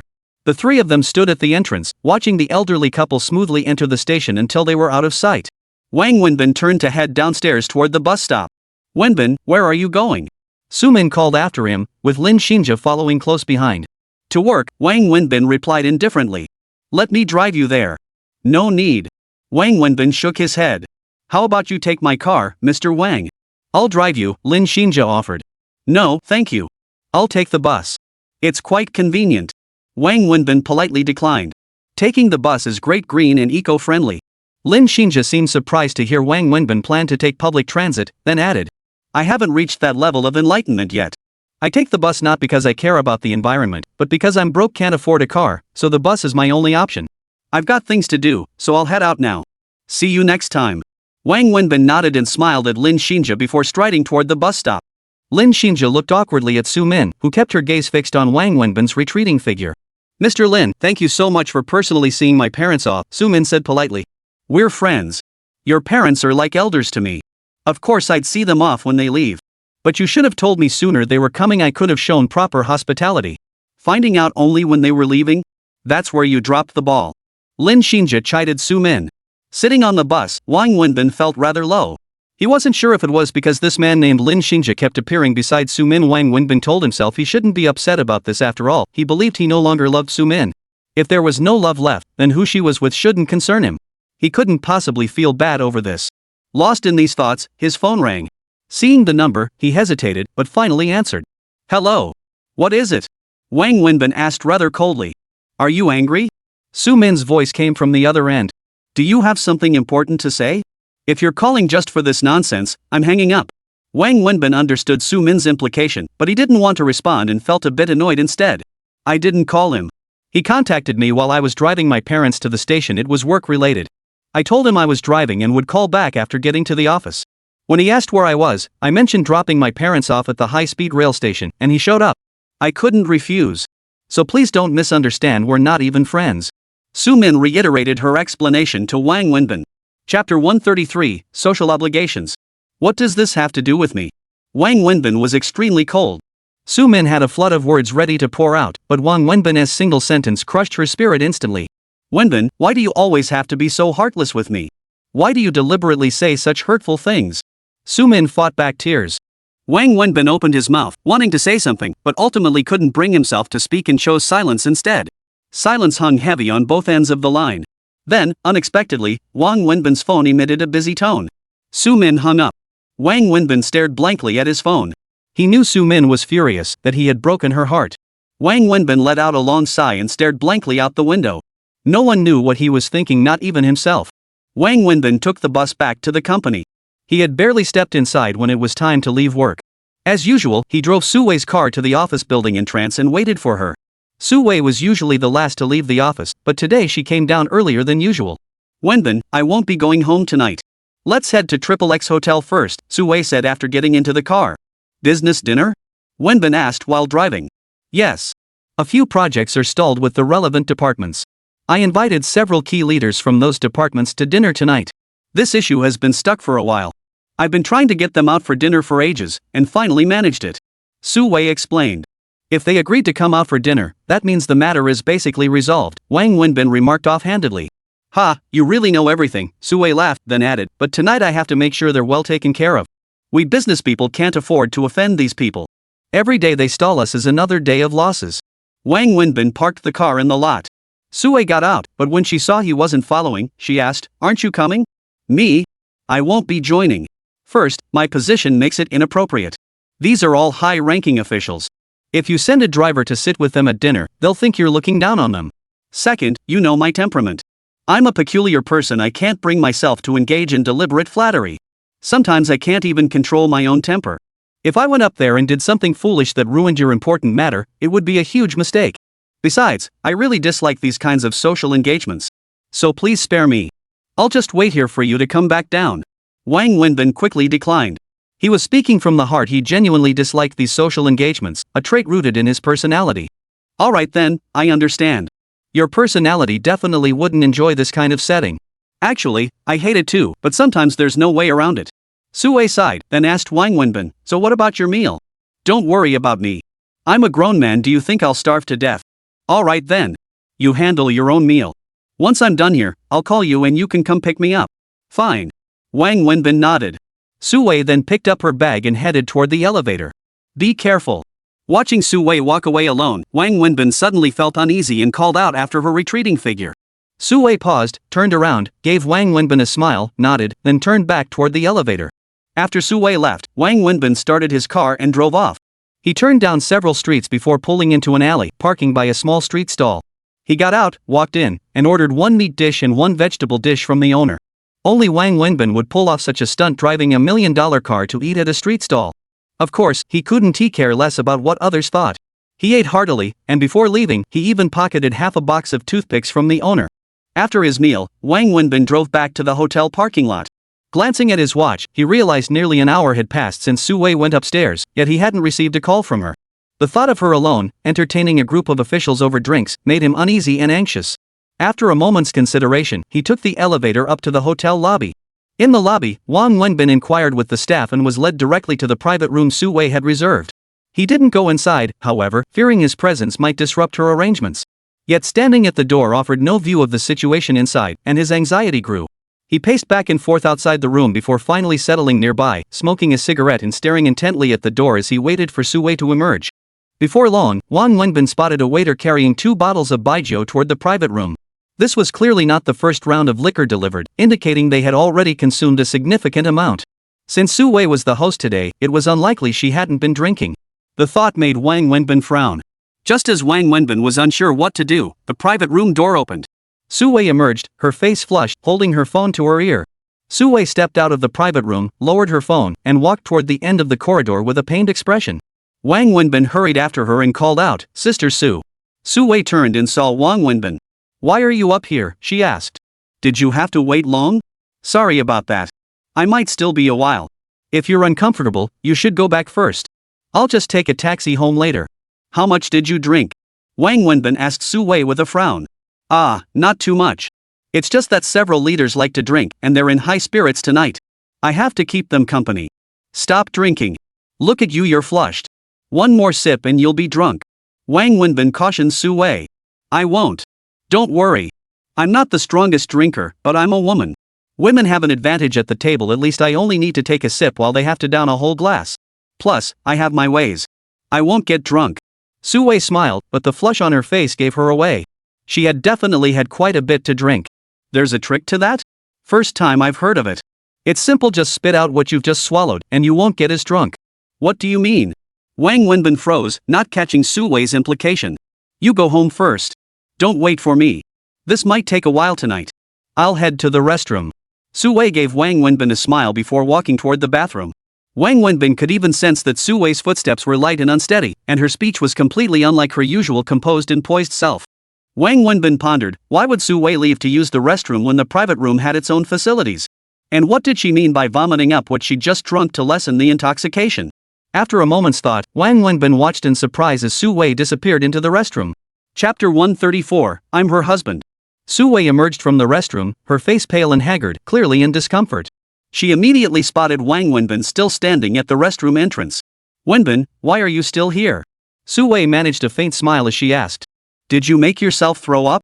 Did you? Wang Wenbin demanded angrily. Well, that's how you get drunk. Su Wei didn't deny it. Are you out of your mind? Don't you value your life? Do you have any idea how damaging this is to your body? How miserable it makes you feel? Wang Wenbin was heartbroken. Seeing Wang Wenbin's mix of anger and worry, Su Wei felt a bit dazed. She couldn't remember the last time someone had cared about her like this. A wave of warmth flooded her heart. It's fine. Though it's uncomfortable, it's much better than being drunk. Don't worry about me, I'm used to it. Besides, I rarely drink. I only do this when I have to during business gatherings. Thank you, Wenbin. I'm really okay. Su Wei spoke gently to Wang Wenbin. No, you can't drink anymore. Come with me. I'll take you home to rest. Wang Wenbin grabbed Su Wei's hand, trying to pull her away. No, Wenbin, don't do this. I know you care and are worried about me, but today is truly impossible. I must get this paperwork processed. It's been stuck for far too long. Every extra day delays costs our company nearly $1 million. We can't delay any longer. This dinner is crucial. The boss loves drinking and loves it when others drink with him. The more you drink with him, the happier he gets. I have to keep them company. Wenbin, listen. Wait for me outside. If I do get drunk, knowing you're there will put my mind at ease. Okay? Thank you. Su Wei said gratefully to Wang Wenbin before heading into the private room. However, after Su Wei entered, Wang Wenbin followed her inside. Su Wei looked at Wang Wenbin in surprise as he followed her inside. The private room was packed with people, making it inconvenient for her to say anything to him. She lowered her voice and whispered, Wenbin, just sit quietly nearby. Don't cause any trouble. This is very important to me. I'm begging you. Excuse me, everyone, I'm sorry for the delay, Su Wei said with a smile after entering, then walked over to take her seat. Miss Su, please accept this toast. We're all deeply honored by your generous hospitality, declared a pot-bellied middle-aged man, raising his glass toward her. As he toasted her, a fleeting look of distaste crossed Su Wei's eyes, but she immediately smiled and stood up. Pouring wine into her glass, she replied, Director Liao, I can hardly bear such praise. Your presence here is already the honor of my life. Just as Su Wei finished pouring and was about to drink, a hand suddenly reached out from behind and snatched her glass away. Director Liao, I've heard Su Wei speak of you many times. She's often mentioned how you've looked out for her and the company. I've always wanted to thank you but never had the chance. Today, I'm honored to finally meet you in person. I must properly express my gratitude. Director Liao, this toast is for you. Wang Wenbin said, holding the cup he'd snatched from Su Wei. Su Wei stared at Wang Wenbin's sudden appearance with surprise. She had no idea what he was up to, but for now, she could only put on a calm smile. Ms. Su, who is this? Director Liao turned with a puzzled look toward Wang Wenbin. All eyes at the table were now scrutinizing the unexpected visitor. My apologies, Director Liao, distinguished leaders. He is actually Su Wei began to explain, but before she could finish with the word assistant, Wang Wenbin spoke up first. I'm Su Wei's husband. Wang Wenbin preempted Su Wei's planned introduction. His revelation didn't seem to surprise the others much. The most shocked person was Su Wei herself. Her eyes widened in disbelief as she stared at Wang Wenbin. To be honest, Su Wei hadn't actually asked me to come today.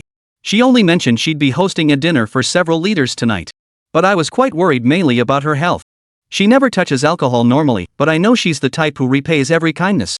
All the leaders here have been kind to her, showing her and the company great consideration. So I figured she'd definitely be drinking.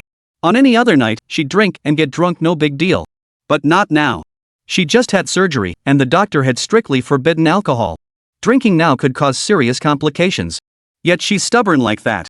Once she's there, she'll drink, especially with all these leaders showing her such kindness. Wang Wenbin grinned broadly as he spun tall tales to the table full of executives. They say 1,000 cups are never enough when drinking with kindred spirits. Besides, these leaders are here today because they respect me, Su Wei, and are giving me face. So even if I end up in the hospital tonight, I'll drink with you all until we're thoroughly satisfied. After a moment of surprise, Su-wei understood Wang Wenbin's meaning. She picked up his thread and continued, her coordination almost seamless. Wang Wenbin was genuinely impressed by Su-wei's quick wit. No, Miss Su, you shouldn't say that. Your health comes first, no matter what. We had no idea you'd just had surgery, otherwise, we'd never have let you drink, Director Liao hurriedly interjected. That's exactly what I said. But today, our leaders have given us such tremendous honor. We absolutely must drink until we're thoroughly satisfied. Otherwise, it would be a sign of our poor hospitality. I'll raise a toast to our leaders on behalf of Su-wei. And before I do that, I'd like to apologize on her behalf for not being able to drink today. I'll drink 3 cups as punishment. Wang Wenbin said with a smile. Wang Wenbin finished speaking and turned to the 2 waiters who had been standing in the corner. Waiters, over here. Add an extra place setting with a set of bowls and chopsticks. Also, bring 3 more wine glasses and fill everyone's cups to the brim. Don't do anything rash. Upon hearing Wang Wenbin mention the 3 self-imposed drinks, Su-wei frowned and whispered to him. How should I address you? Director Liao inquired of Wang Wenbin. My surname is Wang, Director Liao. You can just call me Xiao Wang. Xiao Wang, we all understand that General Manager Su isn't feeling well today. We didn't know beforehand either. If we had known, we wouldn't have allowed her to drink. We're glad you're here. Your thoughtfulness means everything to us. No need for more penalties. Of course, for arriving late, 1 penalty glass will suffice. 1 glass for the penalty, 1 glass for the occasion. Director Liao said with a smile. Despite his words, Su-wei could still sense his displeasure in his tone and expression. No, leaders, the 3 penalty drinks aren't about whether I can drink. It's my attitude. Most importantly, it expresses my regret for not being able to toast you all personally. She poured the wine. By then, the waitstaff had added a seat next to Su-wei for Wang Wenbin, along with extra utensils and 3 wine glasses. After hearing Wang Wenbin's instructions, the waiter began pouring wine into the cup in front of him. Su-wei frowned again at the 3 cups before Wang Wenbin, but in this setting, she couldn't very well say anything. The others, however, watched Wang Wenbin with amused smiles, as if they were spectators at a spectacle. Spectators, after all, never shy away from drama. Distinguished leaders, first, I wish to express our deepest gratitude for your consistent support and kindness toward our family Su-wei. Second, I convey Su-wei's regret for being unable to personally toast each of you. Third, I personally thank you all for your enduring care toward our Su-wei. Therefore, I shall drink 3 cups to show my respect. Wang Wenbin stood up, smiling as he spoke. Then, without hesitation, he picked up the 3 cups of baijiu in front of him and downed them one after another in 1 gulp each, not even flinching. Though he appeared to down them with effortless ease, the reality was that his mouth, throat, and stomach burned like fire. The high-proof liquor's potency was undeniable. Chapter 135, I am a man. Excellent. That's the spirit of youth. I admire your straightforwardness. Seeing Wang Wenbin down all 3 cups in one go, the so-called Director Liao immediately clapped his hands and exclaimed cheerfully. I should learn from you, Director Liao. Wang Wenbin smiled and sat down. Are you okay? Su-wei asked anxiously after Wang Wenbin sat down. Wang Wenbin gave Su-wei a reassuring smile before standing up again. He grabbed a bottle of liquor, poured himself a glass, and walked straight over to the so-called Director Liao. Director Liao, he said, Su-wei has spoken highly of you many times. Today, I must express my sincere gratitude for your constant care and support towards both Su-wei and our company. After toasting the so-called Director Liao, Wang Wenbin proceeded to toast each seated leader individually, holding their glasses one by one. A nearby waiter simply stood beside him, holding the bottle and pouring wine for him. Watching Wang Wenbin drink so recklessly, Su-wei could only frown in helpless anxiety. She was deeply worried about him but could neither speak nor act. Though she maintained conversations with nearby leaders to build rapport, her full attention remained fixed on Wang Wenbin. She was deeply concerned for his health. Ever since Wang Wenbin arrived, the entire atmosphere of the banquet had shifted completely. Su-wei was supposed to be the hostess, yet Wang Wenbin had become the sole host and the undisputed center of attention. Wang Wenbin made his rounds, toasting each person while engaging them in conversation. By the time he finished 1 full circuit, he had downed 6 or 7 glasses in one go. Combined with the 3 he'd had earlier, that brought his total to 10 glasses. Su-wei silently kept track of each one in her mind. She also keenly noticed that the previously somewhat subdued gathering had become incredibly lively since Wang Wenbin's arrival. Wang Sudong's reckless, boisterous style of toasting and drinking seemed to have loosened everyone up. They were all drinking freely, enjoying themselves, and letting their guards down. Wang Wenbin didn't pause for a moment. He didn't even mention eating. After finishing 1 round of toasts, he walked over, grabbed Su-wei's hand, and led her directly to Director Liao. Director Liao, my wife and I would like to offer you a toast. Su-wei, you can have a soft drink. Come on, Director Liao, we're raising a glass to you. We sincerely hope you'll continue to look out for Su Wei in the future, Wang Wenbin said with a smile. Yes, Director Liao, we are truly grateful to you. Without your consistent support, our company wouldn't be where it is today, and neither would we as a couple. Su Wei also stood up, holding her juice and speaking respectfully to Director Liao. Rest assured, your company's affairs are in my hands. From now on, whatever concerns you two will be my own personal responsibility, Director Liao said cheerfully. After that, Wang Wenbin kept his eyes on Director Liao. While deliberately guiding Su Wei to discuss the matter needing Director Liao's resolution, he would always offer Director Liao a toast at just the right moment, one glass after another. Director Liao was indeed a heavy drinker, a boisterous one who enjoyed the company of equally hearty drinkers. Before long, he was calling Wang Wenbin brother and readily agreed to Su Wei's request on the spot. He even addressed another section chief directly at the table, ordering him to have the matter settled for Su Wei by tomorrow. This outcome far exceeded Su Wei's expectations. She watched in astonishment as Wang Wenbin continued drinking and talking incessantly. She knew banquets were effective venues for business networking, but she never imagined such direct results. Amidst her astonishment, she smiled, but her smile quickly turned to a frown as she watched Wang Wenbin keep drinking. She had lost count of how much he had consumed. By the end of the drinking session, most of the 7 or 8 men at the table were completely passed out. And it was largely Wang Wenbin who had outdrunk them all. Director Liao was one of only 2 still somewhat coherent. His drinking prowess was no exaggeration, though by now he'd long since abandoned any semblance of dignity. He slung his arm around Wang Wenbin's shoulder, calling him brother repeatedly, and stubbornly told Su Wei, Miss Su, little Su, your husband is a real man. Good, really good, very good. Su Wei smiled gently and nodded, replying, thank you for your kind words, Director Liao. Her face radiated genuine happiness, the kind that couldn't be faked. Anyone watching would genuinely believe they were a real married couple. The banquet finally concluded with Director Liao getting so drunk he passed out. His driver carried him downstairs to leave, while other inebriated guests were helped out by colleagues or hotel staff to hail taxis. Once everyone departed, only Wang Wenbin and Su Wei remained in the dining hall. The moment everyone was gone, Wang Wenbin, who had maintained a calm, detached smile throughout, suddenly paled. He bolted toward the private room's restroom. Before Su Wei could react, she heard the sound of him vomiting inside. Startled, Su Wei hurried after him. Upon entering, she saw Wang Wenbin bent over the toilet, vomiting relentlessly, his cries of agony piercing her heart. Su Wei hurriedly patted his shoulder from behind. Seeing his agony, tears welled up in her eyes. Let's go to the hospital. Come on, we need to go to the hospital, Su Wei said, continuing to pat Wang Wenbin's back. Wang Wenbin continued vomiting violently, feeling as if he were expelling his very guts. He knew he'd drunk far too much tonight. Though he could hold his liquor, the amount he'd consumed tonight had long surpassed his limit. He'd been forcing himself to keep going, consumed by thoughts of Su Wei, until finally, after the others left, he could hold on no longer. Anyone who'd ever been drunk knew how miserable vomiting felt. Wang Wenbin was crying from the effort. Finally finished, he felt much better. Wang Wenbin waved his hand, his speech slurred. No need for the hospital. It's not that bad. Just drank too much. I'll sleep it off and be fine tomorrow. Why did you drink so much? Why push yourself like that? Don't you know you could drink yourself to death? Su Wei scolded him while wiping his face with tissues. Didn't you say this drinking was important to you? That you had to make sure they were happy? I'm a man, how could I possibly let a woman like you go out drinking? Wang Wenbin mumbled intermittently, still leaning over the toilet. Chapter 136, that night. I don't want to see you suffer like this, Wang Wenbin continued, then vomited into the toilet again.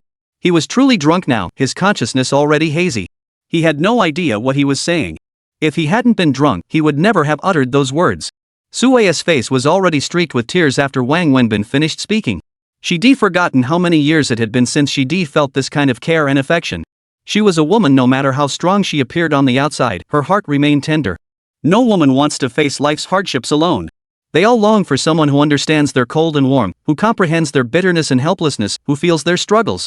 They all dream of meeting a man like a sturdy tree, sheltering them from the storms. A woman is still a woman. No matter how strong she appears, she needs a man to lean on. It's innate. Su Wei appeared strong on the surface, not because she lacked love, but because she craved it more than anyone. It wasn't that she was born resilient or chose to be tough, she had no choice but to be strong. Wang Wenbin's drunken sweet talk struck the softest spot in Su Wei's heart. That's why she was now crying uncontrollably. All the bitterness, loneliness, resentment, and helplessness she'd carried for so many years were shattered by Wang Wenbin's desperate plea and tender words. Su Wei wept as she kept wiping Wang Wenbin's mouth and face with tissues. I'm okay now. Let's go back. Wang Wenbin struggled to push himself up from the toilet seat, nearly stumbling but caught by Su Wei's swift hand. Let's go to the hospital, okay? Su Wei said tenderly. And no, I'm fine. I'm not drunk. Wang Wenbin waved his hands, though his gestures were exaggerated. Typically, those who claim to be drunk after drinking are rarely actually intoxicated, while those who insist they aren't are invariably drunk. At this moment, Wang Wenbin was completely intoxicated, unable to walk steadily. He felt as if he were floating on clouds. Slow down, there's a step. Su Wei steadied the swaying Wang Wenbin as they made their way outside. Soon, a hotel attendant joined Su Wei in supporting Wang Wenbin. After settling the bill, Su Wei had the hotel call a taxi to wait outside. With the attendant's help, she then guided Wang Wenbin into the cab. Both Wang Wenbin and Su Wei sat in the back seat of the taxi. By now, Wang Wenbin had completely passed out. Su Wei, too, was feeling groggy as the aftereffects of the alcohol hit her. She had drunk quite a bit herself, though not enough to be completely drunk. She was still feeling the effects. Throughout the entire journey home, Su Wei tended to Wang Wenbin. The taxi drove straight into Su Wei's courtyard. Su Wei called her housekeeper and another person to carry Wang Wenbin back inside. Since he was drunk, they helped him into his own bedroom to sleep. This was the first time Wang Wenbin had slept in his own bed since arriving here. You take the kids to bed. I'll look after him. We'll each take one, Su Wei told the nanny after getting Wang Wenbin settled. She then went to tuck little Annie in. Annie, seeing Wang Wenbin, thought he was sick. She obediently followed the nanny to bathe and sleep, without fuss or complaint. Su Wei gazed at Wang Wenbin lying on the bed, her eyes suddenly softening with tenderness. She walked over to help Wang Wenbin remove his vomit-stained clothes, stripping him down to just his underwear. The process took considerable effort. Watching Wang Wenbin lying there, Su Wei felt a slight flush, though most of it was due to her own intoxication. As someone who'd been through similar situations, she didn't find it particularly inappropriate. Still, seeing his strong physique stirred unusual emotions within her.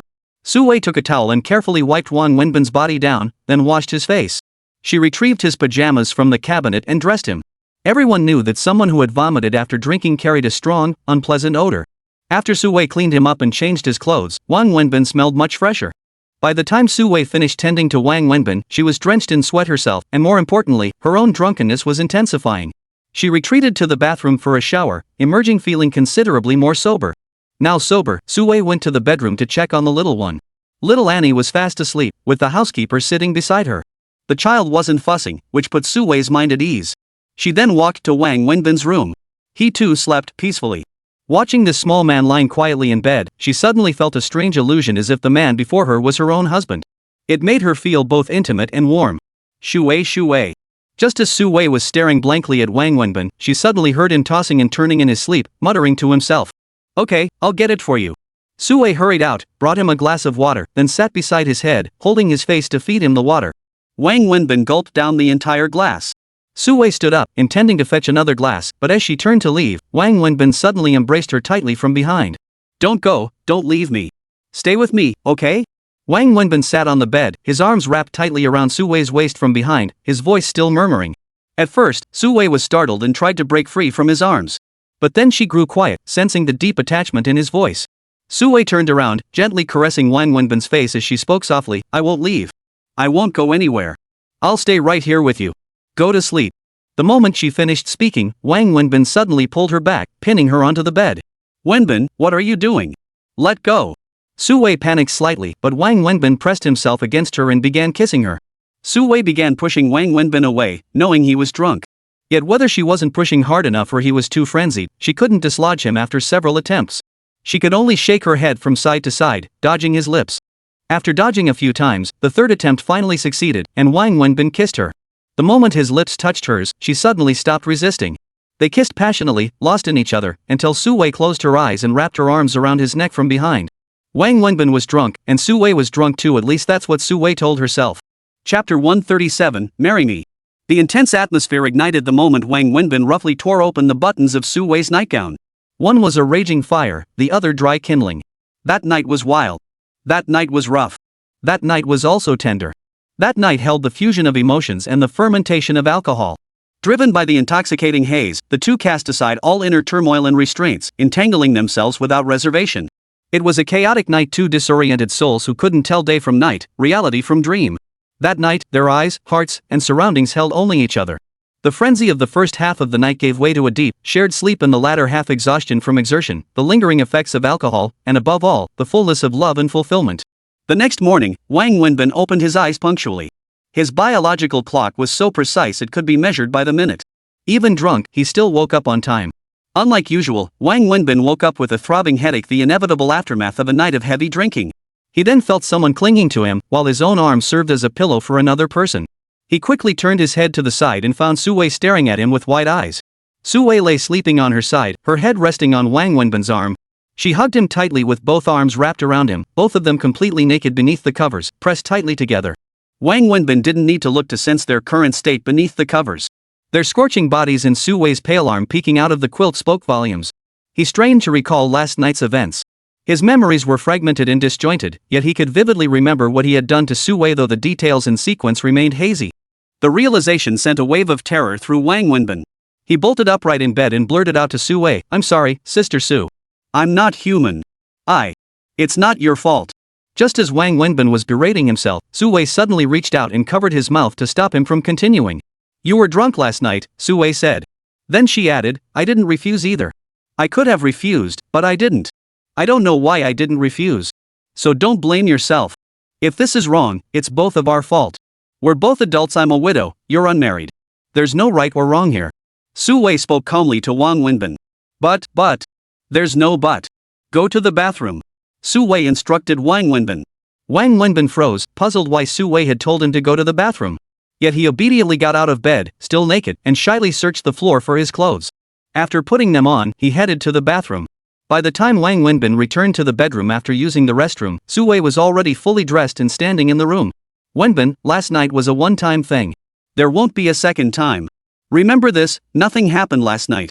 We were both drunk, and what occurred was merely a drunken dream. From now on, we both forget what happened last night." Su Wei spoke calmly to Wang Wenbin before turning to leave. "Su Jia, I'll go wash up. I'll have the housekeeper make you some kanji. After drinking so much last night, kanji will be good for your stomach this morning. Whether it's for me or not, you absolutely mustn't drink yourself into a stupor like that again. For me, business matters, but your life matters too." Su Wei cut off Wang Wenbin before he could speak. After saying this, she smiled at him and continued, "Go wash up. You still need to drive the car back from the hotel to the company first, so you should leave early."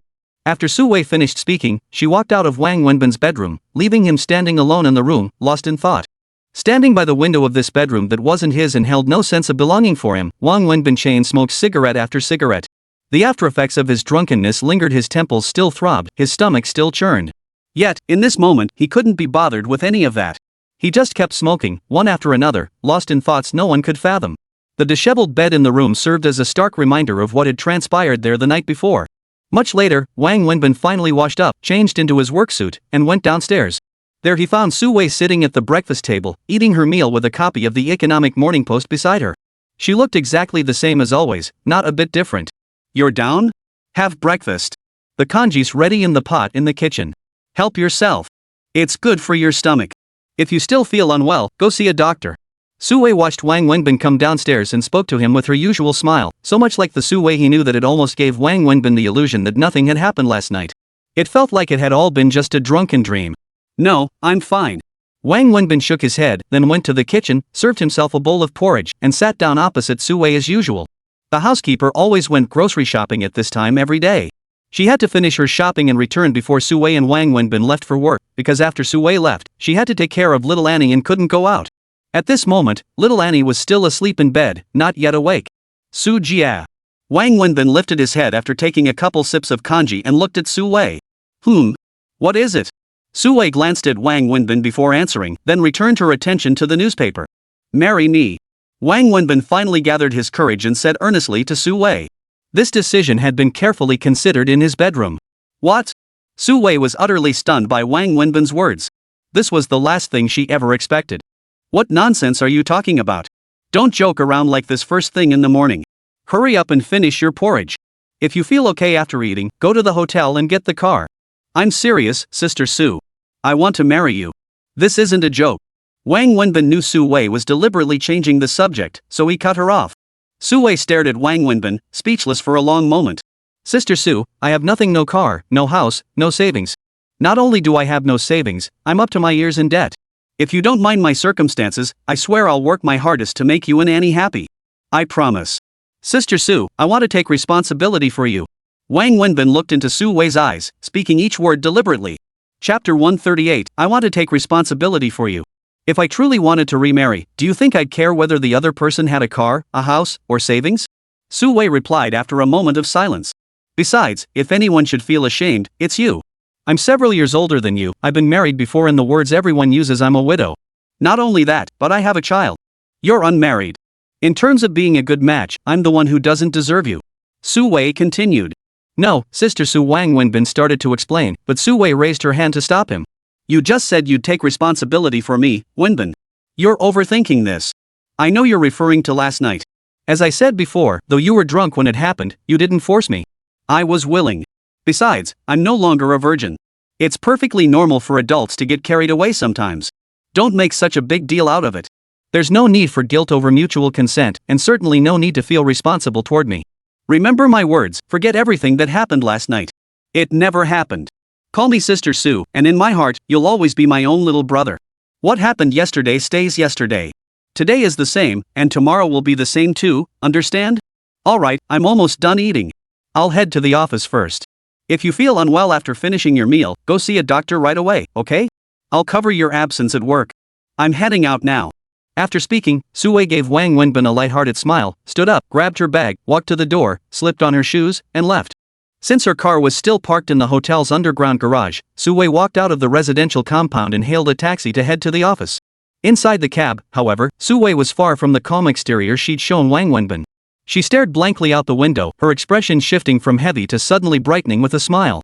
Wang Wenbin, however, was far from Su Wei's composure. Last night's events weighed on him like a mountain, crushing his chest and leaving him breathless. Though Su Wei dismissed it as insignificant, Wang Wenbin knew full well that for a respectable woman, this could never be a trivial matter. And for him, it was no small thing either. Sitting at the dining table, Wang Wenbin stared blankly, chain smoking and barely touching his bowl of kanji. Only after the housekeeper returned did he sigh, slip on his shoes, and walk out of the compound, cigarette still dangling from his lips. He walked to the bus stop across from the complex and waited for the bus. After several minutes, a car suddenly pulled up in front of him. Wang Wenbin froze, staring at the vehicle, a Porsche Cayenne. Just as he was wondering why it had stopped, the window rolled down. To his surprise, Zhang Xini was sitting in the driver's seat, smiling at him. Get in. Where to? I'll give you a ride, Zhang Xini said to Wang Wenbin. What are you doing here so early in the morning? I came to find you. What do you want with me? Lady, I'm going to work. Then I'll drive you to work. Do I need you to drive me? I can take the bus. I'm taking you. Zhang Xini pouted angrily. Just then, a bus approached the station but was blocked by Zhang Xini's car, honking incessantly. Can you move your car already? This is a bus stop. You're blocking the bus from pulling in, Wang Wenbin urged Zhang Xini. No, I won't move. Get in or I won't budge. Wang Wenbin froze.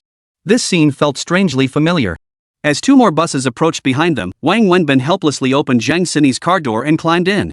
While fastening his seatbelt, he said, Let's go. Hurry up. I'm really fed up with you women. Who? Who else? What do you mean? Zhang Xini asked curiously as she drove. None of your business. Don't you have anything better to do? Why did you come here so early in the morning? Is this on your way home? No, it's not. I don't live around here. I live up north in the city. Well, that explains it. Then why did you come here so early in the morning? To find you. I called your phone, but you've got my number blocked. I couldn't reach you at all. The only thing I knew was that night when I dropped you off, I found out you live here. I also knew you had to work in the morning, so these past 2 days I've been coming here at this time to wait for you. I didn't catch you yesterday morning, but this morning I finally got you. Zhang Xini chuckled. If I hadn't parked at the hotel yesterday, you'd have waited forever and still not found me. Wang Wenbin said, speechless. He usually commuted in Su Wei's car, how could Zhang Xini possibly have waited for him? Where are you headed? To the office? I'll give you a ride, Zhang Xini asked. How come you have so much free time? I really am bored. No one wants to hang out with me, so I came looking for you. Sis, I don't have the luxury of playing around like you. I have to go to work. Well then, I'll just drive you to and from work every day from now on. How about that? Zhang Xini said with a grin as soon as she stepped out. You're crazy, Wang Wenbin thought, not wanting to say another word. I'm genuinely bored. You go to work, I won't hold you up. I'll just drive you to and from work. What do you stand to gain from this? I just want to talk to you. You blocked my number, I can't reach you, and I don't know where you are. This is the only way I can do it. Zhang Xini said with a pout. Seriously, sis, is talking to me really that important or fun? Of course it is. Just seeing you and talking to you makes me happy. Zhang Xini suddenly burst into laughter. Stop it, you're giving me goosebumps. Alright. Just drop me off at the next intersection. Hurry back, and whatever you do, don't let your dad find out you came looking for me. Wang Wenbin pointed toward the intersection. Is your company around here? No. Then what are you doing here? I'm taking you to your company. Oh, I'm scared of you, aren't I? Wang Wenbin sighed, pulling out his phone to check the time. He'd spent too long spacing out at home this morning, and now he had barely any time left before work started. Forget it, I'm not going to the office. I'll be late anyway. Just turn left at the next intersection onto XX Road. Wang Wenbin thought for a moment before speaking. His main concern was not letting Zheng Sini know where his company was. He was afraid she might come looking for him there next time if she couldn't find him. He genuinely dreaded the hassle, so he decided not to go to the office at all. Besides, he'd be late anyway. If Pang Mingjia wanted to give him a hard time, being 1 minute late or not showing up at all would make no difference. Chapter 139, I'll just follow you. Your company's on XX Road? Zheng Sini asked while driving. No, that's the commercial district. Then why did you go there? Why are you asking so many questions? If you're giving me a ride, just focus on driving me there. Can't I even ask? Zheng Sini pouted and continued driving. Whose car are you driving? Where's your own car? Wang Wenbin casually asked Zheng Sini. Didn't you say my car was too flashy and you didn't want to be friends with me? So I took another car from home. I'll drive this one from now on. This one isn't flashy, right? Sis, this car isn't exactly cheap either, is it? It must be at least 1,000,000 yuan. Is it really that expensive? I asked the housekeeper which car was the cheapest and he told me this one, so I drove this one out. Alright, I'll go buy a car tomorrow. Tell me, what's the cheapest one? Zheng Sini asked Wang Wenbin earnestly. You've truly lost your mind. Wang Wenbin was speechless once more. I'm serious, I'm not joking. Can we just drop the car talk? This has nothing to do with the car. Then what does it have to do with? It has nothing to do with anything. I can't explain it to you. Wang Wenbin had no intention of continuing the conversation with Zheng Sini. He was in a bad mood today. Throughout the drive, Zheng Sini kept asking Wang Wenbin questions left and right, but he barely answered any. His mind was completely occupied with thoughts of Su Wei. Let's just stop here. They're doing roadwork inside we can't get through. Wang Wenbin suddenly called out to Zheng Sini. Stop here? Zheng Sini pulled the car to the side of the road and looked around in surprise. Wang Wenbin opened the door and stepped out. Alright, thank you, he said to Zheng Sini. Don't come looking for me anymore. If your father finds out, it'll cause misunderstandings. With that, Wang Wenbin started walking ahead. After just a few steps, he saw Zheng Sini following close behind. Why'd you get out too? I'm tagging along for fun. I've got nothing better to do. Bored. What do you mean hang out? Sis, I'm working here. You know what work is, right? It's not playtime. You do your job. I won't bother you. But you are disturbing me right now. Then I'll stay farther away from you. Is that okay? Zheng Sini said, stepping back 3 or 4 meters. I really have no idea what you're trying to do. Wang Wenbin turned away with a sigh and strode forward, ignoring Zheng Sini completely. Wang Wenbin strode forward, while Zheng Sini trailed behind him like a little sidekick. True to her word, she maintained a distance of 4 or 5 meters from him the entire time. After walking a distance, Wang Wenbin glanced back at Zheng Sini, stopped, and turned to her. Sis, I'm not joking. I'm not here to mess around. I'm working. I'll just follow you. I promised I wouldn't bother you. Please don't chase me away, okay? I'm afraid if I leave, you'll hide from me and I'll never find you again. Zheng Sini looked pitifully vulnerable. I just don't understand, Wang Wenbin sighed. Why do you insist on finding me? I just like being with you. Fine, if you want to follow me, go ahead. Wang Wenbin turned away helplessly once more and walked straight toward the clothing store. The clothing store was undergoing renovations. Several workers were busy inside, and the entire shop was covered in dust. Wang Wenbin entered and found the foreman to ask about the progress. Just as he was speaking, he saw Zheng Sini follow him inside. Get out, get out. What are you doing in here? It's full of dust. Wang Wenbin hurriedly urged Zheng Sini to leave. If you can come in, why can't I? Wang Wenbin sighed again, helplessly grabbing an unused mask from the rack and handing it to Zheng Sini. I'm really amazed by you. I just don't get what's so interesting here. Zheng Sini took the mask Wang Wenbin offered, put it on with a delighted expression, and then stood obediently behind him. Wang Wenbin inquired in detail about the project's progress and shared his ideas. Throughout the entire process, Zheng Sini stood obediently behind him, listening to his conversation with the construction workers and looking around curiously. Half an hour later, Wang Wenbin pulled Zheng Sini out of the store and asked, So? Did you have fun here? It's fun. Zheng Sini nodded excitedly. Are you out of your mind? This place is fun? Fun my ass. Wang Wenbin was utterly speechless. As long as I'm with you, I think it's fun. Okay, cut the mushy stuff, will you? You're giving me goosebumps. Wang Wenbin strode toward the exit. Where are you going? Zhang Xini called after him. Work. Can you just stop following me? No way. I'm taking a car. You're coming too? Then I'll take the bus too. I'm taking the bus. You coming? I will. Whatever you take, I take. You don't want your car anymore? Leave it there. What if the traffic police tow it away? That's my dad's problem. He'll find someone to handle it. Zhang Xini said indifferently. 10 minutes later, Wang Wenbin drove off in Zhang Xini's car, while Zhang Xini obediently sat in the passenger seat. Is that clothing store yours? Zhang Xini asked Wang Wenbin curiously. You think it's mine? Thanks, but you're really overestimating me. Have you seen that location? Do you really think I could afford to run it? It's not yours? Then what were you doing there? I already told you it's work. It belongs to the company, not me.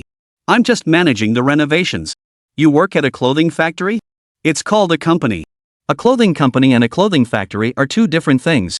Fine, I can't explain it to you anyway. Where are we going now? Zhang Xini didn't seem to notice Wang Wenbin's impatience at all, still asking cheerfully. Hey, can I give you some advice? Sure, go ahead. Zhang Xini nodded earnestly. Even though your family is wealthy, you should still get a job. It's not about the money, the main thing is that work keeps you occupied. If you keep being this bored, you'll get sick sooner or later, you know. I have a job. You have a job? That's new. I'd love to know what kind of job lets you be so free all day. I'm a dance instructor. A dance teacher? Did I hear that right? You don't believe me? Fine, I'll show you. Right, we're in the car, where are we supposed to dance? You're a dance teacher and you have this much free time every day? How do you manage that? I teach dance at an arts training center for kids.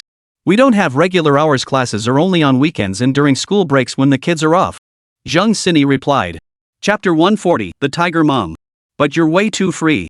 It is pretty free. The main thing is that we teachers get paid by the class hour. The other teachers all want to teach more classes to earn more money.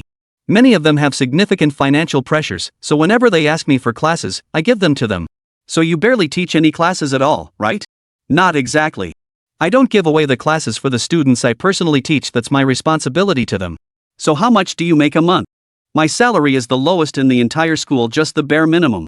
Wang Wenbin nodded and smiled. Anyway, you don't care about that little money. Zhang Xini being a dance teacher was quite surprising to Wang Wenbin. In his impression, she was a typical rich kid who spent her days at home doing nothing. Wang Wenbin drove Zhang Xini's car straight to an employment agency. He expected her to leave, but she remained firmly by his side. Realizing she wouldn't budge, he stopped bothering with her and let her tag along. He spent over half an hour at the agency, with Zhang Xini trailing the entire time. When he stepped outside, Zhang Xini followed him out. Just as Wang Wenbin stepped out of the agency, his phone rang. His brow furrowed the moment he saw the caller ID. Pang Mengjia's call meant nothing good, no need to even think about it. Hello? Where are you? Pang Mengjia demanded over the phone, her tone immediately hostile. I'm at the store, Wang Wenbin replied after a moment's thought. Which store? Where else could it be? The lingerie shop. Is that so? Then tell me, where exactly are you in the store? Are you invisible or am I blind? Pang Mengjia asked coldly. What do you mean? I've been here nearly 10 minutes, and you tell me you're in the store? Wang Wenbin, is this your attitude toward work? Wang Wenbin frowned, saying nothing. I don't care where you are. I'll wait 20 minutes. If you don't show up before then, I'm sorry, but don't blame me for showing no mercy. Pang Mengjia hung up after speaking. Who was that? So fierce. Zhang Xini, standing nearby, overheard a bit. Tiger Mom. Wang Wenbin muttered, then turned to Zhang Xini. You go back first. Don't follow me. This isn't good news. Take my car. Can you get here in 20 minutes by taxi? Where is it? Wang Wenbin thought about it. That was probably true. So Wang Wenbin drove Zhang Xini's car once more, bringing her to the mall. They headed toward the lingerie store, with Zhang Xini trailing behind him the entire time. When Wang Wenbin reached the lingerie store entrance, he spotted Pang Mengjia inside, accompanied by the store manager. Seeing other customers inside, Wang Wenbin remained at the entrance without entering. He took out his phone and dialed Pang Mengjia's number. You have 2 minutes, Pang Mengjia said bluntly when she answered. I'll give you those 2 minutes. I'm outside the store. If you need me, come out yourself. Come in, Pang Mengjia said. There are customers inside, a group of women buying underwear. Do you think it's appropriate for a grown man to walk in? Even if I'm not embarrassed, what would the customers think? Wouldn't it disrupt the store's business? Don't give me excuses, Zhao. This is work. Your job is inside the store, not outside the mall. Get back inside now. Pang Mengjia, don't push it. If you want to talk to me, come out here. I'll give you 2 minutes. If you don't show up, I'm leaving. I've got things to take care of. Wang Wenbin hung up immediately after speaking. After hanging up, Wang Wenbin saw Pang Mengjia inside the store glaring coldly in his direction. Even from a distance, he could feel the murderous intent radiating from her eyes. Is that her? Is she your boss? What did you do? Why is she treating you like this?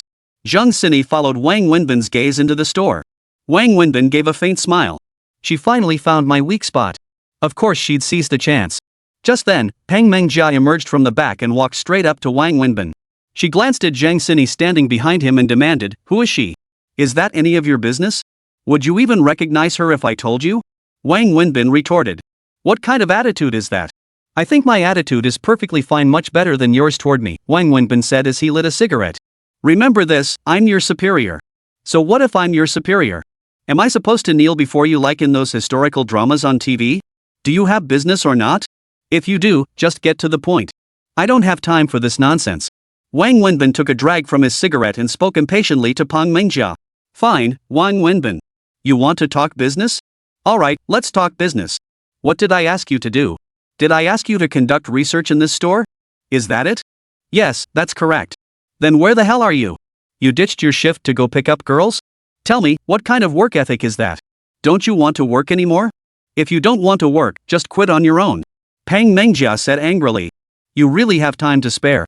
A vice president of such a big company, ignoring all the important matters at headquarters, actually comes to a small store just to check if I'm on duty. You really think highly of me." Wang Wenbin chuckled. Pang Mengjia flushed slightly at Wang Wenbin's retort. "Cut the sarcasm. How I conduct myself is my business. Right now, I demand a clear explanation. How do you account for me being off the clock and out running errands during work hours? How it's handled is up to me, right? You're the boss, isn't that your call? If I say I won't take action, would you accept that?" Wang Wenbin asked with a smile. "Should I fire you, or will you resign voluntarily?" Pang Mengjia asked directly. "This isn't serious enough for dismissal, is it? I know the company rules by heart." "Right, it's not that serious. But what about your absence today? This is your third time. Company policy states clearly, 3 or more unexcused absences result in immediate dismissal. Today's company clock and records show no sign of you. Don't accuse me of making things up, this is concrete evidence. You sent me here to do research. How was I supposed to clock in at the office? According to your logic, I'd have to clock in first, then rush over here for research. What about the wasted time? What about the transportation costs? So were you even doing research here? Where were you? You were out picking up girls." Pang Mengjia pointed directly at Zhang Sini as she spoke. Chapter 141, Look Down on Myself. Pang Mengjia's repeated accusations of chasing girls made Zhang Sini blush, and Wang Wenbin flushed too. "Get to the point. Stop spouting nonsense." "She's my friend," Wang Wenbin glared at Pang Mengjia. "Who she is and what your relationship is none of my business. Right now, I'm asking you, did you skip work?" Pang Mengjia pressed Wang Wenbin. Wang Wenbin didn't answer Pang Mengjia right away. He took a few puffs on his cigarette before saying, "I'll stick to what I said before. Your task for me was to hand you a genuine information survey form and a research report reflecting the actual situation within half a month. I only promised to deliver an accurate information survey form and a satisfactory research report within 2 weeks. You never specified that I personally had to conduct the survey in the store, nor did I agree to do so myself. You only demanded the outcome. Whoever completed it was irrelevant. The 2-week period hasn't even ended yet. What gives you the right to claim I failed to fulfill your task? This is sheer sophistry. If you insist on picking a fight with me, what can I do? Fine, you've got me there. But how do you explain your absence? Even if you weren't doing research here, shouldn't you have been at the office? You weren't at the office, nor were you here. You went out playing with this girl. Don't tell me that counts as work. I ask you, do you admit to being absent without leave? If you put it that way, I admit it. I admit I was absent without leave." Wang Wenbin nodded. "Weren't you working earlier? Why were you just listening the whole time?" Zhang Sini asked in confusion, quickly pulling Wang Wenbin aside. Wang Wenbin raised his hand to stop Zhang Sini from speaking. "Alright, since you admit to skipping work, there's nothing more to discuss. 3 absences, go back to the office and write me a resignation letter," Pang Mengjia said with a smile. "Resignation letter? No, I don't understand what you mean, Pang Mengjia. Isn't this about getting fired? How did it turn into resigning? Firing comes with no compensation. If you resign voluntarily, company policy requires us to pay you 1 month's salary plus other benefits. I'm doing this for your own good, you know? Pang Mingjia explained. Ha! Wang Wenbin burst out laughing, then said, thanks a lot. It's rare you're being so kind to me. Pang Mingjia, making me resign myself is out of the question. At least for now, I don't want to quit. Just fire me. What do you mean? You think I won't fire you? Pang Mingjia was furious. If you really do fire me, I'll actually thank you for it. I've got things to do, so I'll be going now. Pang Mingjia, I told you I always keep my promises to you. As for everything else, it's entirely up to you. Wang Wenbin said nonchalantly to Pang Mingjia, then grabbed Zhang Sini's hand and said, let's go. Zhang Sini glared at Pang Mingjia with anger. She desperately wanted to confront Pang Mingjia, demanding why she had been so harsh with Wang Wenbin, but Wang Wenbin had already pulled her away. Only after they entered the elevator did Wang Wenbin release Zhang Sini's hand. You were clearly working the whole time before. Why didn't you say anything? Zhang Sini couldn't help but ask Wang Wenbin. No need. It wouldn't have mattered. Why wouldn't it matter? She's your boss. She accused you of not working, but you were clearly working. Zhang Sini couldn't understand. She finally caught me red-handed. Do you think she'd let me off just because I gave her an excuse? Don't be fooled by her angry act today, she's actually delighted inside. Ah, you mean she's doing this to you on purpose? Why? Zhang Sini asked curiously. Because she likes me, but I rejected her.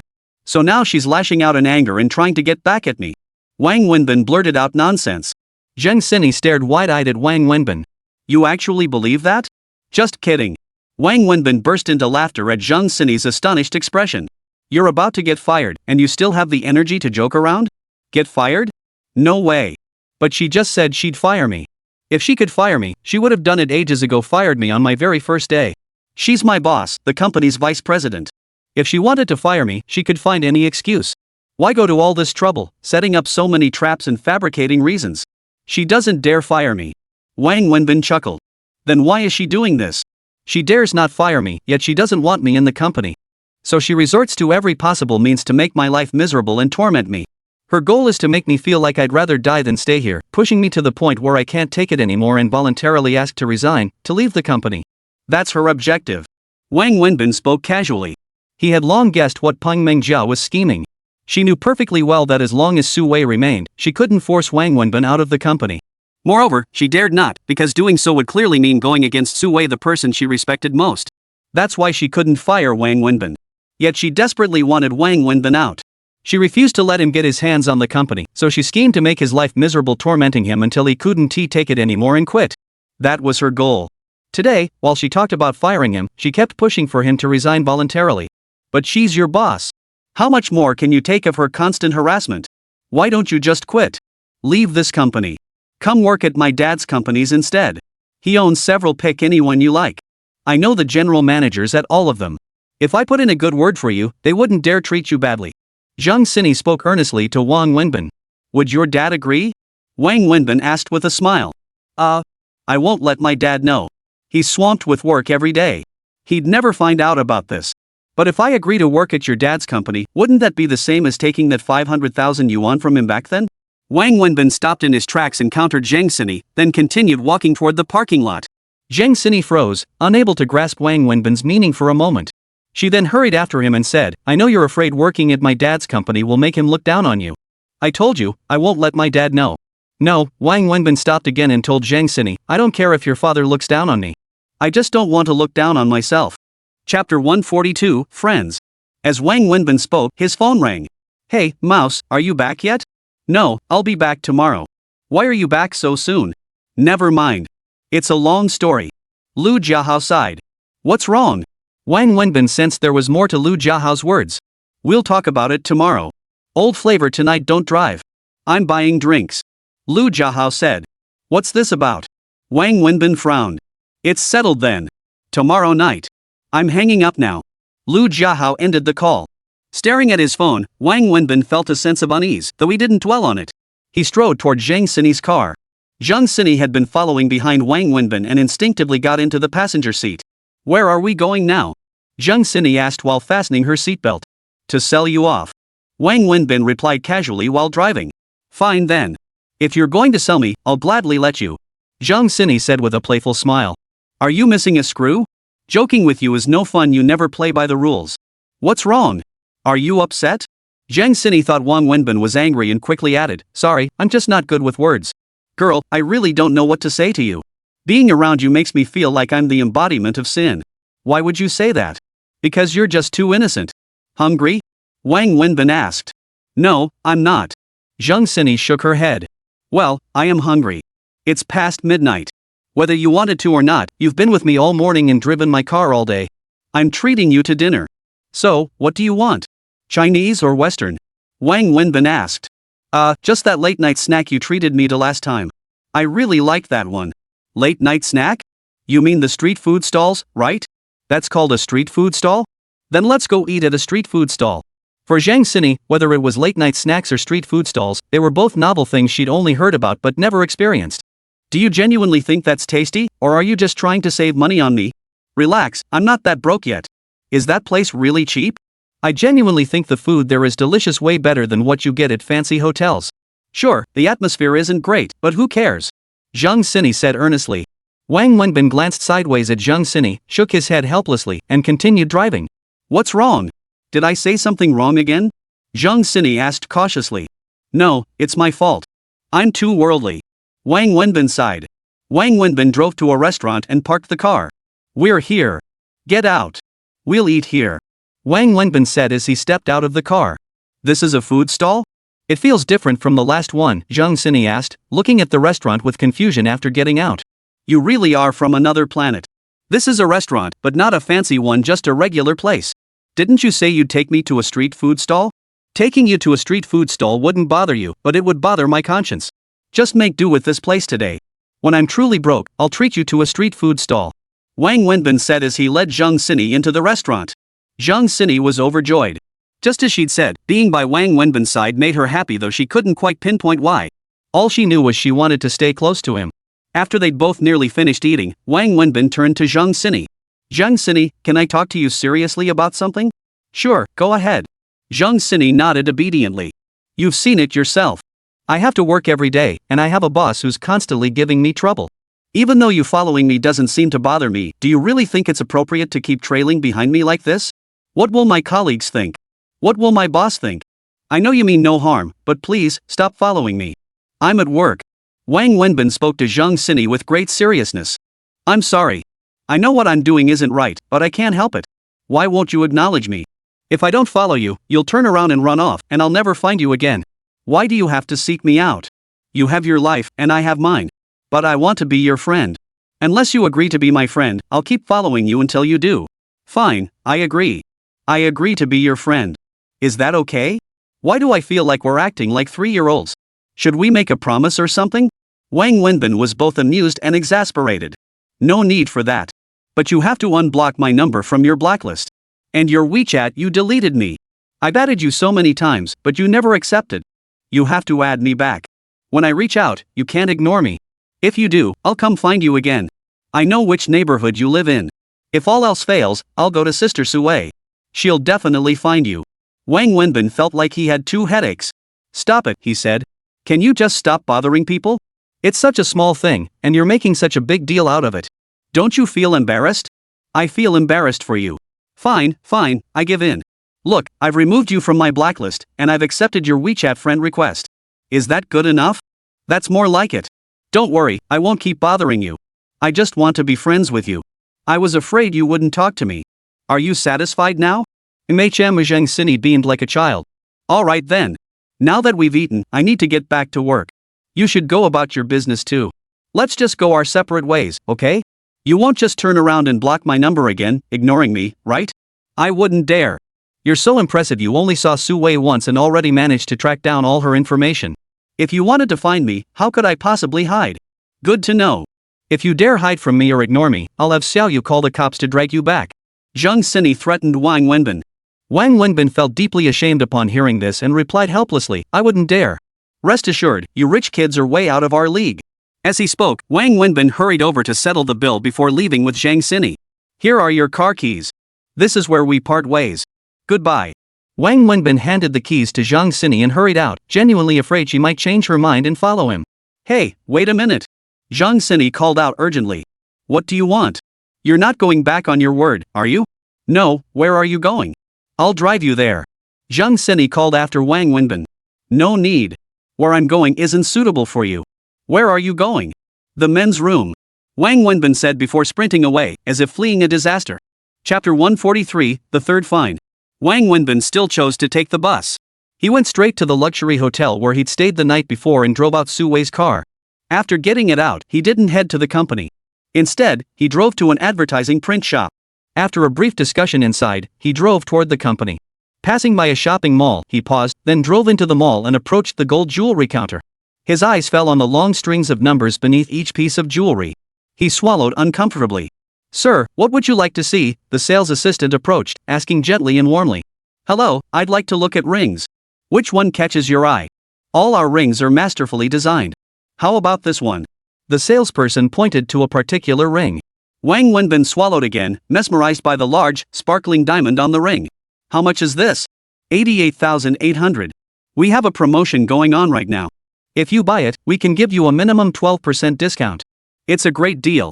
The salesperson kept pushing. "It's beautiful, but a bit pricey. Do you have anything a little more affordable?" Wang Wenbin asked awkwardly after hearing the price. "Then take a look over here. These range from about 10,000 to 30,000 yuan. The salesperson led Wang Wenbin to another counter. "How about this?" Wang Wenbin suggested after a moment's thought. "Could you please check my card balance on your POS machine? I'll buy something within that price range based on what's left." Would that work? He genuinely didn't know how much was left on his card. Certainly. The salesperson led Wang Wenbin to the cash register. At the counter, Wang Wenbin handed over his card and entered his PIN. "How much is left?" Wang Wenbin asked. "Sir, there's only 1,300 yuan left on your card." "What? Only that much? Well, that probably won't be enough for a ring then. Why don't you head over to the jewelry shops in Mongkok? They have cheaper options. You might even find a second-rate piece at that price point." The salesperson handed the card back to Wang Wenbin and turned to leave. Feeling somewhat embarrassed, Wang Wenbin quickly left the store with his card and headed straight for the parking lot. Last time he got 100,000 yuan, he gave 80,000 to Su Min, leaving him with 20,000. He'd intended to use the 20,000 to pay off debts, but then Su Min's parents suddenly arrived, so he didn't repay anything. After that, he accompanied Su Min's parents on meals, entertainment, and outings, always insisting on paying. They always chose the best food and the best experiences, and he had no idea exactly how much he'd spent. He'd assumed there should still be at least 7 or 8,000 left on his card, but today he discovered there was only a little over 1,000. 1,000 plus to buy a ring? Forget whether he could even find one. Even if he could, the quality of that ring would be obvious. Wang Wenbin sighed, feeling both helpless and disheartened. Driving back to the company, Wang Wenbin had barely stepped into his office when someone knocked on the door. He wondered who it could be.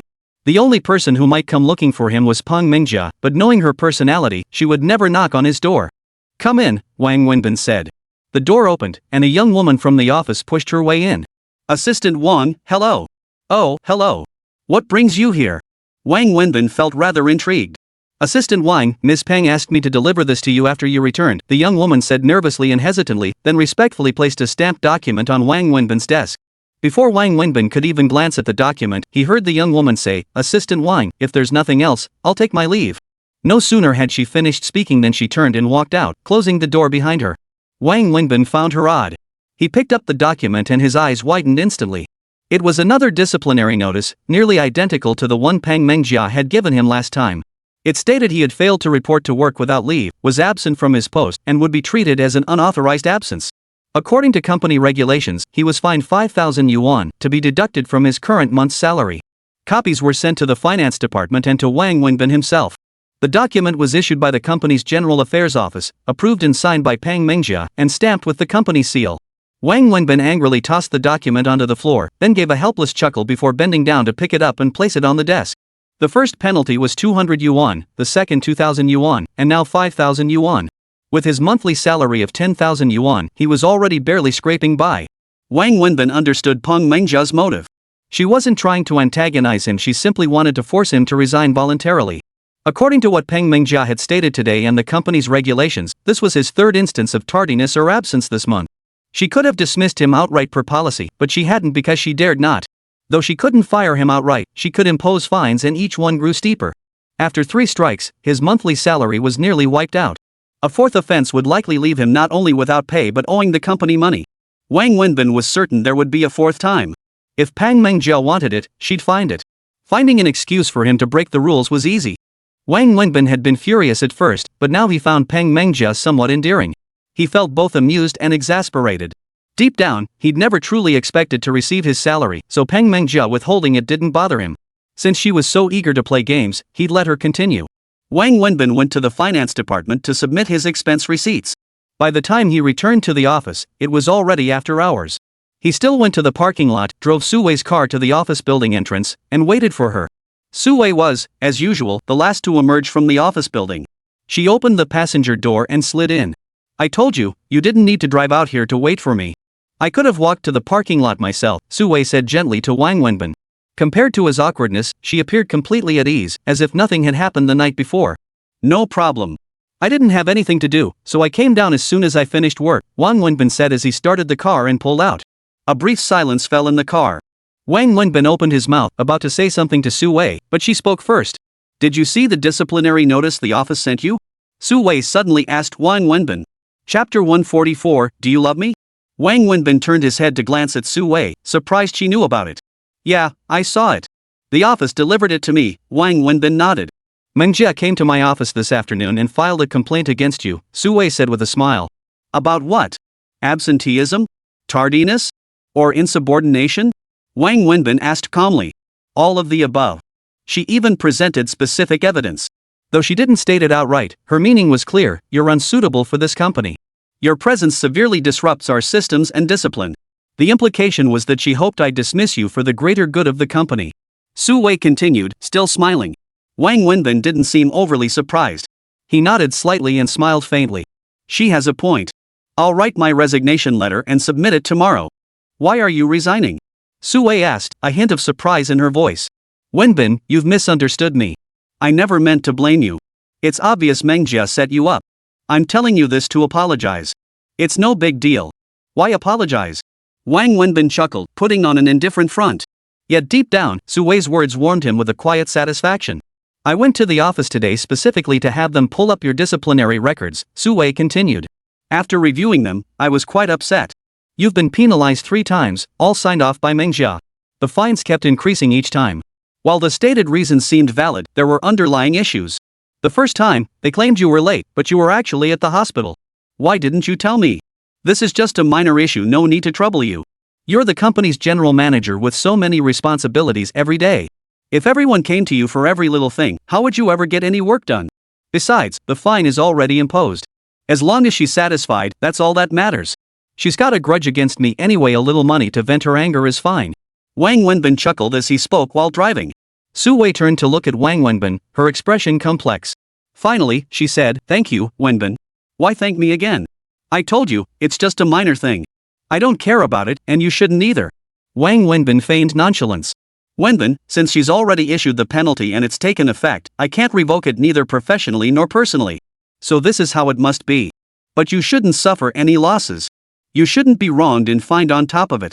So whatever the fine is, I'll privately reimburse you the full amount." "No, really, it's fine. Your entire month's salary has already been deducted. What will you use?" "Alright, listen to me this once. Let's settle this matter this way. Tomorrow I'll have a serious talk with Mengjia. I absolutely must warn her." "Better not." Wang Wenbin shook his head. "Why? If she keeps acting this way, who knows what she might do to you later?" "I don't care. She's not just angry at me, she's angry at you too. She just doesn't dare show it to you, so she takes it all out on me. I think that's fine. You need to give her an outlet for her emotions. Otherwise, her resentment will only grow. Besides, if you confront her or blame her, she'll just think you're siding with me. That'll only make her resent both of us even more. So the best approach is to act like you don't know anything. Let her throw her tantrums if she wants. Once she's vented everything inside and regained her rationality, she'll sort things out in her head. Then everything will naturally work itself out. And you're right, she's not truly unreasonable. Though she's deliberately looking for faults and trying every trick to push me out of the company, she hasn't crossed any major lines. That shows she has a kind heart, so she probably won't actually harm me." Wang Wenbin explained slowly. "Wenbin, thank you for standing by me like this." Suwei understood these truths perfectly well. It was Wang Wenbin who had suffered the injustice, and she couldn't bear to see him endure it. Now that he was taking the initiative to handle things this way, Suwei felt a wave of relief wash over her, and she was deeply moved. "Su Jie." Wang Wenbin suddenly called out to Suwei. What is it? Go ahead. Marry me." Wang Wenbin repeated to Su Wei while driving. Su Wei hadn't expected Wang Wenbin to bring it up again. Smiling, she replied, "Why are you saying this again? Didn't I tell you this morning? Forget last night. It was just a dream. Nothing happened between us, you know?" "I'm serious," Wang Wenbin insisted stubbornly. Su Wei fell silent. After a long pause, she turned to face Wang Wenbin and asked, "Alright, you say you're serious. Fine. Then let me ask you, why do you want to marry me? Is it just because we slept together last night and you feel responsible? If that's the only reason, I think this decision is far too rash and irresponsible. Marriage is a lifelong commitment. Without a foundation of love, it always ends in misery. You say you want to marry me, but let me ask you, do you like me? Do you love me? Have you even thought about that?" Wang Wenbin had never considered it. Su Wei's question caught him completely off guard, leaving him at a loss for words. Seeing Wang Wenbin speechless, Su Wei felt a slight pang of disappointment before continuing. "I know you're a very responsible man. You feel that because we were intimate last night, you must take responsibility for me. But honestly, it's not that serious. As adults, we should take responsibility for our mistakes, but it hasn't reached the point where you need to sacrifice your lifelong happiness to bear this burden. Wenbin, listen to me. Don't bring this up again, and don't burden yourself with unnecessary guilt. Forget about last night, okay?" Su Wei spoke to Wang Wenbin with a gentle smile. Wang Wenbin kept his eyes fixed on the road ahead as he drove. After a long moment, he gave a slight nod without speaking a silent acknowledgement of Su Wei's words. For some reason, seeing Wang Wenbin nod made Su Wei feel a twinge of disappointment again, though it was only slight. Wang Wenbin remained silent, his eyes fixed intently on the road ahead as he drove. Su Wei glanced at him, unsure what thoughts were swirling through his mind. Chapter 145, Pervert. The car drove all the way to Su Wei's house and stopped in her courtyard. Just as Su Wei was about to open the door to get out, Wang Wenbin suddenly spoke up, "Sister Su, I like you." Su Wei was caught completely off guard by Wang Wenbin's sudden declaration. She froze, unable to react immediately. "I've thought this through seriously. I like you very much. But I'm not sure if I love you, because I've forgotten what it feels like to love someone. Maybe I've lost the ability to love altogether. But Sister Su, believe me, I will make you happy. I swear it on my life." Wang Wenbin turned his face toward her, speaking with utmost sincerity. Su Wei's mind raced. Wang Wenbin's sudden confession left her momentarily blank, yet a surge of sweetness and excitement welled up inside her. Looking into Wang Wenbin's earnest eyes, Su Wei began to sort through her thoughts, though her mind was still in turmoil. "Su Jia, you don't have to answer me now. I know I'm not in a position to take responsibility for you yet. Give me time." Just as Su Wei was about to speak, Wang Wenbin interrupted her.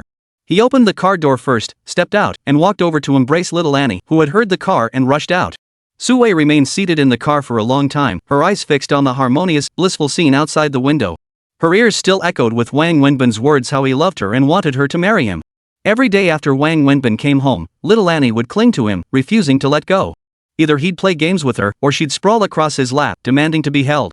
Just as the family was happily playing together, preparing to have dinner, the sound of a car approached outside. Little Annie, who had been clinging to Wang Wenbin, suddenly broke free and exclaimed, "Auntie! It's Auntie!" With that, little Annie dashed outside. Wang Wenbin looked at Su Wei, slightly startled. "I don't have relatives. Most of my friends are business associates, and even they rarely come to my house. We usually meet outside. So the only person who would drive straight to my house is Mingjia. She knows that whenever she hears a car, it's either mine or her aunt's." Su Wei explained with a smile before heading outside herself. Curious, Wang Wenbin followed them into the yard, wanting to see for himself if that was indeed the case. The moment he stepped outside, he saw Pang Mengjia's car parked in the yard. She got out, immediately hugged little Annie as she approached, and planted kisses all over her face. Then, holding little Annie, she walked to the back of the car, opened the trunk, and pulled out 2 toys, handing them to little Annie. Little Annie happily jumped down from Pang Mengjia's arms, hugging the 2 toys and running gleefully back into the house. Next, Pang Mengjia struggled to lift a large suitcase out of the trunk and set it on the ground, then lifted another one. "Mengjia, what are you carrying?" Su Wei approached with surprise as Pang Mengjia walked over holding 2 such large suitcases. "Sis, I'll be staying here starting today," Pang Mengjia told Su Wei. "Stay here? Why did you suddenly decide to move in?" Su Wei was taken aback. Wang Wenbin, who had been standing by the door smoking and watching the scene unfold, frowned slightly. He probably already understood what was going on. "What's wrong, sis? Don't you welcome me?" Pang Mengjia tugged at Su Wei's hand, pouting and speaking in a spoiled tone. "How could I not welcome you? This is my home and yours too. You can come back to stay anytime you want. No one would dare say no, including me. It's just that if you're coming back, give me a heads up. Coming back without a word like this, I didn't even have Auntie clean your room." Sue tugged at Pang Mengjia's slightly wrinkled clothes with a smile, her care shining through effortlessly. Sis, you gotta hear this. People in my apartment complex have been reporting some creepy guy lurking around single girls lately. He's been sneaking around, knocking on doors in the middle of the night, and apparently, some girl's underwear hanging out to dry has been stolen. I'm freaked out, I can't stay there anymore. That's why I came back. Pang Mengjia recounted the story vividly. Really? Are you okay? I'm fine, but I can't stay there anymore. I won't go back until they catch that creep. Then stay here. I told you not to move out before. I said it wasn't safe for a girl to live alone out there, but you wouldn't listen. Alright, come inside. It'll be dinner time soon. Sue took Pang Mengjia's hand and pulled a suitcase toward the house. Pang Mengjia shot a cold smile at Wang Wenbin standing by the doorway before pulling another suitcase inside. Let me help. As Sue pulled her suitcase past Wang Wenbin, he reached out and took it from her hands. Sue didn't refuse, handing the suitcase to Wang Wenbin. Yours too, Wang Wenbin said, taking the suitcase from Sue's hand with one arm, then turning to Pang Mengjia following behind. No, I can manage it myself.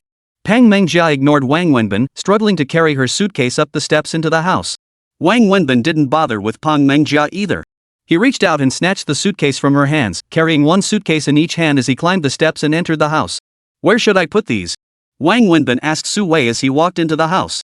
Sue pondered where to arrange Pang Mengjia's stay. Put it in the small bedroom upstairs. I'll just stay in the room I used to occupy, Pang Mengjia interjected. The moment Pang Mengjia finished speaking, Sue frowned, and Wang Wenbin's eyebrow twitched. The room Pang Mengjia mentioned was precisely the one Wang Wenbin currently occupied. No, Mengjia, you can't stay there, Sue objected, but Wang Wenbin cut her off mid-sentence. Alright, I'll take them up. Wang Wenbin cut Sue off completely, immediately grabbing Pang Mengjia's two suitcases and heading upstairs. Watching Wang Wenbin carry the luggage upstairs, Pang Mengjia smiled smugly, while Sue shot a complex look between Wang Wenbin and Pang Mengjia. Wang Wenbin carried Pang Mengjia's two suitcases upstairs, entered the bedroom, and proceeded to pack up all his personal belongings. He stuffed them into the bag he'd brought with him when he first came to Sue's house, then carried it downstairs. Chapter 146, I'm an outsider. Wang Wenbin descended the stairs, passing Pang Mengjia. Don't think I'll be grateful just because you carried my luggage. Pang Mengjia said to Wang Wenbin as he passed by her. I've slept on that bed for half a month. Friendly reminder, I'm not exactly particular about hygiene. I don't wash my feet or take showers regularly. I like to fart and pick my feet while sleeping. Most importantly, I have athlete's foot and ringworm. While it might not necessarily infect you, I suggest you take precautions. It wouldn't look good for a girl to have athlete's foot and ringworm. Wang Wenbin gave a faint smile as he spoke, then walked away without another word. Hearing Wang Wenbin's words nearly made Pang Mengjia vomit. Every girl has some level of cleanliness obsession.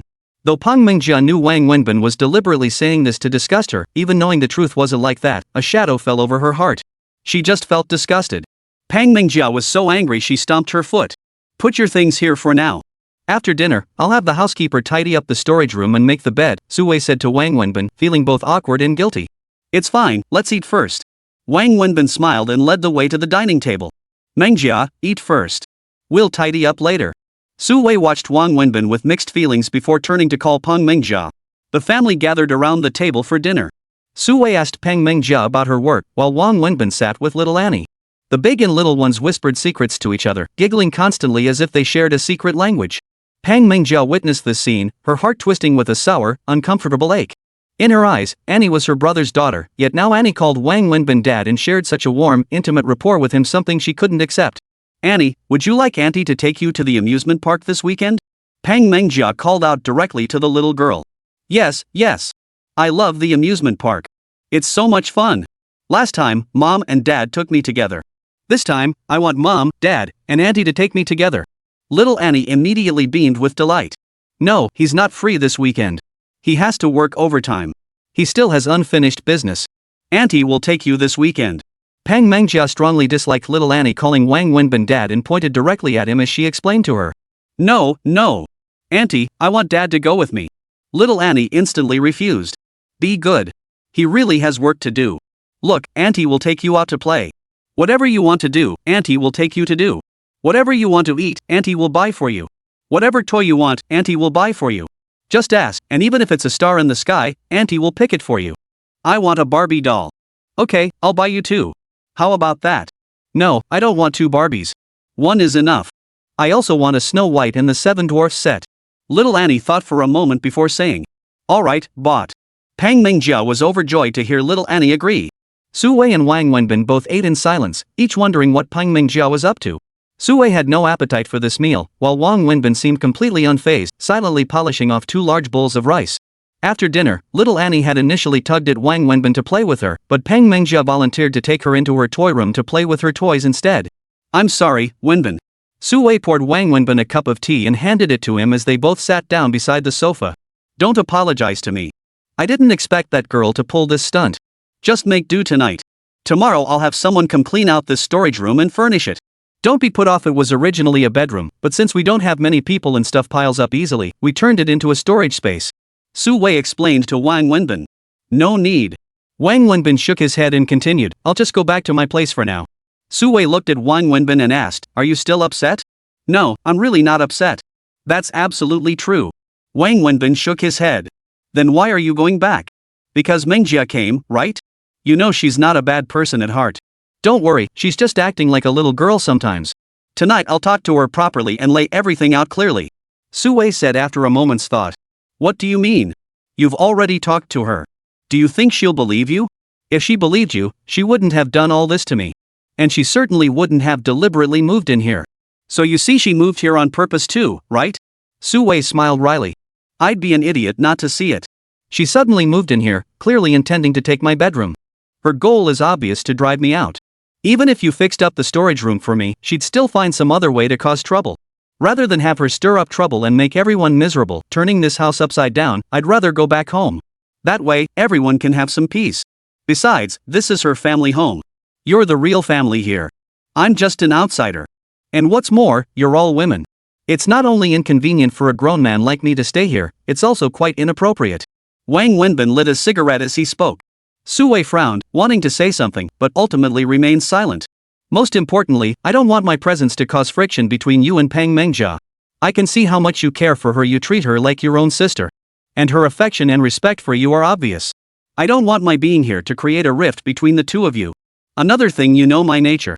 Though you've been kind to me, and Annie always treats me like her father, even the housekeeper sees me as family, this place will never truly feel like home to me. We have no legal bond, I'm ultimately an outsider here. Living here always makes me feel like I'm staying under someone else's roof. So, after thinking it over, I believe it's better for me to go back home. Staying here only makes everyone uncomfortable, and it doesn't really make sense. What do you think?" Wang Wenbin slowly explained to Su Wei. Su Wei pondered his words for a long time before nodding. "But what about Annie? She won't let you go. With Peng Mingjia around, and we'll agree. She must be trying to coax Annie into letting me go. Besides, I'll talk her into it, she'll agree." Wang Wenbin smiled as he spoke. Chapter 147, Sleepless Night. "Ah, Wenbin, I'm truly sorry. I can only ask you to bear with this. You're right though, Mingjia is my sister-in-law, she's like my own sister. You know her family background and upbringing. She seems like a strong girl, but she's actually very fragile inside. The reason she acts so extreme is because her psyche is fragile, even a little twisted. So often, I'm powerless. I can only try to guide her gently. If I force the issue, I fear I'll hurt her. Like you said, if I confront her, it might make her develop twisted feelings toward me." Su Wei said helplessly. "I understand. So just pretend you don't know anything. Let her act out and play her games. It's fine. Thank you. Truly, thank you so much." Su Wei said sincerely to Wang Wenbin. "Don't thank me. Actually, I should be thanking you and Annie. For so many years I haven't felt like I belonged anywhere. But during my time here, because of you and Annie, I finally felt at home. Even though this isn't my home, I've developed a sense of belonging here." Wang Wenbin smiled as he spoke, then stood up, picked up the bag he'd packed earlier, and said to Su Wei, "I'll go tell Annie I'm leaving." "Take the car," Su Wei told Wang Wenbin. "No need. I'll just take a cab back." "Take the car back. It's hard to get a cab here at night, and your place is far from the office. Besides, Mingjia is here. I can carpool with her to and from work. I don't need the car." Wang Wenbin shook his head. "You know where I live. That neighborhood isn't safe for this car. If I park it there, I wouldn't even know if the tires would still be there when I wake up the next morning." Recalling where Wang Wenbin lived, Su Wei frowned again. "You can go back to your place, but find somewhere else to stay. Tomorrow I'll rent you an apartment near the office." "What? Trying to keep me as your mistress?" Wang Wenbin asked with a laugh. Su Wei paused, then laughed. "Not impossible, it just depends on whether you're willing." Wang Wenbin burst out laughing, then suddenly turned serious. "I don't want that. I only want to marry you. Just give me some time." While Su Wei was still in a daze, Wang Wenbin turned and walked toward Annie's playroom. Pushing open the door, he saw Pang Mengjia on the floor playing with little Annie amidst a pile of unidentified toys. "What are you doing here? Have some manners. Why don't you knock before entering?" Pang Mengjia glared at Wang Wenbin. Ignoring Pang Mengjia, Wang Wenbin smiled at Annie. "Annie, Daddy has something to tell you. Daddy has work to do and needs to go on a business trip for a while. When Daddy comes back, he'll buy you a toy, okay?" "No, Daddy, don't go. I don't want you to leave." Little Annie burst into tears the moment she heard this, scrambling to her feet and throwing herself at Wang Wenbin. Wang Wenbin held her tenderly, his heart aching. Little Annie couldn't bear to part with him, and he couldn't bear to part with her either. Over this time, she had come to see him as her father, and Wang Wenbin, in turn, had come to see her as his own daughter. Pang Mengjia stood up from the floor and walked over to Wang Wenbin. "Are you really leaving?" she asked. "What? Isn't this what you wanted?" Wang Wenbin asked Pang Mengjia with a smile. "Stop twisting my words and accusing me, okay?" Pang Mengjia blushed and protested, caught off guard by Wang Wenbin's words. "You know exactly what you're doing. But it doesn't matter to me. I'm only staying here because the child can't bear to be without me. After I leave, make sure you comfort her. Don't let her cry or throw tantrums. Don't act like you're some big shot. Do you really think the world would stop turning without you? If you're leaving, just go already." Pang Mengjia shot Wang Wenbin a withering look. Then, Pang Mengjia forcefully pulled little Annie away from Wang Wenbin and began showering her with promises to coax the child. Wang Wenbin quietly backed out, then picked up his bag and walked out of the house. Stepping into the courtyard, he saw Su Wei standing alone. "You don't want to take my car? Then I'll drive you home," Su Wei offered. "Do you really think I'd feel comfortable letting you drive home alone this late at night? Alright, I'm leaving. Bye." Wang Wenbin smiled, then waved casually at Su Wei before walking out with his bag, never looking back. Su Wei watched Wang Wenbin leave without a word, offering no attempt to stop him. She stood there in silence for a long time. After stepping outside, Wang Wenbin felt a pang of sadness, as if he'd been cast out from his own home. He burst into laughter, scolding himself, "When did I become such a crybaby? Did I really start thinking this place was my home? Don't I know my own place?" Wang Wenbin exited the residential complex. By then, no buses remained, and taxis were scarce. He waited nearly half an hour before a passing cab finally stopped. He rode back to the shantytown he hadn't visited in ages. Opening the door, a musty stench wafted out, nearly making him retch. No wonder ground floor, perpetually damp. Without daily ventilation, mold would take hold in no time. It's easy to go from frugality to luxury, but hard to go from luxury back to frugality. He really had gotten too used to the good life. Wang Wenbin scolded himself again, then opened the doors and windows to let the air circulate. He grabbed a towel and cleaned the dilapidated little room, which was as shabby as could be, until he finally went to bed at 11 o'clock at night. Lying in bed, he felt an unexpected sense of peace, yet Su Wei's image kept surfacing in his mind, every smile, every gesture. Suddenly, he realized something: he was missing Su Wei. He knew exactly what that meant. Meanwhile, on the other side, Su Wei lay in bed. Little Annie curled up beside her, fast asleep, while Su Wei herself couldn't fall asleep. The sudden absence of Wang Wenbin's soft snoring and that distinctive masculine scent in the room made her feel unsettled. She tossed and turned restlessly. She also noticed something that filled her with panic and unease. Her mind was completely occupied with thoughts of Wang Wenbin. Meanwhile, in another bedroom, Pang Mengjia was furious. Lying in bed, she kept smelling a strange odor, something like foot odor, yet also reminiscent of sweat. Yet she couldn't pinpoint the source. Everything on the bed was brand new, and she'd scrubbed the bed frame, mattress, and sheets 3 or 4 times before sleeping. Earlier, she'd even called the housekeeper over to sniff for any odors. The housekeeper had sniffed repeatedly and confirmed there was no smell, but the moment Pang Mengjia lay down, she felt that stinky shoe smell. Finally, Pang Mengjia took out perfume and sprayed it liberally, filling the room with a sweet fragrance. Yet the moment she lay down, that foot odor returned. That night, Pang Mengjia waged a mental battle against the stench, unable to sleep a wink. Meanwhile, Su Wei also lay awake all night. Chapter 148, Acquaintance. Early the next morning, Wang Wenbin rose and left his shantytown dwelling. He bought 2 steamed buns from a street vendor at the intersection, eating them as he pushed his way onto the crowded bus at the stop. He didn't go to the company instead, he headed straight to the clothing store currently under renovation. Where 2 or 3 workers had previously handled the job, 6 had arrived today exactly as Wang Wenbin had requested. After leaving the clothing store, Wang Wenbin visited the agency and advertising company once more to finalize all arrangements. Just then, Wang Wenbin's phone rang again. It was Pang Mengjia calling. Seeing Pang Mengjia's number, Wang Wenbin already knew why she was calling. So he didn't answer. But she kept calling one after another. Finally, unable to bear it, Wang Wenbin picked up. "Hello? Are you ever going to stop? What is it?" Wang Wenbin snapped, finally answering the call. "Why won't you answer my calls? Why?" Pang Mengjia continued to yell angrily on the other end. What law says I have to answer your calls? It's my choice whether I pick up or not. Now, what is it? If you don't say it, I'm hanging up. Wang Wenbin asked as he walked toward the bus stop. Wang Wenbin, what exactly do you think you're doing? Do you even want to keep your job? Why didn't you clock in at the office again today? And I checked with the lingerie store, you never even went there. Do you really think I'm afraid to fire you? I never said you wouldn't dare fire me. Whether to fire me is your prerogative. Wang Wenbin, I'm warning you. I'm giving you half an hour. If you show up in my office within that time, I'll pretend I never knew about this. Otherwise, believe me or not, I'll fine you 10,000 yuan. 10,000? Fine me 100,000 if you want, I barely have any salary left this month anyway. And let me tell you, don't wait for me. There is no way I'll make it in half an hour. Alright, the bus is here. I'm hanging up. Do whatever you want with your punishment, no need to ask my opinion anymore. Wang Wenbin hung up the phone.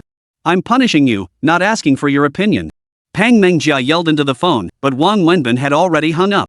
Wang Wenbin got off the bus, grabbed a quick meal at a nearby fast food joint, and headed toward the lingerie store. Assistant Wang, Miss Pang from the company called earlier asking if you were in the store. I didn't dare lie to her. I'm sorry, the female store manager said nervously when she saw Wang Wenbin arrive. It's fine. From now on, if anyone asks about me, just tell the truth. If I'm here, say I'm here. If I'm not, say I'm not. No need to cover for me. Wang Wenbin said with a smile. Wang Wenbin's attitude instantly put the store manager at ease. I came today to discuss that survey form, Wang Wenbin told the store manager. Assistant Wang, I've been filling out that form every day. Everything is completely truthful, the female store manager hurriedly replied. I know that. I came today hoping you could help me complete the entire form ahead of schedule. In advance? This is a research form, how can it be completed ahead of time? I recall you mentioned you've been with this store for 6 years. You have a deep understanding of our customer base, and you already provided me with a general overview of our customer demographics. In my view, the experience of frontline sales staff like you is far more valuable and insightful than this survey form. Just fill in the data for the past 2 weeks based on what you know about the customer base here. The actual accuracy of the numbers isn't crucial as long as the issues reflected in the data are genuine and align with the store's situation. Wang Wenbin said to the female store manager with a smile. Oh, that's easy. The store manager seemed quite relaxed as she picked up a pen and began filling it out. In less than 10 minutes, she handed the survey form back to Wang Wenbin. Wang Wenbin then asked the store manager a few more questions, taking notes as he went. Afterward, he left the lingerie shop and took the bus back to the company.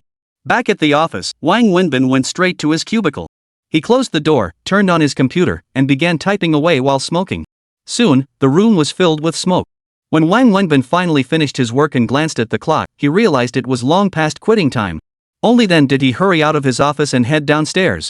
By this time, most of the company staff had left, and the building was nearly empty. Thinking about Lu Jiahao's dinner invitation for tonight, Wang Wenbin hailed a taxi at the company entrance and instructed the driver to head toward La Wei restaurant.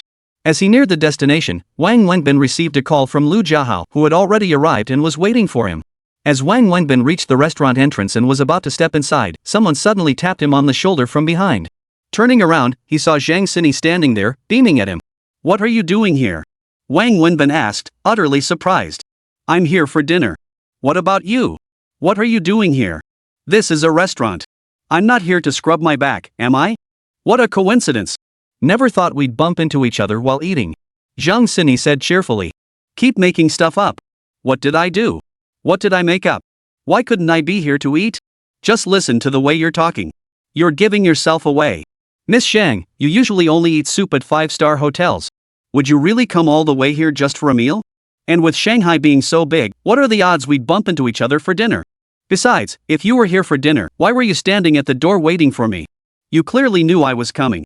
Honestly, how did you know I was coming here? Wang Wenbin asked. Zhang Sini fidgeted and whispered, yesterday I heard you take a call. Someone invited you to dinner here tonight.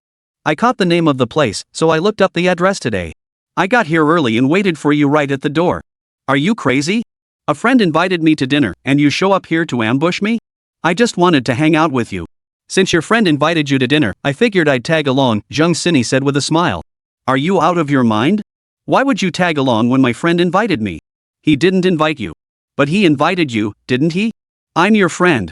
Isn't it perfectly normal to bring a friend along? Besides, worst case, I'll just cover the bill. That way, he won't lose out. Sis, is this about who gets shortchanged? Is this about who pays? The issue is why you're going there. That's my friend. You don't know anyone there, and no one knows you. Is it appropriate for you to be there? Chapter 149, Friends. We'll get to know each other when we meet, right? We're friends, aren't we? If you put it that way, I won't argue. Exactly. A friend's friend is also a friend. So your friends are my friends, and your friends are also friends of your friends. We're all friends, so isn't it perfectly normal for us to have dinner together? Zhang Sini said. Wang Wenbin stared wide-eyed at Zhang Sini. When did you become so sharp-tongued? Your skill at talking nonsense is better than mine. Thanks. Zhang Sini said with a smile. What's there to thank me for? Was that a compliment? I just don't get it. I'm having dinner with a friend. What does that have to do with you? Why are you making such a scene? Why are you following me? Wang Wenbin was utterly speechless. I just wanted to meet your friends. They're my friends. Why would you want to meet them? What does that have to do with you? Like I said, wouldn't it be awkward for you to be there? Why would it be awkward? Fine, if you're not awkward, I am. Please, I'm begging you, just go do whatever you need to do, okay? They're waiting for me. I don't have time to mess around with you here. Wang Wenbin started walking inside, but just as he moved, Zhang Sini suddenly hooked her arm through his. What are you doing? Let go of me. You're a young lady in public like this? Let go. Is this appropriate? Wang Wenbin tried to shake off Zhang Sini's grip, but she held on tightly, refusing to let go. I don't care. I'm here now, and I'm going to dinner with you today. If you won't take me, you're not going either. Are you out of your mind? I'm just meeting friends for dinner. Why is this suddenly your business? What does it have to do with you? Is your family so rich you can't afford to eat? How about this? Consider it a favor owed to you. Find a place to eat here, order whatever you want, and I'll settle the bill later. I'll treat you, okay? No, Zhang Sini pouted. Do you think I care about eating? I know you don't care about that, but I have no idea what you actually care about. I told you I just want to meet your friends. Why do you need to meet them? I just want to integrate into your social circle. That way you can't shake me off, and I won't have to worry about losing track of you later. Zhang Sini voiced her true feelings. Wang Wenbin's persistent avoidance and deliberate evasion had left her feeling insecure, constantly fearing he'd vanish again. Sis, please, I'm begging you. Today really isn't the right time to take you. I don't care. I'm going. I said it. If you don't take me, you're not going either. Zhang Sini clung tightly to Wang Wenbin's arm as she spoke. Just as he spoke, Wang Wenbin's phone rang again. He glanced at the caller ID. It was Lu Jiahao calling once more. Wang Wenbin glanced at his phone, then at Zhang Sini clinging tightly to his arm. Finally, he sighed helplessly and said to her, Fine, I give in. Let's go. But you have to promise me no talking out of turn. Especially nothing about me saving you or that time I was hospitalized. Not a single word, got it? Okay, Zhang Sini nodded quickly, looking very obedient. Let's go. Wang Wenbin resignedly walked inside, not answering Lu Jiahao's call. After all, he was already there, and he was still dragging along Zhang Sini, who refused to let go of his arm no matter what. The reason Wang Wenbin didn't want to bring Zhang Sini along was precisely because he feared her loose lips.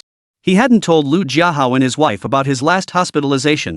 Of course, bringing Zhang Sini to dinner didn't bother Wang Wenbin much given his relationship with Lu Jiahao and his wife. Bringing anyone to dinner was perfectly normal. Wang Wenbin pushed open the door to the private room Lu Jiahao had mentioned and stepped inside. The moment he entered, he froze. 3 people were seated inside, Lu Jiahao, Niaziki, and Su Min. The moment he saw Su Min, Wang Wenbin froze. His hand instinctively pulled away from Zhang Sini's embrace. Zhang Sini, fearing Wang Wenbin might suddenly leave, had been clutching his arm tightly. But as the door opened and she saw the others staring intently at them, coupled with Wang Wenbin's sudden withdrawal, she realized her grip was inappropriate. Blushing slightly, she loosened her hold on his arm. The 3 people inside the private room watched as the door opened, first seeing Wang Wenbin enter, then noticing a girl walking an intimately linked arm in arm with him. In that instant, Lu Jiahao and Niaziki both had the same first thought: something bad was about to happen. Both turned uncomfortably to look at Su Min sitting beside them. Upon seeing Wang Wenbin and Niaziki enter, Su Min's expression shifted several times, especially after recognizing the girl linked arm in arm with Wang Wenbin as the wealthy young lady who had once helped him sell barbecue.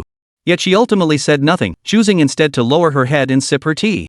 The atmosphere in the room was awkward and charged with tension.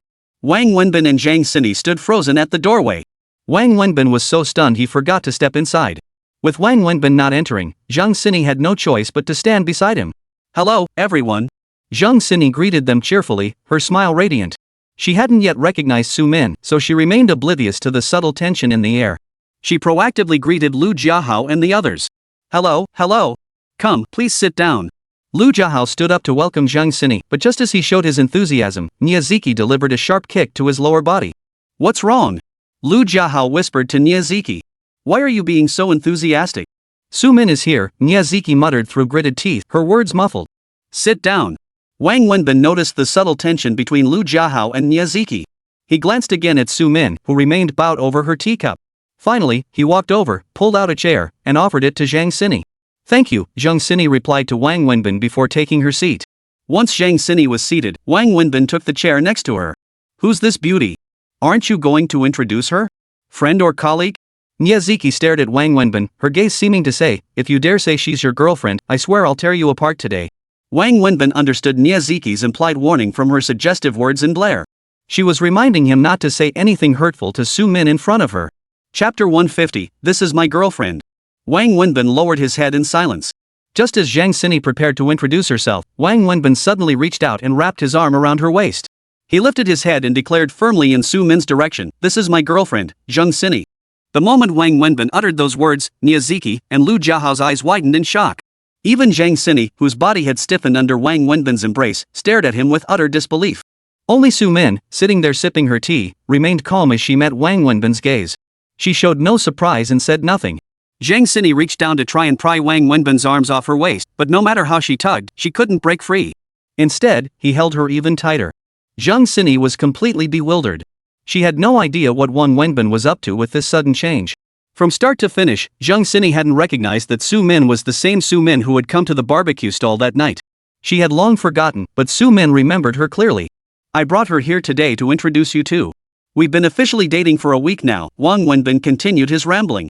It's not me, Zhang Sini began, sensing the awkward and strange atmosphere and wanting to explain. But before she could finish, Wang Wenbin whispered softly, Drink your tea. Keep quiet. Following Wang Wenbin's announcement, the entire table fell silent. No one knew what to say, each person was lost in their own thoughts, and the atmosphere in the private room reached an awkward peak. Just then, the door opened and the waitstaff brought in the dishes. Since Wang Wenbin had arrived late, they'd already ordered and the food was now on the table. Let's eat. Stop staring and dig in, Miyazaki urged after shooting Wang Wenbin a fierce glare. She then reached out and took Su-min's hand, sitting beside her. Stop overthinking it. Eat. Have some soup, this is your favorite. Miyazaki said, scooping a bowl of soup into Su-min's bowl with a spoon. Thanks, I'm fine, Su-min smiled at Miyazaki before picking up her spoon and sipping the soup. Waiter, bring a bottle of white liquor. Lu Jiahao addressed the waiter directly. Wang Wenbin looked at Lu Jiahao with some surprise and asked, What's gotten into you today? Don't you usually drink beer? Beer's boring. If we're drinking, it's got to be baijiu. Go on, get us a bottle of baijiu right now. Lu Jiahao ordered. Are you trying to get yourself killed or something? Miyazaki glared at Lu Jiahao and snapped. Lu Jiahao ignored Miyazaki, didn't argue back, and simply picked up a piece of meat with his chopsticks to eat. Just then, the waiter arrived with a bottle of baijiu. Lu Jiahao took it, placed his glass and Wang Wenbin's glass side by side, and began pouring. Wang Wenbin frowned at this. Clearly, something was off between Lu Jiahao and Miyazaki. Normally, Lu Jiahao wouldn't dare continue after Miyazaki spoke. Today, though he hadn't argued back, he was plainly ignoring her. Miyazaki shot Lu Jiahao a cold stare before turning away, no longer bothering to look at him. She turned her attention to serving food onto Su-min's plate. Here, let's clink glasses. Lu Jiahao raised his cup to collide with Wang Wenbin's. What's really on your mind? If you want to toast me, you need a reason, Wang Wenbin pressed Lu Jiahao. No reason. Just feeling good today, so I wanted to drink with you. This beauty here, eat up, don't be shy. We're all friends. I'm Binzi's best buddy. We shared a dorm since college, like brothers. So don't be formal. Lu Jiahao took a big gulp from his glass, then turned to greet Zhang Sini, who sat beside Wang Wenbin looking tense and awkward. As soon as Lu Jiahao finished speaking, Miyazaki glared fiercely at him again. Clearly, she was displeased with Lu Jiahao reaching out to Zhang Sini. She was obviously siding with Su-min, and Zhang Sini was now clearly Su-min's enemy. Lu Jiahao's act of collaborating with the enemy infuriated her. Alright, thank you. Zhang Sini smiled, holding her chopsticks but never once picking up any food. Wang Wenbin watched Zhang Sini's demeanor with a hint of resignation. After taking a sip of wine, he placed some food into her bowl and said, Eat up. Since you're here, stop being so coy. Bring back that energy you had before you came in. If you keep being polite and end up hungry, don't blame me. Thank you. Zhang Sini felt a warm glow inside when Wang Wenbin served her food. Although Wang Wenbin was scolding Zhang Sini, to Miyazaki and Su-min over there, it looked like he was showing off their affection. Miyazaki angrily picked up half a fish and placed it in Su-min's bowl, saying, You eat too. Eat your fill. Don't shortchange yourself. Some people are just like this fish already dead, fried, and boiled. They're beyond saving. So you don't need to care about their fate. Dig in. Everyone present except Zhang Sini knew exactly who Niaziki was referring to. Thanks, but I've never liked fish, Sumin murmured softly to Niaziki before adding, I'm full. I've got something to do, so I'll head out now. Leaving already? We haven't even started eating yet. Have some more. Lu Jiahao stood up and tried to persuade Sumin, though a bit too late. No, I'm full. You guys carry on. I'll be heading out. Sumin said, picking up her bag and walking toward the door. As she walked out, she didn't glance at Wang Wenbin once. Wang Wenbin, holding his wineglass, sipped slowly without looking at Sumin either. His expression remained unchanged, as if he hadn't heard her say she was leaving. Wait for me. I'm full too. I'll walk with you. Niaziki shot Lu Jiahao a glare before standing up herself. Grabbing her bag as she headed out, she pointed at Wang Wenbin and declared, Go ahead and keep playing the fool. I'll deal with you tomorrow. Niaziki followed Sumin out. Lu Jiahao didn't chase after her, instead sitting alone drinking his wine without uttering a word. Zhang Sini watched the two women leave without eating and finally sensed something was off about this meal. Glancing at the two men drinking alone, she asked Wang Wenbin, Should I not have come? It's not about you. They never eat dinner dieting, Wang Wenbin replied casually. He then raised his glass to clink Lu Jiahao's. Now that they're gone, you can tell me what's bothering you. Look at that miserable, downtrodden look on your face. Binzi, I really don't know how to tell you this. It's a long story, Lu Jiahao sighed. Chapter 151, Father-in-Law. If it's too complicated to explain in one go, just split it into 2 sentences. You've dragged this guy up here, clearly you're not planning to leave anytime soon. Spill it. What kind of shock did you get at your father-in-law's place this time? Wang Wenbin asked, pointing at the bottle of baijiu. Zhang Sini sat quietly, listening to the conversation between Wang Wenbin and Lu Jiahao. He was deeply interested in Wang Wenbin's affairs, and consequently, Wang Wenbin's friends' affairs as well. Bro, I shouldn't have gone there, you know that? Lu Jiahao suddenly erupted, slamming his fist on the table. Calm down, will you? There's a lady here. Don't scare her, Wang Wenbin immediately called out. My apologies, Miss Shang, I'm so sorry. Lu Jiahao finally snapped out of it and hurriedly apologized to Zhang Sini. It's fine, it's fine. Go on, I'm fine. My name is Zhang Sini. Just call me by my name. Go on. What happened? Why shouldn't you have gone? If you shouldn't have gone even when Ziki was pregnant, when exactly should you have gone? Wang Wenbin pressed. This wasn't about meeting my father-in-law. I was going to be treated like a grandson, you understand? I was humiliated there. I felt utterly worthless, traveling all that way just to have my dignity trampled and my soul insulted. Lu Jiahao grew agitated again as he spoke. What kind of situation is this? Is it really that bad? What did they do to you? Wang Wenbin frowned and asked. Before I left, I took 80,000 yuan from you, right? Yeah, what about it?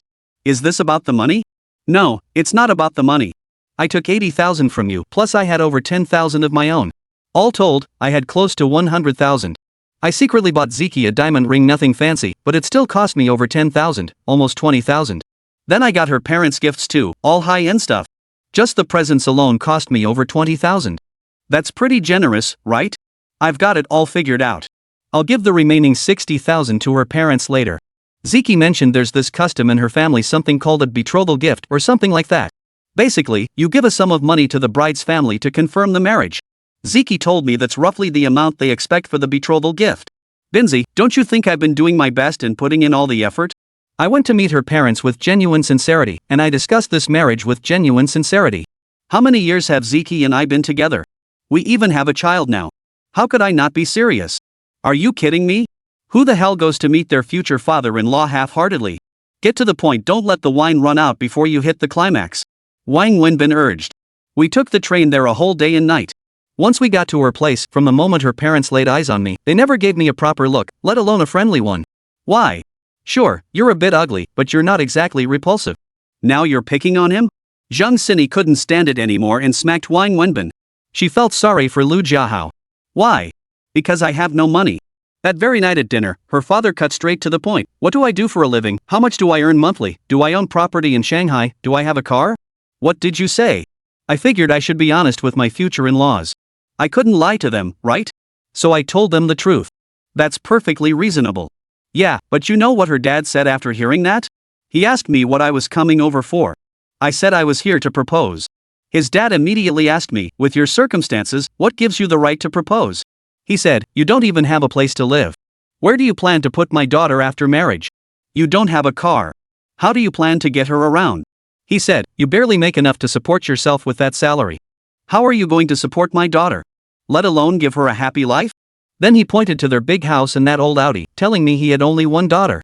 He'd never let her suffer or endure hardship her whole life. Was she supposed to live a life of hardship with me after marriage? In the end, her dad told me to leave the next morning and never contact his daughter again. He also said she wouldn't be coming back to Shanghai. Lu Jiahao said this while drinking. "Your father-in-law is being a bit overbearing, isn't he? What happened next?" What happened next? Next, Ziki got into a huge fight with her parents. From the tone of their argument, I gathered her parents had already arranged a match for her at home, some wealthy guy, supposedly the son of some big leader. But Ziki refused. She never mentioned any of this to me though. Don't you know Ziki's temper? She's fiery as hell. She gave her parents a piece of her mind, and by the end, her dad was so furious he threw everything I bought out the door. He pointed his finger at me and told me to get the hell out of their house. Lu Jiahao poured wine into his own glass and Wang Wenbin's as he spoke. "Bro, when in my life has a grown man like me ever endured such humiliation? Could you take it if it happened to you? Yeah, I don't have money.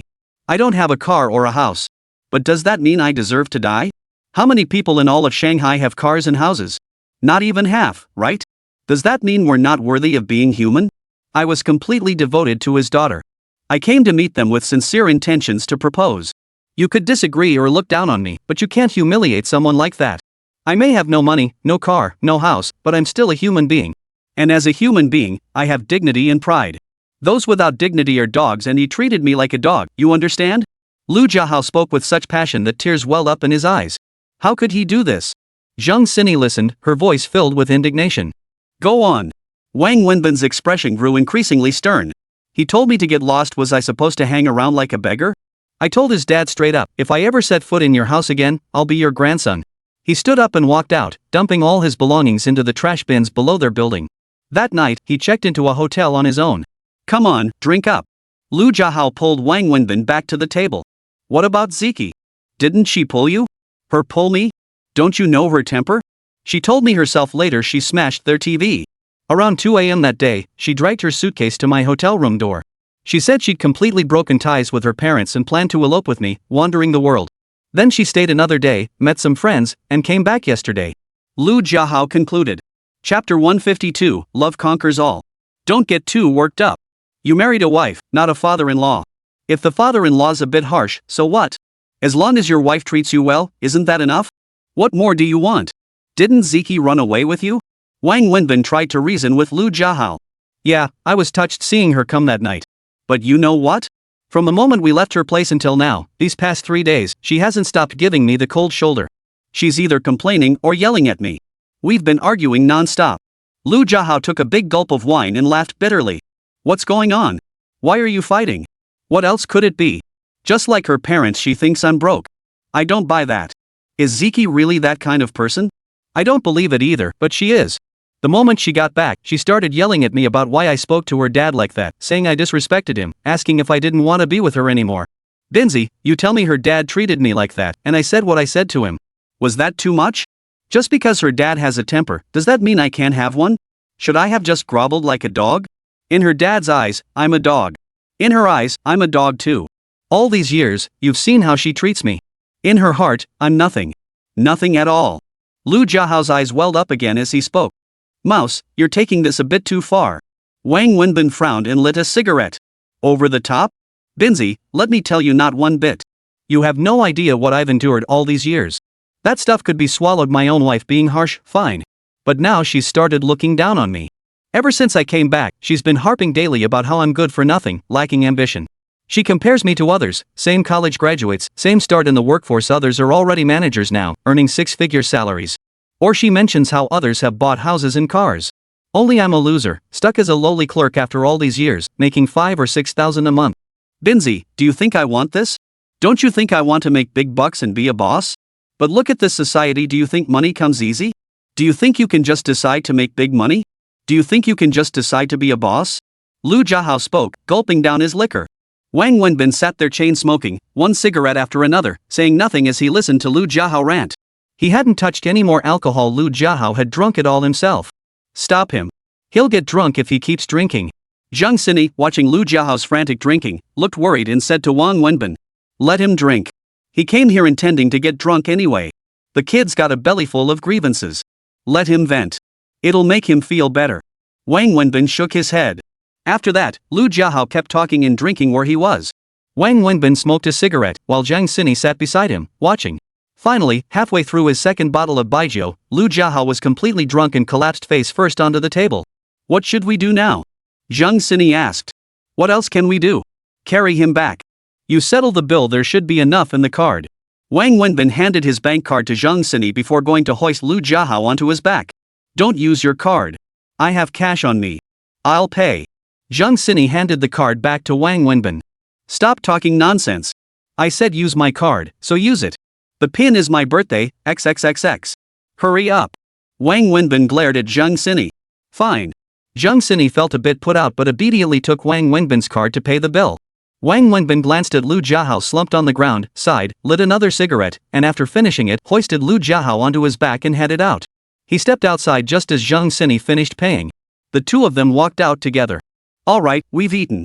It's getting late. You should hurry home so your dad doesn't worry. Wang Wenbin carried Lu Jiahao out of the restaurant and said to Zhang Xini following behind. I'm not in a rush.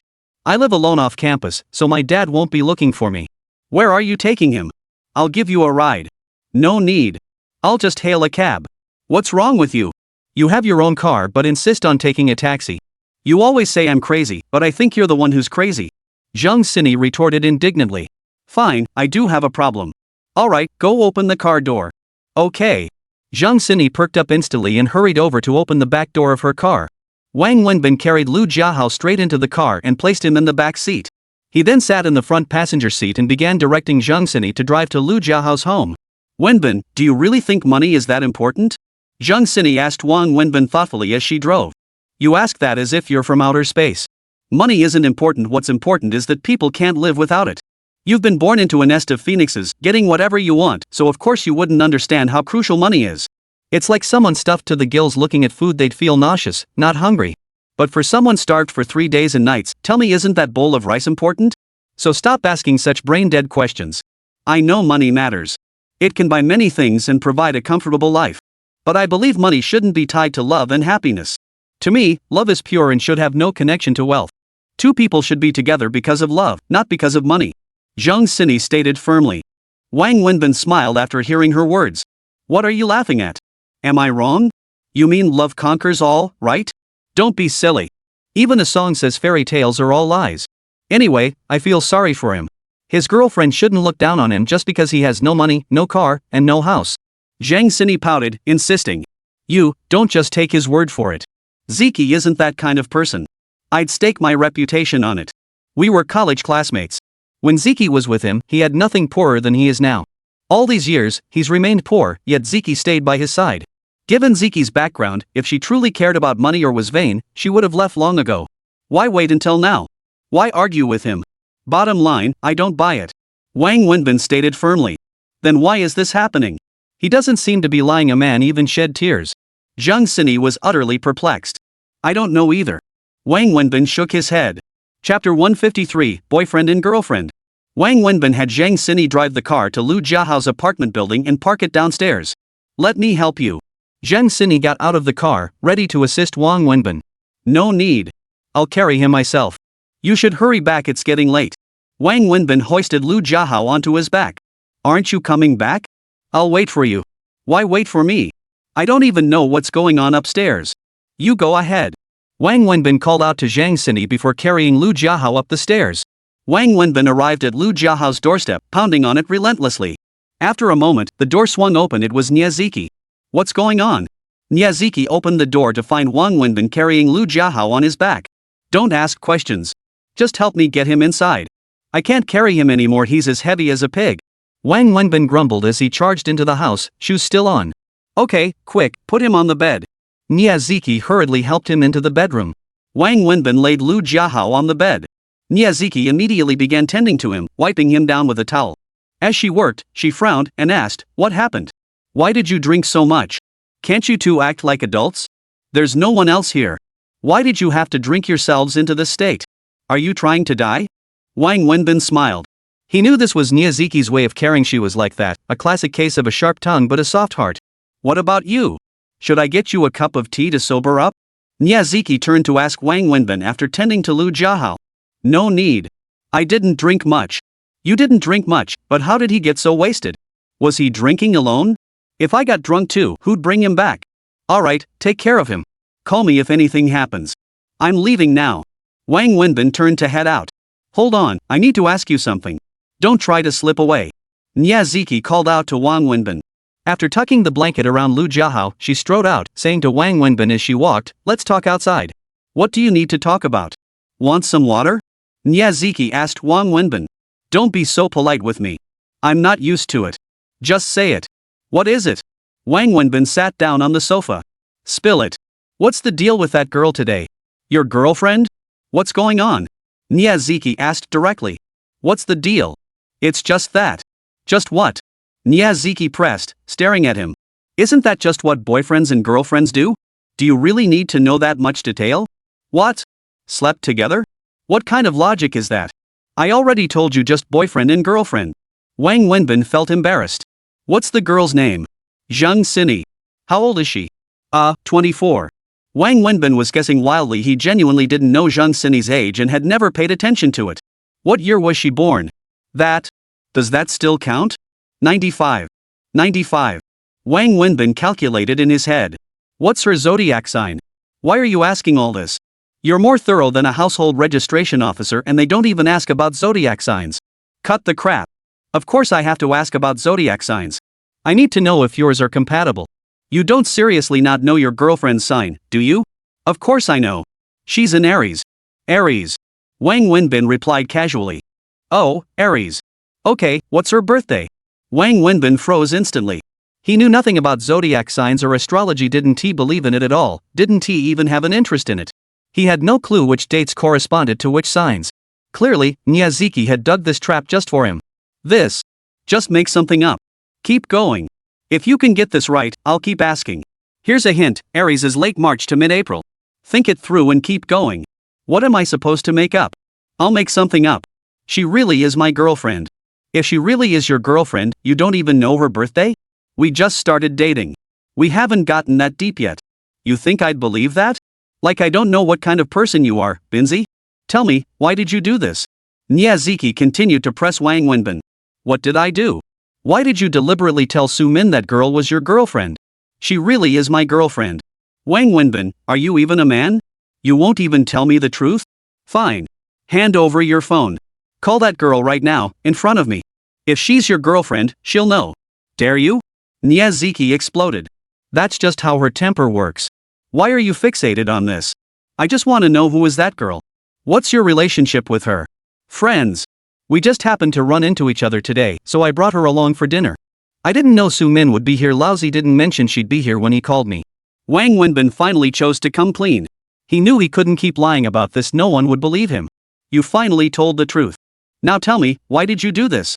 Are you out of your mind? Was it just to get back at Su Min for leaving you to go to America? So you deliberately said those things in front of her to make her angry, to hurt her, to make her miserable? Wang Wenbin, are you even a man?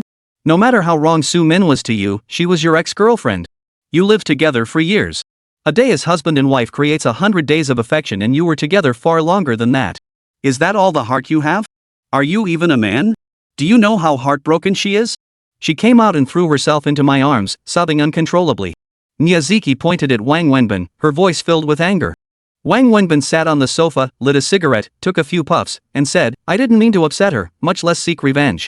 Then why did you do that in front of her? Have you lost your mind? I just wanted to make it clear that it's over between us. We shouldn't cling to any illusions or keep dragging this out. That's all I meant. You know what they say, better a sharp pain than a lingering ache. It's better to let her give up hope completely than keep her hanging on. This is for her own good. Wang Wenbin spoke slowly. I knew that's what you meant. You really think you're some kind of savior, huh? Binzi, I just don't get it. What exactly is wrong with Su Min? We made mistakes back then, but hasn't Su Min come back now? Hasn't she been good to you? You two were madly in love. I just don't believe you've truly stopped loving her. It was just that one thing. Why can't you forgive her? Be a man. Can't you be more magnanimous? Forgive? Ha! Forgiving is easy, but trusting again? That's another story. It takes years to warm a heart, but only a moment to freeze it. How can a heart that's frozen solid love again? How can we be together when trust is gone? Ziki, tell me, how can we be together? Wang Wenbin asked Niazuki with a bitter smile. Chapter 154, Poverty Brings Sorrows to a Couple. Niazuki fell silent. With Wang Wenbin having spoken so candidly, she didn't know how to continue persuading him. Sigh. If it really ends like this between you two, it feels such a waste, all those years of affection. Niazuki lamented. You, forget about me for now. Take care of yourself first. Come on, what's going on between you and Mouse? Did you two have a fight? Wang Wenbin leaned back on the sofa and asked Niazuki. He told you everything? Yeah, he told me. He mentioned the time at your place, how your parents looked down on him and told him to get lost, how he argued back at your dad. He also said you looked down on him for being broke. I looked down on him? Ha! Go ahead, tell me exactly what he said about me. I want to know what kind of person I really am in his eyes. Niazuki was boiling with anger. Wang Wenbin hesitated, but ultimately relayed Lu Jiahao's words to Niazuki verbatim. Some things had to be made clear, otherwise, even a married couple could be torn apart by misunderstandings buried deep within their hearts. After hearing Wang Wenbin's account, Niazuki kept laughing coldly, countering him. Binzi, do you really think I, Niazuki, am that kind of person? Am I vain? Do I care whether he has money or not? Doesn't he remember what he had when we were together? Nothing. And even now, isn't he still nothing? Did I ever complain? If I truly cared about wealth, I would have dumped him long ago. Plenty of rich men pursued me. If I wanted, I could have bought a car and a house in Shanghai instantly. Why would I bother arguing with him? Why would I risk straining my relationship with my parents over him? Niazuki grew angrier and more agitated with every word. Yes, he was right. These past days, I did yell at him. I did complain. But I never once complained about his lack of money.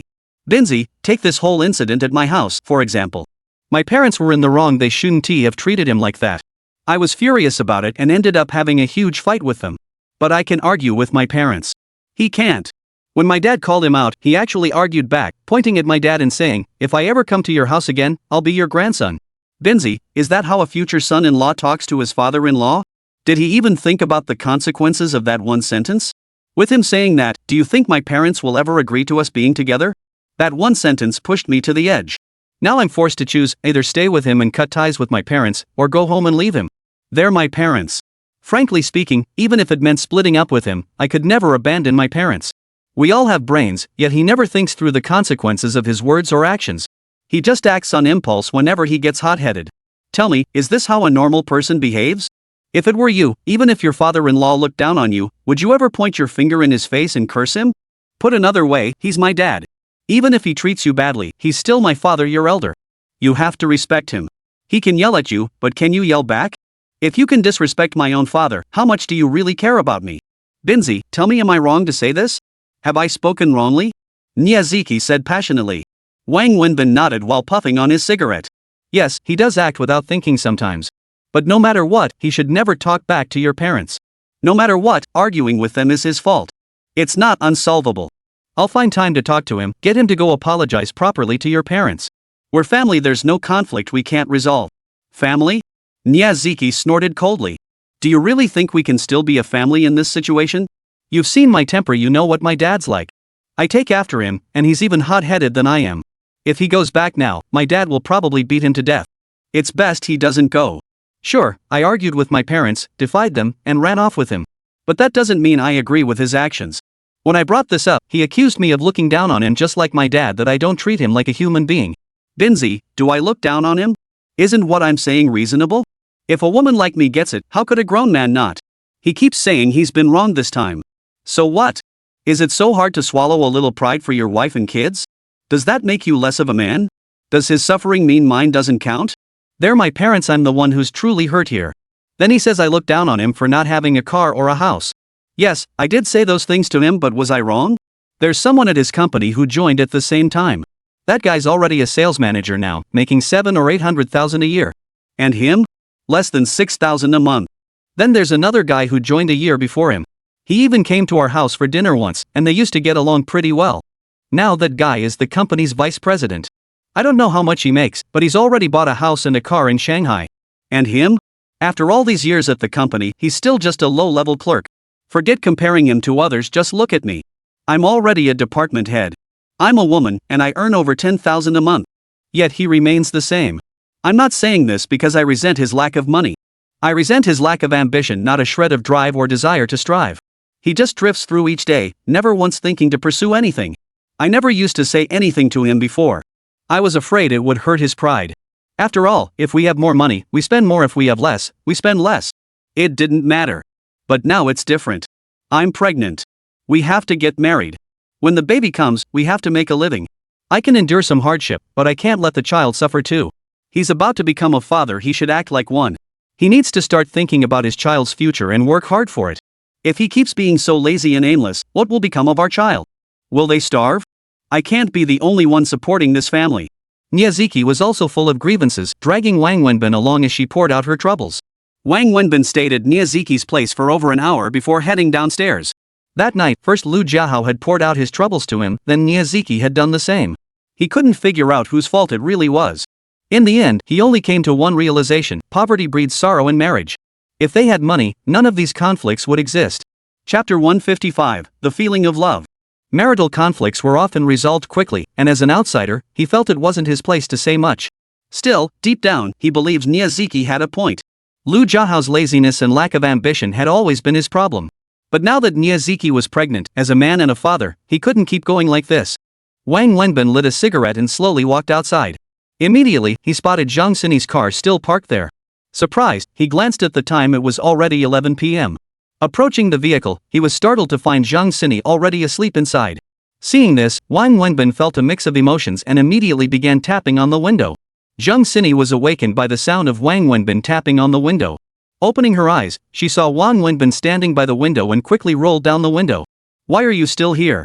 Why didn't you go home? Didn't I tell you to go home?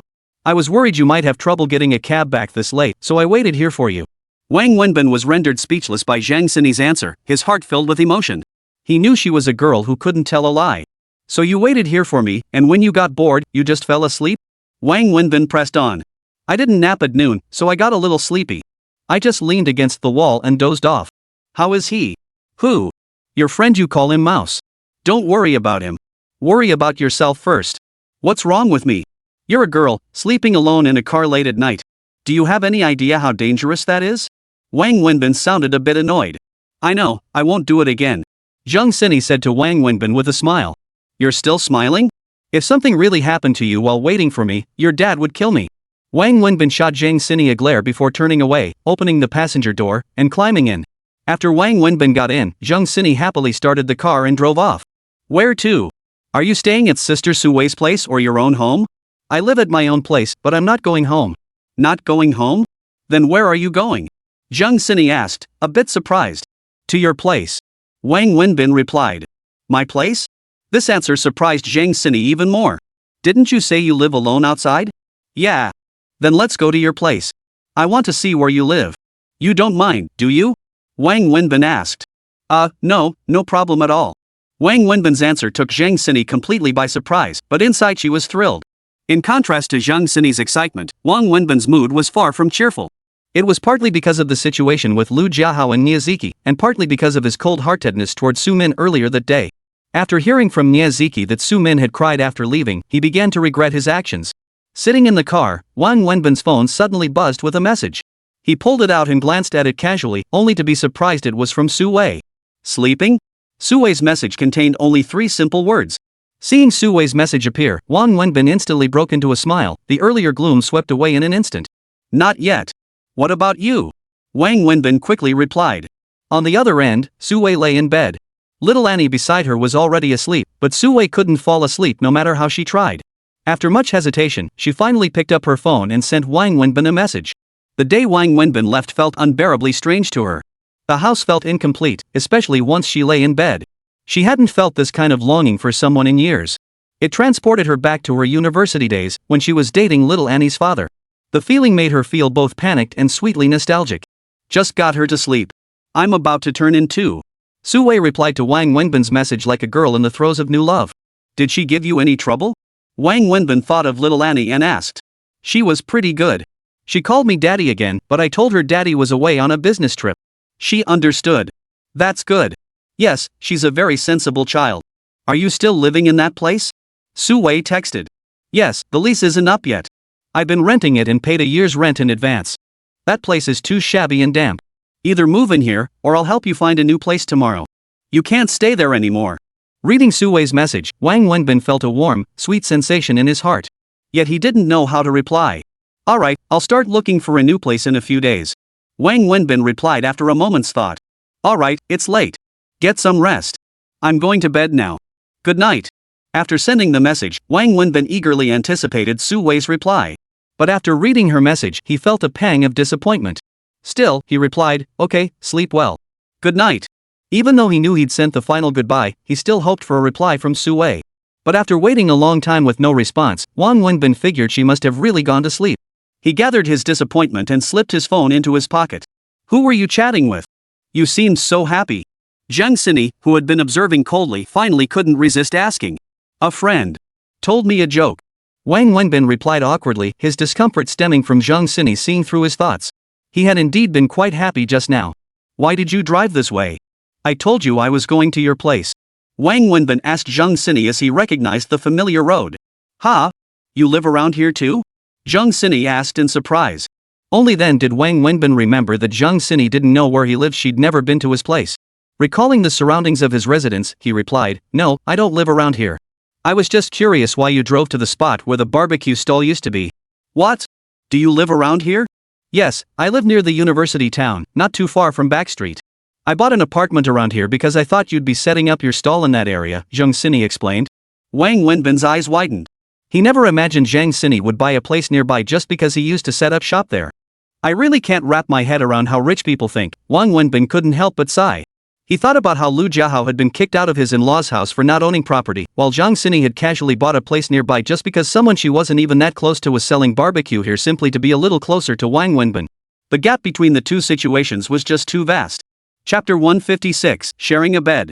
Zhang Xini drove straight into a residential complex. As they entered, Wang Wenbin was stunned. This was one of the finest neighborhoods in the area, a high-end residential community. But upon reflection, it made sense. Given Zhang Xini's family background, this kind of neighborhood was practically the bare minimum. Zhang Xini drove straight into the underground parking garage, then got out of the car with Wang Wenbin and entered the elevator. How long have you lived here? Wang Wenbin asked. Not very long. I bought it after being discharged from the hospital following the fire. I moved in less than a week ago, but then that fight happened. After that, my dad wouldn't let me live outside anymore, so I've been staying at home ever since. I only recently worked out an agreement with him, so I've been here for just a couple of days now, Zhang Xini explained to Wang Wenbin in the elevator. You had to make an agreement? Wang Wenbin asked, sounding a bit surprised. It's nothing major. Just that my dad told me to be careful about safety if I live outside. Zhang Xini replied, her face flushing slightly as she grew nervous. In truth, the agreement her father had made with her was that she could live outside the home and even visit Wang Wenbin, but she absolutely could not develop any relationship with him beyond friendship. Otherwise, he wouldn't let Wang Wenbin off the hook. Of course, Zhang Xini wouldn't let Wang Wenbin know any of this. However, she was terrible at lying. Telling even a small fib made her nervous, stutter, and blush. Stepping out of the elevator, Zhang Xini unlocked the door with her key. After entering, she told Wang Wenbin, come in. No need to take off your shoes, we don't have any men's shoes here anyway. Alright, I won't come in. You're home now, get some rest. I'll head out. Wang Wenbin said to Zhang Xini from the doorway. Zhang Xini looked at Wang Wenbin in surprise and asked, didn't you say you came to see my place? Why aren't you coming in now? It's not appropriate for a man to enter when a young woman lives alone this late at night. Besides, when I said I'd come see your place, I really just meant to escort you home. I couldn't bear the thought of you going home alone, especially since you're well off, drive such a nice car, and are so attractive. Something like this happened once before, and I'm uneasy about it. I only said that to offer you a safe ride home. Now that you're home, I can rest easy. Alright, get some rest. I'll be going now. Wang Wenbin finished speaking and turned to head toward the elevator. But the moment he turned, Zhang Xini grabbed his hand. What are you doing? I don't care. You said you'd come see my place, so you have to come inside. It's still early, and I can't sleep this late. Honestly, living alone here is really tough, it's so lonely. Come in, stay a while, chat with me, then leave. Okay? Zhang Xini tugged at Wang Wenbin's hand, her voice soft and pleading. A girl living alone? Do you really think it's appropriate for a grown man like me to come in this late? What's inappropriate about it? No one here knows you, and no one knows me. What's there to be afraid of? It's not that I'm afraid. The thing is, it's too late. I want to go back to sleep. You're lying. When you sold barbecue, you didn't pack up until 1 or 2 every night.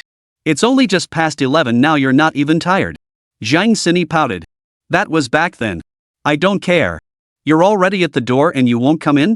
If you don't come in, I'm not going home either. Where are you going if you're not going home? Wherever you go, I go. You're following me home? Wang Wenbin asked with a smile. Fine, I'll go home with you. Zhang Sini nodded. You're crazy. I'm a grown man. What? You're sleeping at my place?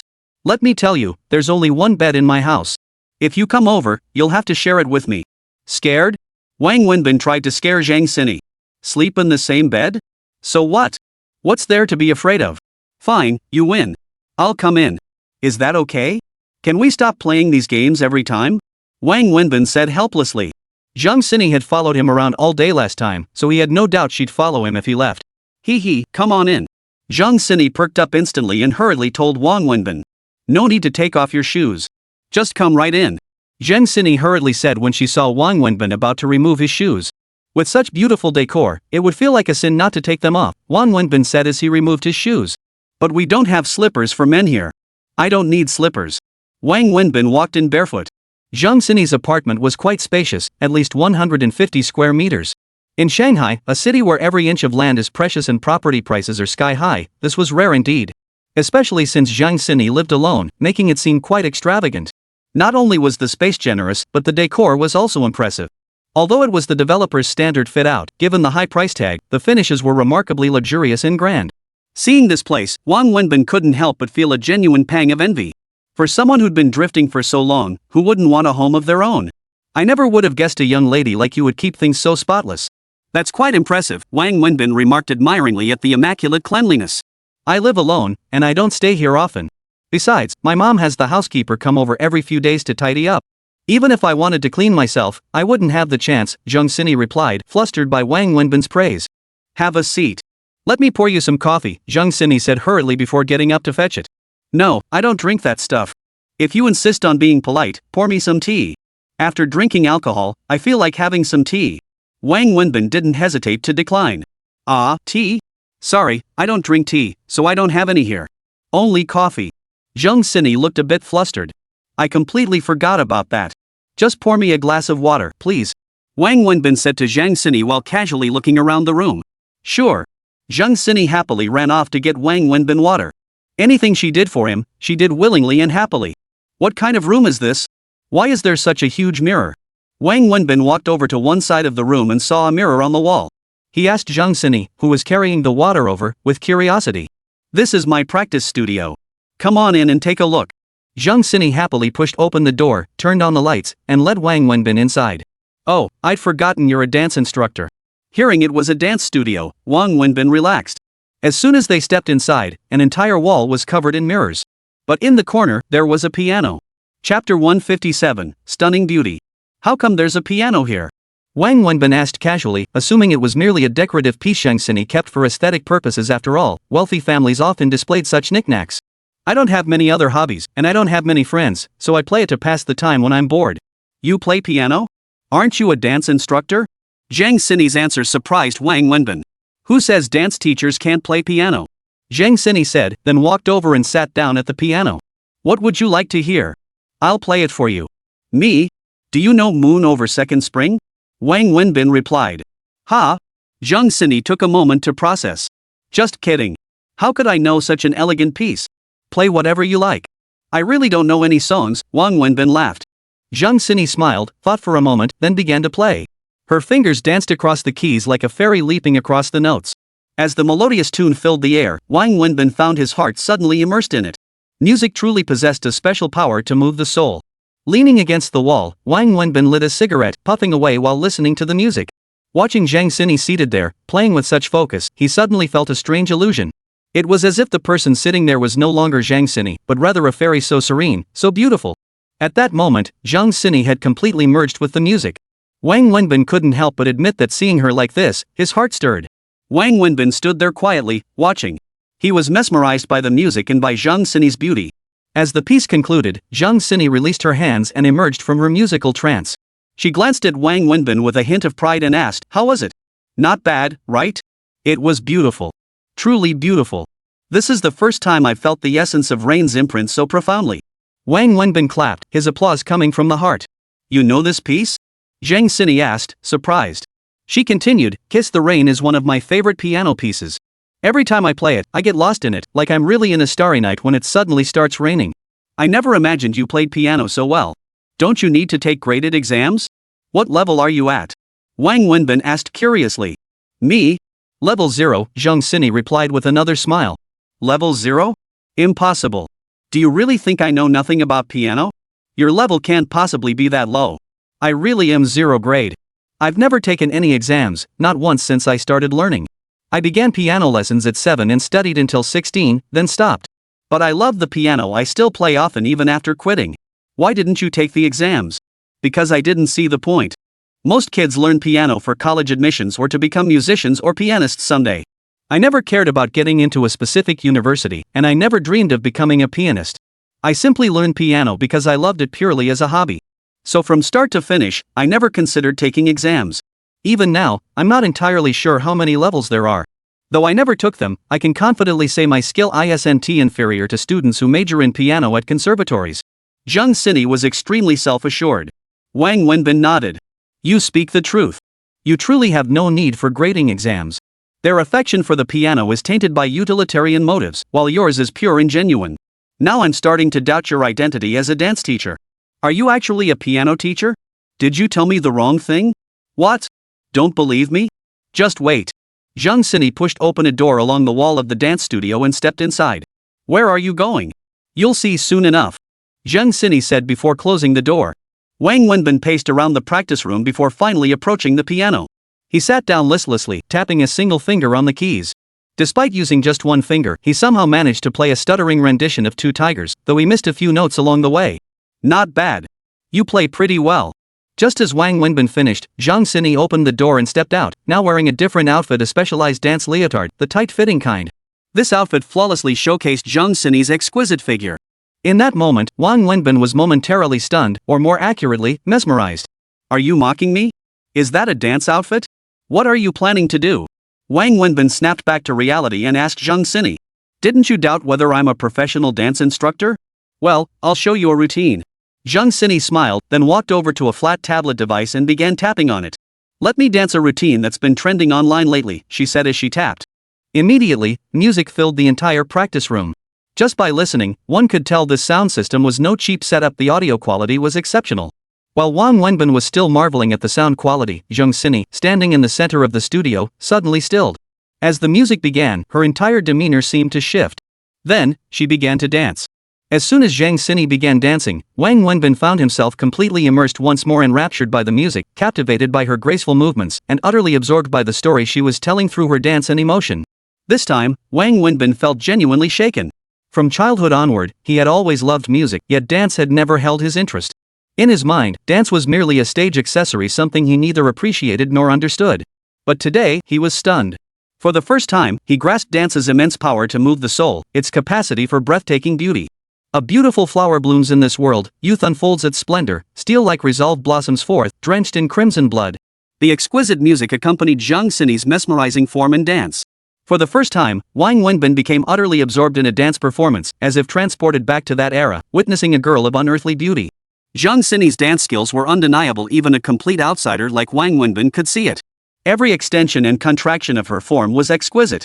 Especially during the section requiring over a dozen rapid consecutive spins, he was utterly amazed, his impression of Zheng Sini completely transformed. Chapter 158, Staying the Night. As the music faded, Zheng Sini approached Wang Wenbin, laughing breathlessly. Wang Wenbin, however, remained utterly captivated by her beauty. Well, do you believe I'm a dance teacher now? Let me tell you, when it comes to dancing, I'm quite professional. Zheng Sini said triumphantly, observing Wang Wenbin's almost dazed expression. Yes, it was beautiful, truly beautiful. This is the first time I've ever felt dance could be so exquisite. You've completely changed my perception of dance. Wang Wenbin replied sincerely. This is a dance from that recently popular movie Youth. It's been re-choreographed, and the dance is very difficult, requiring a high level of skill from the performers. My execution is only part of it. The main thing is that the choreography is excellent, and the song and music are also great. I really love this song and what it represents from that era. Zheng Sini took a sip of water beside him before walking over to Wang Wenbin and speaking. Wang Wenbin nodded silently. Have you seen this movie? It's really popular lately. Movies? Wang Wenbin paused, then thought carefully before replying. I think the last time I saw a movie was 4 years ago. What? You haven't seen a movie in all these years? Zhang Sini found it hard to comprehend. Everyone's life is a movie. Instead of spending time watching others' movies, why not focus on playing your own movie well? Wang Wenbin smiled as he spoke, then turned and said, "Alright, it's getting late. I should go." "Don't go yet. Let's chat a bit longer," Zhang Sini pleaded, grabbing his hand as soon as he mentioned leaving. "Sis, it's almost midnight. Are you planning to have me stay the night here?" "Sure, there's an empty bedroom here. You really could stay." Zhang Sini beamed at the suggestion. "Are you out of your mind?" Wang Wenbin couldn't help but scold her. He then turned and waved at Zhang Sini. "Get some rest. I'm heading out." "Let me drive you home," Zhang Sini called after him, but Wang Wenbin didn't respond. Wang Wenbin strode toward the door and shut it behind him. This time, though Zhang Sini felt a pang of reluctance, she didn't try to stop him. Deep down, she knew it was late and Wang Wenbin staying wouldn't be appropriate. But she was happy, very happy. Because today, Wang Wenbin had watched her dance, and he'd been utterly captivated by it. She'd seen the look on his face as he watched her move. After leaving Zhang Sini's home and stepping out of the elevator, Wang Wenbin lit a cigarette and walked slowly toward the exit. He remained utterly captivated by Zhang Sini's dance. This evening had profoundly altered his perception of her. He had always dismissed her as a typical rich kid good for nothing but spending money. Yet tonight revealed a completely different truth. Zhang Sini possessed remarkable artistic talent and was exceptionally dedicated. At the very least, she poured immense effort into her passions, dance and piano, and excelled brilliantly in both. What unsettled Wang Wenbin even more was how he felt as if he'd been bewitched by Zhang Sini tonight. He couldn't help but keep thinking about her beauty, her serene expression while playing the piano, and the breathtaking grace she displayed when dancing. Leaving Zhang Sini's residential complex, Wang Wenbin chose not to take a taxi. There were none available at this hour anyway. He walked slowly along the road toward his own place. It wasn't too far, but the walk would still take at least 20 minutes. By the time he reached home, it was already 12:30 a.m. Wang Wenbin collapsed onto his bed but couldn't sleep. Throughout the night, countless figures flashed through his mind, accompanied by a whirlwind of emotions. The sweetness he felt when thinking of Su Wei, the pain in his heart recalling Su Min's departure from the dinner table today, and whenever Zhang Sini came to mind, he always envisioned her playing the piano and dancing, possessing a beauty that was both alluring and intimidating. After a restless night, Wang Wenbin rose early as usual. He bought 2 steamed buns and a cup of soy milk from the familiar stall at the alley entrance, eating as he walked toward the bus stop. Wang Wenbin didn't go to the company again. Instead, he headed straight for the clothing store. When Wang Wenbin arrived at the clothing store entrance, advertising company staff were still at work, constructing signage at the door. The store employees, who had been on leave for 3 or 4 days, were now dressed in work uniforms and bustling about inside. After finishing a few final touches, the renovation crew departed. Once they were gone, the store staff immediately began organizing the various displays under the store manager's direction. Wang Wenbin summoned the store manager and began issuing detailed instructions. Throughout the entire process, the manager could only listen with his mouth agape, clearly astonished. After finishing his instructions, Wang Wenbin walked to the roadside near the store entrance. The area, previously pitted and uneven due to construction, now presented a worse sight. Construction materials had somehow protruded beyond the fence, piling up in a large heap that completely blocked the sidewalk. The narrow passageway left for pedestrians was completely covered in muddy sludge flowing out from the construction site, rendering it impassable. Seeing this, Wang Wenbin smiled. He was quite satisfied with the effect. When Wang Wenbin returned to the store, a dozen or so young men and women had arrived. These were part-time college students recruited by an agency. Wang Wenbin gathered them and the store manager inside for a meeting, then began assigning them to specific tasks. All operations commenced after 9 a.m. that morning, marking the store's reopening after a 3-day closure. The previously enclosed space now featured a passageway running from the front to the back door, effectively dividing the store into 2 sections displaying merchandise on either side. Signage was affixed at the entrance, with arrow markings on the floor and overhead banners directing pedestrians to pass through this route. Near the construction zone at the entrance, a large sign read, "Construction in progress. Please proceed with caution and detour where possible," alerting passers-by. Despite this, pairs of young men and women continued entering through the main doorway, walking straight through the store to exit at the back. Some stopped inside to try on and purchase clothing along the way. A staff member at the entrance enthusiastically reminded everyone that the path ahead was under construction and difficult to navigate, suggesting they could simply walk through the store instead. Initially unaware of this option, people gradually began entering the store after being prompted by sales staff and seeing others already using this route. They naturally walked through the shop to exit at the rear. Discovering this shortcut not only saved distance but also offered smoother passage, many started messaging friends to recommend this route. Many passers-by noticed the crowd shopping inside. Driven by Chinese tendencies toward conformity and curiosity, they too paused to glance at the clothing displays. Within 2 hours, most passers-by would glance at the storefront before walking through. The once deserted shop suddenly bustled with activity. The more attention it drew, the more people arrived. Fittings surged inside, and with only 3 sales assistants on duty, the store manager immediately called in 2 staff members on day off for emergency overtime. Chapter 159, Reasonable Explanation. Wang Wenbin didn't enter the store. He stood on the sidewalk beside the entrance, smoking a cigarette and observing the situation inside. Just then, his phone rang. He pulled it out and saw it was Pang Mengjia again. He hung up immediately, unwilling to answer. Just like last time, after he hung up, the phone rang again. Pang Mengjia kept calling.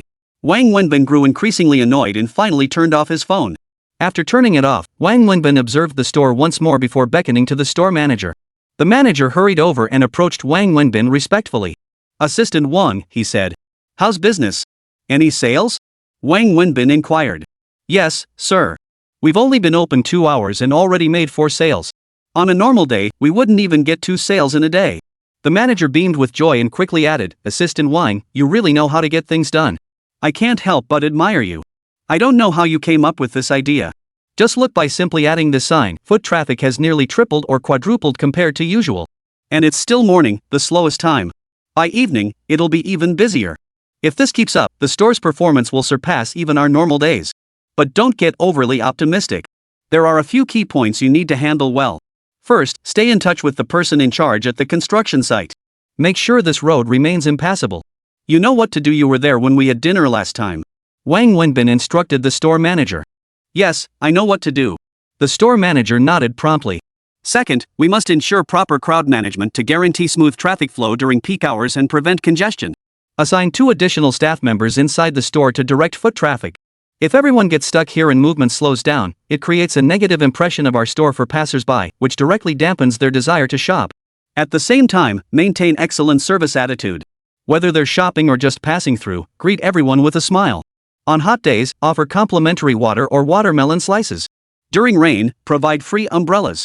Always remember this principle: giving always pays off." "Yeah, I get that. I always tell them that too. Our service attitude has always been solid." The store manager nodded again. "Third point, have you noticed the people the agency sends? Monitor the situation yourself. Once foot traffic picks up, you can tell them not to come anymore. But if foot traffic drops, bring them back. You must understand that we Chinese have a herd mentality. Both foot traffic and habits need guidance, and they are the guides." Wang Wenbin began explaining to the store manager bit by bit. Finally, Wang Wenbin addressed the store manager. "All right, I've done everything I can. From now on, this store is entirely in your hands. The success or failure of its performance rests with you. I've given it my all." With that, Wang Wenbin waved goodbye to the store manager and turned to walk back the way he came. His phone remained switched off the entire time. At noon, he grabbed a quick lunch at a fast food joint, then hopped on a bus headed back to the company. Upon returning to the company, Wang Wenbin sat briefly in his office until the afternoon shift began. Only then did he turn on his phone. The moment he did, he saw it was flooded with missed calls, most from Pang Mengjia, who seemed to have been dialing like a madwoman. Surprisingly, there were also 2 calls from Su Wei. Wang Wenbin lit a cigarette, pondered for a moment, and smiled. He then retrieved a pre-printed document from his desk, walked out of his office, and headed straight to Pang Mengjia's adjacent office. Without knocking, he pushed the door open and walked in. Upon entering, he saw Pang Mengjia sitting there, deep in conversation with a department head. Wang Wenbin's sudden appearance startled both men, especially Pang Mengjia, whose eyes flashed with hostility as she stared at him. "Assistant Wang," the department head stood up and greeted him. Hello. Please, sit down. If you're discussing something, continue. I'll come back later," Wang Wenbin said, preparing to turn and leave. "Hold on," Pang Mengjia called out, stopping Wang Wenbin. She then addressed the department head. "All right, that's all for now. I need to discuss something with Assistant Wang. I'll reach out to you next time." "Understood, Ms. Pang." "Assistant Wang, I'll take my leave." The minister rose, exchanged farewells with Pang Mengjia and Wang Wenbin, then exited through the door beside Wang Wenbin, closing it behind him. The moment the minister left, Pang Mengjia fixed Wang Wenbin with a cold stare, saying nothing, just gazing at him intently. "What's with the stare? What? Want to eat me?" Wang Wenbin chuckled and sat down directly in front of Pang Mengjia. "Do you know how many times I called you?" Pang Mengjia asked through gritted teeth. "No idea. Just checked my phone, probably over a dozen." Wang Wenbin replied casually. "Why didn't you answer? Why did you turn it off? Don't tell me it was dead." "No, it's always had power. It's still at 90% right now. The battery you gave me is really high quality." Wang Wenbin pulled out his phone and checked it. "Then why did you turn it off?" Give me a reasonable explanation. Because I didn't want to answer them, so I turned it off. Wang Wenbin spread his hands helplessly. Pang Mingjia was so angry she jumped to her feet, her face flushing red. Angry? Sorry, I'm not good at lying, so I always tell the truth. Fine. You're impressive. You're amazing. I can't control you anymore. Alright. Today marks your 4th absence this month. I've run out of ways to discipline you. I can't manage you anymore. Therefore, I've reported everything about you to my sister-in-law. She'll decide how to handle your situation. So, you're leaving my office now. This time, Pang Mingjia was genuinely furious. Don't worry, I'll definitely leave. If I didn't have to come here, I wouldn't stay a second longer. Wang Wenbin handed Pang Mingjia the documents as he spoke. Here's the research report on the lingerie store you requested. Research report? Are you kidding me? How many days have passed? 4 or 5? Not even a week, and you've produced a research report? What data did you base this report on? Market research requires at least 2 weeks of complete data. For greater accuracy, some even need 6 months or a full year of precise, continuous data. You've only had 4 or 5 days, not even a full week, and you haven't even been there yourself. Showing me this report now, do you take me for a fool? Or do you lack even the most basic common sense? Pang Mingjia didn't even glance at it. Chapter 160, Resignation. The duration, accuracy, and continuity of the research data are my concern. Your job is simply to review this report. If it contains gross inaccuracies or fails to reflect reality, you may come to me. I'll personally cover any losses arising from it. If, on the contrary, the report is sound, then please keep your mouth shut. What kind of attitude is this? This is my attitude, Pang Mingjia. As a leader, when you set requirements and assign tasks, you only demand results. Therefore, all I can provide you with are results. The process is my own business. You shouldn't interfere, nor do you have the right to. You can review this research report now. If you find any issues, I'm willing to bear all consequences. I've already emphasized this point. Wang Wenbin pointed at the research report again. Pang Mingjia glanced at Wang Wenbin, picked up the report, and examined it. After a moment, she looked at him with surprise and asked, "Did you really write this? I have the draft on my computer. Would you like to see it? I don't believe it. I don't believe you wrote this. First, without data, how did you arrive at these conclusions? Where did you even get the data you've listed here? Second, writing a research report is a highly specialized task. It requires not only theoretical knowledge of market fundamentals but also practical experience in understanding market dynamics. You have neither formal training in this field nor relevant work experience. How could you possibly have written this? I said this isn't your concern. Just tell me, are the data and conclusions in this research report problematic?" Wang Wenbin countered, then pressed on, "Don't think I'm unaware. I've already checked. Every store has conducted specialized data research. So tell me, do the data and conclusions I've listed match the company's findings? Are there any fundamental errors?" Wang Wenbin asked again. Pang Mingjia remained silent for a long moment before finally saying, "Did you have someone else write it for you? Did you have someone from the company do it for you? You can investigate. If you uncover who helped me write it, that's your skill. If you can't, then I'm afraid this is my own work," Wang Wenbin said with a smile. "Rest assured, I'll investigate thoroughly. This matter will be uncovered once we look into it." "You just wait," Pang Mingjia said through gritted teeth. "Fine. I'll be waiting for your good news. Now, the second matter," Wang Wenbin said, pulling out another piece of paper and handing it to Pang Mingjia. "This is my resignation letter. Take a look and sign it." "Resignation letter?" Pang Mingjia was startled. She quickly took the paper Wang Wenbin handed her and saw that it was indeed a resignation letter, signed with Wang Wenbin's name and the date. "You're really resigning?" Pang Mingjia asked incredulously. "Is this letter fake?" "I signed it myself," Wang Wenbin replied with a smile. "But why are you quitting?" Pang Mingjia pressed. "Isn't it all written up there?" "Because I'm not qualified enough to handle the company's work, and also for personal reasons, I want to resign." "Haven't you been scheming to get rid of me all along? Now that I'm voluntarily quitting, you're actually hesitating. I'm warning you, this is a one-time opportunity. Once this chance is gone, it won't come back. All you need to do is sign your approval, and I'll be out the door immediately. If I change my mind later, it'll be much harder for you to get rid of me." Wang Wenbin said with a smile, then lit a cigarette. Pang Mingjia stared at the resignation letter, then glanced at Wang Wenbin. Finally, she picked up the pen, ready to sign, but ultimately couldn't bring herself to do it. "I can't sign your resignation letter. If you want to quit, go see my sister-in-law. She'll decide whether to approve it," Pang Mingjia finally stated. Watching Pang Mingjia hand the letter back to him, Wang Wenbin smiled. She really was a soft-hearted girl. Though she always acted fierce and intimidating around him, she was genuinely kind at heart. "You're my direct supervisor. If I don't come to you about resigning, who else should I go to? At the last meeting, your sister-in-law explicitly stated I'm under your full authority. So of course I come to you about resigning. Alright, hurry up and sign it. Once it's signed, I can leave. Wang Wenbin asked with a smile. I said I don't have the authority to sign, so I don't. Why are you talking so much? If you want to resign, go talk to my sister-in-law. What? Having second thoughts? Haven't you been dreaming of kicking me out of the company? Now that I'm quitting, you suddenly feel sorry for me? Wang Wenbin asked Peng Mengjia with a smile. Yes, I admit it. I did dream of kicking you out of the company. And I admit it, my heart has softened. I can't bring myself to do it. I know deep down you're not a bad person. Sending you to the lingerie store was deliberately making things difficult for you. Those times you were late, I deliberately picked on you. If I really kicked you out because of those things, I wouldn't be able to live with myself. I'd blame myself. So, I won't sign this. Peng Mengjia ultimately chose to tell the truth. Fine, I won't press you. Leave the resignation letter with you. Whether you sign it or not, I'm leaving the company. If you sign, I'll just leave normally and settle this month's wages with finance. I barely have a few bucks left anyway, so it makes no difference. Peng Mengjia, you wanted me to stay away from your sister-in-law's family and little Annie. I've done as you wished and moved out of your sister-in-law's place.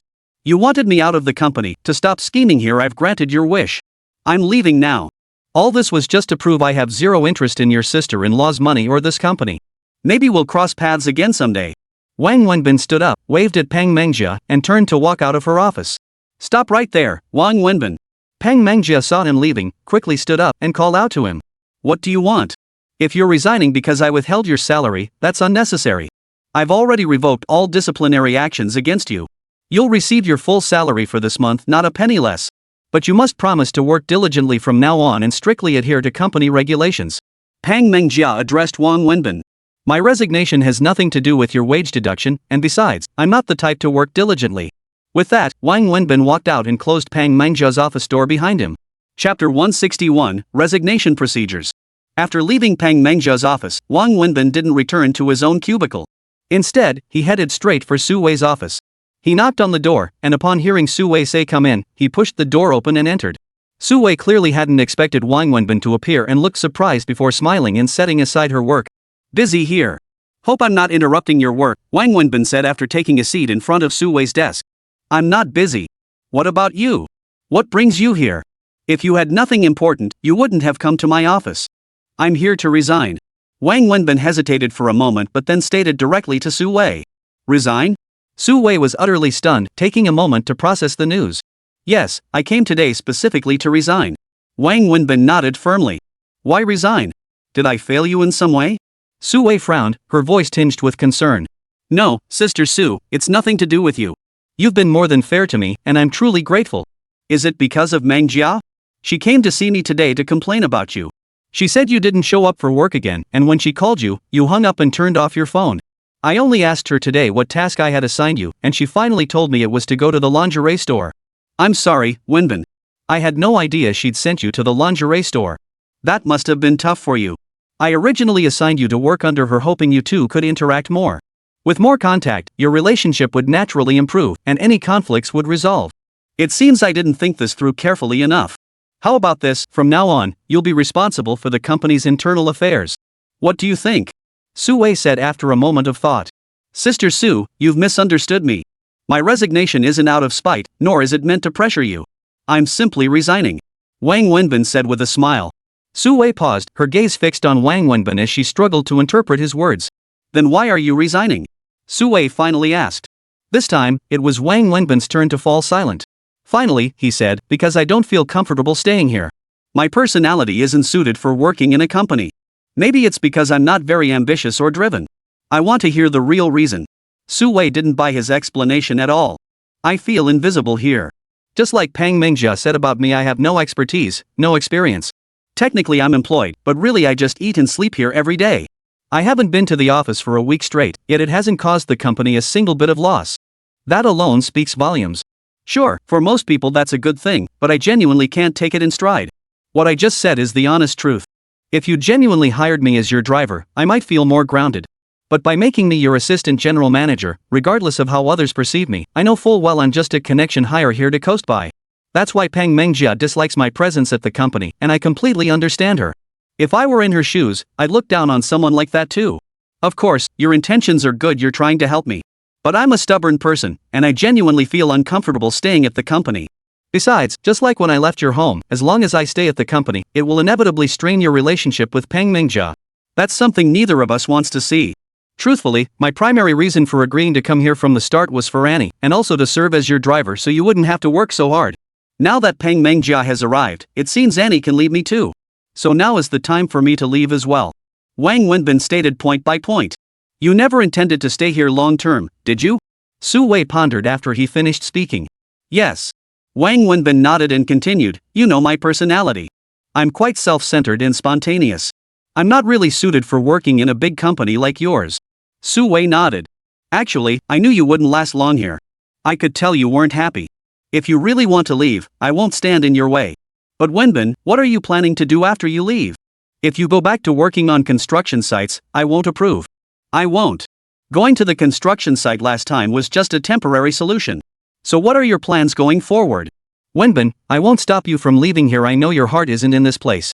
But as your friend, I must remind you, you're still young, with a long road ahead. You need a long-term plan for your future. You can't spend your whole life selling barbecue, nor can you work on construction sites forever.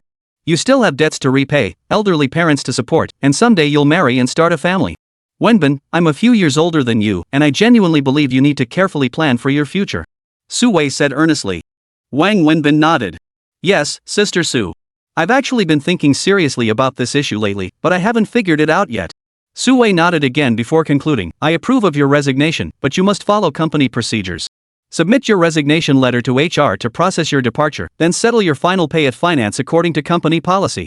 You'll receive every penny you're owed, it's what you're entitled to. If you bypass our resignation protocol, it puts me in a difficult position. I understand. I'll handle the resignation procedures. Wang Wenbin nodded. After leaving Su Wei's office, Wang Wenbin entered Peng Mengjia's office once more. As he pushed open the door, Peng Mengjia was intently reviewing the research report he had written. Why are you back again? Peng Mengjia looked up, puzzled by his reappearance. Did you sign it? Wang Wenbin asked. What? The resignation letter. I told you, you need to resign and go see my sister-in-law. I just went to see your sister-in-law. She agreed to my resignation, but only if I follow the company's formal procedures for leaving. I can't just disappear without notice. So she sent me here to get your signature. Wang Wenbin sat down across from Peng Mengjia again. Are you really leaving? Are you sure you won't reconsider? Peng Mengjia couldn't help asking Wang Wenbin once more before signing. Chapter 162, Departure. Your sudden change in attitude is throwing me off. Weren't you the one always trying to push me out? Wang Wenbin, I'm sorry, Alright, you don't need to feel guilty. It truly wasn't you who drove me away. I'm not that fragile, and you're not that powerful either. Honestly, I never intended to work at this company from the start, let alone take on this role as assistant to the general manager. I know my own limitations, while I simply don't possess the capabilities for this position. My sister-in-law tricked me into coming here as a driver, but she ended up landing me this assistant general manager position. That's why I've been driving her to and from work every day. My decision to leave now is purely personal. I know my limitations and can't handle this role. It has nothing to do with you, so don't blame yourself. Just sign the papers quickly so I can settle my accounts with finance and head home. Another major company is waiting for me. Really? Of course. Why else would I quit? I only left after securing a better offer elsewhere. Do you think I'm stupid? After that, Peng Mengjia signed the papers with a carefree gesture, swayed by Wang Wenbin's persuasion. Wang Wenbin then took the signed resignation letter to HR to process his departure. Meanwhile, after Wang Wenbin left, Peng Mengjia thought for a moment and picked up the phone to call the finance department. After completing the resignation formalities with HR, Wang Wenbin went to the finance department for settlement. When the accountant handed him a settlement slip, he was stunned. It listed numerous figures he couldn't quite make sense of, but he knew the final total was over 40,000 yuan. I'd like to ask, Wang Wenbin inquired, puzzled, why is there so much money? This follows company policy.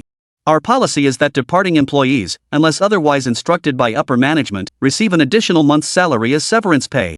That means 2 months' salary. Your monthly salary is 10,000 yuan, so the salary portion alone is 20,000 yuan. Additionally, regarding your bonus coefficient, during the last meeting, General Manager Su specifically instructed that your bonus coefficient be doubled. Therefore, your bonus for this month is also doubled, totaling over 13,000 yuan.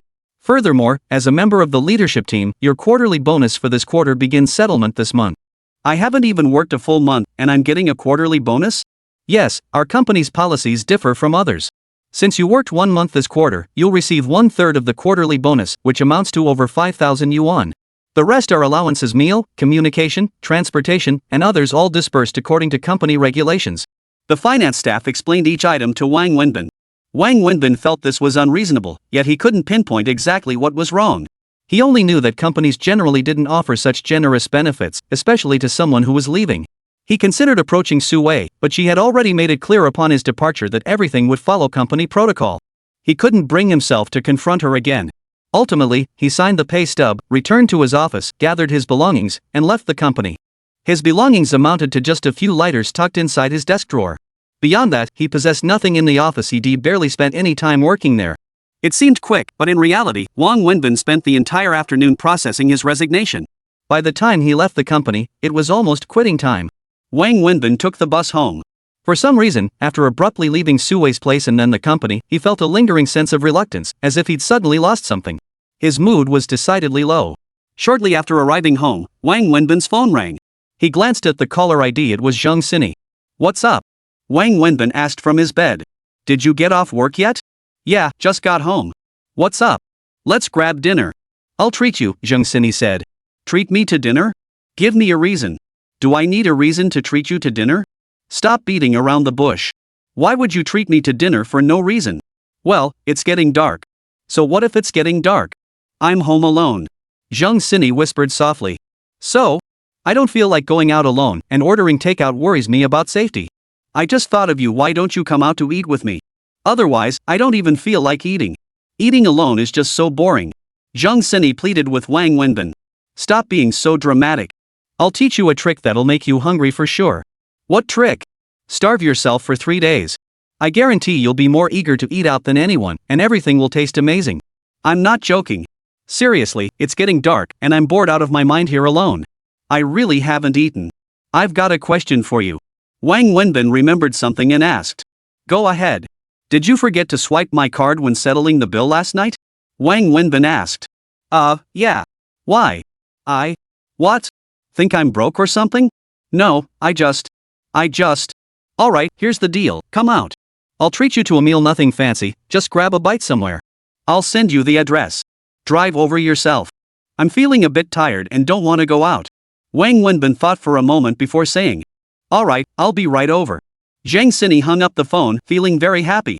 When Wang Wenbin went to the finance office to swipe his card for his paycheck this afternoon, he realized something was off. Last night at Old Flavor, he had clearly handed his card to Zheng Sini to pay, but no matter how he searched his phone, there was no text message. Checking his bank statement, there was no record of that transaction. There was only one possibility: Zheng Sini hadn't used his card at all. She had paid with her own money. Coincidentally, Zheng Sini called just then. Wang Wenbin decided to treat her to dinner to repay the favor from last night. Besides, Zheng Sini was bored at home alone, and Wang Wenbin suddenly felt lonely sitting in his darkroom. He wanted someone to talk to. As Wang Wenbin sent the address to Zheng Sini, he got up and headed outside. The address he sent her was for a restaurant just a short walk from his place, about 10 minutes on foot, and it wasn't far from where Zheng Sini lived either. As soon as Wang Wenbin arrived, he spotted Zheng Sini's Porsche pulling up. Chapter 163, The First Time. "Quick, huh?" Zheng Sini said cheerfully to Wang Wenbin as soon as she got out of the car. "Yeah, fast. Really fast." Wang Wenbin nodded, then headed toward the restaurant. Considering Zheng Sini's status, Wang Wenbin requested a private room and ordered 6 or 7 dishes. Just as the dishes were about to be served, Wang Wenbin's phone rang again. Glancing at the number, he hesitated, but ultimately answered. "Hello? Where are you?" the voice asked directly. Wang Wenbin hesitated before replying, "Having dinner." "Where?"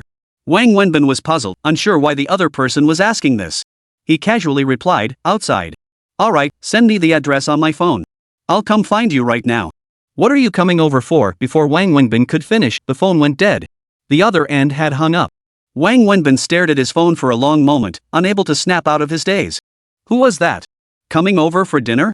Zheng Sini asked. Leaning back in his chair, Wang Wenbin lit a cigarette. After taking several puffs, he replied, "A friend." Then he began typing a message, sending the restaurant's address. He then called over the waiter, "Waiter, swap out a couple of dishes. Take these 2 off the order. Add these 2 instead. Oh, and throw in one of these 2.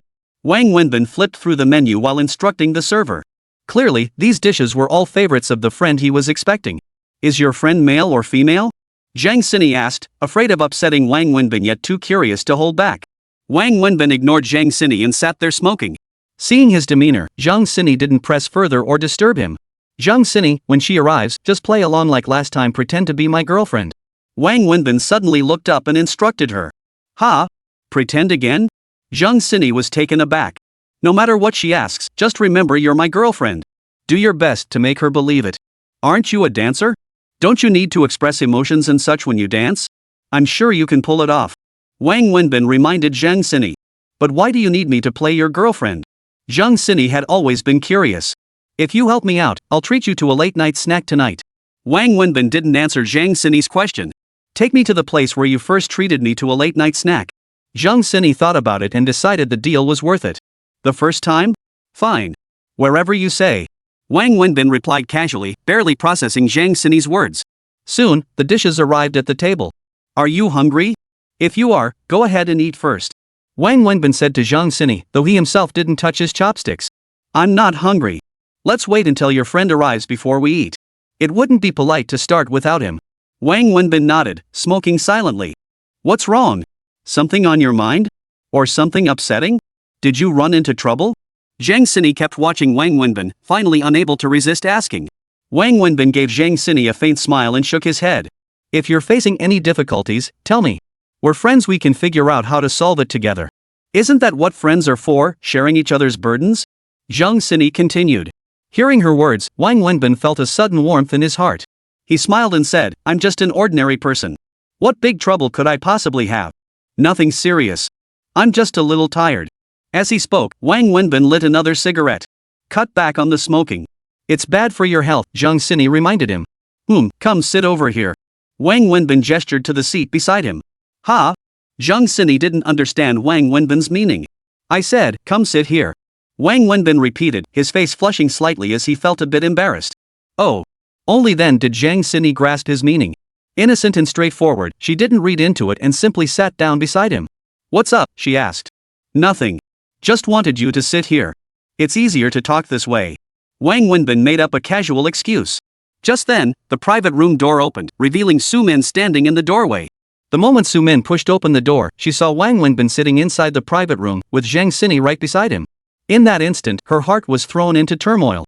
A flood of emotions surged through her, mirroring the feeling she had experienced the previous day when she saw Wang Wenbin and Zhang Sini walking in arm. Last night, she hadn't expected Wang Wenbin and Zhang Sini to arrive together. And today, she hadn't anticipated Wang Wenbin being with Zhang Sini again. She knew Zhang Sini hadn't been summoned by Wang Wenbin after receiving her call, because she had driven over extremely quickly. When she called Wang Wenbin, she was already nearly at his residence. The distance was short. If Zhang Sini had come on short notice, she couldn't have arrived so quickly. The only explanation was that Wang Wenbin and Zhang Sini had intended to dine together here all along. The table already laden with dishes was proof enough.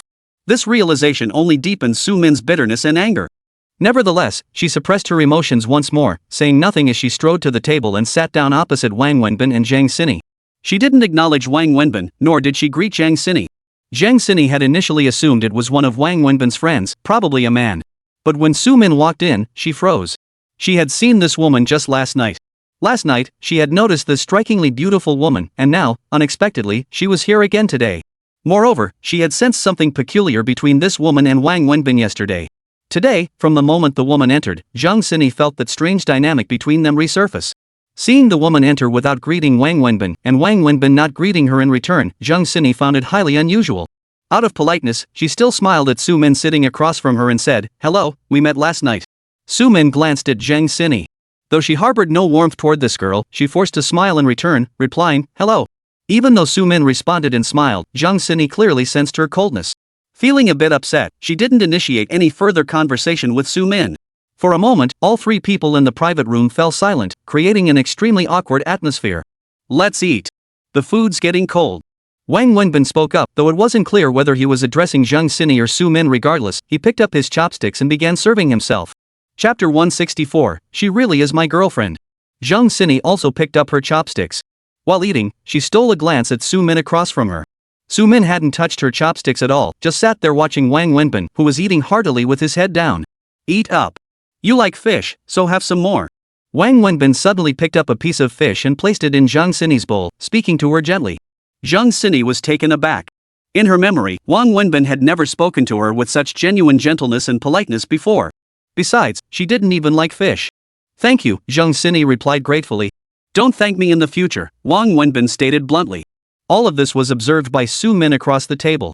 She hadn't picked up her chopsticks or spoken a word the entire time. After devouring nearly a bowl of rice, Wang Wenbin finally moved the rotating table, shifting several dishes towards Su Min across from him.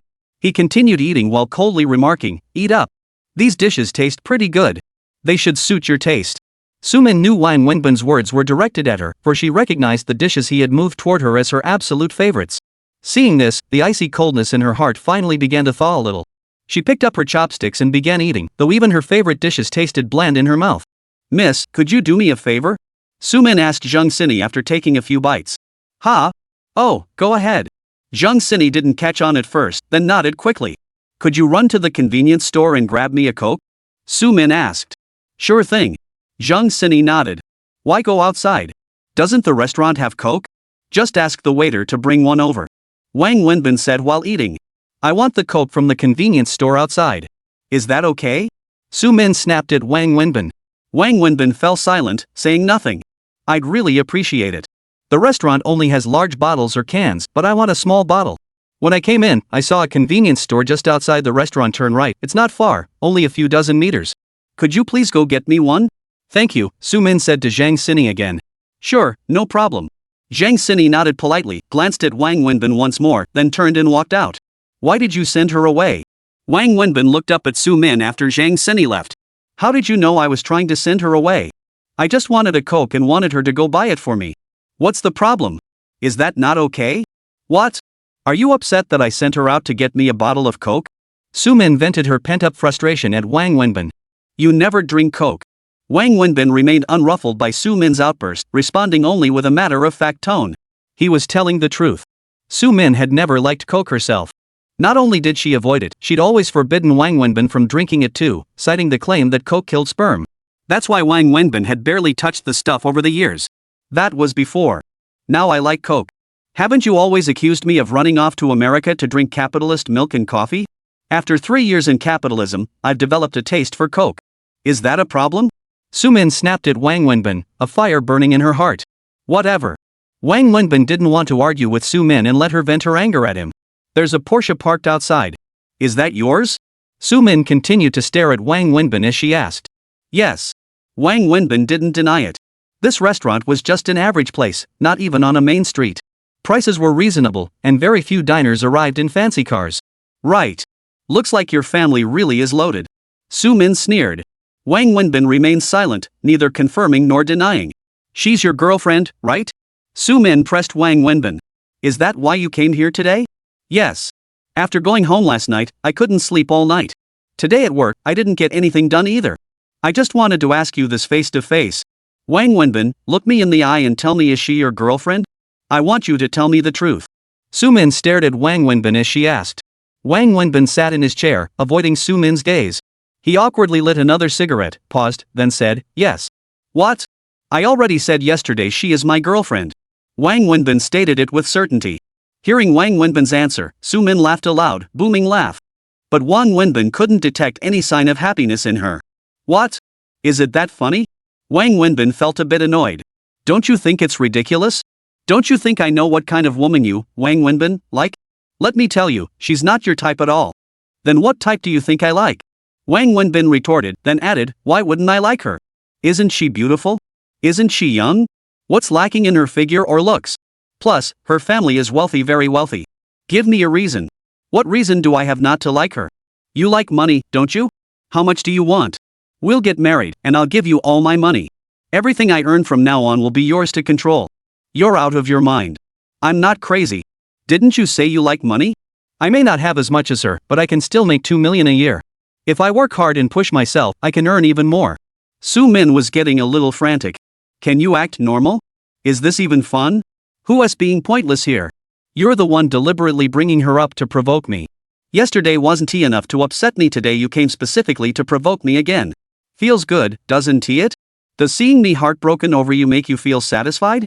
Like you've finally gotten back at me for leaving you to go to America all those years ago? Wang Wenbin, I came here today to ask, have you gotten your revenge? Are you satisfied now? Stop this. I really can't take it anymore. Can't you give me a deadline? When will this end? I don't want to live like this, endlessly tormented. Every single day is torture, you know? Sumin started crying as she spoke. Wang Wenbin remained silent, staring down at his bowl. He didn't lift his head to look at Sumin, he dared not. He knew she was crying, so he couldn't bring himself to meet her gaze. I didn't mean to upset you. I didn't lie to you. She really is my girlfriend, Wang Wenbin said flatly. You're lying. Impossible. Can't I tell whether she's your girlfriend?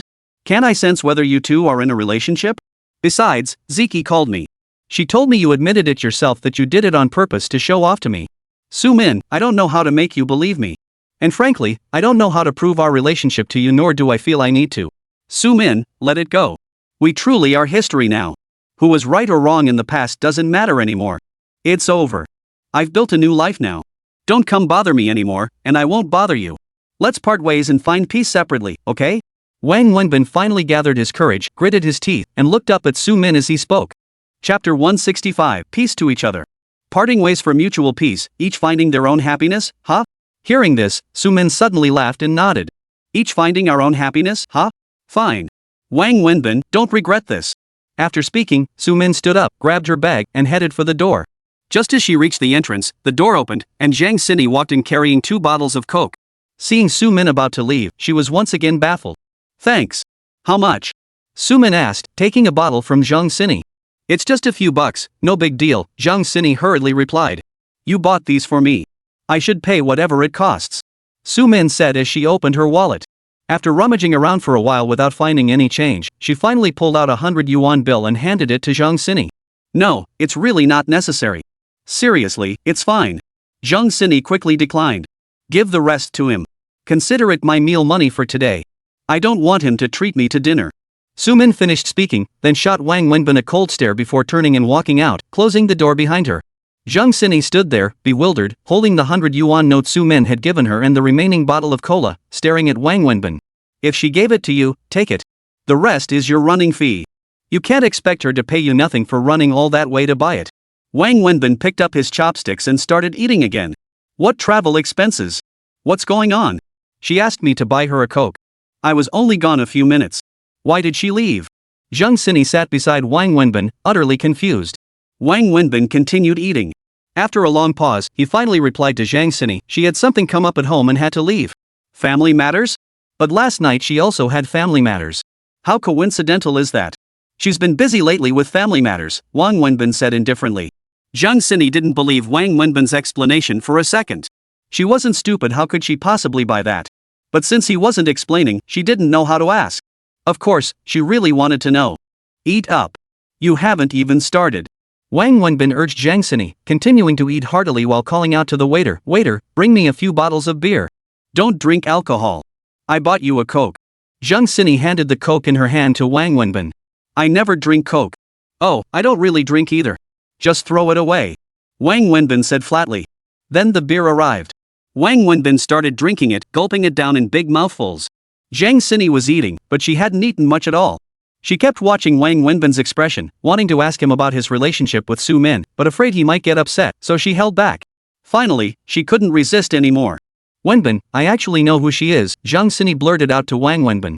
Wang Wenbin finally looked up at Zhang Sini, then asked while continuing to drink, who is she? She's your ex-girlfriend, right? Zhang Sini asked cautiously. How did you figure that out? When I saw her yesterday, she looked familiar. I felt like I'd seen her somewhere before. Today, seeing her again, that feeling came back even stronger. On the way to buy Coke earlier, I kept thinking about it. Then it hit me, when we used to sell barbecue together, she came looking for you. She even spoke to me. She said she was your fiancé, but you told me she was your ex-girlfriend. Is that right? Zhang Sini asked. Wang Wenbin recalled the incident. It seemed to match.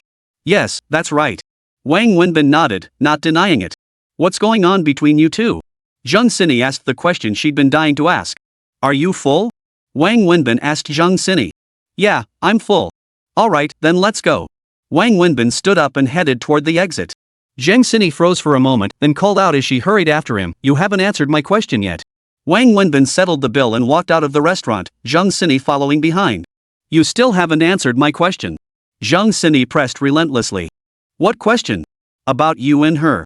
What's really going on between you two? Who are you talking about? Wang Wenbin asked, feigning ignorance. The one we had dinner with your ex-girlfriend. Why are you being so nosy? What does this have to do with you? Can't I care about you? Is caring about someone supposed to involve your ex-girlfriend? Besides, ex-girlfriend, she's someone you've already broken up with. What's there to ask?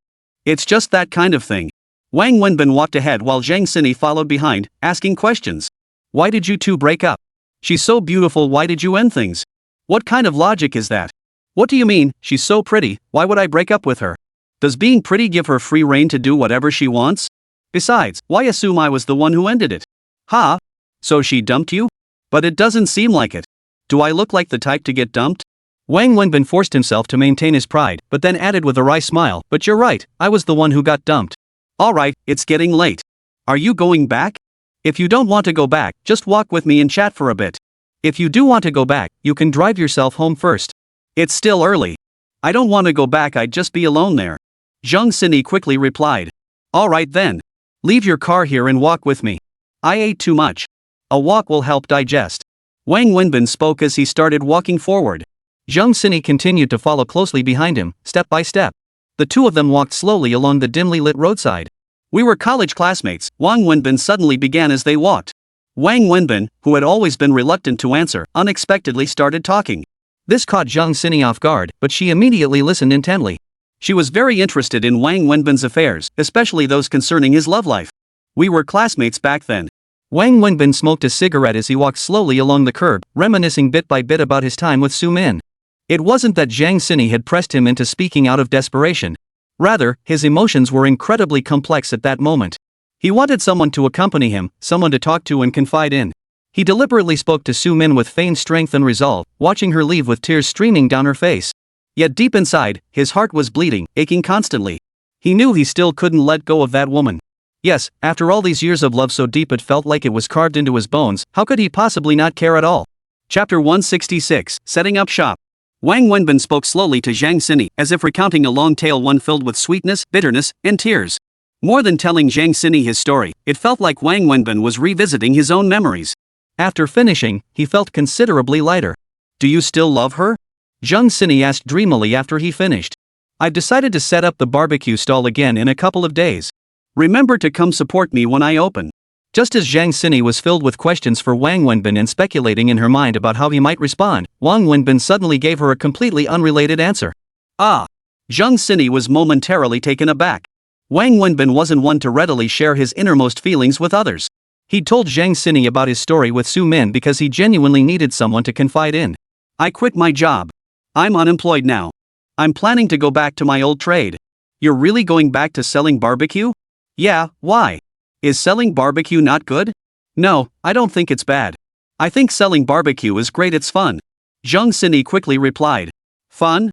Wang Wenbin smiled helplessly. Where are you planning to set up shop? Same spot. I'll just keep selling where I always have. You know I'm pretty well known around there. As soon as I set up my stall, lots of regulars will come support me. You know that. But last time, you got into trouble with those thugs because of me. Didn't they tell you not to go back there? Maybe you shouldn't go. Zhang Sini asked worriedly. How do you know all this? Sister Su Wei told me last time. She tells you everything, huh? What's the matter? Worried I'll get beaten up again if I set up there? Wang Wenbin asked with a laugh. Mainly because they're many, and you're alone. Zhang Sini genuinely worried about Wang Wenbin, and she felt guilty about the whole situation. It was all because of her. It's fine. Over a month has passed since then. They've calmed down. Besides, I have a plan. Wang Wenbin said confidently. He had indeed thought through a strategy long ago. He'd been contemplating restarting his barbecue stall for quite some time. As he spoke, Wang Wenbin led Zhang Sini to the street where he used to set up his barbecue stall. Zhang Sini had been following him the whole time without realizing where they were going. It wasn't until they reached the street that she noticed they had arrived here. Why did you bring me here? Scouting the market and treating you to a late-night snack. Didn't you say you wanted to come to the place where I first treated you to a late-night snack? That place is right here. Come on, let's walk around. If you see anything you want to eat, it's on me. I know everyone on this street. Getting a bite to eat won't cost us a dime. Wang Wenbin strode forward. But when Wang Wenbin stepped onto the street, he was taken aback, standing there staring blankly. What's wrong? Zhang Sini asked curiously. Haven't you noticed anything different about this street? What do you mean? It does seem a bit different. The street feels wider and cleaner. What do you mean wider and cleaner? Sis, all the street vendors are gone. See all these urban management officers? What's going on here? Wang Wenbin frowned at the now clean and orderly street. Yeah, what's going on? Are they banning street vendors here?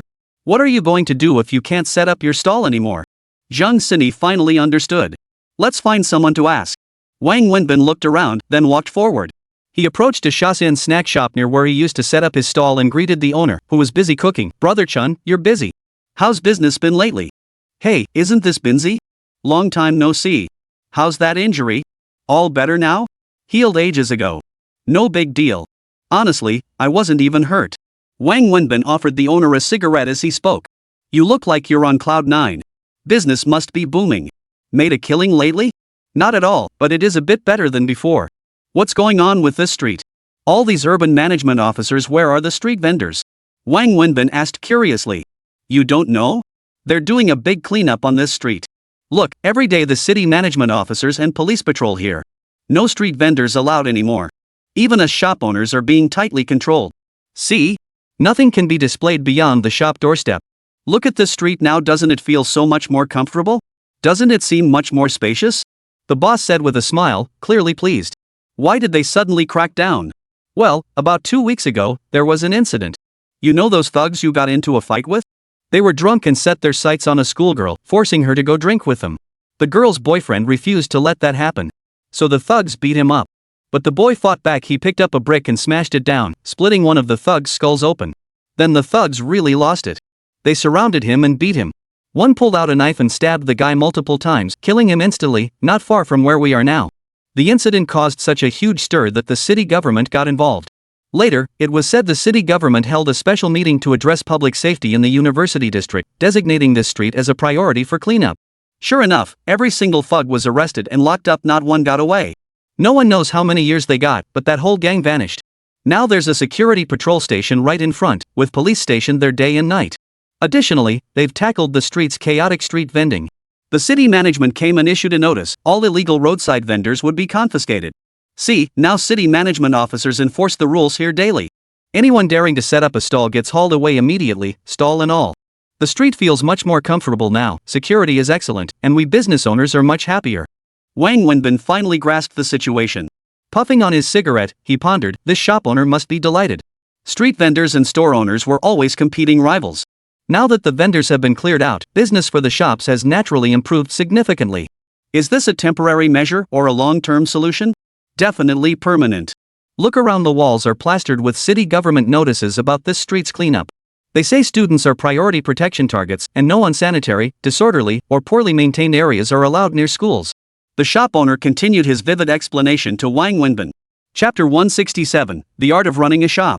So basically, anyone wanting to do business here now has to rent a storefront? Yes, and it's not just this street, the entire university town and its surroundings are priority areas for cleanup. Street vendors won't be tolerated anywhere. No wonder you're so happy, business must be booming now, right? Heh, it has improved somewhat.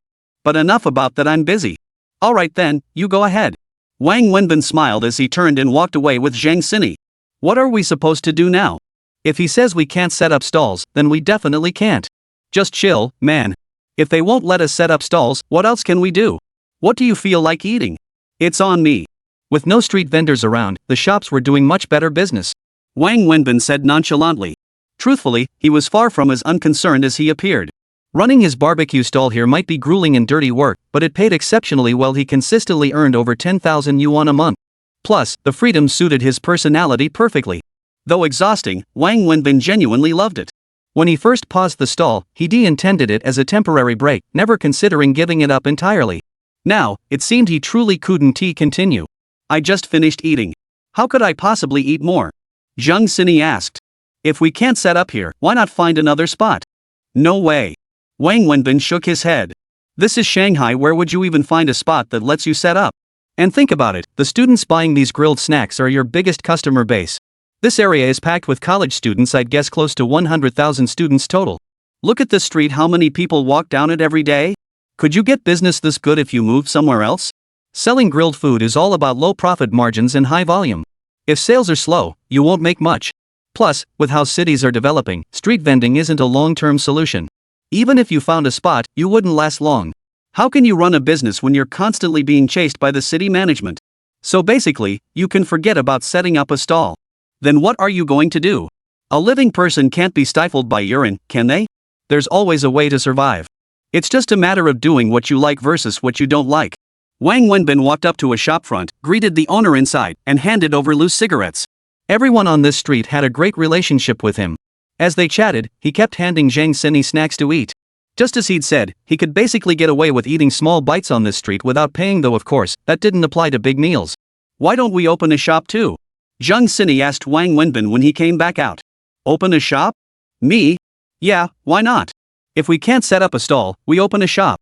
It doesn't interfere with anyone. Don't they all have shops?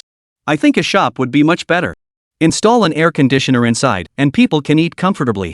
You can even enjoy the AC while grilling, so much more comfortable. You're a spoiled princess. You don't know the cost of living unless you run a household. Wang Wenbin shook his head with a smile. What's wrong? Is there a problem with what I said? Isn't that how it is? There's nothing wrong with what you said, but you're overlooking one thing. What's that? Money. Money? What does this have to do with money? Zhang Xini was baffled. Seriously, sis, you're from another planet. How could it not be about money? Running a street stall is unlicensed business, no permits needed, no storefront rent, no interior design costs. Basically zero expenses. But opening a shop? Forget everything else, just the rent alone is more than most street vendors can afford. Look at this street, the huge foot traffic. Do you have any idea how expensive the rent is here? Don't underestimate these unassuming little storefronts. A tiny space of just 20 or 30 square meters can cost 20 to 30,000 yuan a month in rent. Is 20,000 to 30,000 yuan really that expensive? Zhang Xini suddenly blurted out. I do. Honestly, considering this street's foot traffic, 20,000 to 30,000 yuan a month isn't expensive. Look how bustling the shops are here. Even with high rent, business is booming. So renting a shop at this rate is definitely profitable as long as you run it right. But the question is, do you, a street vendor, have the capital to invest in opening a shop? What kind of people come to set up stalls? People like me, penniless. Where would they get such a huge sum to open a shop? Let me give you a rough estimate based on what I know. First, every shop on this street requires a transfer fee. The cheaper ones start at 70,000 to 80,000 yuan, while prime locations can go for 150,000 to 160,000 yuan. Rent is typically paid every 6 months, plus a security deposit. Add in licensing fees, purchasing store fixtures, and renovations if needed. Even for a small 20-30 square meter spot, you'd need around 500,000 yuan in capital. Don't even think about it. Use your common sense. Could a street vendor possibly come up with 500,000 yuan? Besides, look down this street. Is there a single vacant storefront? With this much foot traffic, who wouldn't want to open here? So even if you had the capital, there's no space left to rent. Bottom line, opening a shop here is basically unrealistic. Wang Wenbin concluded. Of course, having spent a year or two here observing this street and its student clientele, I can say that if your operations are sound, meaning your pricing, food quality, and service are all on point, then establishing a shop here can be quite profitable. After all, the foot traffic speaks for itself. Wang Wenbin walked back with Zhang Xini, explaining the local situation as they went. So you're saying any shop here will make money? Zhang Xini asked innocently as she walked beside Wang Wenbin. You're adorably naive. Does such a good thing exist in this world? Returns are always proportional to risk. Every year, some businesses on this street make money, but many more lose it. What I meant was that if your operations are sound, you can profit. After all, the foot traffic here is massive. But the real question is, how do you ensure your operations are sound? That's where the real expertise lies, and the risks are incredibly high. That's another reason why so few street vendors ever open brick and mortar shops. The risk is too great. Street vending carries almost no risk because there's minimal capital investment. But opening a shop is different. You pour in a huge sum, essentially your entire life savings, with no guarantee of return. Who in their right mind would take that leap? Business is unpredictable and fraught with risk. Most people wouldn't dare touch it. Wang Wenbin shook his head. Why did he understand it so thoroughly? Over the past 2 years of running his stall, he'd constantly studied this very topic. He'd always dreamed of opening a shop here someday. Clearly, the profits from a shop compared to a stall were worlds apart. But after thoroughly researching it, he'd largely abandoned the idea. Chapter 168, Is he a real man? Is running a business really that complicated? Why don't we just give it a shot? What if we succeed? Besides, you said you really enjoy selling barbecue, right? Even if we lose money, it'd be like doing something you love. I think that's pretty great. Zhang Sini tried to persuade Wang Wenbin. Wang Wenbin looked at Zhang Sini and smiled helplessly once more. She couldn't understand his situation, just as he couldn't grasp her perspective. The two slowly walked back. Just then, Wang Wenbin's phone rang. It was Nya Ziki calling. Hey, Ziki, what's up so late? Wang Wenbin asked. Bin, is he with you? Nya Ziki asked, sounding somewhat anxious. Mouse? No, why? Didn't he go home? If he had come home, why would I be calling you? It's so late, and he hasn't shown up. I tried calling him, but he won't pick up. Did you two fight? Wang Wenbin asked. He's been acting crazy these past few days, like a woman on her period, picking fights with me every single day. This afternoon before work ended, I called him to tell him our department was having a dinner tonight, so I wouldn't be home for dinner.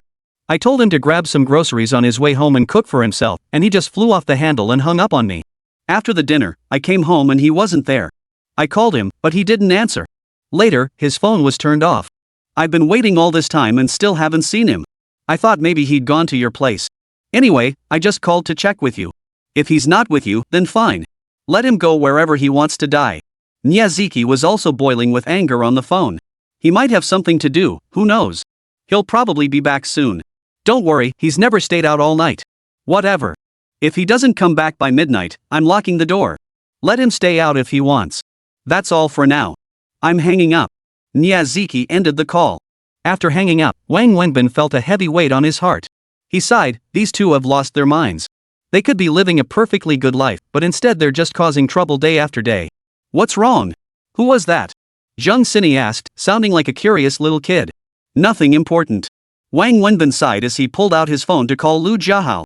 Strangely enough, Lu Jiahao actually answered this time. Hey, Binzi, what's up? Came the reply over a wall of noise. The pounding music made Wang Wenbin's ears hurt, and he quickly moved the phone away. Where are you? Are you at a funeral or something? This noise is killing me. Wang Wenbin couldn't help but yell. I'm at the bar. Wanna come hang out? Join me for a few drinks. I'll send you the address. Trust me, there are tons of hot girls here. Lu Jiahao enthusiastically invited Wang Wenbin. Hearing Lu Jiahao's words, Wang Wenbin instantly boiled over with anger and started yelling, Rat, how the hell did you turn into this? Look at your phone.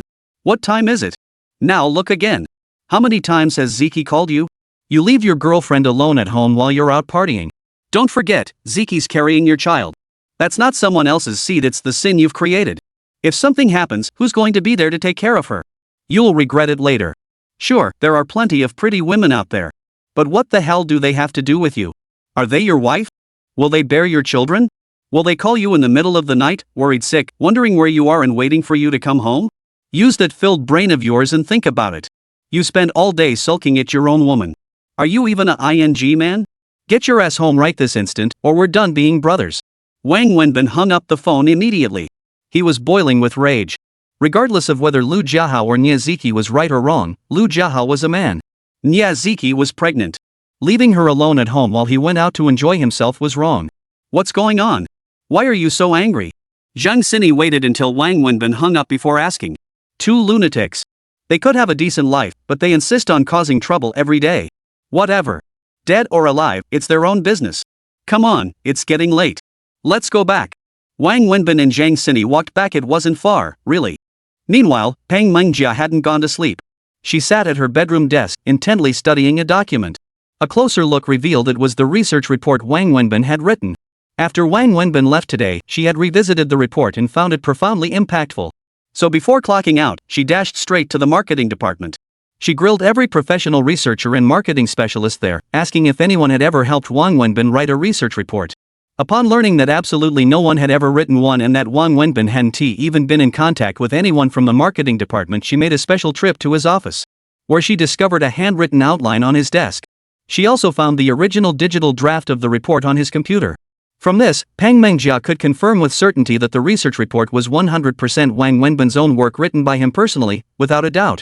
Lying in bed, she kept thinking about Wang Wenbin and this research report. Unable to sleep, she climbed out again and sat there, poring over Wang Wenbin's report once more. She studied it meticulously, examining every word and sentence. Just as she was engrossed in her reading, a knock sounded at the door. Turning around, she saw Su Wei walk in wearing her pajamas. Pang Mengjia hadn't slept, nor had Su Wei. Ever since Wang Wenbin left home, she hadn't slept well. She always felt something was missing, a hollow emptiness in her heart, especially the absence of that sense of security. She just couldn't fall asleep. Particularly today, with Wang Wenbin resigning from the company, though she hadn't said anything, she felt deeply reluctant and sad. Because the child was there, she had gone to bed early, but she hadn't slept at all. She had just gotten up, used the bathroom, and decided to step outside for some fresh air. That's when she noticed the light still on in Peng Mengjia's room. Curious about why she was still awake so late, she knocked and entered. "What are you reading? Why aren't you asleep yet?" Su Wei asked as she approached. "Nothing. Just couldn't sleep, so I was flipping through something." Zhang Xini hastily closed the research report written by Wang Wenbin she had been reading. For some reason, she subconsciously didn't want Su Wei to know she was looking at Wang Wenbin's work. Chapter 169, The Genius. "Just browsing and it's this late?" Su Wei chuckled, then added, "You don't have to work so hard. Keep your work hours separate from your personal time. Leave the work at the office. Don't dwell on company matters at home. Don't push yourself too hard." "No, sister-in-law, I was just reading his research report." Peng Mengjia hesitated before deciding to be honest. "Whose?" "Wang Wenbin's." "Wenbin's research report? What's so special about it that you're burning the midnight oil over it?" Su Wei asked with a smile. "Sis, you're right, his research report really is special." Peng Mengjia nodded, then handed the report to Su Wei. "You'll see for yourself." Su Wei was a bit puzzled. What could be so noteworthy about a research report? It was practically the most basic task in their company's marketing department. Su Wei took the report from Peng Mengjia, sat down on the bed, and began reading. She read it intently, not skipping a single line, until she finished the entire document. After finishing, Su Wei closed the report and asked Peng Mengjia, "What do you think?" "Sis, based on my experience, if this report truly came from his own mind and pen, I can say with certainty that he's a genius in marketing and sales." Peng Mengjia said earnestly. "A genius? What kind of assessment is that?" Su Wei chuckled upon hearing this. "In my understanding, someone who takes unconventional approaches, defies conventional wisdom, and is self-taught is called a genius. Reading this report, I got that feeling from him. Is that really an exaggeration?" Su Wei paused, then asked. "Sis, we have different roles. You're not in this field, but I am. Research reports are the most fundamental task in marketing, the very foundation. It's not exactly difficult, but it's not simple either. If you say it's hard, well, anyone who's properly studied it can draw conclusions from detailed research data. But it's not simple either. Take the same research data, some people only see the surface, while others can perceive deep underlying patterns and insights beyond the numbers. What's even more impressive is when someone not only sees these patterns but also develops a series of strategies and solutions to address the issues revealed by the data. These three types of people, the first are researchers, the second are analysts, and the third are the talent every major company desperately seeks. Such individuals are at least qualified to serve as a marketing director." Peng Mengjia analyzed with her professional expertise. "So what do you think he could do? Marketing director? No, he doesn't fit into any of those three categories." Peng Mengjia shook her head. "Ha? I'm starting to lose track of your logic. Are you saying he's capable or not?" "Well, most people in this field are formally trained. They spend years studying before entering the workforce, building theoretical knowledge before applying it practically. Generally, the longer they work, the more capable they become. They can identify more issues and propose more solutions. But whether it's the research analysts I mentioned or the ultimate marketing directors, everyone operates within a fixed framework and model to identify and solve problems. That's how we're taught, and that's how everyone does it. But Wang Wenbin? He's a different story. Give his research report to any average marketing manager, and they'd likely dismiss it as utter nonsense. It lacks any semblance of professionalism, the logic is flawed, technical terms are jumbled, and the report format is a complete mess, appearing utterly disorganized. His proposed solutions feel downright nonsensical, like child's play. But if you truly examine his work carefully, reading it word by word, you'll discover his arguments are entirely sound. His understanding, analysis, and insights into the issues are far more extensive and profound than ours. He uncovers many things we'd never even notice. Not only does he spot these issues, he also proposes solutions. At first glance, these solutions seem like child's play, the work of someone completely unfamiliar with marketing tactics. But if you take the time to truly consider and reflect on them, you'll find that while his methods might seem bizarre, they could actually hit the nail on the head and produce unexpectedly effective results. The solutions he offers are the kind most people would never dream of. Peng Mengjia spoke at length to Su Wei. Su Wei remained silent, listening intently to Peng Mengjia's explanation. "I'm not just saying this without basis, nor am I trying to blow him out of proportion.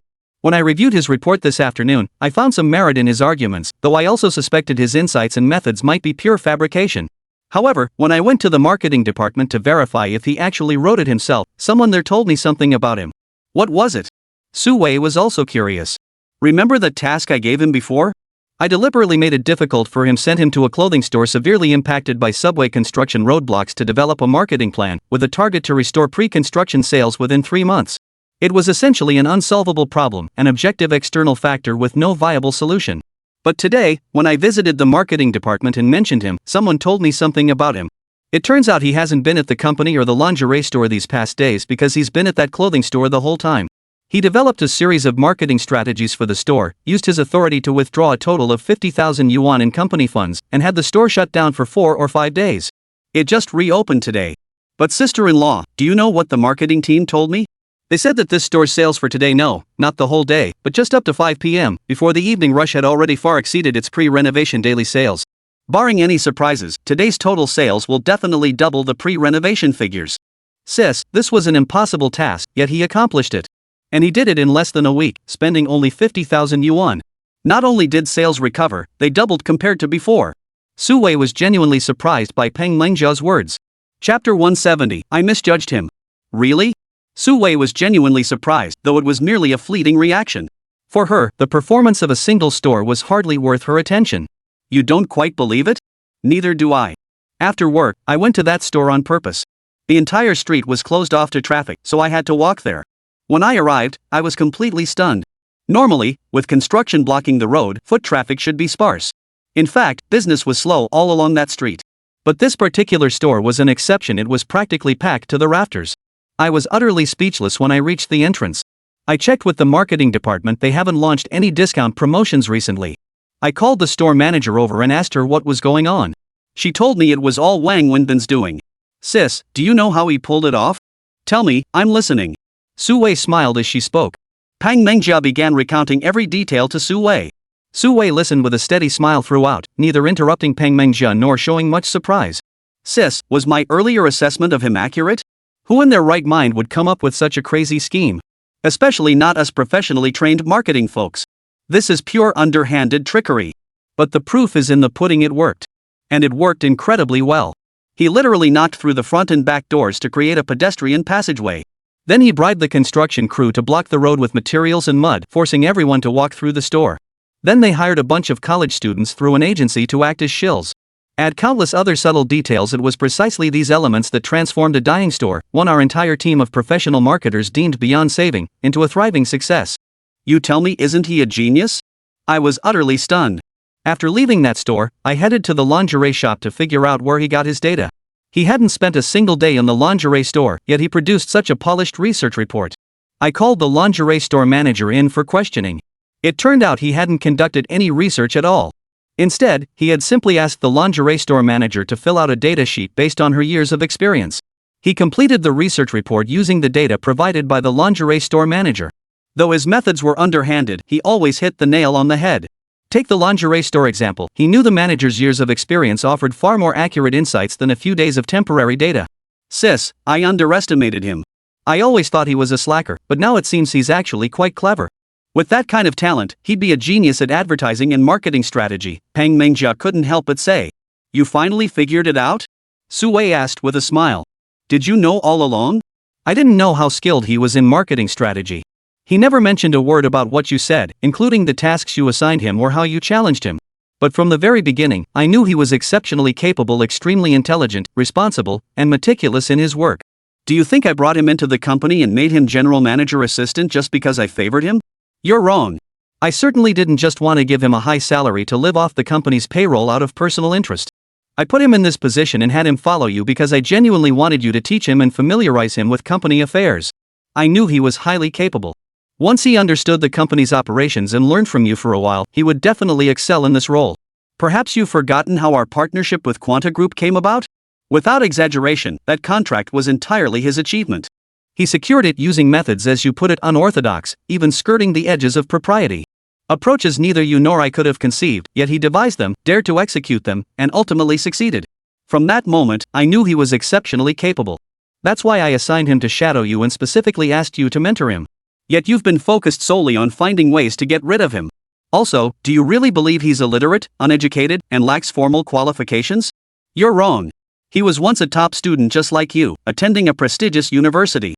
But before graduation, his girlfriend was sexually harassed by their professor. In his rage, he assaulted the professor and was expelled, so he never received his degree. In reality, he's a legitimate university graduate, and his academic background far surpasses that of most employees in our company.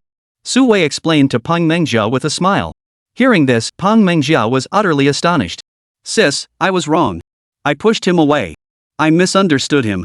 I'll go apologize tomorrow and bring him back to work, Peng Mengjia said regretfully.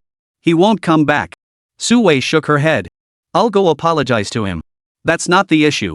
He never wanted to work at the company from the start. I forced him into it. He only agreed to be my driver to help me out. Even staying at our place was because I begged him to. Annie adored him. He left because you arrived. After all this time, you've brainwashed Annie into not clinging to him anymore, so he left. His reluctance to join the company has nothing to do with you forcing him out. Even if you begged him, he wouldn't come. Enough. Stop blaming yourself. He wouldn't hold it against you, he's not that petty. Just know you misunderstood him. He's not the person you thought he was. Don't overthink it. Get some rest. Su Wei gently stroked Peng Mengjia's hair as she spoke, then left to return to her own bedroom. But Peng Mengjia was completely sleepless, her mind racing with thoughts of Wang Wenbin. Wang Wenbin and Zhang Sini returned to the hotel together. After watching Zhang Sini drive away, he walked home alone. Once home, he found himself unable to sleep again. This time, his insomnia stemmed from today's incident with Su Min, but more so from his own future plans. He felt overwhelmed by uncertainty about his prospects and suffocated by the debt he carried. Early the next morning, Wang Wenbin rose, washed up, and donned the suit Su Wei had given him. Dressed as if heading to work, he boarded the bus bound for the job fair. This marked his fourth visit. Given its serious thought Su Wei was right. No matter what, he was still young and had to find a stable job with prospects. Wang Wenbin chose to look for work mainly because he could no longer run his barbecue stall. Yet, this trip to the job fair yielded the same results as the previous ones.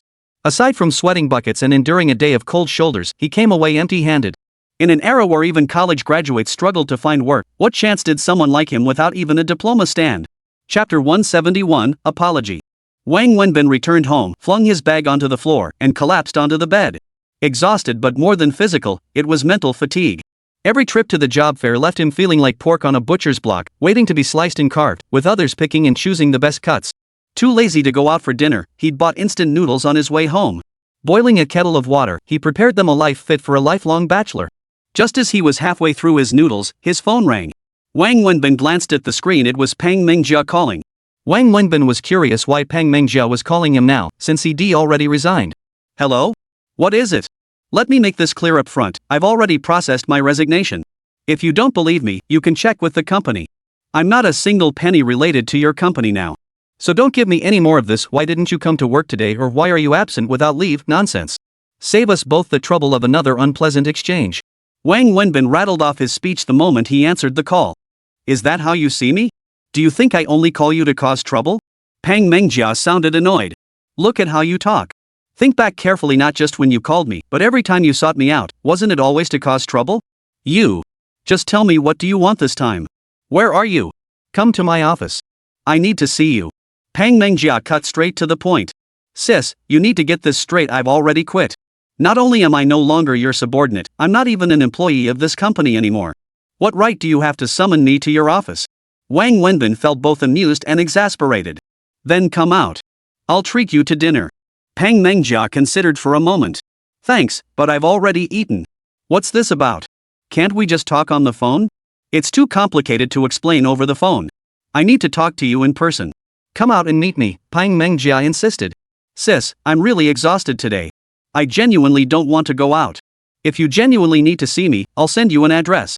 You can come find me yourself. Wang Wenbin hung up after saying this, then sent Peng Mengjia a location on his phone. He went back to eating his instant noodles. After finishing, he lay on his bed, carefully pondering what he should do with his future. Cigarette after cigarette, he smoked, knowing full well he couldn't keep living like this. Wang Wenbin didn't take Peng Mengjia's call seriously at all. He believed she was just looking for a way to cause trouble. If he didn't go, Peng Mengjia would never actually find his way here. Just as Wang Wenbin lay on his bed smoking and zoning out, his phone rang again. He glanced at the number. It was Peng Mengjia once more. What now?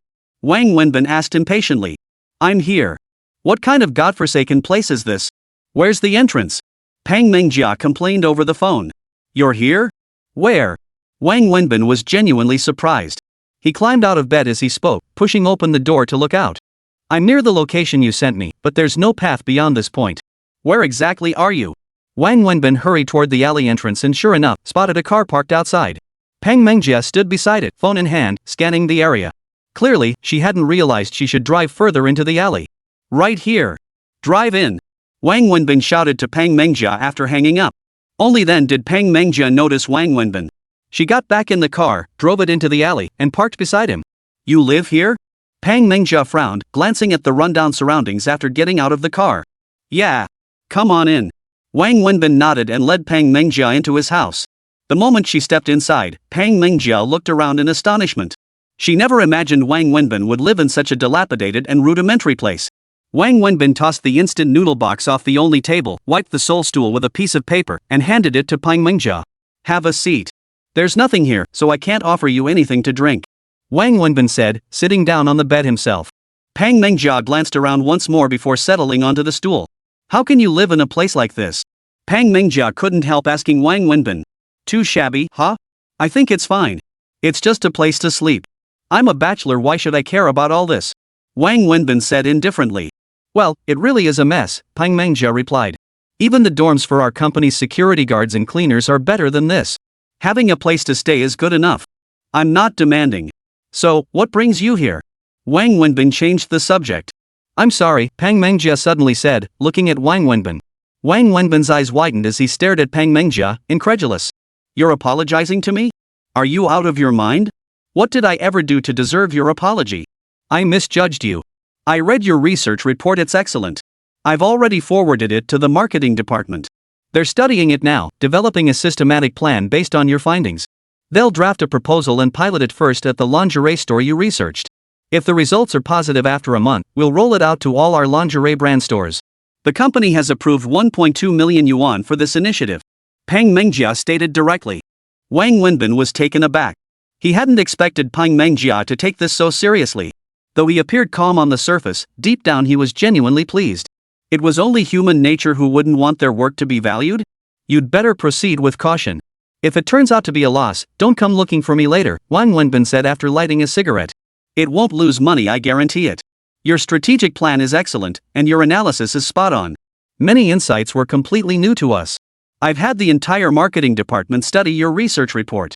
After all these years in this industry, I know what I'm talking about. Moreover, the results of your plan for the clothing store are exceptionally impressive. Yesterday's sales figures are in, they reached 2.5 times the normal level before the renovation. It stunned everyone, including me. Peng Mengjia added. 2.5 times? That's normal. Based on the foot traffic I counted on site yesterday, it should have reached triple. The fact it's only 2.5 times means some people weren't drawn and they just passed by. Or perhaps some aspect wasn't executed perfectly. Of course, that's to be expected. Still, we can explore ways to push that 2.5 to 3. That should be achievable. Though, mind you, this is purely my personal feeling, no data or theoretical basis to back it up. Wang Wenbin nodded in agreement. Chapter 172, I'm asking you to come back. That's why I'm here today, to ask you to come back with me. Peng Mengjia said. Come back? To your company? Wang Wenbin felt a mix of amusement and exasperation. Yes. I'm here primarily to apologize, a sincere apology. I'm sorry, Wang Wenbin. I wrongly accused you and misunderstood you before. I always thought you were a good-for-nothing with zero value to the company, just coasting by on my sister-in-law's connections. But I was wrong. You're a highly capable person. Though you haven't been here long, you've made significant contributions to the company and have always worked wholeheartedly for it. Meanwhile, I've been making things difficult for you. Most importantly, you've proven your abilities. Come back with me, okay? The company needs you, truly needs you. Peng Mengjia said sincerely. Peng Mengjia, you're taking this a bit too far. I'm getting goosebumps just listening. I know my own worth. Don't hype me up so much, I'm afraid I'll start believing it myself. I'm telling the truth. Not a single word is false. Wang Wenbin shook his head and continued, I went to college but didn't graduate. Even if I had, my major had nothing to do with your marketing field. I've never done any work remotely related to this job. I have no degree, no experience. I honestly don't know where you're getting this idea about my abilities. I know exactly what I'm made of. I might be good for small-time schemes or the occasional half-baked idea, but you want me to be some kind of talent managing a huge company as an executive? Forget it. I don't even buy it myself. If you say the company needs me, I just can't believe it. A company your size has plenty of top graduates and overseas returnees. Who among them isn't more qualified than me? Who isn't stronger than me? No, you're wrong. We have plenty of people for theoretical research, and plenty with work experience. We don't lack those. And if we're willing to pay, we can recruit them from the job market anytime. What we lack is precisely someone like you, someone who can come up with crazy ideas. We can't recruit people like that, and we can't find them. Alright, stop. I can't even listen to myself anymore. I know you feel guilty about pushing me out, so you're here trying to get me back. Pang Mengjia, I appreciate your kindness, truly. But I said everything I needed to yesterday. My departure has nothing to do with you. I'll say it again, I know my own worth. I wasn't adding any value there beyond collecting a paycheck. Everyone was uncomfortable around me, and I felt out of place myself. Besides, my personality isn't suited to wearing a suit and tie, sitting in an office as some white-collar executive. To me, that's pure torture. No, you. Alright, no more talk. I definitely won't be returning to the company. What about Annie? How is she? Wang Wenbin cut Pang Mengjia off and changed the subject. No matter how much Pang Mengjia tried to persuade him, Wang Wenbin wouldn't budge. Finally, Pang Mengjia had to rush back to the company for a meeting and left reluctantly. Hearing that the clothing store's business had recovered quite well still made Wang Wenbin quite happy. At least it gave him a sense of accomplishment. After Pang Mengjia left, Wang Wenbin collapsed onto his bed. The day at the job fair had completely drained him. Just as Wang Wenbin drifted in and out of sleep, his phone rang again. Who is it? Wang Wenbin answered the phone in a foul mood, too groggy to even glance at the caller ID. Wenbin, where are you? It was Zheng Sini's voice coming from inside. I'm sleeping at home. What's up? Hurry up and come to the back street of the school. Zheng Sini said over the phone. Why the back street of the school? What's going on? Just tell me what it is. Oh my gosh, it's super important, an absolute emergency. Hurry over, I'm waiting for you here. Zheng Sini hung up after saying that. What could it be? Wang Wenbin reluctantly climbed out of bed. But hearing the urgency in Zheng Sini's voice made him fear she might genuinely be in trouble. He got up, closed the door, walked out of the alley, hailed a taxi, and rushed straight to the back street of the school. He genuinely had no idea why Zheng Sini had called him, nor did he know what she was doing on the back street. Even if they were going there to eat or shop, it was usually in the evening. Wang Wenbin took a taxi to the back street of the school. After arriving, he got out and called Zheng Sini. Hey, are you here yet? Zheng Sini asked.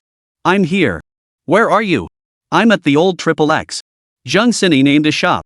There wasn't a street Wang Wenbin didn't know or recognize. He knew exactly what Zheng Sini was referring to, a restaurant on the back street. However, in his memory, this restaurant hadn't been doing particularly well. The owner's management had issues, the positioning was too high-end and the prices were too steep. After all, this was a university town, primarily frequented by students. Most students had limited financial means, and this kind of pretentious, bourgeois-style restaurant naturally excluded the majority of the student consumer base. Consequently, business wasn't particularly good. When Wang Wenbin arrived at the restaurant's entrance, he was surprised to find it bustling with activity. A moving company truck was parked outside, and busy workers were carrying items in and out. Wenbin didn't know what was going on, but he didn't see Zheng Sini. Just as he was about to call her, he spotted her car parked outside. Puzzled, Wang Wenbin entered the restaurant. Inside, he immediately spotted Zheng Sini standing in the center of the dining area, deep in conversation with a middle-aged man. Spotting Wang Wenbin enter, Zheng Sini hurried over and grabbed his arm, pulling him toward her. Here, this is the owner, Zheng Sini introduced. Oh, isn't this Binzi? So it's you. The middle-aged man promptly shook Wang Wenbin's hand. Mr. Liu, hello. What brings you here? Wang Wenbin asked, puzzled. Ha, Binzi, I'm handing this place over to you from now on. Wishing you booming business. When you strike it rich, don't forget your old buddy Liu here. I've packed everything up, so I'll be off. See you later. After exchanging a few words with Wang Wenbin, the middle-aged man hurriedly exited the store and quickly disappeared with the moving company's truck. Hey, Boss Liu, what's going on here? What do you mean handing it over to me? Wang Wenbin shouted in confusion, but Boss Liu was already long gone. Chapter 173, The Storefront. What the hell is going on? How did you end up here? And how do you even know him? Wang Wenbin bombarded Zheng Sini with questions, his mind swirling with confusion. Look, what do you think of this place? Zheng Sini asked Wang Wenbin, pointing proudly at the store's interior. What do you mean, how is it? What exactly are you asking? This store. What do you think of this store? Pretty spacious, right? I think the decor is pretty nice too. Zheng Sini said. I just don't get it. How is any of this related to you? And what does it have to do with me? You've got me completely confused. What exactly are you up to? Wang Wenbin looked utterly bewildered. Look, what's this? Zheng Sini grinned as she pulled out a contract and waved it in front of Wang Wenbin. Wang Wenbin took the agreement and froze upon seeing the words sublease agreement. He glanced at the names of Party A and Party B. His own name was prominently listed, and the signature at the bottom was clearly his. But it was obvious he hadn't signed it. Glancing at the contents, it essentially stated he had subleased this storefront from the boss. The total area was 62 square meters, with a monthly rent of 50,000 yuan, and the remaining lease term extended until the end of this year. As Wang Wenbin stared at Zhang Xini in utter disbelief, she handed him another agreement. This one was signed with Brother Liu earlier, she explained. That lease runs until the end of this year. I've just signed a new 3-year contract directly with the landlord to avoid any future hassles. Wang Wenbin snatched the document to examine it, then stared at Zhang Xini in utter disbelief. Speechless with astonishment, he finally grasped the full picture. He opened his mouth several times but couldn't find the words. Pointing at Zhang Xini, he remained speechless. He then pulled a chair from the nearby dining table and sat down, puffing on a cigarette in deep, ragged breaths. Did I do something wrong again? Zhang Xini cautiously sat across from Wang Wenbin and asked, observing his expression. How much was the transfer fee? Wang Wenbin asked Zhang Xini once he had fully sorted things out. No. There was no transfer fee. No transfer fee? Do I look like a fool? There's no way a storefront on this street wouldn't have a transfer fee. Besides, I only mentioned it yesterday, and you rented the place today. He's moving out immediately. How could this happen so fast without a transfer fee? Plus, everything in the shop is still here. Isn't all this stuff worth money? Why would he be so generous without a transfer fee? And judging by how excited that Lu guy was earlier and how he bolted like a rabbit when he saw me, I'm certain you paid him a hefty transfer fee. Tell me the truth, how much did you give him? Wang Wenbin pressed Zhang Xini. Zhang Xini looked at Wang Wenbin and held up 5 fingers. 5,000 yuan? That's acceptable. Not too bad, not too expensive. Wang Wenbin nodded. No, 500,000. Zhang Xini corrected him. What? 500,000? Wang Wenbin thought he'd misheard and jumped up from his stool in shock. Is that expensive? He told me it was 200,000 yuan for the transfer fee, saying that's the going rate on this street. Then he said he'd leave everything in the shop for you.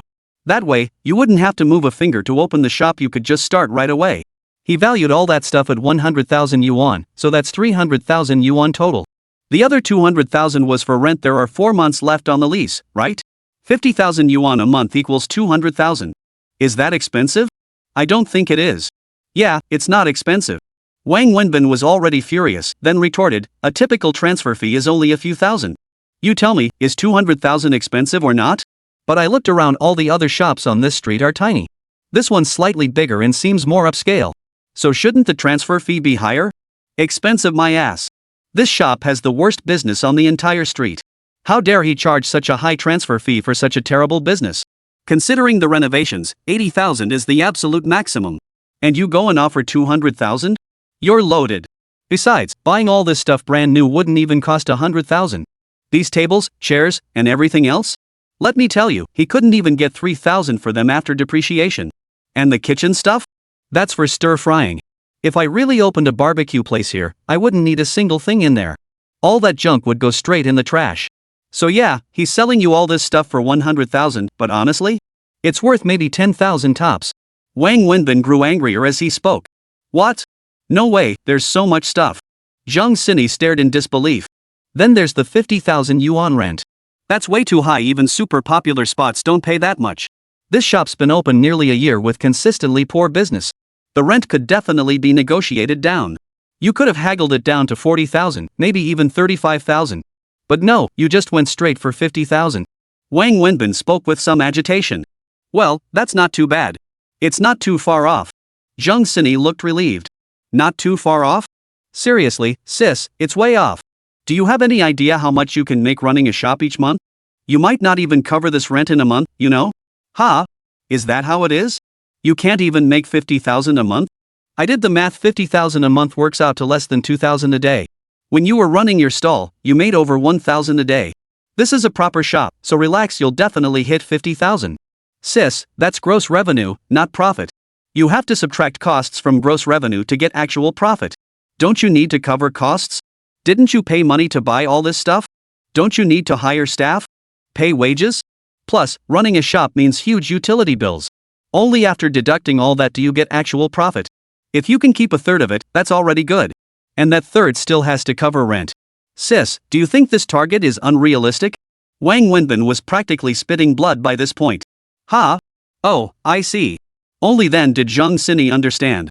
Plus, you just blew 300,000 on the transfer fee. Then there's buying kitchen equipment, probably another 20,000 to 30,000. Even if I somehow manage to make a little profit after paying rent, when will I ever recoup this 300,000 plus investment? Wang Wenbin pressed on. Seems fair enough. Zhang Xini nodded. Sis, now you see why that Lu boss was so happy? Why he bolted the moment he spotted me. Wang Wenbin sighed helplessly. Chapter 174, IOU. Got it. Zhang Xini nodded like a child who'd done something wrong. Wang Wenbin sat there silently, smoking without saying a word. Say something, okay? Don't be like this. It makes me sad and a little scared. It's fine. It's just a few 100,000. Honestly, whether your shop makes money or not doesn't really matter. As long as you're happy. Zhang Xini pulled Wang Wenbin's hand, acting coy. Wang Wenbin sat smoking, utterly silent, his mind meticulously analyzing the current situation. After calming down, he realized he'd overreacted earlier. No matter what, Zhang Xini's intentions were good. She was doing this for him. Besides, she hadn't meant to cause trouble. To her, 10,000 yuan and 100,000 yuan weren't that different. She genuinely wanted to help him. With that realization, Wang Wenbin smiled at Zhang Xini and said, "It's fine. We'll definitely make money, it's just a matter of how much." How much did you spend in total? 500,000? Yes. Hearing Wang Wenbin say they would make money, Zhang Xini's mood instantly lifted. Wang Wenbin nodded, stood up, glanced around, then walked straight to the counter by the restaurant entrance. He rummaged through it, pulled out a piece of paper and a pen, and stood there scribbling away. What are you writing? Zhang Xini asked curiously, coming over to look. An IOU? Why are you writing an IOU? Zhang Xini frowned the moment she saw what Wang Wenbin was writing. Wang Wenbin finished the note, signed it, dated it, and handed it to Zhang Xini. Take a look at the note, he said. See if there's anything wrong with it. I'm borrowing 500,000 from you. Interest will be calculated based on the current bank rate and paid monthly. However, I can't give you an exact date for repaying the principal. It all depends on this shop's profits. I don't want your IOU, I don't want your interest. Wang Wenbin, how could you do this? Zhang Xini was visibly upset. If you don't want it, then I don't want this shop either, Wang Wenbin stated bluntly. How can you not want it? I rented this shop for you. What use is it to me if you don't want it? Zhang Xini grew frantic. Since you helped me rent it, shouldn't I cover all the expenses? Shouldn't I give you an IOU for the money you advanced? Shouldn't borrowing money come with interest? This is a business matter. Shouldn't business be handled strictly by the book? Fine, take it. Wang Wenbin shoved the IOU into Zhang Xini's hand and said, could you go buy me a pack of cigarettes? Things happened too suddenly. I need some time to calm down and think this through. Oh, sure. Zhang Xini nodded and obediently ran out. Wang Wenbin sat back down at the dining table, staring blankly at the shop. This whole situation had caught him completely off guard, so much so that his mind was still reeling. He had actually researched opening a shop extensively, the approximate costs, the specific market conditions, especially for this street. Having run a barbecue stall here for nearly 2 years, he knew the area inside out. That's why he'd been furious when Zhang Xini mentioned spending 500,000 yuan. His anger stemmed from feeling she was completely reckless. As he just said, even if business boomed, how much could a tiny shop like this possibly bring in daily? His primary reason for never opening a store was that he simply couldn't afford it. Plus, he knew the risks were huge. While success could bring profits, the odds of losing money far outweighed those of making it. And Zhang Xini's generosity had basically wiped out any chance of turning a profit. Wang Wenbin had carefully calculated that taking over the shop at the current price would be a miracle if he didn't lose money. If it were up to Wang Wenbin alone, he wouldn't even consider this price. But now he had no choice but to take it. Zhang Xini was doing this for his sake, everything was for him. Regardless of the outcome, he had to accept her goodwill. Even knowing it would likely lose money, he had to take it on. Refusing would hurt Zhang Xini too deeply, and he simply couldn't bring himself to do that. Wang Wenbin puffed on his cigarette, carefully weighing the shop. Since he'd already taken it over, he had to open it. And since he was opening it, he'd have to find every possible way to make money. Especially since this shop's costs were far higher than others, he had to be even more cautious. But his mind was a complete mess right now. He hadn't given a second thought to how to run a shop. Suddenly thrust with one in his hands, how could he not feel overwhelmed? Wang Wenbin paced the 60+ square meter space, lighting another cigarette. Though modest in size, it was considered large on this street dedicated to student dining. Most establishments here specialized in low-margin, high-volume snacks. A larger storefront meant higher rent and lower profits, so tiny shops dominated the area. Locations of this size were rare. Moreover, this shop stood out on the street not only for its size but also for its relatively decent decor. Most shops had virtually no decoration. The reason Zhang Xini had chosen this particular shop was precisely because of its size and passable decor. The other shops simply didn't meet her standards. The 60-plus square meter space was divided by a 10 square meter kitchen, leaving over 50 square meters for the dining area. The interior design radiates a bohemian chic vibe, reflecting the restaurant's original positioning as a boutique eatery targeting affluent students. The space features cafe-style sofa seating, air conditioning, and a well-designed bar counter at the entrance. For this street, the ambience is truly exceptional, arguably the best available. Wang Wenbin chain smoked one cigarette after another, then retrieved a ledger-like notebook from behind the bar and began scribbling in it. Just then, Zhang Xini came over with 2 packs of cigarettes. Naturally, these weren't ordinary cigarettes, they cost 100 yuan a pack. This really surprised Wang Wenbin, but he didn't say anything. For Zhang Xini, this was perfectly normal. Besides, he hadn't offered to pay her, because she'd be upset if he did. 100 or 2 yuan wasn't worth the hassle. What are you writing? Zhang Xini peered over the table like a curious child, watching Wang Wenbin write. For her, simply being near him that day brought joy. Even if she dared not do anything and just tagged along, she felt happy and fulfilled. Things to buy. Why the rush? We could handle it tomorrow. Sis, the monthly rent is 50,000 yuan. That averages out to over 1,600 yuan a day. So delaying the opening by 1 day means losing 1,600 yuan. That's no small sum. We can't afford to wait a single moment. Wang Wenbin explained as he wrote. Chapter 175, Reluctant Acceptance. You do have a point. Why are you writing about tables and chairs? Aren't there already tables and chairs here? When I rented this place, I had it all figured out. I specifically chose it for the decor and the existing furniture. That way, you'd save yourself a lot of trouble. Wang Wenbin looked up at Zhang Xini and smiled. He continued writing as he spoke. Everything else can stay, but these tables and chairs must all be removed, not a single one left behind. They need to be replaced entirely with the simplest, cheapest wooden tables. Huh? Why? Are those tables comfortable for customers? Aren't these sofa chairs much more comfortable? Zhang Xini couldn't understand at all. Don't understand, huh? Let me ask you this, how many tables are currently set up in this shop? 10. Zhang Xini counted and answered. Right, 10. 10 tables. Sure, each table has 2 sofa chairs, and theoretically, 1 sofa chair can seat 3 people, meaning 1 table can seat 6.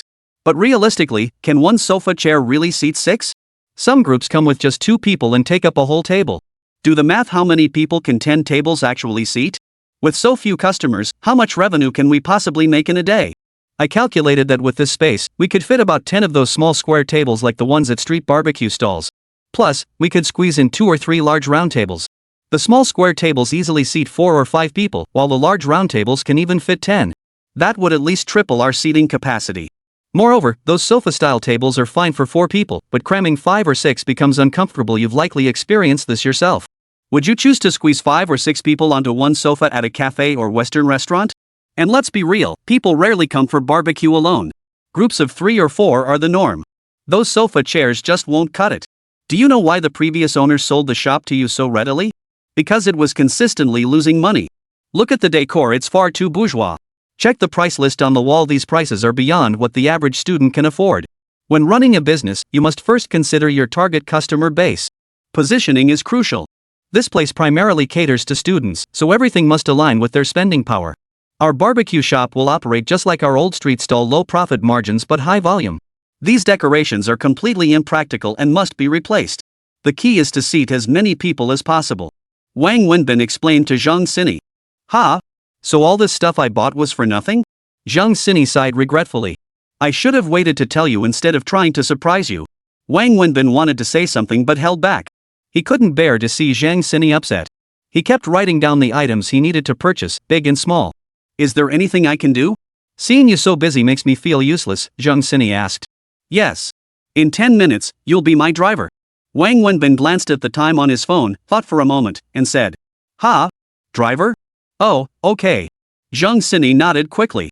Soon after, Wang Wenbin locked the door, took the list he'd written, and got into Zhang Xini's car.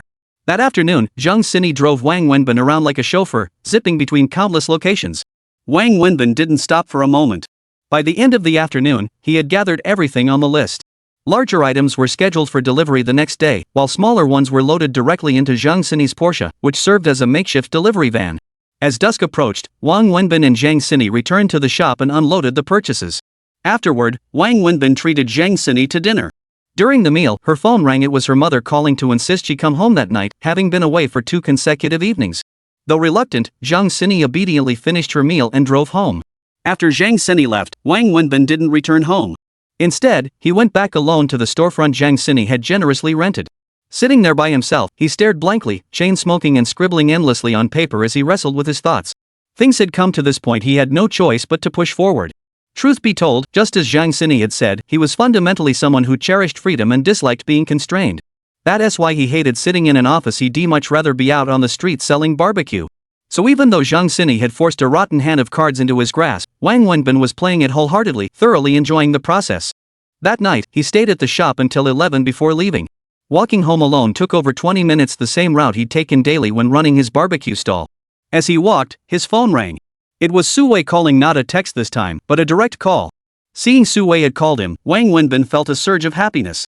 "Hey, Sister Su, did Annie cry?" Wang Wenbin asked. "No, she's already asleep," Su Wei replied. Hearing that Annie hadn't asked for him, Wang Wenbin felt a pang of disappointment, yet he also relaxed considerably. Human emotions are like that, sometimes contradictory. "Oh, that's good. I was worried she'd be fussy and noisy tonight. She's better now that her aunt is here to play with her. She kept asking me when you'd be back. I told her you'd return once you finished work, and she was so obedient she stopped fussing." "That's good. You haven't gone home yet?" Su Wei heard the honking of passing cars by the roadside. "Yes, I'm on my way home." "Be careful on your way home tonight, Wenbin. Have you figured out your work situation yet? What are your plans?" Su Wei always cared about Wang Wenbin. Wang Wenbin hesitated before saying, "Sister Su, I took over a shop today." "A shop? You're planning to open a shop? What kind of shop?" "I'm planning to do barbecue, a dedicated barbecue shop. I'm not familiar with other industries. Barbecue is what I know. I ran a barbecue stall for 2 years, so this is the only field I'm comfortable with. I wouldn't dare venture into something unfamiliar." Wang Wenbin spoke honestly. "Opening a shop is fine, as long as it's a long-term endeavor." "Are there any difficulties? Is there anything I can do to help?" "It's just a small shop." "What kind of difficulties could there be? Do you have enough money?" Su Wei asked. "I have enough money. When I left the company, the finance department settled over 40,000 yuan with me." "That's plenty," Wang Wenbin said casually. "Where will it be?" "Right on this street behind the university campus where I used to run my barbecue stall." Wang Wenbin walked while explaining the shop's location to Su Wei. Meanwhile, Su Wei stood alone in her pajamas, draped in a jacket, in the gazebo of her home's courtyard, calling Wang Wenbin. Pang Mingjia was getting ready for bed in her bedroom when she happened to glance out the window and saw Su Wei standing downstairs, talking on the phone and occasionally laughing. She froze, her mind racing with thoughts. Chapter 176, The Part-Time Student. Back home, Wang Wenbin took a shower but felt no sleepiness afterward. He sat in his room smoking, scribbling and sketching in his notebook. The pressure weighing on him was immense. Zhang Sini had thrown 50,000 yuan into this shop right off the bat. Whether he liked it or not, he had to accept that 50,000 debt. With 50,000 weighing on him, how could the pressure not be immense? He'd never faced greater pressure in his entire life. What's more, Zhang Sini had already inflated the store's costs to such an extent that its chances of turning a profit were now minuscule. This added weight made Wang Wenbin feel like he couldn't breathe. And with the situation already set in stone, he had to get the store up and running as quickly as possible.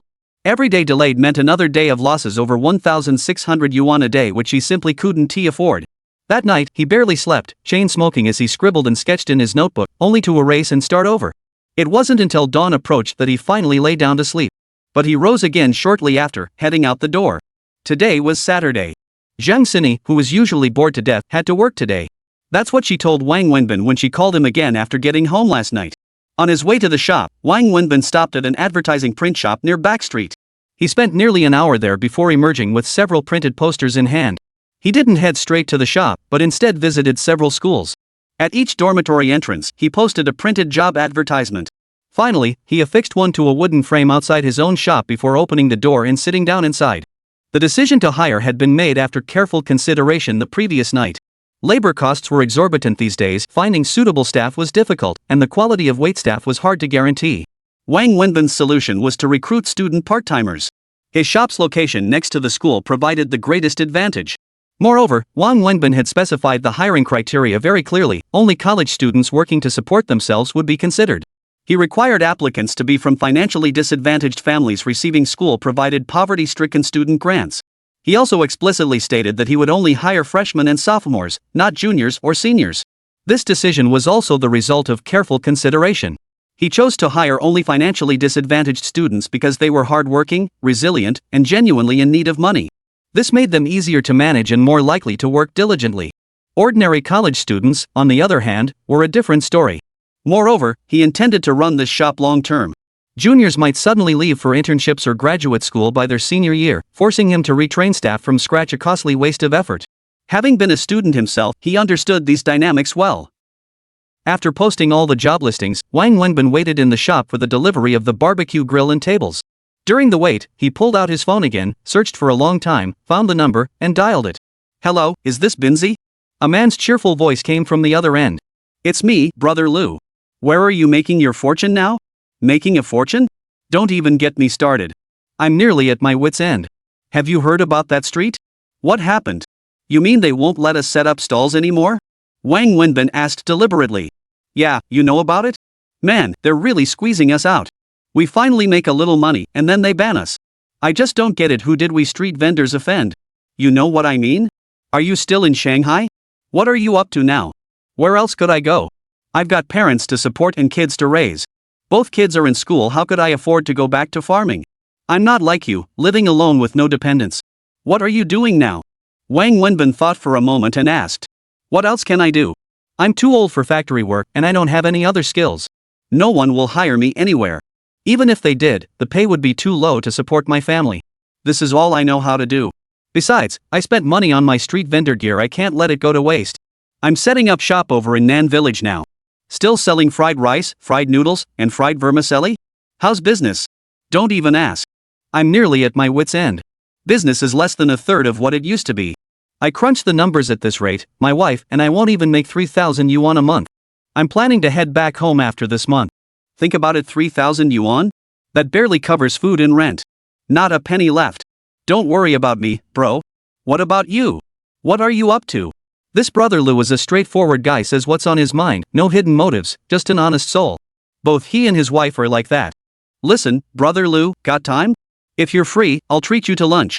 You're not setting up your stall anyway. Bring your wife over to our street. Remember the old XXX? Come here, I'll buy you a meal and we'll catch up properly," Wang Wenbin said with a smile. No sooner had Wang Wenbin hung up than the kitchenware delivery arrived, followed shortly by the tables and chairs. Instantly, the shop bustled with activity. While Wang Wenbin was busy directing the workers, two young people who looked like students suddenly appeared at the shop entrance. They peered around nervously but didn't dare to come inside. Wang Wenbin glanced at them. After assigning tasks to the workers, he stepped outside. Looking at the two young women, he asked, "What can I do for you?" "Hello, is this where you're hiring?" "Yes, you're here to apply for a job, right? Come on in." Wang Wenbin nodded and proceeded to conduct a brief interview with the two students inside the shop. That morning proved exceptionally busy for Wang Wenbin. While arranging the shop's displays and equipment, he also had to intermittently receive students coming in to apply. He had posted recruitment notices at the dormitory entrances of several nearby schools and added several advertisements on this backstreet frequented daily by students. As a result, several groups of applicants arrived throughout the morning.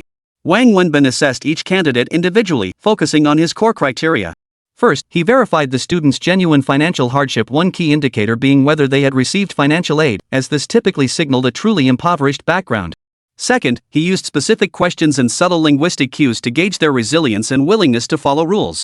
Just before noon, after finishing with the last group of applicants, a middle-aged couple entered the shop. They looked to be in their 40s and were clearly from the countryside. Chapter 177, The Lius. "Brother Lu, sister-in-law, you're here. Come on, let's eat. I've been waiting for you for ages," Wang Wenbin exclaimed upon seeing the couple. "Binzi, what's this?" Old Lu looked puzzled to see Wang Wenbin standing inside the shop. "Let's eat first. We can talk over drinks. What do you say?" Without waiting for a response, Wang Wenbin pulled Brother Lu and Sister Lu to a nearby restaurant. He ordered a table full of dishes, and before the food even arrived, he opened a bottle of baijiu. The two of them started drinking. "Brother Lu, we've been neighbors for years, running our stalls side by side. You two have helped me out countless times. I'll cut straight to the chase. We both make our living with this craft. After they banned street stalls, I had nowhere else to go. After looking around, I realized this spot was my only option. I borrowed 500,000 from a friend to take over this shop, planning to continue the barbecue business. Since I can't do street stalls anymore, I have to run a shop. The reason I called you here today, Brother Lu, is that I really hope you can come help me." Wang Wenbin got straight to the point. "Help you? What do you mean?" Brother Lou's fried rice is the gold standard on this street. Out of the 10 or so stalls selling fried rice here, his skills are the best. Even with such fierce competition, you two make at least 10,000 a month, while the others only scrape by on 4 or 5,000. That says it all. What I'm hoping is that Brother Lou could come help me get this place up and running. If you'd found another job and were doing well, I, Binzi, wouldn't be calling you today. But you yourself told me you couldn't make it work over there, so that's why I'm reaching out. Here's my plan. This is a small operation. Just the two of us in the kitchen. I'll handle the grilling, and Brother Lou, you'll focus on the fried rice dishes. Wang Wenbin laid out his vision. Why was Wang Wenbin so determined to bring old Lou on board? As he said, old Lou's fried rice skills were top-notch on this street. He had a huge following of loyal student fans. Students, after all, loved this kind of food, and fried rice was their #1 choice. Wang Wenbin had thought it through. Now that he was running a shop, customers couldn't just walk in, order a few skewers, and leave like they did at his old street stall. Running a shop was different. Grilled skewers, fried rice, and noodles were all essential. To make his shop successful, flavor was paramount, and Wang Wenbin was extremely particular about that. He was supremely confident in his grilling skills, but fried rice was completely foreign territory. He couldn't risk ruining his shop's reputation over a single dish of fried rice. That's why his first thought was of old Lou. As luck would have it, when he called old Lou, the latter was in a similar predicament, unable to set up his stall and stuck in a bind. Over drinks and food, Wang Wenbin chatted with old Lou and his wife. Hailing from the countryside, they were genuinely kind, straightforward, and honest, no hidden agendas. They didn't beat around the bush with Wang Wenbin. In the end, Wang Wenbin offered Lao Lu a deal, a base salary of 5,000 yuan per month, plus a 10% share of the monthly profits as a bonus. The bonus was Wang Wenbin's own idea. Lao Lu had only one request. He was fine with helping Wang Wenbin, but his wife had to come too. Wang Wenbin agreed. He reasoned that just the two of them wouldn't suffice in the kitchen, especially since he'd likely need to oversee other operations. An assistant cook was essential, so he offered Lu's wife a monthly salary of 3,000 yuan. The deal was sealed, 5,000 for Lu, 3,000 for his wife, plus 10% of the shop's monthly profits for the couple. Wang Wenbin specifically sought out this couple for two reasons. First, he valued Lao Lu's culinary skills. Second, he recognized their honest, straightforward nature and their exceptional diligence. They had also maintained a strong personal rapport over the years. That same afternoon, Wang Wenbin and old Lu drank quite a bit together. Old Lu held his liquor well, matching Wang Wenbin's capacity. After they'd had their fill, Wang Wenbin took old Lu to the shop to test the newly purchased kitchen equipment for any issues. With nothing else to do, old Lu's wife took the initiative to clean the entire shop spotless before leaving with her husband. They agreed to start work the following afternoon. While Wang Wenbin and old Lu were inspecting the kitchen equipment, 2 or 3 more students arrived to apply for jobs. Wang Wenbin was genuinely surprised by the sheer number of students seeking part-time work to support themselves. He'd already interviewed 6 or 7 that morning, and now more were coming. Just as he was seeing old Lu and his wife off and preparing to interview these new applicants, 2 more showed up outside. After a full day, Wang Wenbin followed his plan and ultimately hired only 3 of the applicants, 2 girls and 1 boy. He didn't hire the other 10 or so, but he did collect their phone numbers, saying he might contact them if needed in the future. In truth, students who proactively sought part-time work often came from families with limited means, and they all shared a strong desire to earn their own money. The 3 students Wang Wenbin selected were all from remote mountainous areas. Their family circumstances were genuinely very difficult. Moreover, these 3 children were clearly hardworking, diligent, sensible, obedient, and honest. Wang Wenbin had deliberately limited the number to 3. After all, these were students working part-time. They couldn't be available around the clock. His requirements were modest. He only needed 2 staff members present daily from 6 p.m. to 12:30 a.m.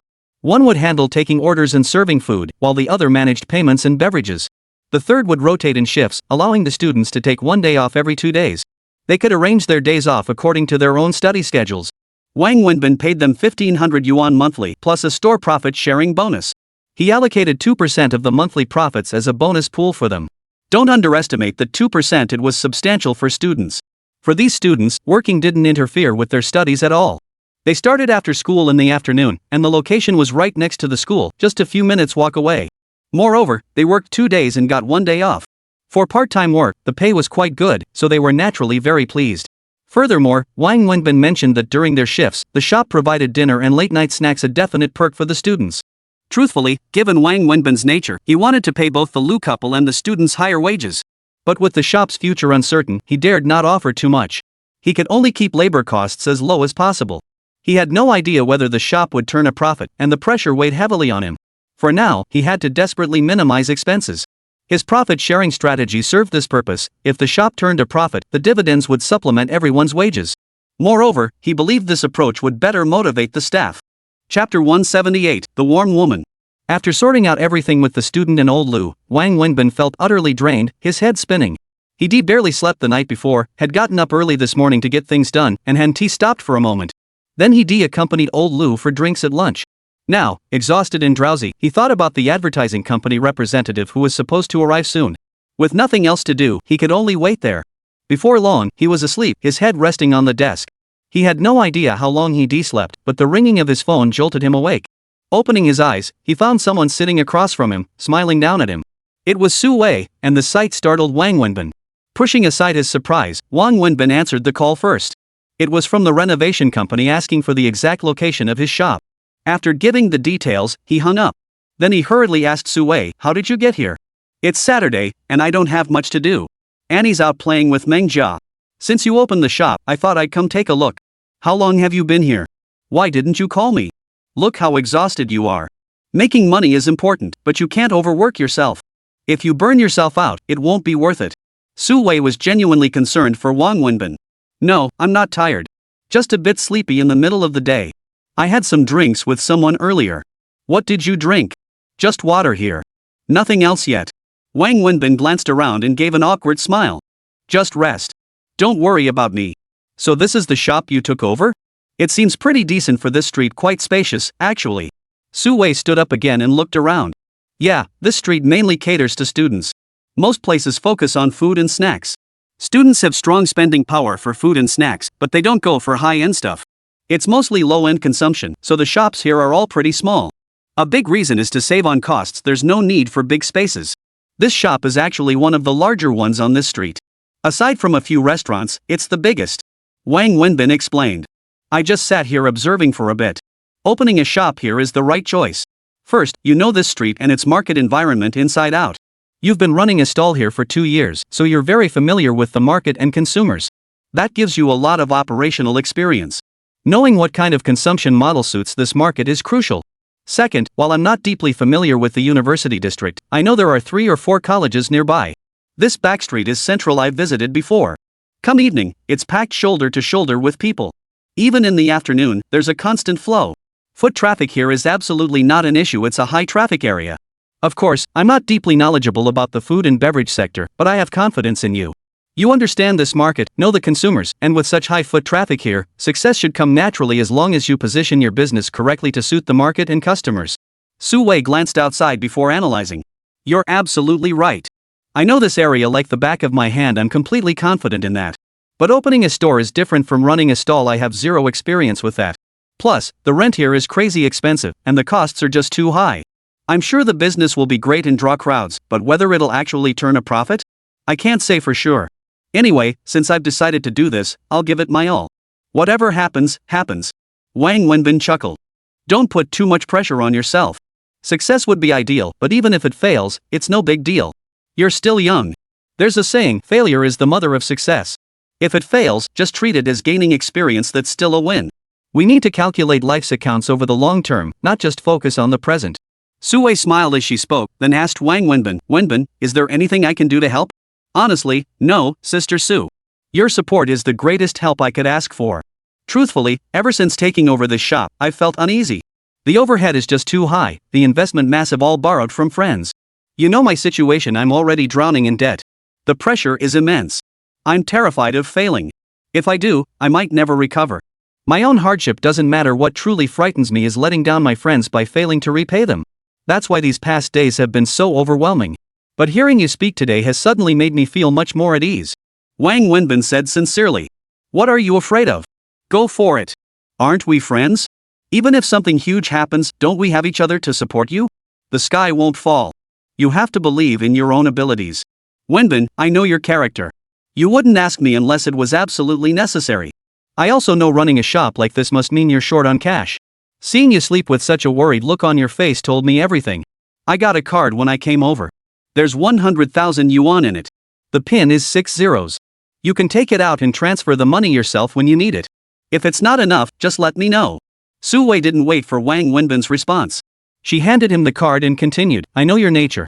If I'd just given you cash or transferred it to your account, you wouldn't have accepted it. That's why I brought the card directly. Thank you, Sister Sue. Wang Wenbin stared at the bank card Sue had placed before him, feeling deeply, deeply moved. Yes, he was short on cash. The little over 40,000 yuan in his own account had dwindled to almost nothing after yesterday's purchases and today's payment to the advertising printing company. He still had numerous expenses coming up that he simply couldn't cover. He'd been worrying about exactly this. Why thank me? Money's all I can offer. I know nothing about the restaurant business, I'm a complete outsider there. Can't help with anything else. If you ever need cash again, just tell me. Don't be so stubborn. We're friends, helping each other is only right. Don't try to shoulder everything alone. As the old saying goes, even a hero needs three to help him, right? Don't make life so hard and exhausting for yourself. Look at you now, dark circles under your eyes. Seeing Wang Wenbin's state, Sue felt her heartache again. It's nothing, just a bit of sleep deprivation. Wang Wenbin gave Sue a silly grin, feeling incredibly warm and sweet inside. Look at that silly grin on your face. Sue couldn't help but laugh too, but then she felt their moment was getting a bit too sweet, almost inappropriate. She stood up, turned her face away, and changed the subject. When are you planning to open? Chapter 179, Promotion. The day after tomorrow. We've tentatively set the opening for the day after tomorrow. So soon? We have no choice. The rent here is too expensive. Every day we delay opening means another day of losses we can't afford. We just have to get the store up and running first. We'll work out the rest after it's open. Wang Wenbin sighed. Just then, a van pulled up outside. Wang Wenbin glanced at it and said to Sue, Sister Sue, take a seat. The advertising company people are here. The visitors were from the advertising company, though calling it an advertising company was a stretch. It was essentially a shop specializing in sign fabrication and flyer printing. The representative opened the van, unloaded several bundles of printed flyers into the store, and then began measuring the storefront under Wang Wenbin's direction. Wang Wenbin planned to install several large light boxes above the entrance. Though costly, he felt it was essential. In business, he believed, the storefront must be bright and visible, otherwise, customers wouldn't even find the place. While Wang Wenbin discussed the lightbox design with the advertising company staff, Sue wandered around the shop observing. Watching his focused demeanor, she suddenly felt a deep sense of reassurance. Seeing him busy, she didn't disturb him. Without saying goodbye, she quietly left the shop. After finalizing the dimensions and design, the advertising company representative departed. When Wang Wenbin returned to the shop, he couldn't find Sue anywhere. After searching around and glancing outside, he noticed her car was gone, realizing she had already left. Just as Wang Wenbin was about to call Sue, 3 students arrived at the store. Glancing at the time, it was already 5 p.m., the exact time he had called to notify these students to report here today. Come, sit here. What's your name? You, the boy, take these 2 girls to the small supermarket next door and buy some drinks and snacks. After you return, we'll have a quick meeting. Here's 200 yuan. Your test begins now, spend it all. Be back in 10 minutes for the meeting. Wang Wenbin pulled out 200 yuan from his pocket and handed it to the boy in the middle. The 3 work-study students were taken aback. They hadn't expected such generosity from the boss. They headed out, and a few minutes later returned with a large bag of snacks. They even bought Wang Wenbin a drink and a pack of cigarettes. Wang Wenbin smiled. These kids from poor families were sensible after all. Though they'd spent the entire 200 yuan, they'd bought mostly inexpensive snacks, plenty of them, but nothing extravagant. Dig in, guys. No need to be nervous. From now on, we're family. I'm not much older than you anyway. Let's eat and chat. Relax a bit, don't treat me like some tyrant. Wang Wenbin lit a cigarette and smiled at the students. First, I need to go over our shop's rules with you. This is crucial: no rules, no order. Though the shop is small and we're just a few people, we still have our own set of rules. Based on the available work hours you filled out during today's interview and the work schedule chart for the 3 of you, take a look. If there are any issues, speak up. If not, we'll follow this schedule going forward. Your daily shift runs from 6 p.m. to midnight. Arrive half an hour early to eat dinner, tidy up the shop, and prepare for service. After midnight, have a late-night snack, clean the shop, then clock out. The schedule is typically 2 days on, 1 day off, giving you an average of 2.5 days off per week. Since you get ample rest, no additional time off is permitted. If an emergency arises, notify us in advance so you 3 can arrange shift swaps among yourselves. Is that clear? Any questions? No problem. Now regarding compensation, as mentioned earlier, the base salary is 1,500 yuan monthly, plus a 2% profit sharing bonus. For example, if the store earns 10,000 yuan this month, each of you receives a 200 yuan bonus. If we earn 50,000 yuan, each gets a 1,000 yuan bonus. Treat this place like home when business thrives, so do your earnings. Payroll will be processed on the 1st or 2nd of each month for the previous month's earnings. Is that acceptable? Now regarding penalties, unauthorized absences without prior approved leave or explanation will result in immediate termination. For work errors or service failures, first offense verbal warning, second $50 fine, third $200 fine, fourth termination. You must follow work assignments. During your shift, you are required to comply with my instructions.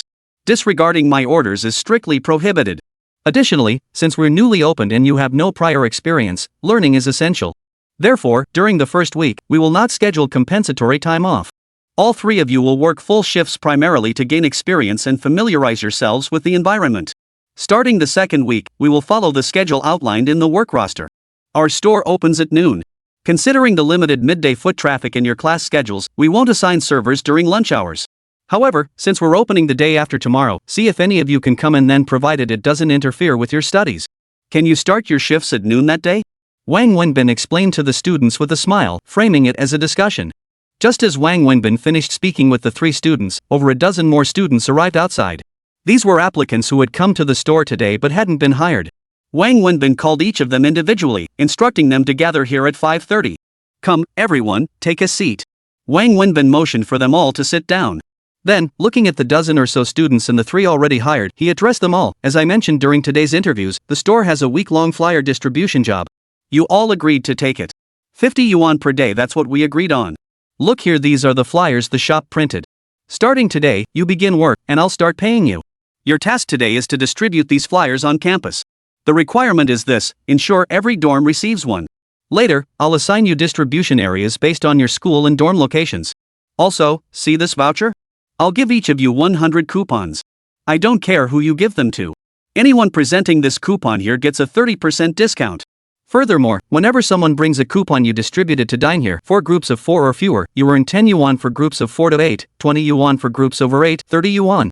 Got it? Each coupon has a unique number. Memorize your assigned number range, I'll keep track of yours too. When we settle up, we'll match the numbers on the coupons. If you run out, come back to me for more. You've got so many classmates and friends, refer them all.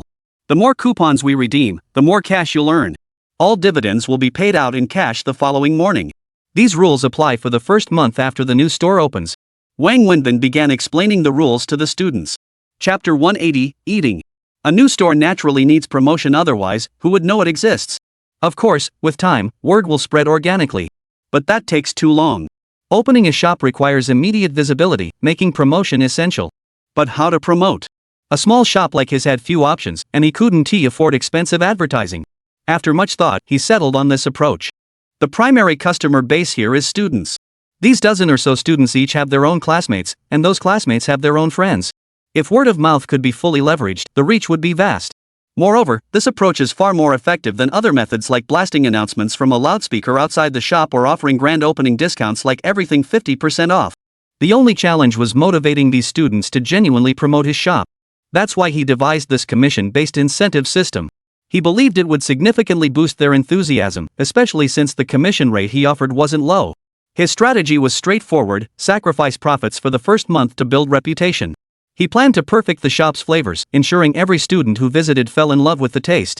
Word of mouth among students, the ultimate influencers, would naturally spread the shop's reputation. Wang Wenbin spent half an hour briefing the students, then began distributing flyers and coupons. Finally, using a map of nearby schools he somehow obtained, he assigned each student a specific area for flyer distribution. Only after everything was organized and the students had left did he notice Zhang Xini standing behind him. Why are you sneaking around? When did you get here? I've been here for a while. I didn't want to interrupt you while you were busy. You're having these students distribute flyers? Is this kind of promotion effective? Zhang Xini asked. It works, but the impact is definitely limited. If we distribute 100 flyers, maybe 20 people will actually read them and remember the content. If 4 or 5 of them come in to eat, that's a good return. Are you off work? Yeah, I just got off work. I'm exhausted. Zhang Xini sat down on a chair and said, Why come here when you're so tired? I just came to see what I could help with around here. Running a shop must be crazy busy with so much to do, right? What could possibly happen in such a small shop? Alright, you can head back now. Wang Wenbin sat down to rest. He was indeed feeling a bit tired and worn out. Nothing to do? I rushed over right after work, thinking there'd be plenty to do. When do we start business? Tomorrow? Zhang Xini asked excitedly. Why do I get the feeling you're so eager? I am a bit eager. I've never run a business before, let alone opened a shop. I think it's going to be so much fun, don't you? Zhang Sini said cheerfully. Watching Zhang Sini's expression, Wang Wenbin shook his head helplessly. You really want to help, don't you? Yes. Zhang Sini nodded. Alright then. Close up shop, get in the car, and come help me out. Wang Wenbin waved her off. Got it. Zhang Sini happily walked out to get the car. Where are we going? What are we doing? Zhang Sini asked, her heart brimming with excitement. Eat something. Wang Wenbin rolled down the window and lit a cigarette awkwardly. It wasn't that he disrespected women, he was just too exhausted and needed the smoke to stay alert. Eat? Zhang Sini was stunned. This was the first time she'd heard of eating being considered doing something. Yes, just help me eat. Eat lots and lots. We'll eat until you drop tonight. Wang Wenbin said with a grin. Wang Wenbin wasn't lying. That night, he opened navigation on his phone and searched for barbecue restaurants in Shanghai. They went from one place to the next, hitting 4 spots that evening alone. By the time Zhang Sini was about to throw up and couldn't take it anymore, Wang Wenbin finally let her drive them home. Of course, Wang Wenbin wasn't really there to eat. He was studying, observing how other barbecue restaurants operated, including their flavors and dishes, paying attention to their business flow, and noting which items customers favored.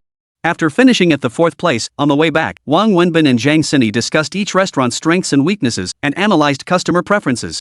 Zhang Sini had no idea what Wang Wenbin was up to. Only when he returned and mentioned it did it dawn on her. She then recalled her impressions of the restaurants and shared her thoughts, sounding genuinely interested and excited. Zhang Sini insisted on driving Wang Wenbin home, but he refused. Ultimately, she parked on the main road. Only after seeing her drive away did he turn into an alley to head back. His residence was too remote, not a safe place for Zhang Sini. Given the previous incident, Wang Wenbin was determined not to let her venture into such dangerous areas again. Walking home alone, he analyzed the day's dining experiences. Though he'd run a barbecue stall for 2 years, operating a stall and running a restaurant were entirely different ventures, 2 distinct business models for which he lacked experience. Without first-hand knowledge, he had to learn by observing others and synthesizing insights. After returning home, he took a shower, then sat alone at the table smoking a cigarette. He began jotting down notes in his notebook listing points he deemed important and items he felt his shop needed to add. These observations were all distilled from his analysis of the 4 restaurants he'd visited that evening. For him, it had been a highly productive night. The next day proved truly hectic for Wang Wenbin. Rising early, he headed to the market to procure all the ingredients he'd listed the night before. He knew this place intimately back when he ran his barbecue stall, he'd shopped here daily. Only after finishing his shopping did he realize a major problem. He used to have a tricycle, but after that fight, all his belongings had vanished. The tricycle had long since disappeared, taken by who knew whom. Now, he was stuck with a huge pile of goods he couldn't possibly carry away. Even a taxi couldn't handle the load. And since he ran a small shop, the quantities needed weren't large enough for vendors to offer delivery. In the end, Wang Wenbin had no choice but to pay a hefty sum to hire a van from the market to haul everything back to his shop. Naturally, the transportation fee was exorbitant. Chapter 181, The Meeting. Once bitten, twice shy. After moving everything back to the shop, Wang Wenbin's first move was to close the store. He hopped on a bus to buy an electric tricycle cargo bike, spending 6,000 or 7,000 yuan. Then he rode it back to the shop, an absolute necessity. Without this vehicle, most tasks around the shop would be impossible to handle. It was a must-have expense. Alone in the shop, Wang Wenbin sorted through the supplies. Soon, the sign installers and lightbox technicians arrived. Shortly after, the beverage delivery crew he'd arranged also showed up. That entire morning, he was so busy he barely had a moment to rest, handling everything single-handedly. He used to think running such a small shop couldn't be that demanding. Today he learned the hard way that anything is far more difficult than it looks. For Wang Wenbin now, running this little shop was far tougher than his days peddling goods on the street. Wang Wenbin had scheduled all staff to assemble at 5 p.m., but the Lu couple showed up just after 1 p.m. Once there, they immediately started looking for tasks to do, and Wang Wenbin couldn't stop them. Soon, Mrs. Lu pushed Wang Wenbin aside and began organizing the liquor, while Mr. Lu watched from the kitchen. Truth be told, old Lu was just as clueless. He'd been a semi-skilled country cook back in the day, but left before mastering the trade to seek factory work. Later, when factories stopped hiring him due to his age, he turned to selling fried rice. His skill drew customers, and he made decent money for years. But after the city crackdown, he was back to square one, barely scraping by. He'd never worked in a restaurant before, so when Wang Wenbin asked him to help in the kitchen, he felt completely out of his depth. He was terrified of ruining Wang Wenbin's business, which is why he showed up bright and early. Old Lu pulled Wang Wenbin into the kitchen and immediately asked him what exactly he was supposed to do. When it came to kitchen work, old Lu was completely clueless, and Wang Wenbin was just as lost. Old Lu, to be honest, I'm just as clueless as you. We're in the same boat. Street vending? We've got that down pat. But running a restaurant? Never done it. And after 2 days of research and investigation, I've realized street vending and running a shop are two entirely different ballgames. No other way around it, we'll just have to figure it out as we go. This morning I went out and bought a bunch of ingredients we might need: veggies, meat, the works. The plan is for us to spend today in the kitchen, experimenting with dishes and getting familiar with the whole setup. That way we won't embarrass ourselves tomorrow, you know? Wang Wenbin and old Lu stood in the kitchen, smoking and chatting. Then he brought in a handwritten menu from outside and said to old Lu, take a look. This is a menu I wrote myself. These are all the grilled items I'm good at. You write down the categories you're good at, and then we'll try them one by one. My idea is, since it's a new shop, we shouldn't risk overloading it with too many items. Let's start with just the dishes we're best at, the ones students love most. Once we get the shop up and running, we can gradually test and add more items. But that's all down the road. What do you think? Alright, whatever you say goes. Also, after careful thought, since it's just the two of us in the kitchen, we need clear roles. I'll mainly handle the grilled items, while you focus on fried rice and similar dishes. But it can't be that I only do grilling and you only do fried rice. That definitely won't work. We have to adapt based on what's needed. So we need to learn from each other to ensure we're both capable. You'll have to teach me how to make fried rice and similar dishes, and you'll need to learn grilling from me. I think this is absolutely necessary. Wang Wenbin discussed his research with old Lu. For the entire afternoon, Wang Wenbin and old Lu worked tirelessly in the kitchen. They meticulously tested each dish, studying every single one. Both were actively learning from each other, Wang Wenbin mastering old Lu's fried rice techniques, while old Lu followed Wang Wenbin's lead in grilling. Lao Lu's wife wasn't idle either. After cleaning and wiping down the outside of the shop, she rushed into the kitchen to assist the two men. After spending the entire afternoon in the kitchen, they still discovered numerous issues. As the saying goes, putting things into practice proved far more difficult than imagining them. At 5 o'clock sharp, the three students arrived at the shop. Wang Wenbin then called out Lao Lu and his wife to join them for a meeting inside. Before the meeting began, Wang Wenbin handed out 5 red envelopes, one for each person, as opening gifts. The students were overjoyed, though each student received only 100 yuan, while Lao Lu and his wife each got 300 yuan. It wasn't that Wang Wenbin was stingy, he simply couldn't afford to be extravagant, as the shop's future profitability remained uncertain. The meeting commenced. Wang Wenbin retrieved a stack of uniforms from a nearby box, instructing everyone to take 2 pieces. He and old Lu had purchased chef's jackets with printed logos custom ordered online, each bearing the words Binzi Barbecue. This matched the shop name used in their external recruitment ads. The reason for choosing this name was simple. Wang Wenbin's previous barbecue stall had been called Binzi Barbecue. It had gained quite a reputation on this street, attracting many loyal customers. Naming the new shop the same way was a deliberate attempt to draw on those former patrons. Then came the meeting, though it was more like training. Wang Wenbin walked the students through every step he'd observed at other barbecue stalls the night before: how to greet customers, seat them, take orders, serve drinks, and handle payments. The entire process took an hour. After 7 p.m., the group of flyer distributing students arrived. Wang Wenbin had summoned these dozen or so individuals to treat them to a meal and have them act as customers. From the moment they entered, the 3 trainees began serving as waitstaff. They handed menus to the students, who marked their selections. After orders were placed, one copy went to the kitchen while the other remained at the front desk. Inside the kitchen, Wang Wenbin and old Lu fired up the grill at full throttle, with Lu's wife assisting in the kitchen. Finally, they simulated the checkout process. By around 8 p.m., the students finished eating and left. Wang Wenbin then gathered all the staff for a debriefing session, reviewing what went wrong and what could be improved during the entire process. Though it was just a small shop, Wang Wenbin still strived for perfection, a trait ingrained in his personality. He believed in doing things right or not at all. Crucially, having invested nearly 600,000 yuan to open this restaurant, he had to be cautious. He couldn't afford to lose money. Chapter 182, The Allure of Beauty. After the debriefing concluded, Wang Wenbin clapped his hands and announced, "Alright, everyone. Let's proceed according to the original plan. Stick to your assigned duties." With that, Wang Wenbin and old Lu headed to the kitchen to haul out a barbecue grill, setting it up right at the shop entrance. The charcoal inside the grill was already glowing hot. 3 servers were assigned. One, as Wang Wenbin instructed, stood at the entrance shouting through a megaphone, while the other 2 took flyers out to distribute on the street. "Come on over. Grand opening special. Skewers just 1 yuan each, 1 yuan each. Limited to 2 skewers per person," the student shouted through the megaphone. Just then, a car pulled up outside. Zheng Sini stepped out and spotted the barbecue grill. She turned to Wang Wenbin and asked, "What's this? Why did you switch to running a barbecue stall again? Get it? Promotion. Anyway, I'm bored tonight, so I'm promoting. Gotta let everyone know Binzi Barbecue is back and opening soon." 1 yuan per skewer is too cheap, isn't it? As long as it covers costs. I can even take a small loss. It's a promotion. I'm not relying on this stall for income now. Wang Wenbin replied to Zhang Xini, then asked, why are you here again? Didn't you have class today? Yeah, I was supposed to come earlier, but my mom kept nagging me to come home for dinner. I ate at home before coming over, so I haven't been able to help you much. What can I do? Take payments for you. Zhang Xini rolled up her sleeves, ready to get to work. Seriously, you don't need to pay. It's just a token gesture mainly for promotional purposes. Are these all students you invited? Yep. This won't do. Here, give it to me. Zhang Xini snatched the megaphone right out of a student's hands. Holding it, she strode toward the middle of the street, shouting as she went, grilled skewers. Binzi grilled skewers opens tomorrow. Tonight's special, 1 yuan per skewer. Hey, handsome, wanna try some barbecue? Come on, 1 yuan per skewer. Hurry up. Zhang Xini grabbed a few guys by the arms, microphone in hand, and started shouting. Whether they agreed or not, she pushed them toward Wang Wenbin.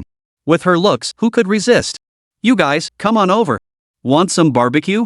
Not interested? Come try it anyway. Where else can you find skewers for $1 each? Go on, grab yours. Limit 2 per person.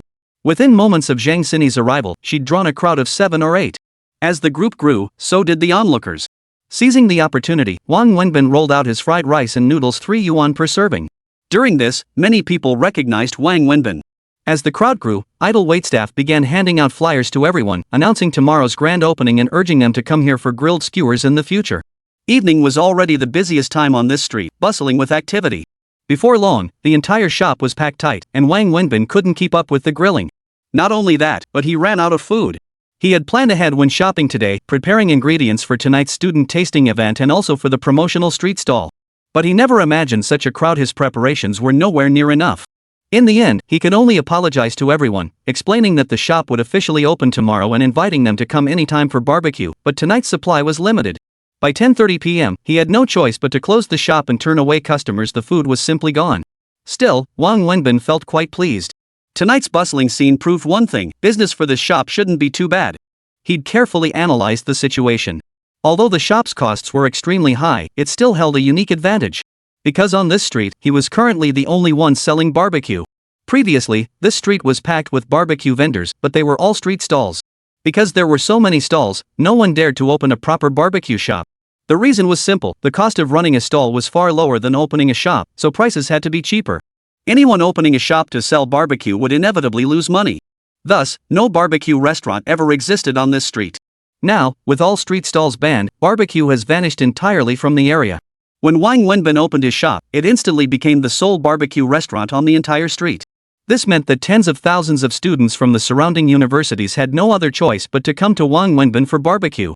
It was practically impossible for the business not to thrive, and tonight's bustling scene was ample proof of that. After closing the shop and instructing everyone to thoroughly clean the premises, Wang Wenbin gathered the staff for another meeting. He outlined the plan for tomorrow's grand opening, then dismissed the 3 students. He then discussed the types and quantities of ingredients needed for tomorrow's procurement with old Lu.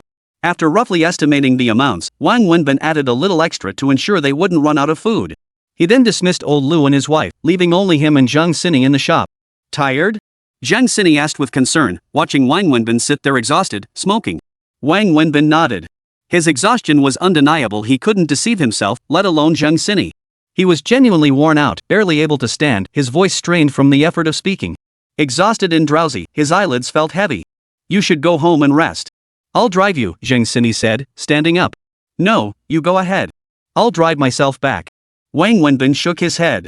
He knew he really needed to rest. He had to go grocery shopping early tomorrow morning, but more than that, he knew he simply couldn't keep going. Drive? You have a car? Sure. The one parked at the entrance. Which one? A tricycle. A tricycle? You bought a tricycle? Zhang Xini was taken aback. Wang Wenbin nodded, too exhausted to speak further. Why did you buy a tricycle? Have you gotten addicted to riding tricycles? I bought the tricycle for grocery shopping. You could have bought a car. A tricycle is such a hassle. You still have to pedal. It's electric. Rechargeable. Didn't you see the cord plugged in charging? Oh, that's better. But what about when it rains? Or in winter? Why don't I give you my car for grocery runs? Its trunk should hold just as much as your tricycle. I'll just drive it over when I get home. Zhang Xini considered for a moment, then pointed to her Porsche parked outside. Wang Wenbin shot Zhang Xini a withering look. He was too exhausted to argue. Standing up, he said to her, "Let's go. I'm too tired. I need to go home and sleep." Pushing Zhang Sini out while closing the door. "I'm serious, you're driving dangerously. You should head back now. Don't come around here unless you have to. This street really isn't safe. Your dad won't like knowing you're always hanging out with me. I'm off. Drive carefully on your way back." With that, Wang Wenbin climbed onto his tricycle, started it up, and rode home. Chapter 183, Rich Kid. "Hey, I'll give you a ride home," Zhang Sini called out, but Wang Wenbin had already pedaled away on his tricycle. Having a vehicle really did make the trip back much faster and less tiring. Even though it was just a tricycle, at least it was electric. What usually took over 20 minutes on foot only took him 8 minutes to ride home today. After arriving home, Wang Wenbin took a shower and collapsed onto his bed. Within a minute, he was fast asleep, utterly exhausted and sleep-deprived. At 5 in the morning, Wang Wenbin's phone alarm rang. He climbed out of bed, dressing while checking his phone. He saw a message from Su Wei, just 3 words, "Are you asleep?" Wang Wenbin glanced at the time. He had indeed been asleep then. Seeing Su Wei's message warmed Wang Wenbin's heart. He wanted to reply, but then realized it was past 5 in the morning. He didn't want to disturb her sleep, so he didn't respond. He got up, washed up, and rode his tricycle out. He bought buns from the breakfast stall at the alley entrance as usual, eating his breakfast while pedaling toward the market. Why did he go to the market so early? Because arriving early meant he could select the freshest ingredients. If he went late, he'd only find leftovers that others had rejected, something Wang Wenbin couldn't accept. He ran his business with integrity and would never cut corners on ingredients. Besides, sometimes certain items would sell out if he arrived late, so he had to get there early. He arrived at the market around 6 o'clock. Inside, he methodically checked off each item on his list. By the time he pulled his tricycle back to the shop, it was already past 9 in the morning. There was no way around it. Shopping alone and comparing prices at multiple vendors inevitably took that long. Just as Wang Wenbin pulled his tricycle up to the shop entrance, he spotted Zhang Sini standing before the closed door, glued to her phone. At that moment, his own phone rang. It was Zhang Sini calling. "What are you doing here so early? Aren't you working today?" Wang Wenbin shouted at Zhang Sini as he parked his tricycle. "It's Monday. I'm not working today. Isn't today the grand opening? I came to help. Why aren't you open for business yet? It's already past 9. Sis, this is a barbecue place. Skewers, you know? Have you ever seen anyone eating skewers this early in the morning? We open at 11. That's still 2 hours away." Wang Wenbin walked over to unlock the door. After opening it, he started unloading things from his tricycle into the kitchen. "Let me help you." Zhang Sini rolled up her sleeves, ready to join in. "No, just sit over there, okay? I'd feel guilty having you help with this." Wang Wenbin quickly stopped Zhang Sini from lifting anything. "Why would you feel guilty? I'm strong enough to carry these. Watch me if you don't believe me." I believe you. But having a delicate young lady like you do heavy lifting for me? I really couldn't forgive myself. If you really want to help, why don't you drive to the print shop and pick up the newly printed menus? Would that be alright? Wang Wenbin insisted on finding Zhang Sini something to do to keep her from getting in the way. Zhang Sini, delighted to have a task, happily drove off. She was far more excited than Wang Wenbin. Once Zhang Sini was gone, Wang Wenbin focused on his tasks. He moved everything into the kitchen and organized it by category. Just as he was about to start preparing the dishes alone, the Lu couple arrived. Wang Wenbin had told them their shift started at 11 a.m., but they showed up around 9. They didn't sit idle upon arrival. They immediately started helping Wang Wenbin in the kitchen, washing vegetables, threading skewers, marinating ingredients, and so on. That's how it is with barbecue. There's a lot of prep work up front, and it's quite labor-intensive. Just as Wang Wenbin was bustling about in the kitchen, he heard someone calling outside, "Binzi."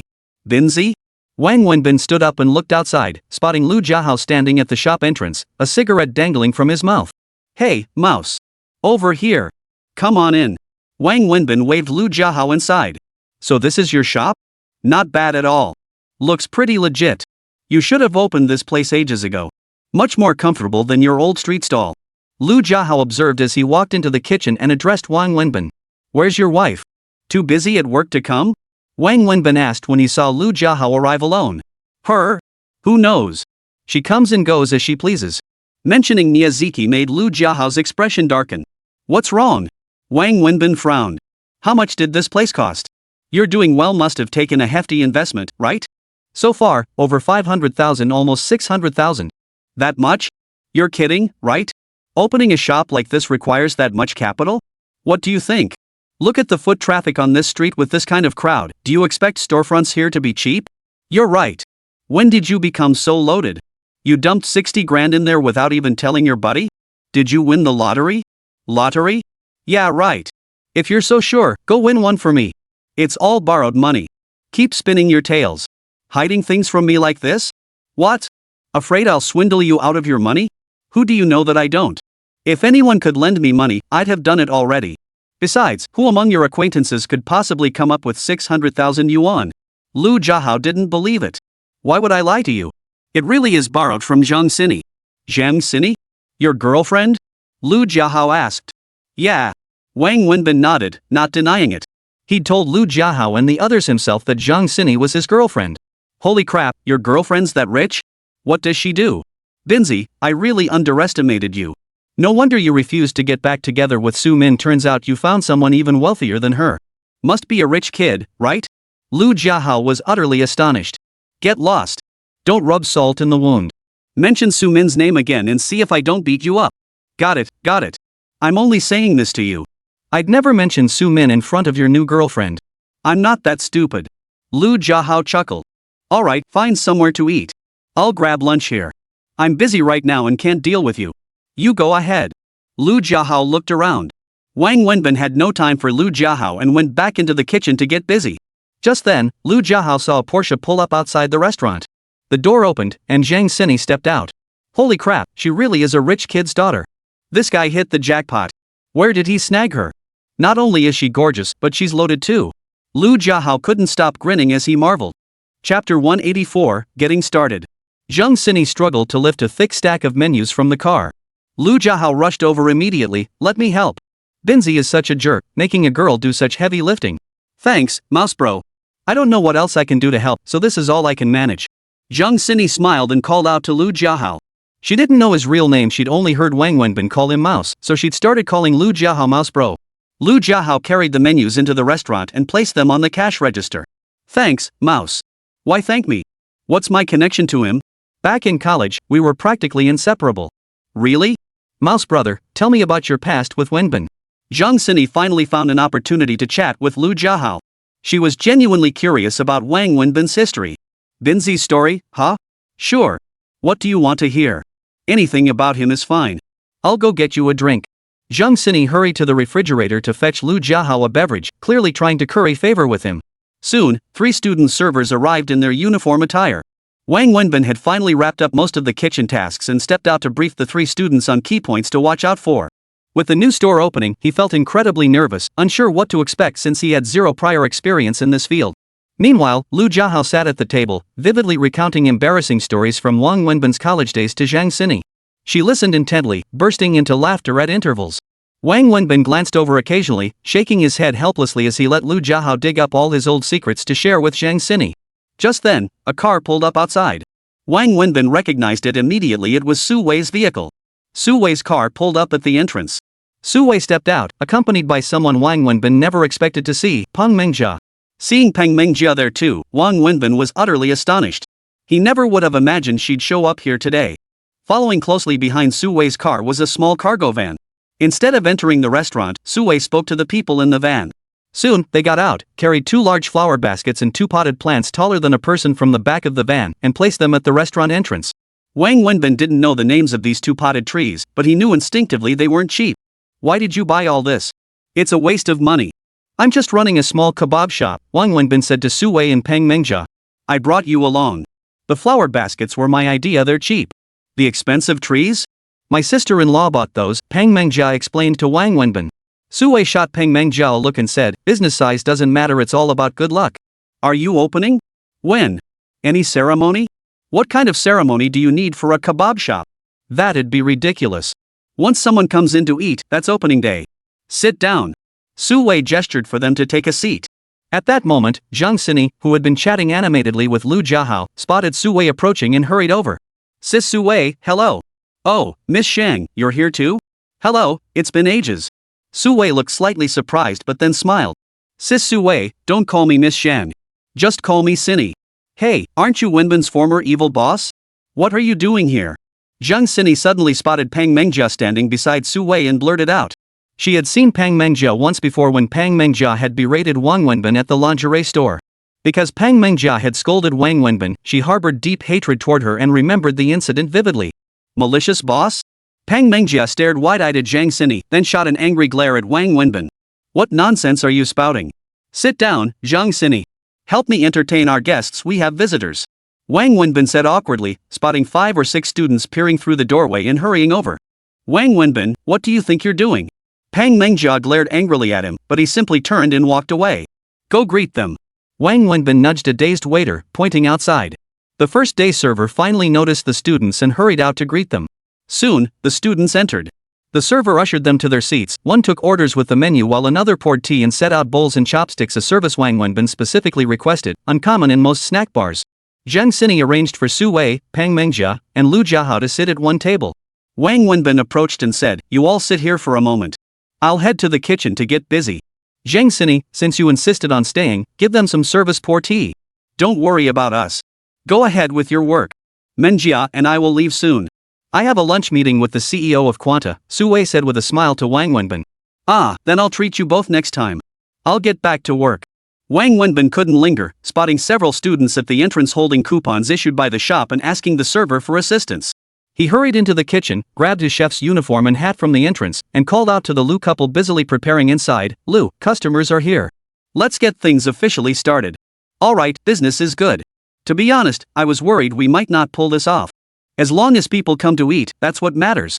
Old Lu smiled with his usual honest warmth. Soon after, the server brought the first table's order slip to the kitchen. Wang Wenbin and Old Lu got to work. While Wang Wenbin was busy, Pang Mengjia walked into the kitchen and stood beside him. "Who knew you actually know how to grill?" "Of course I do. I'm a pro. Looks like my sister-in-law was telling the truth about you running a barbecue stall here for 2 years. Your technique doesn't look fake. Most Michelin-starred chefs don't have my technique. You're bragging now? I just don't get it. Is being an executive at a company really less satisfying than grilling skewers here? And how much can this place even make in a month? With all this hard work, maybe 3,000 or 4,000 tops. Staying at the company would guarantee you at least 30,000 monthly. What were you thinking?" Pang Mengjia couldn't fathom Wang Wenbin's decision. Wang Wenbin didn't respond to Pang Mengjia's question. Instead, he picked up a skewer from the grill and handed it to her. "Try it," he said. "The flavor should be just right." Pang Mengjia shot Wang Wenbin a disapproving look but accepted the skewer and took a bite. Not bad. I never would have guessed you had such skill. It's actually pretty tasty. I haven't had grilled skewers in years. Now you understand why I'd rather sell barbecue here, right?" Wang Wenbin continued grilling. Chapter 185, Several Women. "You're Binzi's friend?" After staring at Su Wei for a long while, Lu Jiahao finally couldn't help but ask her. Today had been both eye-opening and unsettling for him. One Zhang Xini had already been enough to shock him, but then a BMW 7 Series pulled up, and 2 stunningly beautiful women stepped out. Especially Su Wei. Ever since she entered, he'd been secretly watching her. Her beauty was almost suffocating, especially the aura she carried. The fact that Su Wei had come to congratulate Wang Wenbin on his grand opening and even brought him gifts clearly indicated an extraordinary relationship between them. This left Lu Jiahao utterly perplexed. When had Wang Wenbin managed to befriend so many beautiful and wealthy women? "Hello, yes, I'm a friend of Wang Wenbin's," Su Wei said with a smile to Lu Jiahao. "Hello, I'm Binzi's college classmate and best buddy. My name is Lu Jiahao." Lu Jiahao promptly extended his hand to Su Wei, eager to make a good impression. "Oh, Wenbin has mentioned you." "Really? He actually mentioned me? What did he say about me?" Lu Jiahao was a bit surprised. "Sister Su Wei, tea." Zhang Xini, acting like the hostess, brought over a teapot and poured Su Wei a cup. Just then, another car pulled up outside. 2 women stepped out. One was Su Min, the other Niaziki. With 2 new tables of customers in the shop, Wang Wenbin was swamped in the kitchen. Pang Mengjia also came out and sat down beside Su Wei. Su Min and Niaziki walked in, looking around. Now the only host left was Zhang Xini, who hurried over to greet them. "Sis Ziki, Sis Su Min, hello. Please sit over there." "What are you doing here?" Niaziki frowned at Zhang Xini. She'd never liked her ever since Wang Wenbin declared Zhang Xini his girlfriend on day 1. Niaziki was straightforward like that. I came to help. Please sit down." "He's busy in the kitchen," Zhang Xini replied awkwardly. Seeing Zhang Xini acting like the hostess, Su Min felt a wave of complicated emotions surge through her again. She gave Zhang Xini a polite, faint smile before following her to sit down at the table. Niaziki walked over and saw Lu Jiahao sitting there. "I thought you were dead," she said coldly. "You'd love to see me dead, wouldn't you?" "Well, I refuse to die," Lu Jiahao retorted. Hearing this, Su Wei and Pang Mengjia exchanged puzzled glances. Neither of them understood the situation, as they didn't know Lu Jiahao or Niazuki. But Su Wei then noticed Su Min, whom she recognized.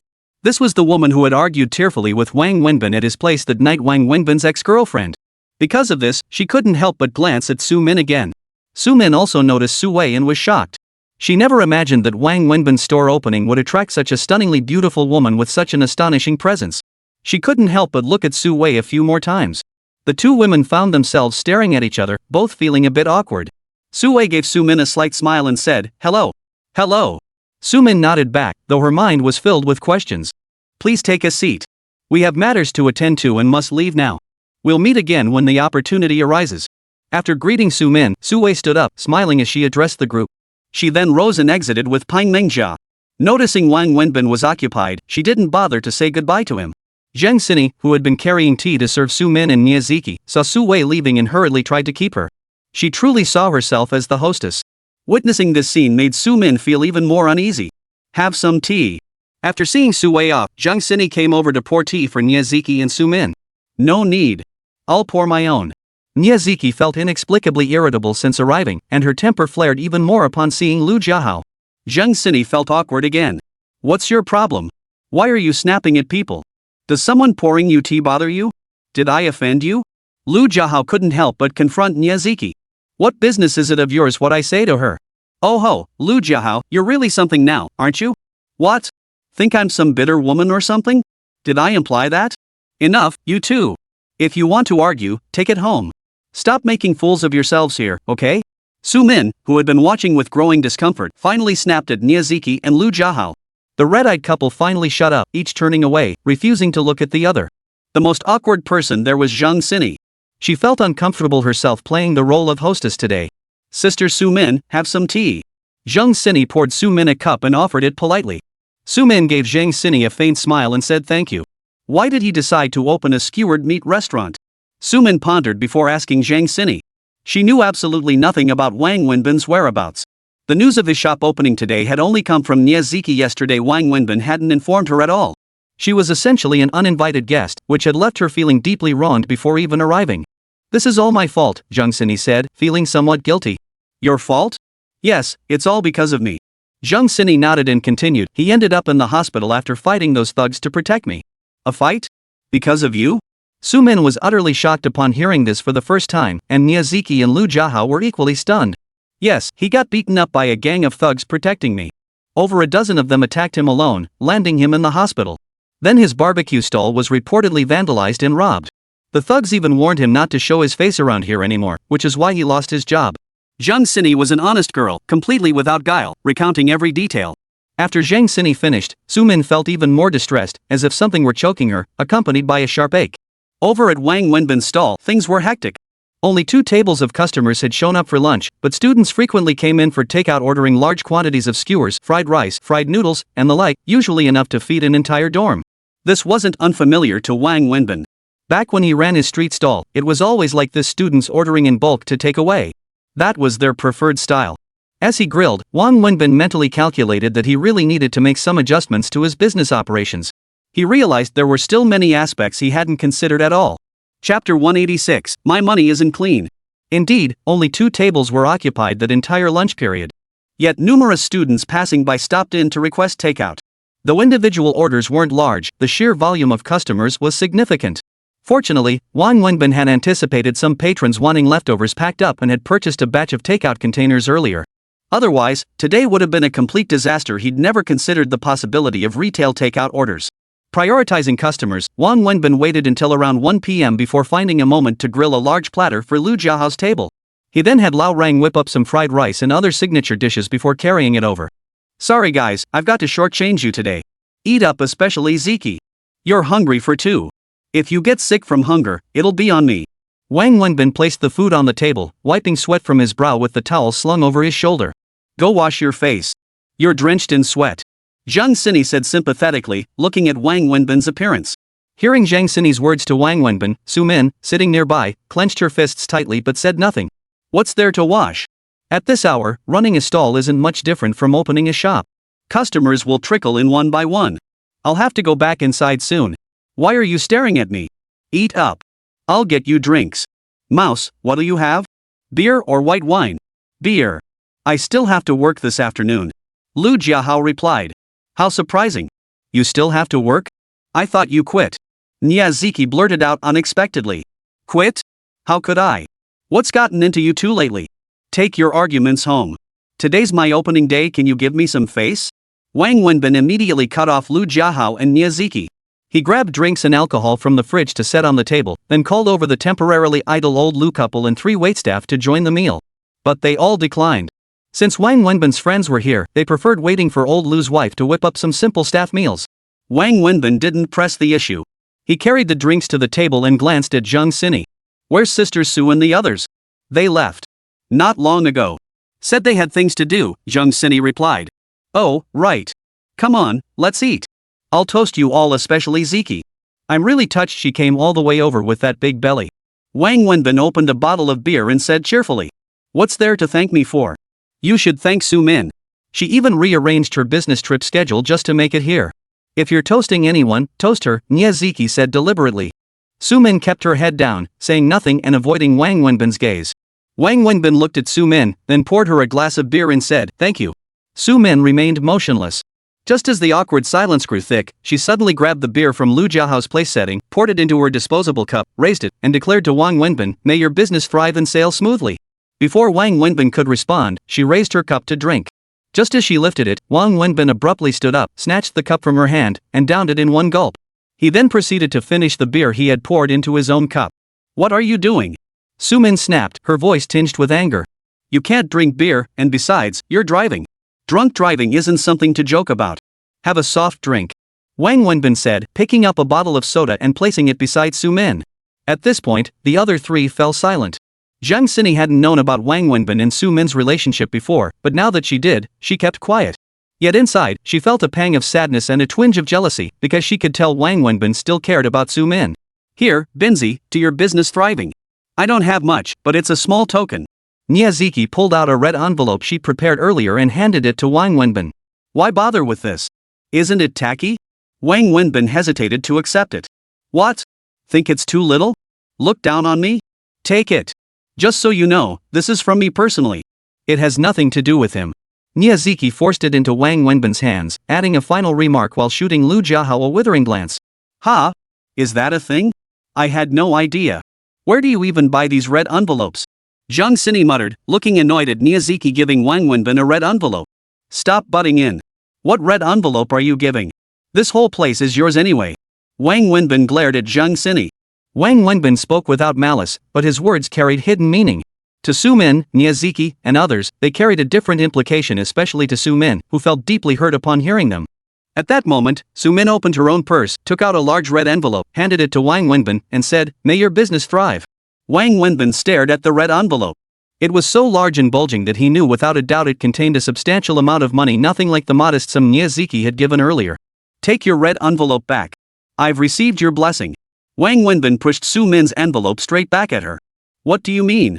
Su Min erupted, jumping to her feet and shouting at Wang Wenbin. Wang Wenbin froze for a moment but said nothing, taking a big gulp of beer instead. Su Min, sit down. It's opening day. Don't cause trouble. Niaziki tugged at Su Min's sleeve. I'm not causing trouble. Have I ever caused trouble? All this time since I came back, have I ever caused trouble? No matter how he treated me, I endured it because I knew I was the one who wronged him. This is what I deserve. But Wang Wenbin, she gave you $500,000 and you took it without hesitation. Why won't you even accept my red envelope? Why? How? Is my money stolen or extorted? Is my money unclean? Or is hers real while mine is fake? Su Min slammed the red envelope onto the table, tears welling up as she spoke. That's not what I meant. I'll take this money. Thank you. Wang Wenbin kept his head down for a long moment before reaching out to take Su Min's red envelope. Are you going to work or going back with him? Su Min turned to ask Niaziki beside her. Of course I'm going to work. Who else is going to support me? Niaziki replied. Then let's go. I'm heading to the company anyway, I'll drop you off on the way. Su Min said, picking up her bag and walking out. Niaziki followed Su Min out. Bro, come on, have a drink. Lu Jiahao patted Wang Wenbin's shoulder and clinked glasses with him. Wang Wenbin felt a pang of unease inside. He took a big gulp of his drink. Just as he was drinking, 2 more female students came in from outside. Wang Wenbin heard them asking if they could get takeout. You drink up. I've got work to do. Wang Wenbin said, rising to head back into the kitchen. Chapter 187, Out of Luck. Not long after Wang Wenbin left to tend to other duties, Lu Jiahao finished his bottle of beer and departed as well. The meal had left everyone feeling unsatisfied. Students had different eating schedules than most people. The peak hours were around 1 o'clock or 2 p.m.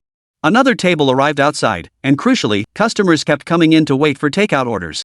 Wang Wenbin even felt like he was back to his days of running a street barbecue stall. Zhang Xini suddenly found herself with nothing to do, so she wandered around aimlessly, one moment up front, the next in the kitchen. But as soon as she stepped into the kitchen, Wang Wenbin shooed her out because it was hot and smoky in there. Eventually, Zhang Xini found something to occupy herself with. She headed to the cash register. Intrigued by the task, she eagerly volunteered to sit behind the register after asking a server about the process, clearly excited. She was the most enthusiastic person in the shop, even more so than Wang Wenbin. It wasn't until 2:30 p.m. that the restaurant finally cleared out. Wang Wenbin and the Lao Lu couple took a break, sending the 3 students back to school to rest as well, instructing them to return at 5:30 p.m. The Lius couldn't sit still either. The couple began tidying up the kitchen. Wang Wenbin was fairly satisfied with how the first lunch service had gone. At least no major problems had occurred, though minor hiccups were inevitable. Wiping sweat from his brow, Wang Wenbin emerged and approached the cash register. "Alright," he said to Zhang Xini, "you can go home and rest now." "I'm not going back," Zhang Xini pouted. "If you're not going back, what are you doing here?" "I'll handle the register." "You? Handle the register? Could you please stop making things harder? What's wrong with that? You just looked down on me. What's wrong with me handling the register? I've been doing it all afternoon. I just double-checked everything myself. I'm telling you, not a single penny is off." Zhang Xini was clearly. "You even did a cash count? Fine, come over here. Let's both do the count." Wang Wenbin sat at a nearby table, wiping sweat from his brow while smoking a cigarette. Zhang Xini walked over grinning, carrying a ledger and a stack of cash. "I'll tell you, it's super easy. Everyone pays with their phones, no counting cash, no giving change. So convenient." Zhang Xini said, then showed Wang Wenbin her ledger. "Look, all today's orders are here. This is the amount collected for each one. Plus, here are the order slips for each transaction with the prices listed. It's crystal clear. If there's a mistake in any payment, you can spot it right away. You really have this down to a science." "You bet." Zhang Xini beamed at Wang Wenbin's praise. "Let me see, how much is it all together today? I calculated it earlier, it's 852 yuan total. One was paid in cash, 110 yuan, and I rounded off the change. The rest were all mobile payments. You have the records on your phone. The money went straight to your phone. You should have received 742 yuan total on your phone. Take out your phone, and I'll add it up for you." Zhang Xini reported professionally. "I totally forgot about that. No wonder my phone kept buzzing." Wang Wenbin pulled out his phone. "Let me add it up for you." Zhang Xini snatched Wang Wenbin's phone, grabbed a calculator, and began tallying the amounts. As she worked, she explained to Wang Wenbin, "Earlier, I asked a student about this. They told me you should register a merchant account for payments. Then buy another phone, set up WeChat Pay or Alipay on it for the front desk.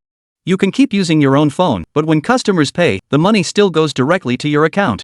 The front desk phone will also show payment notifications, letting cashiers easily verify if customers paid and how much. This prevents dishonest people from claiming they paid when they didn't. That's what the student advised me." "Oh, that makes sense. Alright, I'll buy a phone tomorrow to set this up." Wang Wenbin nodded. "See? Exactly. Your phone shows 742 yuan. Not a penny off." Zhang Xini said cheerfully. Staring at the number, Wang Wenbin suddenly fell silent. He lit a cigarette and began calculating in his mind. "What's wrong? Did you lose money?" Zhang Xini asked, looking at Wang Wenbin with concern. "Help me count. How many transactions did we have today? How many tables? How many takeout orders?" Wang Wenbin asked. "Let me count." Zhang Xini began tallying before reporting. 17 transactions total, 3 tables dined in, 14 takeout orders. The 3 dine-in tables came to 370 yuan, and takeout was 472 yuan. I rounded down the dine-in amounts to whole numbers, is that okay? 370 yuan for 14 transactions. That averages out to just over 20 yuan per customer, under 30. Wang Wenbin mused aloud. "You mean takeout orders?" "Yeah." Wang Wenbin was still calculating in his head. "So did we make a profit or a loss?" Zhang Xini asked anxiously. "I've got the numbers. I spent over 900 yuan on ingredients today, close to 1,000. We used up about a third of that at lunch, so the ingredient cost is roughly 400 yuan. So that means we made over 400 yuan? That's a profit. Not bad at all." Zhang Xini perked up instantly. "You can't calculate it that way. The average daily rent for this shop is over 1,600 yuan. Meaning I need to make over 1,600 after ingredients just to cover rent. Then there's labor costs even without counting you and me. Monthly labor alone is about 13,000. That averages over 400 a day, not including other expenses like utilities, miscellaneous supplies, and kitchen seasonings. Adding all these fixed costs, daily expenses hit around 2,300. So we break even only if we make 2,300 in profit daily. Wang Wenbin explained slowly to Zhang Xini. What? That much? We only made 400 yuan after working all morning. Zhang Xini's mood instantly sank. This actually exceeded my expectations. Things are going better than I thought. First, since we're newly opened, not many people know about us yet. But looking at this, our initial marketing efforts here were pretty effective. Second, as a new shop, we gave discounts to some customers using coupons. We gave them a 30% discount. Once that period ends, there won't be any discounts, so profits will be even higher. Moreover, the most crucial point is that in the barbecue business, the peak hours are always in the evening. Lunchtime is practically dead. I estimate evening sales should be double the lunchtime figures. Twice as many? That means we could make over 800 in the evening. Combined, that's only 12 or 1300. That still isn't enough. We'd still be losing 1,000. Zhang Xini calculated.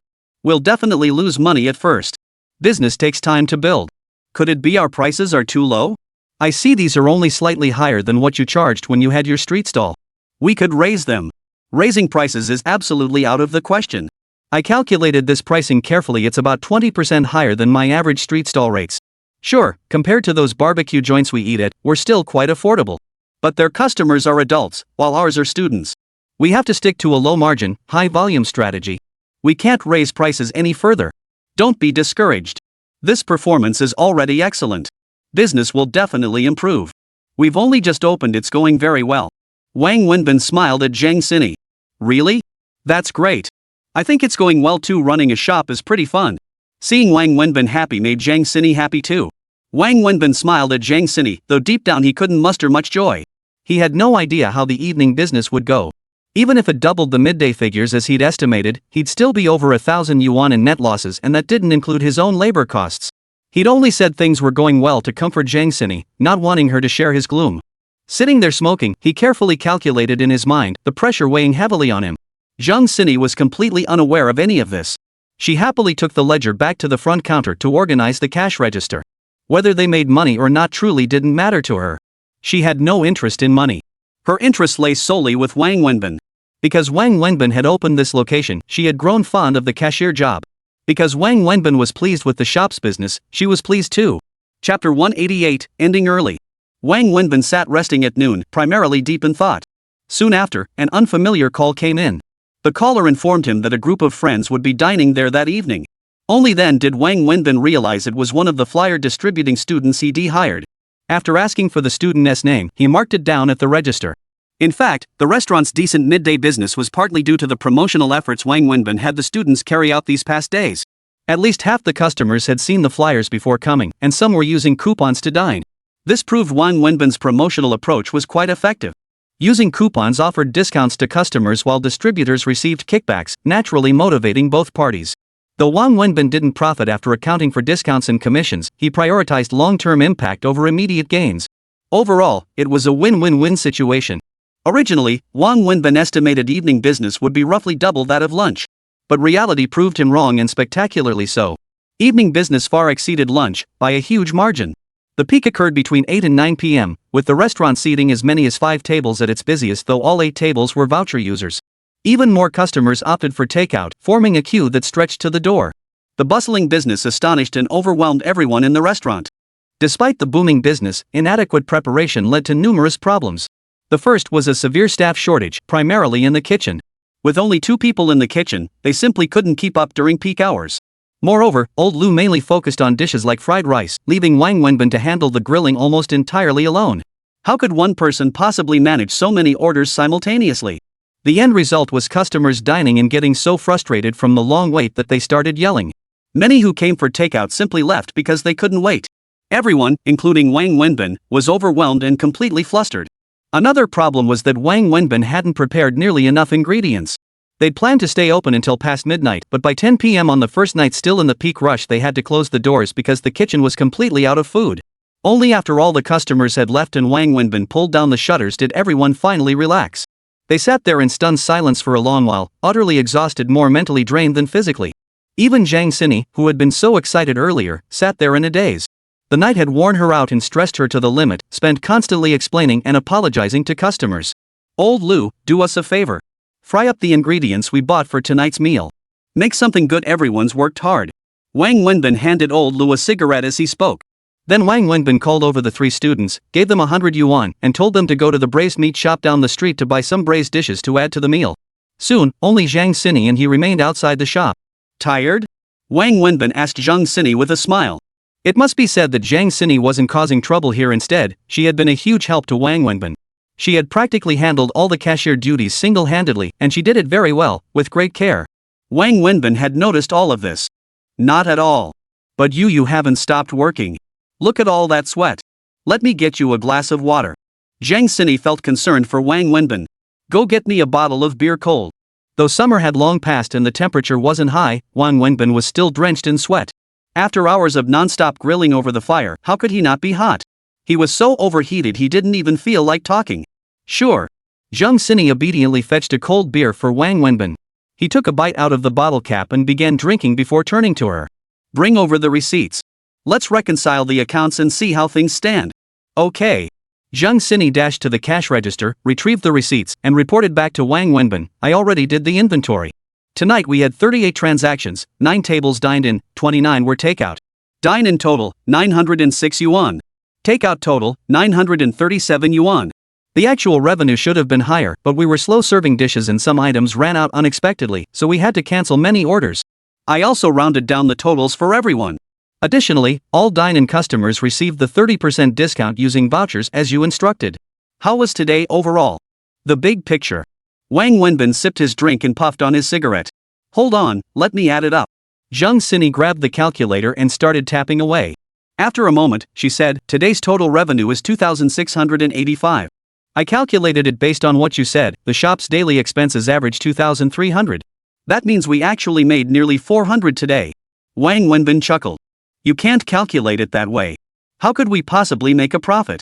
You didn't even deduct today's ingredient costs. And even if we broke even, we'd still be losing money. Those costs you listed are fixed expenses, but there are many variable ones like the 300,000 yuan transfer fee you paid up front, my daily advertising costs these past few days, and the rebates I have to give students for these vouchers.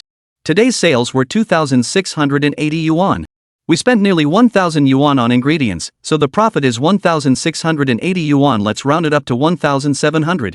But when you factor everything in, even just the fixed costs, we're still losing close to 500 yuan. Yeah, it's all my fault. I should have been more careful back then. Otherwise, the shop's fixed costs wouldn't be this high. Zhang Xini felt terribly guilty thinking about the 300,000 yuan transfer fee and the 50,000 yuan monthly rent she'd agreed to. It's not your fault. Think about it, if you hadn't offered such a high price, they wouldn't have rented the shop to us in the first place. We wouldn't even have this place. Today's results are already pretty good, much better than I expected. There are several reasons we're still in the red. First, we just opened, so not many people know about us yet. Foot traffic hasn't reached normal levels. Second, everyone's using coupons and discounts, which is why our profit margin is so low. If we hadn't discounted, we would have actually made money today. Third, it's my fault for underestimating demand. We bought too little food. We're closing now, barely past 10 o'clock, losing 2 hours of business prime hours.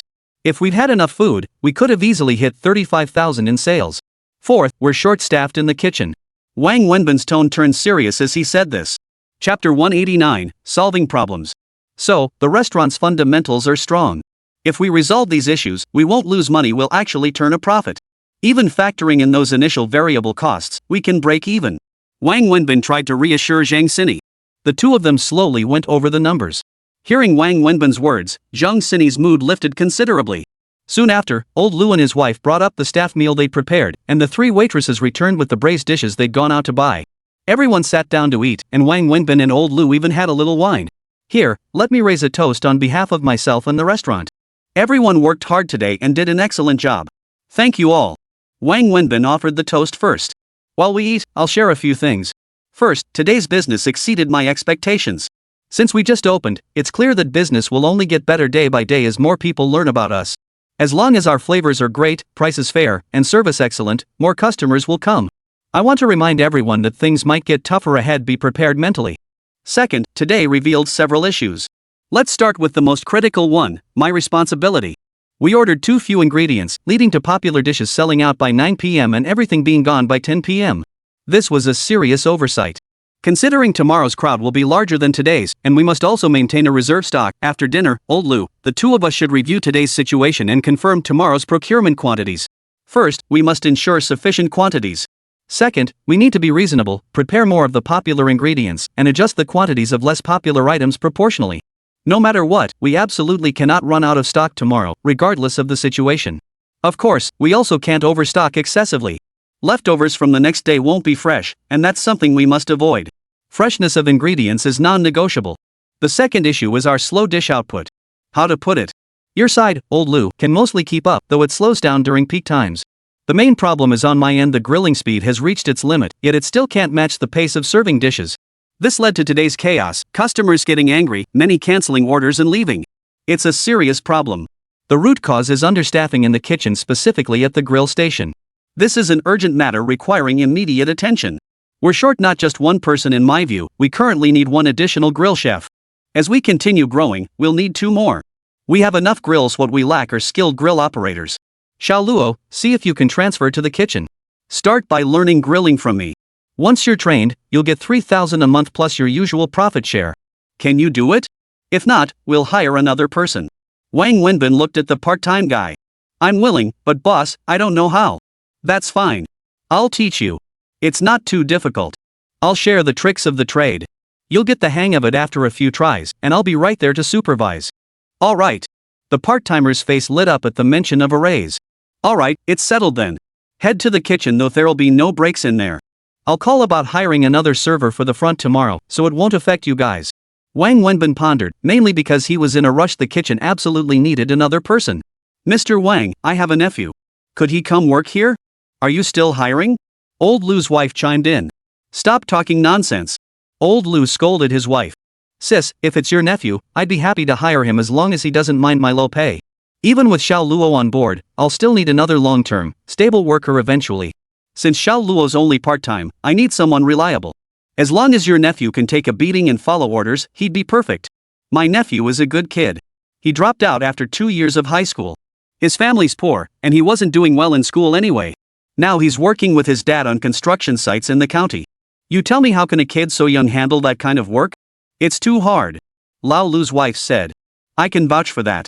The boy is obedient and can endure hardship, old Lu chimed in. All right then. Here's the plan, old Lu, have the boy come over immediately. He'll start training under me. During his apprenticeship, he'll earn 3,000 a month. Meals are covered by the shop. Once he's trained, his pay will match yours.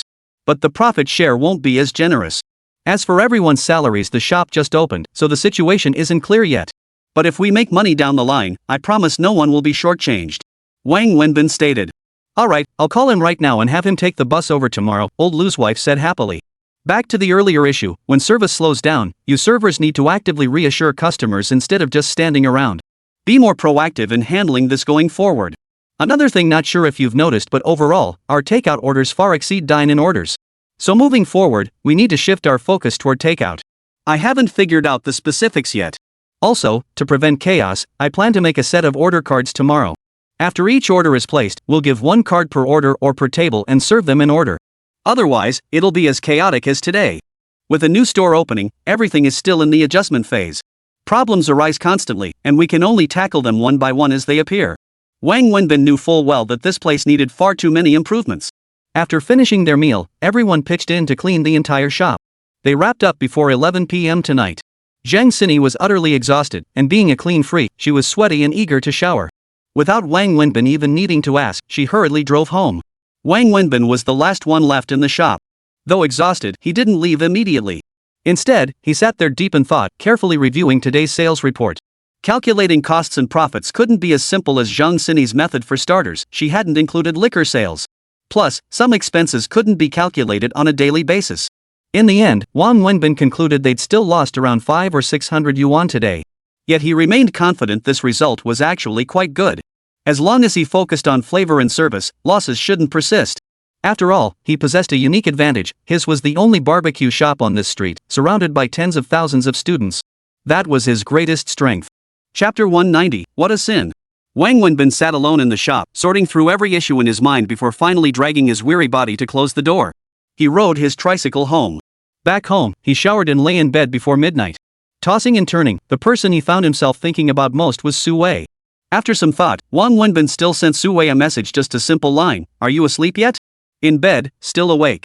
Su Wei's reply came quickly. Wang Wenbin hesitated, then asked, "Is Annie asleep? Can I give her a call?"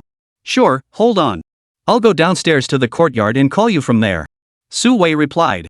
Truthfully, with the new store opening and its performance far exceeding his own expectations, as a man, he had a belly full of things he wanted to talk about. He desperately wanted someone to share his success and joy with, and also to vent his exhaustion and hardships. But the only person he could think of was Su Wei. Soon after, his phone rang. Wang Wenbin answered it immediately. "Hey, am I bothering you?" "No, I've been having trouble sleeping lately for some reason. I've been staying up really late." "What's up? Did you get off work early today? Didn't you say your store stays open until after midnight?" Su Wei asked curiously. Don't even mention it. Just talking about it makes my heart ache." "What happened?" "I just miscalculated everything. Made a huge mistake." Lying in bed, Wang Wenbin told Su Wei about what happened at his shop, recounting every detail. He shared all the problems he'd encountered, the solutions he'd thought of, and his long-term plans for the store. Su Wei listened most of the time, occasionally offering suggestions. After nearly an hour on the phone, Wang Wenbin finally hung up, mindful that Su Wei had to work the next day. As he ended the call, he felt a strange sense of reluctance. It had been years since he'd experienced such tender, emotional connection. Only after ending the call did he check his messaging app. It had buzzed several times while he was on the phone, but he hadn't had time to look. Clicking in, he saw a message from Su Min, an image. Wang Wenbin tapped it open to find a selfie of Su Min, but she wasn't he alone. There was another man in the frame, one he recognized, Lin Xinjia. The photo showed their heads pressed together, both smiling sweetly, with dim lighting in the background. Wang Wenbin swiped to the next photo, 2 movie tickets for tonight. Following that was a message from Su Min, "This is what you wanted. Parting ways, each finding peace. I'll grant you your wish." Seeing this, Wang Wenbin felt an intense pang of pain. He climbed out of bed, lit a cigarette, and smoked it, his emotions tangled and complex like someone had snatched away his most cherished possession. After a long while, Wang Wenbin picked up his phone, intending to reply. "Wishing you happiness." The words were typed out, but in the end, he deleted them.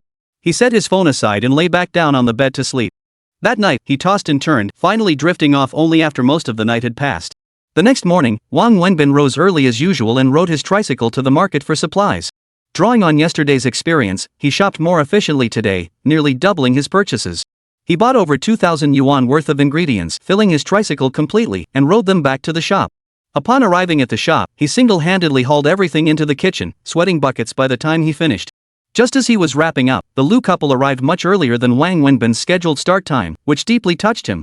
After handing the kitchen over to the Lius, Wang Wenbin hurriedly drove off. As discussed yesterday, he bought a smartphone and then went to the print shop. Following his plan, he had them print a large batch of materials. By the time Wang Wenbin returned to the shop, it was already 11 o'clock. Zhang Xini had arrived and was standing cheerfully at the cash register. Seeing her, there stirred complex emotions within Wang Wenbin. On one hand, he felt deeply touched, a young lady of privilege, accustomed to a life of luxury, now spending her days bustling about in his humble shop. He knew Zhang Xini was doing this solely for him. Yet another part of him felt uneasy. He still firmly believed they belonged to different worlds, people who shouldn't have any connection. Especially after what happened with Zhang Xini's father last time, his conviction only grew stronger. Deep down, Wang Wenbin desperately wanted Zhang Xini to stop coming to the shop. Yet the words wouldn't come out. Seeing her radiant happiness made him unable to say it. He knew how deeply it would wound her. On the other hand, he felt somewhat indebted to her. She had secured this shop for him, and now she volunteered her time daily to help out. How could he possibly tell her to leave? "Zhang Xini, you really don't need to work so hard here. I can hire someone part-time. Students don't cost much." Wang Wenbin finally couldn't hold back and said to her. "Do you dislike seeing me here?" Zhang Xini asked, pouting. "No, that's not what I meant. How do I put this? You're a pampered young lady. Your parents have doted on you your whole life. You've never done any real work. Now you're helping out in my little shop every day, working so hard. I just feel terrible about it. I never said you couldn't come. You're welcome to visit anytime, but just to hang out, not to work. Do you understand?" Wang Wenbin explained earnestly. "It's not hard. I enjoy it. I'm happy. Wenbin, as long as I can help you and see you making money, I'm thrilled," Zhang Xini said cheerfully. Wang Wenbin was instantly at a loss for words. He wanted to say thank you, but the words never came out. With a hint of resignation, he handed his phone to Zhang Sini. Like you said yesterday, I went out of my way to buy this phone. Do you know how to use it? Sure, leave it to me. You go handle your business. Zhang Sini waved her hand dismissively. Wang Wenbin headed straight for the kitchen. Upon entering, he saw Xiao Luo, the young man assigned to kitchen duty yesterday, already dressed in chef's attire, bustling about alongside the Lu couple. Chapter 191, she arrived. The kitchen still had a heavy workload every morning, primarily managed by old Lu's wife. For a skewered meat shop, the kitchen assistant's role mainly involved pre-meal ingredient prep. Once service began, their tasks were minimal, and the shop didn't generate excessive cleaning work either. However, unlike other skewers' shops, Wang Wenbin's establishment used only fresh ingredients, no pre-packaged frozen goods, which added to Mrs. Lu's workload. When Wang Wenbin entered, the kitchen ingredients were mostly prepped. Old Lu was teaching Xiao Luo how to grill, though old Lu's own skills were average, having only learned from Wang Wenbin for 2 days. After Wang Wenbin arrived, he immediately began demonstrating techniques for Xiao Luo, skewering several different items and explaining the specific requirements for grilling each type. We have customers. Take out orders. The slip is here. Just then, Zhang Sini handed Wang Wenbin an order slip from the front.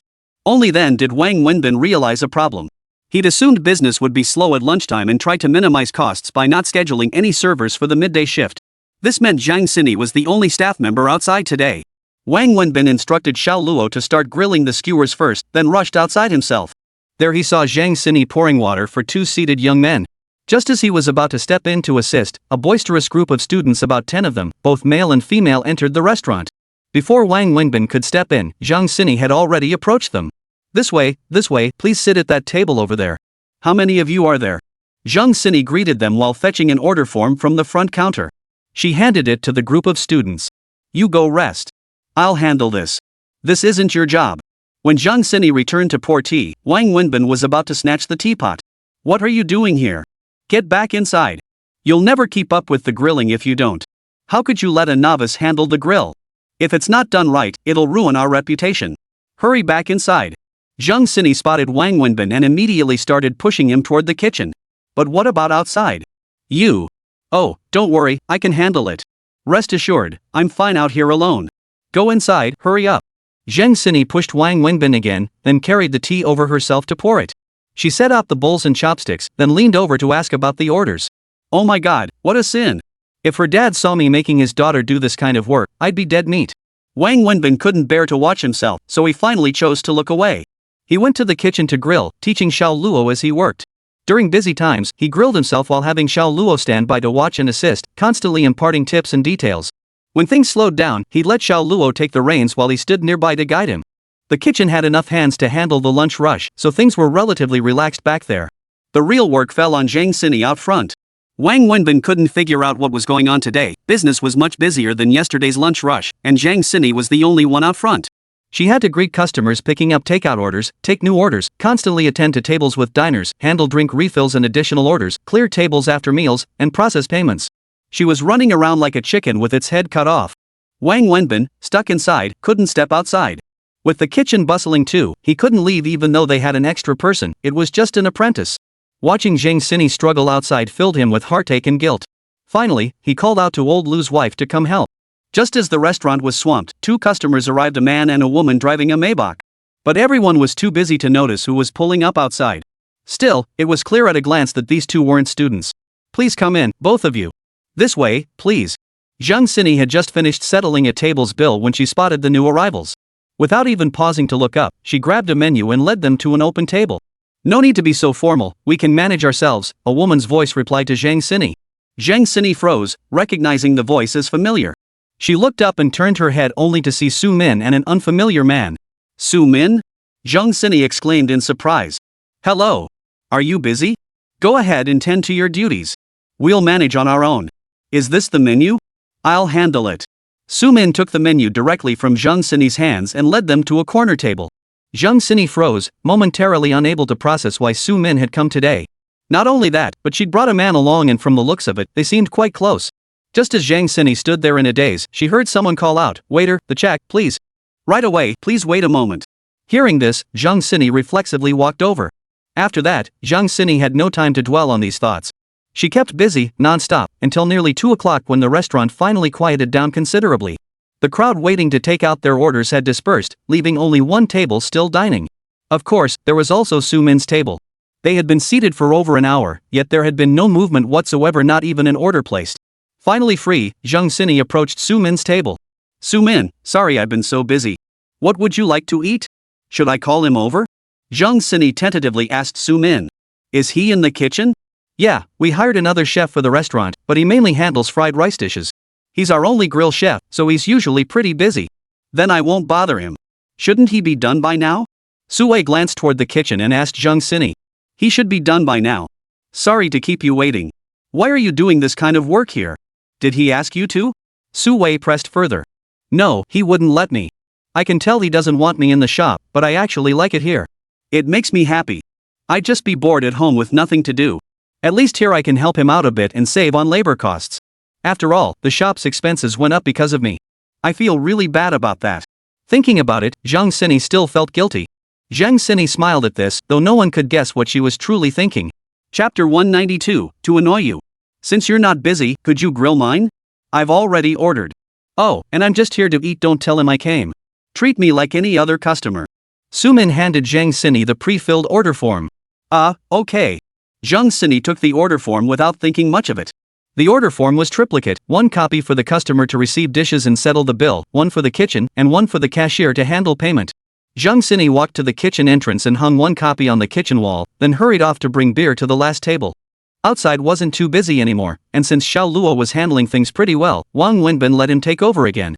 He ran over to grab the newly posted order from the wall, ready to count the items and send them to the grill. When he saw the numbers on the order, Wang Wenbin froze.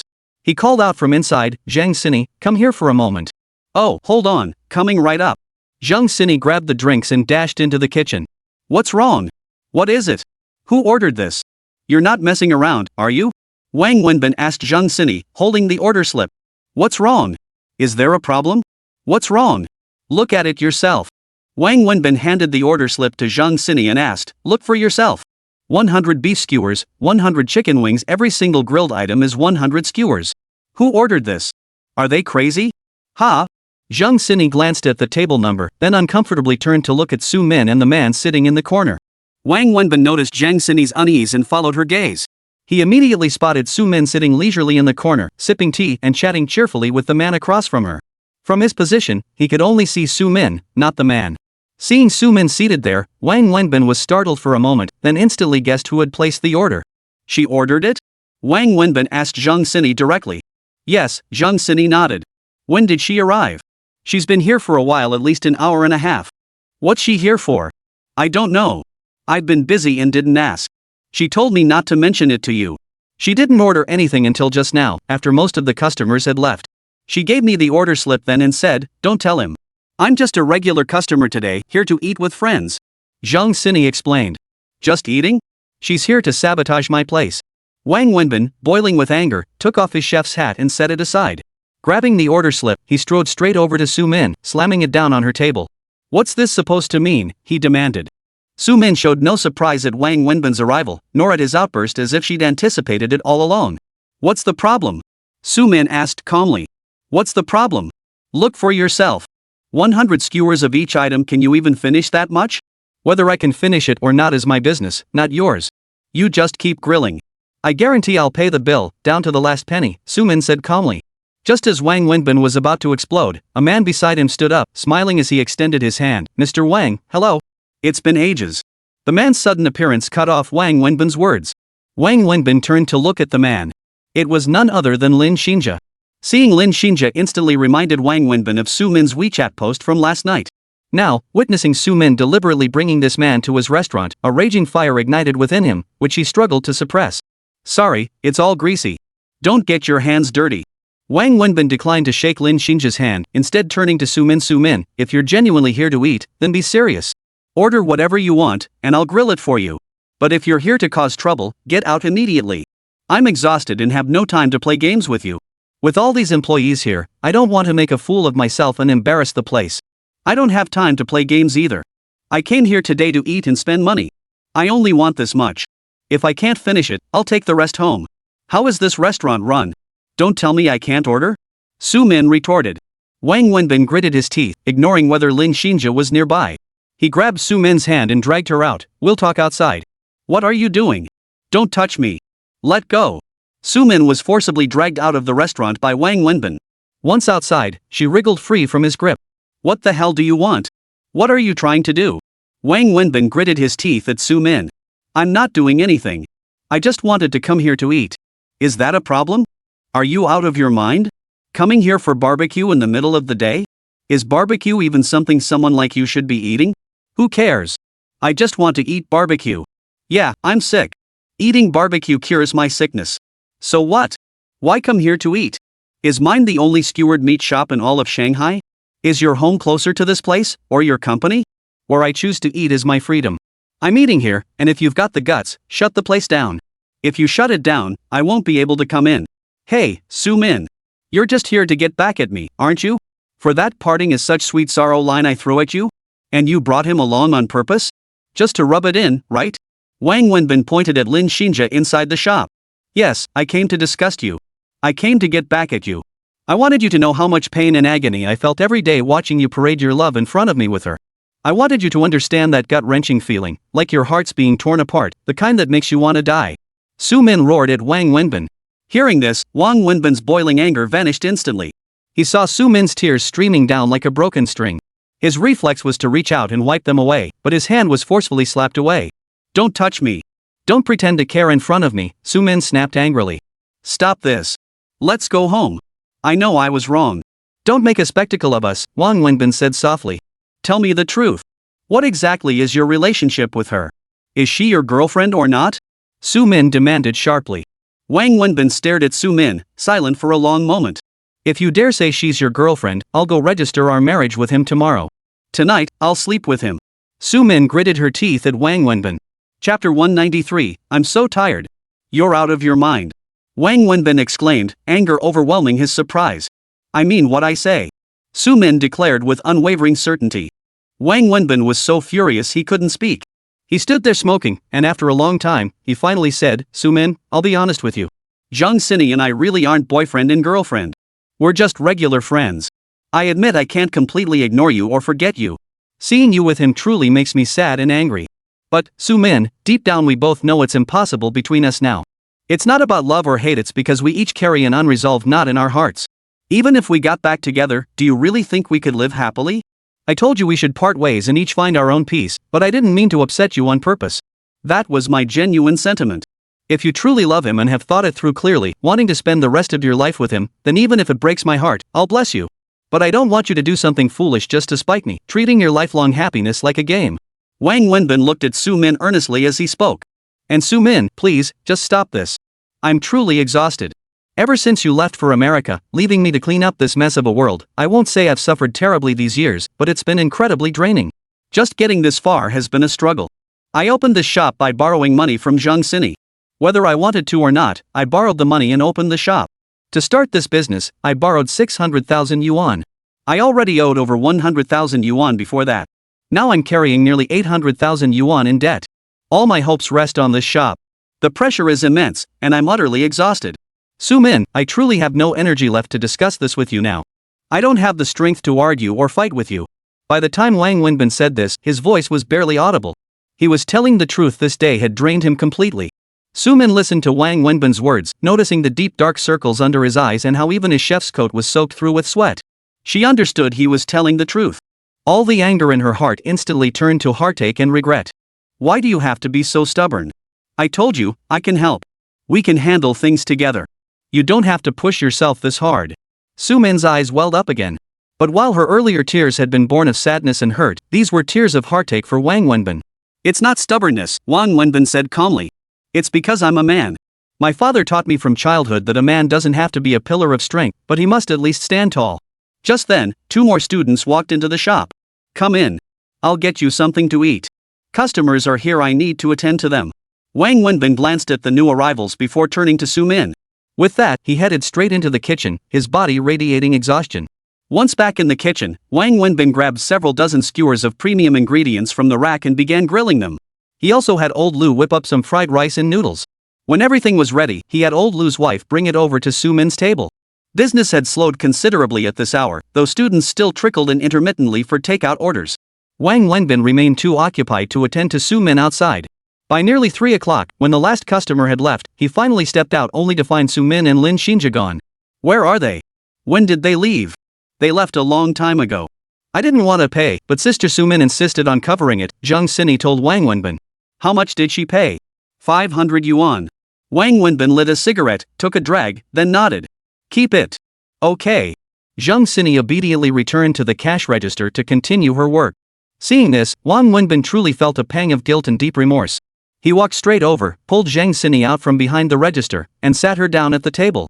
Zhang Xini, he said, I need to have a serious talk with you. Okay, go ahead. Starting today, no, starting right now you are not allowed to do anything in the store. I can't stop you from coming here, but you are not allowed to do anything. If I catch you working in the store again, I'll kick you out immediately and you won't be allowed to come back. What did I do? Did I mess up somewhere and cause you trouble? Zhang Xini asked, looking hurt. No, you've done an excellent job. Precisely because you've done too much, I can't let you continue. I opened this shop with nothing, and every penny was borrowed from you. I'm already deeply grateful. If you keep helping me here day after day, I simply can't accept it. Besides, what are your family circumstances? With your background, working here as a waitress serving others every day, not to mention how your father would feel if he found out, even I feel like I'm committing a crime just watching you. Watching you toil here breaks my heart. So from now on, you're forbidden to touch anything in this shop. Once you've finished your work, you must not come here anymore. Wang Wenbin could only threaten Zhang Xini. But I don't see the problem. What's wrong with being a waitress? I enjoy working here. But I'm genuinely unhappy. This is really upsetting me. If you keep this up, I'll shut this place down. Closed tomorrow. Wang Wenbin could only resort to his ultimate move. Kiki. No buts about it. It's settled. I've already called and checked with several students who applied here before. I decided to hire one yesterday, and today I hired another. From now on, the shop will have 4 waitresses, split into morning and evening shifts. The morning shift runs from 11 a.m. to 8 p.m., and the evening shift from 6 p.m. to midnight. The 4 girls will rotate between shifts: 1 morning shift, 2 evening shifts, and 1 day off per day. In the kitchen, we have Xiao Luo, and old Lu's nephew will be joining us in a few days. That means we'll have a full staff. Wang Wenbin continued explaining to Zhang Xini. But what am I supposed to do here? It's so boring with nothing to do. You could go home to spend time with your parents, go shopping, or something. Don't keep coming here for no reason. Why are you always showing up at this barbecue shop? Remember what I said: no more coming here for no reason, and definitely no working here. If you don't agree, I'll close the shop and not reopen it. Wang Wenbin continued threatening Zhang Xini with this peculiar logic. Zhang Xini pouted unhappily, yet she was powerless against Wang Wenbin. Chapter 194, Addicted to Her. Whether Zhang Xini liked it or not, Wang Wenbin kicked her out that very afternoon. Having addressed all the issues from the first day, the shop ran much more smoothly the next day. The only problem that remained unresolved was the slow serving speed. The slow serving speed definitely couldn't be fixed in just a day or two. After all, for now, only Wang Wenbin was grilling, so the speed couldn't be increased no matter what. Xiao Luo wasn't ready to take over yet and could only assist with minor tasks. Business on the second day improved significantly compared to the first, an inevitable outcome. As long as operations ran smoothly, business would naturally grow stronger the longer the restaurant operated. They worked until 12:30 a.m. before closing. After eating a late-night snack from the shop and cleaning up, everyone headed home. As the owner, Wang Wenbin was the last to leave. Once everyone had gone, he sat alone in the shop, calculating the day's revenue. As he tapped away at his calculator, adding each transaction line by line, he suddenly found himself missing Zhang Xini. She had been far more diligent and responsible than these students.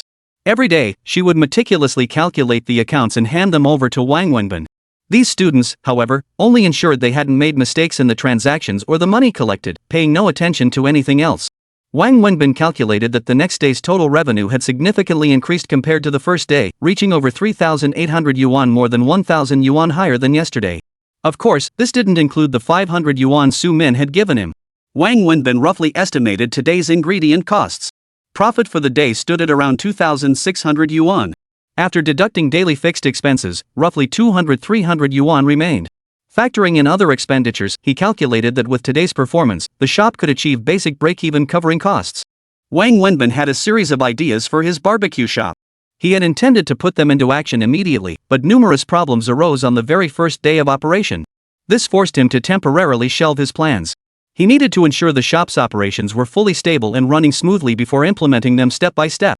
Now that other aspects of the shop had stabilized, the only remaining issue was the shortage of barbecue chefs. He now needed to wait a few days until Xiao Luo was fully up to speed and until old Lu's nephew arrived before tackling other matters. Otherwise, blindly expanding operations while the shop's own capacity couldn't keep up would not only fail to boost sales but could lead to major problems. Wang Wenbin finally understood that sometimes running a small shop wasn't much simpler than managing a large enterprise. Just as Wang Wenbin had said, he truly had no energy left to think about anything else. Every ounce of his focus was poured into this shop. It was now his sole hope. If this shop failed, it seemed suicide might be his only path forward. Fortunately, heaven doesn't deal too harshly with those who work diligently and earnestly. The dozen or so students Wang Wenbin had organized continued their daily promotional efforts. Discounts and rebate campaigns ran non-stop, steadily expanding the shop's influence. Business improved day by day. By the fifth day Friday, his shop's revenue had climbed to nearly 5,000 yuan. With a turnover of 5,000 yuan, after deducting over 30% for ingredient costs, the profit reached around 3,000 yuan. After roughly subtracting the shop's various fixed expenses and other incidental costs, a net profit of nearly 500 or 600 yuan was generated daily. While this seemed decent, Wang Wenbin knew the shop's potential remained largely untapped. A simple example, when he ran his barbecue stall, his average daily sales exceeded 1,000 yuan. Back then, there were 8 or 9 barbecue vendors on that street alone. From his rough estimates, the street's total daily barbecue sales surpassed 10,000 yuan. Back then, there were nearly 15 or 16 fried rice vendors. While he couldn't pinpoint the exact number, just for fried rice and stir-fries alone, daily sales wouldn't dip below 7 or 8,000. In short, according to market principles, the total daily demand was at least over 20,000 yuan. And that 20,000 was for the takeout market, not including dine-in customers. Yet Wang Wenbin's shop only brought in 5,000 yuan daily, with takeout accounting for less than 3,000 of that. This meant there was a huge untapped market in takeout that Wang Wenbin hadn't captured.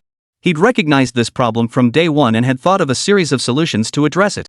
On the fifth day, old Lu's nephew arrived, and Xiao Luo was also able to get up to speed. Though he couldn't match Wang Wenbin's skill, his flavor wasn't too far off. By the sixth day, all 3 grills in the kitchen were in full operation. Wang Wenbin stood in the center, flanked by Xiao Luo on one side and old Lu's nephew on the other. After training Xiao Luo, Wang Wenbin began instructing old Lu's nephew. The restaurant's serving speed improved dramatically. Even with significantly increased daily foot traffic, the slow service seen on the first day never recurred. Zheng Sini came every day, though she no longer dared to help.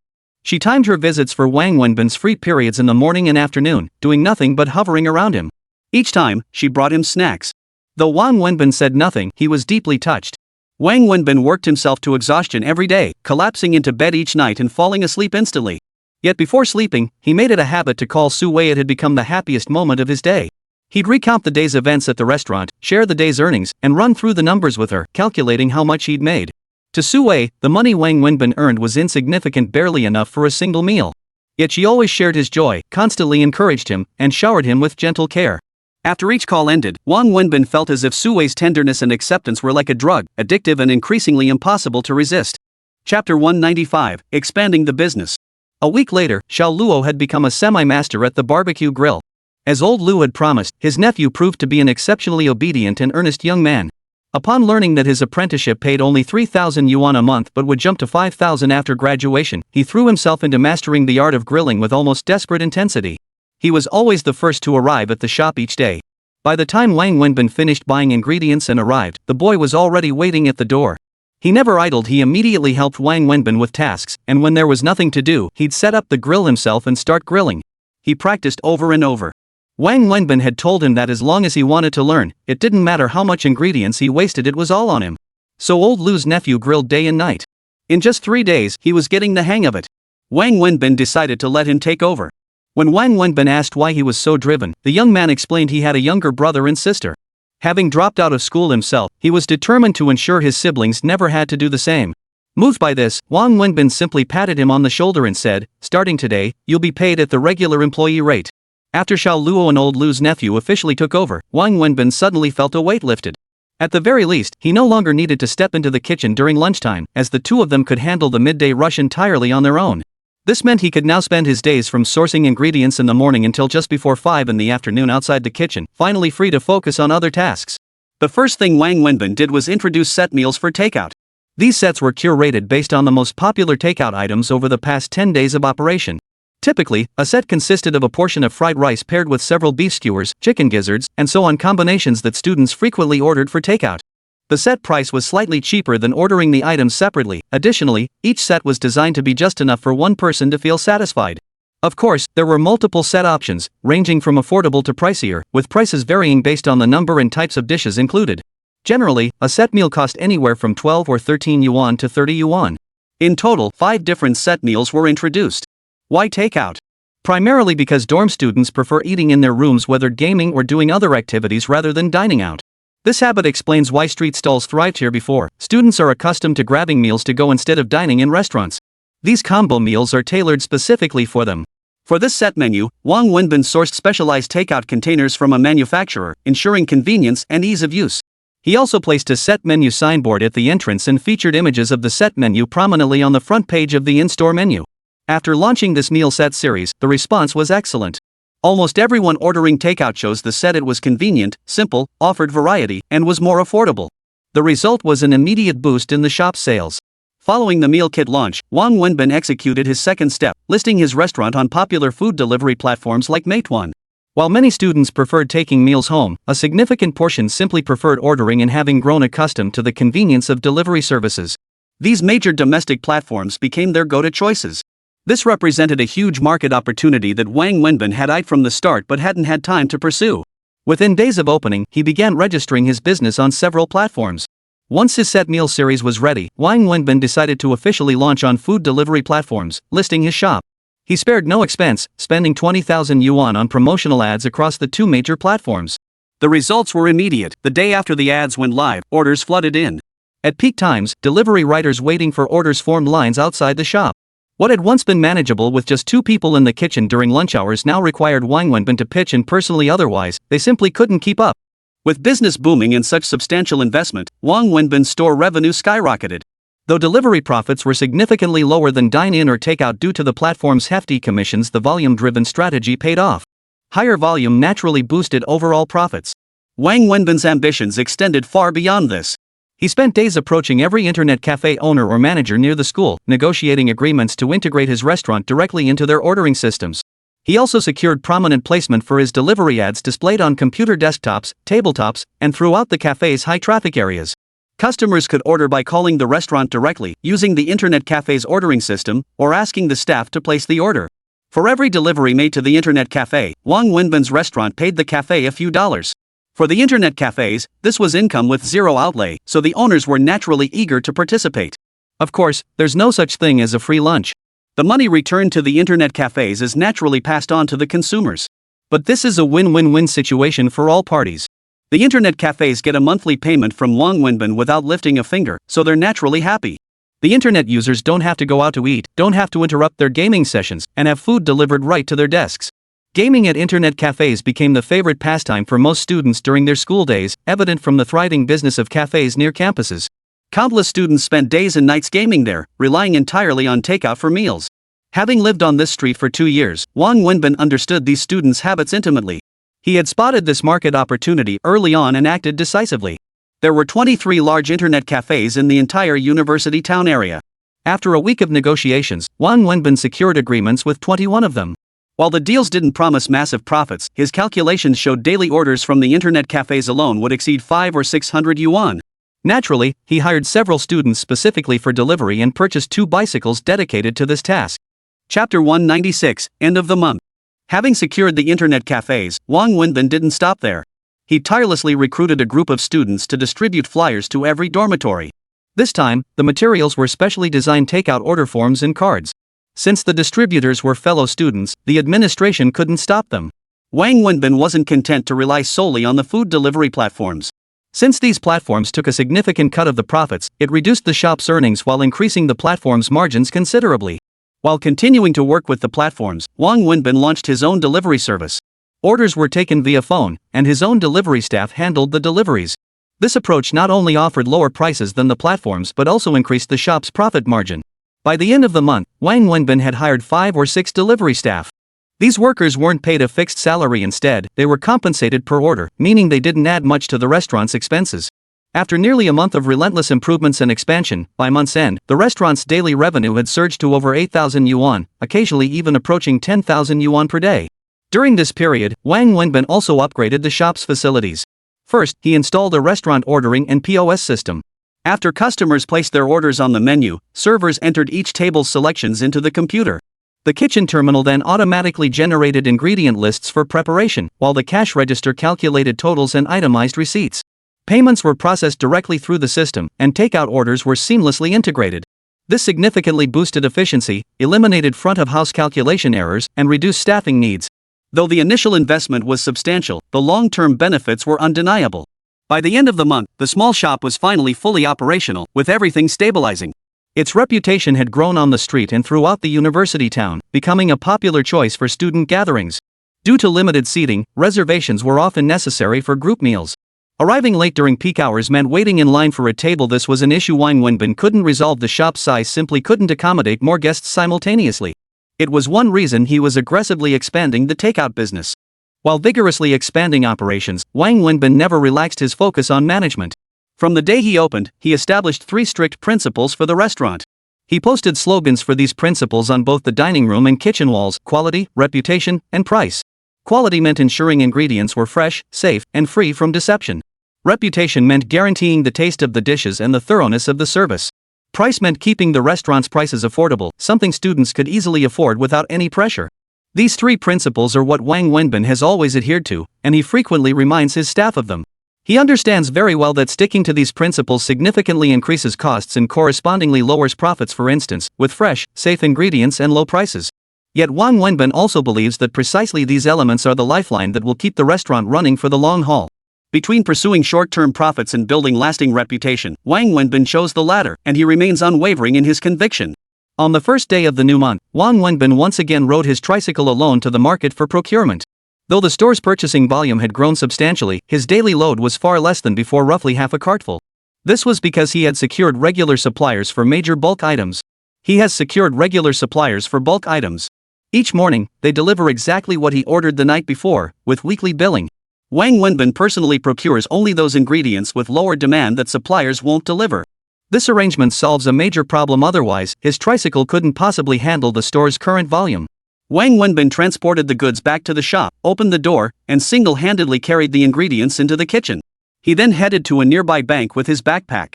By the time he returned, nearly all the staff had arrived. Today was a special day. Wang Wenbin had announced 2 days prior that a meeting would be held at 9:30 a.m. in the shop, requiring all staff to attend except students with classes, of course. Knowing payday was approaching, every student showed up. Late last night, after closing the shop around 1 a.m. and seeing the staff off, Wang Wenbin stayed behind to thoroughly reconcile the restaurant's revenue since opening a month prior. Last month, the store's total revenue exceeded 246,000 yuan. The combined cost of ingredients and other supplies totaled over 91,000 yuan. Rent amounted to 50,000 yuan, staff wages totaled 22,000 yuan, and other miscellaneous expenses came to around 17,000 yuan. After tallying everything, Wang Wenbin calculated that, excluding initial startup investments like advertising and promotional expenses, the store's net profit for this single month was 66,000 yuan. Wang Wenbin was both satisfied and pleasantly surprised by this outcome. When he first opened the shop, though he had confidence, he still felt uncertain and under significant pressure. His initial goal was simply to break even, yet the current results far exceeded his expectations. Of course, this success owed much to Wang Wenbin's resourceful mind. Without aggressively promoting takeout, breaking even would have been a struggle. Without various marketing efforts, the first month would have definitely ended in losses. Upon entering the shop, Wang Wenbin gathered everyone around the dining table. He sat at the head with his bag and notebook, lit a cigarette, and smiled as he addressed the group. It's hard to believe we've been open for a month already. I want to express my deepest gratitude for everyone's hard work this past month. Today is the first, so I won't waste time with small talk. First, I'll distribute last month's wages. Since we're just a small shop, not a corporation, we can't open a business account, and we don't have an accountant. Over the past few days, I consulted everyone, and we all agreed cash payments are best. So I'm respecting your wishes. From now on, we'll pay wages in cash. After receiving it, you can deposit it yourselves. We'll use the simplest method. I've printed the payroll sheet listing everyone's name and amount. I'll call each person up one by one to collect their pay. After receiving it, sign and press your fingerprint here to confirm receipt. This is to prevent any unnecessary disputes later. Alright, old Lu, you're up first. 5,000, count it and see if it's right. Wang Wenbin pulled out a thick stack of 100 yuan bills from his bag, counted out 50, and handed them to old Lu. Without counting, old Lu grinned and said, "Why count? Just sign here. Sister-in-law, you're next. 3,000. Xiaogua, here's 5,000. I won't charge you for the week you apprenticed here earlier." Then came the 5 part-time students. Chapter 197, Making Money. After everyone received their base pay and signed, Wang Wenbin tucked the payroll sheet back into his bag and smiled. Once again, thank you all for your hard work this month. Last month, during the initial opening period, we experienced some losses. But thanks to your diligence and commitment, as we gradually expanded our services, increased our marketing, and built our reputation, the store's performance has significantly improved. Overall, last month's revenue exceeded my initial projections, and this success is entirely attributable to your dedicated efforts. When I first invited you to join this team, I promised that as long as you genuinely commit to the store, work diligently, and treat it like your own home, I, Wang Wenbin, would never shortchange you when profits are made. Initially, I proposed a percentage-based profit-sharing model, but I later realized this approach was impractical due to the complexity of calculating the store's profits. Therefore, I've calculated bonuses based on the store's overall revenue and expenses. The amount reflects the store's profits, your work attitude, length of service, and contributions. The more you give to the store, the more you'll receive. Don't ask why others get more than you, it means they've done better. If you perform better next month, your bonus will increase. Alright, old Lu, here's yours 3,000 yuan. Appreciate your hard work. Wang Wenbin called old Lu over again and handed him a 3,000 yuan bonus directly. Next, Xiaoguo and Xiao Luo, come up. Xiaoguo, 3,000. Though you're an apprentice and join later, you're always the first to arrive each day. I scheduled your shift for 11 a.m., but you show up around 8 or 9 every morning. You start helping me with tasks beyond your assigned duties. Honestly, I'm deeply moved. This 3,000 yuan bonus is yours. Xiao Luo, yours is 2,000. Though you're a part-time student, your dedication is obvious to everyone.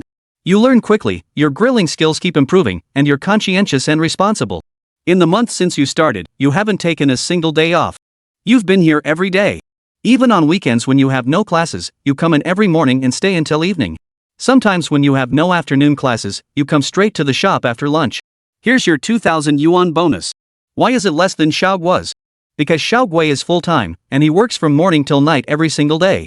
Here are the bonuses for the 3 master chefs. Their bonuses are the highest because they handle the toughest, most skill-intensive work with the longest hours. Next is sister-in-law. Sister-in-law, yours is 1,500. Thank you for your hard work. You manage every detail in and out of the kitchen and have helped me immensely, especially during the opening period. Wang Wenbin said to old Lu's wife. Alright, those were the kitchen staff. Kitchen work is tough and dirty, so their wages and bonuses are the highest. Next are our 4 servers. Overall, all of you have done well. Xiao Wang, Xiao Wen, come here. You two each get 1,000 yuan. You deserve praise, your work attitude is excellent, and you proactively help the restaurant with whatever you can manage. Xiao Li, yours is 500. You know why it's 200 less, your work attitude has been problematic. Both service quality and attitude have been lacking, though generally you're competent. I hope you'll learn more from these two going forward. Finally, Jelly, you get 200 yuan. You were late twice this month. Though only by a few minutes each time, it reflects poorly on your work ethic. Additionally, you argued with me twice, refused to follow work assignments, displayed an unprofessional attitude, and even got into an argument with a customer. I've discussed these issues with you before.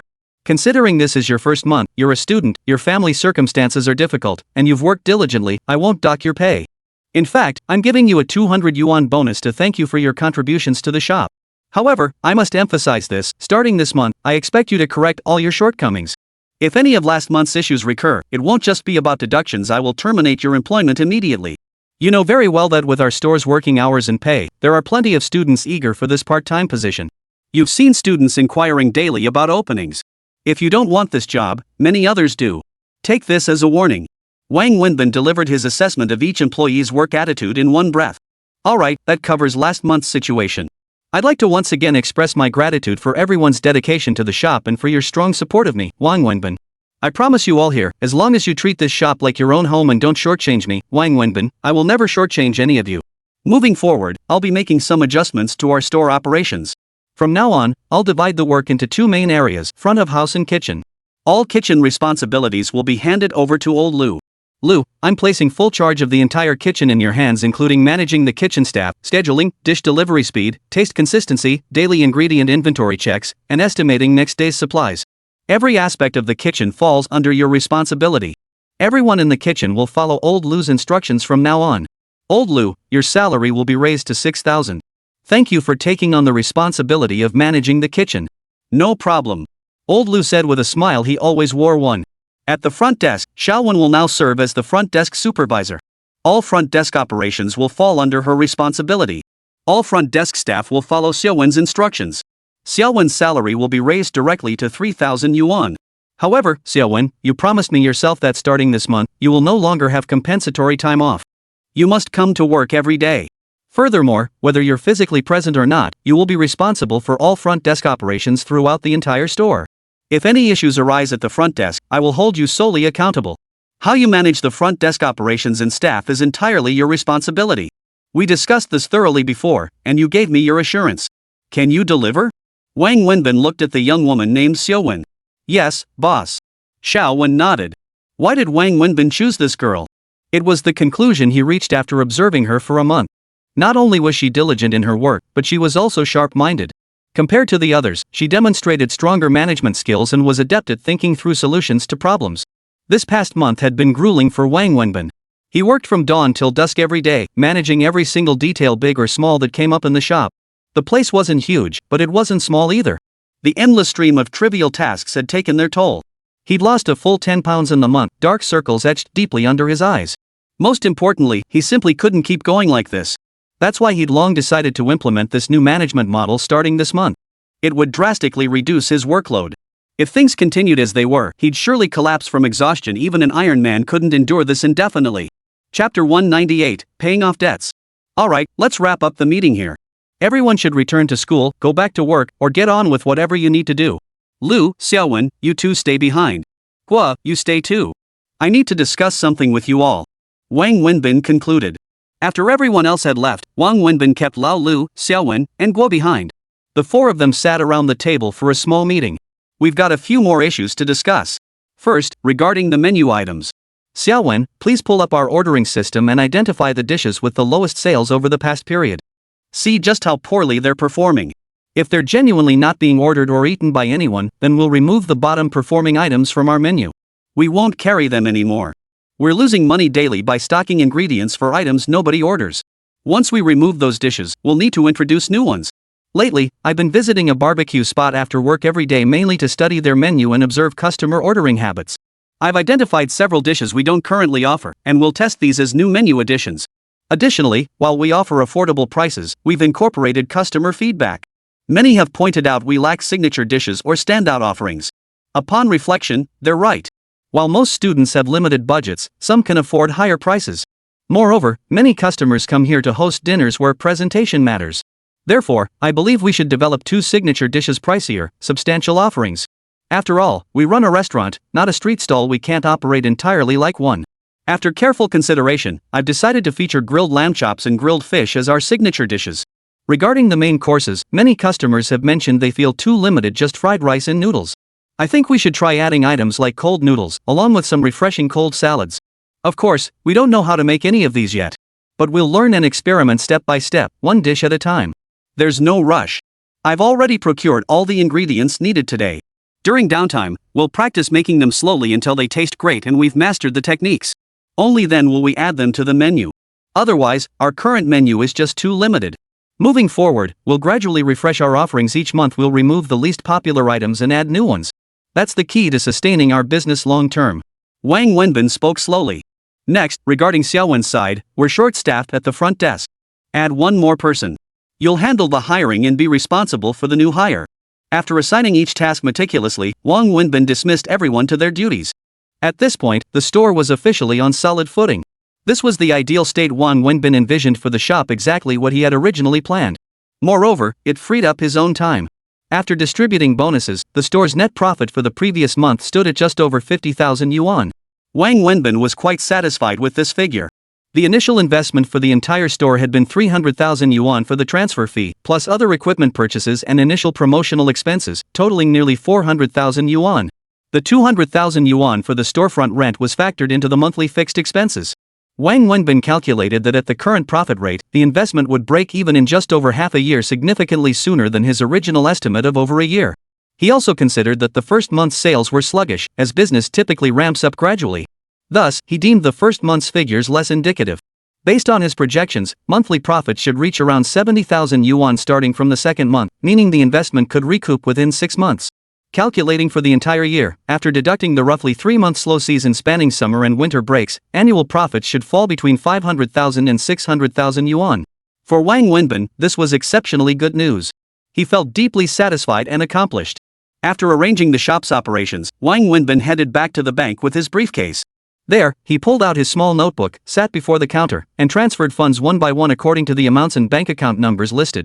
Once finished, he sat on his tricycle outside the bank and began making calls one by one. "Hey, Uncle Air, I just transferred 20,000 yuan to your card. Yeah, that's the 20,000 I borrowed from you last time. I'm really sorry it took so long to pay you back. Thanks a lot, really. Hey, Jipeng, did you get the bank text? Got it. Alright, I'm really sorry this debt's been dragging on so long." After finishing all the calls, Wang Wenbin pulled out the little notebook that had been with him for years. He crossed off each transaction one by one. Once everything was cleared, he picked up his pen and added 2 new entries. Su Wei, 120,000. Zheng Sini, 500,000. Looking at these 2 entries, Wang Wenbin couldn't help but sigh. Originally, he only owed a little over 100,000 yuan. But now, that debt was paid off, and he had added over 600,000 yuan more. When he opened this shop, Zheng Sini had covered 500,000 yuan for him. He had over 40,000 yuan of his own, and later borrowed another 100,000 yuan from Su Wei. The total initial investment for the shop was nearly 600,000 yuan, leaving him with just over 40,000 yuan. This month's earnings were over 50,000 yuan. Since the rent had been paid up front earlier, his card balance stood at 150,000 yuan. He had been steadily paying off his debts over the years. After borrowing from Su Wei to settle several tens of thousands, and then paying off Lu Jiao's 80,000 yuan in one go, his remaining debt was down to 140,000 yuan. This time, he decided to clear all his previous debts at once. Although he still owed money to Su Wei and Zhang Sini, they clearly weren't short on cash at the moment. On the other hand, the relatives and friends who had lent him money weren't wealthy, so Wang Wenbin prioritized repaying them first. After settling all debts, Wang Wenbin had just over 10,000 yuan left in his account. After a moment's thought, he picked up his phone and dialed a number. "Hey, bro, you home? What VE you been up to lately? How's the auto repair shop business?" "That's good. How's Uncle Air doing?" Wang Wenbin chatted on the phone for a while before getting to the point. "Bro, have you been back home lately? Seen Dad? How's he holding up?" "Alright, I'll transfer 10,000 yuan to your card later. When you go back next time, could you withdraw it and bring it to Dad? Also, when you go back, could you bring him some meat, maybe a pork hock or something? Oh, and get him 20 pounds of that sorghum liquor he loves. I'll send you the money via mobile transfer. I'll also buy him a few winter coats to ship to your place, bring those along too." "Got it. Thanks, bro. New Year? Not sure yet.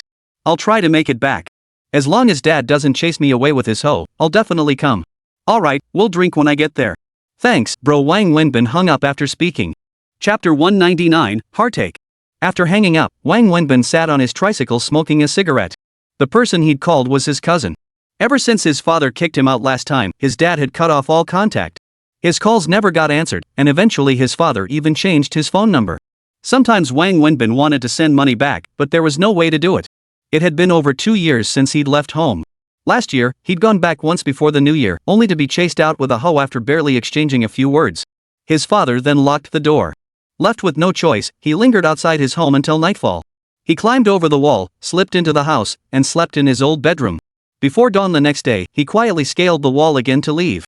Before departing, he placed 10,000 yuan in cash on the table for his father's New Year's celebration, then boarded a bus straight back to Shanghai.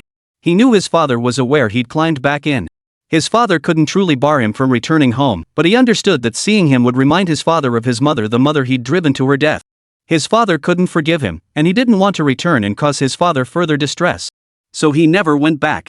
Every few months, when he saved up some money, he would transfer it to his cousin's card and have his cousin withdraw the cash to give to his father. This was his only way. After finishing a cigarette, he entered the bank once more. He transferred the last remaining 10,000 yuan from his bank account to his cousin, leaving him with just over 3,000 yuan on his person. Of course, he didn't need to reserve funds for the shop. That was one advantage of running a restaurant. Working capital was plentiful, with cash coming in daily. After leaving the bank, he rode his tricycle back to the restaurant. Inside, everything ran smoothly. After a month of adjustments and Wang Wenbin's meticulous management, the shop had established well-defined routines. Each staff member handled their duties efficiently, allowing operations to flow seamlessly even without Wang's constant presence. After a quick inspection to confirm everything was in order, Wang Wenbin sat alone at an outdoor table, smoking a cigarette. He took the rare luxury of brewing himself a cup of tea, something he hadn't done in over a month. Mid-sip, he paused, thought for a moment, then picked up his phone and dialed Su Wei. Su Wei was sitting on the sofa reading when her phone rang. Seeing it was Wang Wenbin, she smiled slightly, set her book aside, and answered. "Hello, Wenbin. Sujia, are you busy? Wang Wenbin asked. Not busy. It's Saturday today. Where's Annie? Mengjia took her out to play. She doesn't spend much time with me anymore, she's with her aunt every day. Is there something you need? Su Wei asked. Well, Sister Su, I was wondering if you'd be willing to accompany me to the mall to buy a few things. I'm not sure if you're free, but I wanted to explain. Where are you? At the store? Yeah, I'm at the store. Alright, wait there. I'll drive over to pick you up. Su Wei hung up after saying that. Not long after, Su Wei's car pulled up outside Wang Wenbin's shop. She didn't get out, just honked twice. Seeing this, Wang Wenbin walked straight over, opened the passenger door, and got in. Just as Wang Wenbin got in, a Porsche pulled up behind Su Wei's car and stopped. Zhang Xini hadn't been coming around much lately. She knew Wang Wenbin didn't like her visiting here. She understood it wasn't that he disliked her presence, but rather her being here. Slowly, she was beginning to grasp the complexity of his feelings. Moreover, she could see how hard Wang Wenbin worked every day. She didn't want to disturb him, so she hadn't been coming often lately. Plus, she'd added another class, so she wasn't too bored. She came every other day or so, just to see Wang Wenbin and chat with him, sometimes bringing him some tasty treats. Today, after finishing her morning classes, she hadn't visited for a few days and found herself missing Wang Wenbin. So she drove straight over, only to arrive just as he got into a car and drove away. She recognized the car, it belonged to Su Wei. Seeing Wang Wenbin get into Su Wei's car, Zhang Xini felt a sudden pang of sadness and pain in her heart for some reason, so intense she nearly cried. She also felt a surge of resentment toward Wang Wenbin, convinced she'd been deeply wronged, though she couldn't quite put her finger on why. Mom, I'll be home for lunch. I want Auntie's chicken, the extra spicy kind. Zhang Xini dialed her mother's number and said this before driving away herself. Su Wei, thanks for the ride, Wang Wenbin said after getting in. No problem. I was free anyway. Why did you suddenly decide to go shopping? That's not like you. Well, the weather's about to turn colder. I want to buy my dad a few outfits, but I honestly have no idea how to shop for him. I don't even know what size to get, I'm completely clueless about this stuff. That's why I thought I'd ask you to help me pick something out. You ladies should know more about this. Wang Wenbin explained what he hadn't had time to cover on the phone earlier. Your dad came to Shanghai? No. Wang Wenbin shook his head, his voice growing quiet. He won't come. Even if he did, he wouldn't have a place to stay. I couldn't bring him here to suffer. I'll buy it and send it back to him. He's just like me, if I don't buy it and send it, he'd never think to buy clothes for himself in his entire life. As Wang Wenbin spoke, thoughts of his simple father surfaced, and his eyes unconsciously welled up. Su Wei sensed the emotion in Wang Wenbin's voice and turned to look at him. It'll be his birthday in a few days, Wang Wenbin added after a pause, his gaze drifting out the window. You miss him, don't you? What's there to miss? I just feel a bit guilty toward him. He can't take care of himself and is stubborn as a mule. Leaving him alone at home weighs on me. I wonder how he's doing. Wang Wenbin said it with a shrug. I once read an article analyzing the dynamics between fathers and sons. It explained how this bond differs significantly from that between fathers and daughters or mothers and sons. This stems from how men and women express emotions differently. Women tend to voice their feelings directly, while men often hide them, showing their affection through actions.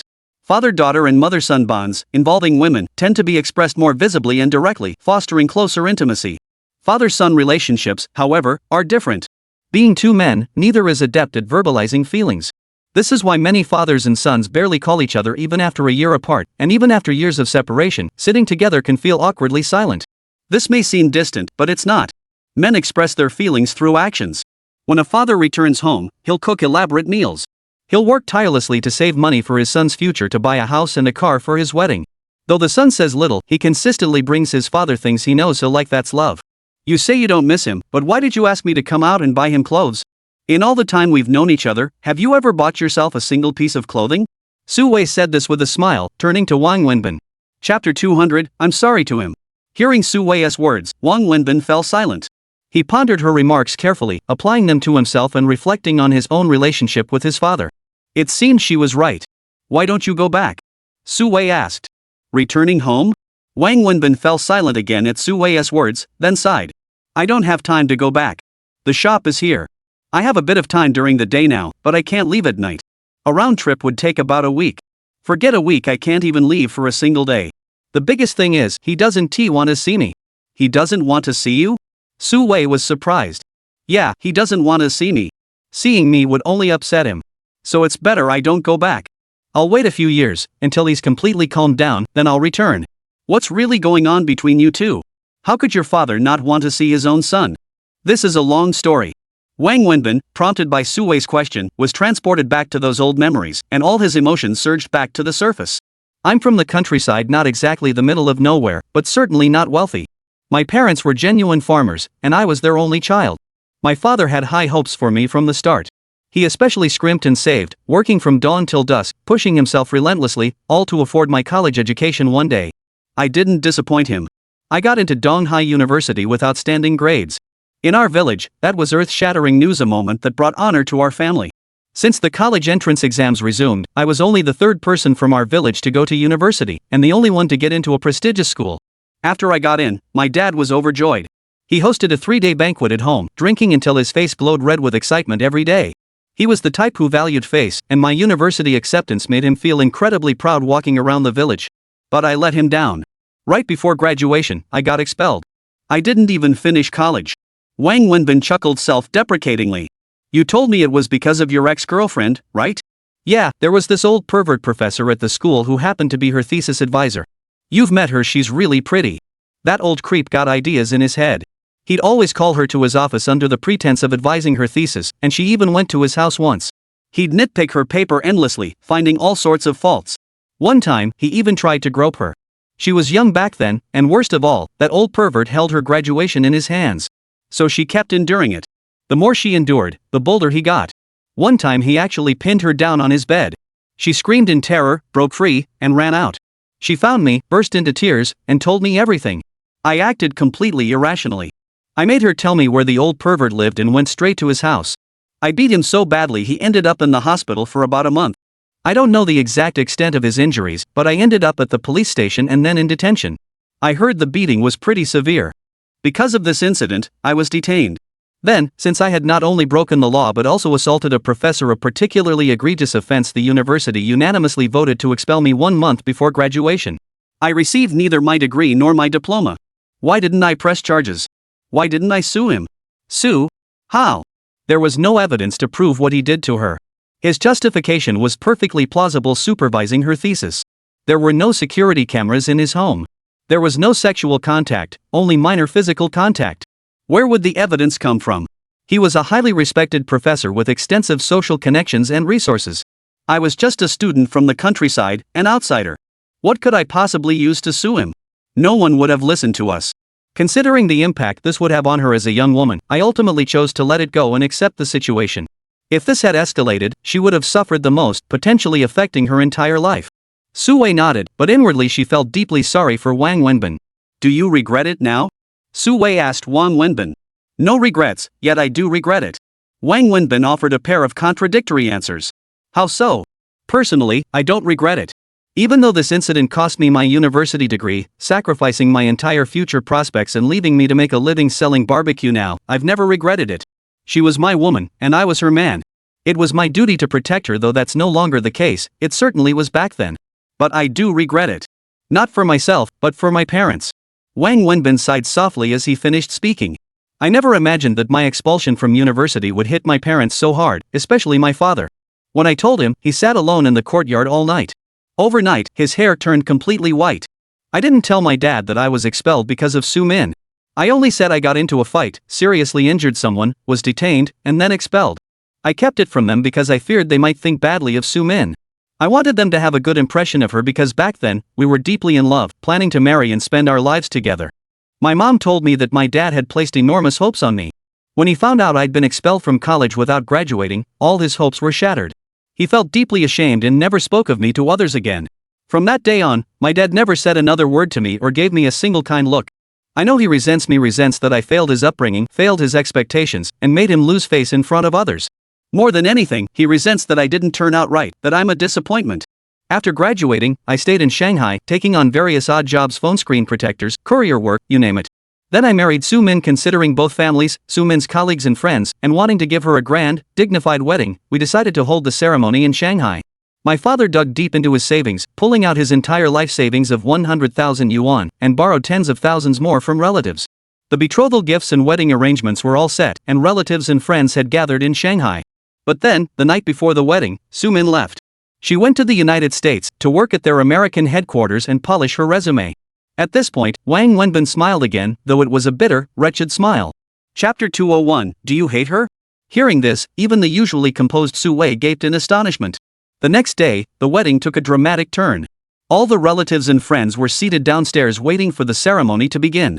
Instead, I stood alone and announced to everyone that the wedding was cancelled. The bride had run away.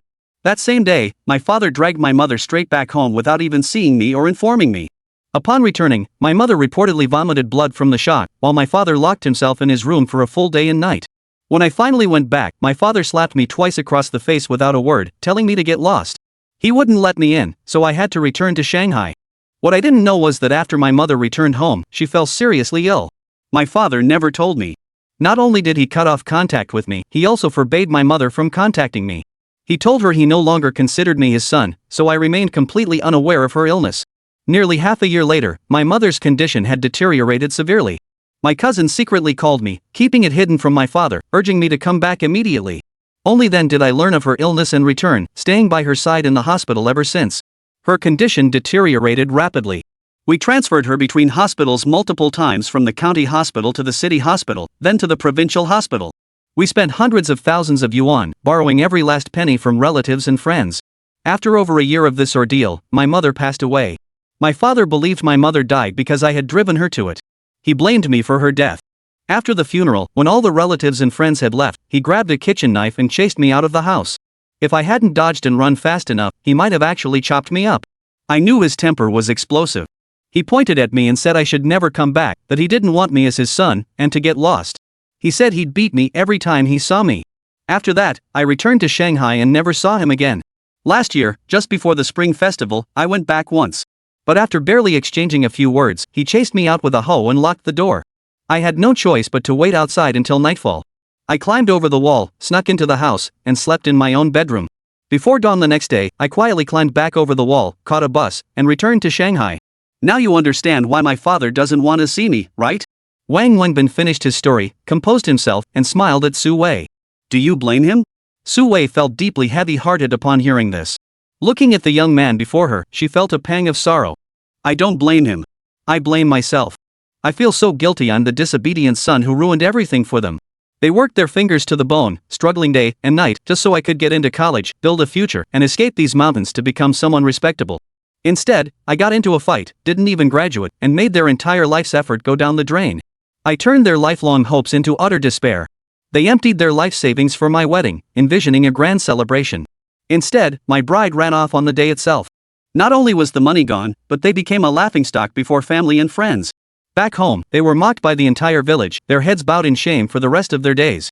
Whether I admit it or not, deep down I know my mother's death bears heavily on me. So yes, I am unfilial. I have failed them. The only people I've ever wronged in this life are my parents. If my father truly wanted to strike me down, I wouldn't utter a single word of complaint. Wang Wenbin gazed out the window once more. The debts you're carrying, didn't they start when your mother got sick? Su Wei pressed. Yes. Wang Wenbin nodded, then continued, my father is in his 50s, not yet 60, but he's already gone completely gray from the stress I've caused him. He's still working himself to the bone back home, trying to earn money to pay off my debts, even though he barely makes a living despite his relentless efforts. Think about it, I'm truly unfilial. If anyone's a burden to their parents, I'm probably the worst. Wang Wenbin laughed bitterly at this, a laugh tinged with sorrow and despair. Su Wei remained silent, processing both Wang Wenbin's words and the emotions they stirred within her. Wenbin, will you listen to me? Su Wei suddenly addressed Wang Wenbin. Go ahead, Sister Su. Take whatever you need from me to pay off your debts first. You can repay me slowly over time. Owing others money isn't any different from owing me. But the difference is, if you clear your debts back home, your dad won't have to work himself to the bone paying them off. He can live a little easier. Don't you agree? Su Wei said to Wang Wenbin. Moved by her words, Wang Wenbin replied, Thank you, Sister Su. You're right. But you don't need to lend me the money you're owed. I told you last night when I called the shop made over 50,000 this month, and the rent was paid earlier. Plus, I still have a few thousand left from the 100,000 you lent me before. I'll pay off all my debts today. Earlier, when I worked at the company, you gave me a 100,000 yuan bonus, which I also used to pay off debts. So, as of today, I've cleared all my previous debts. Now, only your money and Zhang Sini's money remain. I see. That's good to hear. Your dad's just upset right now. He'll calm down in time.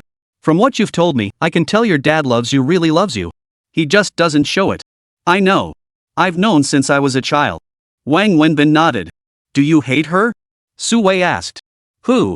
Wang Wenbin asked, feigning ignorance because he didn't know how to answer. What do you think? Su Wei smiled. I was just asking. If you don't want to talk about it, forget I mentioned it. I don't know. I never blamed her for the university fight. She was the victim. Even though I got expelled and detained, I know she suffered far more than I did. I feel terrible as her boyfriend at the time. I failed to protect her. As for the elopement, if I said I didn't hate her, I'd be lying. I'm no saint, I can't be that magnanimous. Even now, it's like a splinter forever stuck in my heart, impossible to remove. Wang Wenbin said softly. Mid-sentence, Wang Wenbin suddenly felt someone grasp his hand. Turning his head, he saw Su Wei, waiting at the red light, holding his hand as she looked at him and said, I can feel how much you've suffered these years, how exhausting it's been. But it's all behind us now. Things will get better from here on out. Thank you. It will, Wang Wenbin nodded gratefully, awkwardly returning the gesture and clasping Su Wei's hand. Chapter 202, No Debt Too Heavy to Bear. For some reason, the feeling between them intensified instantly. They stood there holding hands, gazing at each other, neither letting go nor speaking. Then the red light turned green. Su Wei withdrew her hand from Wang Wenbin's and continued driving. The car turned and entered a shopping mall. Wang Wenbin recognized it. This was the very mall where Su Wei often shopped. The last time she bought clothes for him, it had been here. Su Jie. Wang Wenbin hesitated after seeing Su Wei drive into the mall. What is it? If you have something to say, just say it. Why are you being so hesitant with me? Su Wei asked with a smile as she parked the car in the underground garage. Do they sell clothes for older people here? Why elderly? Your dad isn't even 60, what makes him elderly? There's plenty of middle-aged clothing here. Su Wei got out of the car. It's not that I know he's not elderly, but how should I put it? What exactly is it? Su Wei stopped and asked Wang Wenbin. I'll be honest, Sister Su. I've used every penny I had to pay off debts. I only have about 3,000 left in my account. I'm afraid I can't afford a single item here. Plus, my dad's lived a simple life his whole time in the countryside. Few people there know about brands or anything fancy. Buying clothes here feels like such a waste. Maybe we should go somewhere else. Wang Wenbin finally spoke his truth. He was broke. Su Wei froze, suddenly realizing the issue. She always shopped here out of habit, so when Wang Wenbin mentioned buying clothes for his father, she instinctively driven here without a second thought. Su Wei thought for a moment before saying to Wang Wenbin, actually, the high price of so-called big brands isn't just about the social value the brand itself carries. It also includes other aspects like design, materials, craftsmanship, and more. What they offer isn't just the value of the brand name alone. To put it bluntly, these clothes aren't just about showing off. Higher-end brands offer significantly better quality and comfort. I work in the clothing industry myself, so I know this well. If you want to show filial piety to your father, let him wear something nice and comfortable. If you don't tell him the price, he won't even think about how expensive it is, right? That's true. He's never worn a decent piece of clothing in his life. If I could afford it, I'd buy him the best. But the problem is, I really don't have that kind of money. Then why did you ask me to come? Su Wei asked with a smile. Su Wei, you've misunderstood me. I just wanted you here to help me figure out how to shop. I really have no idea how to buy clothes. I absolutely didn't mean for you to pay for anything. I know. Aren't I helping you pick something out right now? Come on. Su Wei smiled at Wang Wenbin again, and they rode the elevator up together. Once upstairs, Su Wei took full charge of the shopping. Wang Wenbin just followed behind, observing. For some reason, when he shopped for himself before, seeing the prices would make his heart race. But today, buying clothes for his father, those prices barely registered. Wang Wenbin only told Su Wei his father's approximate height and weight. As for what size his father wore, he had no idea. Of course, none of this posed a challenge to Su Wei, who had spent half her life in the clothing business and was thoroughly familiar with the field. She selected 2 outfits for Wang Wenbin's father and even matched them with leather shoes. When it came time to pay, Su Wei swiped her card. Wang Wenbin didn't refuse, choosing to go along with it because he only had 3,000 yuan on him, not even enough to afford the shoes. The total came to 20,000 yuan. Sister Su, I'll have to repay you for this later, Wang Wenbin said after Su Wei paid and stepped outside. Should I write you an IOU? Su Wei asked. Oh, right. I forgot. Sorry about that. I'll grab some paper and a pen to write you an IOU when we get back. Alright, then include today's wages for accompanying you shopping in the total, Wang Wenbin replied. Let me see. My company's monthly profit never dips below 1 million. That's over 30,000 a day. Since we're such good friends, I'll give you a discount and charge 30,000. How does that sound? Su Wei asked with a smile. Then I'll just rent you for a few more days. More debt won't hurt, and I'll just keep renting you to accompany me every day from now on. Wang Wenbin knew Su Wei was deliberately joking. Sure thing. Monthly or yearly plan? I can throw in a free day or two. Su Wei said casually, then added, let's check out this place. Why there? Wang Wenbin glanced up at the men's clothing store before following her inside. Look at what you wear every day. Why aren't you wearing those 2 outfits I bought you before? Su Wei asked Wang Wenbin while browsing inside. Those are suits. I wear them to the barbecue shop every day, they're so formal and proper. Besides, I'm just a barbecue vendor. I have to grill all day. Wearing expensive clothes to work would be a waste, wouldn't it? Clothes are meant to be worn. Why buy them if you won't wear them? Look at the shirt you're wearing now, it's covered in grease stains that won't come out. This is my work uniform. I wear it in the kitchen. Change into something else when you're working. And pay attention to your appearance when you're out. You're such a handsome guy, how are you going to chase girls if you don't dress better? Su Wei joked, then picked up a set of clothes and handed them to Wang Wenbin. Go try these on. Me? No, Sister Su, I really have clothes to wear. Please stop buying me stuff. I'm stuck in the kitchen all day, I'd never get to wear new clothes anyway. Then what will you wear next time you ask me out? You're embarrassing me by showing up in this? Besides, you're a boss now. A boss should look the part. If you're always looking scruffy, people won't think highly of you. Management matters, no matter the company size. I know you don't like wearing formal suits. I bought a casual one, go try it on, Su Wei said. Sister Su, really, I don't need to. What? You're not even listening to me? Go try it on. See if it fits. Me. Hurry up. All right. Wang Wenbin sighed, obediently went inside, tried on the suit, and came back out. Not bad. Great figure, handsome face, he looks good in anything. Don't change. Just wear that. Waiter, swipe the card. Su Wei nodded with satisfaction at Wang Wenbin's appearance and paid directly with her card. Chapter 203, Watching a Movie. I'm not Sister Su. Wang Wenbin tried to stop her, but Su Wei had already swiped the card. Let's go. Su Wei took the old clothes the attendant had packed for Wang Wenbin and handed them directly to him. Su Jia, Why am I stuttering? Come on, treat me to dinner. It's time. Su Wei said with a smile.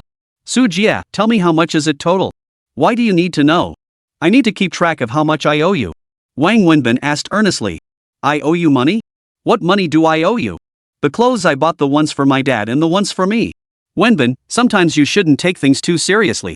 Being too serious can really hurt people. Aren't we friends? Su Wei asked Wang Wenbin. Yes. Then isn't your father my elder? Wasn't it perfectly reasonable for me to buy him a suit for his birthday?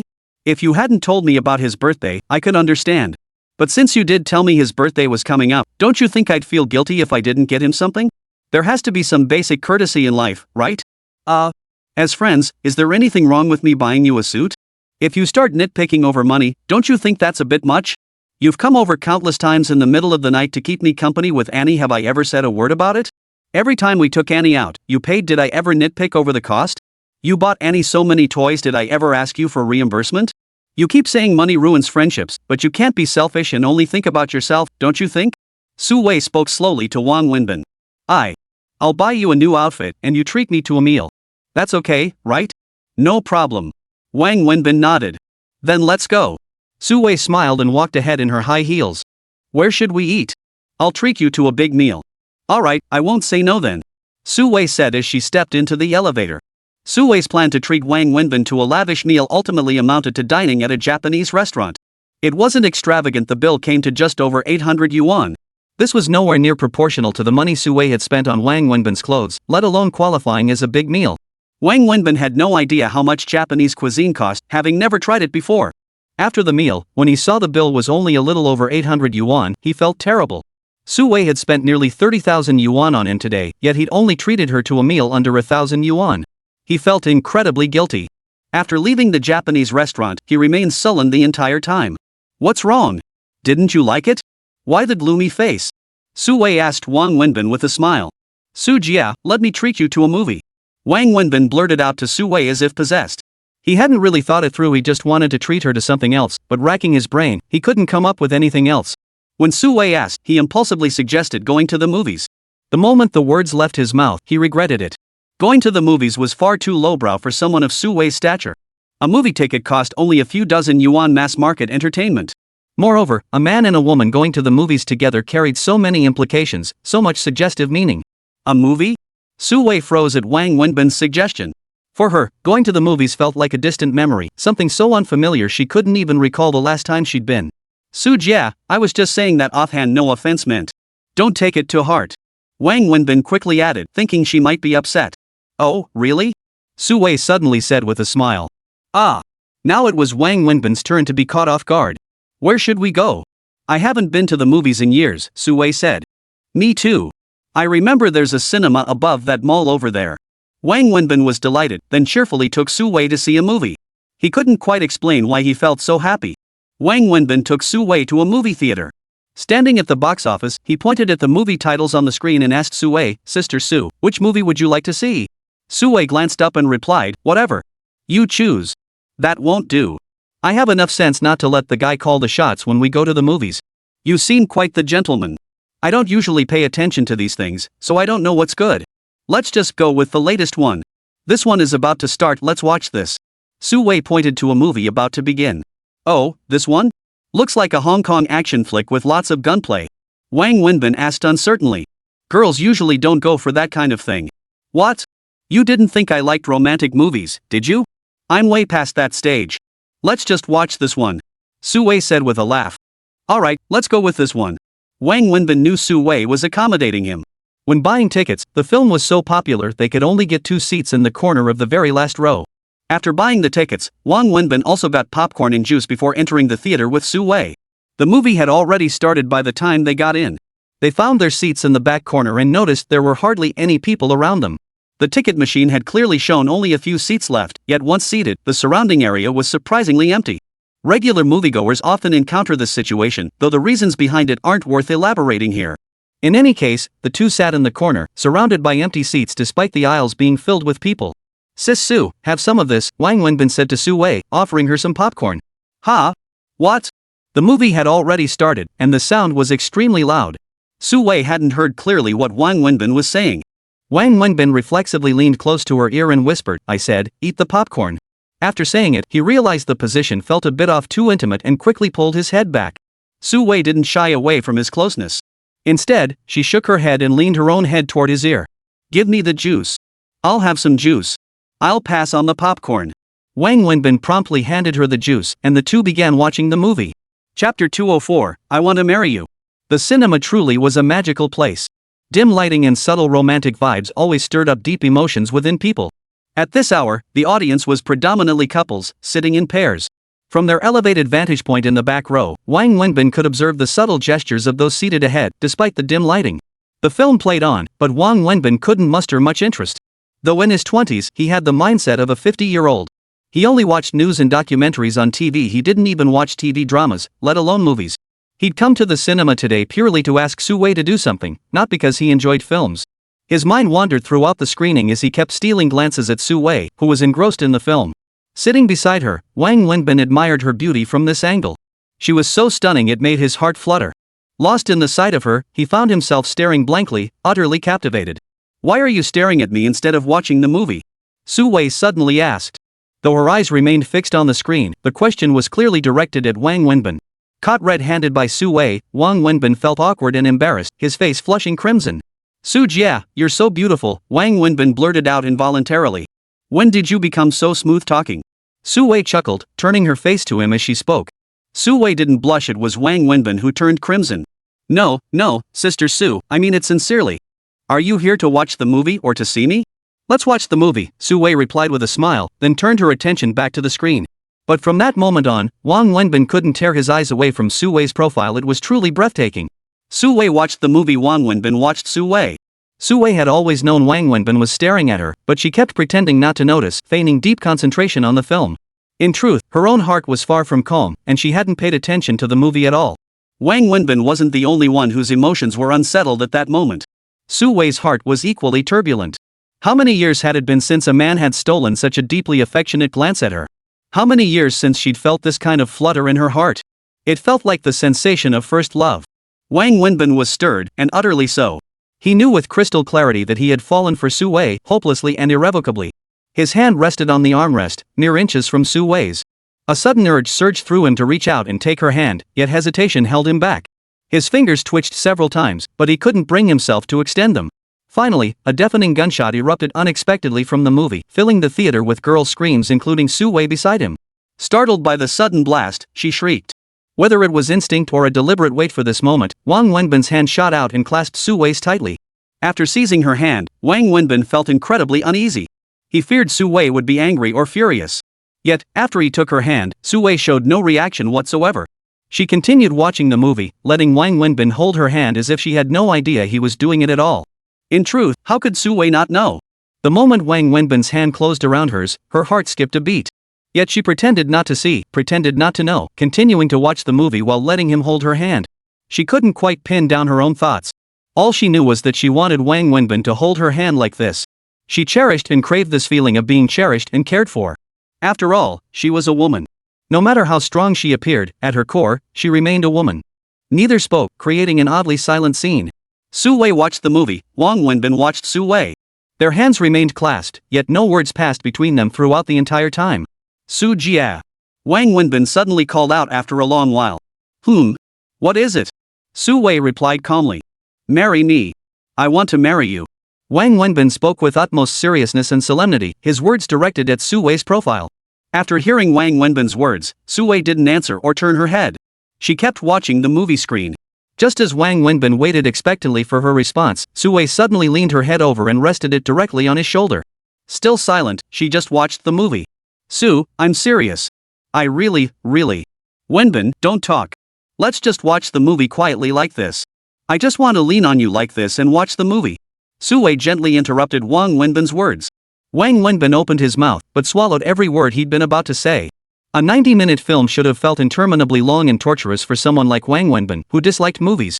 Yet this time, it seemed to fly by. It felt like only a few minutes had passed before the film ended abruptly. Suddenly, all the lights in the theater came on, transforming the dimly lit space into a brightly lit room as people began to file out. For the first time in his life, Wang Wenbin hated the lights. As the lights came on, Su Wei slipped her arm from Wang Wenbin's shoulder, pulled her hand free from his grasp, stood up, and smiled at him. What? Aren't you leaving? Oh, yeah, let's go. Wang Wenbin gave an awkward smile, stood up, and started walking toward the exit. As they walked side by side out the door, Wang Wenbin reached out again, intending to take Su Wei's hand. But the moment his hand touched hers, she pulled away. All right, she said. I had a great time today. Thanks for taking me to the movies. Are you heading back to the shop or somewhere else? I'm heading back to the shop. Dinner service will start soon. Then I'll let you go. Su Wei said before stepping into the elevator first. After getting off the elevator, they got into Su Wei's car. She drove Wang Wenbin back to the store, then drove straight away. After getting out of the car, Wang Wenbin watched Su Wei's departing vehicle for a long time, unwilling to leave. He felt lost inside, unsure of Su Wei's true feelings toward him. He was also conflicted, torn about what he should do next. Su Wei, however, was equally lost. Shortly after driving off, she pulled over and sat alone in the car, lost in thought. Her inner turmoil was far from the calm exterior she projected. She too was adrift. Caught in the same conflict, trapped in the struggle between reason and emotion, unable to extricate herself. Chapter 205, You Don't Deserve Her. Clearly, Wang Wenbin didn't have much time to dwell. It was already late. After all, the movie had been playing for an hour and a half. Factoring in the time lost and the return trip, it was already 5 o'clock. The evening shift at the shop was about to begin. While he could afford a moment's rest during the day, that was clearly impossible at night.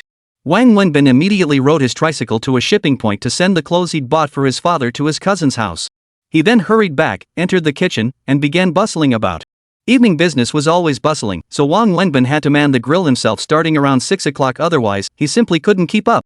The main reason for the rush was the overwhelming number of takeout orders. At his shop, dine-in customers now accounted for only 1/3 of business, while takeout and delivery made up the other 2/3.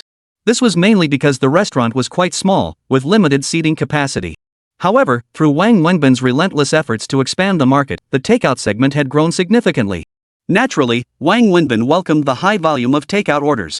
Takeout required relatively lower costs, and crucially, for a small shop like his, it was the only way to boost overall revenue. Just as the restaurant hit its peak rush hour and Wang Wenbin was sweating buckets in the kitchen, a young waitress dashed in from the front counter. "Boss, someone's here to see you." "Me? Who is it?" Wang Wenbin peered out and spotted Zhang Mingyang standing beside the cash register in a suit. Zhang Mingyang caught Wang Wenbin's gaze and gave him a nod with a smile. "What's he here for?" Wang Wenbin muttered under his breath. "I don't know. He just came in and asked if you were here." The waitress thought Wang Wenbin was asking her. "All right, go back to work," Wang Wenbin said, then turned to Xiaogui. "Xiaogui, I have a friend here. Can you cover for me? I'll be right back." As he spoke, Wang Wenbin wiped the sweat from his brow with the towel draped over his shoulder and walked out. Sorry to bother you, Zhang Mingyang said with a smile, extending his hand as Wang Wenbin approached. Wang Wenbin paused for a moment, glancing at his slightly dirty hands. He took out a towel and wiped them before shaking hands with Zhang Mingyang. You're too kind, Mr. Zhang. Did you need to speak with me? I'd like to have a chat with you, Mr. Wang. Would you happen to be available? Wang Wenbin had no idea what Zhang Mingyang wanted to discuss, but since it was polite to oblige, he nodded and said, let's sit down. Wang Wenbin led Zhang Mingyang to an unoccupied table in the shop and poured him a cup of tea from the teapot. Thank you. Sorry, this is all I have. Hope it's to your liking. Wang Wenbin sat down and took a big sip. I'm not much of a tea connoisseur. To me, all teas taste the same. Zhang Mingyang took a small sip. Mr. Zhang, let's get straight to the point. What brings you here? Wang Wenbin thought of the bustling activity in the kitchen. He really didn't have time to chat with Zhang Mingyang for long, so he cut to the chase. Zhang Mingyang looked at Wang Wenbin. After a moment, he suddenly said, I like Su Min. Wang Wenbin never imagined Zhang Mingyang's first words to him would be this. The statement left his mind reeling, 1,000 emotions surging through him. His first instinct was to jump up and beat Zhang half to death, but he quickly suppressed that primal rage. After a minute or two, Wang Wenbin finally replied, you should be saying that to her, not me. You've got the wrong person. I came here specifically to see you today, Zhang Mingyang continued. I like her. I love her. I want to pursue her and marry her. Who you like, who you want to pursue, who you want to marry, what does any of that have to do with me? Mr. Wang, I'm busy. Just get to the point. What exactly do you want from me? Leaning back in his chair, Wang Wenbin lit a cigarette and stared at Zhang Mingyang, his tone no longer so amiable. Who I like or pursue is naturally none of your business, Mr. Wang. But the person I like is your business. I came today to confirm with you, what exactly is the status of your relationship with Su Min? Have you two broken up, or are you still together? Zhang Mingyang stared back at Wang Wenbin just as intently. What if I say we've broken up? Then naturally, it would have nothing to do with you. I could pursue Su Min wholeheartedly without any reservations. But what if I say we haven't broken up? Then I'd like to apologize to Mr. Wang in advance. Apologize for what? Sorry that I might end up competing with you to pursue Su Min. Zhang Mingyang said this with a smile, looking completely confident. Seems like Mr. Zhang is pretty confident. If I didn't have this confidence, I wouldn't even consider pursuing Su Min, let alone come see you today. Zhang Mingyang said with a smile. Oh, right, you're absolutely correct. But I doubt Mr. Zhang would be so kind as to come all this way just to apologize, right? There's no friendship between us, so let's cut the small talk. What do you actually want from me? Smart man, and a straightforward one at that. I like dealing with intelligent people. I'll be blunt, Mr. Wang. Regardless of what your relationship with Su Min was in the past or what it is today, I want you to keep your distance from her going forward. The farther away, the better. That's the sole purpose of my visit today. Zhang Mingyang shed his earlier polite demeanor, speaking to Wang Wenbin with an air of arrogance. Hearing this, Wang Wenbin chuckled. What? Are you threatening me, Mr. Zhang? If that's how you see it, I won't argue. But in my view, this isn't a threat, it's advice. You're a smart man. You should know there's a vast chasm between us in every respect. Society has never been fair. No matter how advanced civilization becomes, its core remains the law of the jungle, the survival of the fittest. This principle hasn't changed in thousands of years. Zhang Mingyang looked down on Wang Wenbin. Wang Wenbin still puffed on his cigarette, sweat dripping down his body. Yes, you're right, Wang Wenbin nodded. I know you could crush me as easily as squashing an ant. And you're not worthy of Su Min, Zhang Mingyang continued. Wang Wenbin laughed again upon hearing this, nodding in agreement. Right. I don't need you to tell me that. I know it myself. Chapter 206, You forgot about me. That's why I prefer making friends with smart people. Zhang Mingyang smiled and extended his hand to Wang Wenbin once more. Wang Wenbin looked at Zhang Mingyang's outstretched hand and smiled again, not reaching out. Friendship is out of the question, he said. If we were living in India, a low-caste person like me befriending a high-caste person like you would not only insult your status, but I might even be put to death. Forget the handshake, it's all greasy. If I stained your shirt, I couldn't afford to pay for it. Zhang Mingyang's words carried hidden meaning, and Wang Wenbin's weren't entirely innocent either. Hearing Wang Wenbin's response, Zhang Mingyang frowned, clearly displeased. Mr. Zhang, you keep saying you're so confident. If you're that confident, why did you come here to threaten me into cutting ties with Su Min? It seems to me your confidence might not be as solid as you claim. Second, your threats make perfect sense. There's a huge gap between us, like a pyramid where I'm the stepping stone at the base and you're the jewel at the apex. As I said, crushing me would be as easy as squashing an ant. But Mr. Zhang, you seem to have forgotten one crucial thing. No matter how vast the gap between us, we share one commonality: we are both human beings, each with only one life. As a major tycoon, you surely understand economics. Let's use a simple analogy. Your life is worth tens of millions, even 100 million, while mine, Wang Wenbin's, is worth no more than this little shop together, maybe a few 100,000. From an economic and market perspective, if we were to trade my life for yours, I'd gladly accept it. After all, I'd be at a loss, but you'd lose far more. Compared to you, my loss would be negligible. Wouldn't you agree? Wang Wenbin stared at Zhang Mingyang, smiling broadly as he spoke. Yet beneath that smile lay a hidden blade, for Wang Wenbin detested being threatened more than anything in his life. Third point, Mr. Zhang said I'm not worthy of Su Min. I admit that. In every way, I'm not worthy of Su Min right now. I know that clearly. But who can say for sure what worthiness really means? Even the noble and beautiful fairy of the seventh heaven married Dong Yang, the cowherd. So, Mr. Zhang, I might not be unworthy of Su Min, and you might not necessarily be worthy of her either. Alright, I've said enough. We ordinary folks don't have the luxury of time like you, Mr. Zhang. Every minute and second counts for us, otherwise we'd starve. Mr. Zhang, you asked earlier what my relationship with Su Min is. I can now tell you plainly, Su Min and I were once boyfriend and girlfriend. We were even engaged, nearly married. To be precise, we were once betrothed. But 3 years ago, we broke up. Today, and from this day forward, there's no possibility of us being together again. So whether you like her, want to pursue her, or even marry her, it's none of my business. I absolutely won't stand in your way. As long as Su Min is willing, I, Wang Wenbin, won't lift a finger. Whether I maintain contact with Su Min is also my business and none of yours.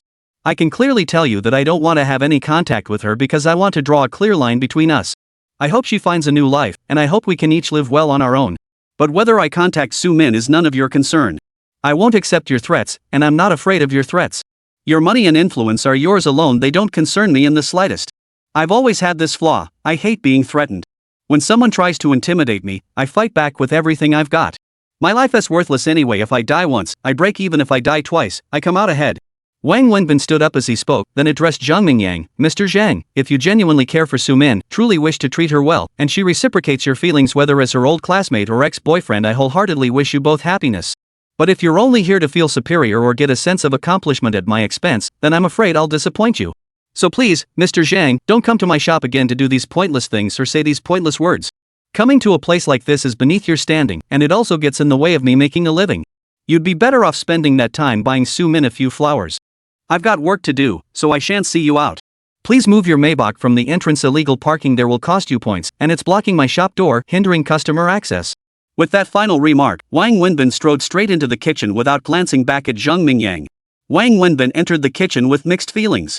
For some reason, he felt a surge of anger welling up inside him.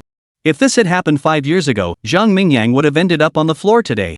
But now, he was far more mature than back then and had much better control over his temper.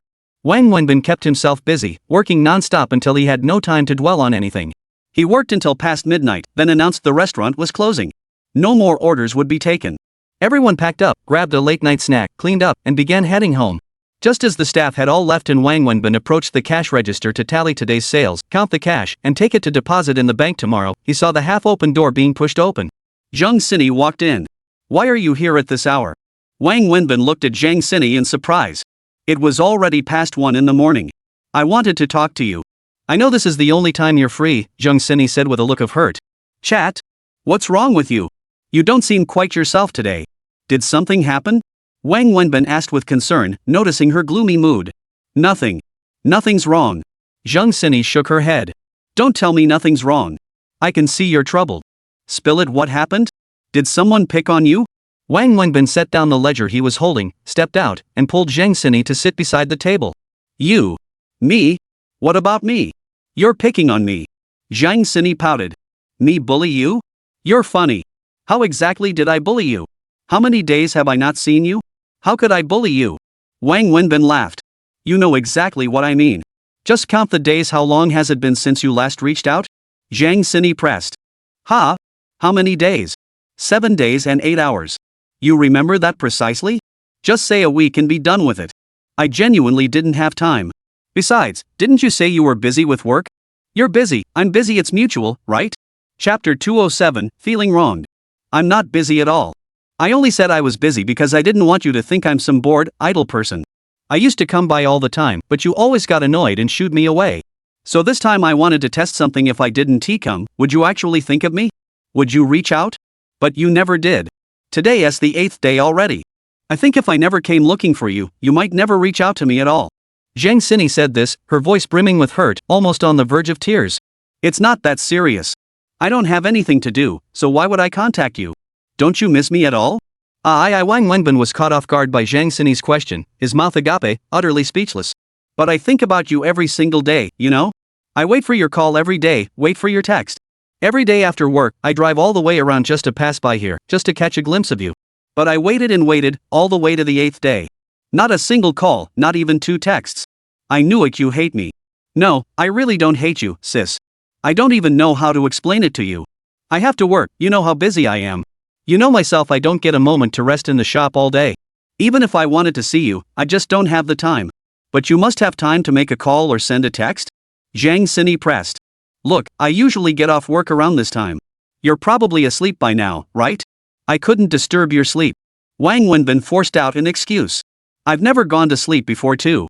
Every night I wait until this hour, hoping you'll call me, but you never do. Zhang Sini grew increasingly aggrieved, her lips pouting high. Wang Wenbin stared wide-eyed at Zhang Sini, once again at a loss for words. Wenbin, I got yelled at by a parent today. Zhang Sini suddenly changed the subject, her voice filled with hurt as tears welled up in her eyes. Complaint? Who yelled at you? Wang Wenbin jumped to his feet. The student's parent. The parents of one of your students? What happened? One student was extremely disruptive in class. Not only did he refuse to listen or participate, but he also disturbed others. I couldn't take it anymore, so I made him stand as punishment. I didn't yell at him or hit him, I just had him stand for 10 minutes. After school, the student's parent came to the school and confronted the principal. The principal called me into the office. The parent berated me. If the principal hadn't stopped her, she would have hit me. She accused me of corporal punishment, of hitting her child. In the end, my bonus was docked, I was reprimanded, and I was forced to apologize to that parent and beg for forgiveness. That woman kept cursing at me, using the most vile language. Wenbin, tell me, what did I do wrong?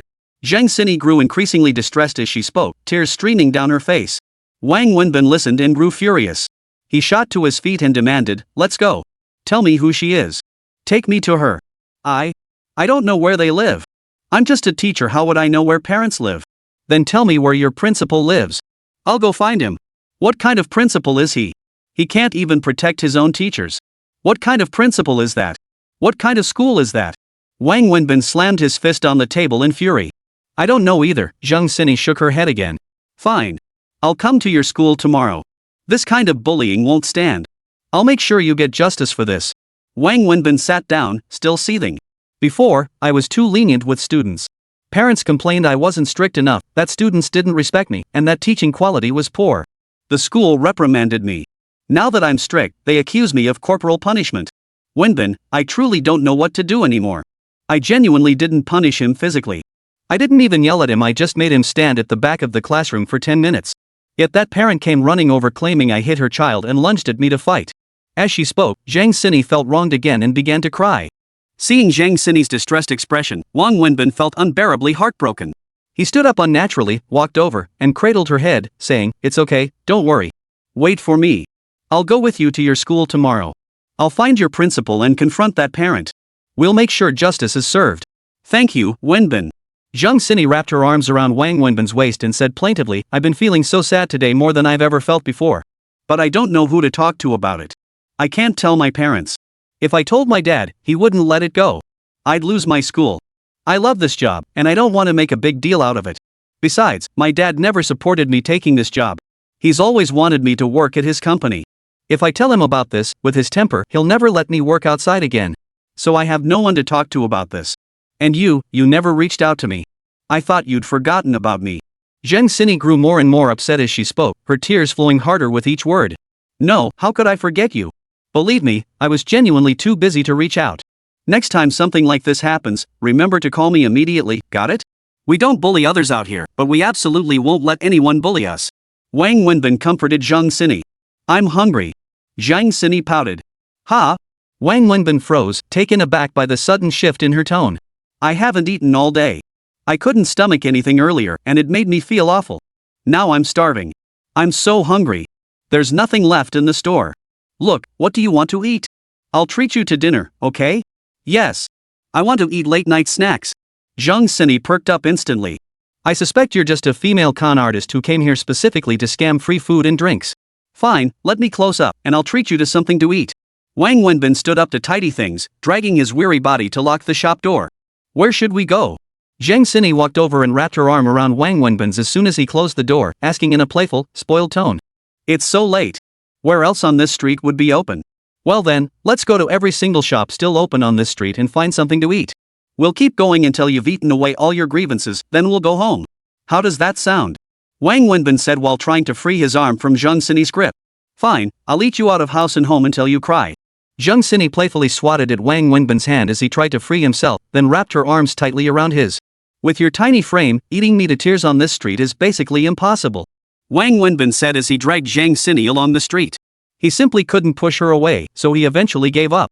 Chapter 208, I want you to carry me. Wang Wenbin took Zhang Xini on a grand eating spree down the street. He literally dragged her from one end to the other. Of course, by this hour, few shops were still open. Otherwise, eating from start to finish would have taken half a day after all. There were over 100 shops on this street. I really can't eat anymore. I'm not moving. My legs won't carry me. I'm already in pain. I ate way too much.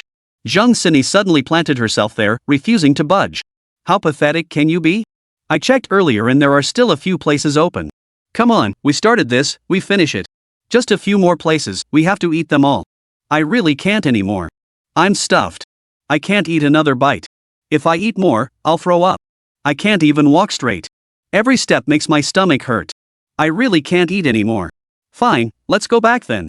But I'm telling you now I did everything I promised. You're the one who can't eat. Don't come back later saying I didn't keep my word. Fine, this time I surrender. I really can't eat anymore. Alright, let's head back then. Come on, it's getting late. I can't walk anymore. Zhang Xini crouched down on the ground. Stop messing around. Let's go. It's getting late. I really can't walk anymore. I ate too much. My stomach hurts when I try to move. Zhang Xini crouched on the ground, speaking to Wang Wenbin. Is it really that bad? I'm telling the truth. Then what should we do? Stay here all night? Carry me over. Zhang Xini said, her face flushing. You've got to be kidding me. Stop messing around. Let's go. I really can't walk anymore. I'm not lying. Wang Wenbin stood there torn, then gritted his teeth. I must have owed you from a past life. This is all my fault. Why did I agree to bring you out to eat? Get on my back. Hold on tight. Wang Wenbin crouched down in front of Zhang Xini as he spoke. Zhang Xini giggled as she stood up from the ground, then suddenly threw herself onto Wang Wenbin's back, wrapping her arms tightly around his neck. Can you not hug me so tight? No way. If I don't hold on tight, I'll fall off. You're the one who told me to hold on tight. But I didn't tell you to choke me. You're strangling me. Loosen up a bit. I can't breathe, Wang Wenbin called out. Oh. Hearing Wang Wenbin say this, Zhang Xini finally loosened her grip around his neck a little. You're still trying to murder me, I see. Don't you find it suffocating lying on my back? I've been sweating all day, plus I was roasted in the kitchen fumes. I can't even stand the smell on myself. I think it smells pretty good, Zhang Xini said happily, still perched on Wang Wenbin's back. You're crazy. If you don't mind the smell, go ahead. I couldn't care less. Wang Wenbin finally concluded that Zhang Xini was nuts. Thank you, Zhang Xini murmured suddenly, her voice filled with deep emotion as she lay on Wang Wenbin's back. What are you thanking me for? I was in a terrible mood today, feeling really miserable. But after spending time with you, I feel so much better now. I'm genuinely happy. Earlier, I thought I'd suffered some huge injustice, but now it seems like it was just a little thing, nothing major. Thank you for always comforting and guiding me. Being with you truly brings me joy. All my troubles and worries fade away. And when I'm with you, it's like, how to describe it? I feel grounded and safe. I feel like nothing bad could happen to me. Whatever comes, you'll be there to shoulder it with me. That feeling is wonderful. Zhang Xini clung to Wang Wenbin's neck, her face radiant with happiness as she spoke. You make it sound like I'm a wad of cash. Being able to make someone happy, help them forget their troubles, and give them a sense of security and stability besides money, I can't think of anything else in this world with such powerful abilities. I'll call you tomorrow morning. We'll go to your school together. Whether it's the principal or that parent, I'll find them. They have to apologize to you. Otherwise, this isn't over. We can't just let people bully us without standing up for ourselves. It's outrageous.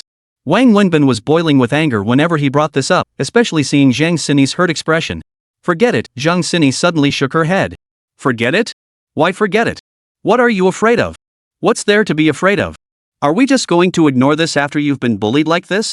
Let me tell you, no way. Even if you say forget it, I can't forget it. How dare they? What kind of nonsense is this? What's wrong with a teacher disciplining a student? Who among us hasn't been punished by a teacher growing up? I got hit countless times as a kid. I'd come home and not even dare tell my parents if I did, they'd beat me too. What kind of world is this? If teachers can't discipline students, how can they even be teachers? Besides, you didn't use corporal punishment. Why should you be scolded? Why should you apologize? Why should your school dock your pay? They're just picking on you because you're a young woman. This absolutely can't be swept under the rug. If they get away with it once, they'll do it again. If they don't learn you're not someone to mess with this time, they'll bully you again next time. Wang Wenbin said, his voice rising with emotion. Seeing Wang Wenbin so angry on her behalf warmed Zhang Xinyi's heart. Really, it's fine, Wenbin. Honestly, I'm not angry or hurt anymore. It's no big deal. I've come to terms with it myself. Every job has its challenges. There's no job in this world without its frustrations. Take salespeople, for instance, they have to put up with people's moods and play the underdog every day. Don't they have to do it? And don't you have to smile and be polite even when clients speak rudely? If you just treat it as part of the job, it won't feel so painful. From the school's perspective, I actually understand their position. While called a training school, it's fundamentally an educational service provider completely different from a traditional school. When we call ourselves teachers, we're really just salespeople or staff members. Training schools need to recruit students. Students and parents are their clients. As an institution, they can't afford to alienate clients no matter how unreasonable the complaint. When clients make a fuss, we have to apologize. That's just how it is. As for parents complaining about me? Same as before, there's no logic to being yelled at by a client. This is the nature of the job, you have to take it. I love this job and want to excel at it through my own abilities. I don't want your help, that would make me seem useless. I want to rely on myself. If I have to endure some frustration, so be it. Honestly, as long as you're there to comfort me, it's no big deal. Isn't that just how work is? If I had to call on my dad to solve every problem, what would be the point of me working? Right? Zhang Xinyi said to Wang Wenbin with a smile. Chapter 209, Su Wei's Call. You do have a point. You didn't take this job for the money or to make a living. Since your goal is to experience work, you naturally have to taste its ups and downs. That's actually a good thing. Besides, if you genuinely like this job, me making a fuss would only alienate your boss and your clients. Chances are, your job would be toast. But this is a one-time thing. If it happens again, call me immediately. We want the job, but wanting it doesn't mean we have to keep taking abuse and getting pushed around, got it? Yeah, I know. Next time something like this happens, I'll call you right away. That's the spirit. Wang Wenbin smiled, but just then, his phone rang. Alright, I've got a call. Come down, I need to take this. Who could be calling you this late? Zhang Xinyi reluctantly got off Wang Wenbin. How should I know? Someone calling this late must have something urgent. After Zhang Xinyi got off him, Wang Wenbin pulled his phone from his pocket and glanced at it. It was a call from Su Wei. Wang Wenbin glanced at the time. It was nearly 2 a.m. Normally, he'd be home long ago, washed up, and in bed by now. And most nights, he'd call Su Wei around this hour. It had almost become a daily routine between them, though he was usually the one to initiate the call. Perhaps Su Wei had called him herself since he hadn't reached out tonight. Who is it? Zhang Xinyi peered over when Wang Wenbin didn't answer for a while and saw Sister Su saved in his contacts. Wang Wenbin didn't answer Zhang Xinyi.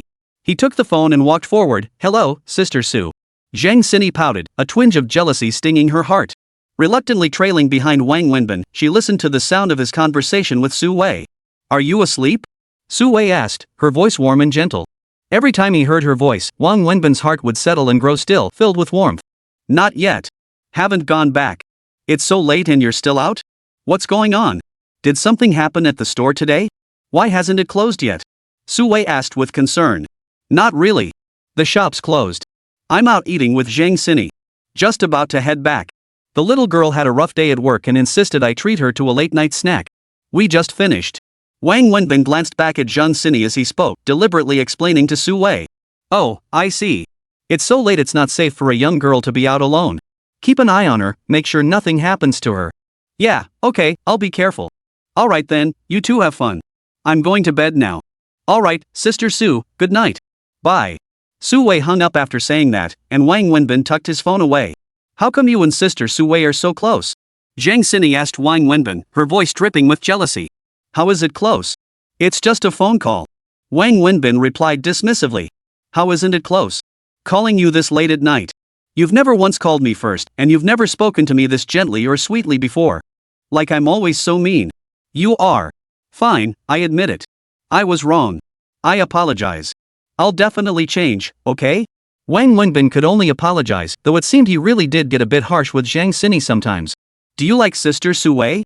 Zhang Sini held back for a moment, then finally gathered her courage to ask Wang Wenbin as they approached the store entrance. Alright, we're here. Ugh, I'm exhausted and so sleepy, I really can't take it anymore. Fine, you get in the car and drive off first. When you get home, you better text me. Got it? You better text me, or I'll call the police, you hear me? Wang Wenbin walked quickly to Zhang Sini's car as if he hadn't heard a word she said. You still haven't answered my question. Zhang Sini protested. Oh, you're such a pain. Get in the car. I'm really tired. I need to get back and sleep. It's already 2 o'clock. I have to get up early tomorrow morning to buy groceries. I'm leaving first. Hurry up. Wang Wenbin said, hopping onto his electric tricycle and driving off immediately. But he didn't go far. He stopped at the corner of the next intersection, hiding there to watch Zhang Sini. He couldn't possibly just abandon her here alone in the middle of the night. Zhang Sini stomped her foot in frustration, then pulled open the car door, got in, and drove off. Only after Zhang Sini drove off did Wang Wenbin pull his tricycle out and head home. After riding for just a few minutes, Wang Wenbin's phone rang again. He pulled the tricycle over to the side of the road, pulled out his phone, and saw it was Lu Jiahao calling. What the hell is this kid calling me for so late at night? Wang Wenbin muttered under his breath as he answered the phone. Hello, Mouse. What's up? Bin, where are you? Heading home. What else would I be doing this late at night? Why are you calling me so late? What's up? I'm at your door. Hurry back and open it. Lu Jiahao's words came out slurred. You're at my door? Why are you at my door this late? What's going on? Wang Wenbin's mind was filled with questions. You'll find out when you get here. Hurry up. Lu Jiahao continued before abruptly hanging up. That kid must be drunk again. He can't even speak clearly. Wang Wenbin wondered, then pedaled his tricycle faster toward home. Fortunately, the tricycle made for a quick ride home. Before long, Wang Wenbin arrived at his doorstep, where he found Lu Jiahao sitting against the doorframe, smoking a cigarette. What's going on? What are you doing out here in the middle of the night? Wang Wenbin asked as he approached the door. Nothing much. No place to sleep. Just crashing here tonight. Lu Jiahao scrambled to his feet, nearly stumbling and falling. Wang Wenbin quickly caught him, but a strong smell of alcohol hit him. How much did you drink? Why'd you have nowhere to sleep? Why not go home? If I could go home, would I be showing up at your place in the middle of the night? Why can't I go home? You know exactly what I mean. That woman, she's got a heart of pure malice. She locked me out and refused to open the door no matter how much I pounded on it. If she won't let me back in, I'm not going back. Let's see who's got the last laugh. She's got a heart of stone. Lu Jiahao slurred his words. Wang Wenbin frowned, then pulled out his keys and unlocked the door. The moment he stepped inside, Lu Jiahao stumbled straight to Wang Wenbin's bed and collapsed onto it. Explain yourself clearly. What the hell is going on? What's wrong with you two? Why are you fighting every other day? Don't forget Ziki has a child in her belly, she's pregnant. Wang Wenbin sat on the only stool and questioned Lu Jiahao. Chapter 210, The Child in Her Womb. I only put up with her because of the baby. Otherwise, I would have left her ages ago. Who can stand this woman? She acts like a madwoman all day long. Lu Jiahao said angrily. Split my ass. Stop talking nonsense. What the hell happened between you two tonight? Explain yourselves clearly. I don't mind you staying here instead of going home late, but your wife is pregnant. How could you leave her alone at home? And what's with the reek of alcohol on you? I never knew you were such a heavy drinker before. Why all this booze lately? Your wife is pregnant, for crying out loud. Wang Wenbin was still ranting when he suddenly heard Lu Jiahao snoring. Great.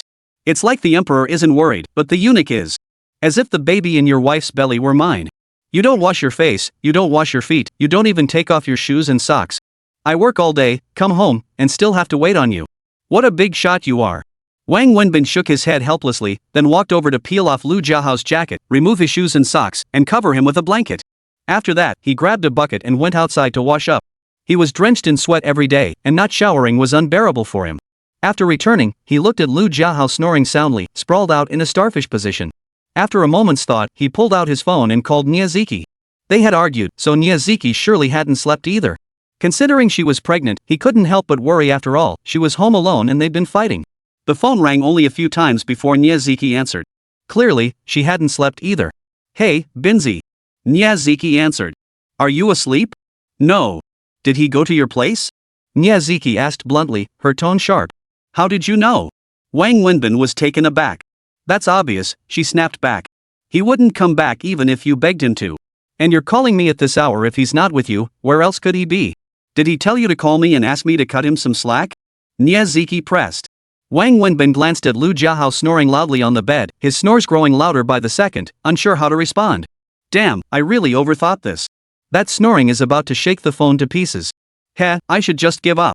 Ziki clearly heard the snoring through the phone and instantly understood. Why give up? Couples arguing is normal, right? Just deal with it and move on. Don't say such harsh things. Calm down, talk it out, give each other a way out, and it'll be over. Can couples really hold grudges? Don't you agree? Wang Wenbin tried his best to persuade her. Binzi, listen to me. This isn't just a fight, you know? It's not that simple. What did he tell you? How did he describe me? Ziki asked over the phone. He didn't say anything. Just that you wouldn't let him in the house or sleep at home, so he'd be staying with me tonight. That's all he said. I just couldn't figure out what was going on between you two in the middle of the night, so I called you. Was he so drunk he just passed out at your place? Ziki pressed. The truth was exactly as Ziki described, but Wang Wenbin couldn't possibly say that. With the couple already arguing, he certainly couldn't add fuel to the fire. What the hell is going on with you two? Lately, you both seem off.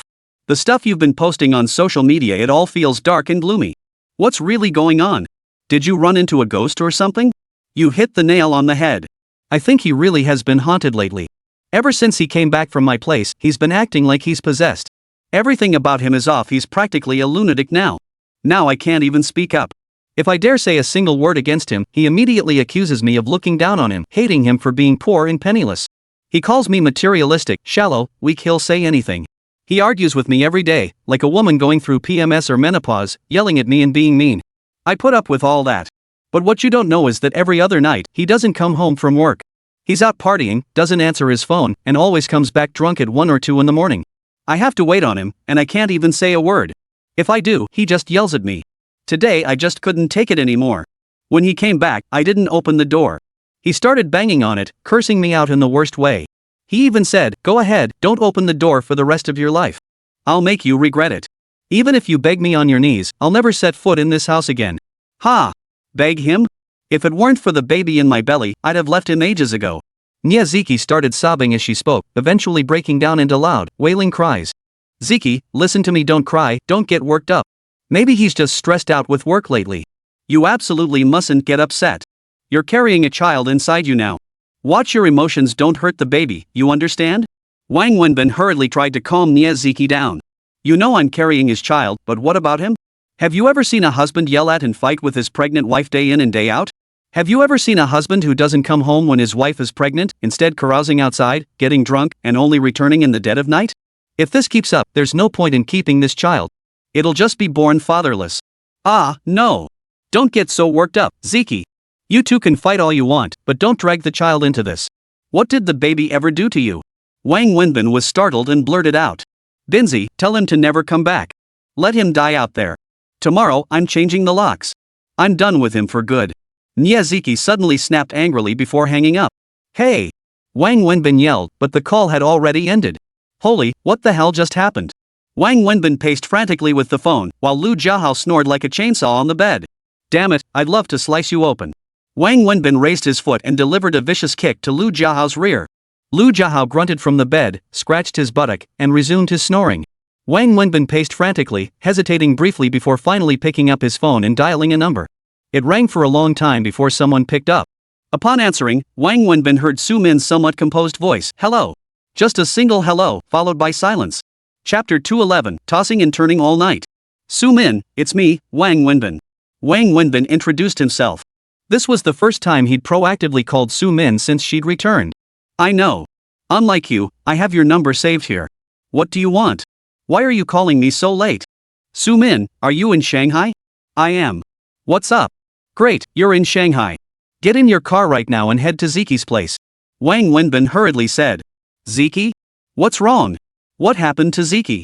What's going on? Su Min asked urgently, her voice tightening with worry. This isn't something I can explain in a few words. Basically, the couple had a fight. Mouse got drunk and passed out at my place, sleeping like a log. I couldn't wake him up no matter what. I called Ziki, and she was crying and cursing on the other end, really emotional. The most worrying part is she mentioned getting an abortion. It's the middle of the night, and as a man, it's awkward for me to go over, especially with a drunk mouse here. You need to go immediately. Stay with her, talk her through it, take care of her. Most importantly, don't let her do something rash in her anger that could harm the baby. That would be disastrous. Wang Wenbin cut to the chase. Okay, I'll get dressed and head over right now. Sumin grew tense upon hearing this, scrambling out of bed while searching for her clothes. Understood. First, prioritize your own safety, okay? Before driving out, check if anyone's following you. Ensure your own security first. Call me immediately if anything happens. Don't rush or panic, drive carefully. There's no urgency about this. Also, text me once you reach Ziki's place to confirm you're safe. That'll put my mind at ease, got it?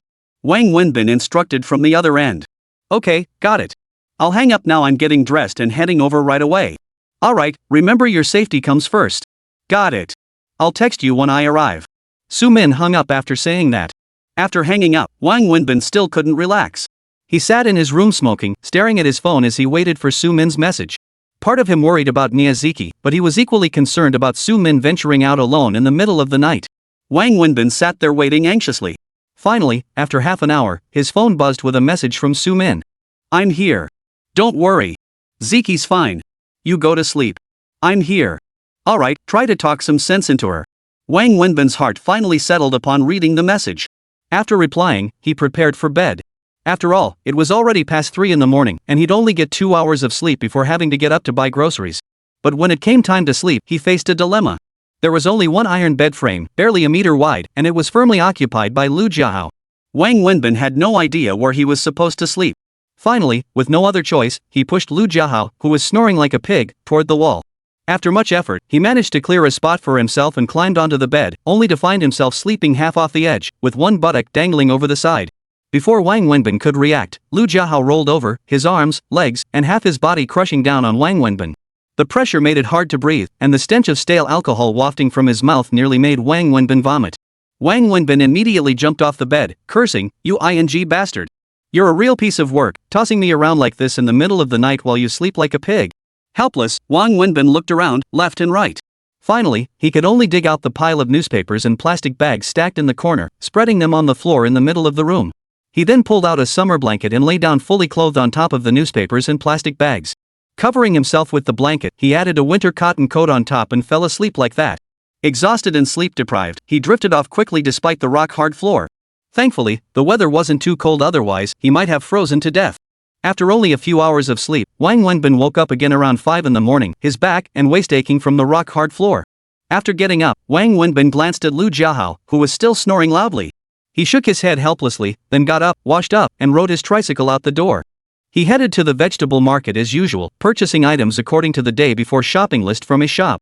Arriving around 8 in the morning, he once again carried everything into the store by himself before preparing the daily morning tasks required of a shop owner. Once he was nearly done with his tasks, Wang Wenbin stepped out to grab a few steamed buns and a cup of soy milk from the nearby bun shop.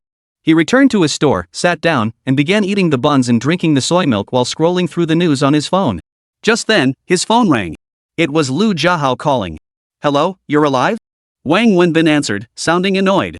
"What do you mean, come to life? Are you cursing me first thing in the morning? Where are you? How come you vanished the moment I got up?" Lu Jiahao asked. "Where do you think I am? I'm at the shop. I'm not as lucky as you sleeping like a dead pig." "You're at the shop? Alright, I'll come find you right now," Lu Jiahao said. "Why are you coming to find me? Who else would I come find? Are you out of your mind? Don't you have a home? You've been staying here all night and you're not going home?" "Home? Yeah, right. I don't have a home. Never mind.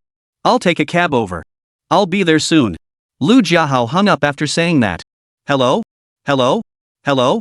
Wang Wenbin cursed as he tossed his phone aside. No sooner had he set it down than it rang again. This time it was Sumin calling. "Hey, Sumin, what's the situation over there?" "Things are fine here. She talked to me all night and cried all night. She finally fell asleep this morning and is still sleeping now," Sumin said. "Is she still calm?"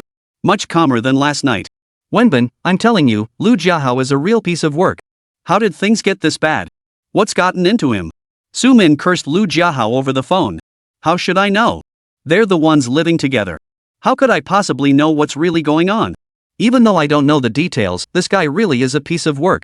But couples always have their ups and downs. We're outsiders. It's not right to jump to conclusions about who's right or wrong without knowing the full story, don't you think? What's wrong with you? At this point, you're still defending him? Forget everything else, just consider this: his own wife is pregnant, and he spends every night at the bar drinking, hitting on women, and fooling around. He comes home drunk every single day. Is that how a man should behave? Su Min was furious. Yes, I know. I'm not defending him.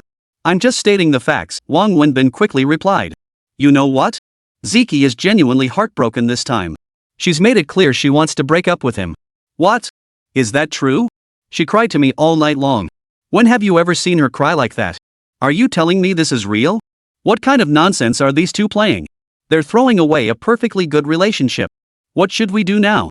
We can't just stand by and watch them break up, can we? Su Min asked Wang Wenbin. Chapter 212, Such a Brat. Yeah, definitely not.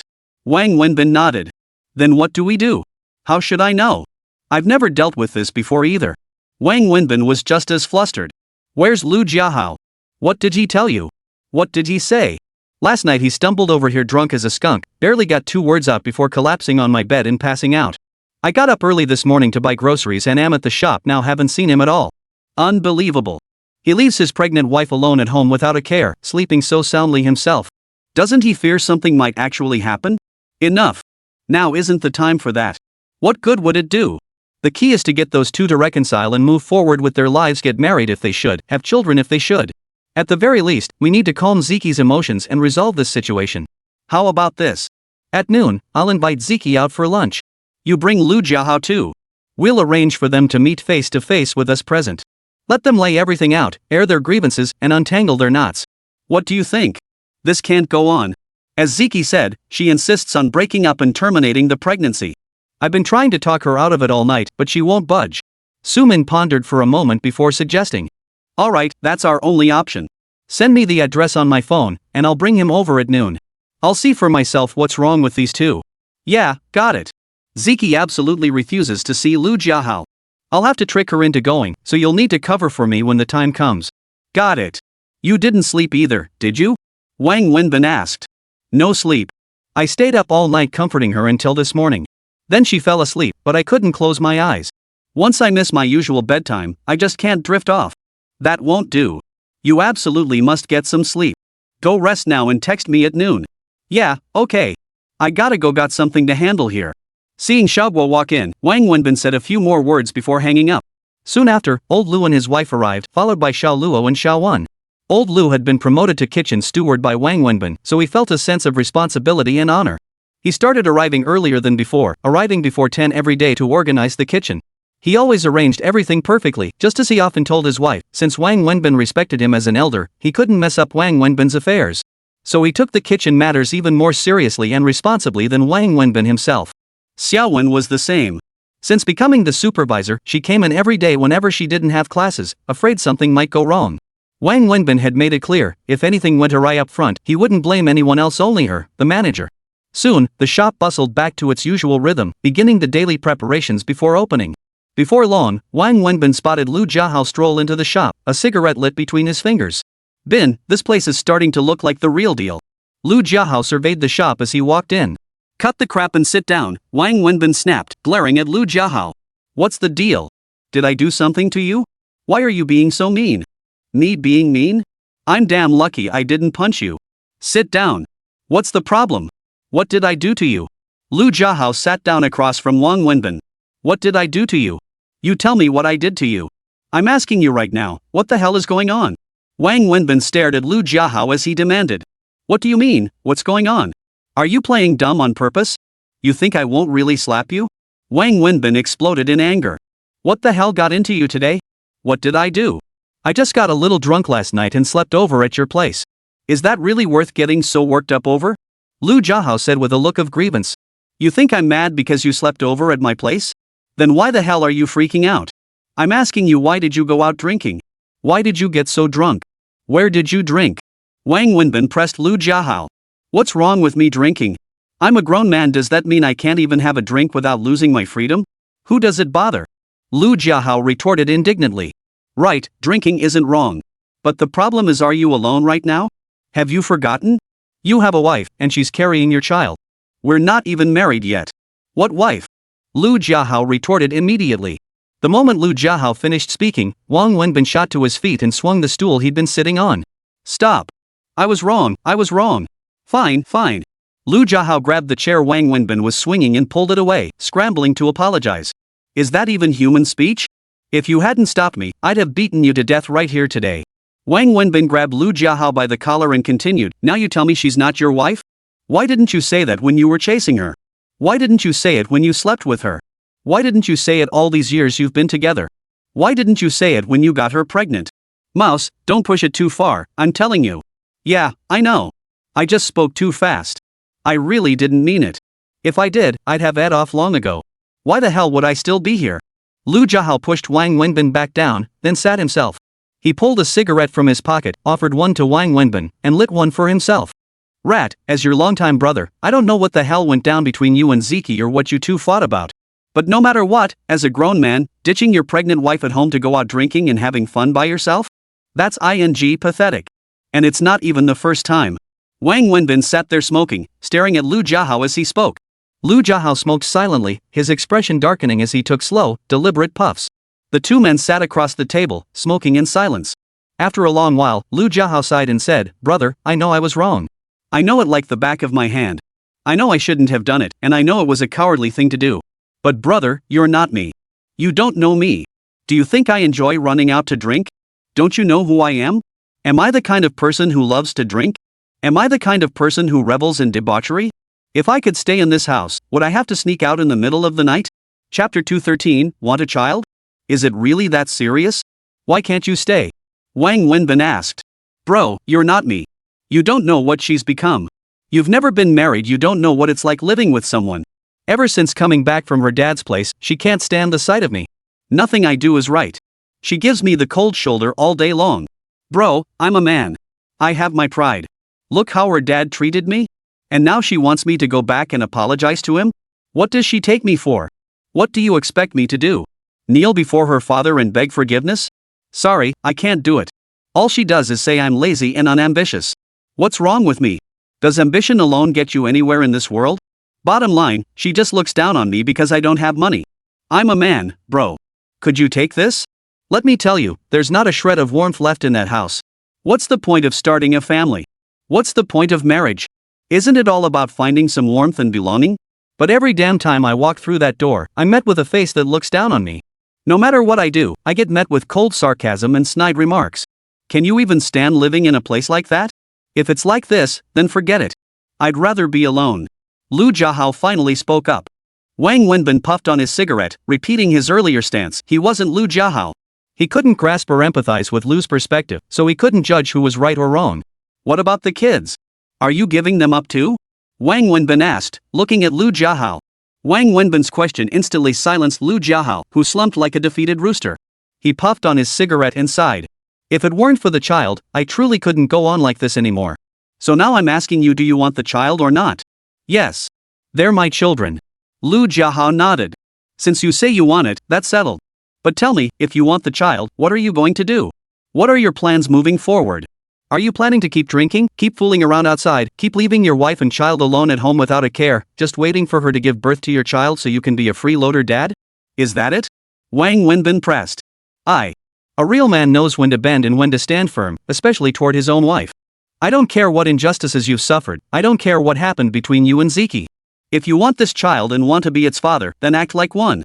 Step up with the responsibility and commitment a father should have. If getting drunk and hitting the bars can produce a son such a great thing, then why don't you go find me one too? Wang Wenbin stared at Lu Jiahao as he spoke. Think it through carefully. If you can't grasp this principle, you're basically useless. I'm going to get busy. You stay here and think it over. Don't leave. I'll take you somewhere for lunch. Wang Wenbin stood up, addressed Lu Jiahao, then walked into the kitchen. After a while of bustling about, Wang Wenbin received a text message. It was from Su Min, containing an address and a private room number. He glanced at it, informed old Lu, washed his hands, and went out to call Lu Jiahao, who had been sitting outside smoking and staring blankly. Let's go, mouse. Time to eat out, Wang Wenbin called out. Why go out? You own a shop.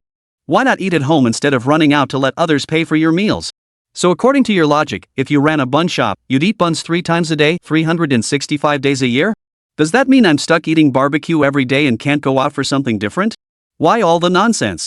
I'm treating you to a meal you don't have to pay. What more do you want? Wang Wenbin scolded as he led Lu Jiahao out. They hailed a cab and headed straight for the location Su Min had mentioned.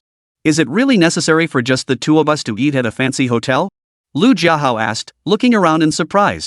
Not really, Wang Wenbin replied, frowning as he looked around. Soon, they arrived at the door of a private room. This? Yeah, go on in. Wang Wenbin told Lu Jiahao. Just the two of us, and you have to make it so fancy?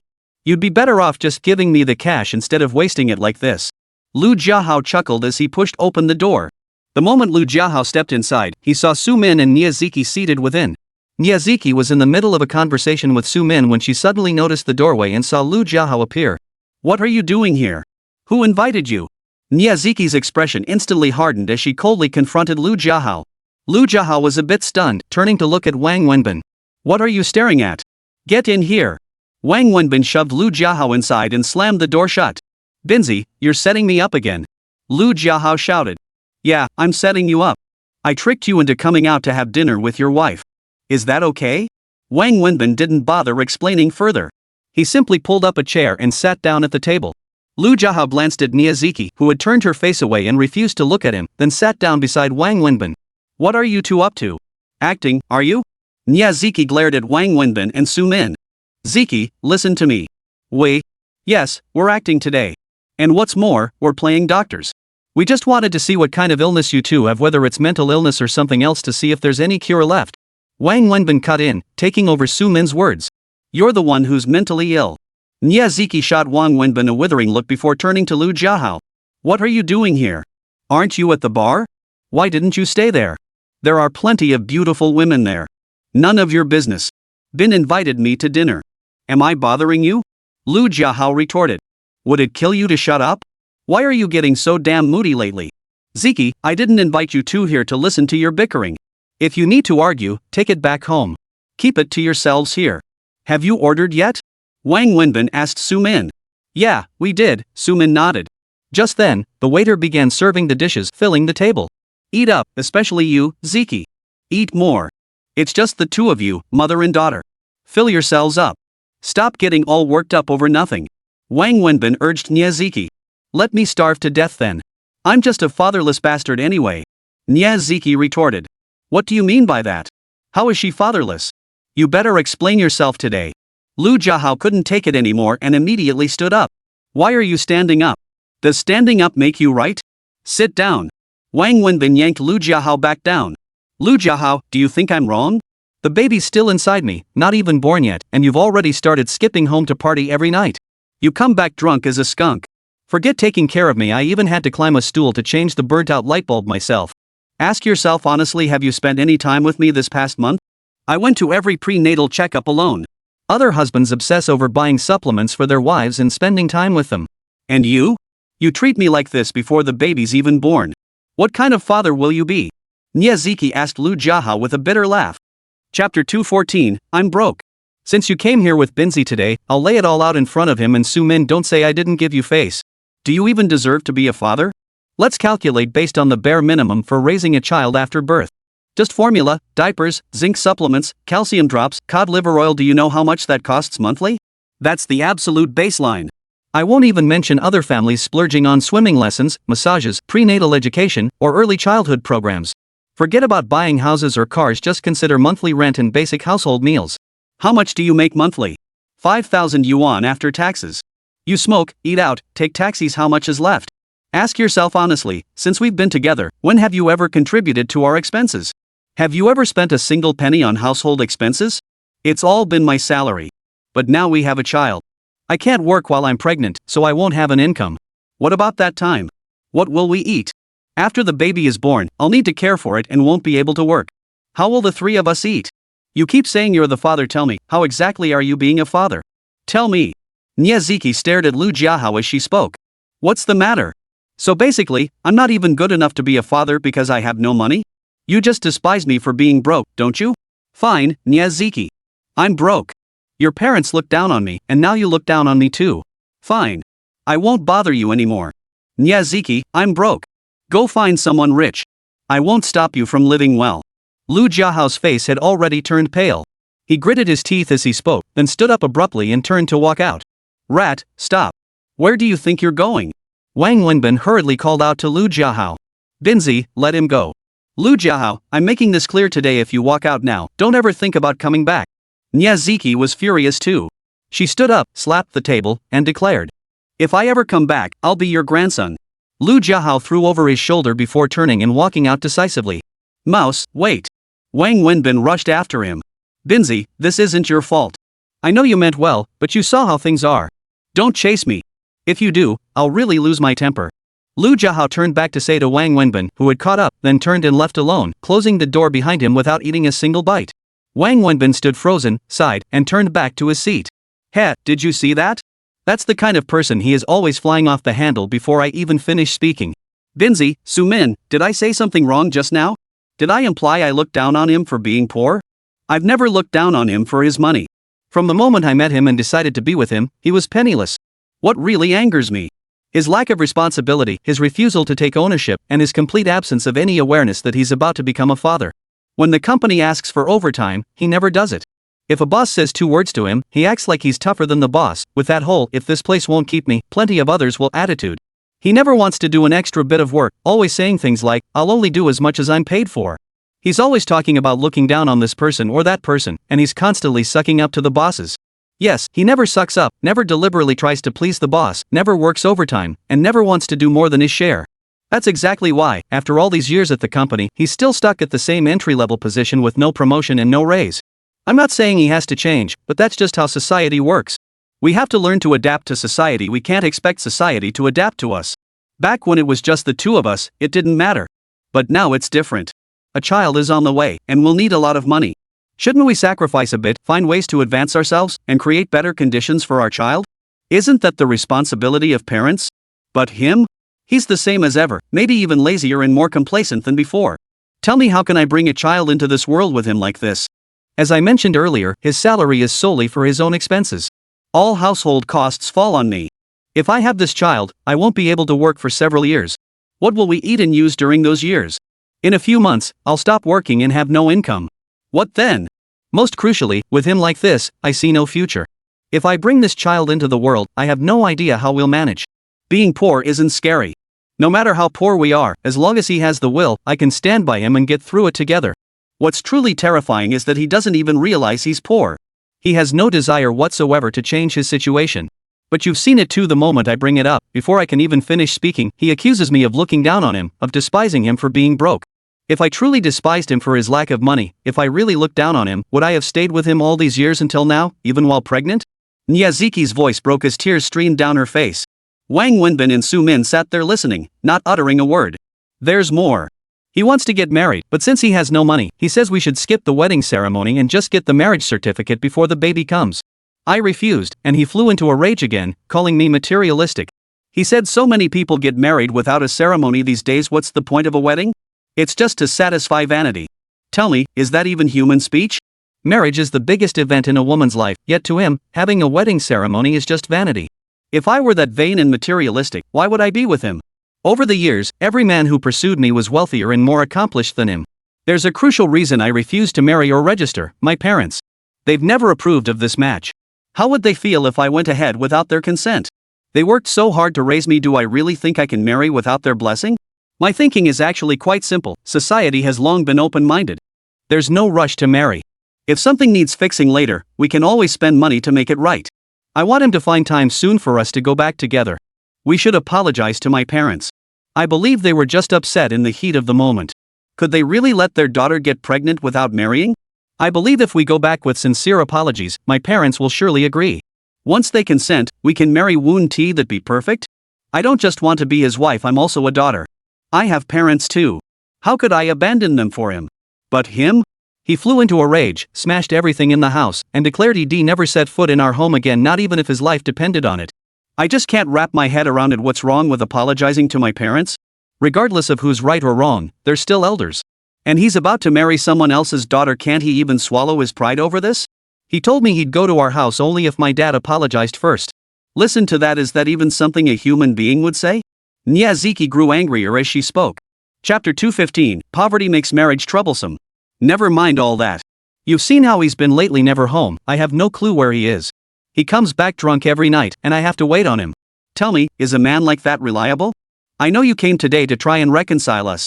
But after seeing this yourselves, what's there left to reconcile? Miyazaki sneered coldly, yet tears fell one by one down her cheeks. Wang Wenbin remained silent while Su-min handed Miyazaki tissues. Thank you both, but please don't try to persuade me anymore. It's pointless. You two eat first. I'm leaving. Miyazaki stood up, ready to go. You have to eat something. Finish your meal before you go.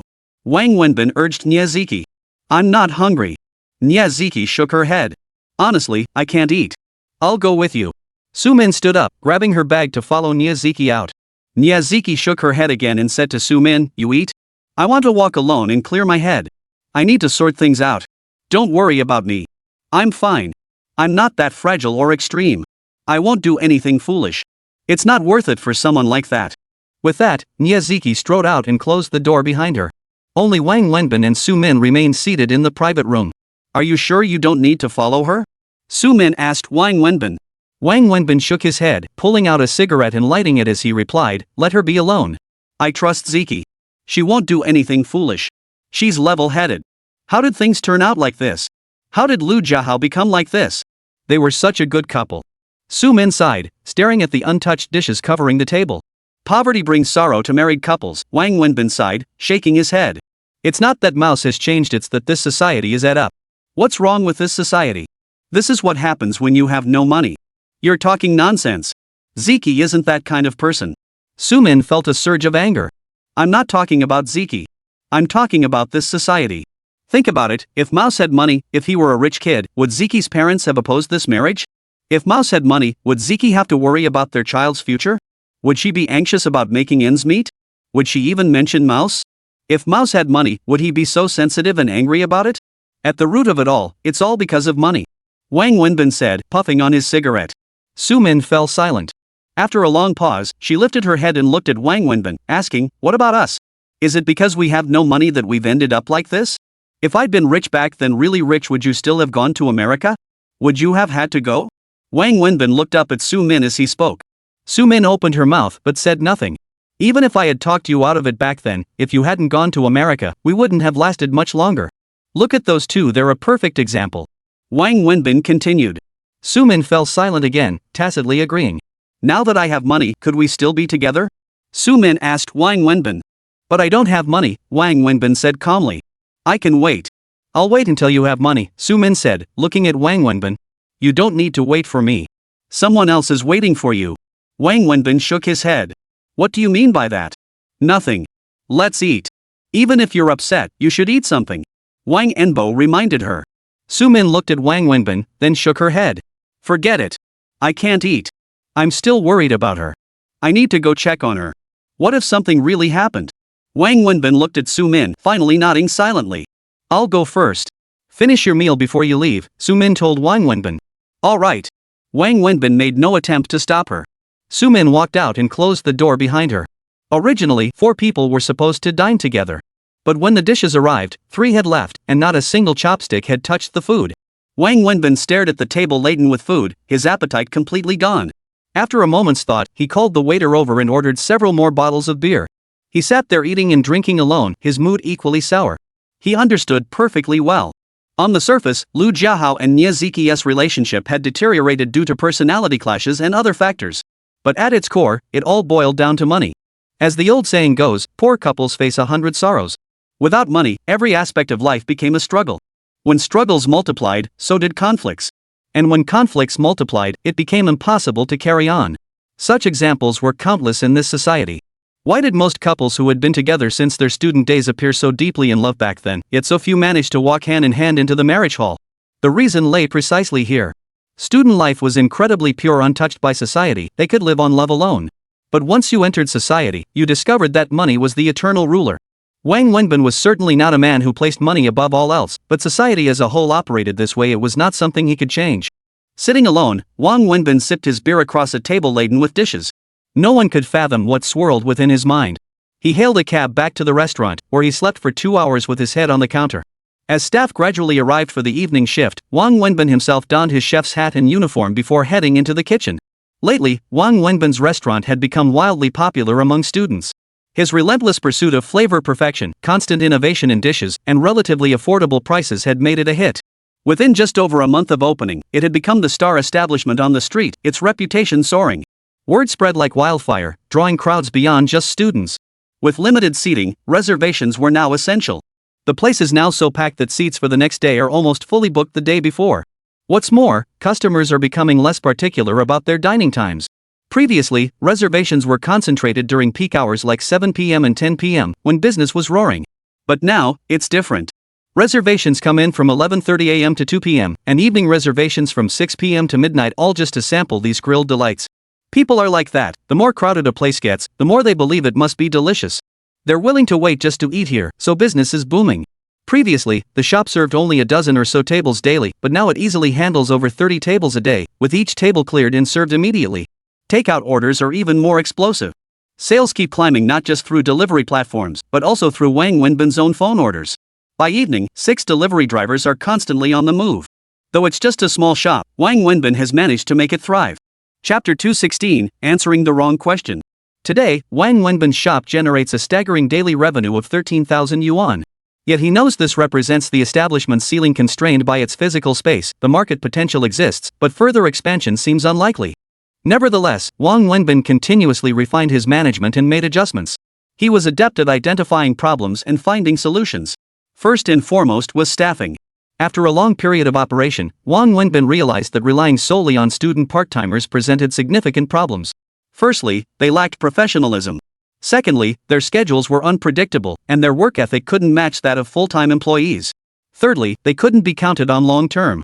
By the second month, one student suddenly stopped showing up because their school adjusted their schedule. Then another student decided to quit after finishing the month to focus on exams. Considering these factors, Wang Wenbin concluded that student part-timers should only serve as supplementary staff, not the core workforce. Consequently, he has been actively seeking full-time hires.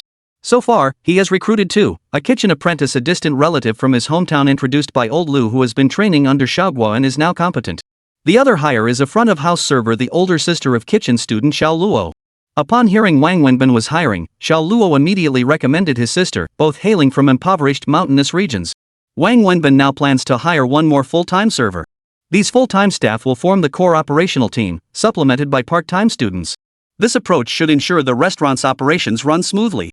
The kitchen will primarily consist of full-time staff, with the exception of Xiao Luo, the part-time student who has proven to be exceptionally capable. Next is the strict quality control of ingredients and raw materials in the restaurant, ensuring freshness and safety. Second, we pursue perfection in every dish's flavor. Each kitchen-prepared dish undergoes rigorous quality control. Waitstaff frequently solicit customer feedback on dish taste, compiling this information to inform the kitchen. If a dish receives numerous negative reviews, the chef responsible is held accountable. We identify the root cause and implement changes to ensure every dish achieves superior taste. Thirdly, we continuously refresh our menu. Following our established approach, we update offerings every 1 to 2 months, removing underperforming dishes and introducing several new items. Additionally, the restaurant has significantly expanded its menu variety.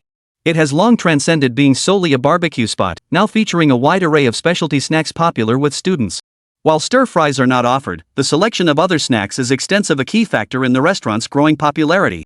Wang Wenbin often takes his chefs out to eat during quiet periods. Dining isn't the goal, it's research.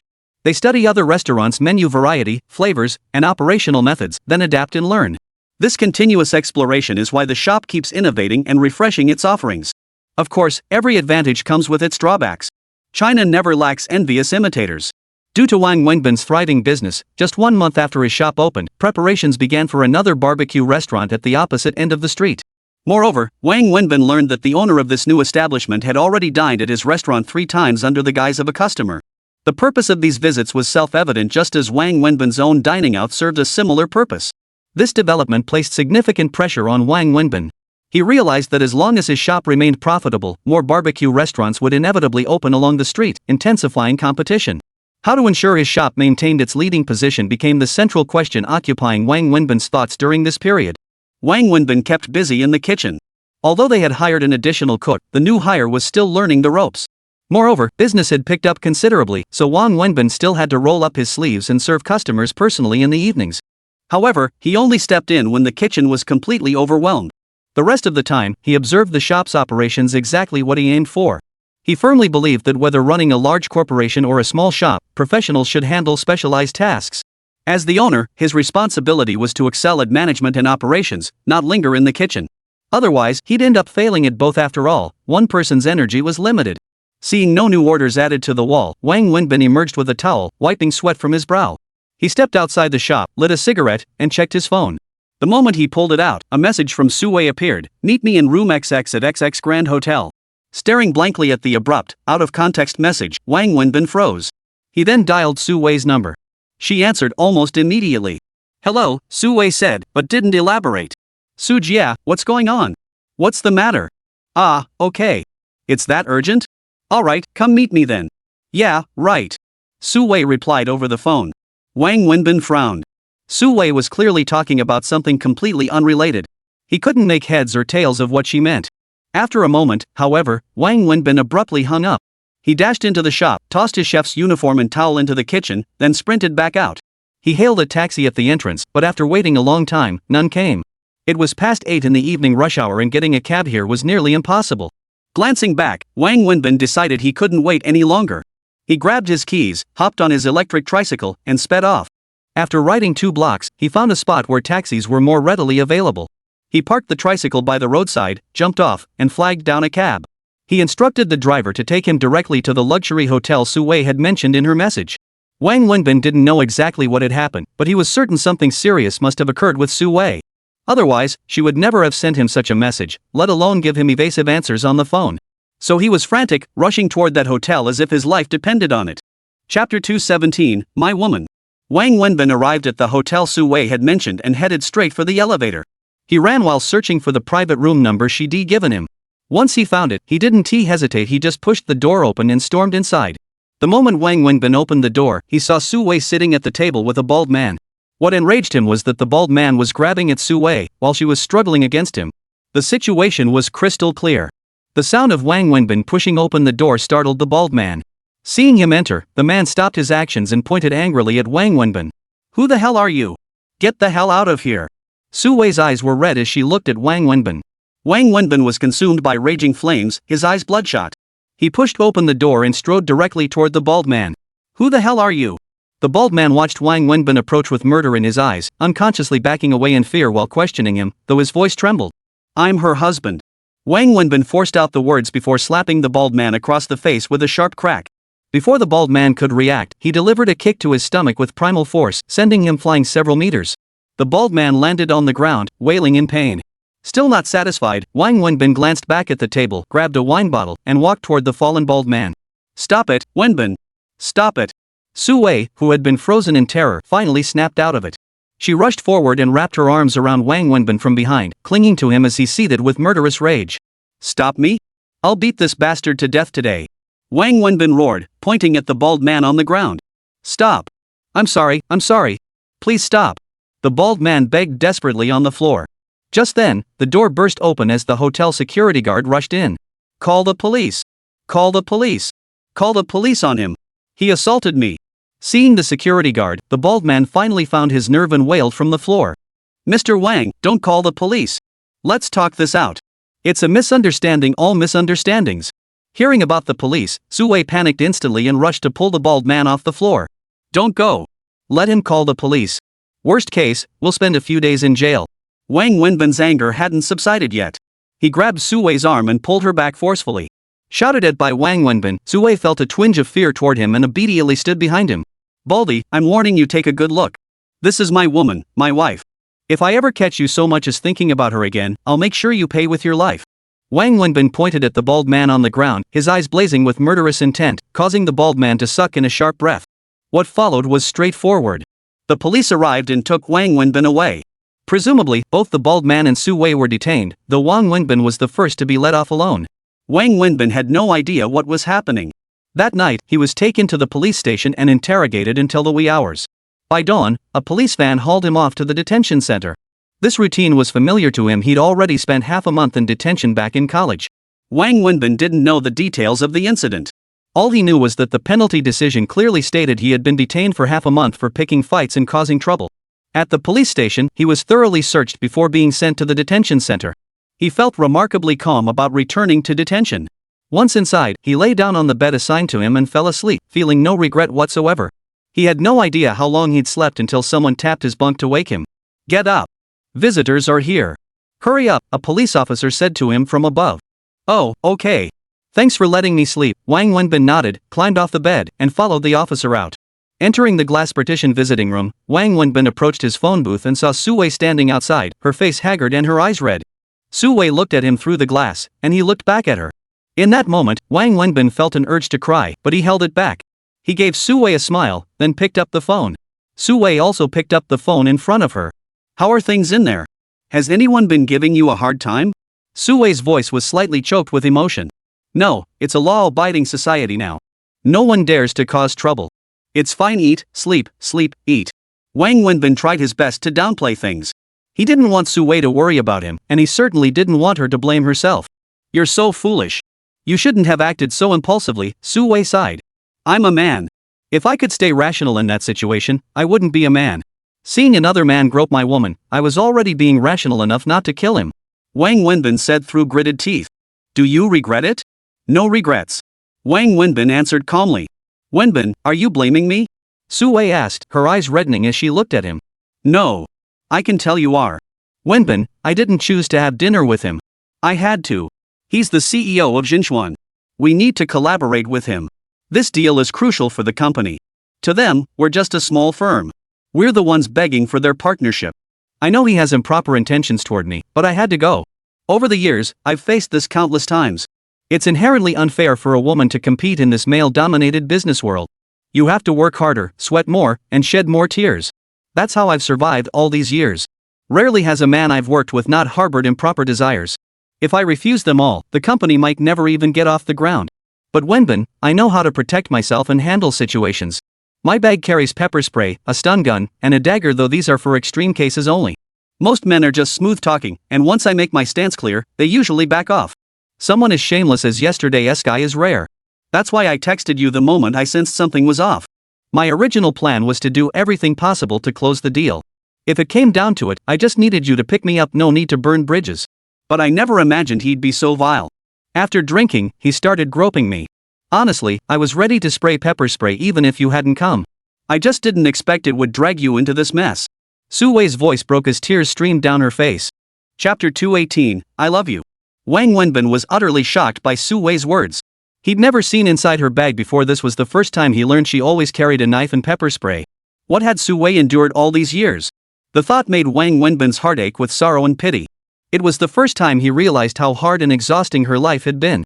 What have you been through all these years? Wang Wenbin couldn't help asking. He reached out, desperately wanting to wipe away her tears, but he remembered the glass barrier between them. Society claims gender equality, but in the business world, it's still a man's domain. For a woman to survive in this circle, she must shed more tears and sweat than any man. I've long since gotten used to it, Su-wei said, wiping her own tears with a tissue and offering Wang Wenbin a faint smile.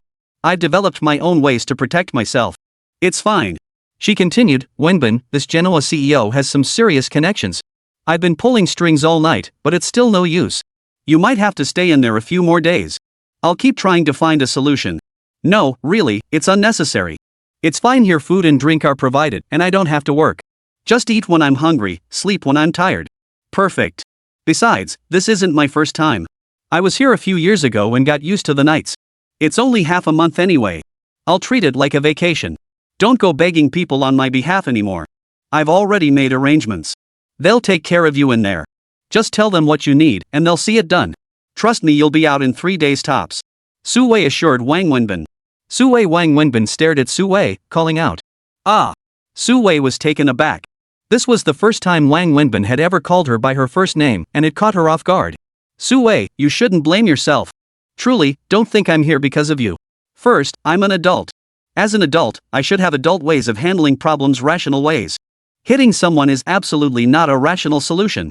If you make a mistake, you should bear the consequences. So being locked up here is entirely my own doing. Besides, the moment I raised my hand to hit him, I already knew this outcome was possible. Yet I still couldn't control my temper. I think even if I were calm now, if the situation repeated itself, I'd still strike. So this outcome has nothing to do with you, it's entirely my own fault. Second, I didn't actually help you at all. With your intelligence and wisdom, you'd never truly put yourself in danger. I know why you secretly texted me and didn't mention it during our call. You wanted me to come find you. That way, he wouldn't dare harm you, and you could avoid straining your relationship with him, which could affect your work. Even if I hadn't come, you'd surely have found a way to handle it. But by going, I not only failed to help you, I outright provoked him by hitting him. Not only did I not assist you, I actually caused you trouble. Third, Sister Su, why did I hit him today? Wang Wenbin suddenly countered Su Wei. Before Su Wei could respond, Wang Wenbin cut her off again. I hit him because I couldn't contain the rage boiling inside me. After all this time with me, you should know I'm not a hothead. If it had been any other woman I saw yesterday, I would have intervened. I would have stopped it. But I would never have struck anyone. I would have remained completely rational. But you're different, Su Wei. Do you understand? When I saw him holding your hand and you struggling to break free, my mind went completely blank. All reason vanished. Only one thought remained in my head: kill him. If you hadn't stopped me and brought me back to my senses, a tragedy might have unfolded last night. In that moment, I lost my mind. And in that moment, I finally understood something. Wang Wenbin looked at Su Wei earnestly as he spoke. Su Wei opened her mouth, paused, then asked, "What did you realize?" "I love you." Wang Wenbin declared the 3 words with unwavering conviction. Su Wei stared at him in astonishment. "Last time I asked you to marry me, you asked if I loved you. Back then, I wasn't sure. I only knew I liked you. And I knew liking and loving are 2 different things. But last night, in that moment, I understood deeply: I love you." Wang Wenbin looked at Su Wei earnestly once more as he spoke. "My anger stems from seeing the woman I love mistreated by others. It's not just anger, there's also frustration and self-reproach. I'm frustrated that I couldn't protect you from suffering injustice. So Su Wei, please don't beg others to get me out. Truly, I don't want you to endure any more humiliation or hardship because of me. I understand perfectly the harsh realities you mentioned. I deeply empathize with the bitterness and helplessness a woman faces when navigating society alone. Su Wei, I'd rather stay locked up here forever than see you beg for favors or suffer humiliation again. So please, don't beg anyone to get me out early. And don't blame yourself, okay?" Wang Wenbin said to Su Wei, enunciating each word carefully. Su Wei listened to Wang Wenbin's entire speech, her eyes fixed on him, not uttering a single word. Only after he finished speaking did Su Wei, who had already wiped away her tears, suddenly burst into uncontrollable sobs. Clutching the microphone, she collapsed onto the podium, weeping openly. Those nearby turned to look at Su Wei, their gazes shifting to Wang Wenbin with pity, assuming he must have committed some grave crime. Yet confusion lingered. How could a serious criminal be in a detention center? What's wrong? Sister Su, what's wrong? Did I say something wrong? Wang Wenbin panicked upon seeing Su Wei wailing uncontrollably, shouting anxiously, thinking he had said something inappropriate. All right. Time's up. Just then, a police officer walked over and tapped on the glass as he spoke. Su Wei finally lifted her head, wiping her tears as she picked up the phone and told Wang Wenbin, "Take care in there. I'll wait for you to get out." "Okay. Oh, and don't tell them I'm here, it'd look bad. Just say I went back to my hometown. Also, if you have time, could you check on the store for me?" Wang Wenbin nodded blankly, then remembered what he needed to tell Su Wei and hurriedly added. Next, the police officer took his microphone and led him away immediately. Su Wei stood outside watching Wang Wenbin being led away by the officers, wiping away tears that kept streaming down her face. Wang Wenbin returned to his own iron bed and lay down. A police officer approached him, exchanged greetings, then led him to a corner. The officer handed Wang Wenbin a pack of cigarettes and a lighter, saying, "If you need anything, just let me know." With that, the officer left. Wang Wenbin stood in the corner for a moment, dazed, before lighting a cigarette and taking a drag. The detention center wasn't strictly enforced, so smoking was tolerated. As Wang Wenbin smoked, his mind kept returning to Su Wei's final words, "I'll wait for you to get out." He couldn't shake the feeling that both her words and the expression on her face when she said them carried some hidden meaning. Chapter 219, Temporary Boss. Su Wei stepped out of the detention center, her tears still unblotted. Mid-sob, she suddenly broke into a smile, a sweet, tender smile. "Chief Lu, hello? Hello? You must be busy. I hope I'm not interrupting? How's my friend's situation?" "Yes, Chief Lu, I understand these are extraordinary times. I know this is a difficult matter, but please, I must ask for your help. Let me explain, he's not just a friend, he's my husband. Yes, we're planning to get married by year's end. So this really needs your help, Director Lu. I simply can't bear the thought of him staying inside for half a month. Director Lu, please spare no effort. Any necessary expenses, gifts, social costs, don't hesitate. It's only right. Only right." Su Wei clutched her phone in the car, smiling and chatting incessantly. After hanging up, her expression turned serious. After a moment's thought, she drove off. She didn't head to the office or home. In fact, she hadn't returned since last night, busily reaching out to connections everywhere. Su Wei drove straight to the backstreets of the University District, heading directly to Wang Wenbin's shop. The shop door was open, but inside it was in complete disarray. Old Lu sat at the counter, his phone constantly dialing Wang Wenbin's number. But no matter how many times he called, it was switched off. Wang Wenbin was nowhere to be seen. Today, the shop had been opened by Xiaogua, who arrived early every day. Fearing he might sometimes return late from buying groceries, Wang Wenbin had given Xiaogua a set of keys. It was nearly 10 o'clock, yet Wang Wenbin was nowhere to be found, and the groceries hadn't been bought. He'd vanished after leaving the shop last night, forcing Lao Lu to close up shop himself. The staff were frantic, like ants on a hot pan. Opening time was just 2 hours away, yet there were no ingredients. Missing a day of business wasn't just about the money, it would severely damage the shop's reputation. Just as Old Lu was pacing frantically, a BMW pulled up outside the restaurant. A breathtakingly beautiful woman stepped inside. Everyone stared blankly as Su Wei walked in. None of them recognized her. "Hello, we're not open yet," a server approached Su Wei with a smile. "I'm not here to eat," Su Wei replied with a smile before addressing the staff. "Hello everyone, I'm a friend of your boss. He had to rush back to his hometown for an urgent matter, so he asked me to help manage the restaurant."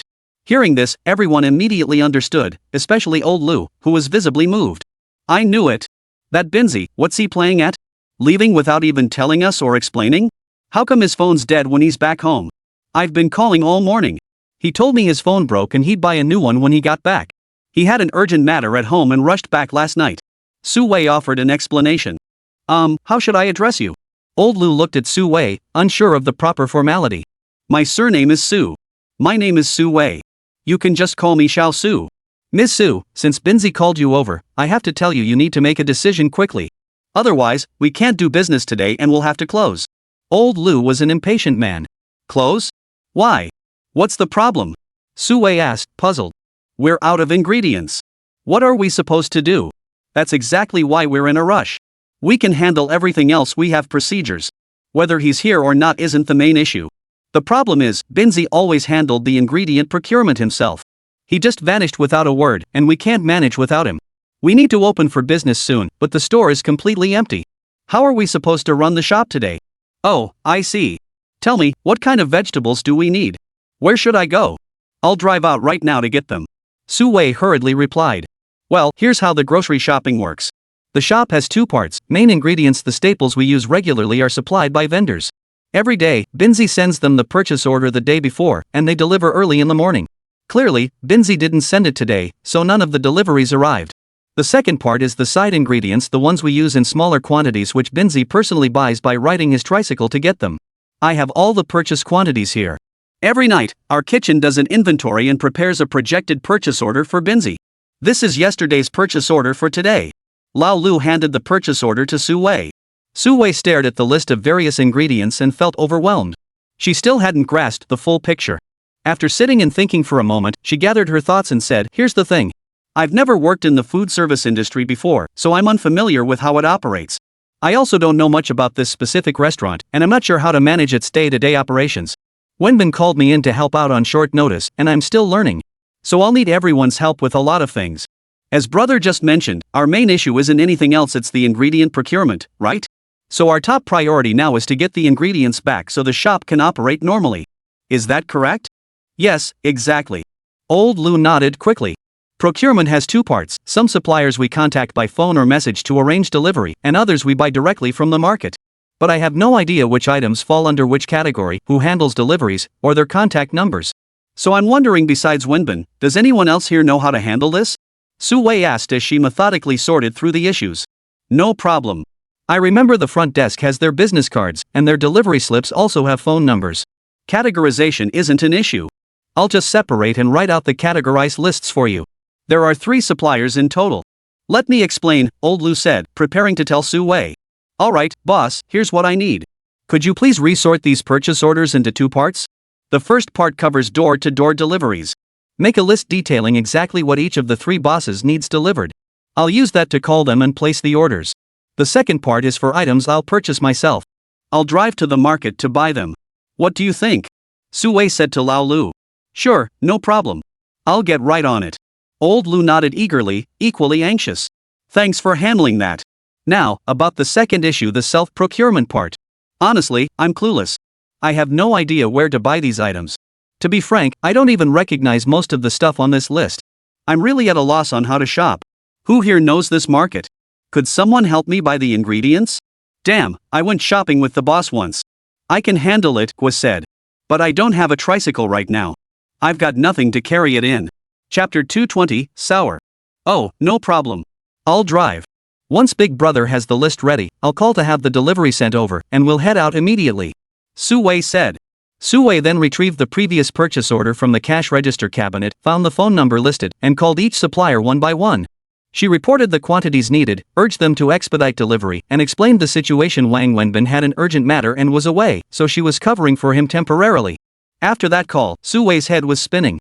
Most of these bizarre ingredient names were unfamiliar to her, and they were awkward to pronounce.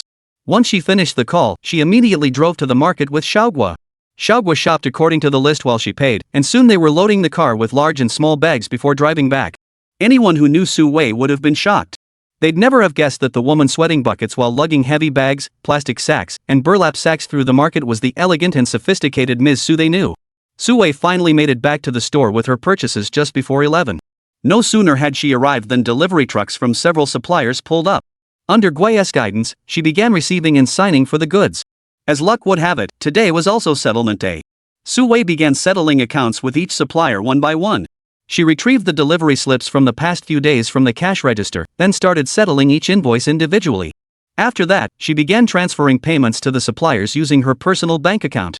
She handled the entire process alone, as the kitchen was in complete chaos. Normally, prep work would be finished by this hour, but today the ingredients had just arrived. Old Lu had called everyone into the kitchen to help, demanding everything be ready before noon. Thus, the earlier tasks fell solely to Su Wei, the temporary boss. While Su Wei was still settling accounts, her phone rang incessantly. She had a lunch meeting later. She finally finished paying all the suppliers before noon. By then, customers were already trickling into the shop. Su Wei dashed to the kitchen to ask Old Lu if there was anything else she could do. Upon hearing there wasn't, she left her phone number with him and hurried off in her car. A mountain of tasks awaited her at the company. Su Wei spent the entire afternoon at the company. Once she had mostly wrapped up her tasks there, she rushed back to the store during the afternoon shift to fulfill her duties as the owner. Though small, the shop required no less work than a large enterprise. The nature of the tasks was essentially the same, and Su Wei was kept spinning like a top. Truthfully, the profits from this shop meant little to Su Wei. A single day's earnings from her company equaled half a year's revenue from this place. Yet she poured her heart into it, working herself into a dizzying whirl, not for any other reason than because this shop belonged to Wang Wenbin. By around 9 o'clock that evening, Su Wei had essentially grasped the entire operation of the shop. Unlike Wang Wenbin, who could lend a hand in the kitchen during busy times, she primarily handled management tasks at the front desk. When the servers were overwhelmed, she personally stepped in to greet customers, pour tea, take orders, and serve dishes. Just as Su Wei was running around like a chicken with its head cut off, a Porsche pulled up outside the restaurant. Zheng Sini stepped out of the car and walked inside. Su Wei was currently taking orders at a table. Zheng Sini didn't notice Su Wei upon entering. She had come specifically for Wang Wenbin. Spotting him nowhere at the front desk, she strode straight into the kitchen. Finding him absent there too, she demanded of Gui, "Where's your boss?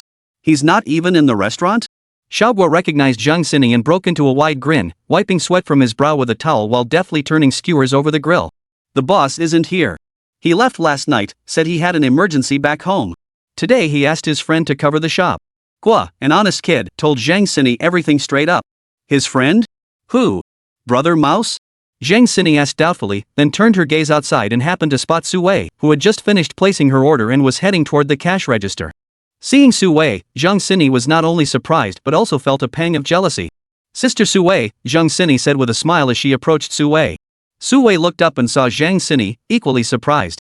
"Hello, what brings you here?" she asked with a smile. "I came to see Wang Wenbin. They said he's not here, went back to his hometown for an emergency, right?" Zheng Sini asked Su Wei. Su Wei hesitated before nodding. "What kind of urgent matter? What happened back home? Why did he leave in such a rush? Did something happen?" Zheng Sini asked anxiously. "I'm not entirely sure myself. You'd better wait for him to return and ask him directly. But it probably isn't anything serious. Don't worry. I'll call him and ask." Zheng Sini said, pulling out her phone to dial Wang Wenbin. "Don't bother calling. His phone is off. He said it broke, so he can't be reached.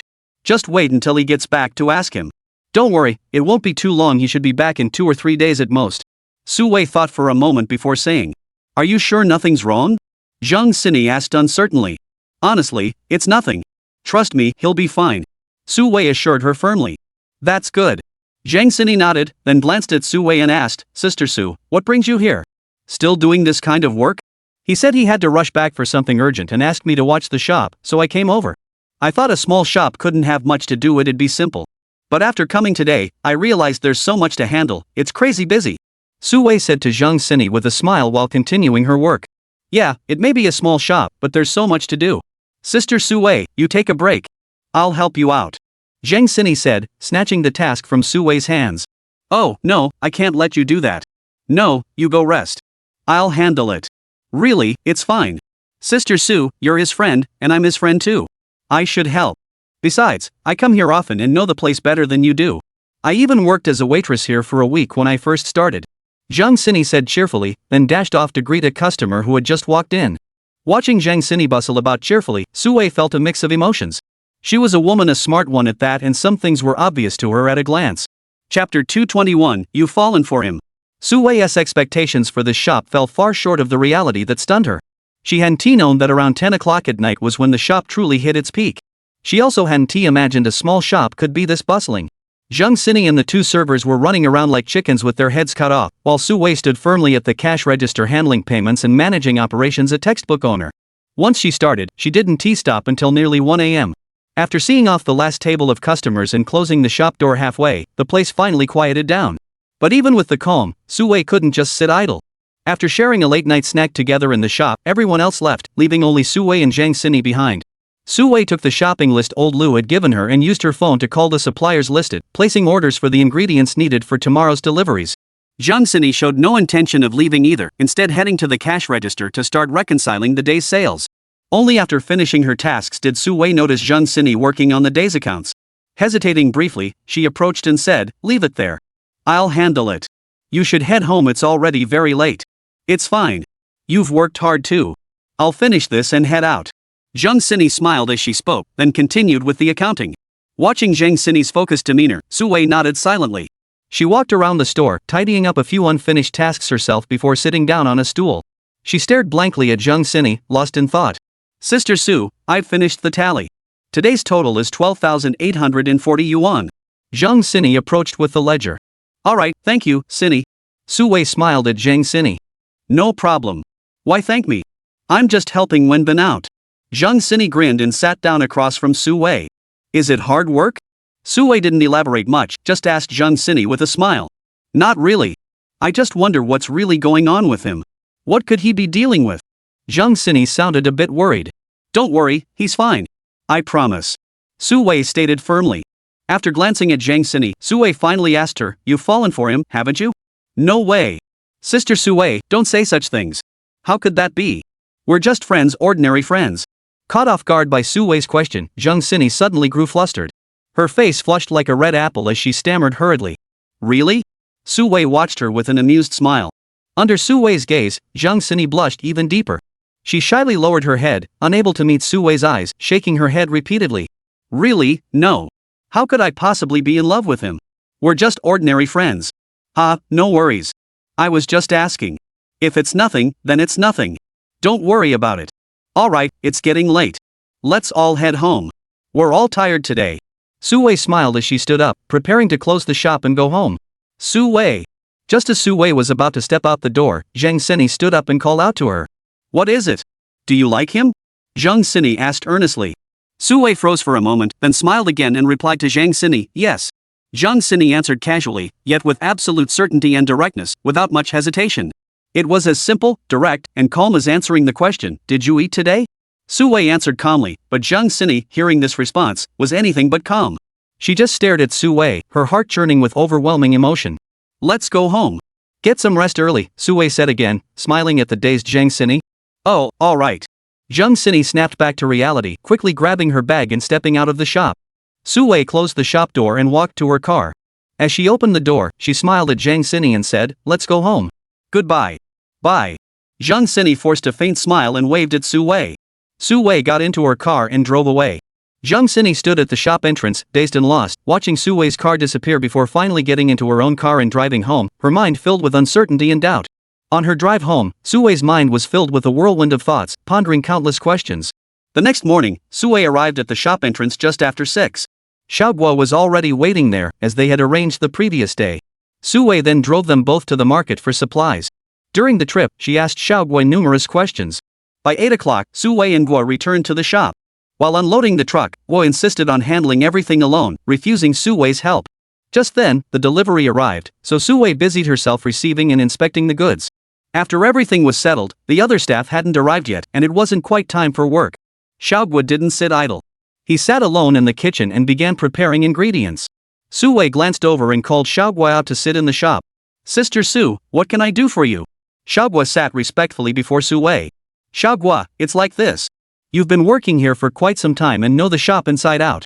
Though small, this place has a lot going on. With your boss away, I'm not in the food business myself and know next to nothing about the shop's operations. Plus, I have my own work commitments and can't spare much time to oversee things. So, I was wondering if you could take charge of the shop while your boss is away handling everything that needs doing. Don't worry, it won't be for long, probably just 2 or 3 days. And I won't let you work for nothing during that time. I'll add an extra 200 yuan to your daily pay. What do you think?"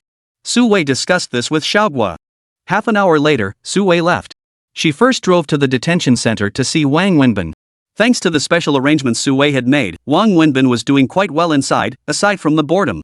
Of course, he wasn't idle either. With nothing to occupy him and no need to be stuck in the shop all day, he had the peace of mind to think deeply about many issues. Most importantly, he had seriously and calmly considered the entire situation of the shop. Su Wei and Wang Wenbin conversed again through the glass partition. Su Wei mainly recounted the previous day's events at the shop. She didn't elaborate much on her own actions, but Wang Wenbin understood how hard she worked for this place. He knew all too well the daily demands of running the shop. Deep gratitude and warmth filled his heart. Chapter 222, Jealousy. Visiting hours were always limited, and soon Wang Wenbin was taken away again. After visiting Wang Wenbin, Su Wei headed to the hotel for a business dinner. She had some drinks during lunch with the very official she'd been trying to meet these past few days. After the dinner and socializing, she rushed straight back to the office. She worked until closing time, then headed home. She hadn't spent much time at home these past few days, let alone had time to spend with her daughter, Annie. Su Wei stayed home for a few hours, leaving only after the child was bathed and asleep. Just as she was about to drive off, Pang Mengjia came running out and asked, "Sis, you're going out so late?" "Oh, yes. I have something to attend to and need to step out." "Sis, you've been so busy these past few days. You're never at the office or home. You didn't come back the night before last, and last night you didn't get back until the wee hours. Sis, did something happen?" Pang Mengjia was genuinely worried. "No, don't worry. Just a friend had to rush back to his hometown for an emergency. He asked me to handle his business for a bit. It won't take long, just these next couple of days." Su Wei explained. She didn't know why she lied to Pang Mengjia instead of telling her the truth. Perhaps deep down, she already believed there was something between her and Wang Wenbin, so she wanted to keep it hidden from Pang Mengjia to avoid any misunderstandings. "Oh, I see. Do you need any help? Maybe I should go with you. I'm uneasy about you going out alone this late at night." "No, stay home with Annie.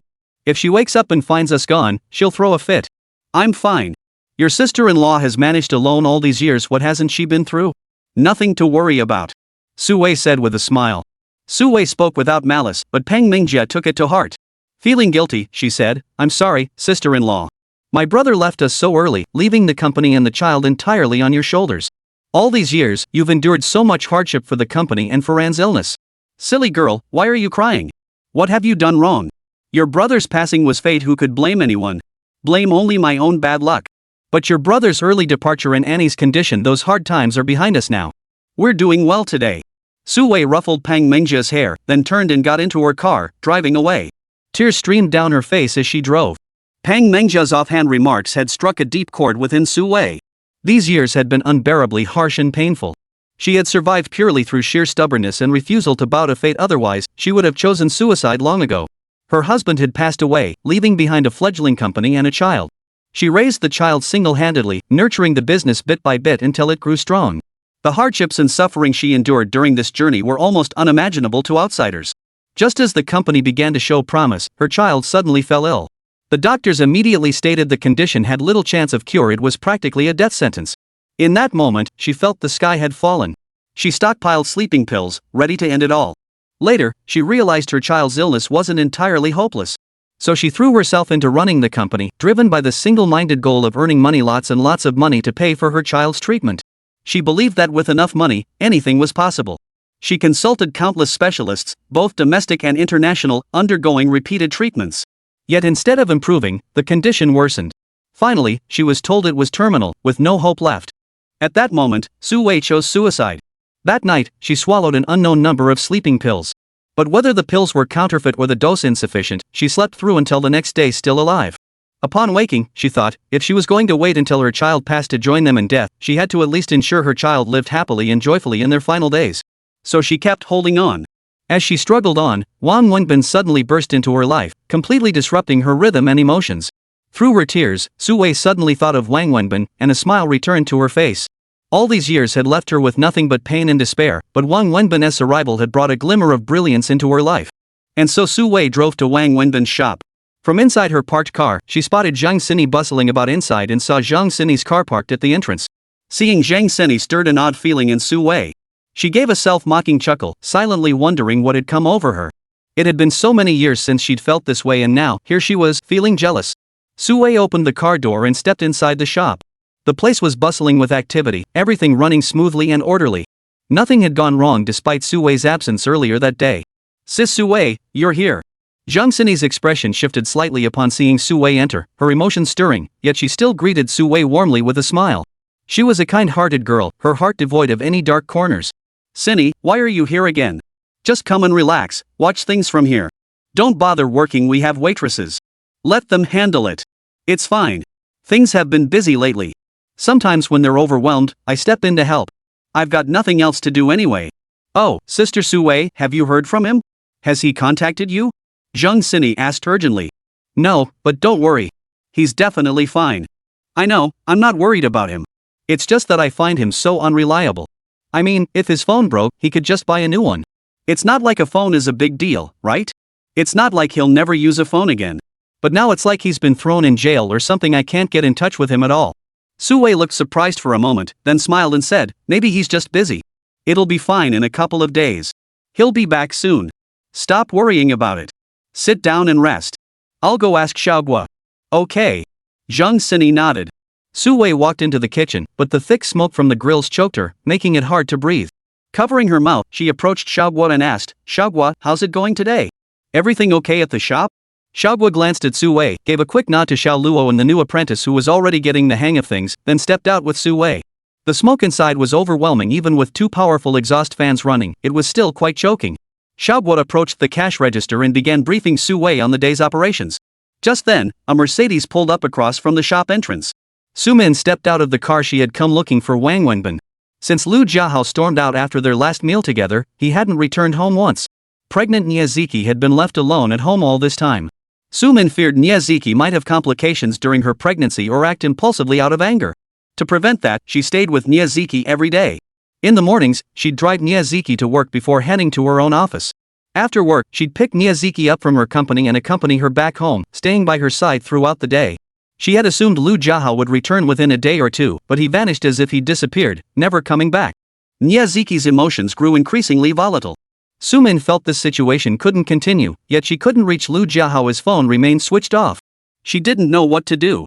She kept calling Wang Wenbin, but his phone was also turned off.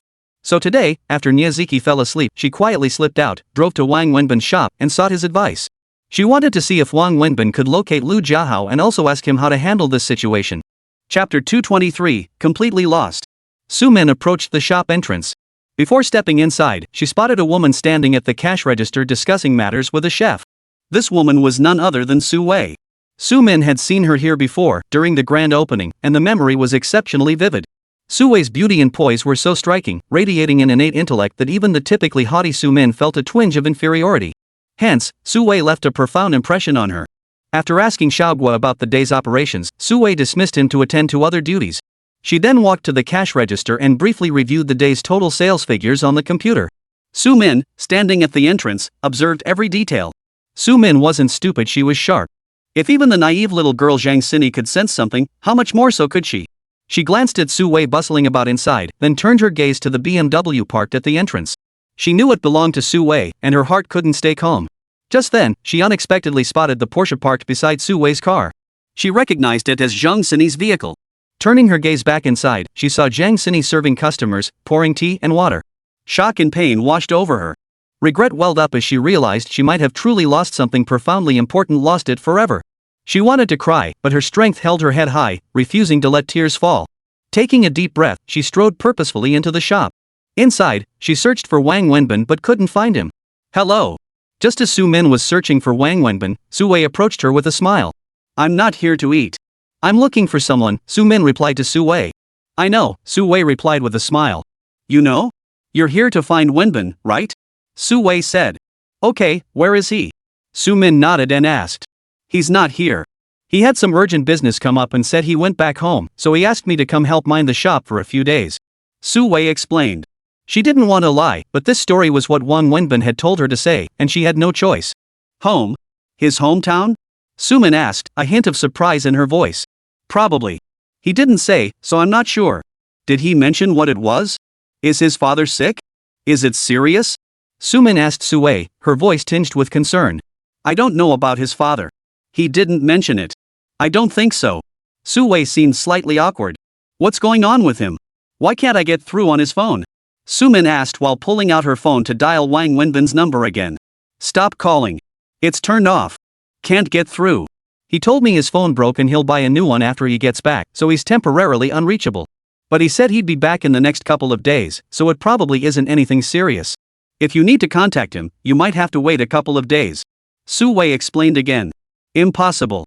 Something serious must have happened back home. Otherwise, he wouldn't have gone back. His father disowned him. Going back means getting beaten. He wouldn't dare return unless something really bad happened. Su Min said anxiously as she dialed Wang Wenbin's number again. You know all this? Su Wei asked, surprised. She hadn't expected Su Min to be aware of these details. Su Min was dialing the number when Su Wei's words suddenly calmed her. She looked up at Su Wei and after a few seconds asked, You know all this? The same words, almost the same tone, yet each carried a different meaning. Su Wei froze, realizing she might have let something slip. I know a little. Su Wei didn't deny it. He told you? Su Min asked, her tone sharp. Yes, I suppose so. Su Wei replied, still smiling. Su Min stared at Su Wei, her eyes flickering with complex emotions. Then, with a self-mocking cold laugh, she nodded and said, He really is kind, tells you everything. Don't misunderstand him. You know his personality better than I do. After all these years together, you must understand him. He's absolutely not the type to pour out his innermost thoughts and share them with others, especially his pain.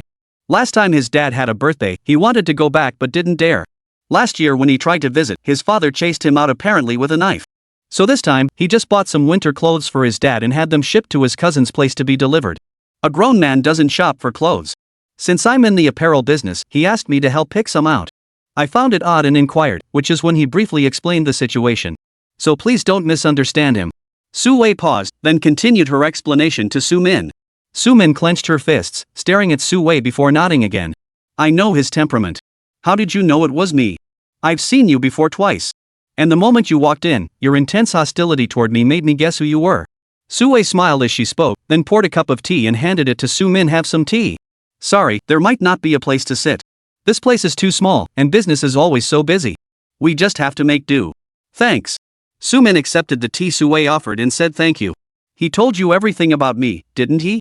Su Min asked again. He mentioned a little bit, just the facts. But he never said a single bad word about you. Not one. Su Min fell silent after hearing this. She knew Wang Wenbin's character better than anyone. What's your relationship with him? Su Min looked at Su Wei and asked again. Friends, Su Wei replied after a pause. Su Min stared at Su Wei, as if trying to read something from her face. Finally, she nodded and said to Su Wei, when he gets back, please tell him I need to talk to him about Lu Jiahao and Miyazaki. Have him call me. Thank you. All right. Barring any surprises, he should be back the day after tomorrow. You can come find him then. Su Wei nodded. No need. Just have him call me. I'll head out now. Goodbye. Goodbye. Su Wei nodded. Su Min turned and walked straight out of Wang Wenbin's shop, got into her car, and drove away. Sitting in the car, Su Min felt like crying but held it back. Though no one saw her, she told herself to stay strong. She sensed she had lost completely. A woman's intuition was a mysterious thing, you might call it blind guesswork, yet most of the time, it proved remarkably accurate. As soon as Su Min left, Zheng Sini approached Su Wei. Sis Su Wei, who was that just now? She looked a lot like Sis Su Min? Yeah, that was her. Ha? It really was Sister Su Min? Yes, she came to see Wenbin. Su Wei replied with a smile before returning to her work. Zheng Sini glanced outside the shop, then back at Su Wei inside, pouting slightly with a hint of hurt. Though kind and innocent, she wasn't stupid. Chapter 224, Thank you. Wang Wenbin remained seated on the bed, lost in thought, completely unaware of the intense confrontations unfolding outside these past few days. These days inside were the most peaceful of his entire life. Here, he thought about many things, so many things. That day, as Wang Wenbin leaned against the iron bed frame lost in thought again, a police officer entered and said to him, "Pack your things. Come with me." "Ha? Oh, okay." Though clueless about the situation, Wang Wenbin swiftly gathered his belongings and followed the officer out. Truthfully, he had little to pack, just a change of clothes and toiletries sent by Su Wei. "Sign here, and then you can leave," the officer told Wang Wenbin. "Out? Already?" Wang Wenbin was taken aback. They'd clearly said 2 weeks, and now it hadn't even been 5 days total. "What? You want to stay a few more days?" No. Wang Wenbin shook his head hastily, signed the form, picked up his belongings, and walked out the door himself. Stepping out of the office into the lobby, Wang Wenbin immediately spotted Su Wei waiting for him. Wang Wenbin stood there looking at Su Wei, and Su Wei stood there looking at Wang Wenbin. Their eyes met, silently communicating. Su Wei smiled as she approached him, gently brushing his cheek. "You've lost weight," she remarked. "And your beard's grown so long you'll need to shave properly when you get back." Overwhelmed with emotion, Wang Wenbin finally reached out and took Su Wei's hand. "Thank you," he said. "What are you thanking me for?" "For everything. I understand it all in my heart," Wang Wenbin said with deep emotion. "If you understand, then don't say it. Remember this, don't thank me anymore. Got it? Alright, I won't say it again." Wang Wenbin understood the meaning behind Su Wei's words. "Let's go back," Su Wei said to Wang Wenbin. "Alright." Wang Wenbin nodded, holding Su Wei's hand as they walked out. They got into the car, with Su Wei behind the wheel. "Where are we going?" Wang Wenbin asked Su Wei, as the direction she was driving wasn't toward his home or his shop. "Home," Su Wei replied with a smile. "Home? Can we get home this way?" "This isn't the direction." "This is the direction," Su Wei replied, still smiling, teasing him. "Su Wei, what are you up to?" Wang Wenbin frowned, asking. He didn't know when it had happened, but he'd grown accustomed to calling Su Wei by her first name, and she'd long since gotten used to him doing so. "You'll see when we get there." Su Wei kept her mystery intact and continued driving. Since Su Wei insisted on being mysterious, Wang Wenbin gave up asking and let her drive. Su Wei drove to a place Wang Wenbin had never been before, then entered a residential complex and pulled into an underground parking garage. "Where is this?" Wang Wenbin finally couldn't help but ask. "You'll see when we get there." Su Wei smiled mysteriously at Wang Wenbin as she got out of the car, then entered the elevator. Wang Wenbin had no choice but to follow her inside. The elevator stopped on the 15th floor. Wang Wenbin and Su Wei stepped out together. Su Wei approached a door, unlocked it with a key, and entered first. Wang Wenbin followed her inside. Once inside, he looked around. There was no one else in the room. "What's this about?" Wang Wenbin asked, puzzled. "Take a look. What do you think?" Su Wei asked Wang Wenbin as she walked around the living room. Wang Wenbin carefully surveyed the apartment. Visually, it was about 90 square meters, with 2 bedrooms and 2 living rooms. It didn't look new, but it had everything it needed. The decor was quite nice, and everything was well equipped. "Whose place is this?" Wang Wenbin continued to ask. "Mine." Su Wei replied. "Yours?" "Yes, it's mine. A few years back, when property prices weren't too high yet, I gradually bought several apartments. They're all for rental purposes, though renting isn't my main goal. I bought these properties anticipating that Shanghai's housing market would keep rising. More importantly, I bought them to secure a backup plan for myself. Business carries significant risks. The bigger you grow, the greater the risk. No one knows what tomorrow will bring. These properties are my safety net for myself and for Manhwa. The other units are under long-term leases that haven't expired yet. This one ended last month, and I chose not to renew. I had it refurbished and rearranged, and bought some things you might need. Take a look. Are you satisfied? I've prepared all the daily necessities for you." Su Wei smiled at Wang Wenbin. "Su Wei, don't say no to me, and don't thank me either. I rent this place out to others for 3,000 a month. Given our relationship, a 30% discount isn't unreasonable, right? Just pay me 2,000 a month in rent. Whenever you decide to move out, you can settle the rent in one lump sum. Wenbin, be kind to yourself. Don't torment yourself like this. That place really isn't fit for living." Wang Wenbin stared blankly at Su Wei. He knew that her mention of rent was merely to preserve his pride. Deeply moved, he opened his mouth to say thank you but held back, finally nodding instead. "Here's the key. Take it. The first thing you need to do is take a shower. After that, take off the clothes you're wearing and throw away everything in this bag." Su Wei snatched the bag from Wang Wenbin's hands, opened it, and dumped its contents on the floor by the door. "Why throw them away? Those are the new ones you bought me last time. I only wore them for 2 days. Even though it's just a detention center, you've been inside. According to custom, you can't keep these things. You need to wash away the bad luck. Go take a shower now and wash off that misfortune. Whether it's superstition or not, it can't hurt to believe. Su Wei spoke while pulling out a pair of slippers and handing them to Wang Wenbin. Shower? Here? But I've prepared all your daily necessities. I moved everything useful from your old place over here. There wasn't much anyway, just a few sets of clothes. I had your landlord dispose of the rest. I hung your clothes in the bedroom closet and bought you 2 sets of pajamas and underwear. Towels are in the bathroom. Su Wei explained each item to Wang Wenbin. Wang Wenbin's mouth fell open. After a long moment, he asked, how did you get in? I found your landlord and told him you were staying with a friend, that you'd gone back to your hometown and wouldn't be renting here anymore. I went over to help you pack up. I paid him an extra month's rent, and he was very happy to let me in. Oh, I forgot to mention I got back the phone and wallet you took from the police station. They're in your bedroom. You'll need to get a new phone, though. Is the phone broken? No, but I told Zhang Sining and Su Min you had to rush back home for an emergency and your phone just happened to break. So you need a new phone to keep the story going. The new phone is on your bedroom desk. Su Wei continued. Chapter 225, The Rogue. Su Wei walked straight into the master bedroom as she spoke. Wang Wenbin, his emotions in turmoil, watched Su Wei and followed her inside. Su Wei opened the wardrobe, pulling out clothes one by one and placing them on the bed. These are underwear, these are pajamas, all brand new. Hurry up and take a shower to wash away your bad luck. Watching Su Wei, Wang Wenbin felt as though he were seeing a gentle, devoted wife. After all these years, his heart, long accustomed to wandering and solitude, was warmed once more. The towel is on the rack in the bathroom, along with shampoo and body wash, Su Wei said as she prepared his clothes. Just as she spoke, Su Wei suddenly felt someone embrace her from behind, holding her tightly. Her body stiffened momentarily, but she didn't resist. Rogue, hurry up and take a shower, Su Wei said softly, gently patting Wang Wenbin's arms wrapped around her. The word rogue was usually an insult, but sometimes it became an aphrodisiac like now. I doubt any man could resist it. Wang Wenbin, a man brimming with youthful vigor, now faced Su Wei, a woman of breathtaking beauty. Sis, I want you. Wang Wenbin, his heart already burning with desire, clutched Su Wei tightly and trembled as he spoke.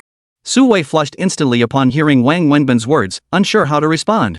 Wang Wenbin gave her no time to think, immediately kissing her earlobe from behind. Su Wei, who had clung to a sliver of rationality, instantly lost all control when his lips met hers. Moments later, Wang Wenbin swept her up from behind and rolled onto the bed.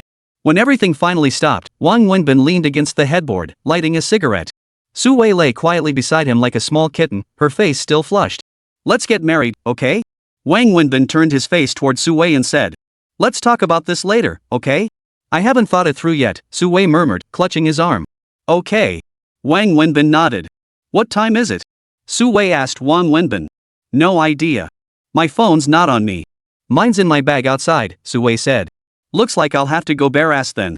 Wang Wenbin chuckled, peeling back the covers and stepping out of bed naked.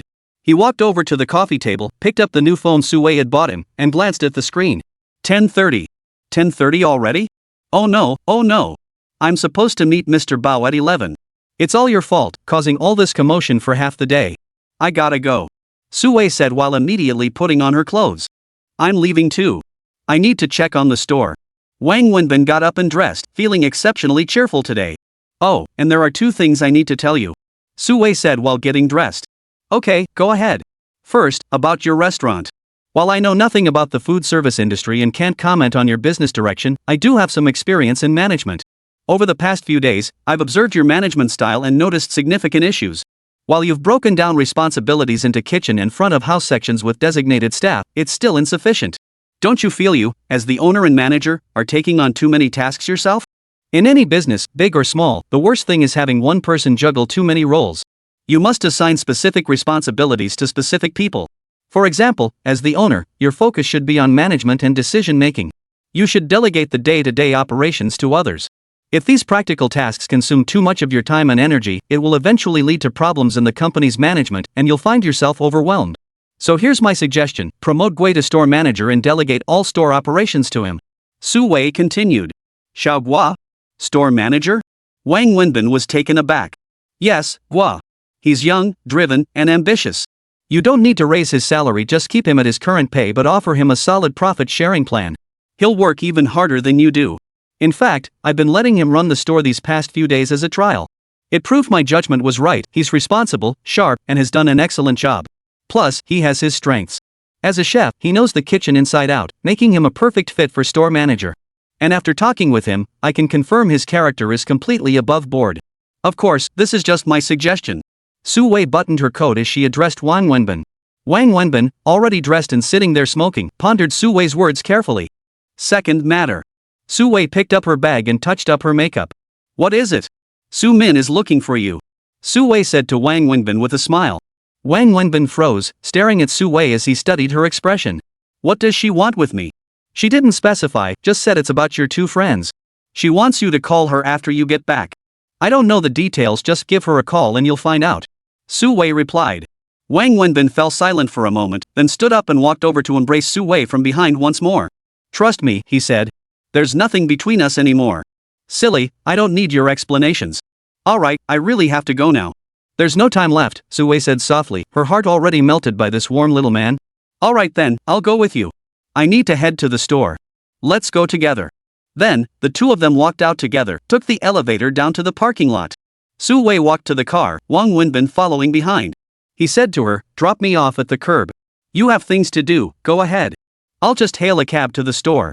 Just drive yourself, Su Wei said. Me? Then how will you get out? I'll take my car, you take yours, Su Wei replied. What do you mean? Wang Wenbin froze again. Here are the keys. The car's over there. Su Wei pulled a set of keys from her bag and placed them in front of Wang Wenbin, then pointed to a minivan parked nearby. I don't want it. Wang Wenbin suddenly understood what was happening and shook his head firmly in refusal. Whether you want it or not, I've already bought the car and transferred the title to you through connections. You can't refuse it even if you wanted to. It's not expensive, just a used van, with the license plate included. I bought this van for you for several reasons. First, where we're staying now is quite far from your shop.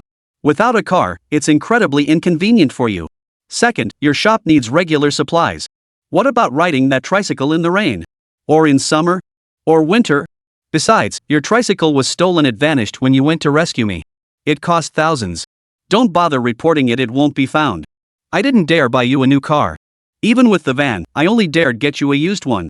I know your personality, if I'd bought you a new car, you definitely wouldn't have accepted it. Wenbin, don't say you don't want it. Money isn't important, you don't value it, and neither do I. Whether it's a car or a house, see it as my way of caring for you. Don't associate it with money. Wenbin, I see you as my man, and I won't let you treat yourself this way. How can I feel good knowing I drive luxury cars and live in villas while you endure wind and rain in a tenement? You promised me no and no thank you. Alright, I'm running late. Gotta go. Drive carefully. Su Wei opened the car door, slid in, started the engine, and drove off, leaving Wang Wenbin alone in the disarray. Chapter 226, The Pretty Boy. Wang Wenbin stood there blankly, watching Su Wei's car disappear into the distance. His heart was a jumble of emotions: warmth, sweetness, bitterness, and resentment. He glanced at the plain-looking van key in his hand, waited briefly, then finally walked over to the van. He unlocked the door with the key and climbed inside. Though it was just a van, it was clearly still quite new. Wang Wenbin glanced at the odometer. It had only clocked a little over 20,000 kilometers. For a van, that meant it was practically brand new. Sitting in the van, Wang Wenbin felt a pang of unease. Though it wasn't a luxury car, it still made him feel a bit like a kept man. He knew Su Wei meant well, but he struggled to convince himself to accept it openly. He clenched his fist, silently resolving within himself. Then he started the engine and drove straight to the barbecue restaurant. He pulled up outside the shop and immediately spotted the familiar Porsche parked at the entrance. Through the window, he saw Zhang Xini bustling about inside. Wang Wenbin immediately got out of the van and walked straight into the shop. Without a word, he grabbed Zhang Xini, who was busy at the cash register, and pulled her outside. Ah! Wenbin, you're back. What are you doing? Zhang Xini was startled, then surprised, before Wang Wenbin yanked her straight out of the shop. You're hurting me. Zhang Xini finally snapped, shaking off Wang Wenbin's hand. Zhang Xini, what did I tell you before? I said you shouldn't keep coming to the shop, shouldn't keep running here to help me. Didn't I say that? Doesn't the shop have staff? What are you doing here? Don't you know your place? Is this work you should be doing? Wang Wenbin was genuinely angry. Why can't I do it? Why can't I be here? Why can Sister Su Wei be in this shop but I can't? Why can you ask Sister Su Wei to help watch the shop but I can't even come? Why can you tell Sister Su Wei when you need to go back but not me? I can't reach you by phone, I can't find you. Why are you so good to Sister Su Wei but treat me like this? Zhang Xini suddenly burst into tears, shouting at Wang Wenbin. Wang Wenbin was stunned. He actually snapped at Zhang Xini out of concern for her, but he never expected the usually timid and delicate Zhang Xini to suddenly unleash her inner fury. This left Wang Wenbin completely dumbfounded. Why? Why are you being so mean to me the moment you get back? Zhang Sini wept uncontrollably. Stop crying. I wasn't being mean to you. When was I being mean? Wang Wenbin was flustered by her tears. You are being mean to me. You were mean to me just now. You were mean to me the moment you walked in. You're not being nice to me at all. Wang Wenbin, do you know how much I missed you and worried about you? I called you, but your phone was off. I couldn't find you anywhere. All I could do was wait here every day for you to come back. You weren't at the shop, and I was afraid no one would manage things or get work done. So I stayed here to help. But you snapped at me, saying I shouldn't be here. Tell me, where was I supposed to go? Why did you treat me like this? Zhang Sini grew more and more aggrieved as she spoke, her tears flowing ever more fiercely. Hearing Zhang Sini's words, Wang Wenbin's heart melted. He felt terribly guilty, realizing he'd been too harsh with her just now. By now, the shop staff were all peeking out to watch, and passers-by kept stopping to stare. Wang Wenbin felt utterly embarrassed. Stop crying, sweetheart. I was wrong, okay? Stop crying, I apologize, alright? Wang Wenbin fumbled around, finding no tissues, and simply used his hands to wipe the tears from Zhang Sini's face. You're bullying me. You're bullying me. Zhang Sini felt utterly wronged. As she spoke, she threw herself into Wang Wenbin's arms and burst into tears. Caught off guard by Zhang Sini's sudden embrace, Wang Wenbin was momentarily flustered. But seeing her crying like a helpless little kitten, his heart ached unbearably. Instead of pushing her away, he patted her back soothingly. There. Stop crying. I was wrong. I'll never be so harsh with you again. Is that better? You must never let me lose track of you again. You must answer my calls. Okay, I won't again. Stop crying, please. Look, everyone's watching. Stop crying already. See? They're all laughing at us. Wang Wenbin felt his face flush crimson as he caught the frequent sideways glances from passers-by on the street. Zhang Sini lifted her head from Wang Wenbin's embrace. Seeing the people on the street stealing glances at them, she blushed shyly too. She turned away awkwardly, secretly wiping her tears. How about this? I'll treat you to bubble tea. Let's go to the shop across the street. It'll be my way of apologizing for what just happened, okay? Wang Wenbin kept coaxing Zhang Sini. I won't forgive you. Don't think you can get rid of me with just a cup of milk tea, Zhang Sini pouted. Fine, how about a big meal too? How about that?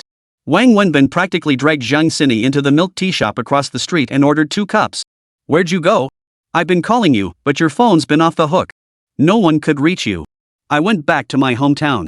There was an urgent family matter, so I had to return. On the way back, my phone broke, so I couldn't contact anyone. See, I just got back today and got a new phone. Wang Wenbin pulled out his new phone to explain to Zhang Sini. The two of them, each holding a cup of milk tea, walked back to the shop. What happened back home? Was it something serious? Zhang Sini asked with concern. Nothing major, just a minor issue. It's already taken care of. My being back here proves its resolve. Don't worry about it. Wang Wenbin gave a dismissive reply. As they reached the shop entrance, he turned to Zhang Sini and said, Zhang Sini, I swear I'm not yelling at you, and it's not that I dislike seeing you in this shop. I've explained the reasoning to you many times before. You've seen it yourself. Even though this street's gotten much safer, it's still a bustling place with all kinds of people. Sure, most folks are good, but no one can guarantee there aren't bad ones. You should remember what happened here before. So, you need to stay safe, don't wander off, especially at night.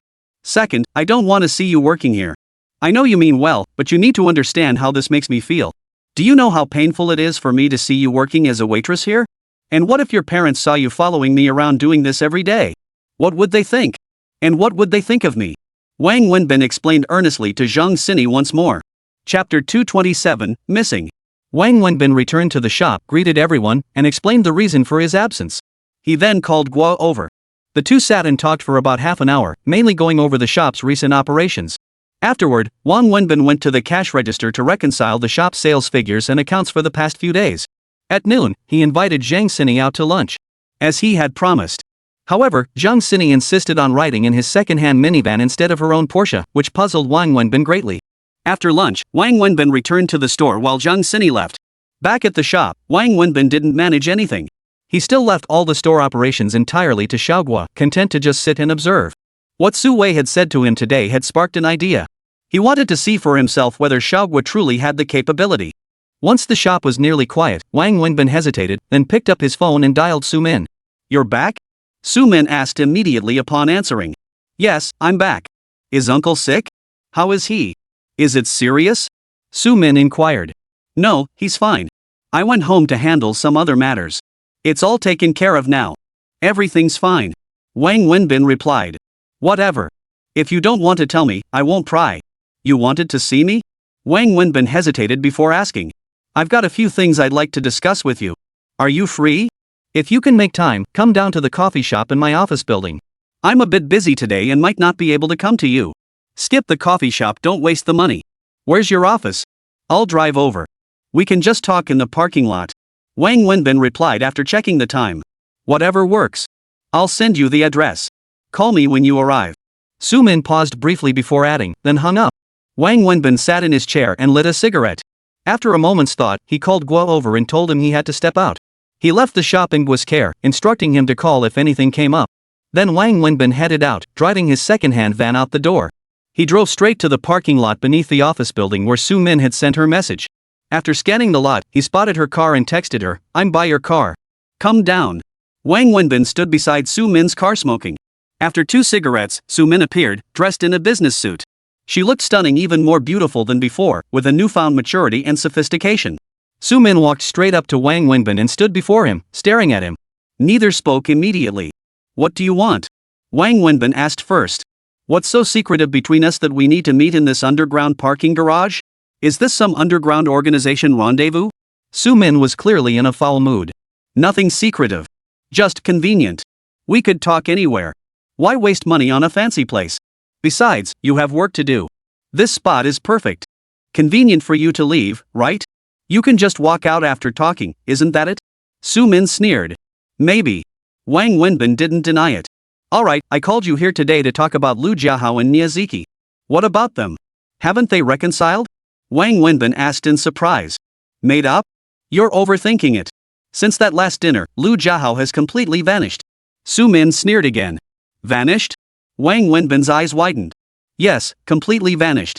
After that dinner, Lu Jiahao disappeared as if he'd evaporated from the face of the earth. He hasn't been home, and his phone has been turned off the entire time. At first, I thought he'd just stormed out for a day or two. Worried something might happen to Ziki while she's pregnant, I've been staying with her these past few days. I'm living and eating at her place now. Every morning, I drive her to work before going to my own job. After work, I pick her up from her office and we head home together. I sleep and eat at their place. A day or two was manageable, but Lu Jiahao seemed to have vanished completely.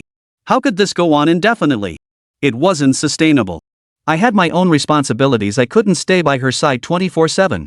Moreover, Lu Jiahao's complete disappearance has sent Ziki's emotions spiraling. Pregnancy already makes her moods volatile, and her body is starting to feel uncomfortable. Add Lu Jiahao's disappearance to the mix, and right now, Ziki is capable of doing anything. She often sneaks away alone to cry. We absolutely must find a solution to this. Otherwise, it's not just that I can't handle it, the crucial thing is that Ziki can't handle it anymore. I can't find Lu Jiahao, so I have no choice but to turn to you. I need to discuss how to resolve this situation and see if you can locate Lu Jiahao. Su-min explained in detail. Wang Wenbin felt a surge of anger welling up inside him upon hearing this. He immediately pulled his phone from his pocket, ready to dial Lu Jiahao's number. Don't bother calling. I've tried countless times already. His phone is turned off, Su-min said. Wang Wenbin refused to believe it. He dialed anyway, and the moment he did, the familiar message came through. The number you have dialed is turned off. Damn it, you can count on me to track him down. That little bastard is pushing it too far, Wang Wenbin gritted his teeth. But now the real question is how to handle this? Ziki has wanted to abort the baby many times, but I stopped her. I've been comforting her and talking her through it every day. Now I'm the one hesitating, should we really keep this child? Given Lu Jiahao's current state, do you think he and Ziki can even be together properly? Even if they stay together now, can he be a good husband and father later? I can already foresee the miserable life this family will face after the child is born. If Lu Jiahao truly remains this way, I think it would be better to terminate the pregnancy. Su-min stated. Wang Wenbin frowned, sat directly on the hood of Su-min's car, leaned back, lit a cigarette, and smoked without speaking. I don't know what's gotten into that bastard lately. How did he turn into such a jerk? But I still believe he's not really like this. You've known him all these years, you know what kind of person he is. He's not this kind of jerk. Besides, you've seen the bond between him and Ziki all these years. They have deep feelings for each other. He's always been good to her. I still believe he's just temporarily lost, acting this way because he's been shaken. Give him some time to clear his head, and he'll figure it out. Wang Wenbin said, puffing on his cigarette. Chapter 228, Do you love her? There's another thing. If they abort the baby, there's truly no hope left for them. How many years have they been together? We've witnessed their journey all these years. They genuinely care for each other. After dating for so long, it would be such a waste to just let it end like this. Don't you agree? Besides, getting rid of the baby? Honestly, it feels like murder to me. It's inhumane. I think we should keep trying to talk them out of it. Give them some time. Wang Wenbin spoke slowly. Yes, you're right. I think the same way.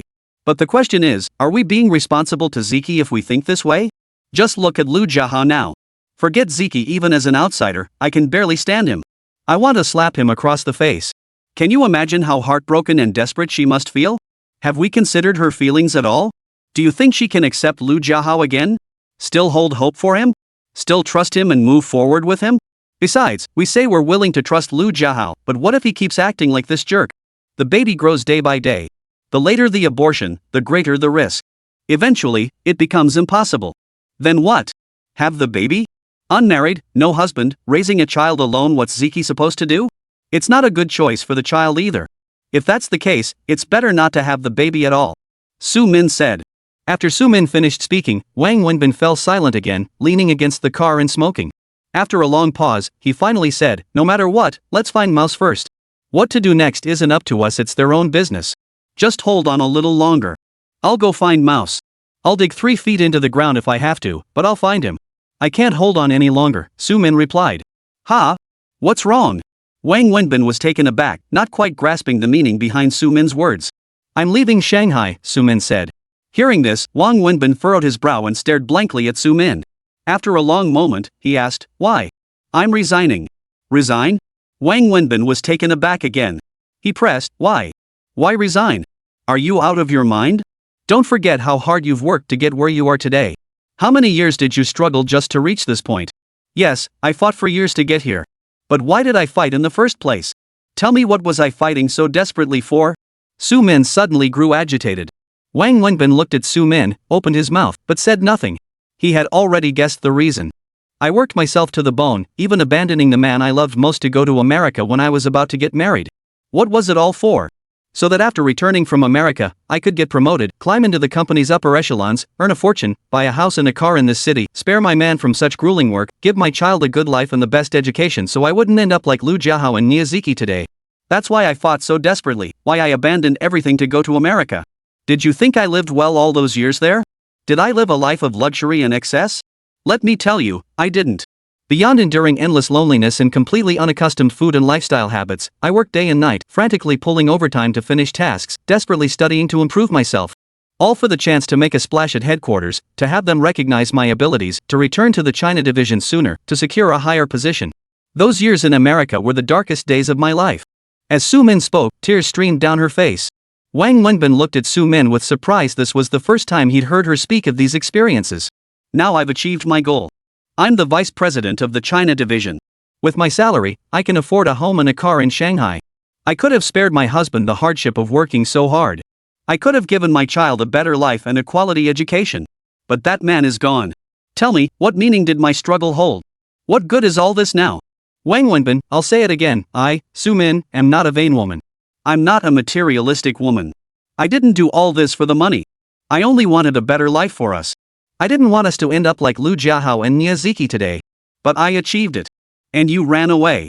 Ran into someone else's arms. Su Min stared blankly at Wang Wenbin as she spoke, tears streaming down her face. Wang Wenbin remained leaning against Su Min's car, smoking silently, not uttering a word. After speaking, Su Min stared at Wang Wenbin for a very long time. She then forced herself to stop the tears from falling and asked him, "Are you with that woman named Sue?" Hearing her question, Wang Wenbin lifted his head to look at her, puffing on his cigarette. After a long pause, he nodded. Yes. Su Min smiled, truly smiled, then nodded. Just as I suspected. Seems my decision was right. Rest assured, I'll leave soon.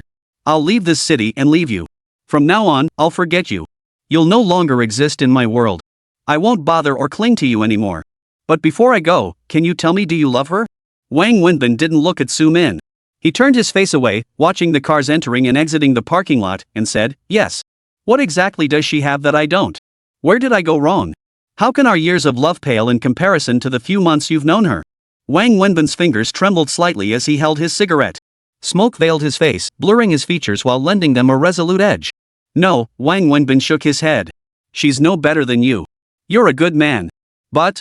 Su Min demanded coldly. Say the but. Some things, right or wrong, are over and done with.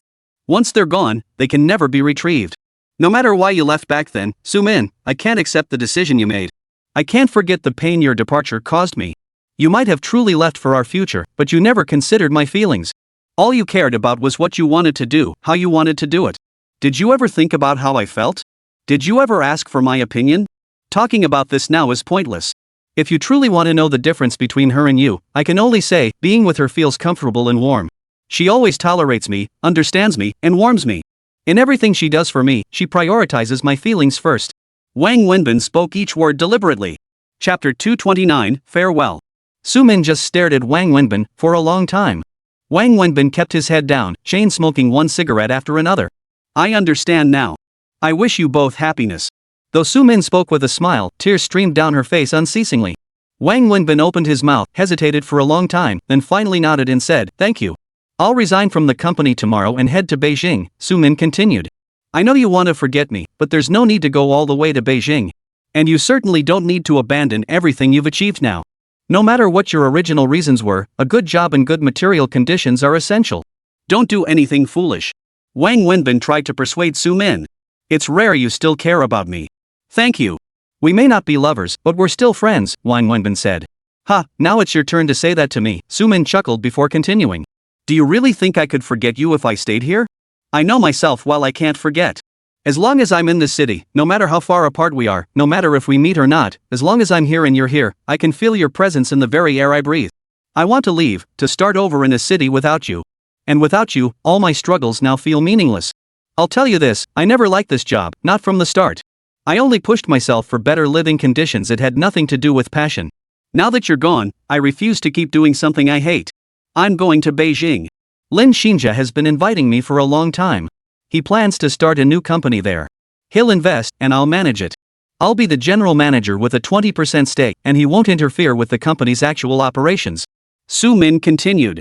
Wang Wenbin muttered under his breath when he heard the name Lin Xinjia. I know what you're thinking. Yes, I know what he's thinking too. He's been pursuing me constantly, lately. I've been refusing him, but now. I don't want to refuse anymore. I'm not ready to accept, but I've decided to stop rejecting. At least I need to try to see if I still have the capacity to accept another man, if I still possess the passion to love someone anew. Some say the best way to forget someone is to start a new relationship. I want to try that. I want to forget you as quickly and completely as possible. Because this is too painful. These past 3 years in America, and the last 6 months back home, I've lived every day in hell. And now, I don't want to live like this anymore. Hearing Su Min's words, Wang Wenbin felt a pang of unease in his heart. In the end, he simply nodded without saying a word. Of course, I can't rule out that his invitation to be his partner might have ulterior motives, but it's more likely driven by business interests. As a businessman, no one would tie their personal gains too tightly to their emotions. I'm a capable business manager, I'm confident in that. Even if he hadn't invited me, I could easily find an excellent job in Beijing or anywhere else. But more than that, I want to start my own venture, to build something entirely my own. Without love, I want a career I truly love. This trip to Beijing, this new company, he's merely an investor, while I'm the actual manager. He has no right to interfere in company management. Our relationship is purely business, a partnership. I owe him nothing, and he owes me nothing. Su Min spoke, though she herself didn't know why she was still explaining all this to Wang Wenbin at this point. After finishing, Su Min probably felt it was particularly foolish to still be explaining all this to Wang Wenbin at this point. She gave a self-deprecating cold laugh and looked at Wang Wenbin, saying, Wang Wenbin, I'm leaving tomorrow. Why the rush? I can't bear to stay here another moment, thinking of you and that other woman together. My heart. Never mind. I've made my decision. Starting today, we'll never see each other again. From now on, we'll stay out of each other's lives. Just like you said last time, parting ways brings mutual peace. We part ways now, never to meet again. After uttering these words, Su Min suddenly broke down, sobbing uncontrollably. Wang Wenbin smoked a cigarette, his heart heavy and aching. Watching Su Min's breakdown, he felt utterly helpless. At that moment, he sensed that anything he said or did would be inappropriate. So he simply watched her cry, leaning against the car and smoking. Just then, Wang Wenbin suddenly heard the sound of running footsteps nearby. He turned his head to look, catching a glimpse of a figure sprinting toward him. Instantly, he felt a heavy punch land squarely on his face, knocking him flat onto the car's hood. Stunned by the blow, Wang Wenbin only saw his attacker Lin Xinjia as he fell. Lin Xinjia didn't stop. He pinned Wang Wenbin down and kept punching him. Wang Wenbin hugged his arms around his head, taking the blows. What are you doing? Stop it. Are you out of your mind? Stop it, do you hear me? Su-min finally snapped out of it, grabbing Lin Xinjia's arm and screaming. Su-min, don't be afraid of him. Today, I'll beat this scumbag to death for you, Lin Xinjia declared to Su-min before pointing directly at Wang Wenbin. I warned you not to bully Su-min again. Did you think I was joking? Today, I'll beat you to death. With that, Lin Xinjia swung his fist toward Wang Wenbin's head. Wang Wenbin blocked it again. Enough, Lin Xinjia. If you don't stop right now, I'm calling the police. Su-min frantically pulled Lin Xinjia off Wang Wenbin and pointed at him, shouting. Su-min, he's been bullying you like this, and you're still defending him? Lin Xinjia was furious and hurt. He had come looking for Su-min, only to arrive and see Wang Wenbin and Su-min here together. Su-min was crying, so he assumed Wang Wenbin was bullying her. That's why he charged over and punched Wang Wenbin. Of course, it was also possible he simply wanted to hit Wang Wenbin and just needed an excuse. That's between him and me. It's none of your business, Su-min said coldly to Lin Xinjia. After speaking, she hurriedly helped Wang Wenbin up and asked, How are you? Does it hurt? Let's go to the hospital. Wang Wenbin shook his head, pushing Su-min away. He wiped the blood from the corner of his mouth and spat a mouthful of blood onto the ground. Despite his desperate attempts to block the blows, he had taken numerous punches to his face and mouth, leaving his lip split and bleeding. After pushing Su-min away, Wang Wenbin fixed Lin Xinjia with a murderous glare and began advancing toward him step by step. Lin Xinjia's eyes flashed with fear as he instinctively took a step back. But remembering Su-min was watching, he forced himself to stand his ground. Pointing at Wang Wenbin, he snapped, What do you want? Haven't you beaten me enough? Chapter 230, I'll take your life. Before Lin Xinjia could finish speaking, a punch landed squarely on his face, a heavy, crushing blow that sent him crashing to the ground. The impact left him reeling, his vision swirling with stars. Before Lin Xinjia could react, a knee slammed into his chest, crushing his wind. Then, a pair of massive hands clamped around his throat. He struggled desperately, but he was no match for Wang Wenbin. Soon, he couldn't breathe at all. His face flushed crimson, and his resistance weakened. Lin Xinjia wasn't as big as Wang Wenbin. Having been pampered since childhood, he was no match for Wang Wenbin, who had been doing physical labor for years. They weren't even in the same weight class. Wenbin. Let go. Quick, let go. He'll die. I beg you, let go. Hurry. Seeing this, Su-min rushed over, grabbing Wang Wenbin's hands that were choking Lin Xinjia and pleading for him to release his hold. Lin Xinjia, don't think I didn't fight back earlier because I'm scared of you. I've been to the police station twice. I'm not afraid of death, so why would I fear you? When it comes to fighting, neither of you is my match. I let you hit me today without retaliating only because you were protecting Su-min. That doesn't mean I'm afraid of you. That punch was a warning. Treat her right from now on. If I ever find out you've wronged her, I'll hunt you down to the ends of the earth. No matter where you run, I'll take your life. I, Wang Wenbin, always keep my word. After speaking, Wang Wenbin released his grip and stood up from Lin Xinjia. As Wang Wenbin stood, Lin Xinjia frantically rubbed his throat, coughing violently. Not a word could escape him. He knew all too well that another moment, and he truly might have died here today. In fact, he had already felt the chill of death just now. After standing up, Wang Wenbin wiped the blood from the corner of his mouth once more and walked toward his van. Wenbin, let me take you to the hospital, Su-min called after him, catching up a few steps. Wang Wenbin paused, shook his head, and continued walking. As he moved forward, he pulled out a cigarette, lit it, and climbed into the van. Then, the van sped away, passing Su-min and Lin Xinjia at breakneck speed without the slightest hesitation. Lin Xinjia was still coughing, while Su-min stood rooted to the spot, tears streaming down her face. Wang Wenbin drove out of the parking lot and kept going, driving on and on. He felt deeply unsettled and miserable. He knew exactly why his heart-ached 8 whole years of affection had vanished like that. Though he and Su-min had technically broken up years ago, that separation had never truly ended. Deep down, perhaps subconsciously, he never really accepted it was over. Today, however, marked a definitive end. Suddenly, he felt an overwhelming sadness, as if a treasured possession he had guarded for years had been snatched away. This anguish defied description, a deep, gnawing pain in his chest. 8 years of connection, whether love or not, vanished like that. No one could feel good about it. Wang Wenbin drove on, the radio playing Wang Feng's Free Like a Dream without him noticing. As he listened, he turned up the van's volume. Only to hear Wang Feng's slightly hoarse voice, distorted by the poor quality speakers, singing amidst static, I want to be free like a dream, strong like the sky.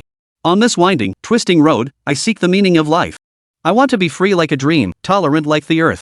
On this arduous, exiled path, I light the flame of life. Listening, Wang Wenbin suddenly began to cry.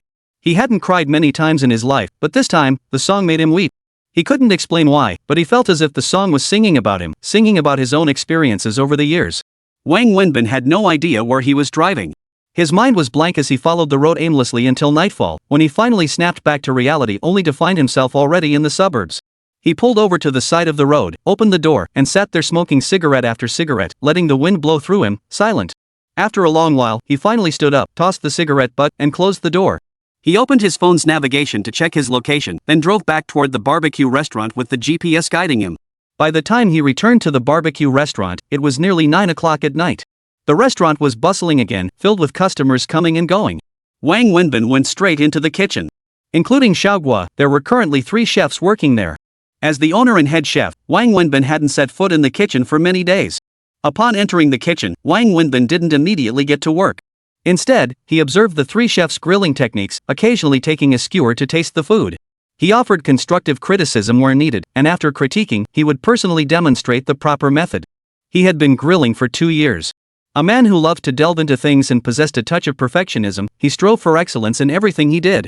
So, during these 2 years of selling barbecue, he had actually been studying the craft how to make each type of grilled item taste its best. He paid attention to even the smallest details, striving to perfect the flavor of every dish until it met his own high standards. That's why Wang Wenbin's barbecue skills were truly exceptional. For any common grilled item, he has his own secret recipe. This is precisely why his barbecue stall was so popular and thriving on that street back then. Wang Wenbin stayed at the barbecue shop until 11 p.m., then called Guo over. He instructed Guo to handle closing duties, including reconciling the day's accounts after closing. He also told Guo to send him the next day's shopping list after finishing the kitchen cleanup. After that, Wang Wenbin left the shop, drove his van home, and returned to his residence. He was seriously considering Su Wei's advice, and this move was his way of testing whether Guo had the capability to effectively manage the shop. Wang Wenbin drove the van straight home the new residence Su Wei had arranged for him. He opened the door, fumbling around for a while before finally using his phone's flashlight to locate and turn on the doorside light. Compared to his previous residence, this place was worlds apart, heaven and earth. Yet living in this mansion, Wang Wenbin couldn't muster any joy. Su Wei's gift of this new home felt like pressure to him. As if the very walls were constantly reminding him of his own inadequacy that even the most basic necessity of shelter required his woman to provide. Chapter 231, Solitude. After turning on the lights, Wang Wenbin walked around the unfamiliar room. He grabbed a set of clothes and headed to the bathroom, standing under the showerhead for a cold shower. The icy water made him grit his teeth, yet it also brought a sharp, invigorating sensation. After his shower, walking through the empty house, Wang Wenbin felt loneliness for the first time. He had always lived alone before, but that was just a small room. This was an entire apartment, many times larger. Moreover, it was quiet here, whereas his old place was bustling even at 3 in the morning.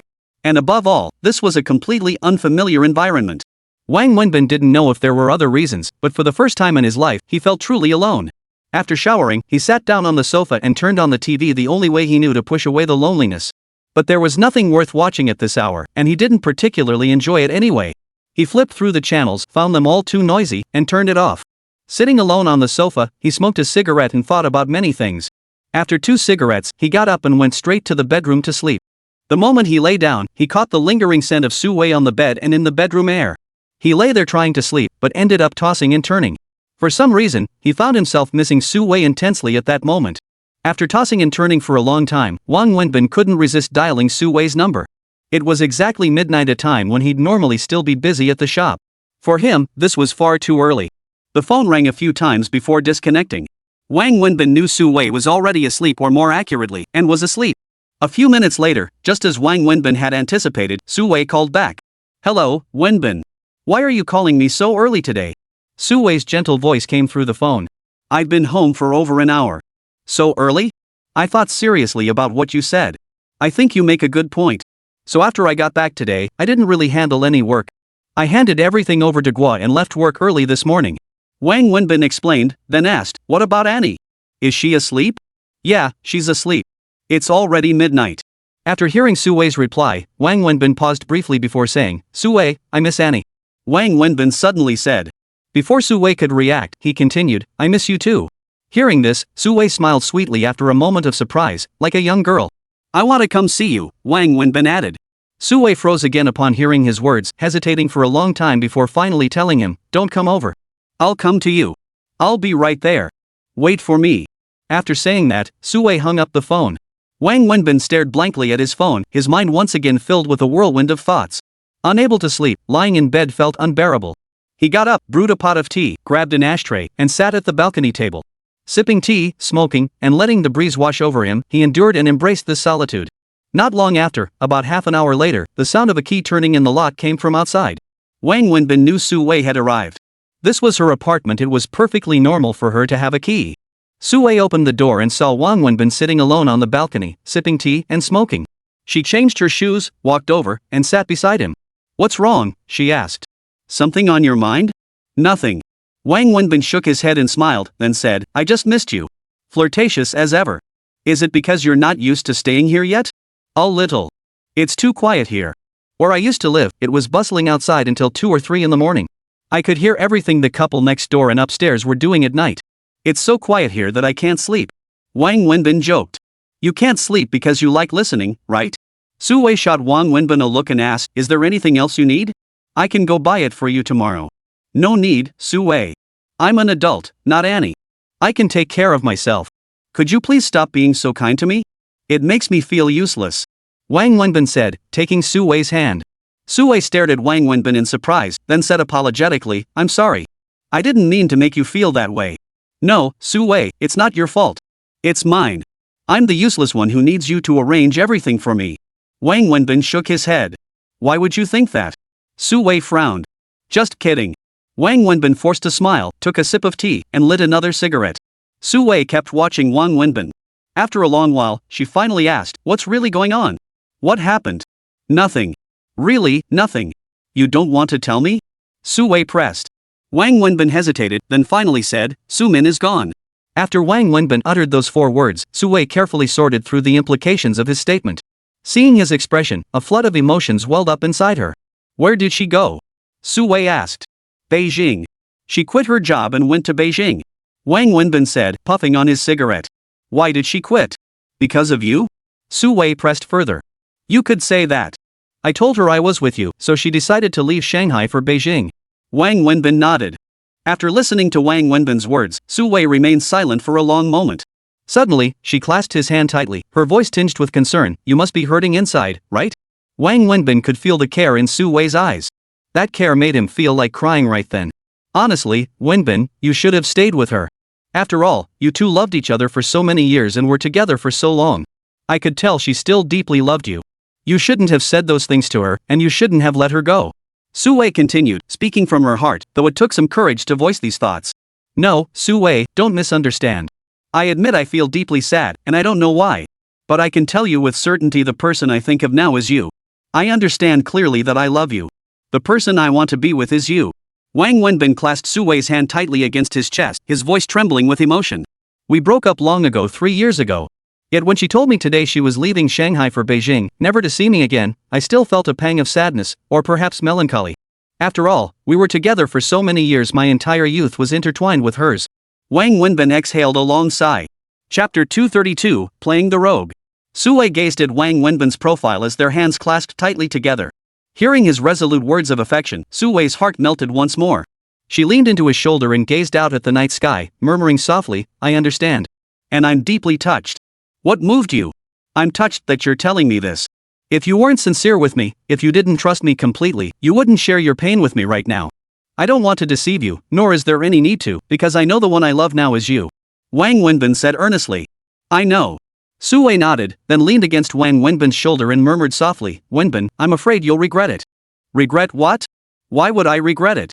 "I'm afraid you'll regret being with me later. Being with you is a blessing I've earned through 3 lifetimes. How could I possibly regret it? I'm several years older than you, and I've been married before I'm a widow with a child," Su Wei said. "Do you look down on me because I'm poor?"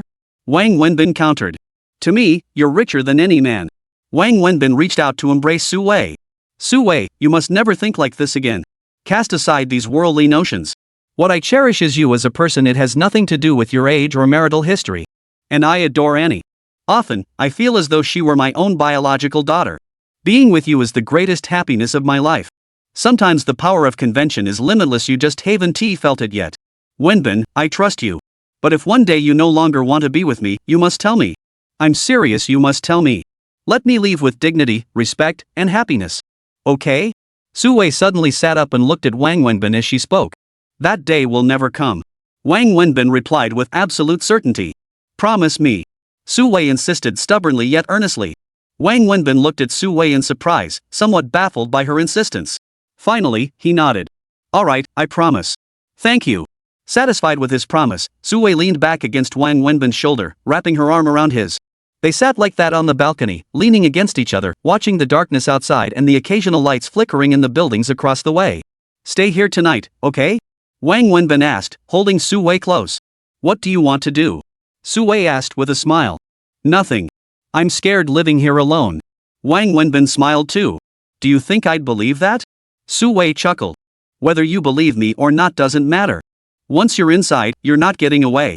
Wang Wenbin said with a smile, then stood up abruptly, scooping Su Wei up in his arms and carrying her toward the bedroom. Is this considered harassment? Su Wei asked, wrapping her arms around Wang Wenbin's neck. No, it's called rape. Wang Wenbin said as he carried Su Wei into the bedroom. The next morning, Wang Wenbin woke up around 5 o'clock, as had become his daily habit. Su Wei, sleeping beside him, was still fast asleep. Gazing at Su Wei beside him, this woman of otherworldly beauty, Wang Wenbin felt a strange illusion, as if he were still dreaming. He rose cautiously, careful not to disturb her, quietly dressed, and slipped out the door. After washing up, he headed out in his van to make purchases. He had delegated most tasks to Xiao Guo, but procurement was non-negotiable. First, it involved too many complexities. Unlike large corporations with established systems, their shop lacked formal procedures. He couldn't fully trust Xiao Guo yet, and procurement touched on critical areas, finances and quality control. Both were vital for a barbecue restaurant, and Wang Wenbin dared not hand this responsibility over. The second reason was simply that Guo couldn't possibly handle it. He'd already entrusted the shop's management to Guo, who was also one of the head chefs. Guo's workday was already extremely long. Adding procurement duties on top of managing the shop would be too much to ask. That's why Wang Wenbin insisted on handling procurement himself. As Wang Wenbin quietly closed the door and stepped out, Su Wei, who had been sleeping with her eyes closed, opened them. Her face lit up with sweetness, but then she stared at the ceiling, lost in thought. Her expression shifted between sweetness and solemnity. Wang Wenbin carried on with his usual routine, making purchases at the market. Naturally, he dealt primarily with regular customers. Having been absent for several days, he spent extra time chatting with them during his shopping trip. The most frequent question from these customers was whether the beautiful woman who had been handling the purchasing recently was his wife. Wang Wenbin would just chuckle awkwardly, offering no reply. Yet, the silly grin on his face was answer enough. Compared to his old electric tricycle that had been stolen, this van was incredibly convenient. Before 8 o'clock, Wang Wenbin finished his shopping, stepped on the gas, and drove straight to the storefront. He opened up shop. Since it was so early, he unloaded the goods from the van by himself. Then he turned on the cash register computer to tally yesterday's sales figures, cross-checking them against the inventory report Xiao Guo had prepared the day before. He confirmed everything was in order. Shortly after, the supplier arrived with the delivery. Wang Wenbin checked the goods against the order, and then Guo Xiao was the first to enter the store. Xiao Guo briefly updated Wang Wenbin on the previous day's operations. Wang Wenbin patted Xiao Guo on the shoulder, acknowledging his work and encouraging him to keep it up. After that, Wang Wenbin left the store and drove the van out the door. He drove directly to an office building's parking lot, parked, took the elevator to the 15th floor, and entered a company. After searching around, Wang Wenbin walked into a large office. Guided by memory, he approached a desk. Seeing a young woman sitting there, he felt puzzled. After scanning the entire office and failing to find the person he was looking for, he finally asked the young woman, "Excuse me, miss, I was wondering if you know where Lu Jiahao's desk is?" "I'm sorry, I'm just an intern who started a few days ago. I don't recognize the person you're referring to." "Maybe you should ask someone else," the young woman replied apologetically. "You're new here? Then do you know where the previous occupant of this desk went?" Wang Wenbin inquired again. "I'm afraid I really don't know. I was assigned this desk right after I started. I genuinely have no idea who was here before." Chapter 233, Reluctance. Wang Wenbin had visited Lu Jiahao's company twice before. He remembered Lu Jiahao working in this very office, at this exact desk. It was a weekday during business hours. Lu Jiahao had to be here. Wang Wenbin wondered if Lu Jiahao had switched departments or offices. Glancing around, he approached a slightly older-looking man and asked, "Excuse me, is Lu Jiahao still working in this office?" "Lu Jiahao? He doesn't work here anymore," the man replied bluntly. "Not working here anymore? That can't be right. I haven't heard that Lu Jiahao switched companies. Would I lie to you? Just last week, he was fired by the manager." "Fired?" Wang Wenbin was utterly shocked. "Yeah, fired." "Why was he fired?" "He didn't show up for work for a whole week straight. The manager couldn't even get a hold of him. When he finally did show up, the manager fired him on the spot. They had a huge argument that day, but it didn't matter. In the end, he just packed his things and left. Wang Wenbin frowned and asked, "Do you know where he is now?" "I have no idea. He hasn't been back since leaving the company and hasn't contacted anyone." "Oh, okay. Thanks." Wang Wenbin nodded apologetically and left the company. Stepping outside, his mood was incredibly complex. His gut told him something was off about this whole situation with Mouse. Walking alone, Wang Wenbin tried calling Lu Jiahao again. The phone was still turned off. Since yesterday, he'd made countless calls, but it remained switched off. Damn it, is that kid really dead or what? Wang Wenbin cursed as he hung up. He thought about where Lu Jiahao might be and spent the entire morning driving around the city searching, but in the end, he hadn't found a single bit of information about Lu Jiahao. By the time he finished searching, Wang Wenbin was boiling with anger. He really couldn't figure out what was going on with Lu Jiahao or what he was trying to do. After some thought, Wang Wenbin finally picked up his phone and called Miyazaki. "Hey, Binzi, what's up? Where are you?" "Where else would I be?" "At work." "Has that rat called you or come home these past couple of days?" Wang Wenbin tentatively asked. "Call? Come home? You think that's possible? He's dead." Miyazaki laughed coldly. Hearing Miyazaki's words, Wang Wenbin's heart sank completely. After a moment's thought, he asked, "Are you free at lunchtime?" "What for? Planning to treat me to lunch?" Miyazaki asked with a laugh. "I'll come over now. Meet me at the restaurant downstairs from your office. Let's grab lunch together," Wang Wenbin said after a moment. "Alright, come over. I'm about to finish work anyway," Miyazaki said before hanging up. After the call, Wang Wenbin drove straight to Miyazaki's company. At the restaurant below Miyazaki's office, Wang Wenbin met her. It had been a while since they last saw each other. The previous time was during that meal. Compared to then, Miyazaki had visibly gained weight and looked much more haggard. Wang Wenbin couldn't tell if it was due to her pregnancy or the situation with Lu Jiahao. "Why are you so late? I've already ordered the food. Whether you like it or not, you'll just have to make do." Miyazaki smiled as she greeted Wang Wenbin. "How could I not like the food you ordered? How are you feeling? No discomfort?" Wang Wenbin asked, sitting across from Miyazaki. "I'm fine, eating well, drinking well, running and jumping just fine." "What nonsense are you spouting? Jumping around? You're pregnant, how could you possibly jump around? Be careful. This isn't something to joke about." "Pregnant? He's just a bastard." Miyazaki glanced at her belly and laughed coldly. "How can you speak like that?" Wang Wenbin frowned. "We don't even know who the father is. What else could it be but a bastard?" Miyazaki said, her eyes clearly welling up with tears as she spoke. Wang Wenbin fell silent. He could imagine the agony in Miyazaki's heart as she uttered those words. "Do you even know where he is?" Wang Wenbin sighed. "How should I know? He could be dead in some woman's womb, or drunk to death, or run over by a car, who knows? It's none of my business. I'll just pretend I never met the guy," Miyazaki said coldly once more. Wang Wenbin knew Miyazaki was speaking out of anger. After a moment, he said, "I've called him many times, but his phone is always off. This morning I went to his company to look for him, but he's no longer there. His colleagues told me he was fired last week for repeated absenteeism." After hearing Wang Wenbin's words, Miyazaki showed little surprise, only a cold laugh. "Someone like that is beyond redemption. Even if he's alive, he's just a useless piece of trash.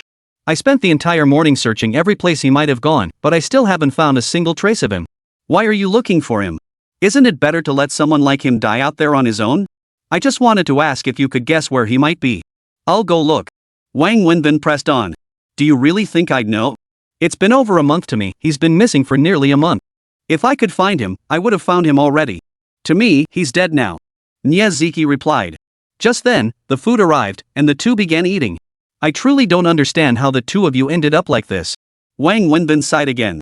"You can never truly know someone's heart. I blame myself for being so foolish and naive. 8 years, 8 whole years, and I never saw through someone's true nature. I deserve this outcome." "You can't say that, Ziki. Maybe there's some misunderstanding. Either way, we should find him and talk face to face to figure out what's really going on." "How? Didn't we already talk last time? Besides, what's there to discuss? Wenbin, have you ever seen a man like this? Do you even consider him a man? I'm asking you now, if you were in my shoes, how would you feel?" Miyazaki's emotions were clearly stirred. Wang Wenbin fell silent. "So stop trying to play matchmaker or speak well of him for me. My heart died long ago during this time. I've thought it through clearly, it's completely over between us. To be honest, the only reason I'm still here is because of the baby inside me. Even though it's only 3 months old, it's still my own flesh and blood. It's been growing inside me for over 3 months now. If I were to abort it, I just couldn't bring myself to do it." Miyazaki touched her belly and suddenly burst into tears. Chapter 234, Farewell, Love. Don't do anything foolish. You're finally pregnant, don't act impulsively. Wang Wenbin hurriedly said.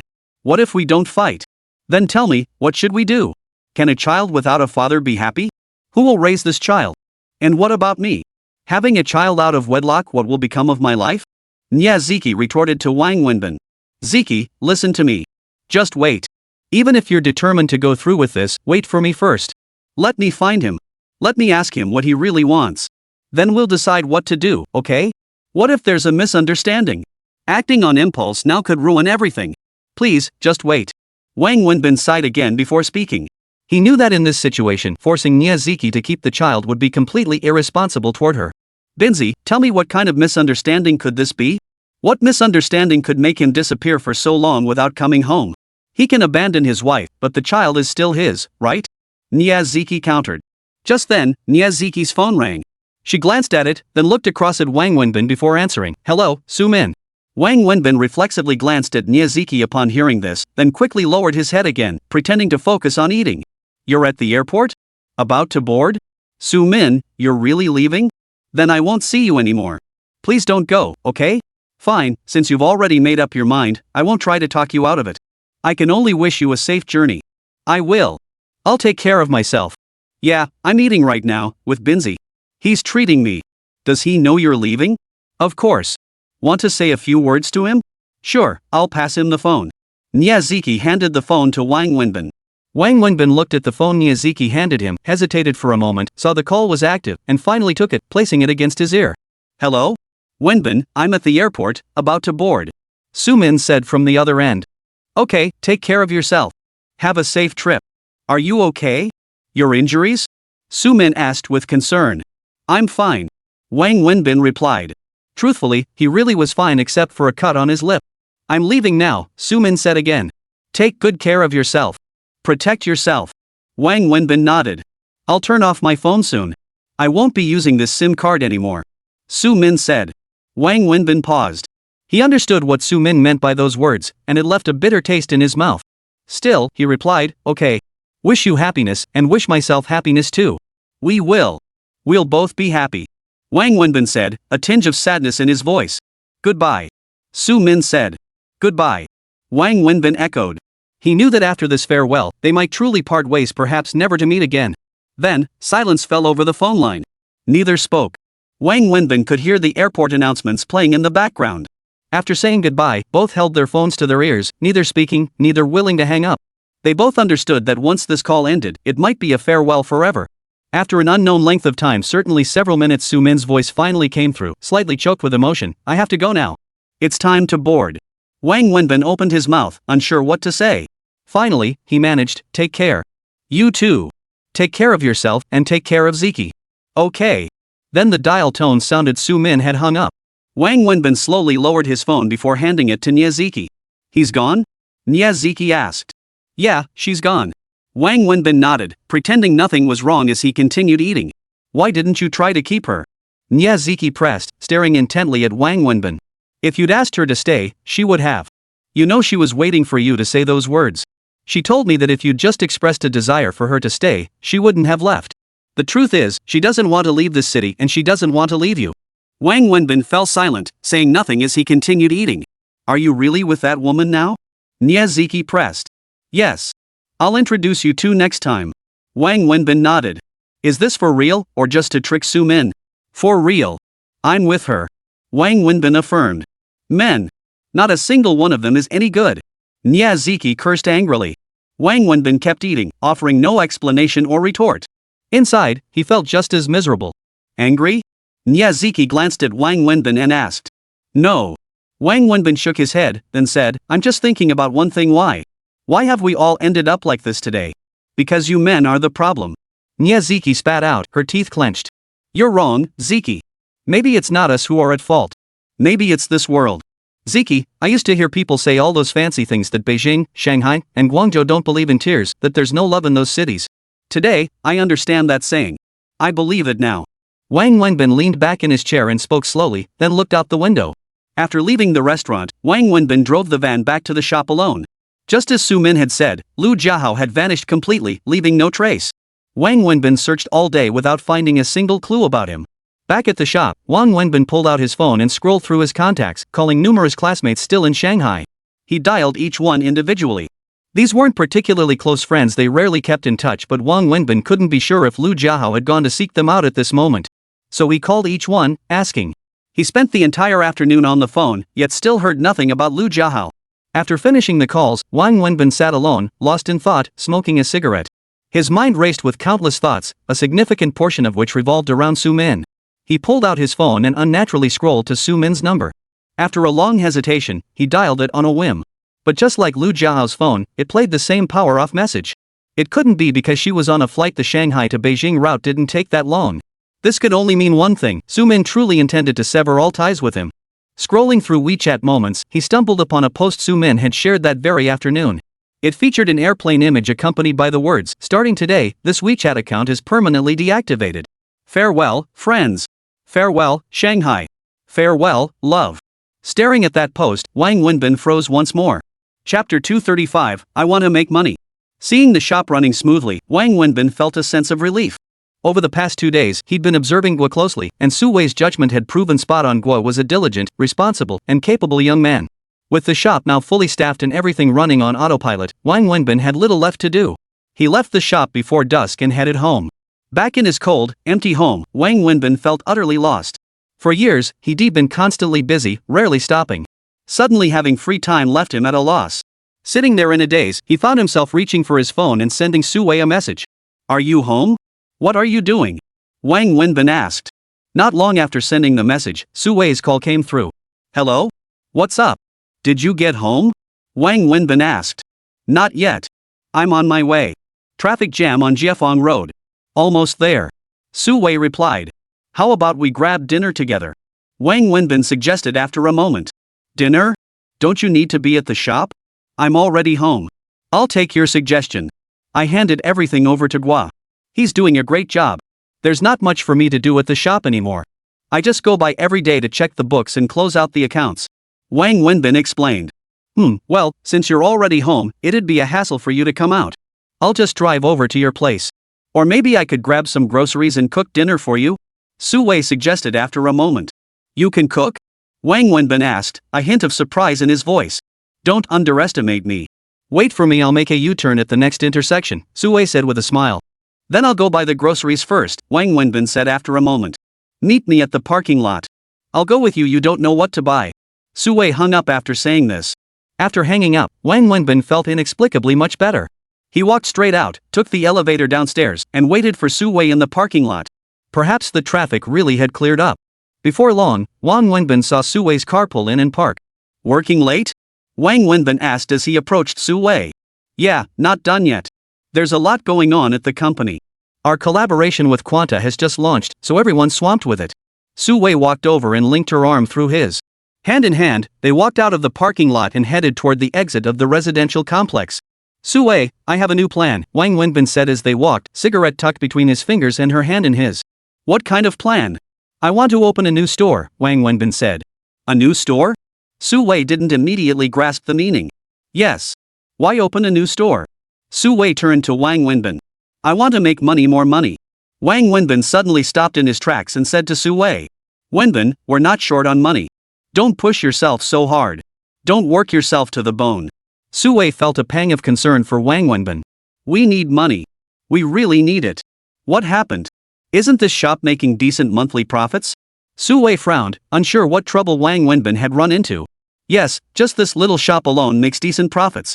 The net profit I take home each month is never less than 50,000 yuan. But for me, that's nowhere near enough." Wang Wenbin shook his head. "Why? Wenbin, tell me, did something happen?" "Yes, I'm in trouble. I'm really short on cash. Su Wei, I owe a lot of money, over 100,000 to you and 500,000 to Zhang Sini.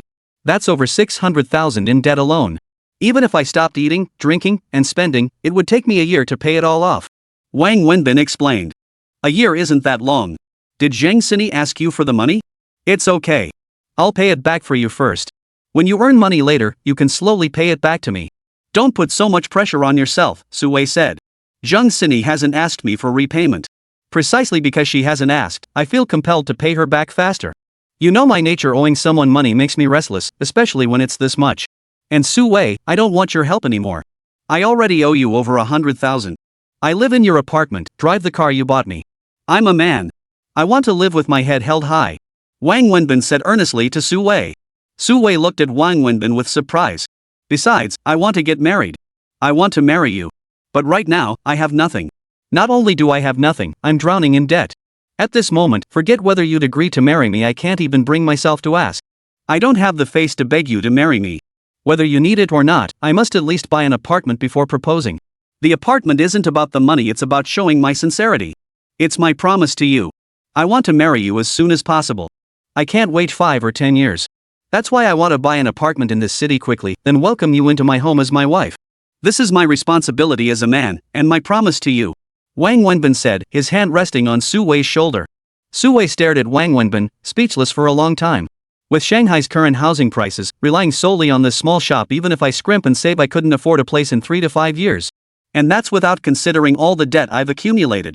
So I have to expand the business. Success or failure, I'm going to give it my all. For myself, and for you. Wang Wenbin said earnestly. Su Wei stared at Wang Wenbin for a long time before finally saying, I never asked you to give me anything. I never demanded anything from you. I know, but I'm a man. Su Wei stared at Wang Wenbin for a long time before finally nodding. There are too many unreliable men in this world, she said. Even more lack responsibility or accountability. But you're too responsible. Wenbin, I don't agree with your idea, but I understand how you feel. Whatever you decide to do, I support you. Can you tell me what you're thinking? I know your character, you never act without reason. Since you've told me, it means you've made thorough preparations. Hand in hand, they continued walking forward. I want to open a snack shop, Wang Wenbin said. A snack shop? Where would you open it? Still on that street. I saw an internet cafe that closed down. The space is up for rent. The location isn't ideal, it's on the basement level, but it still faces the street. The main thing is, I think the space is decent, over 200 square meters. The owner ran it poorly, apparently racked up a ton of debt and took off. He owed the landlord 6 months' rent, so the landlord sold off all the equipment inside to cover it. Wang Wenbin held Su Wei's hand as he walked and talked.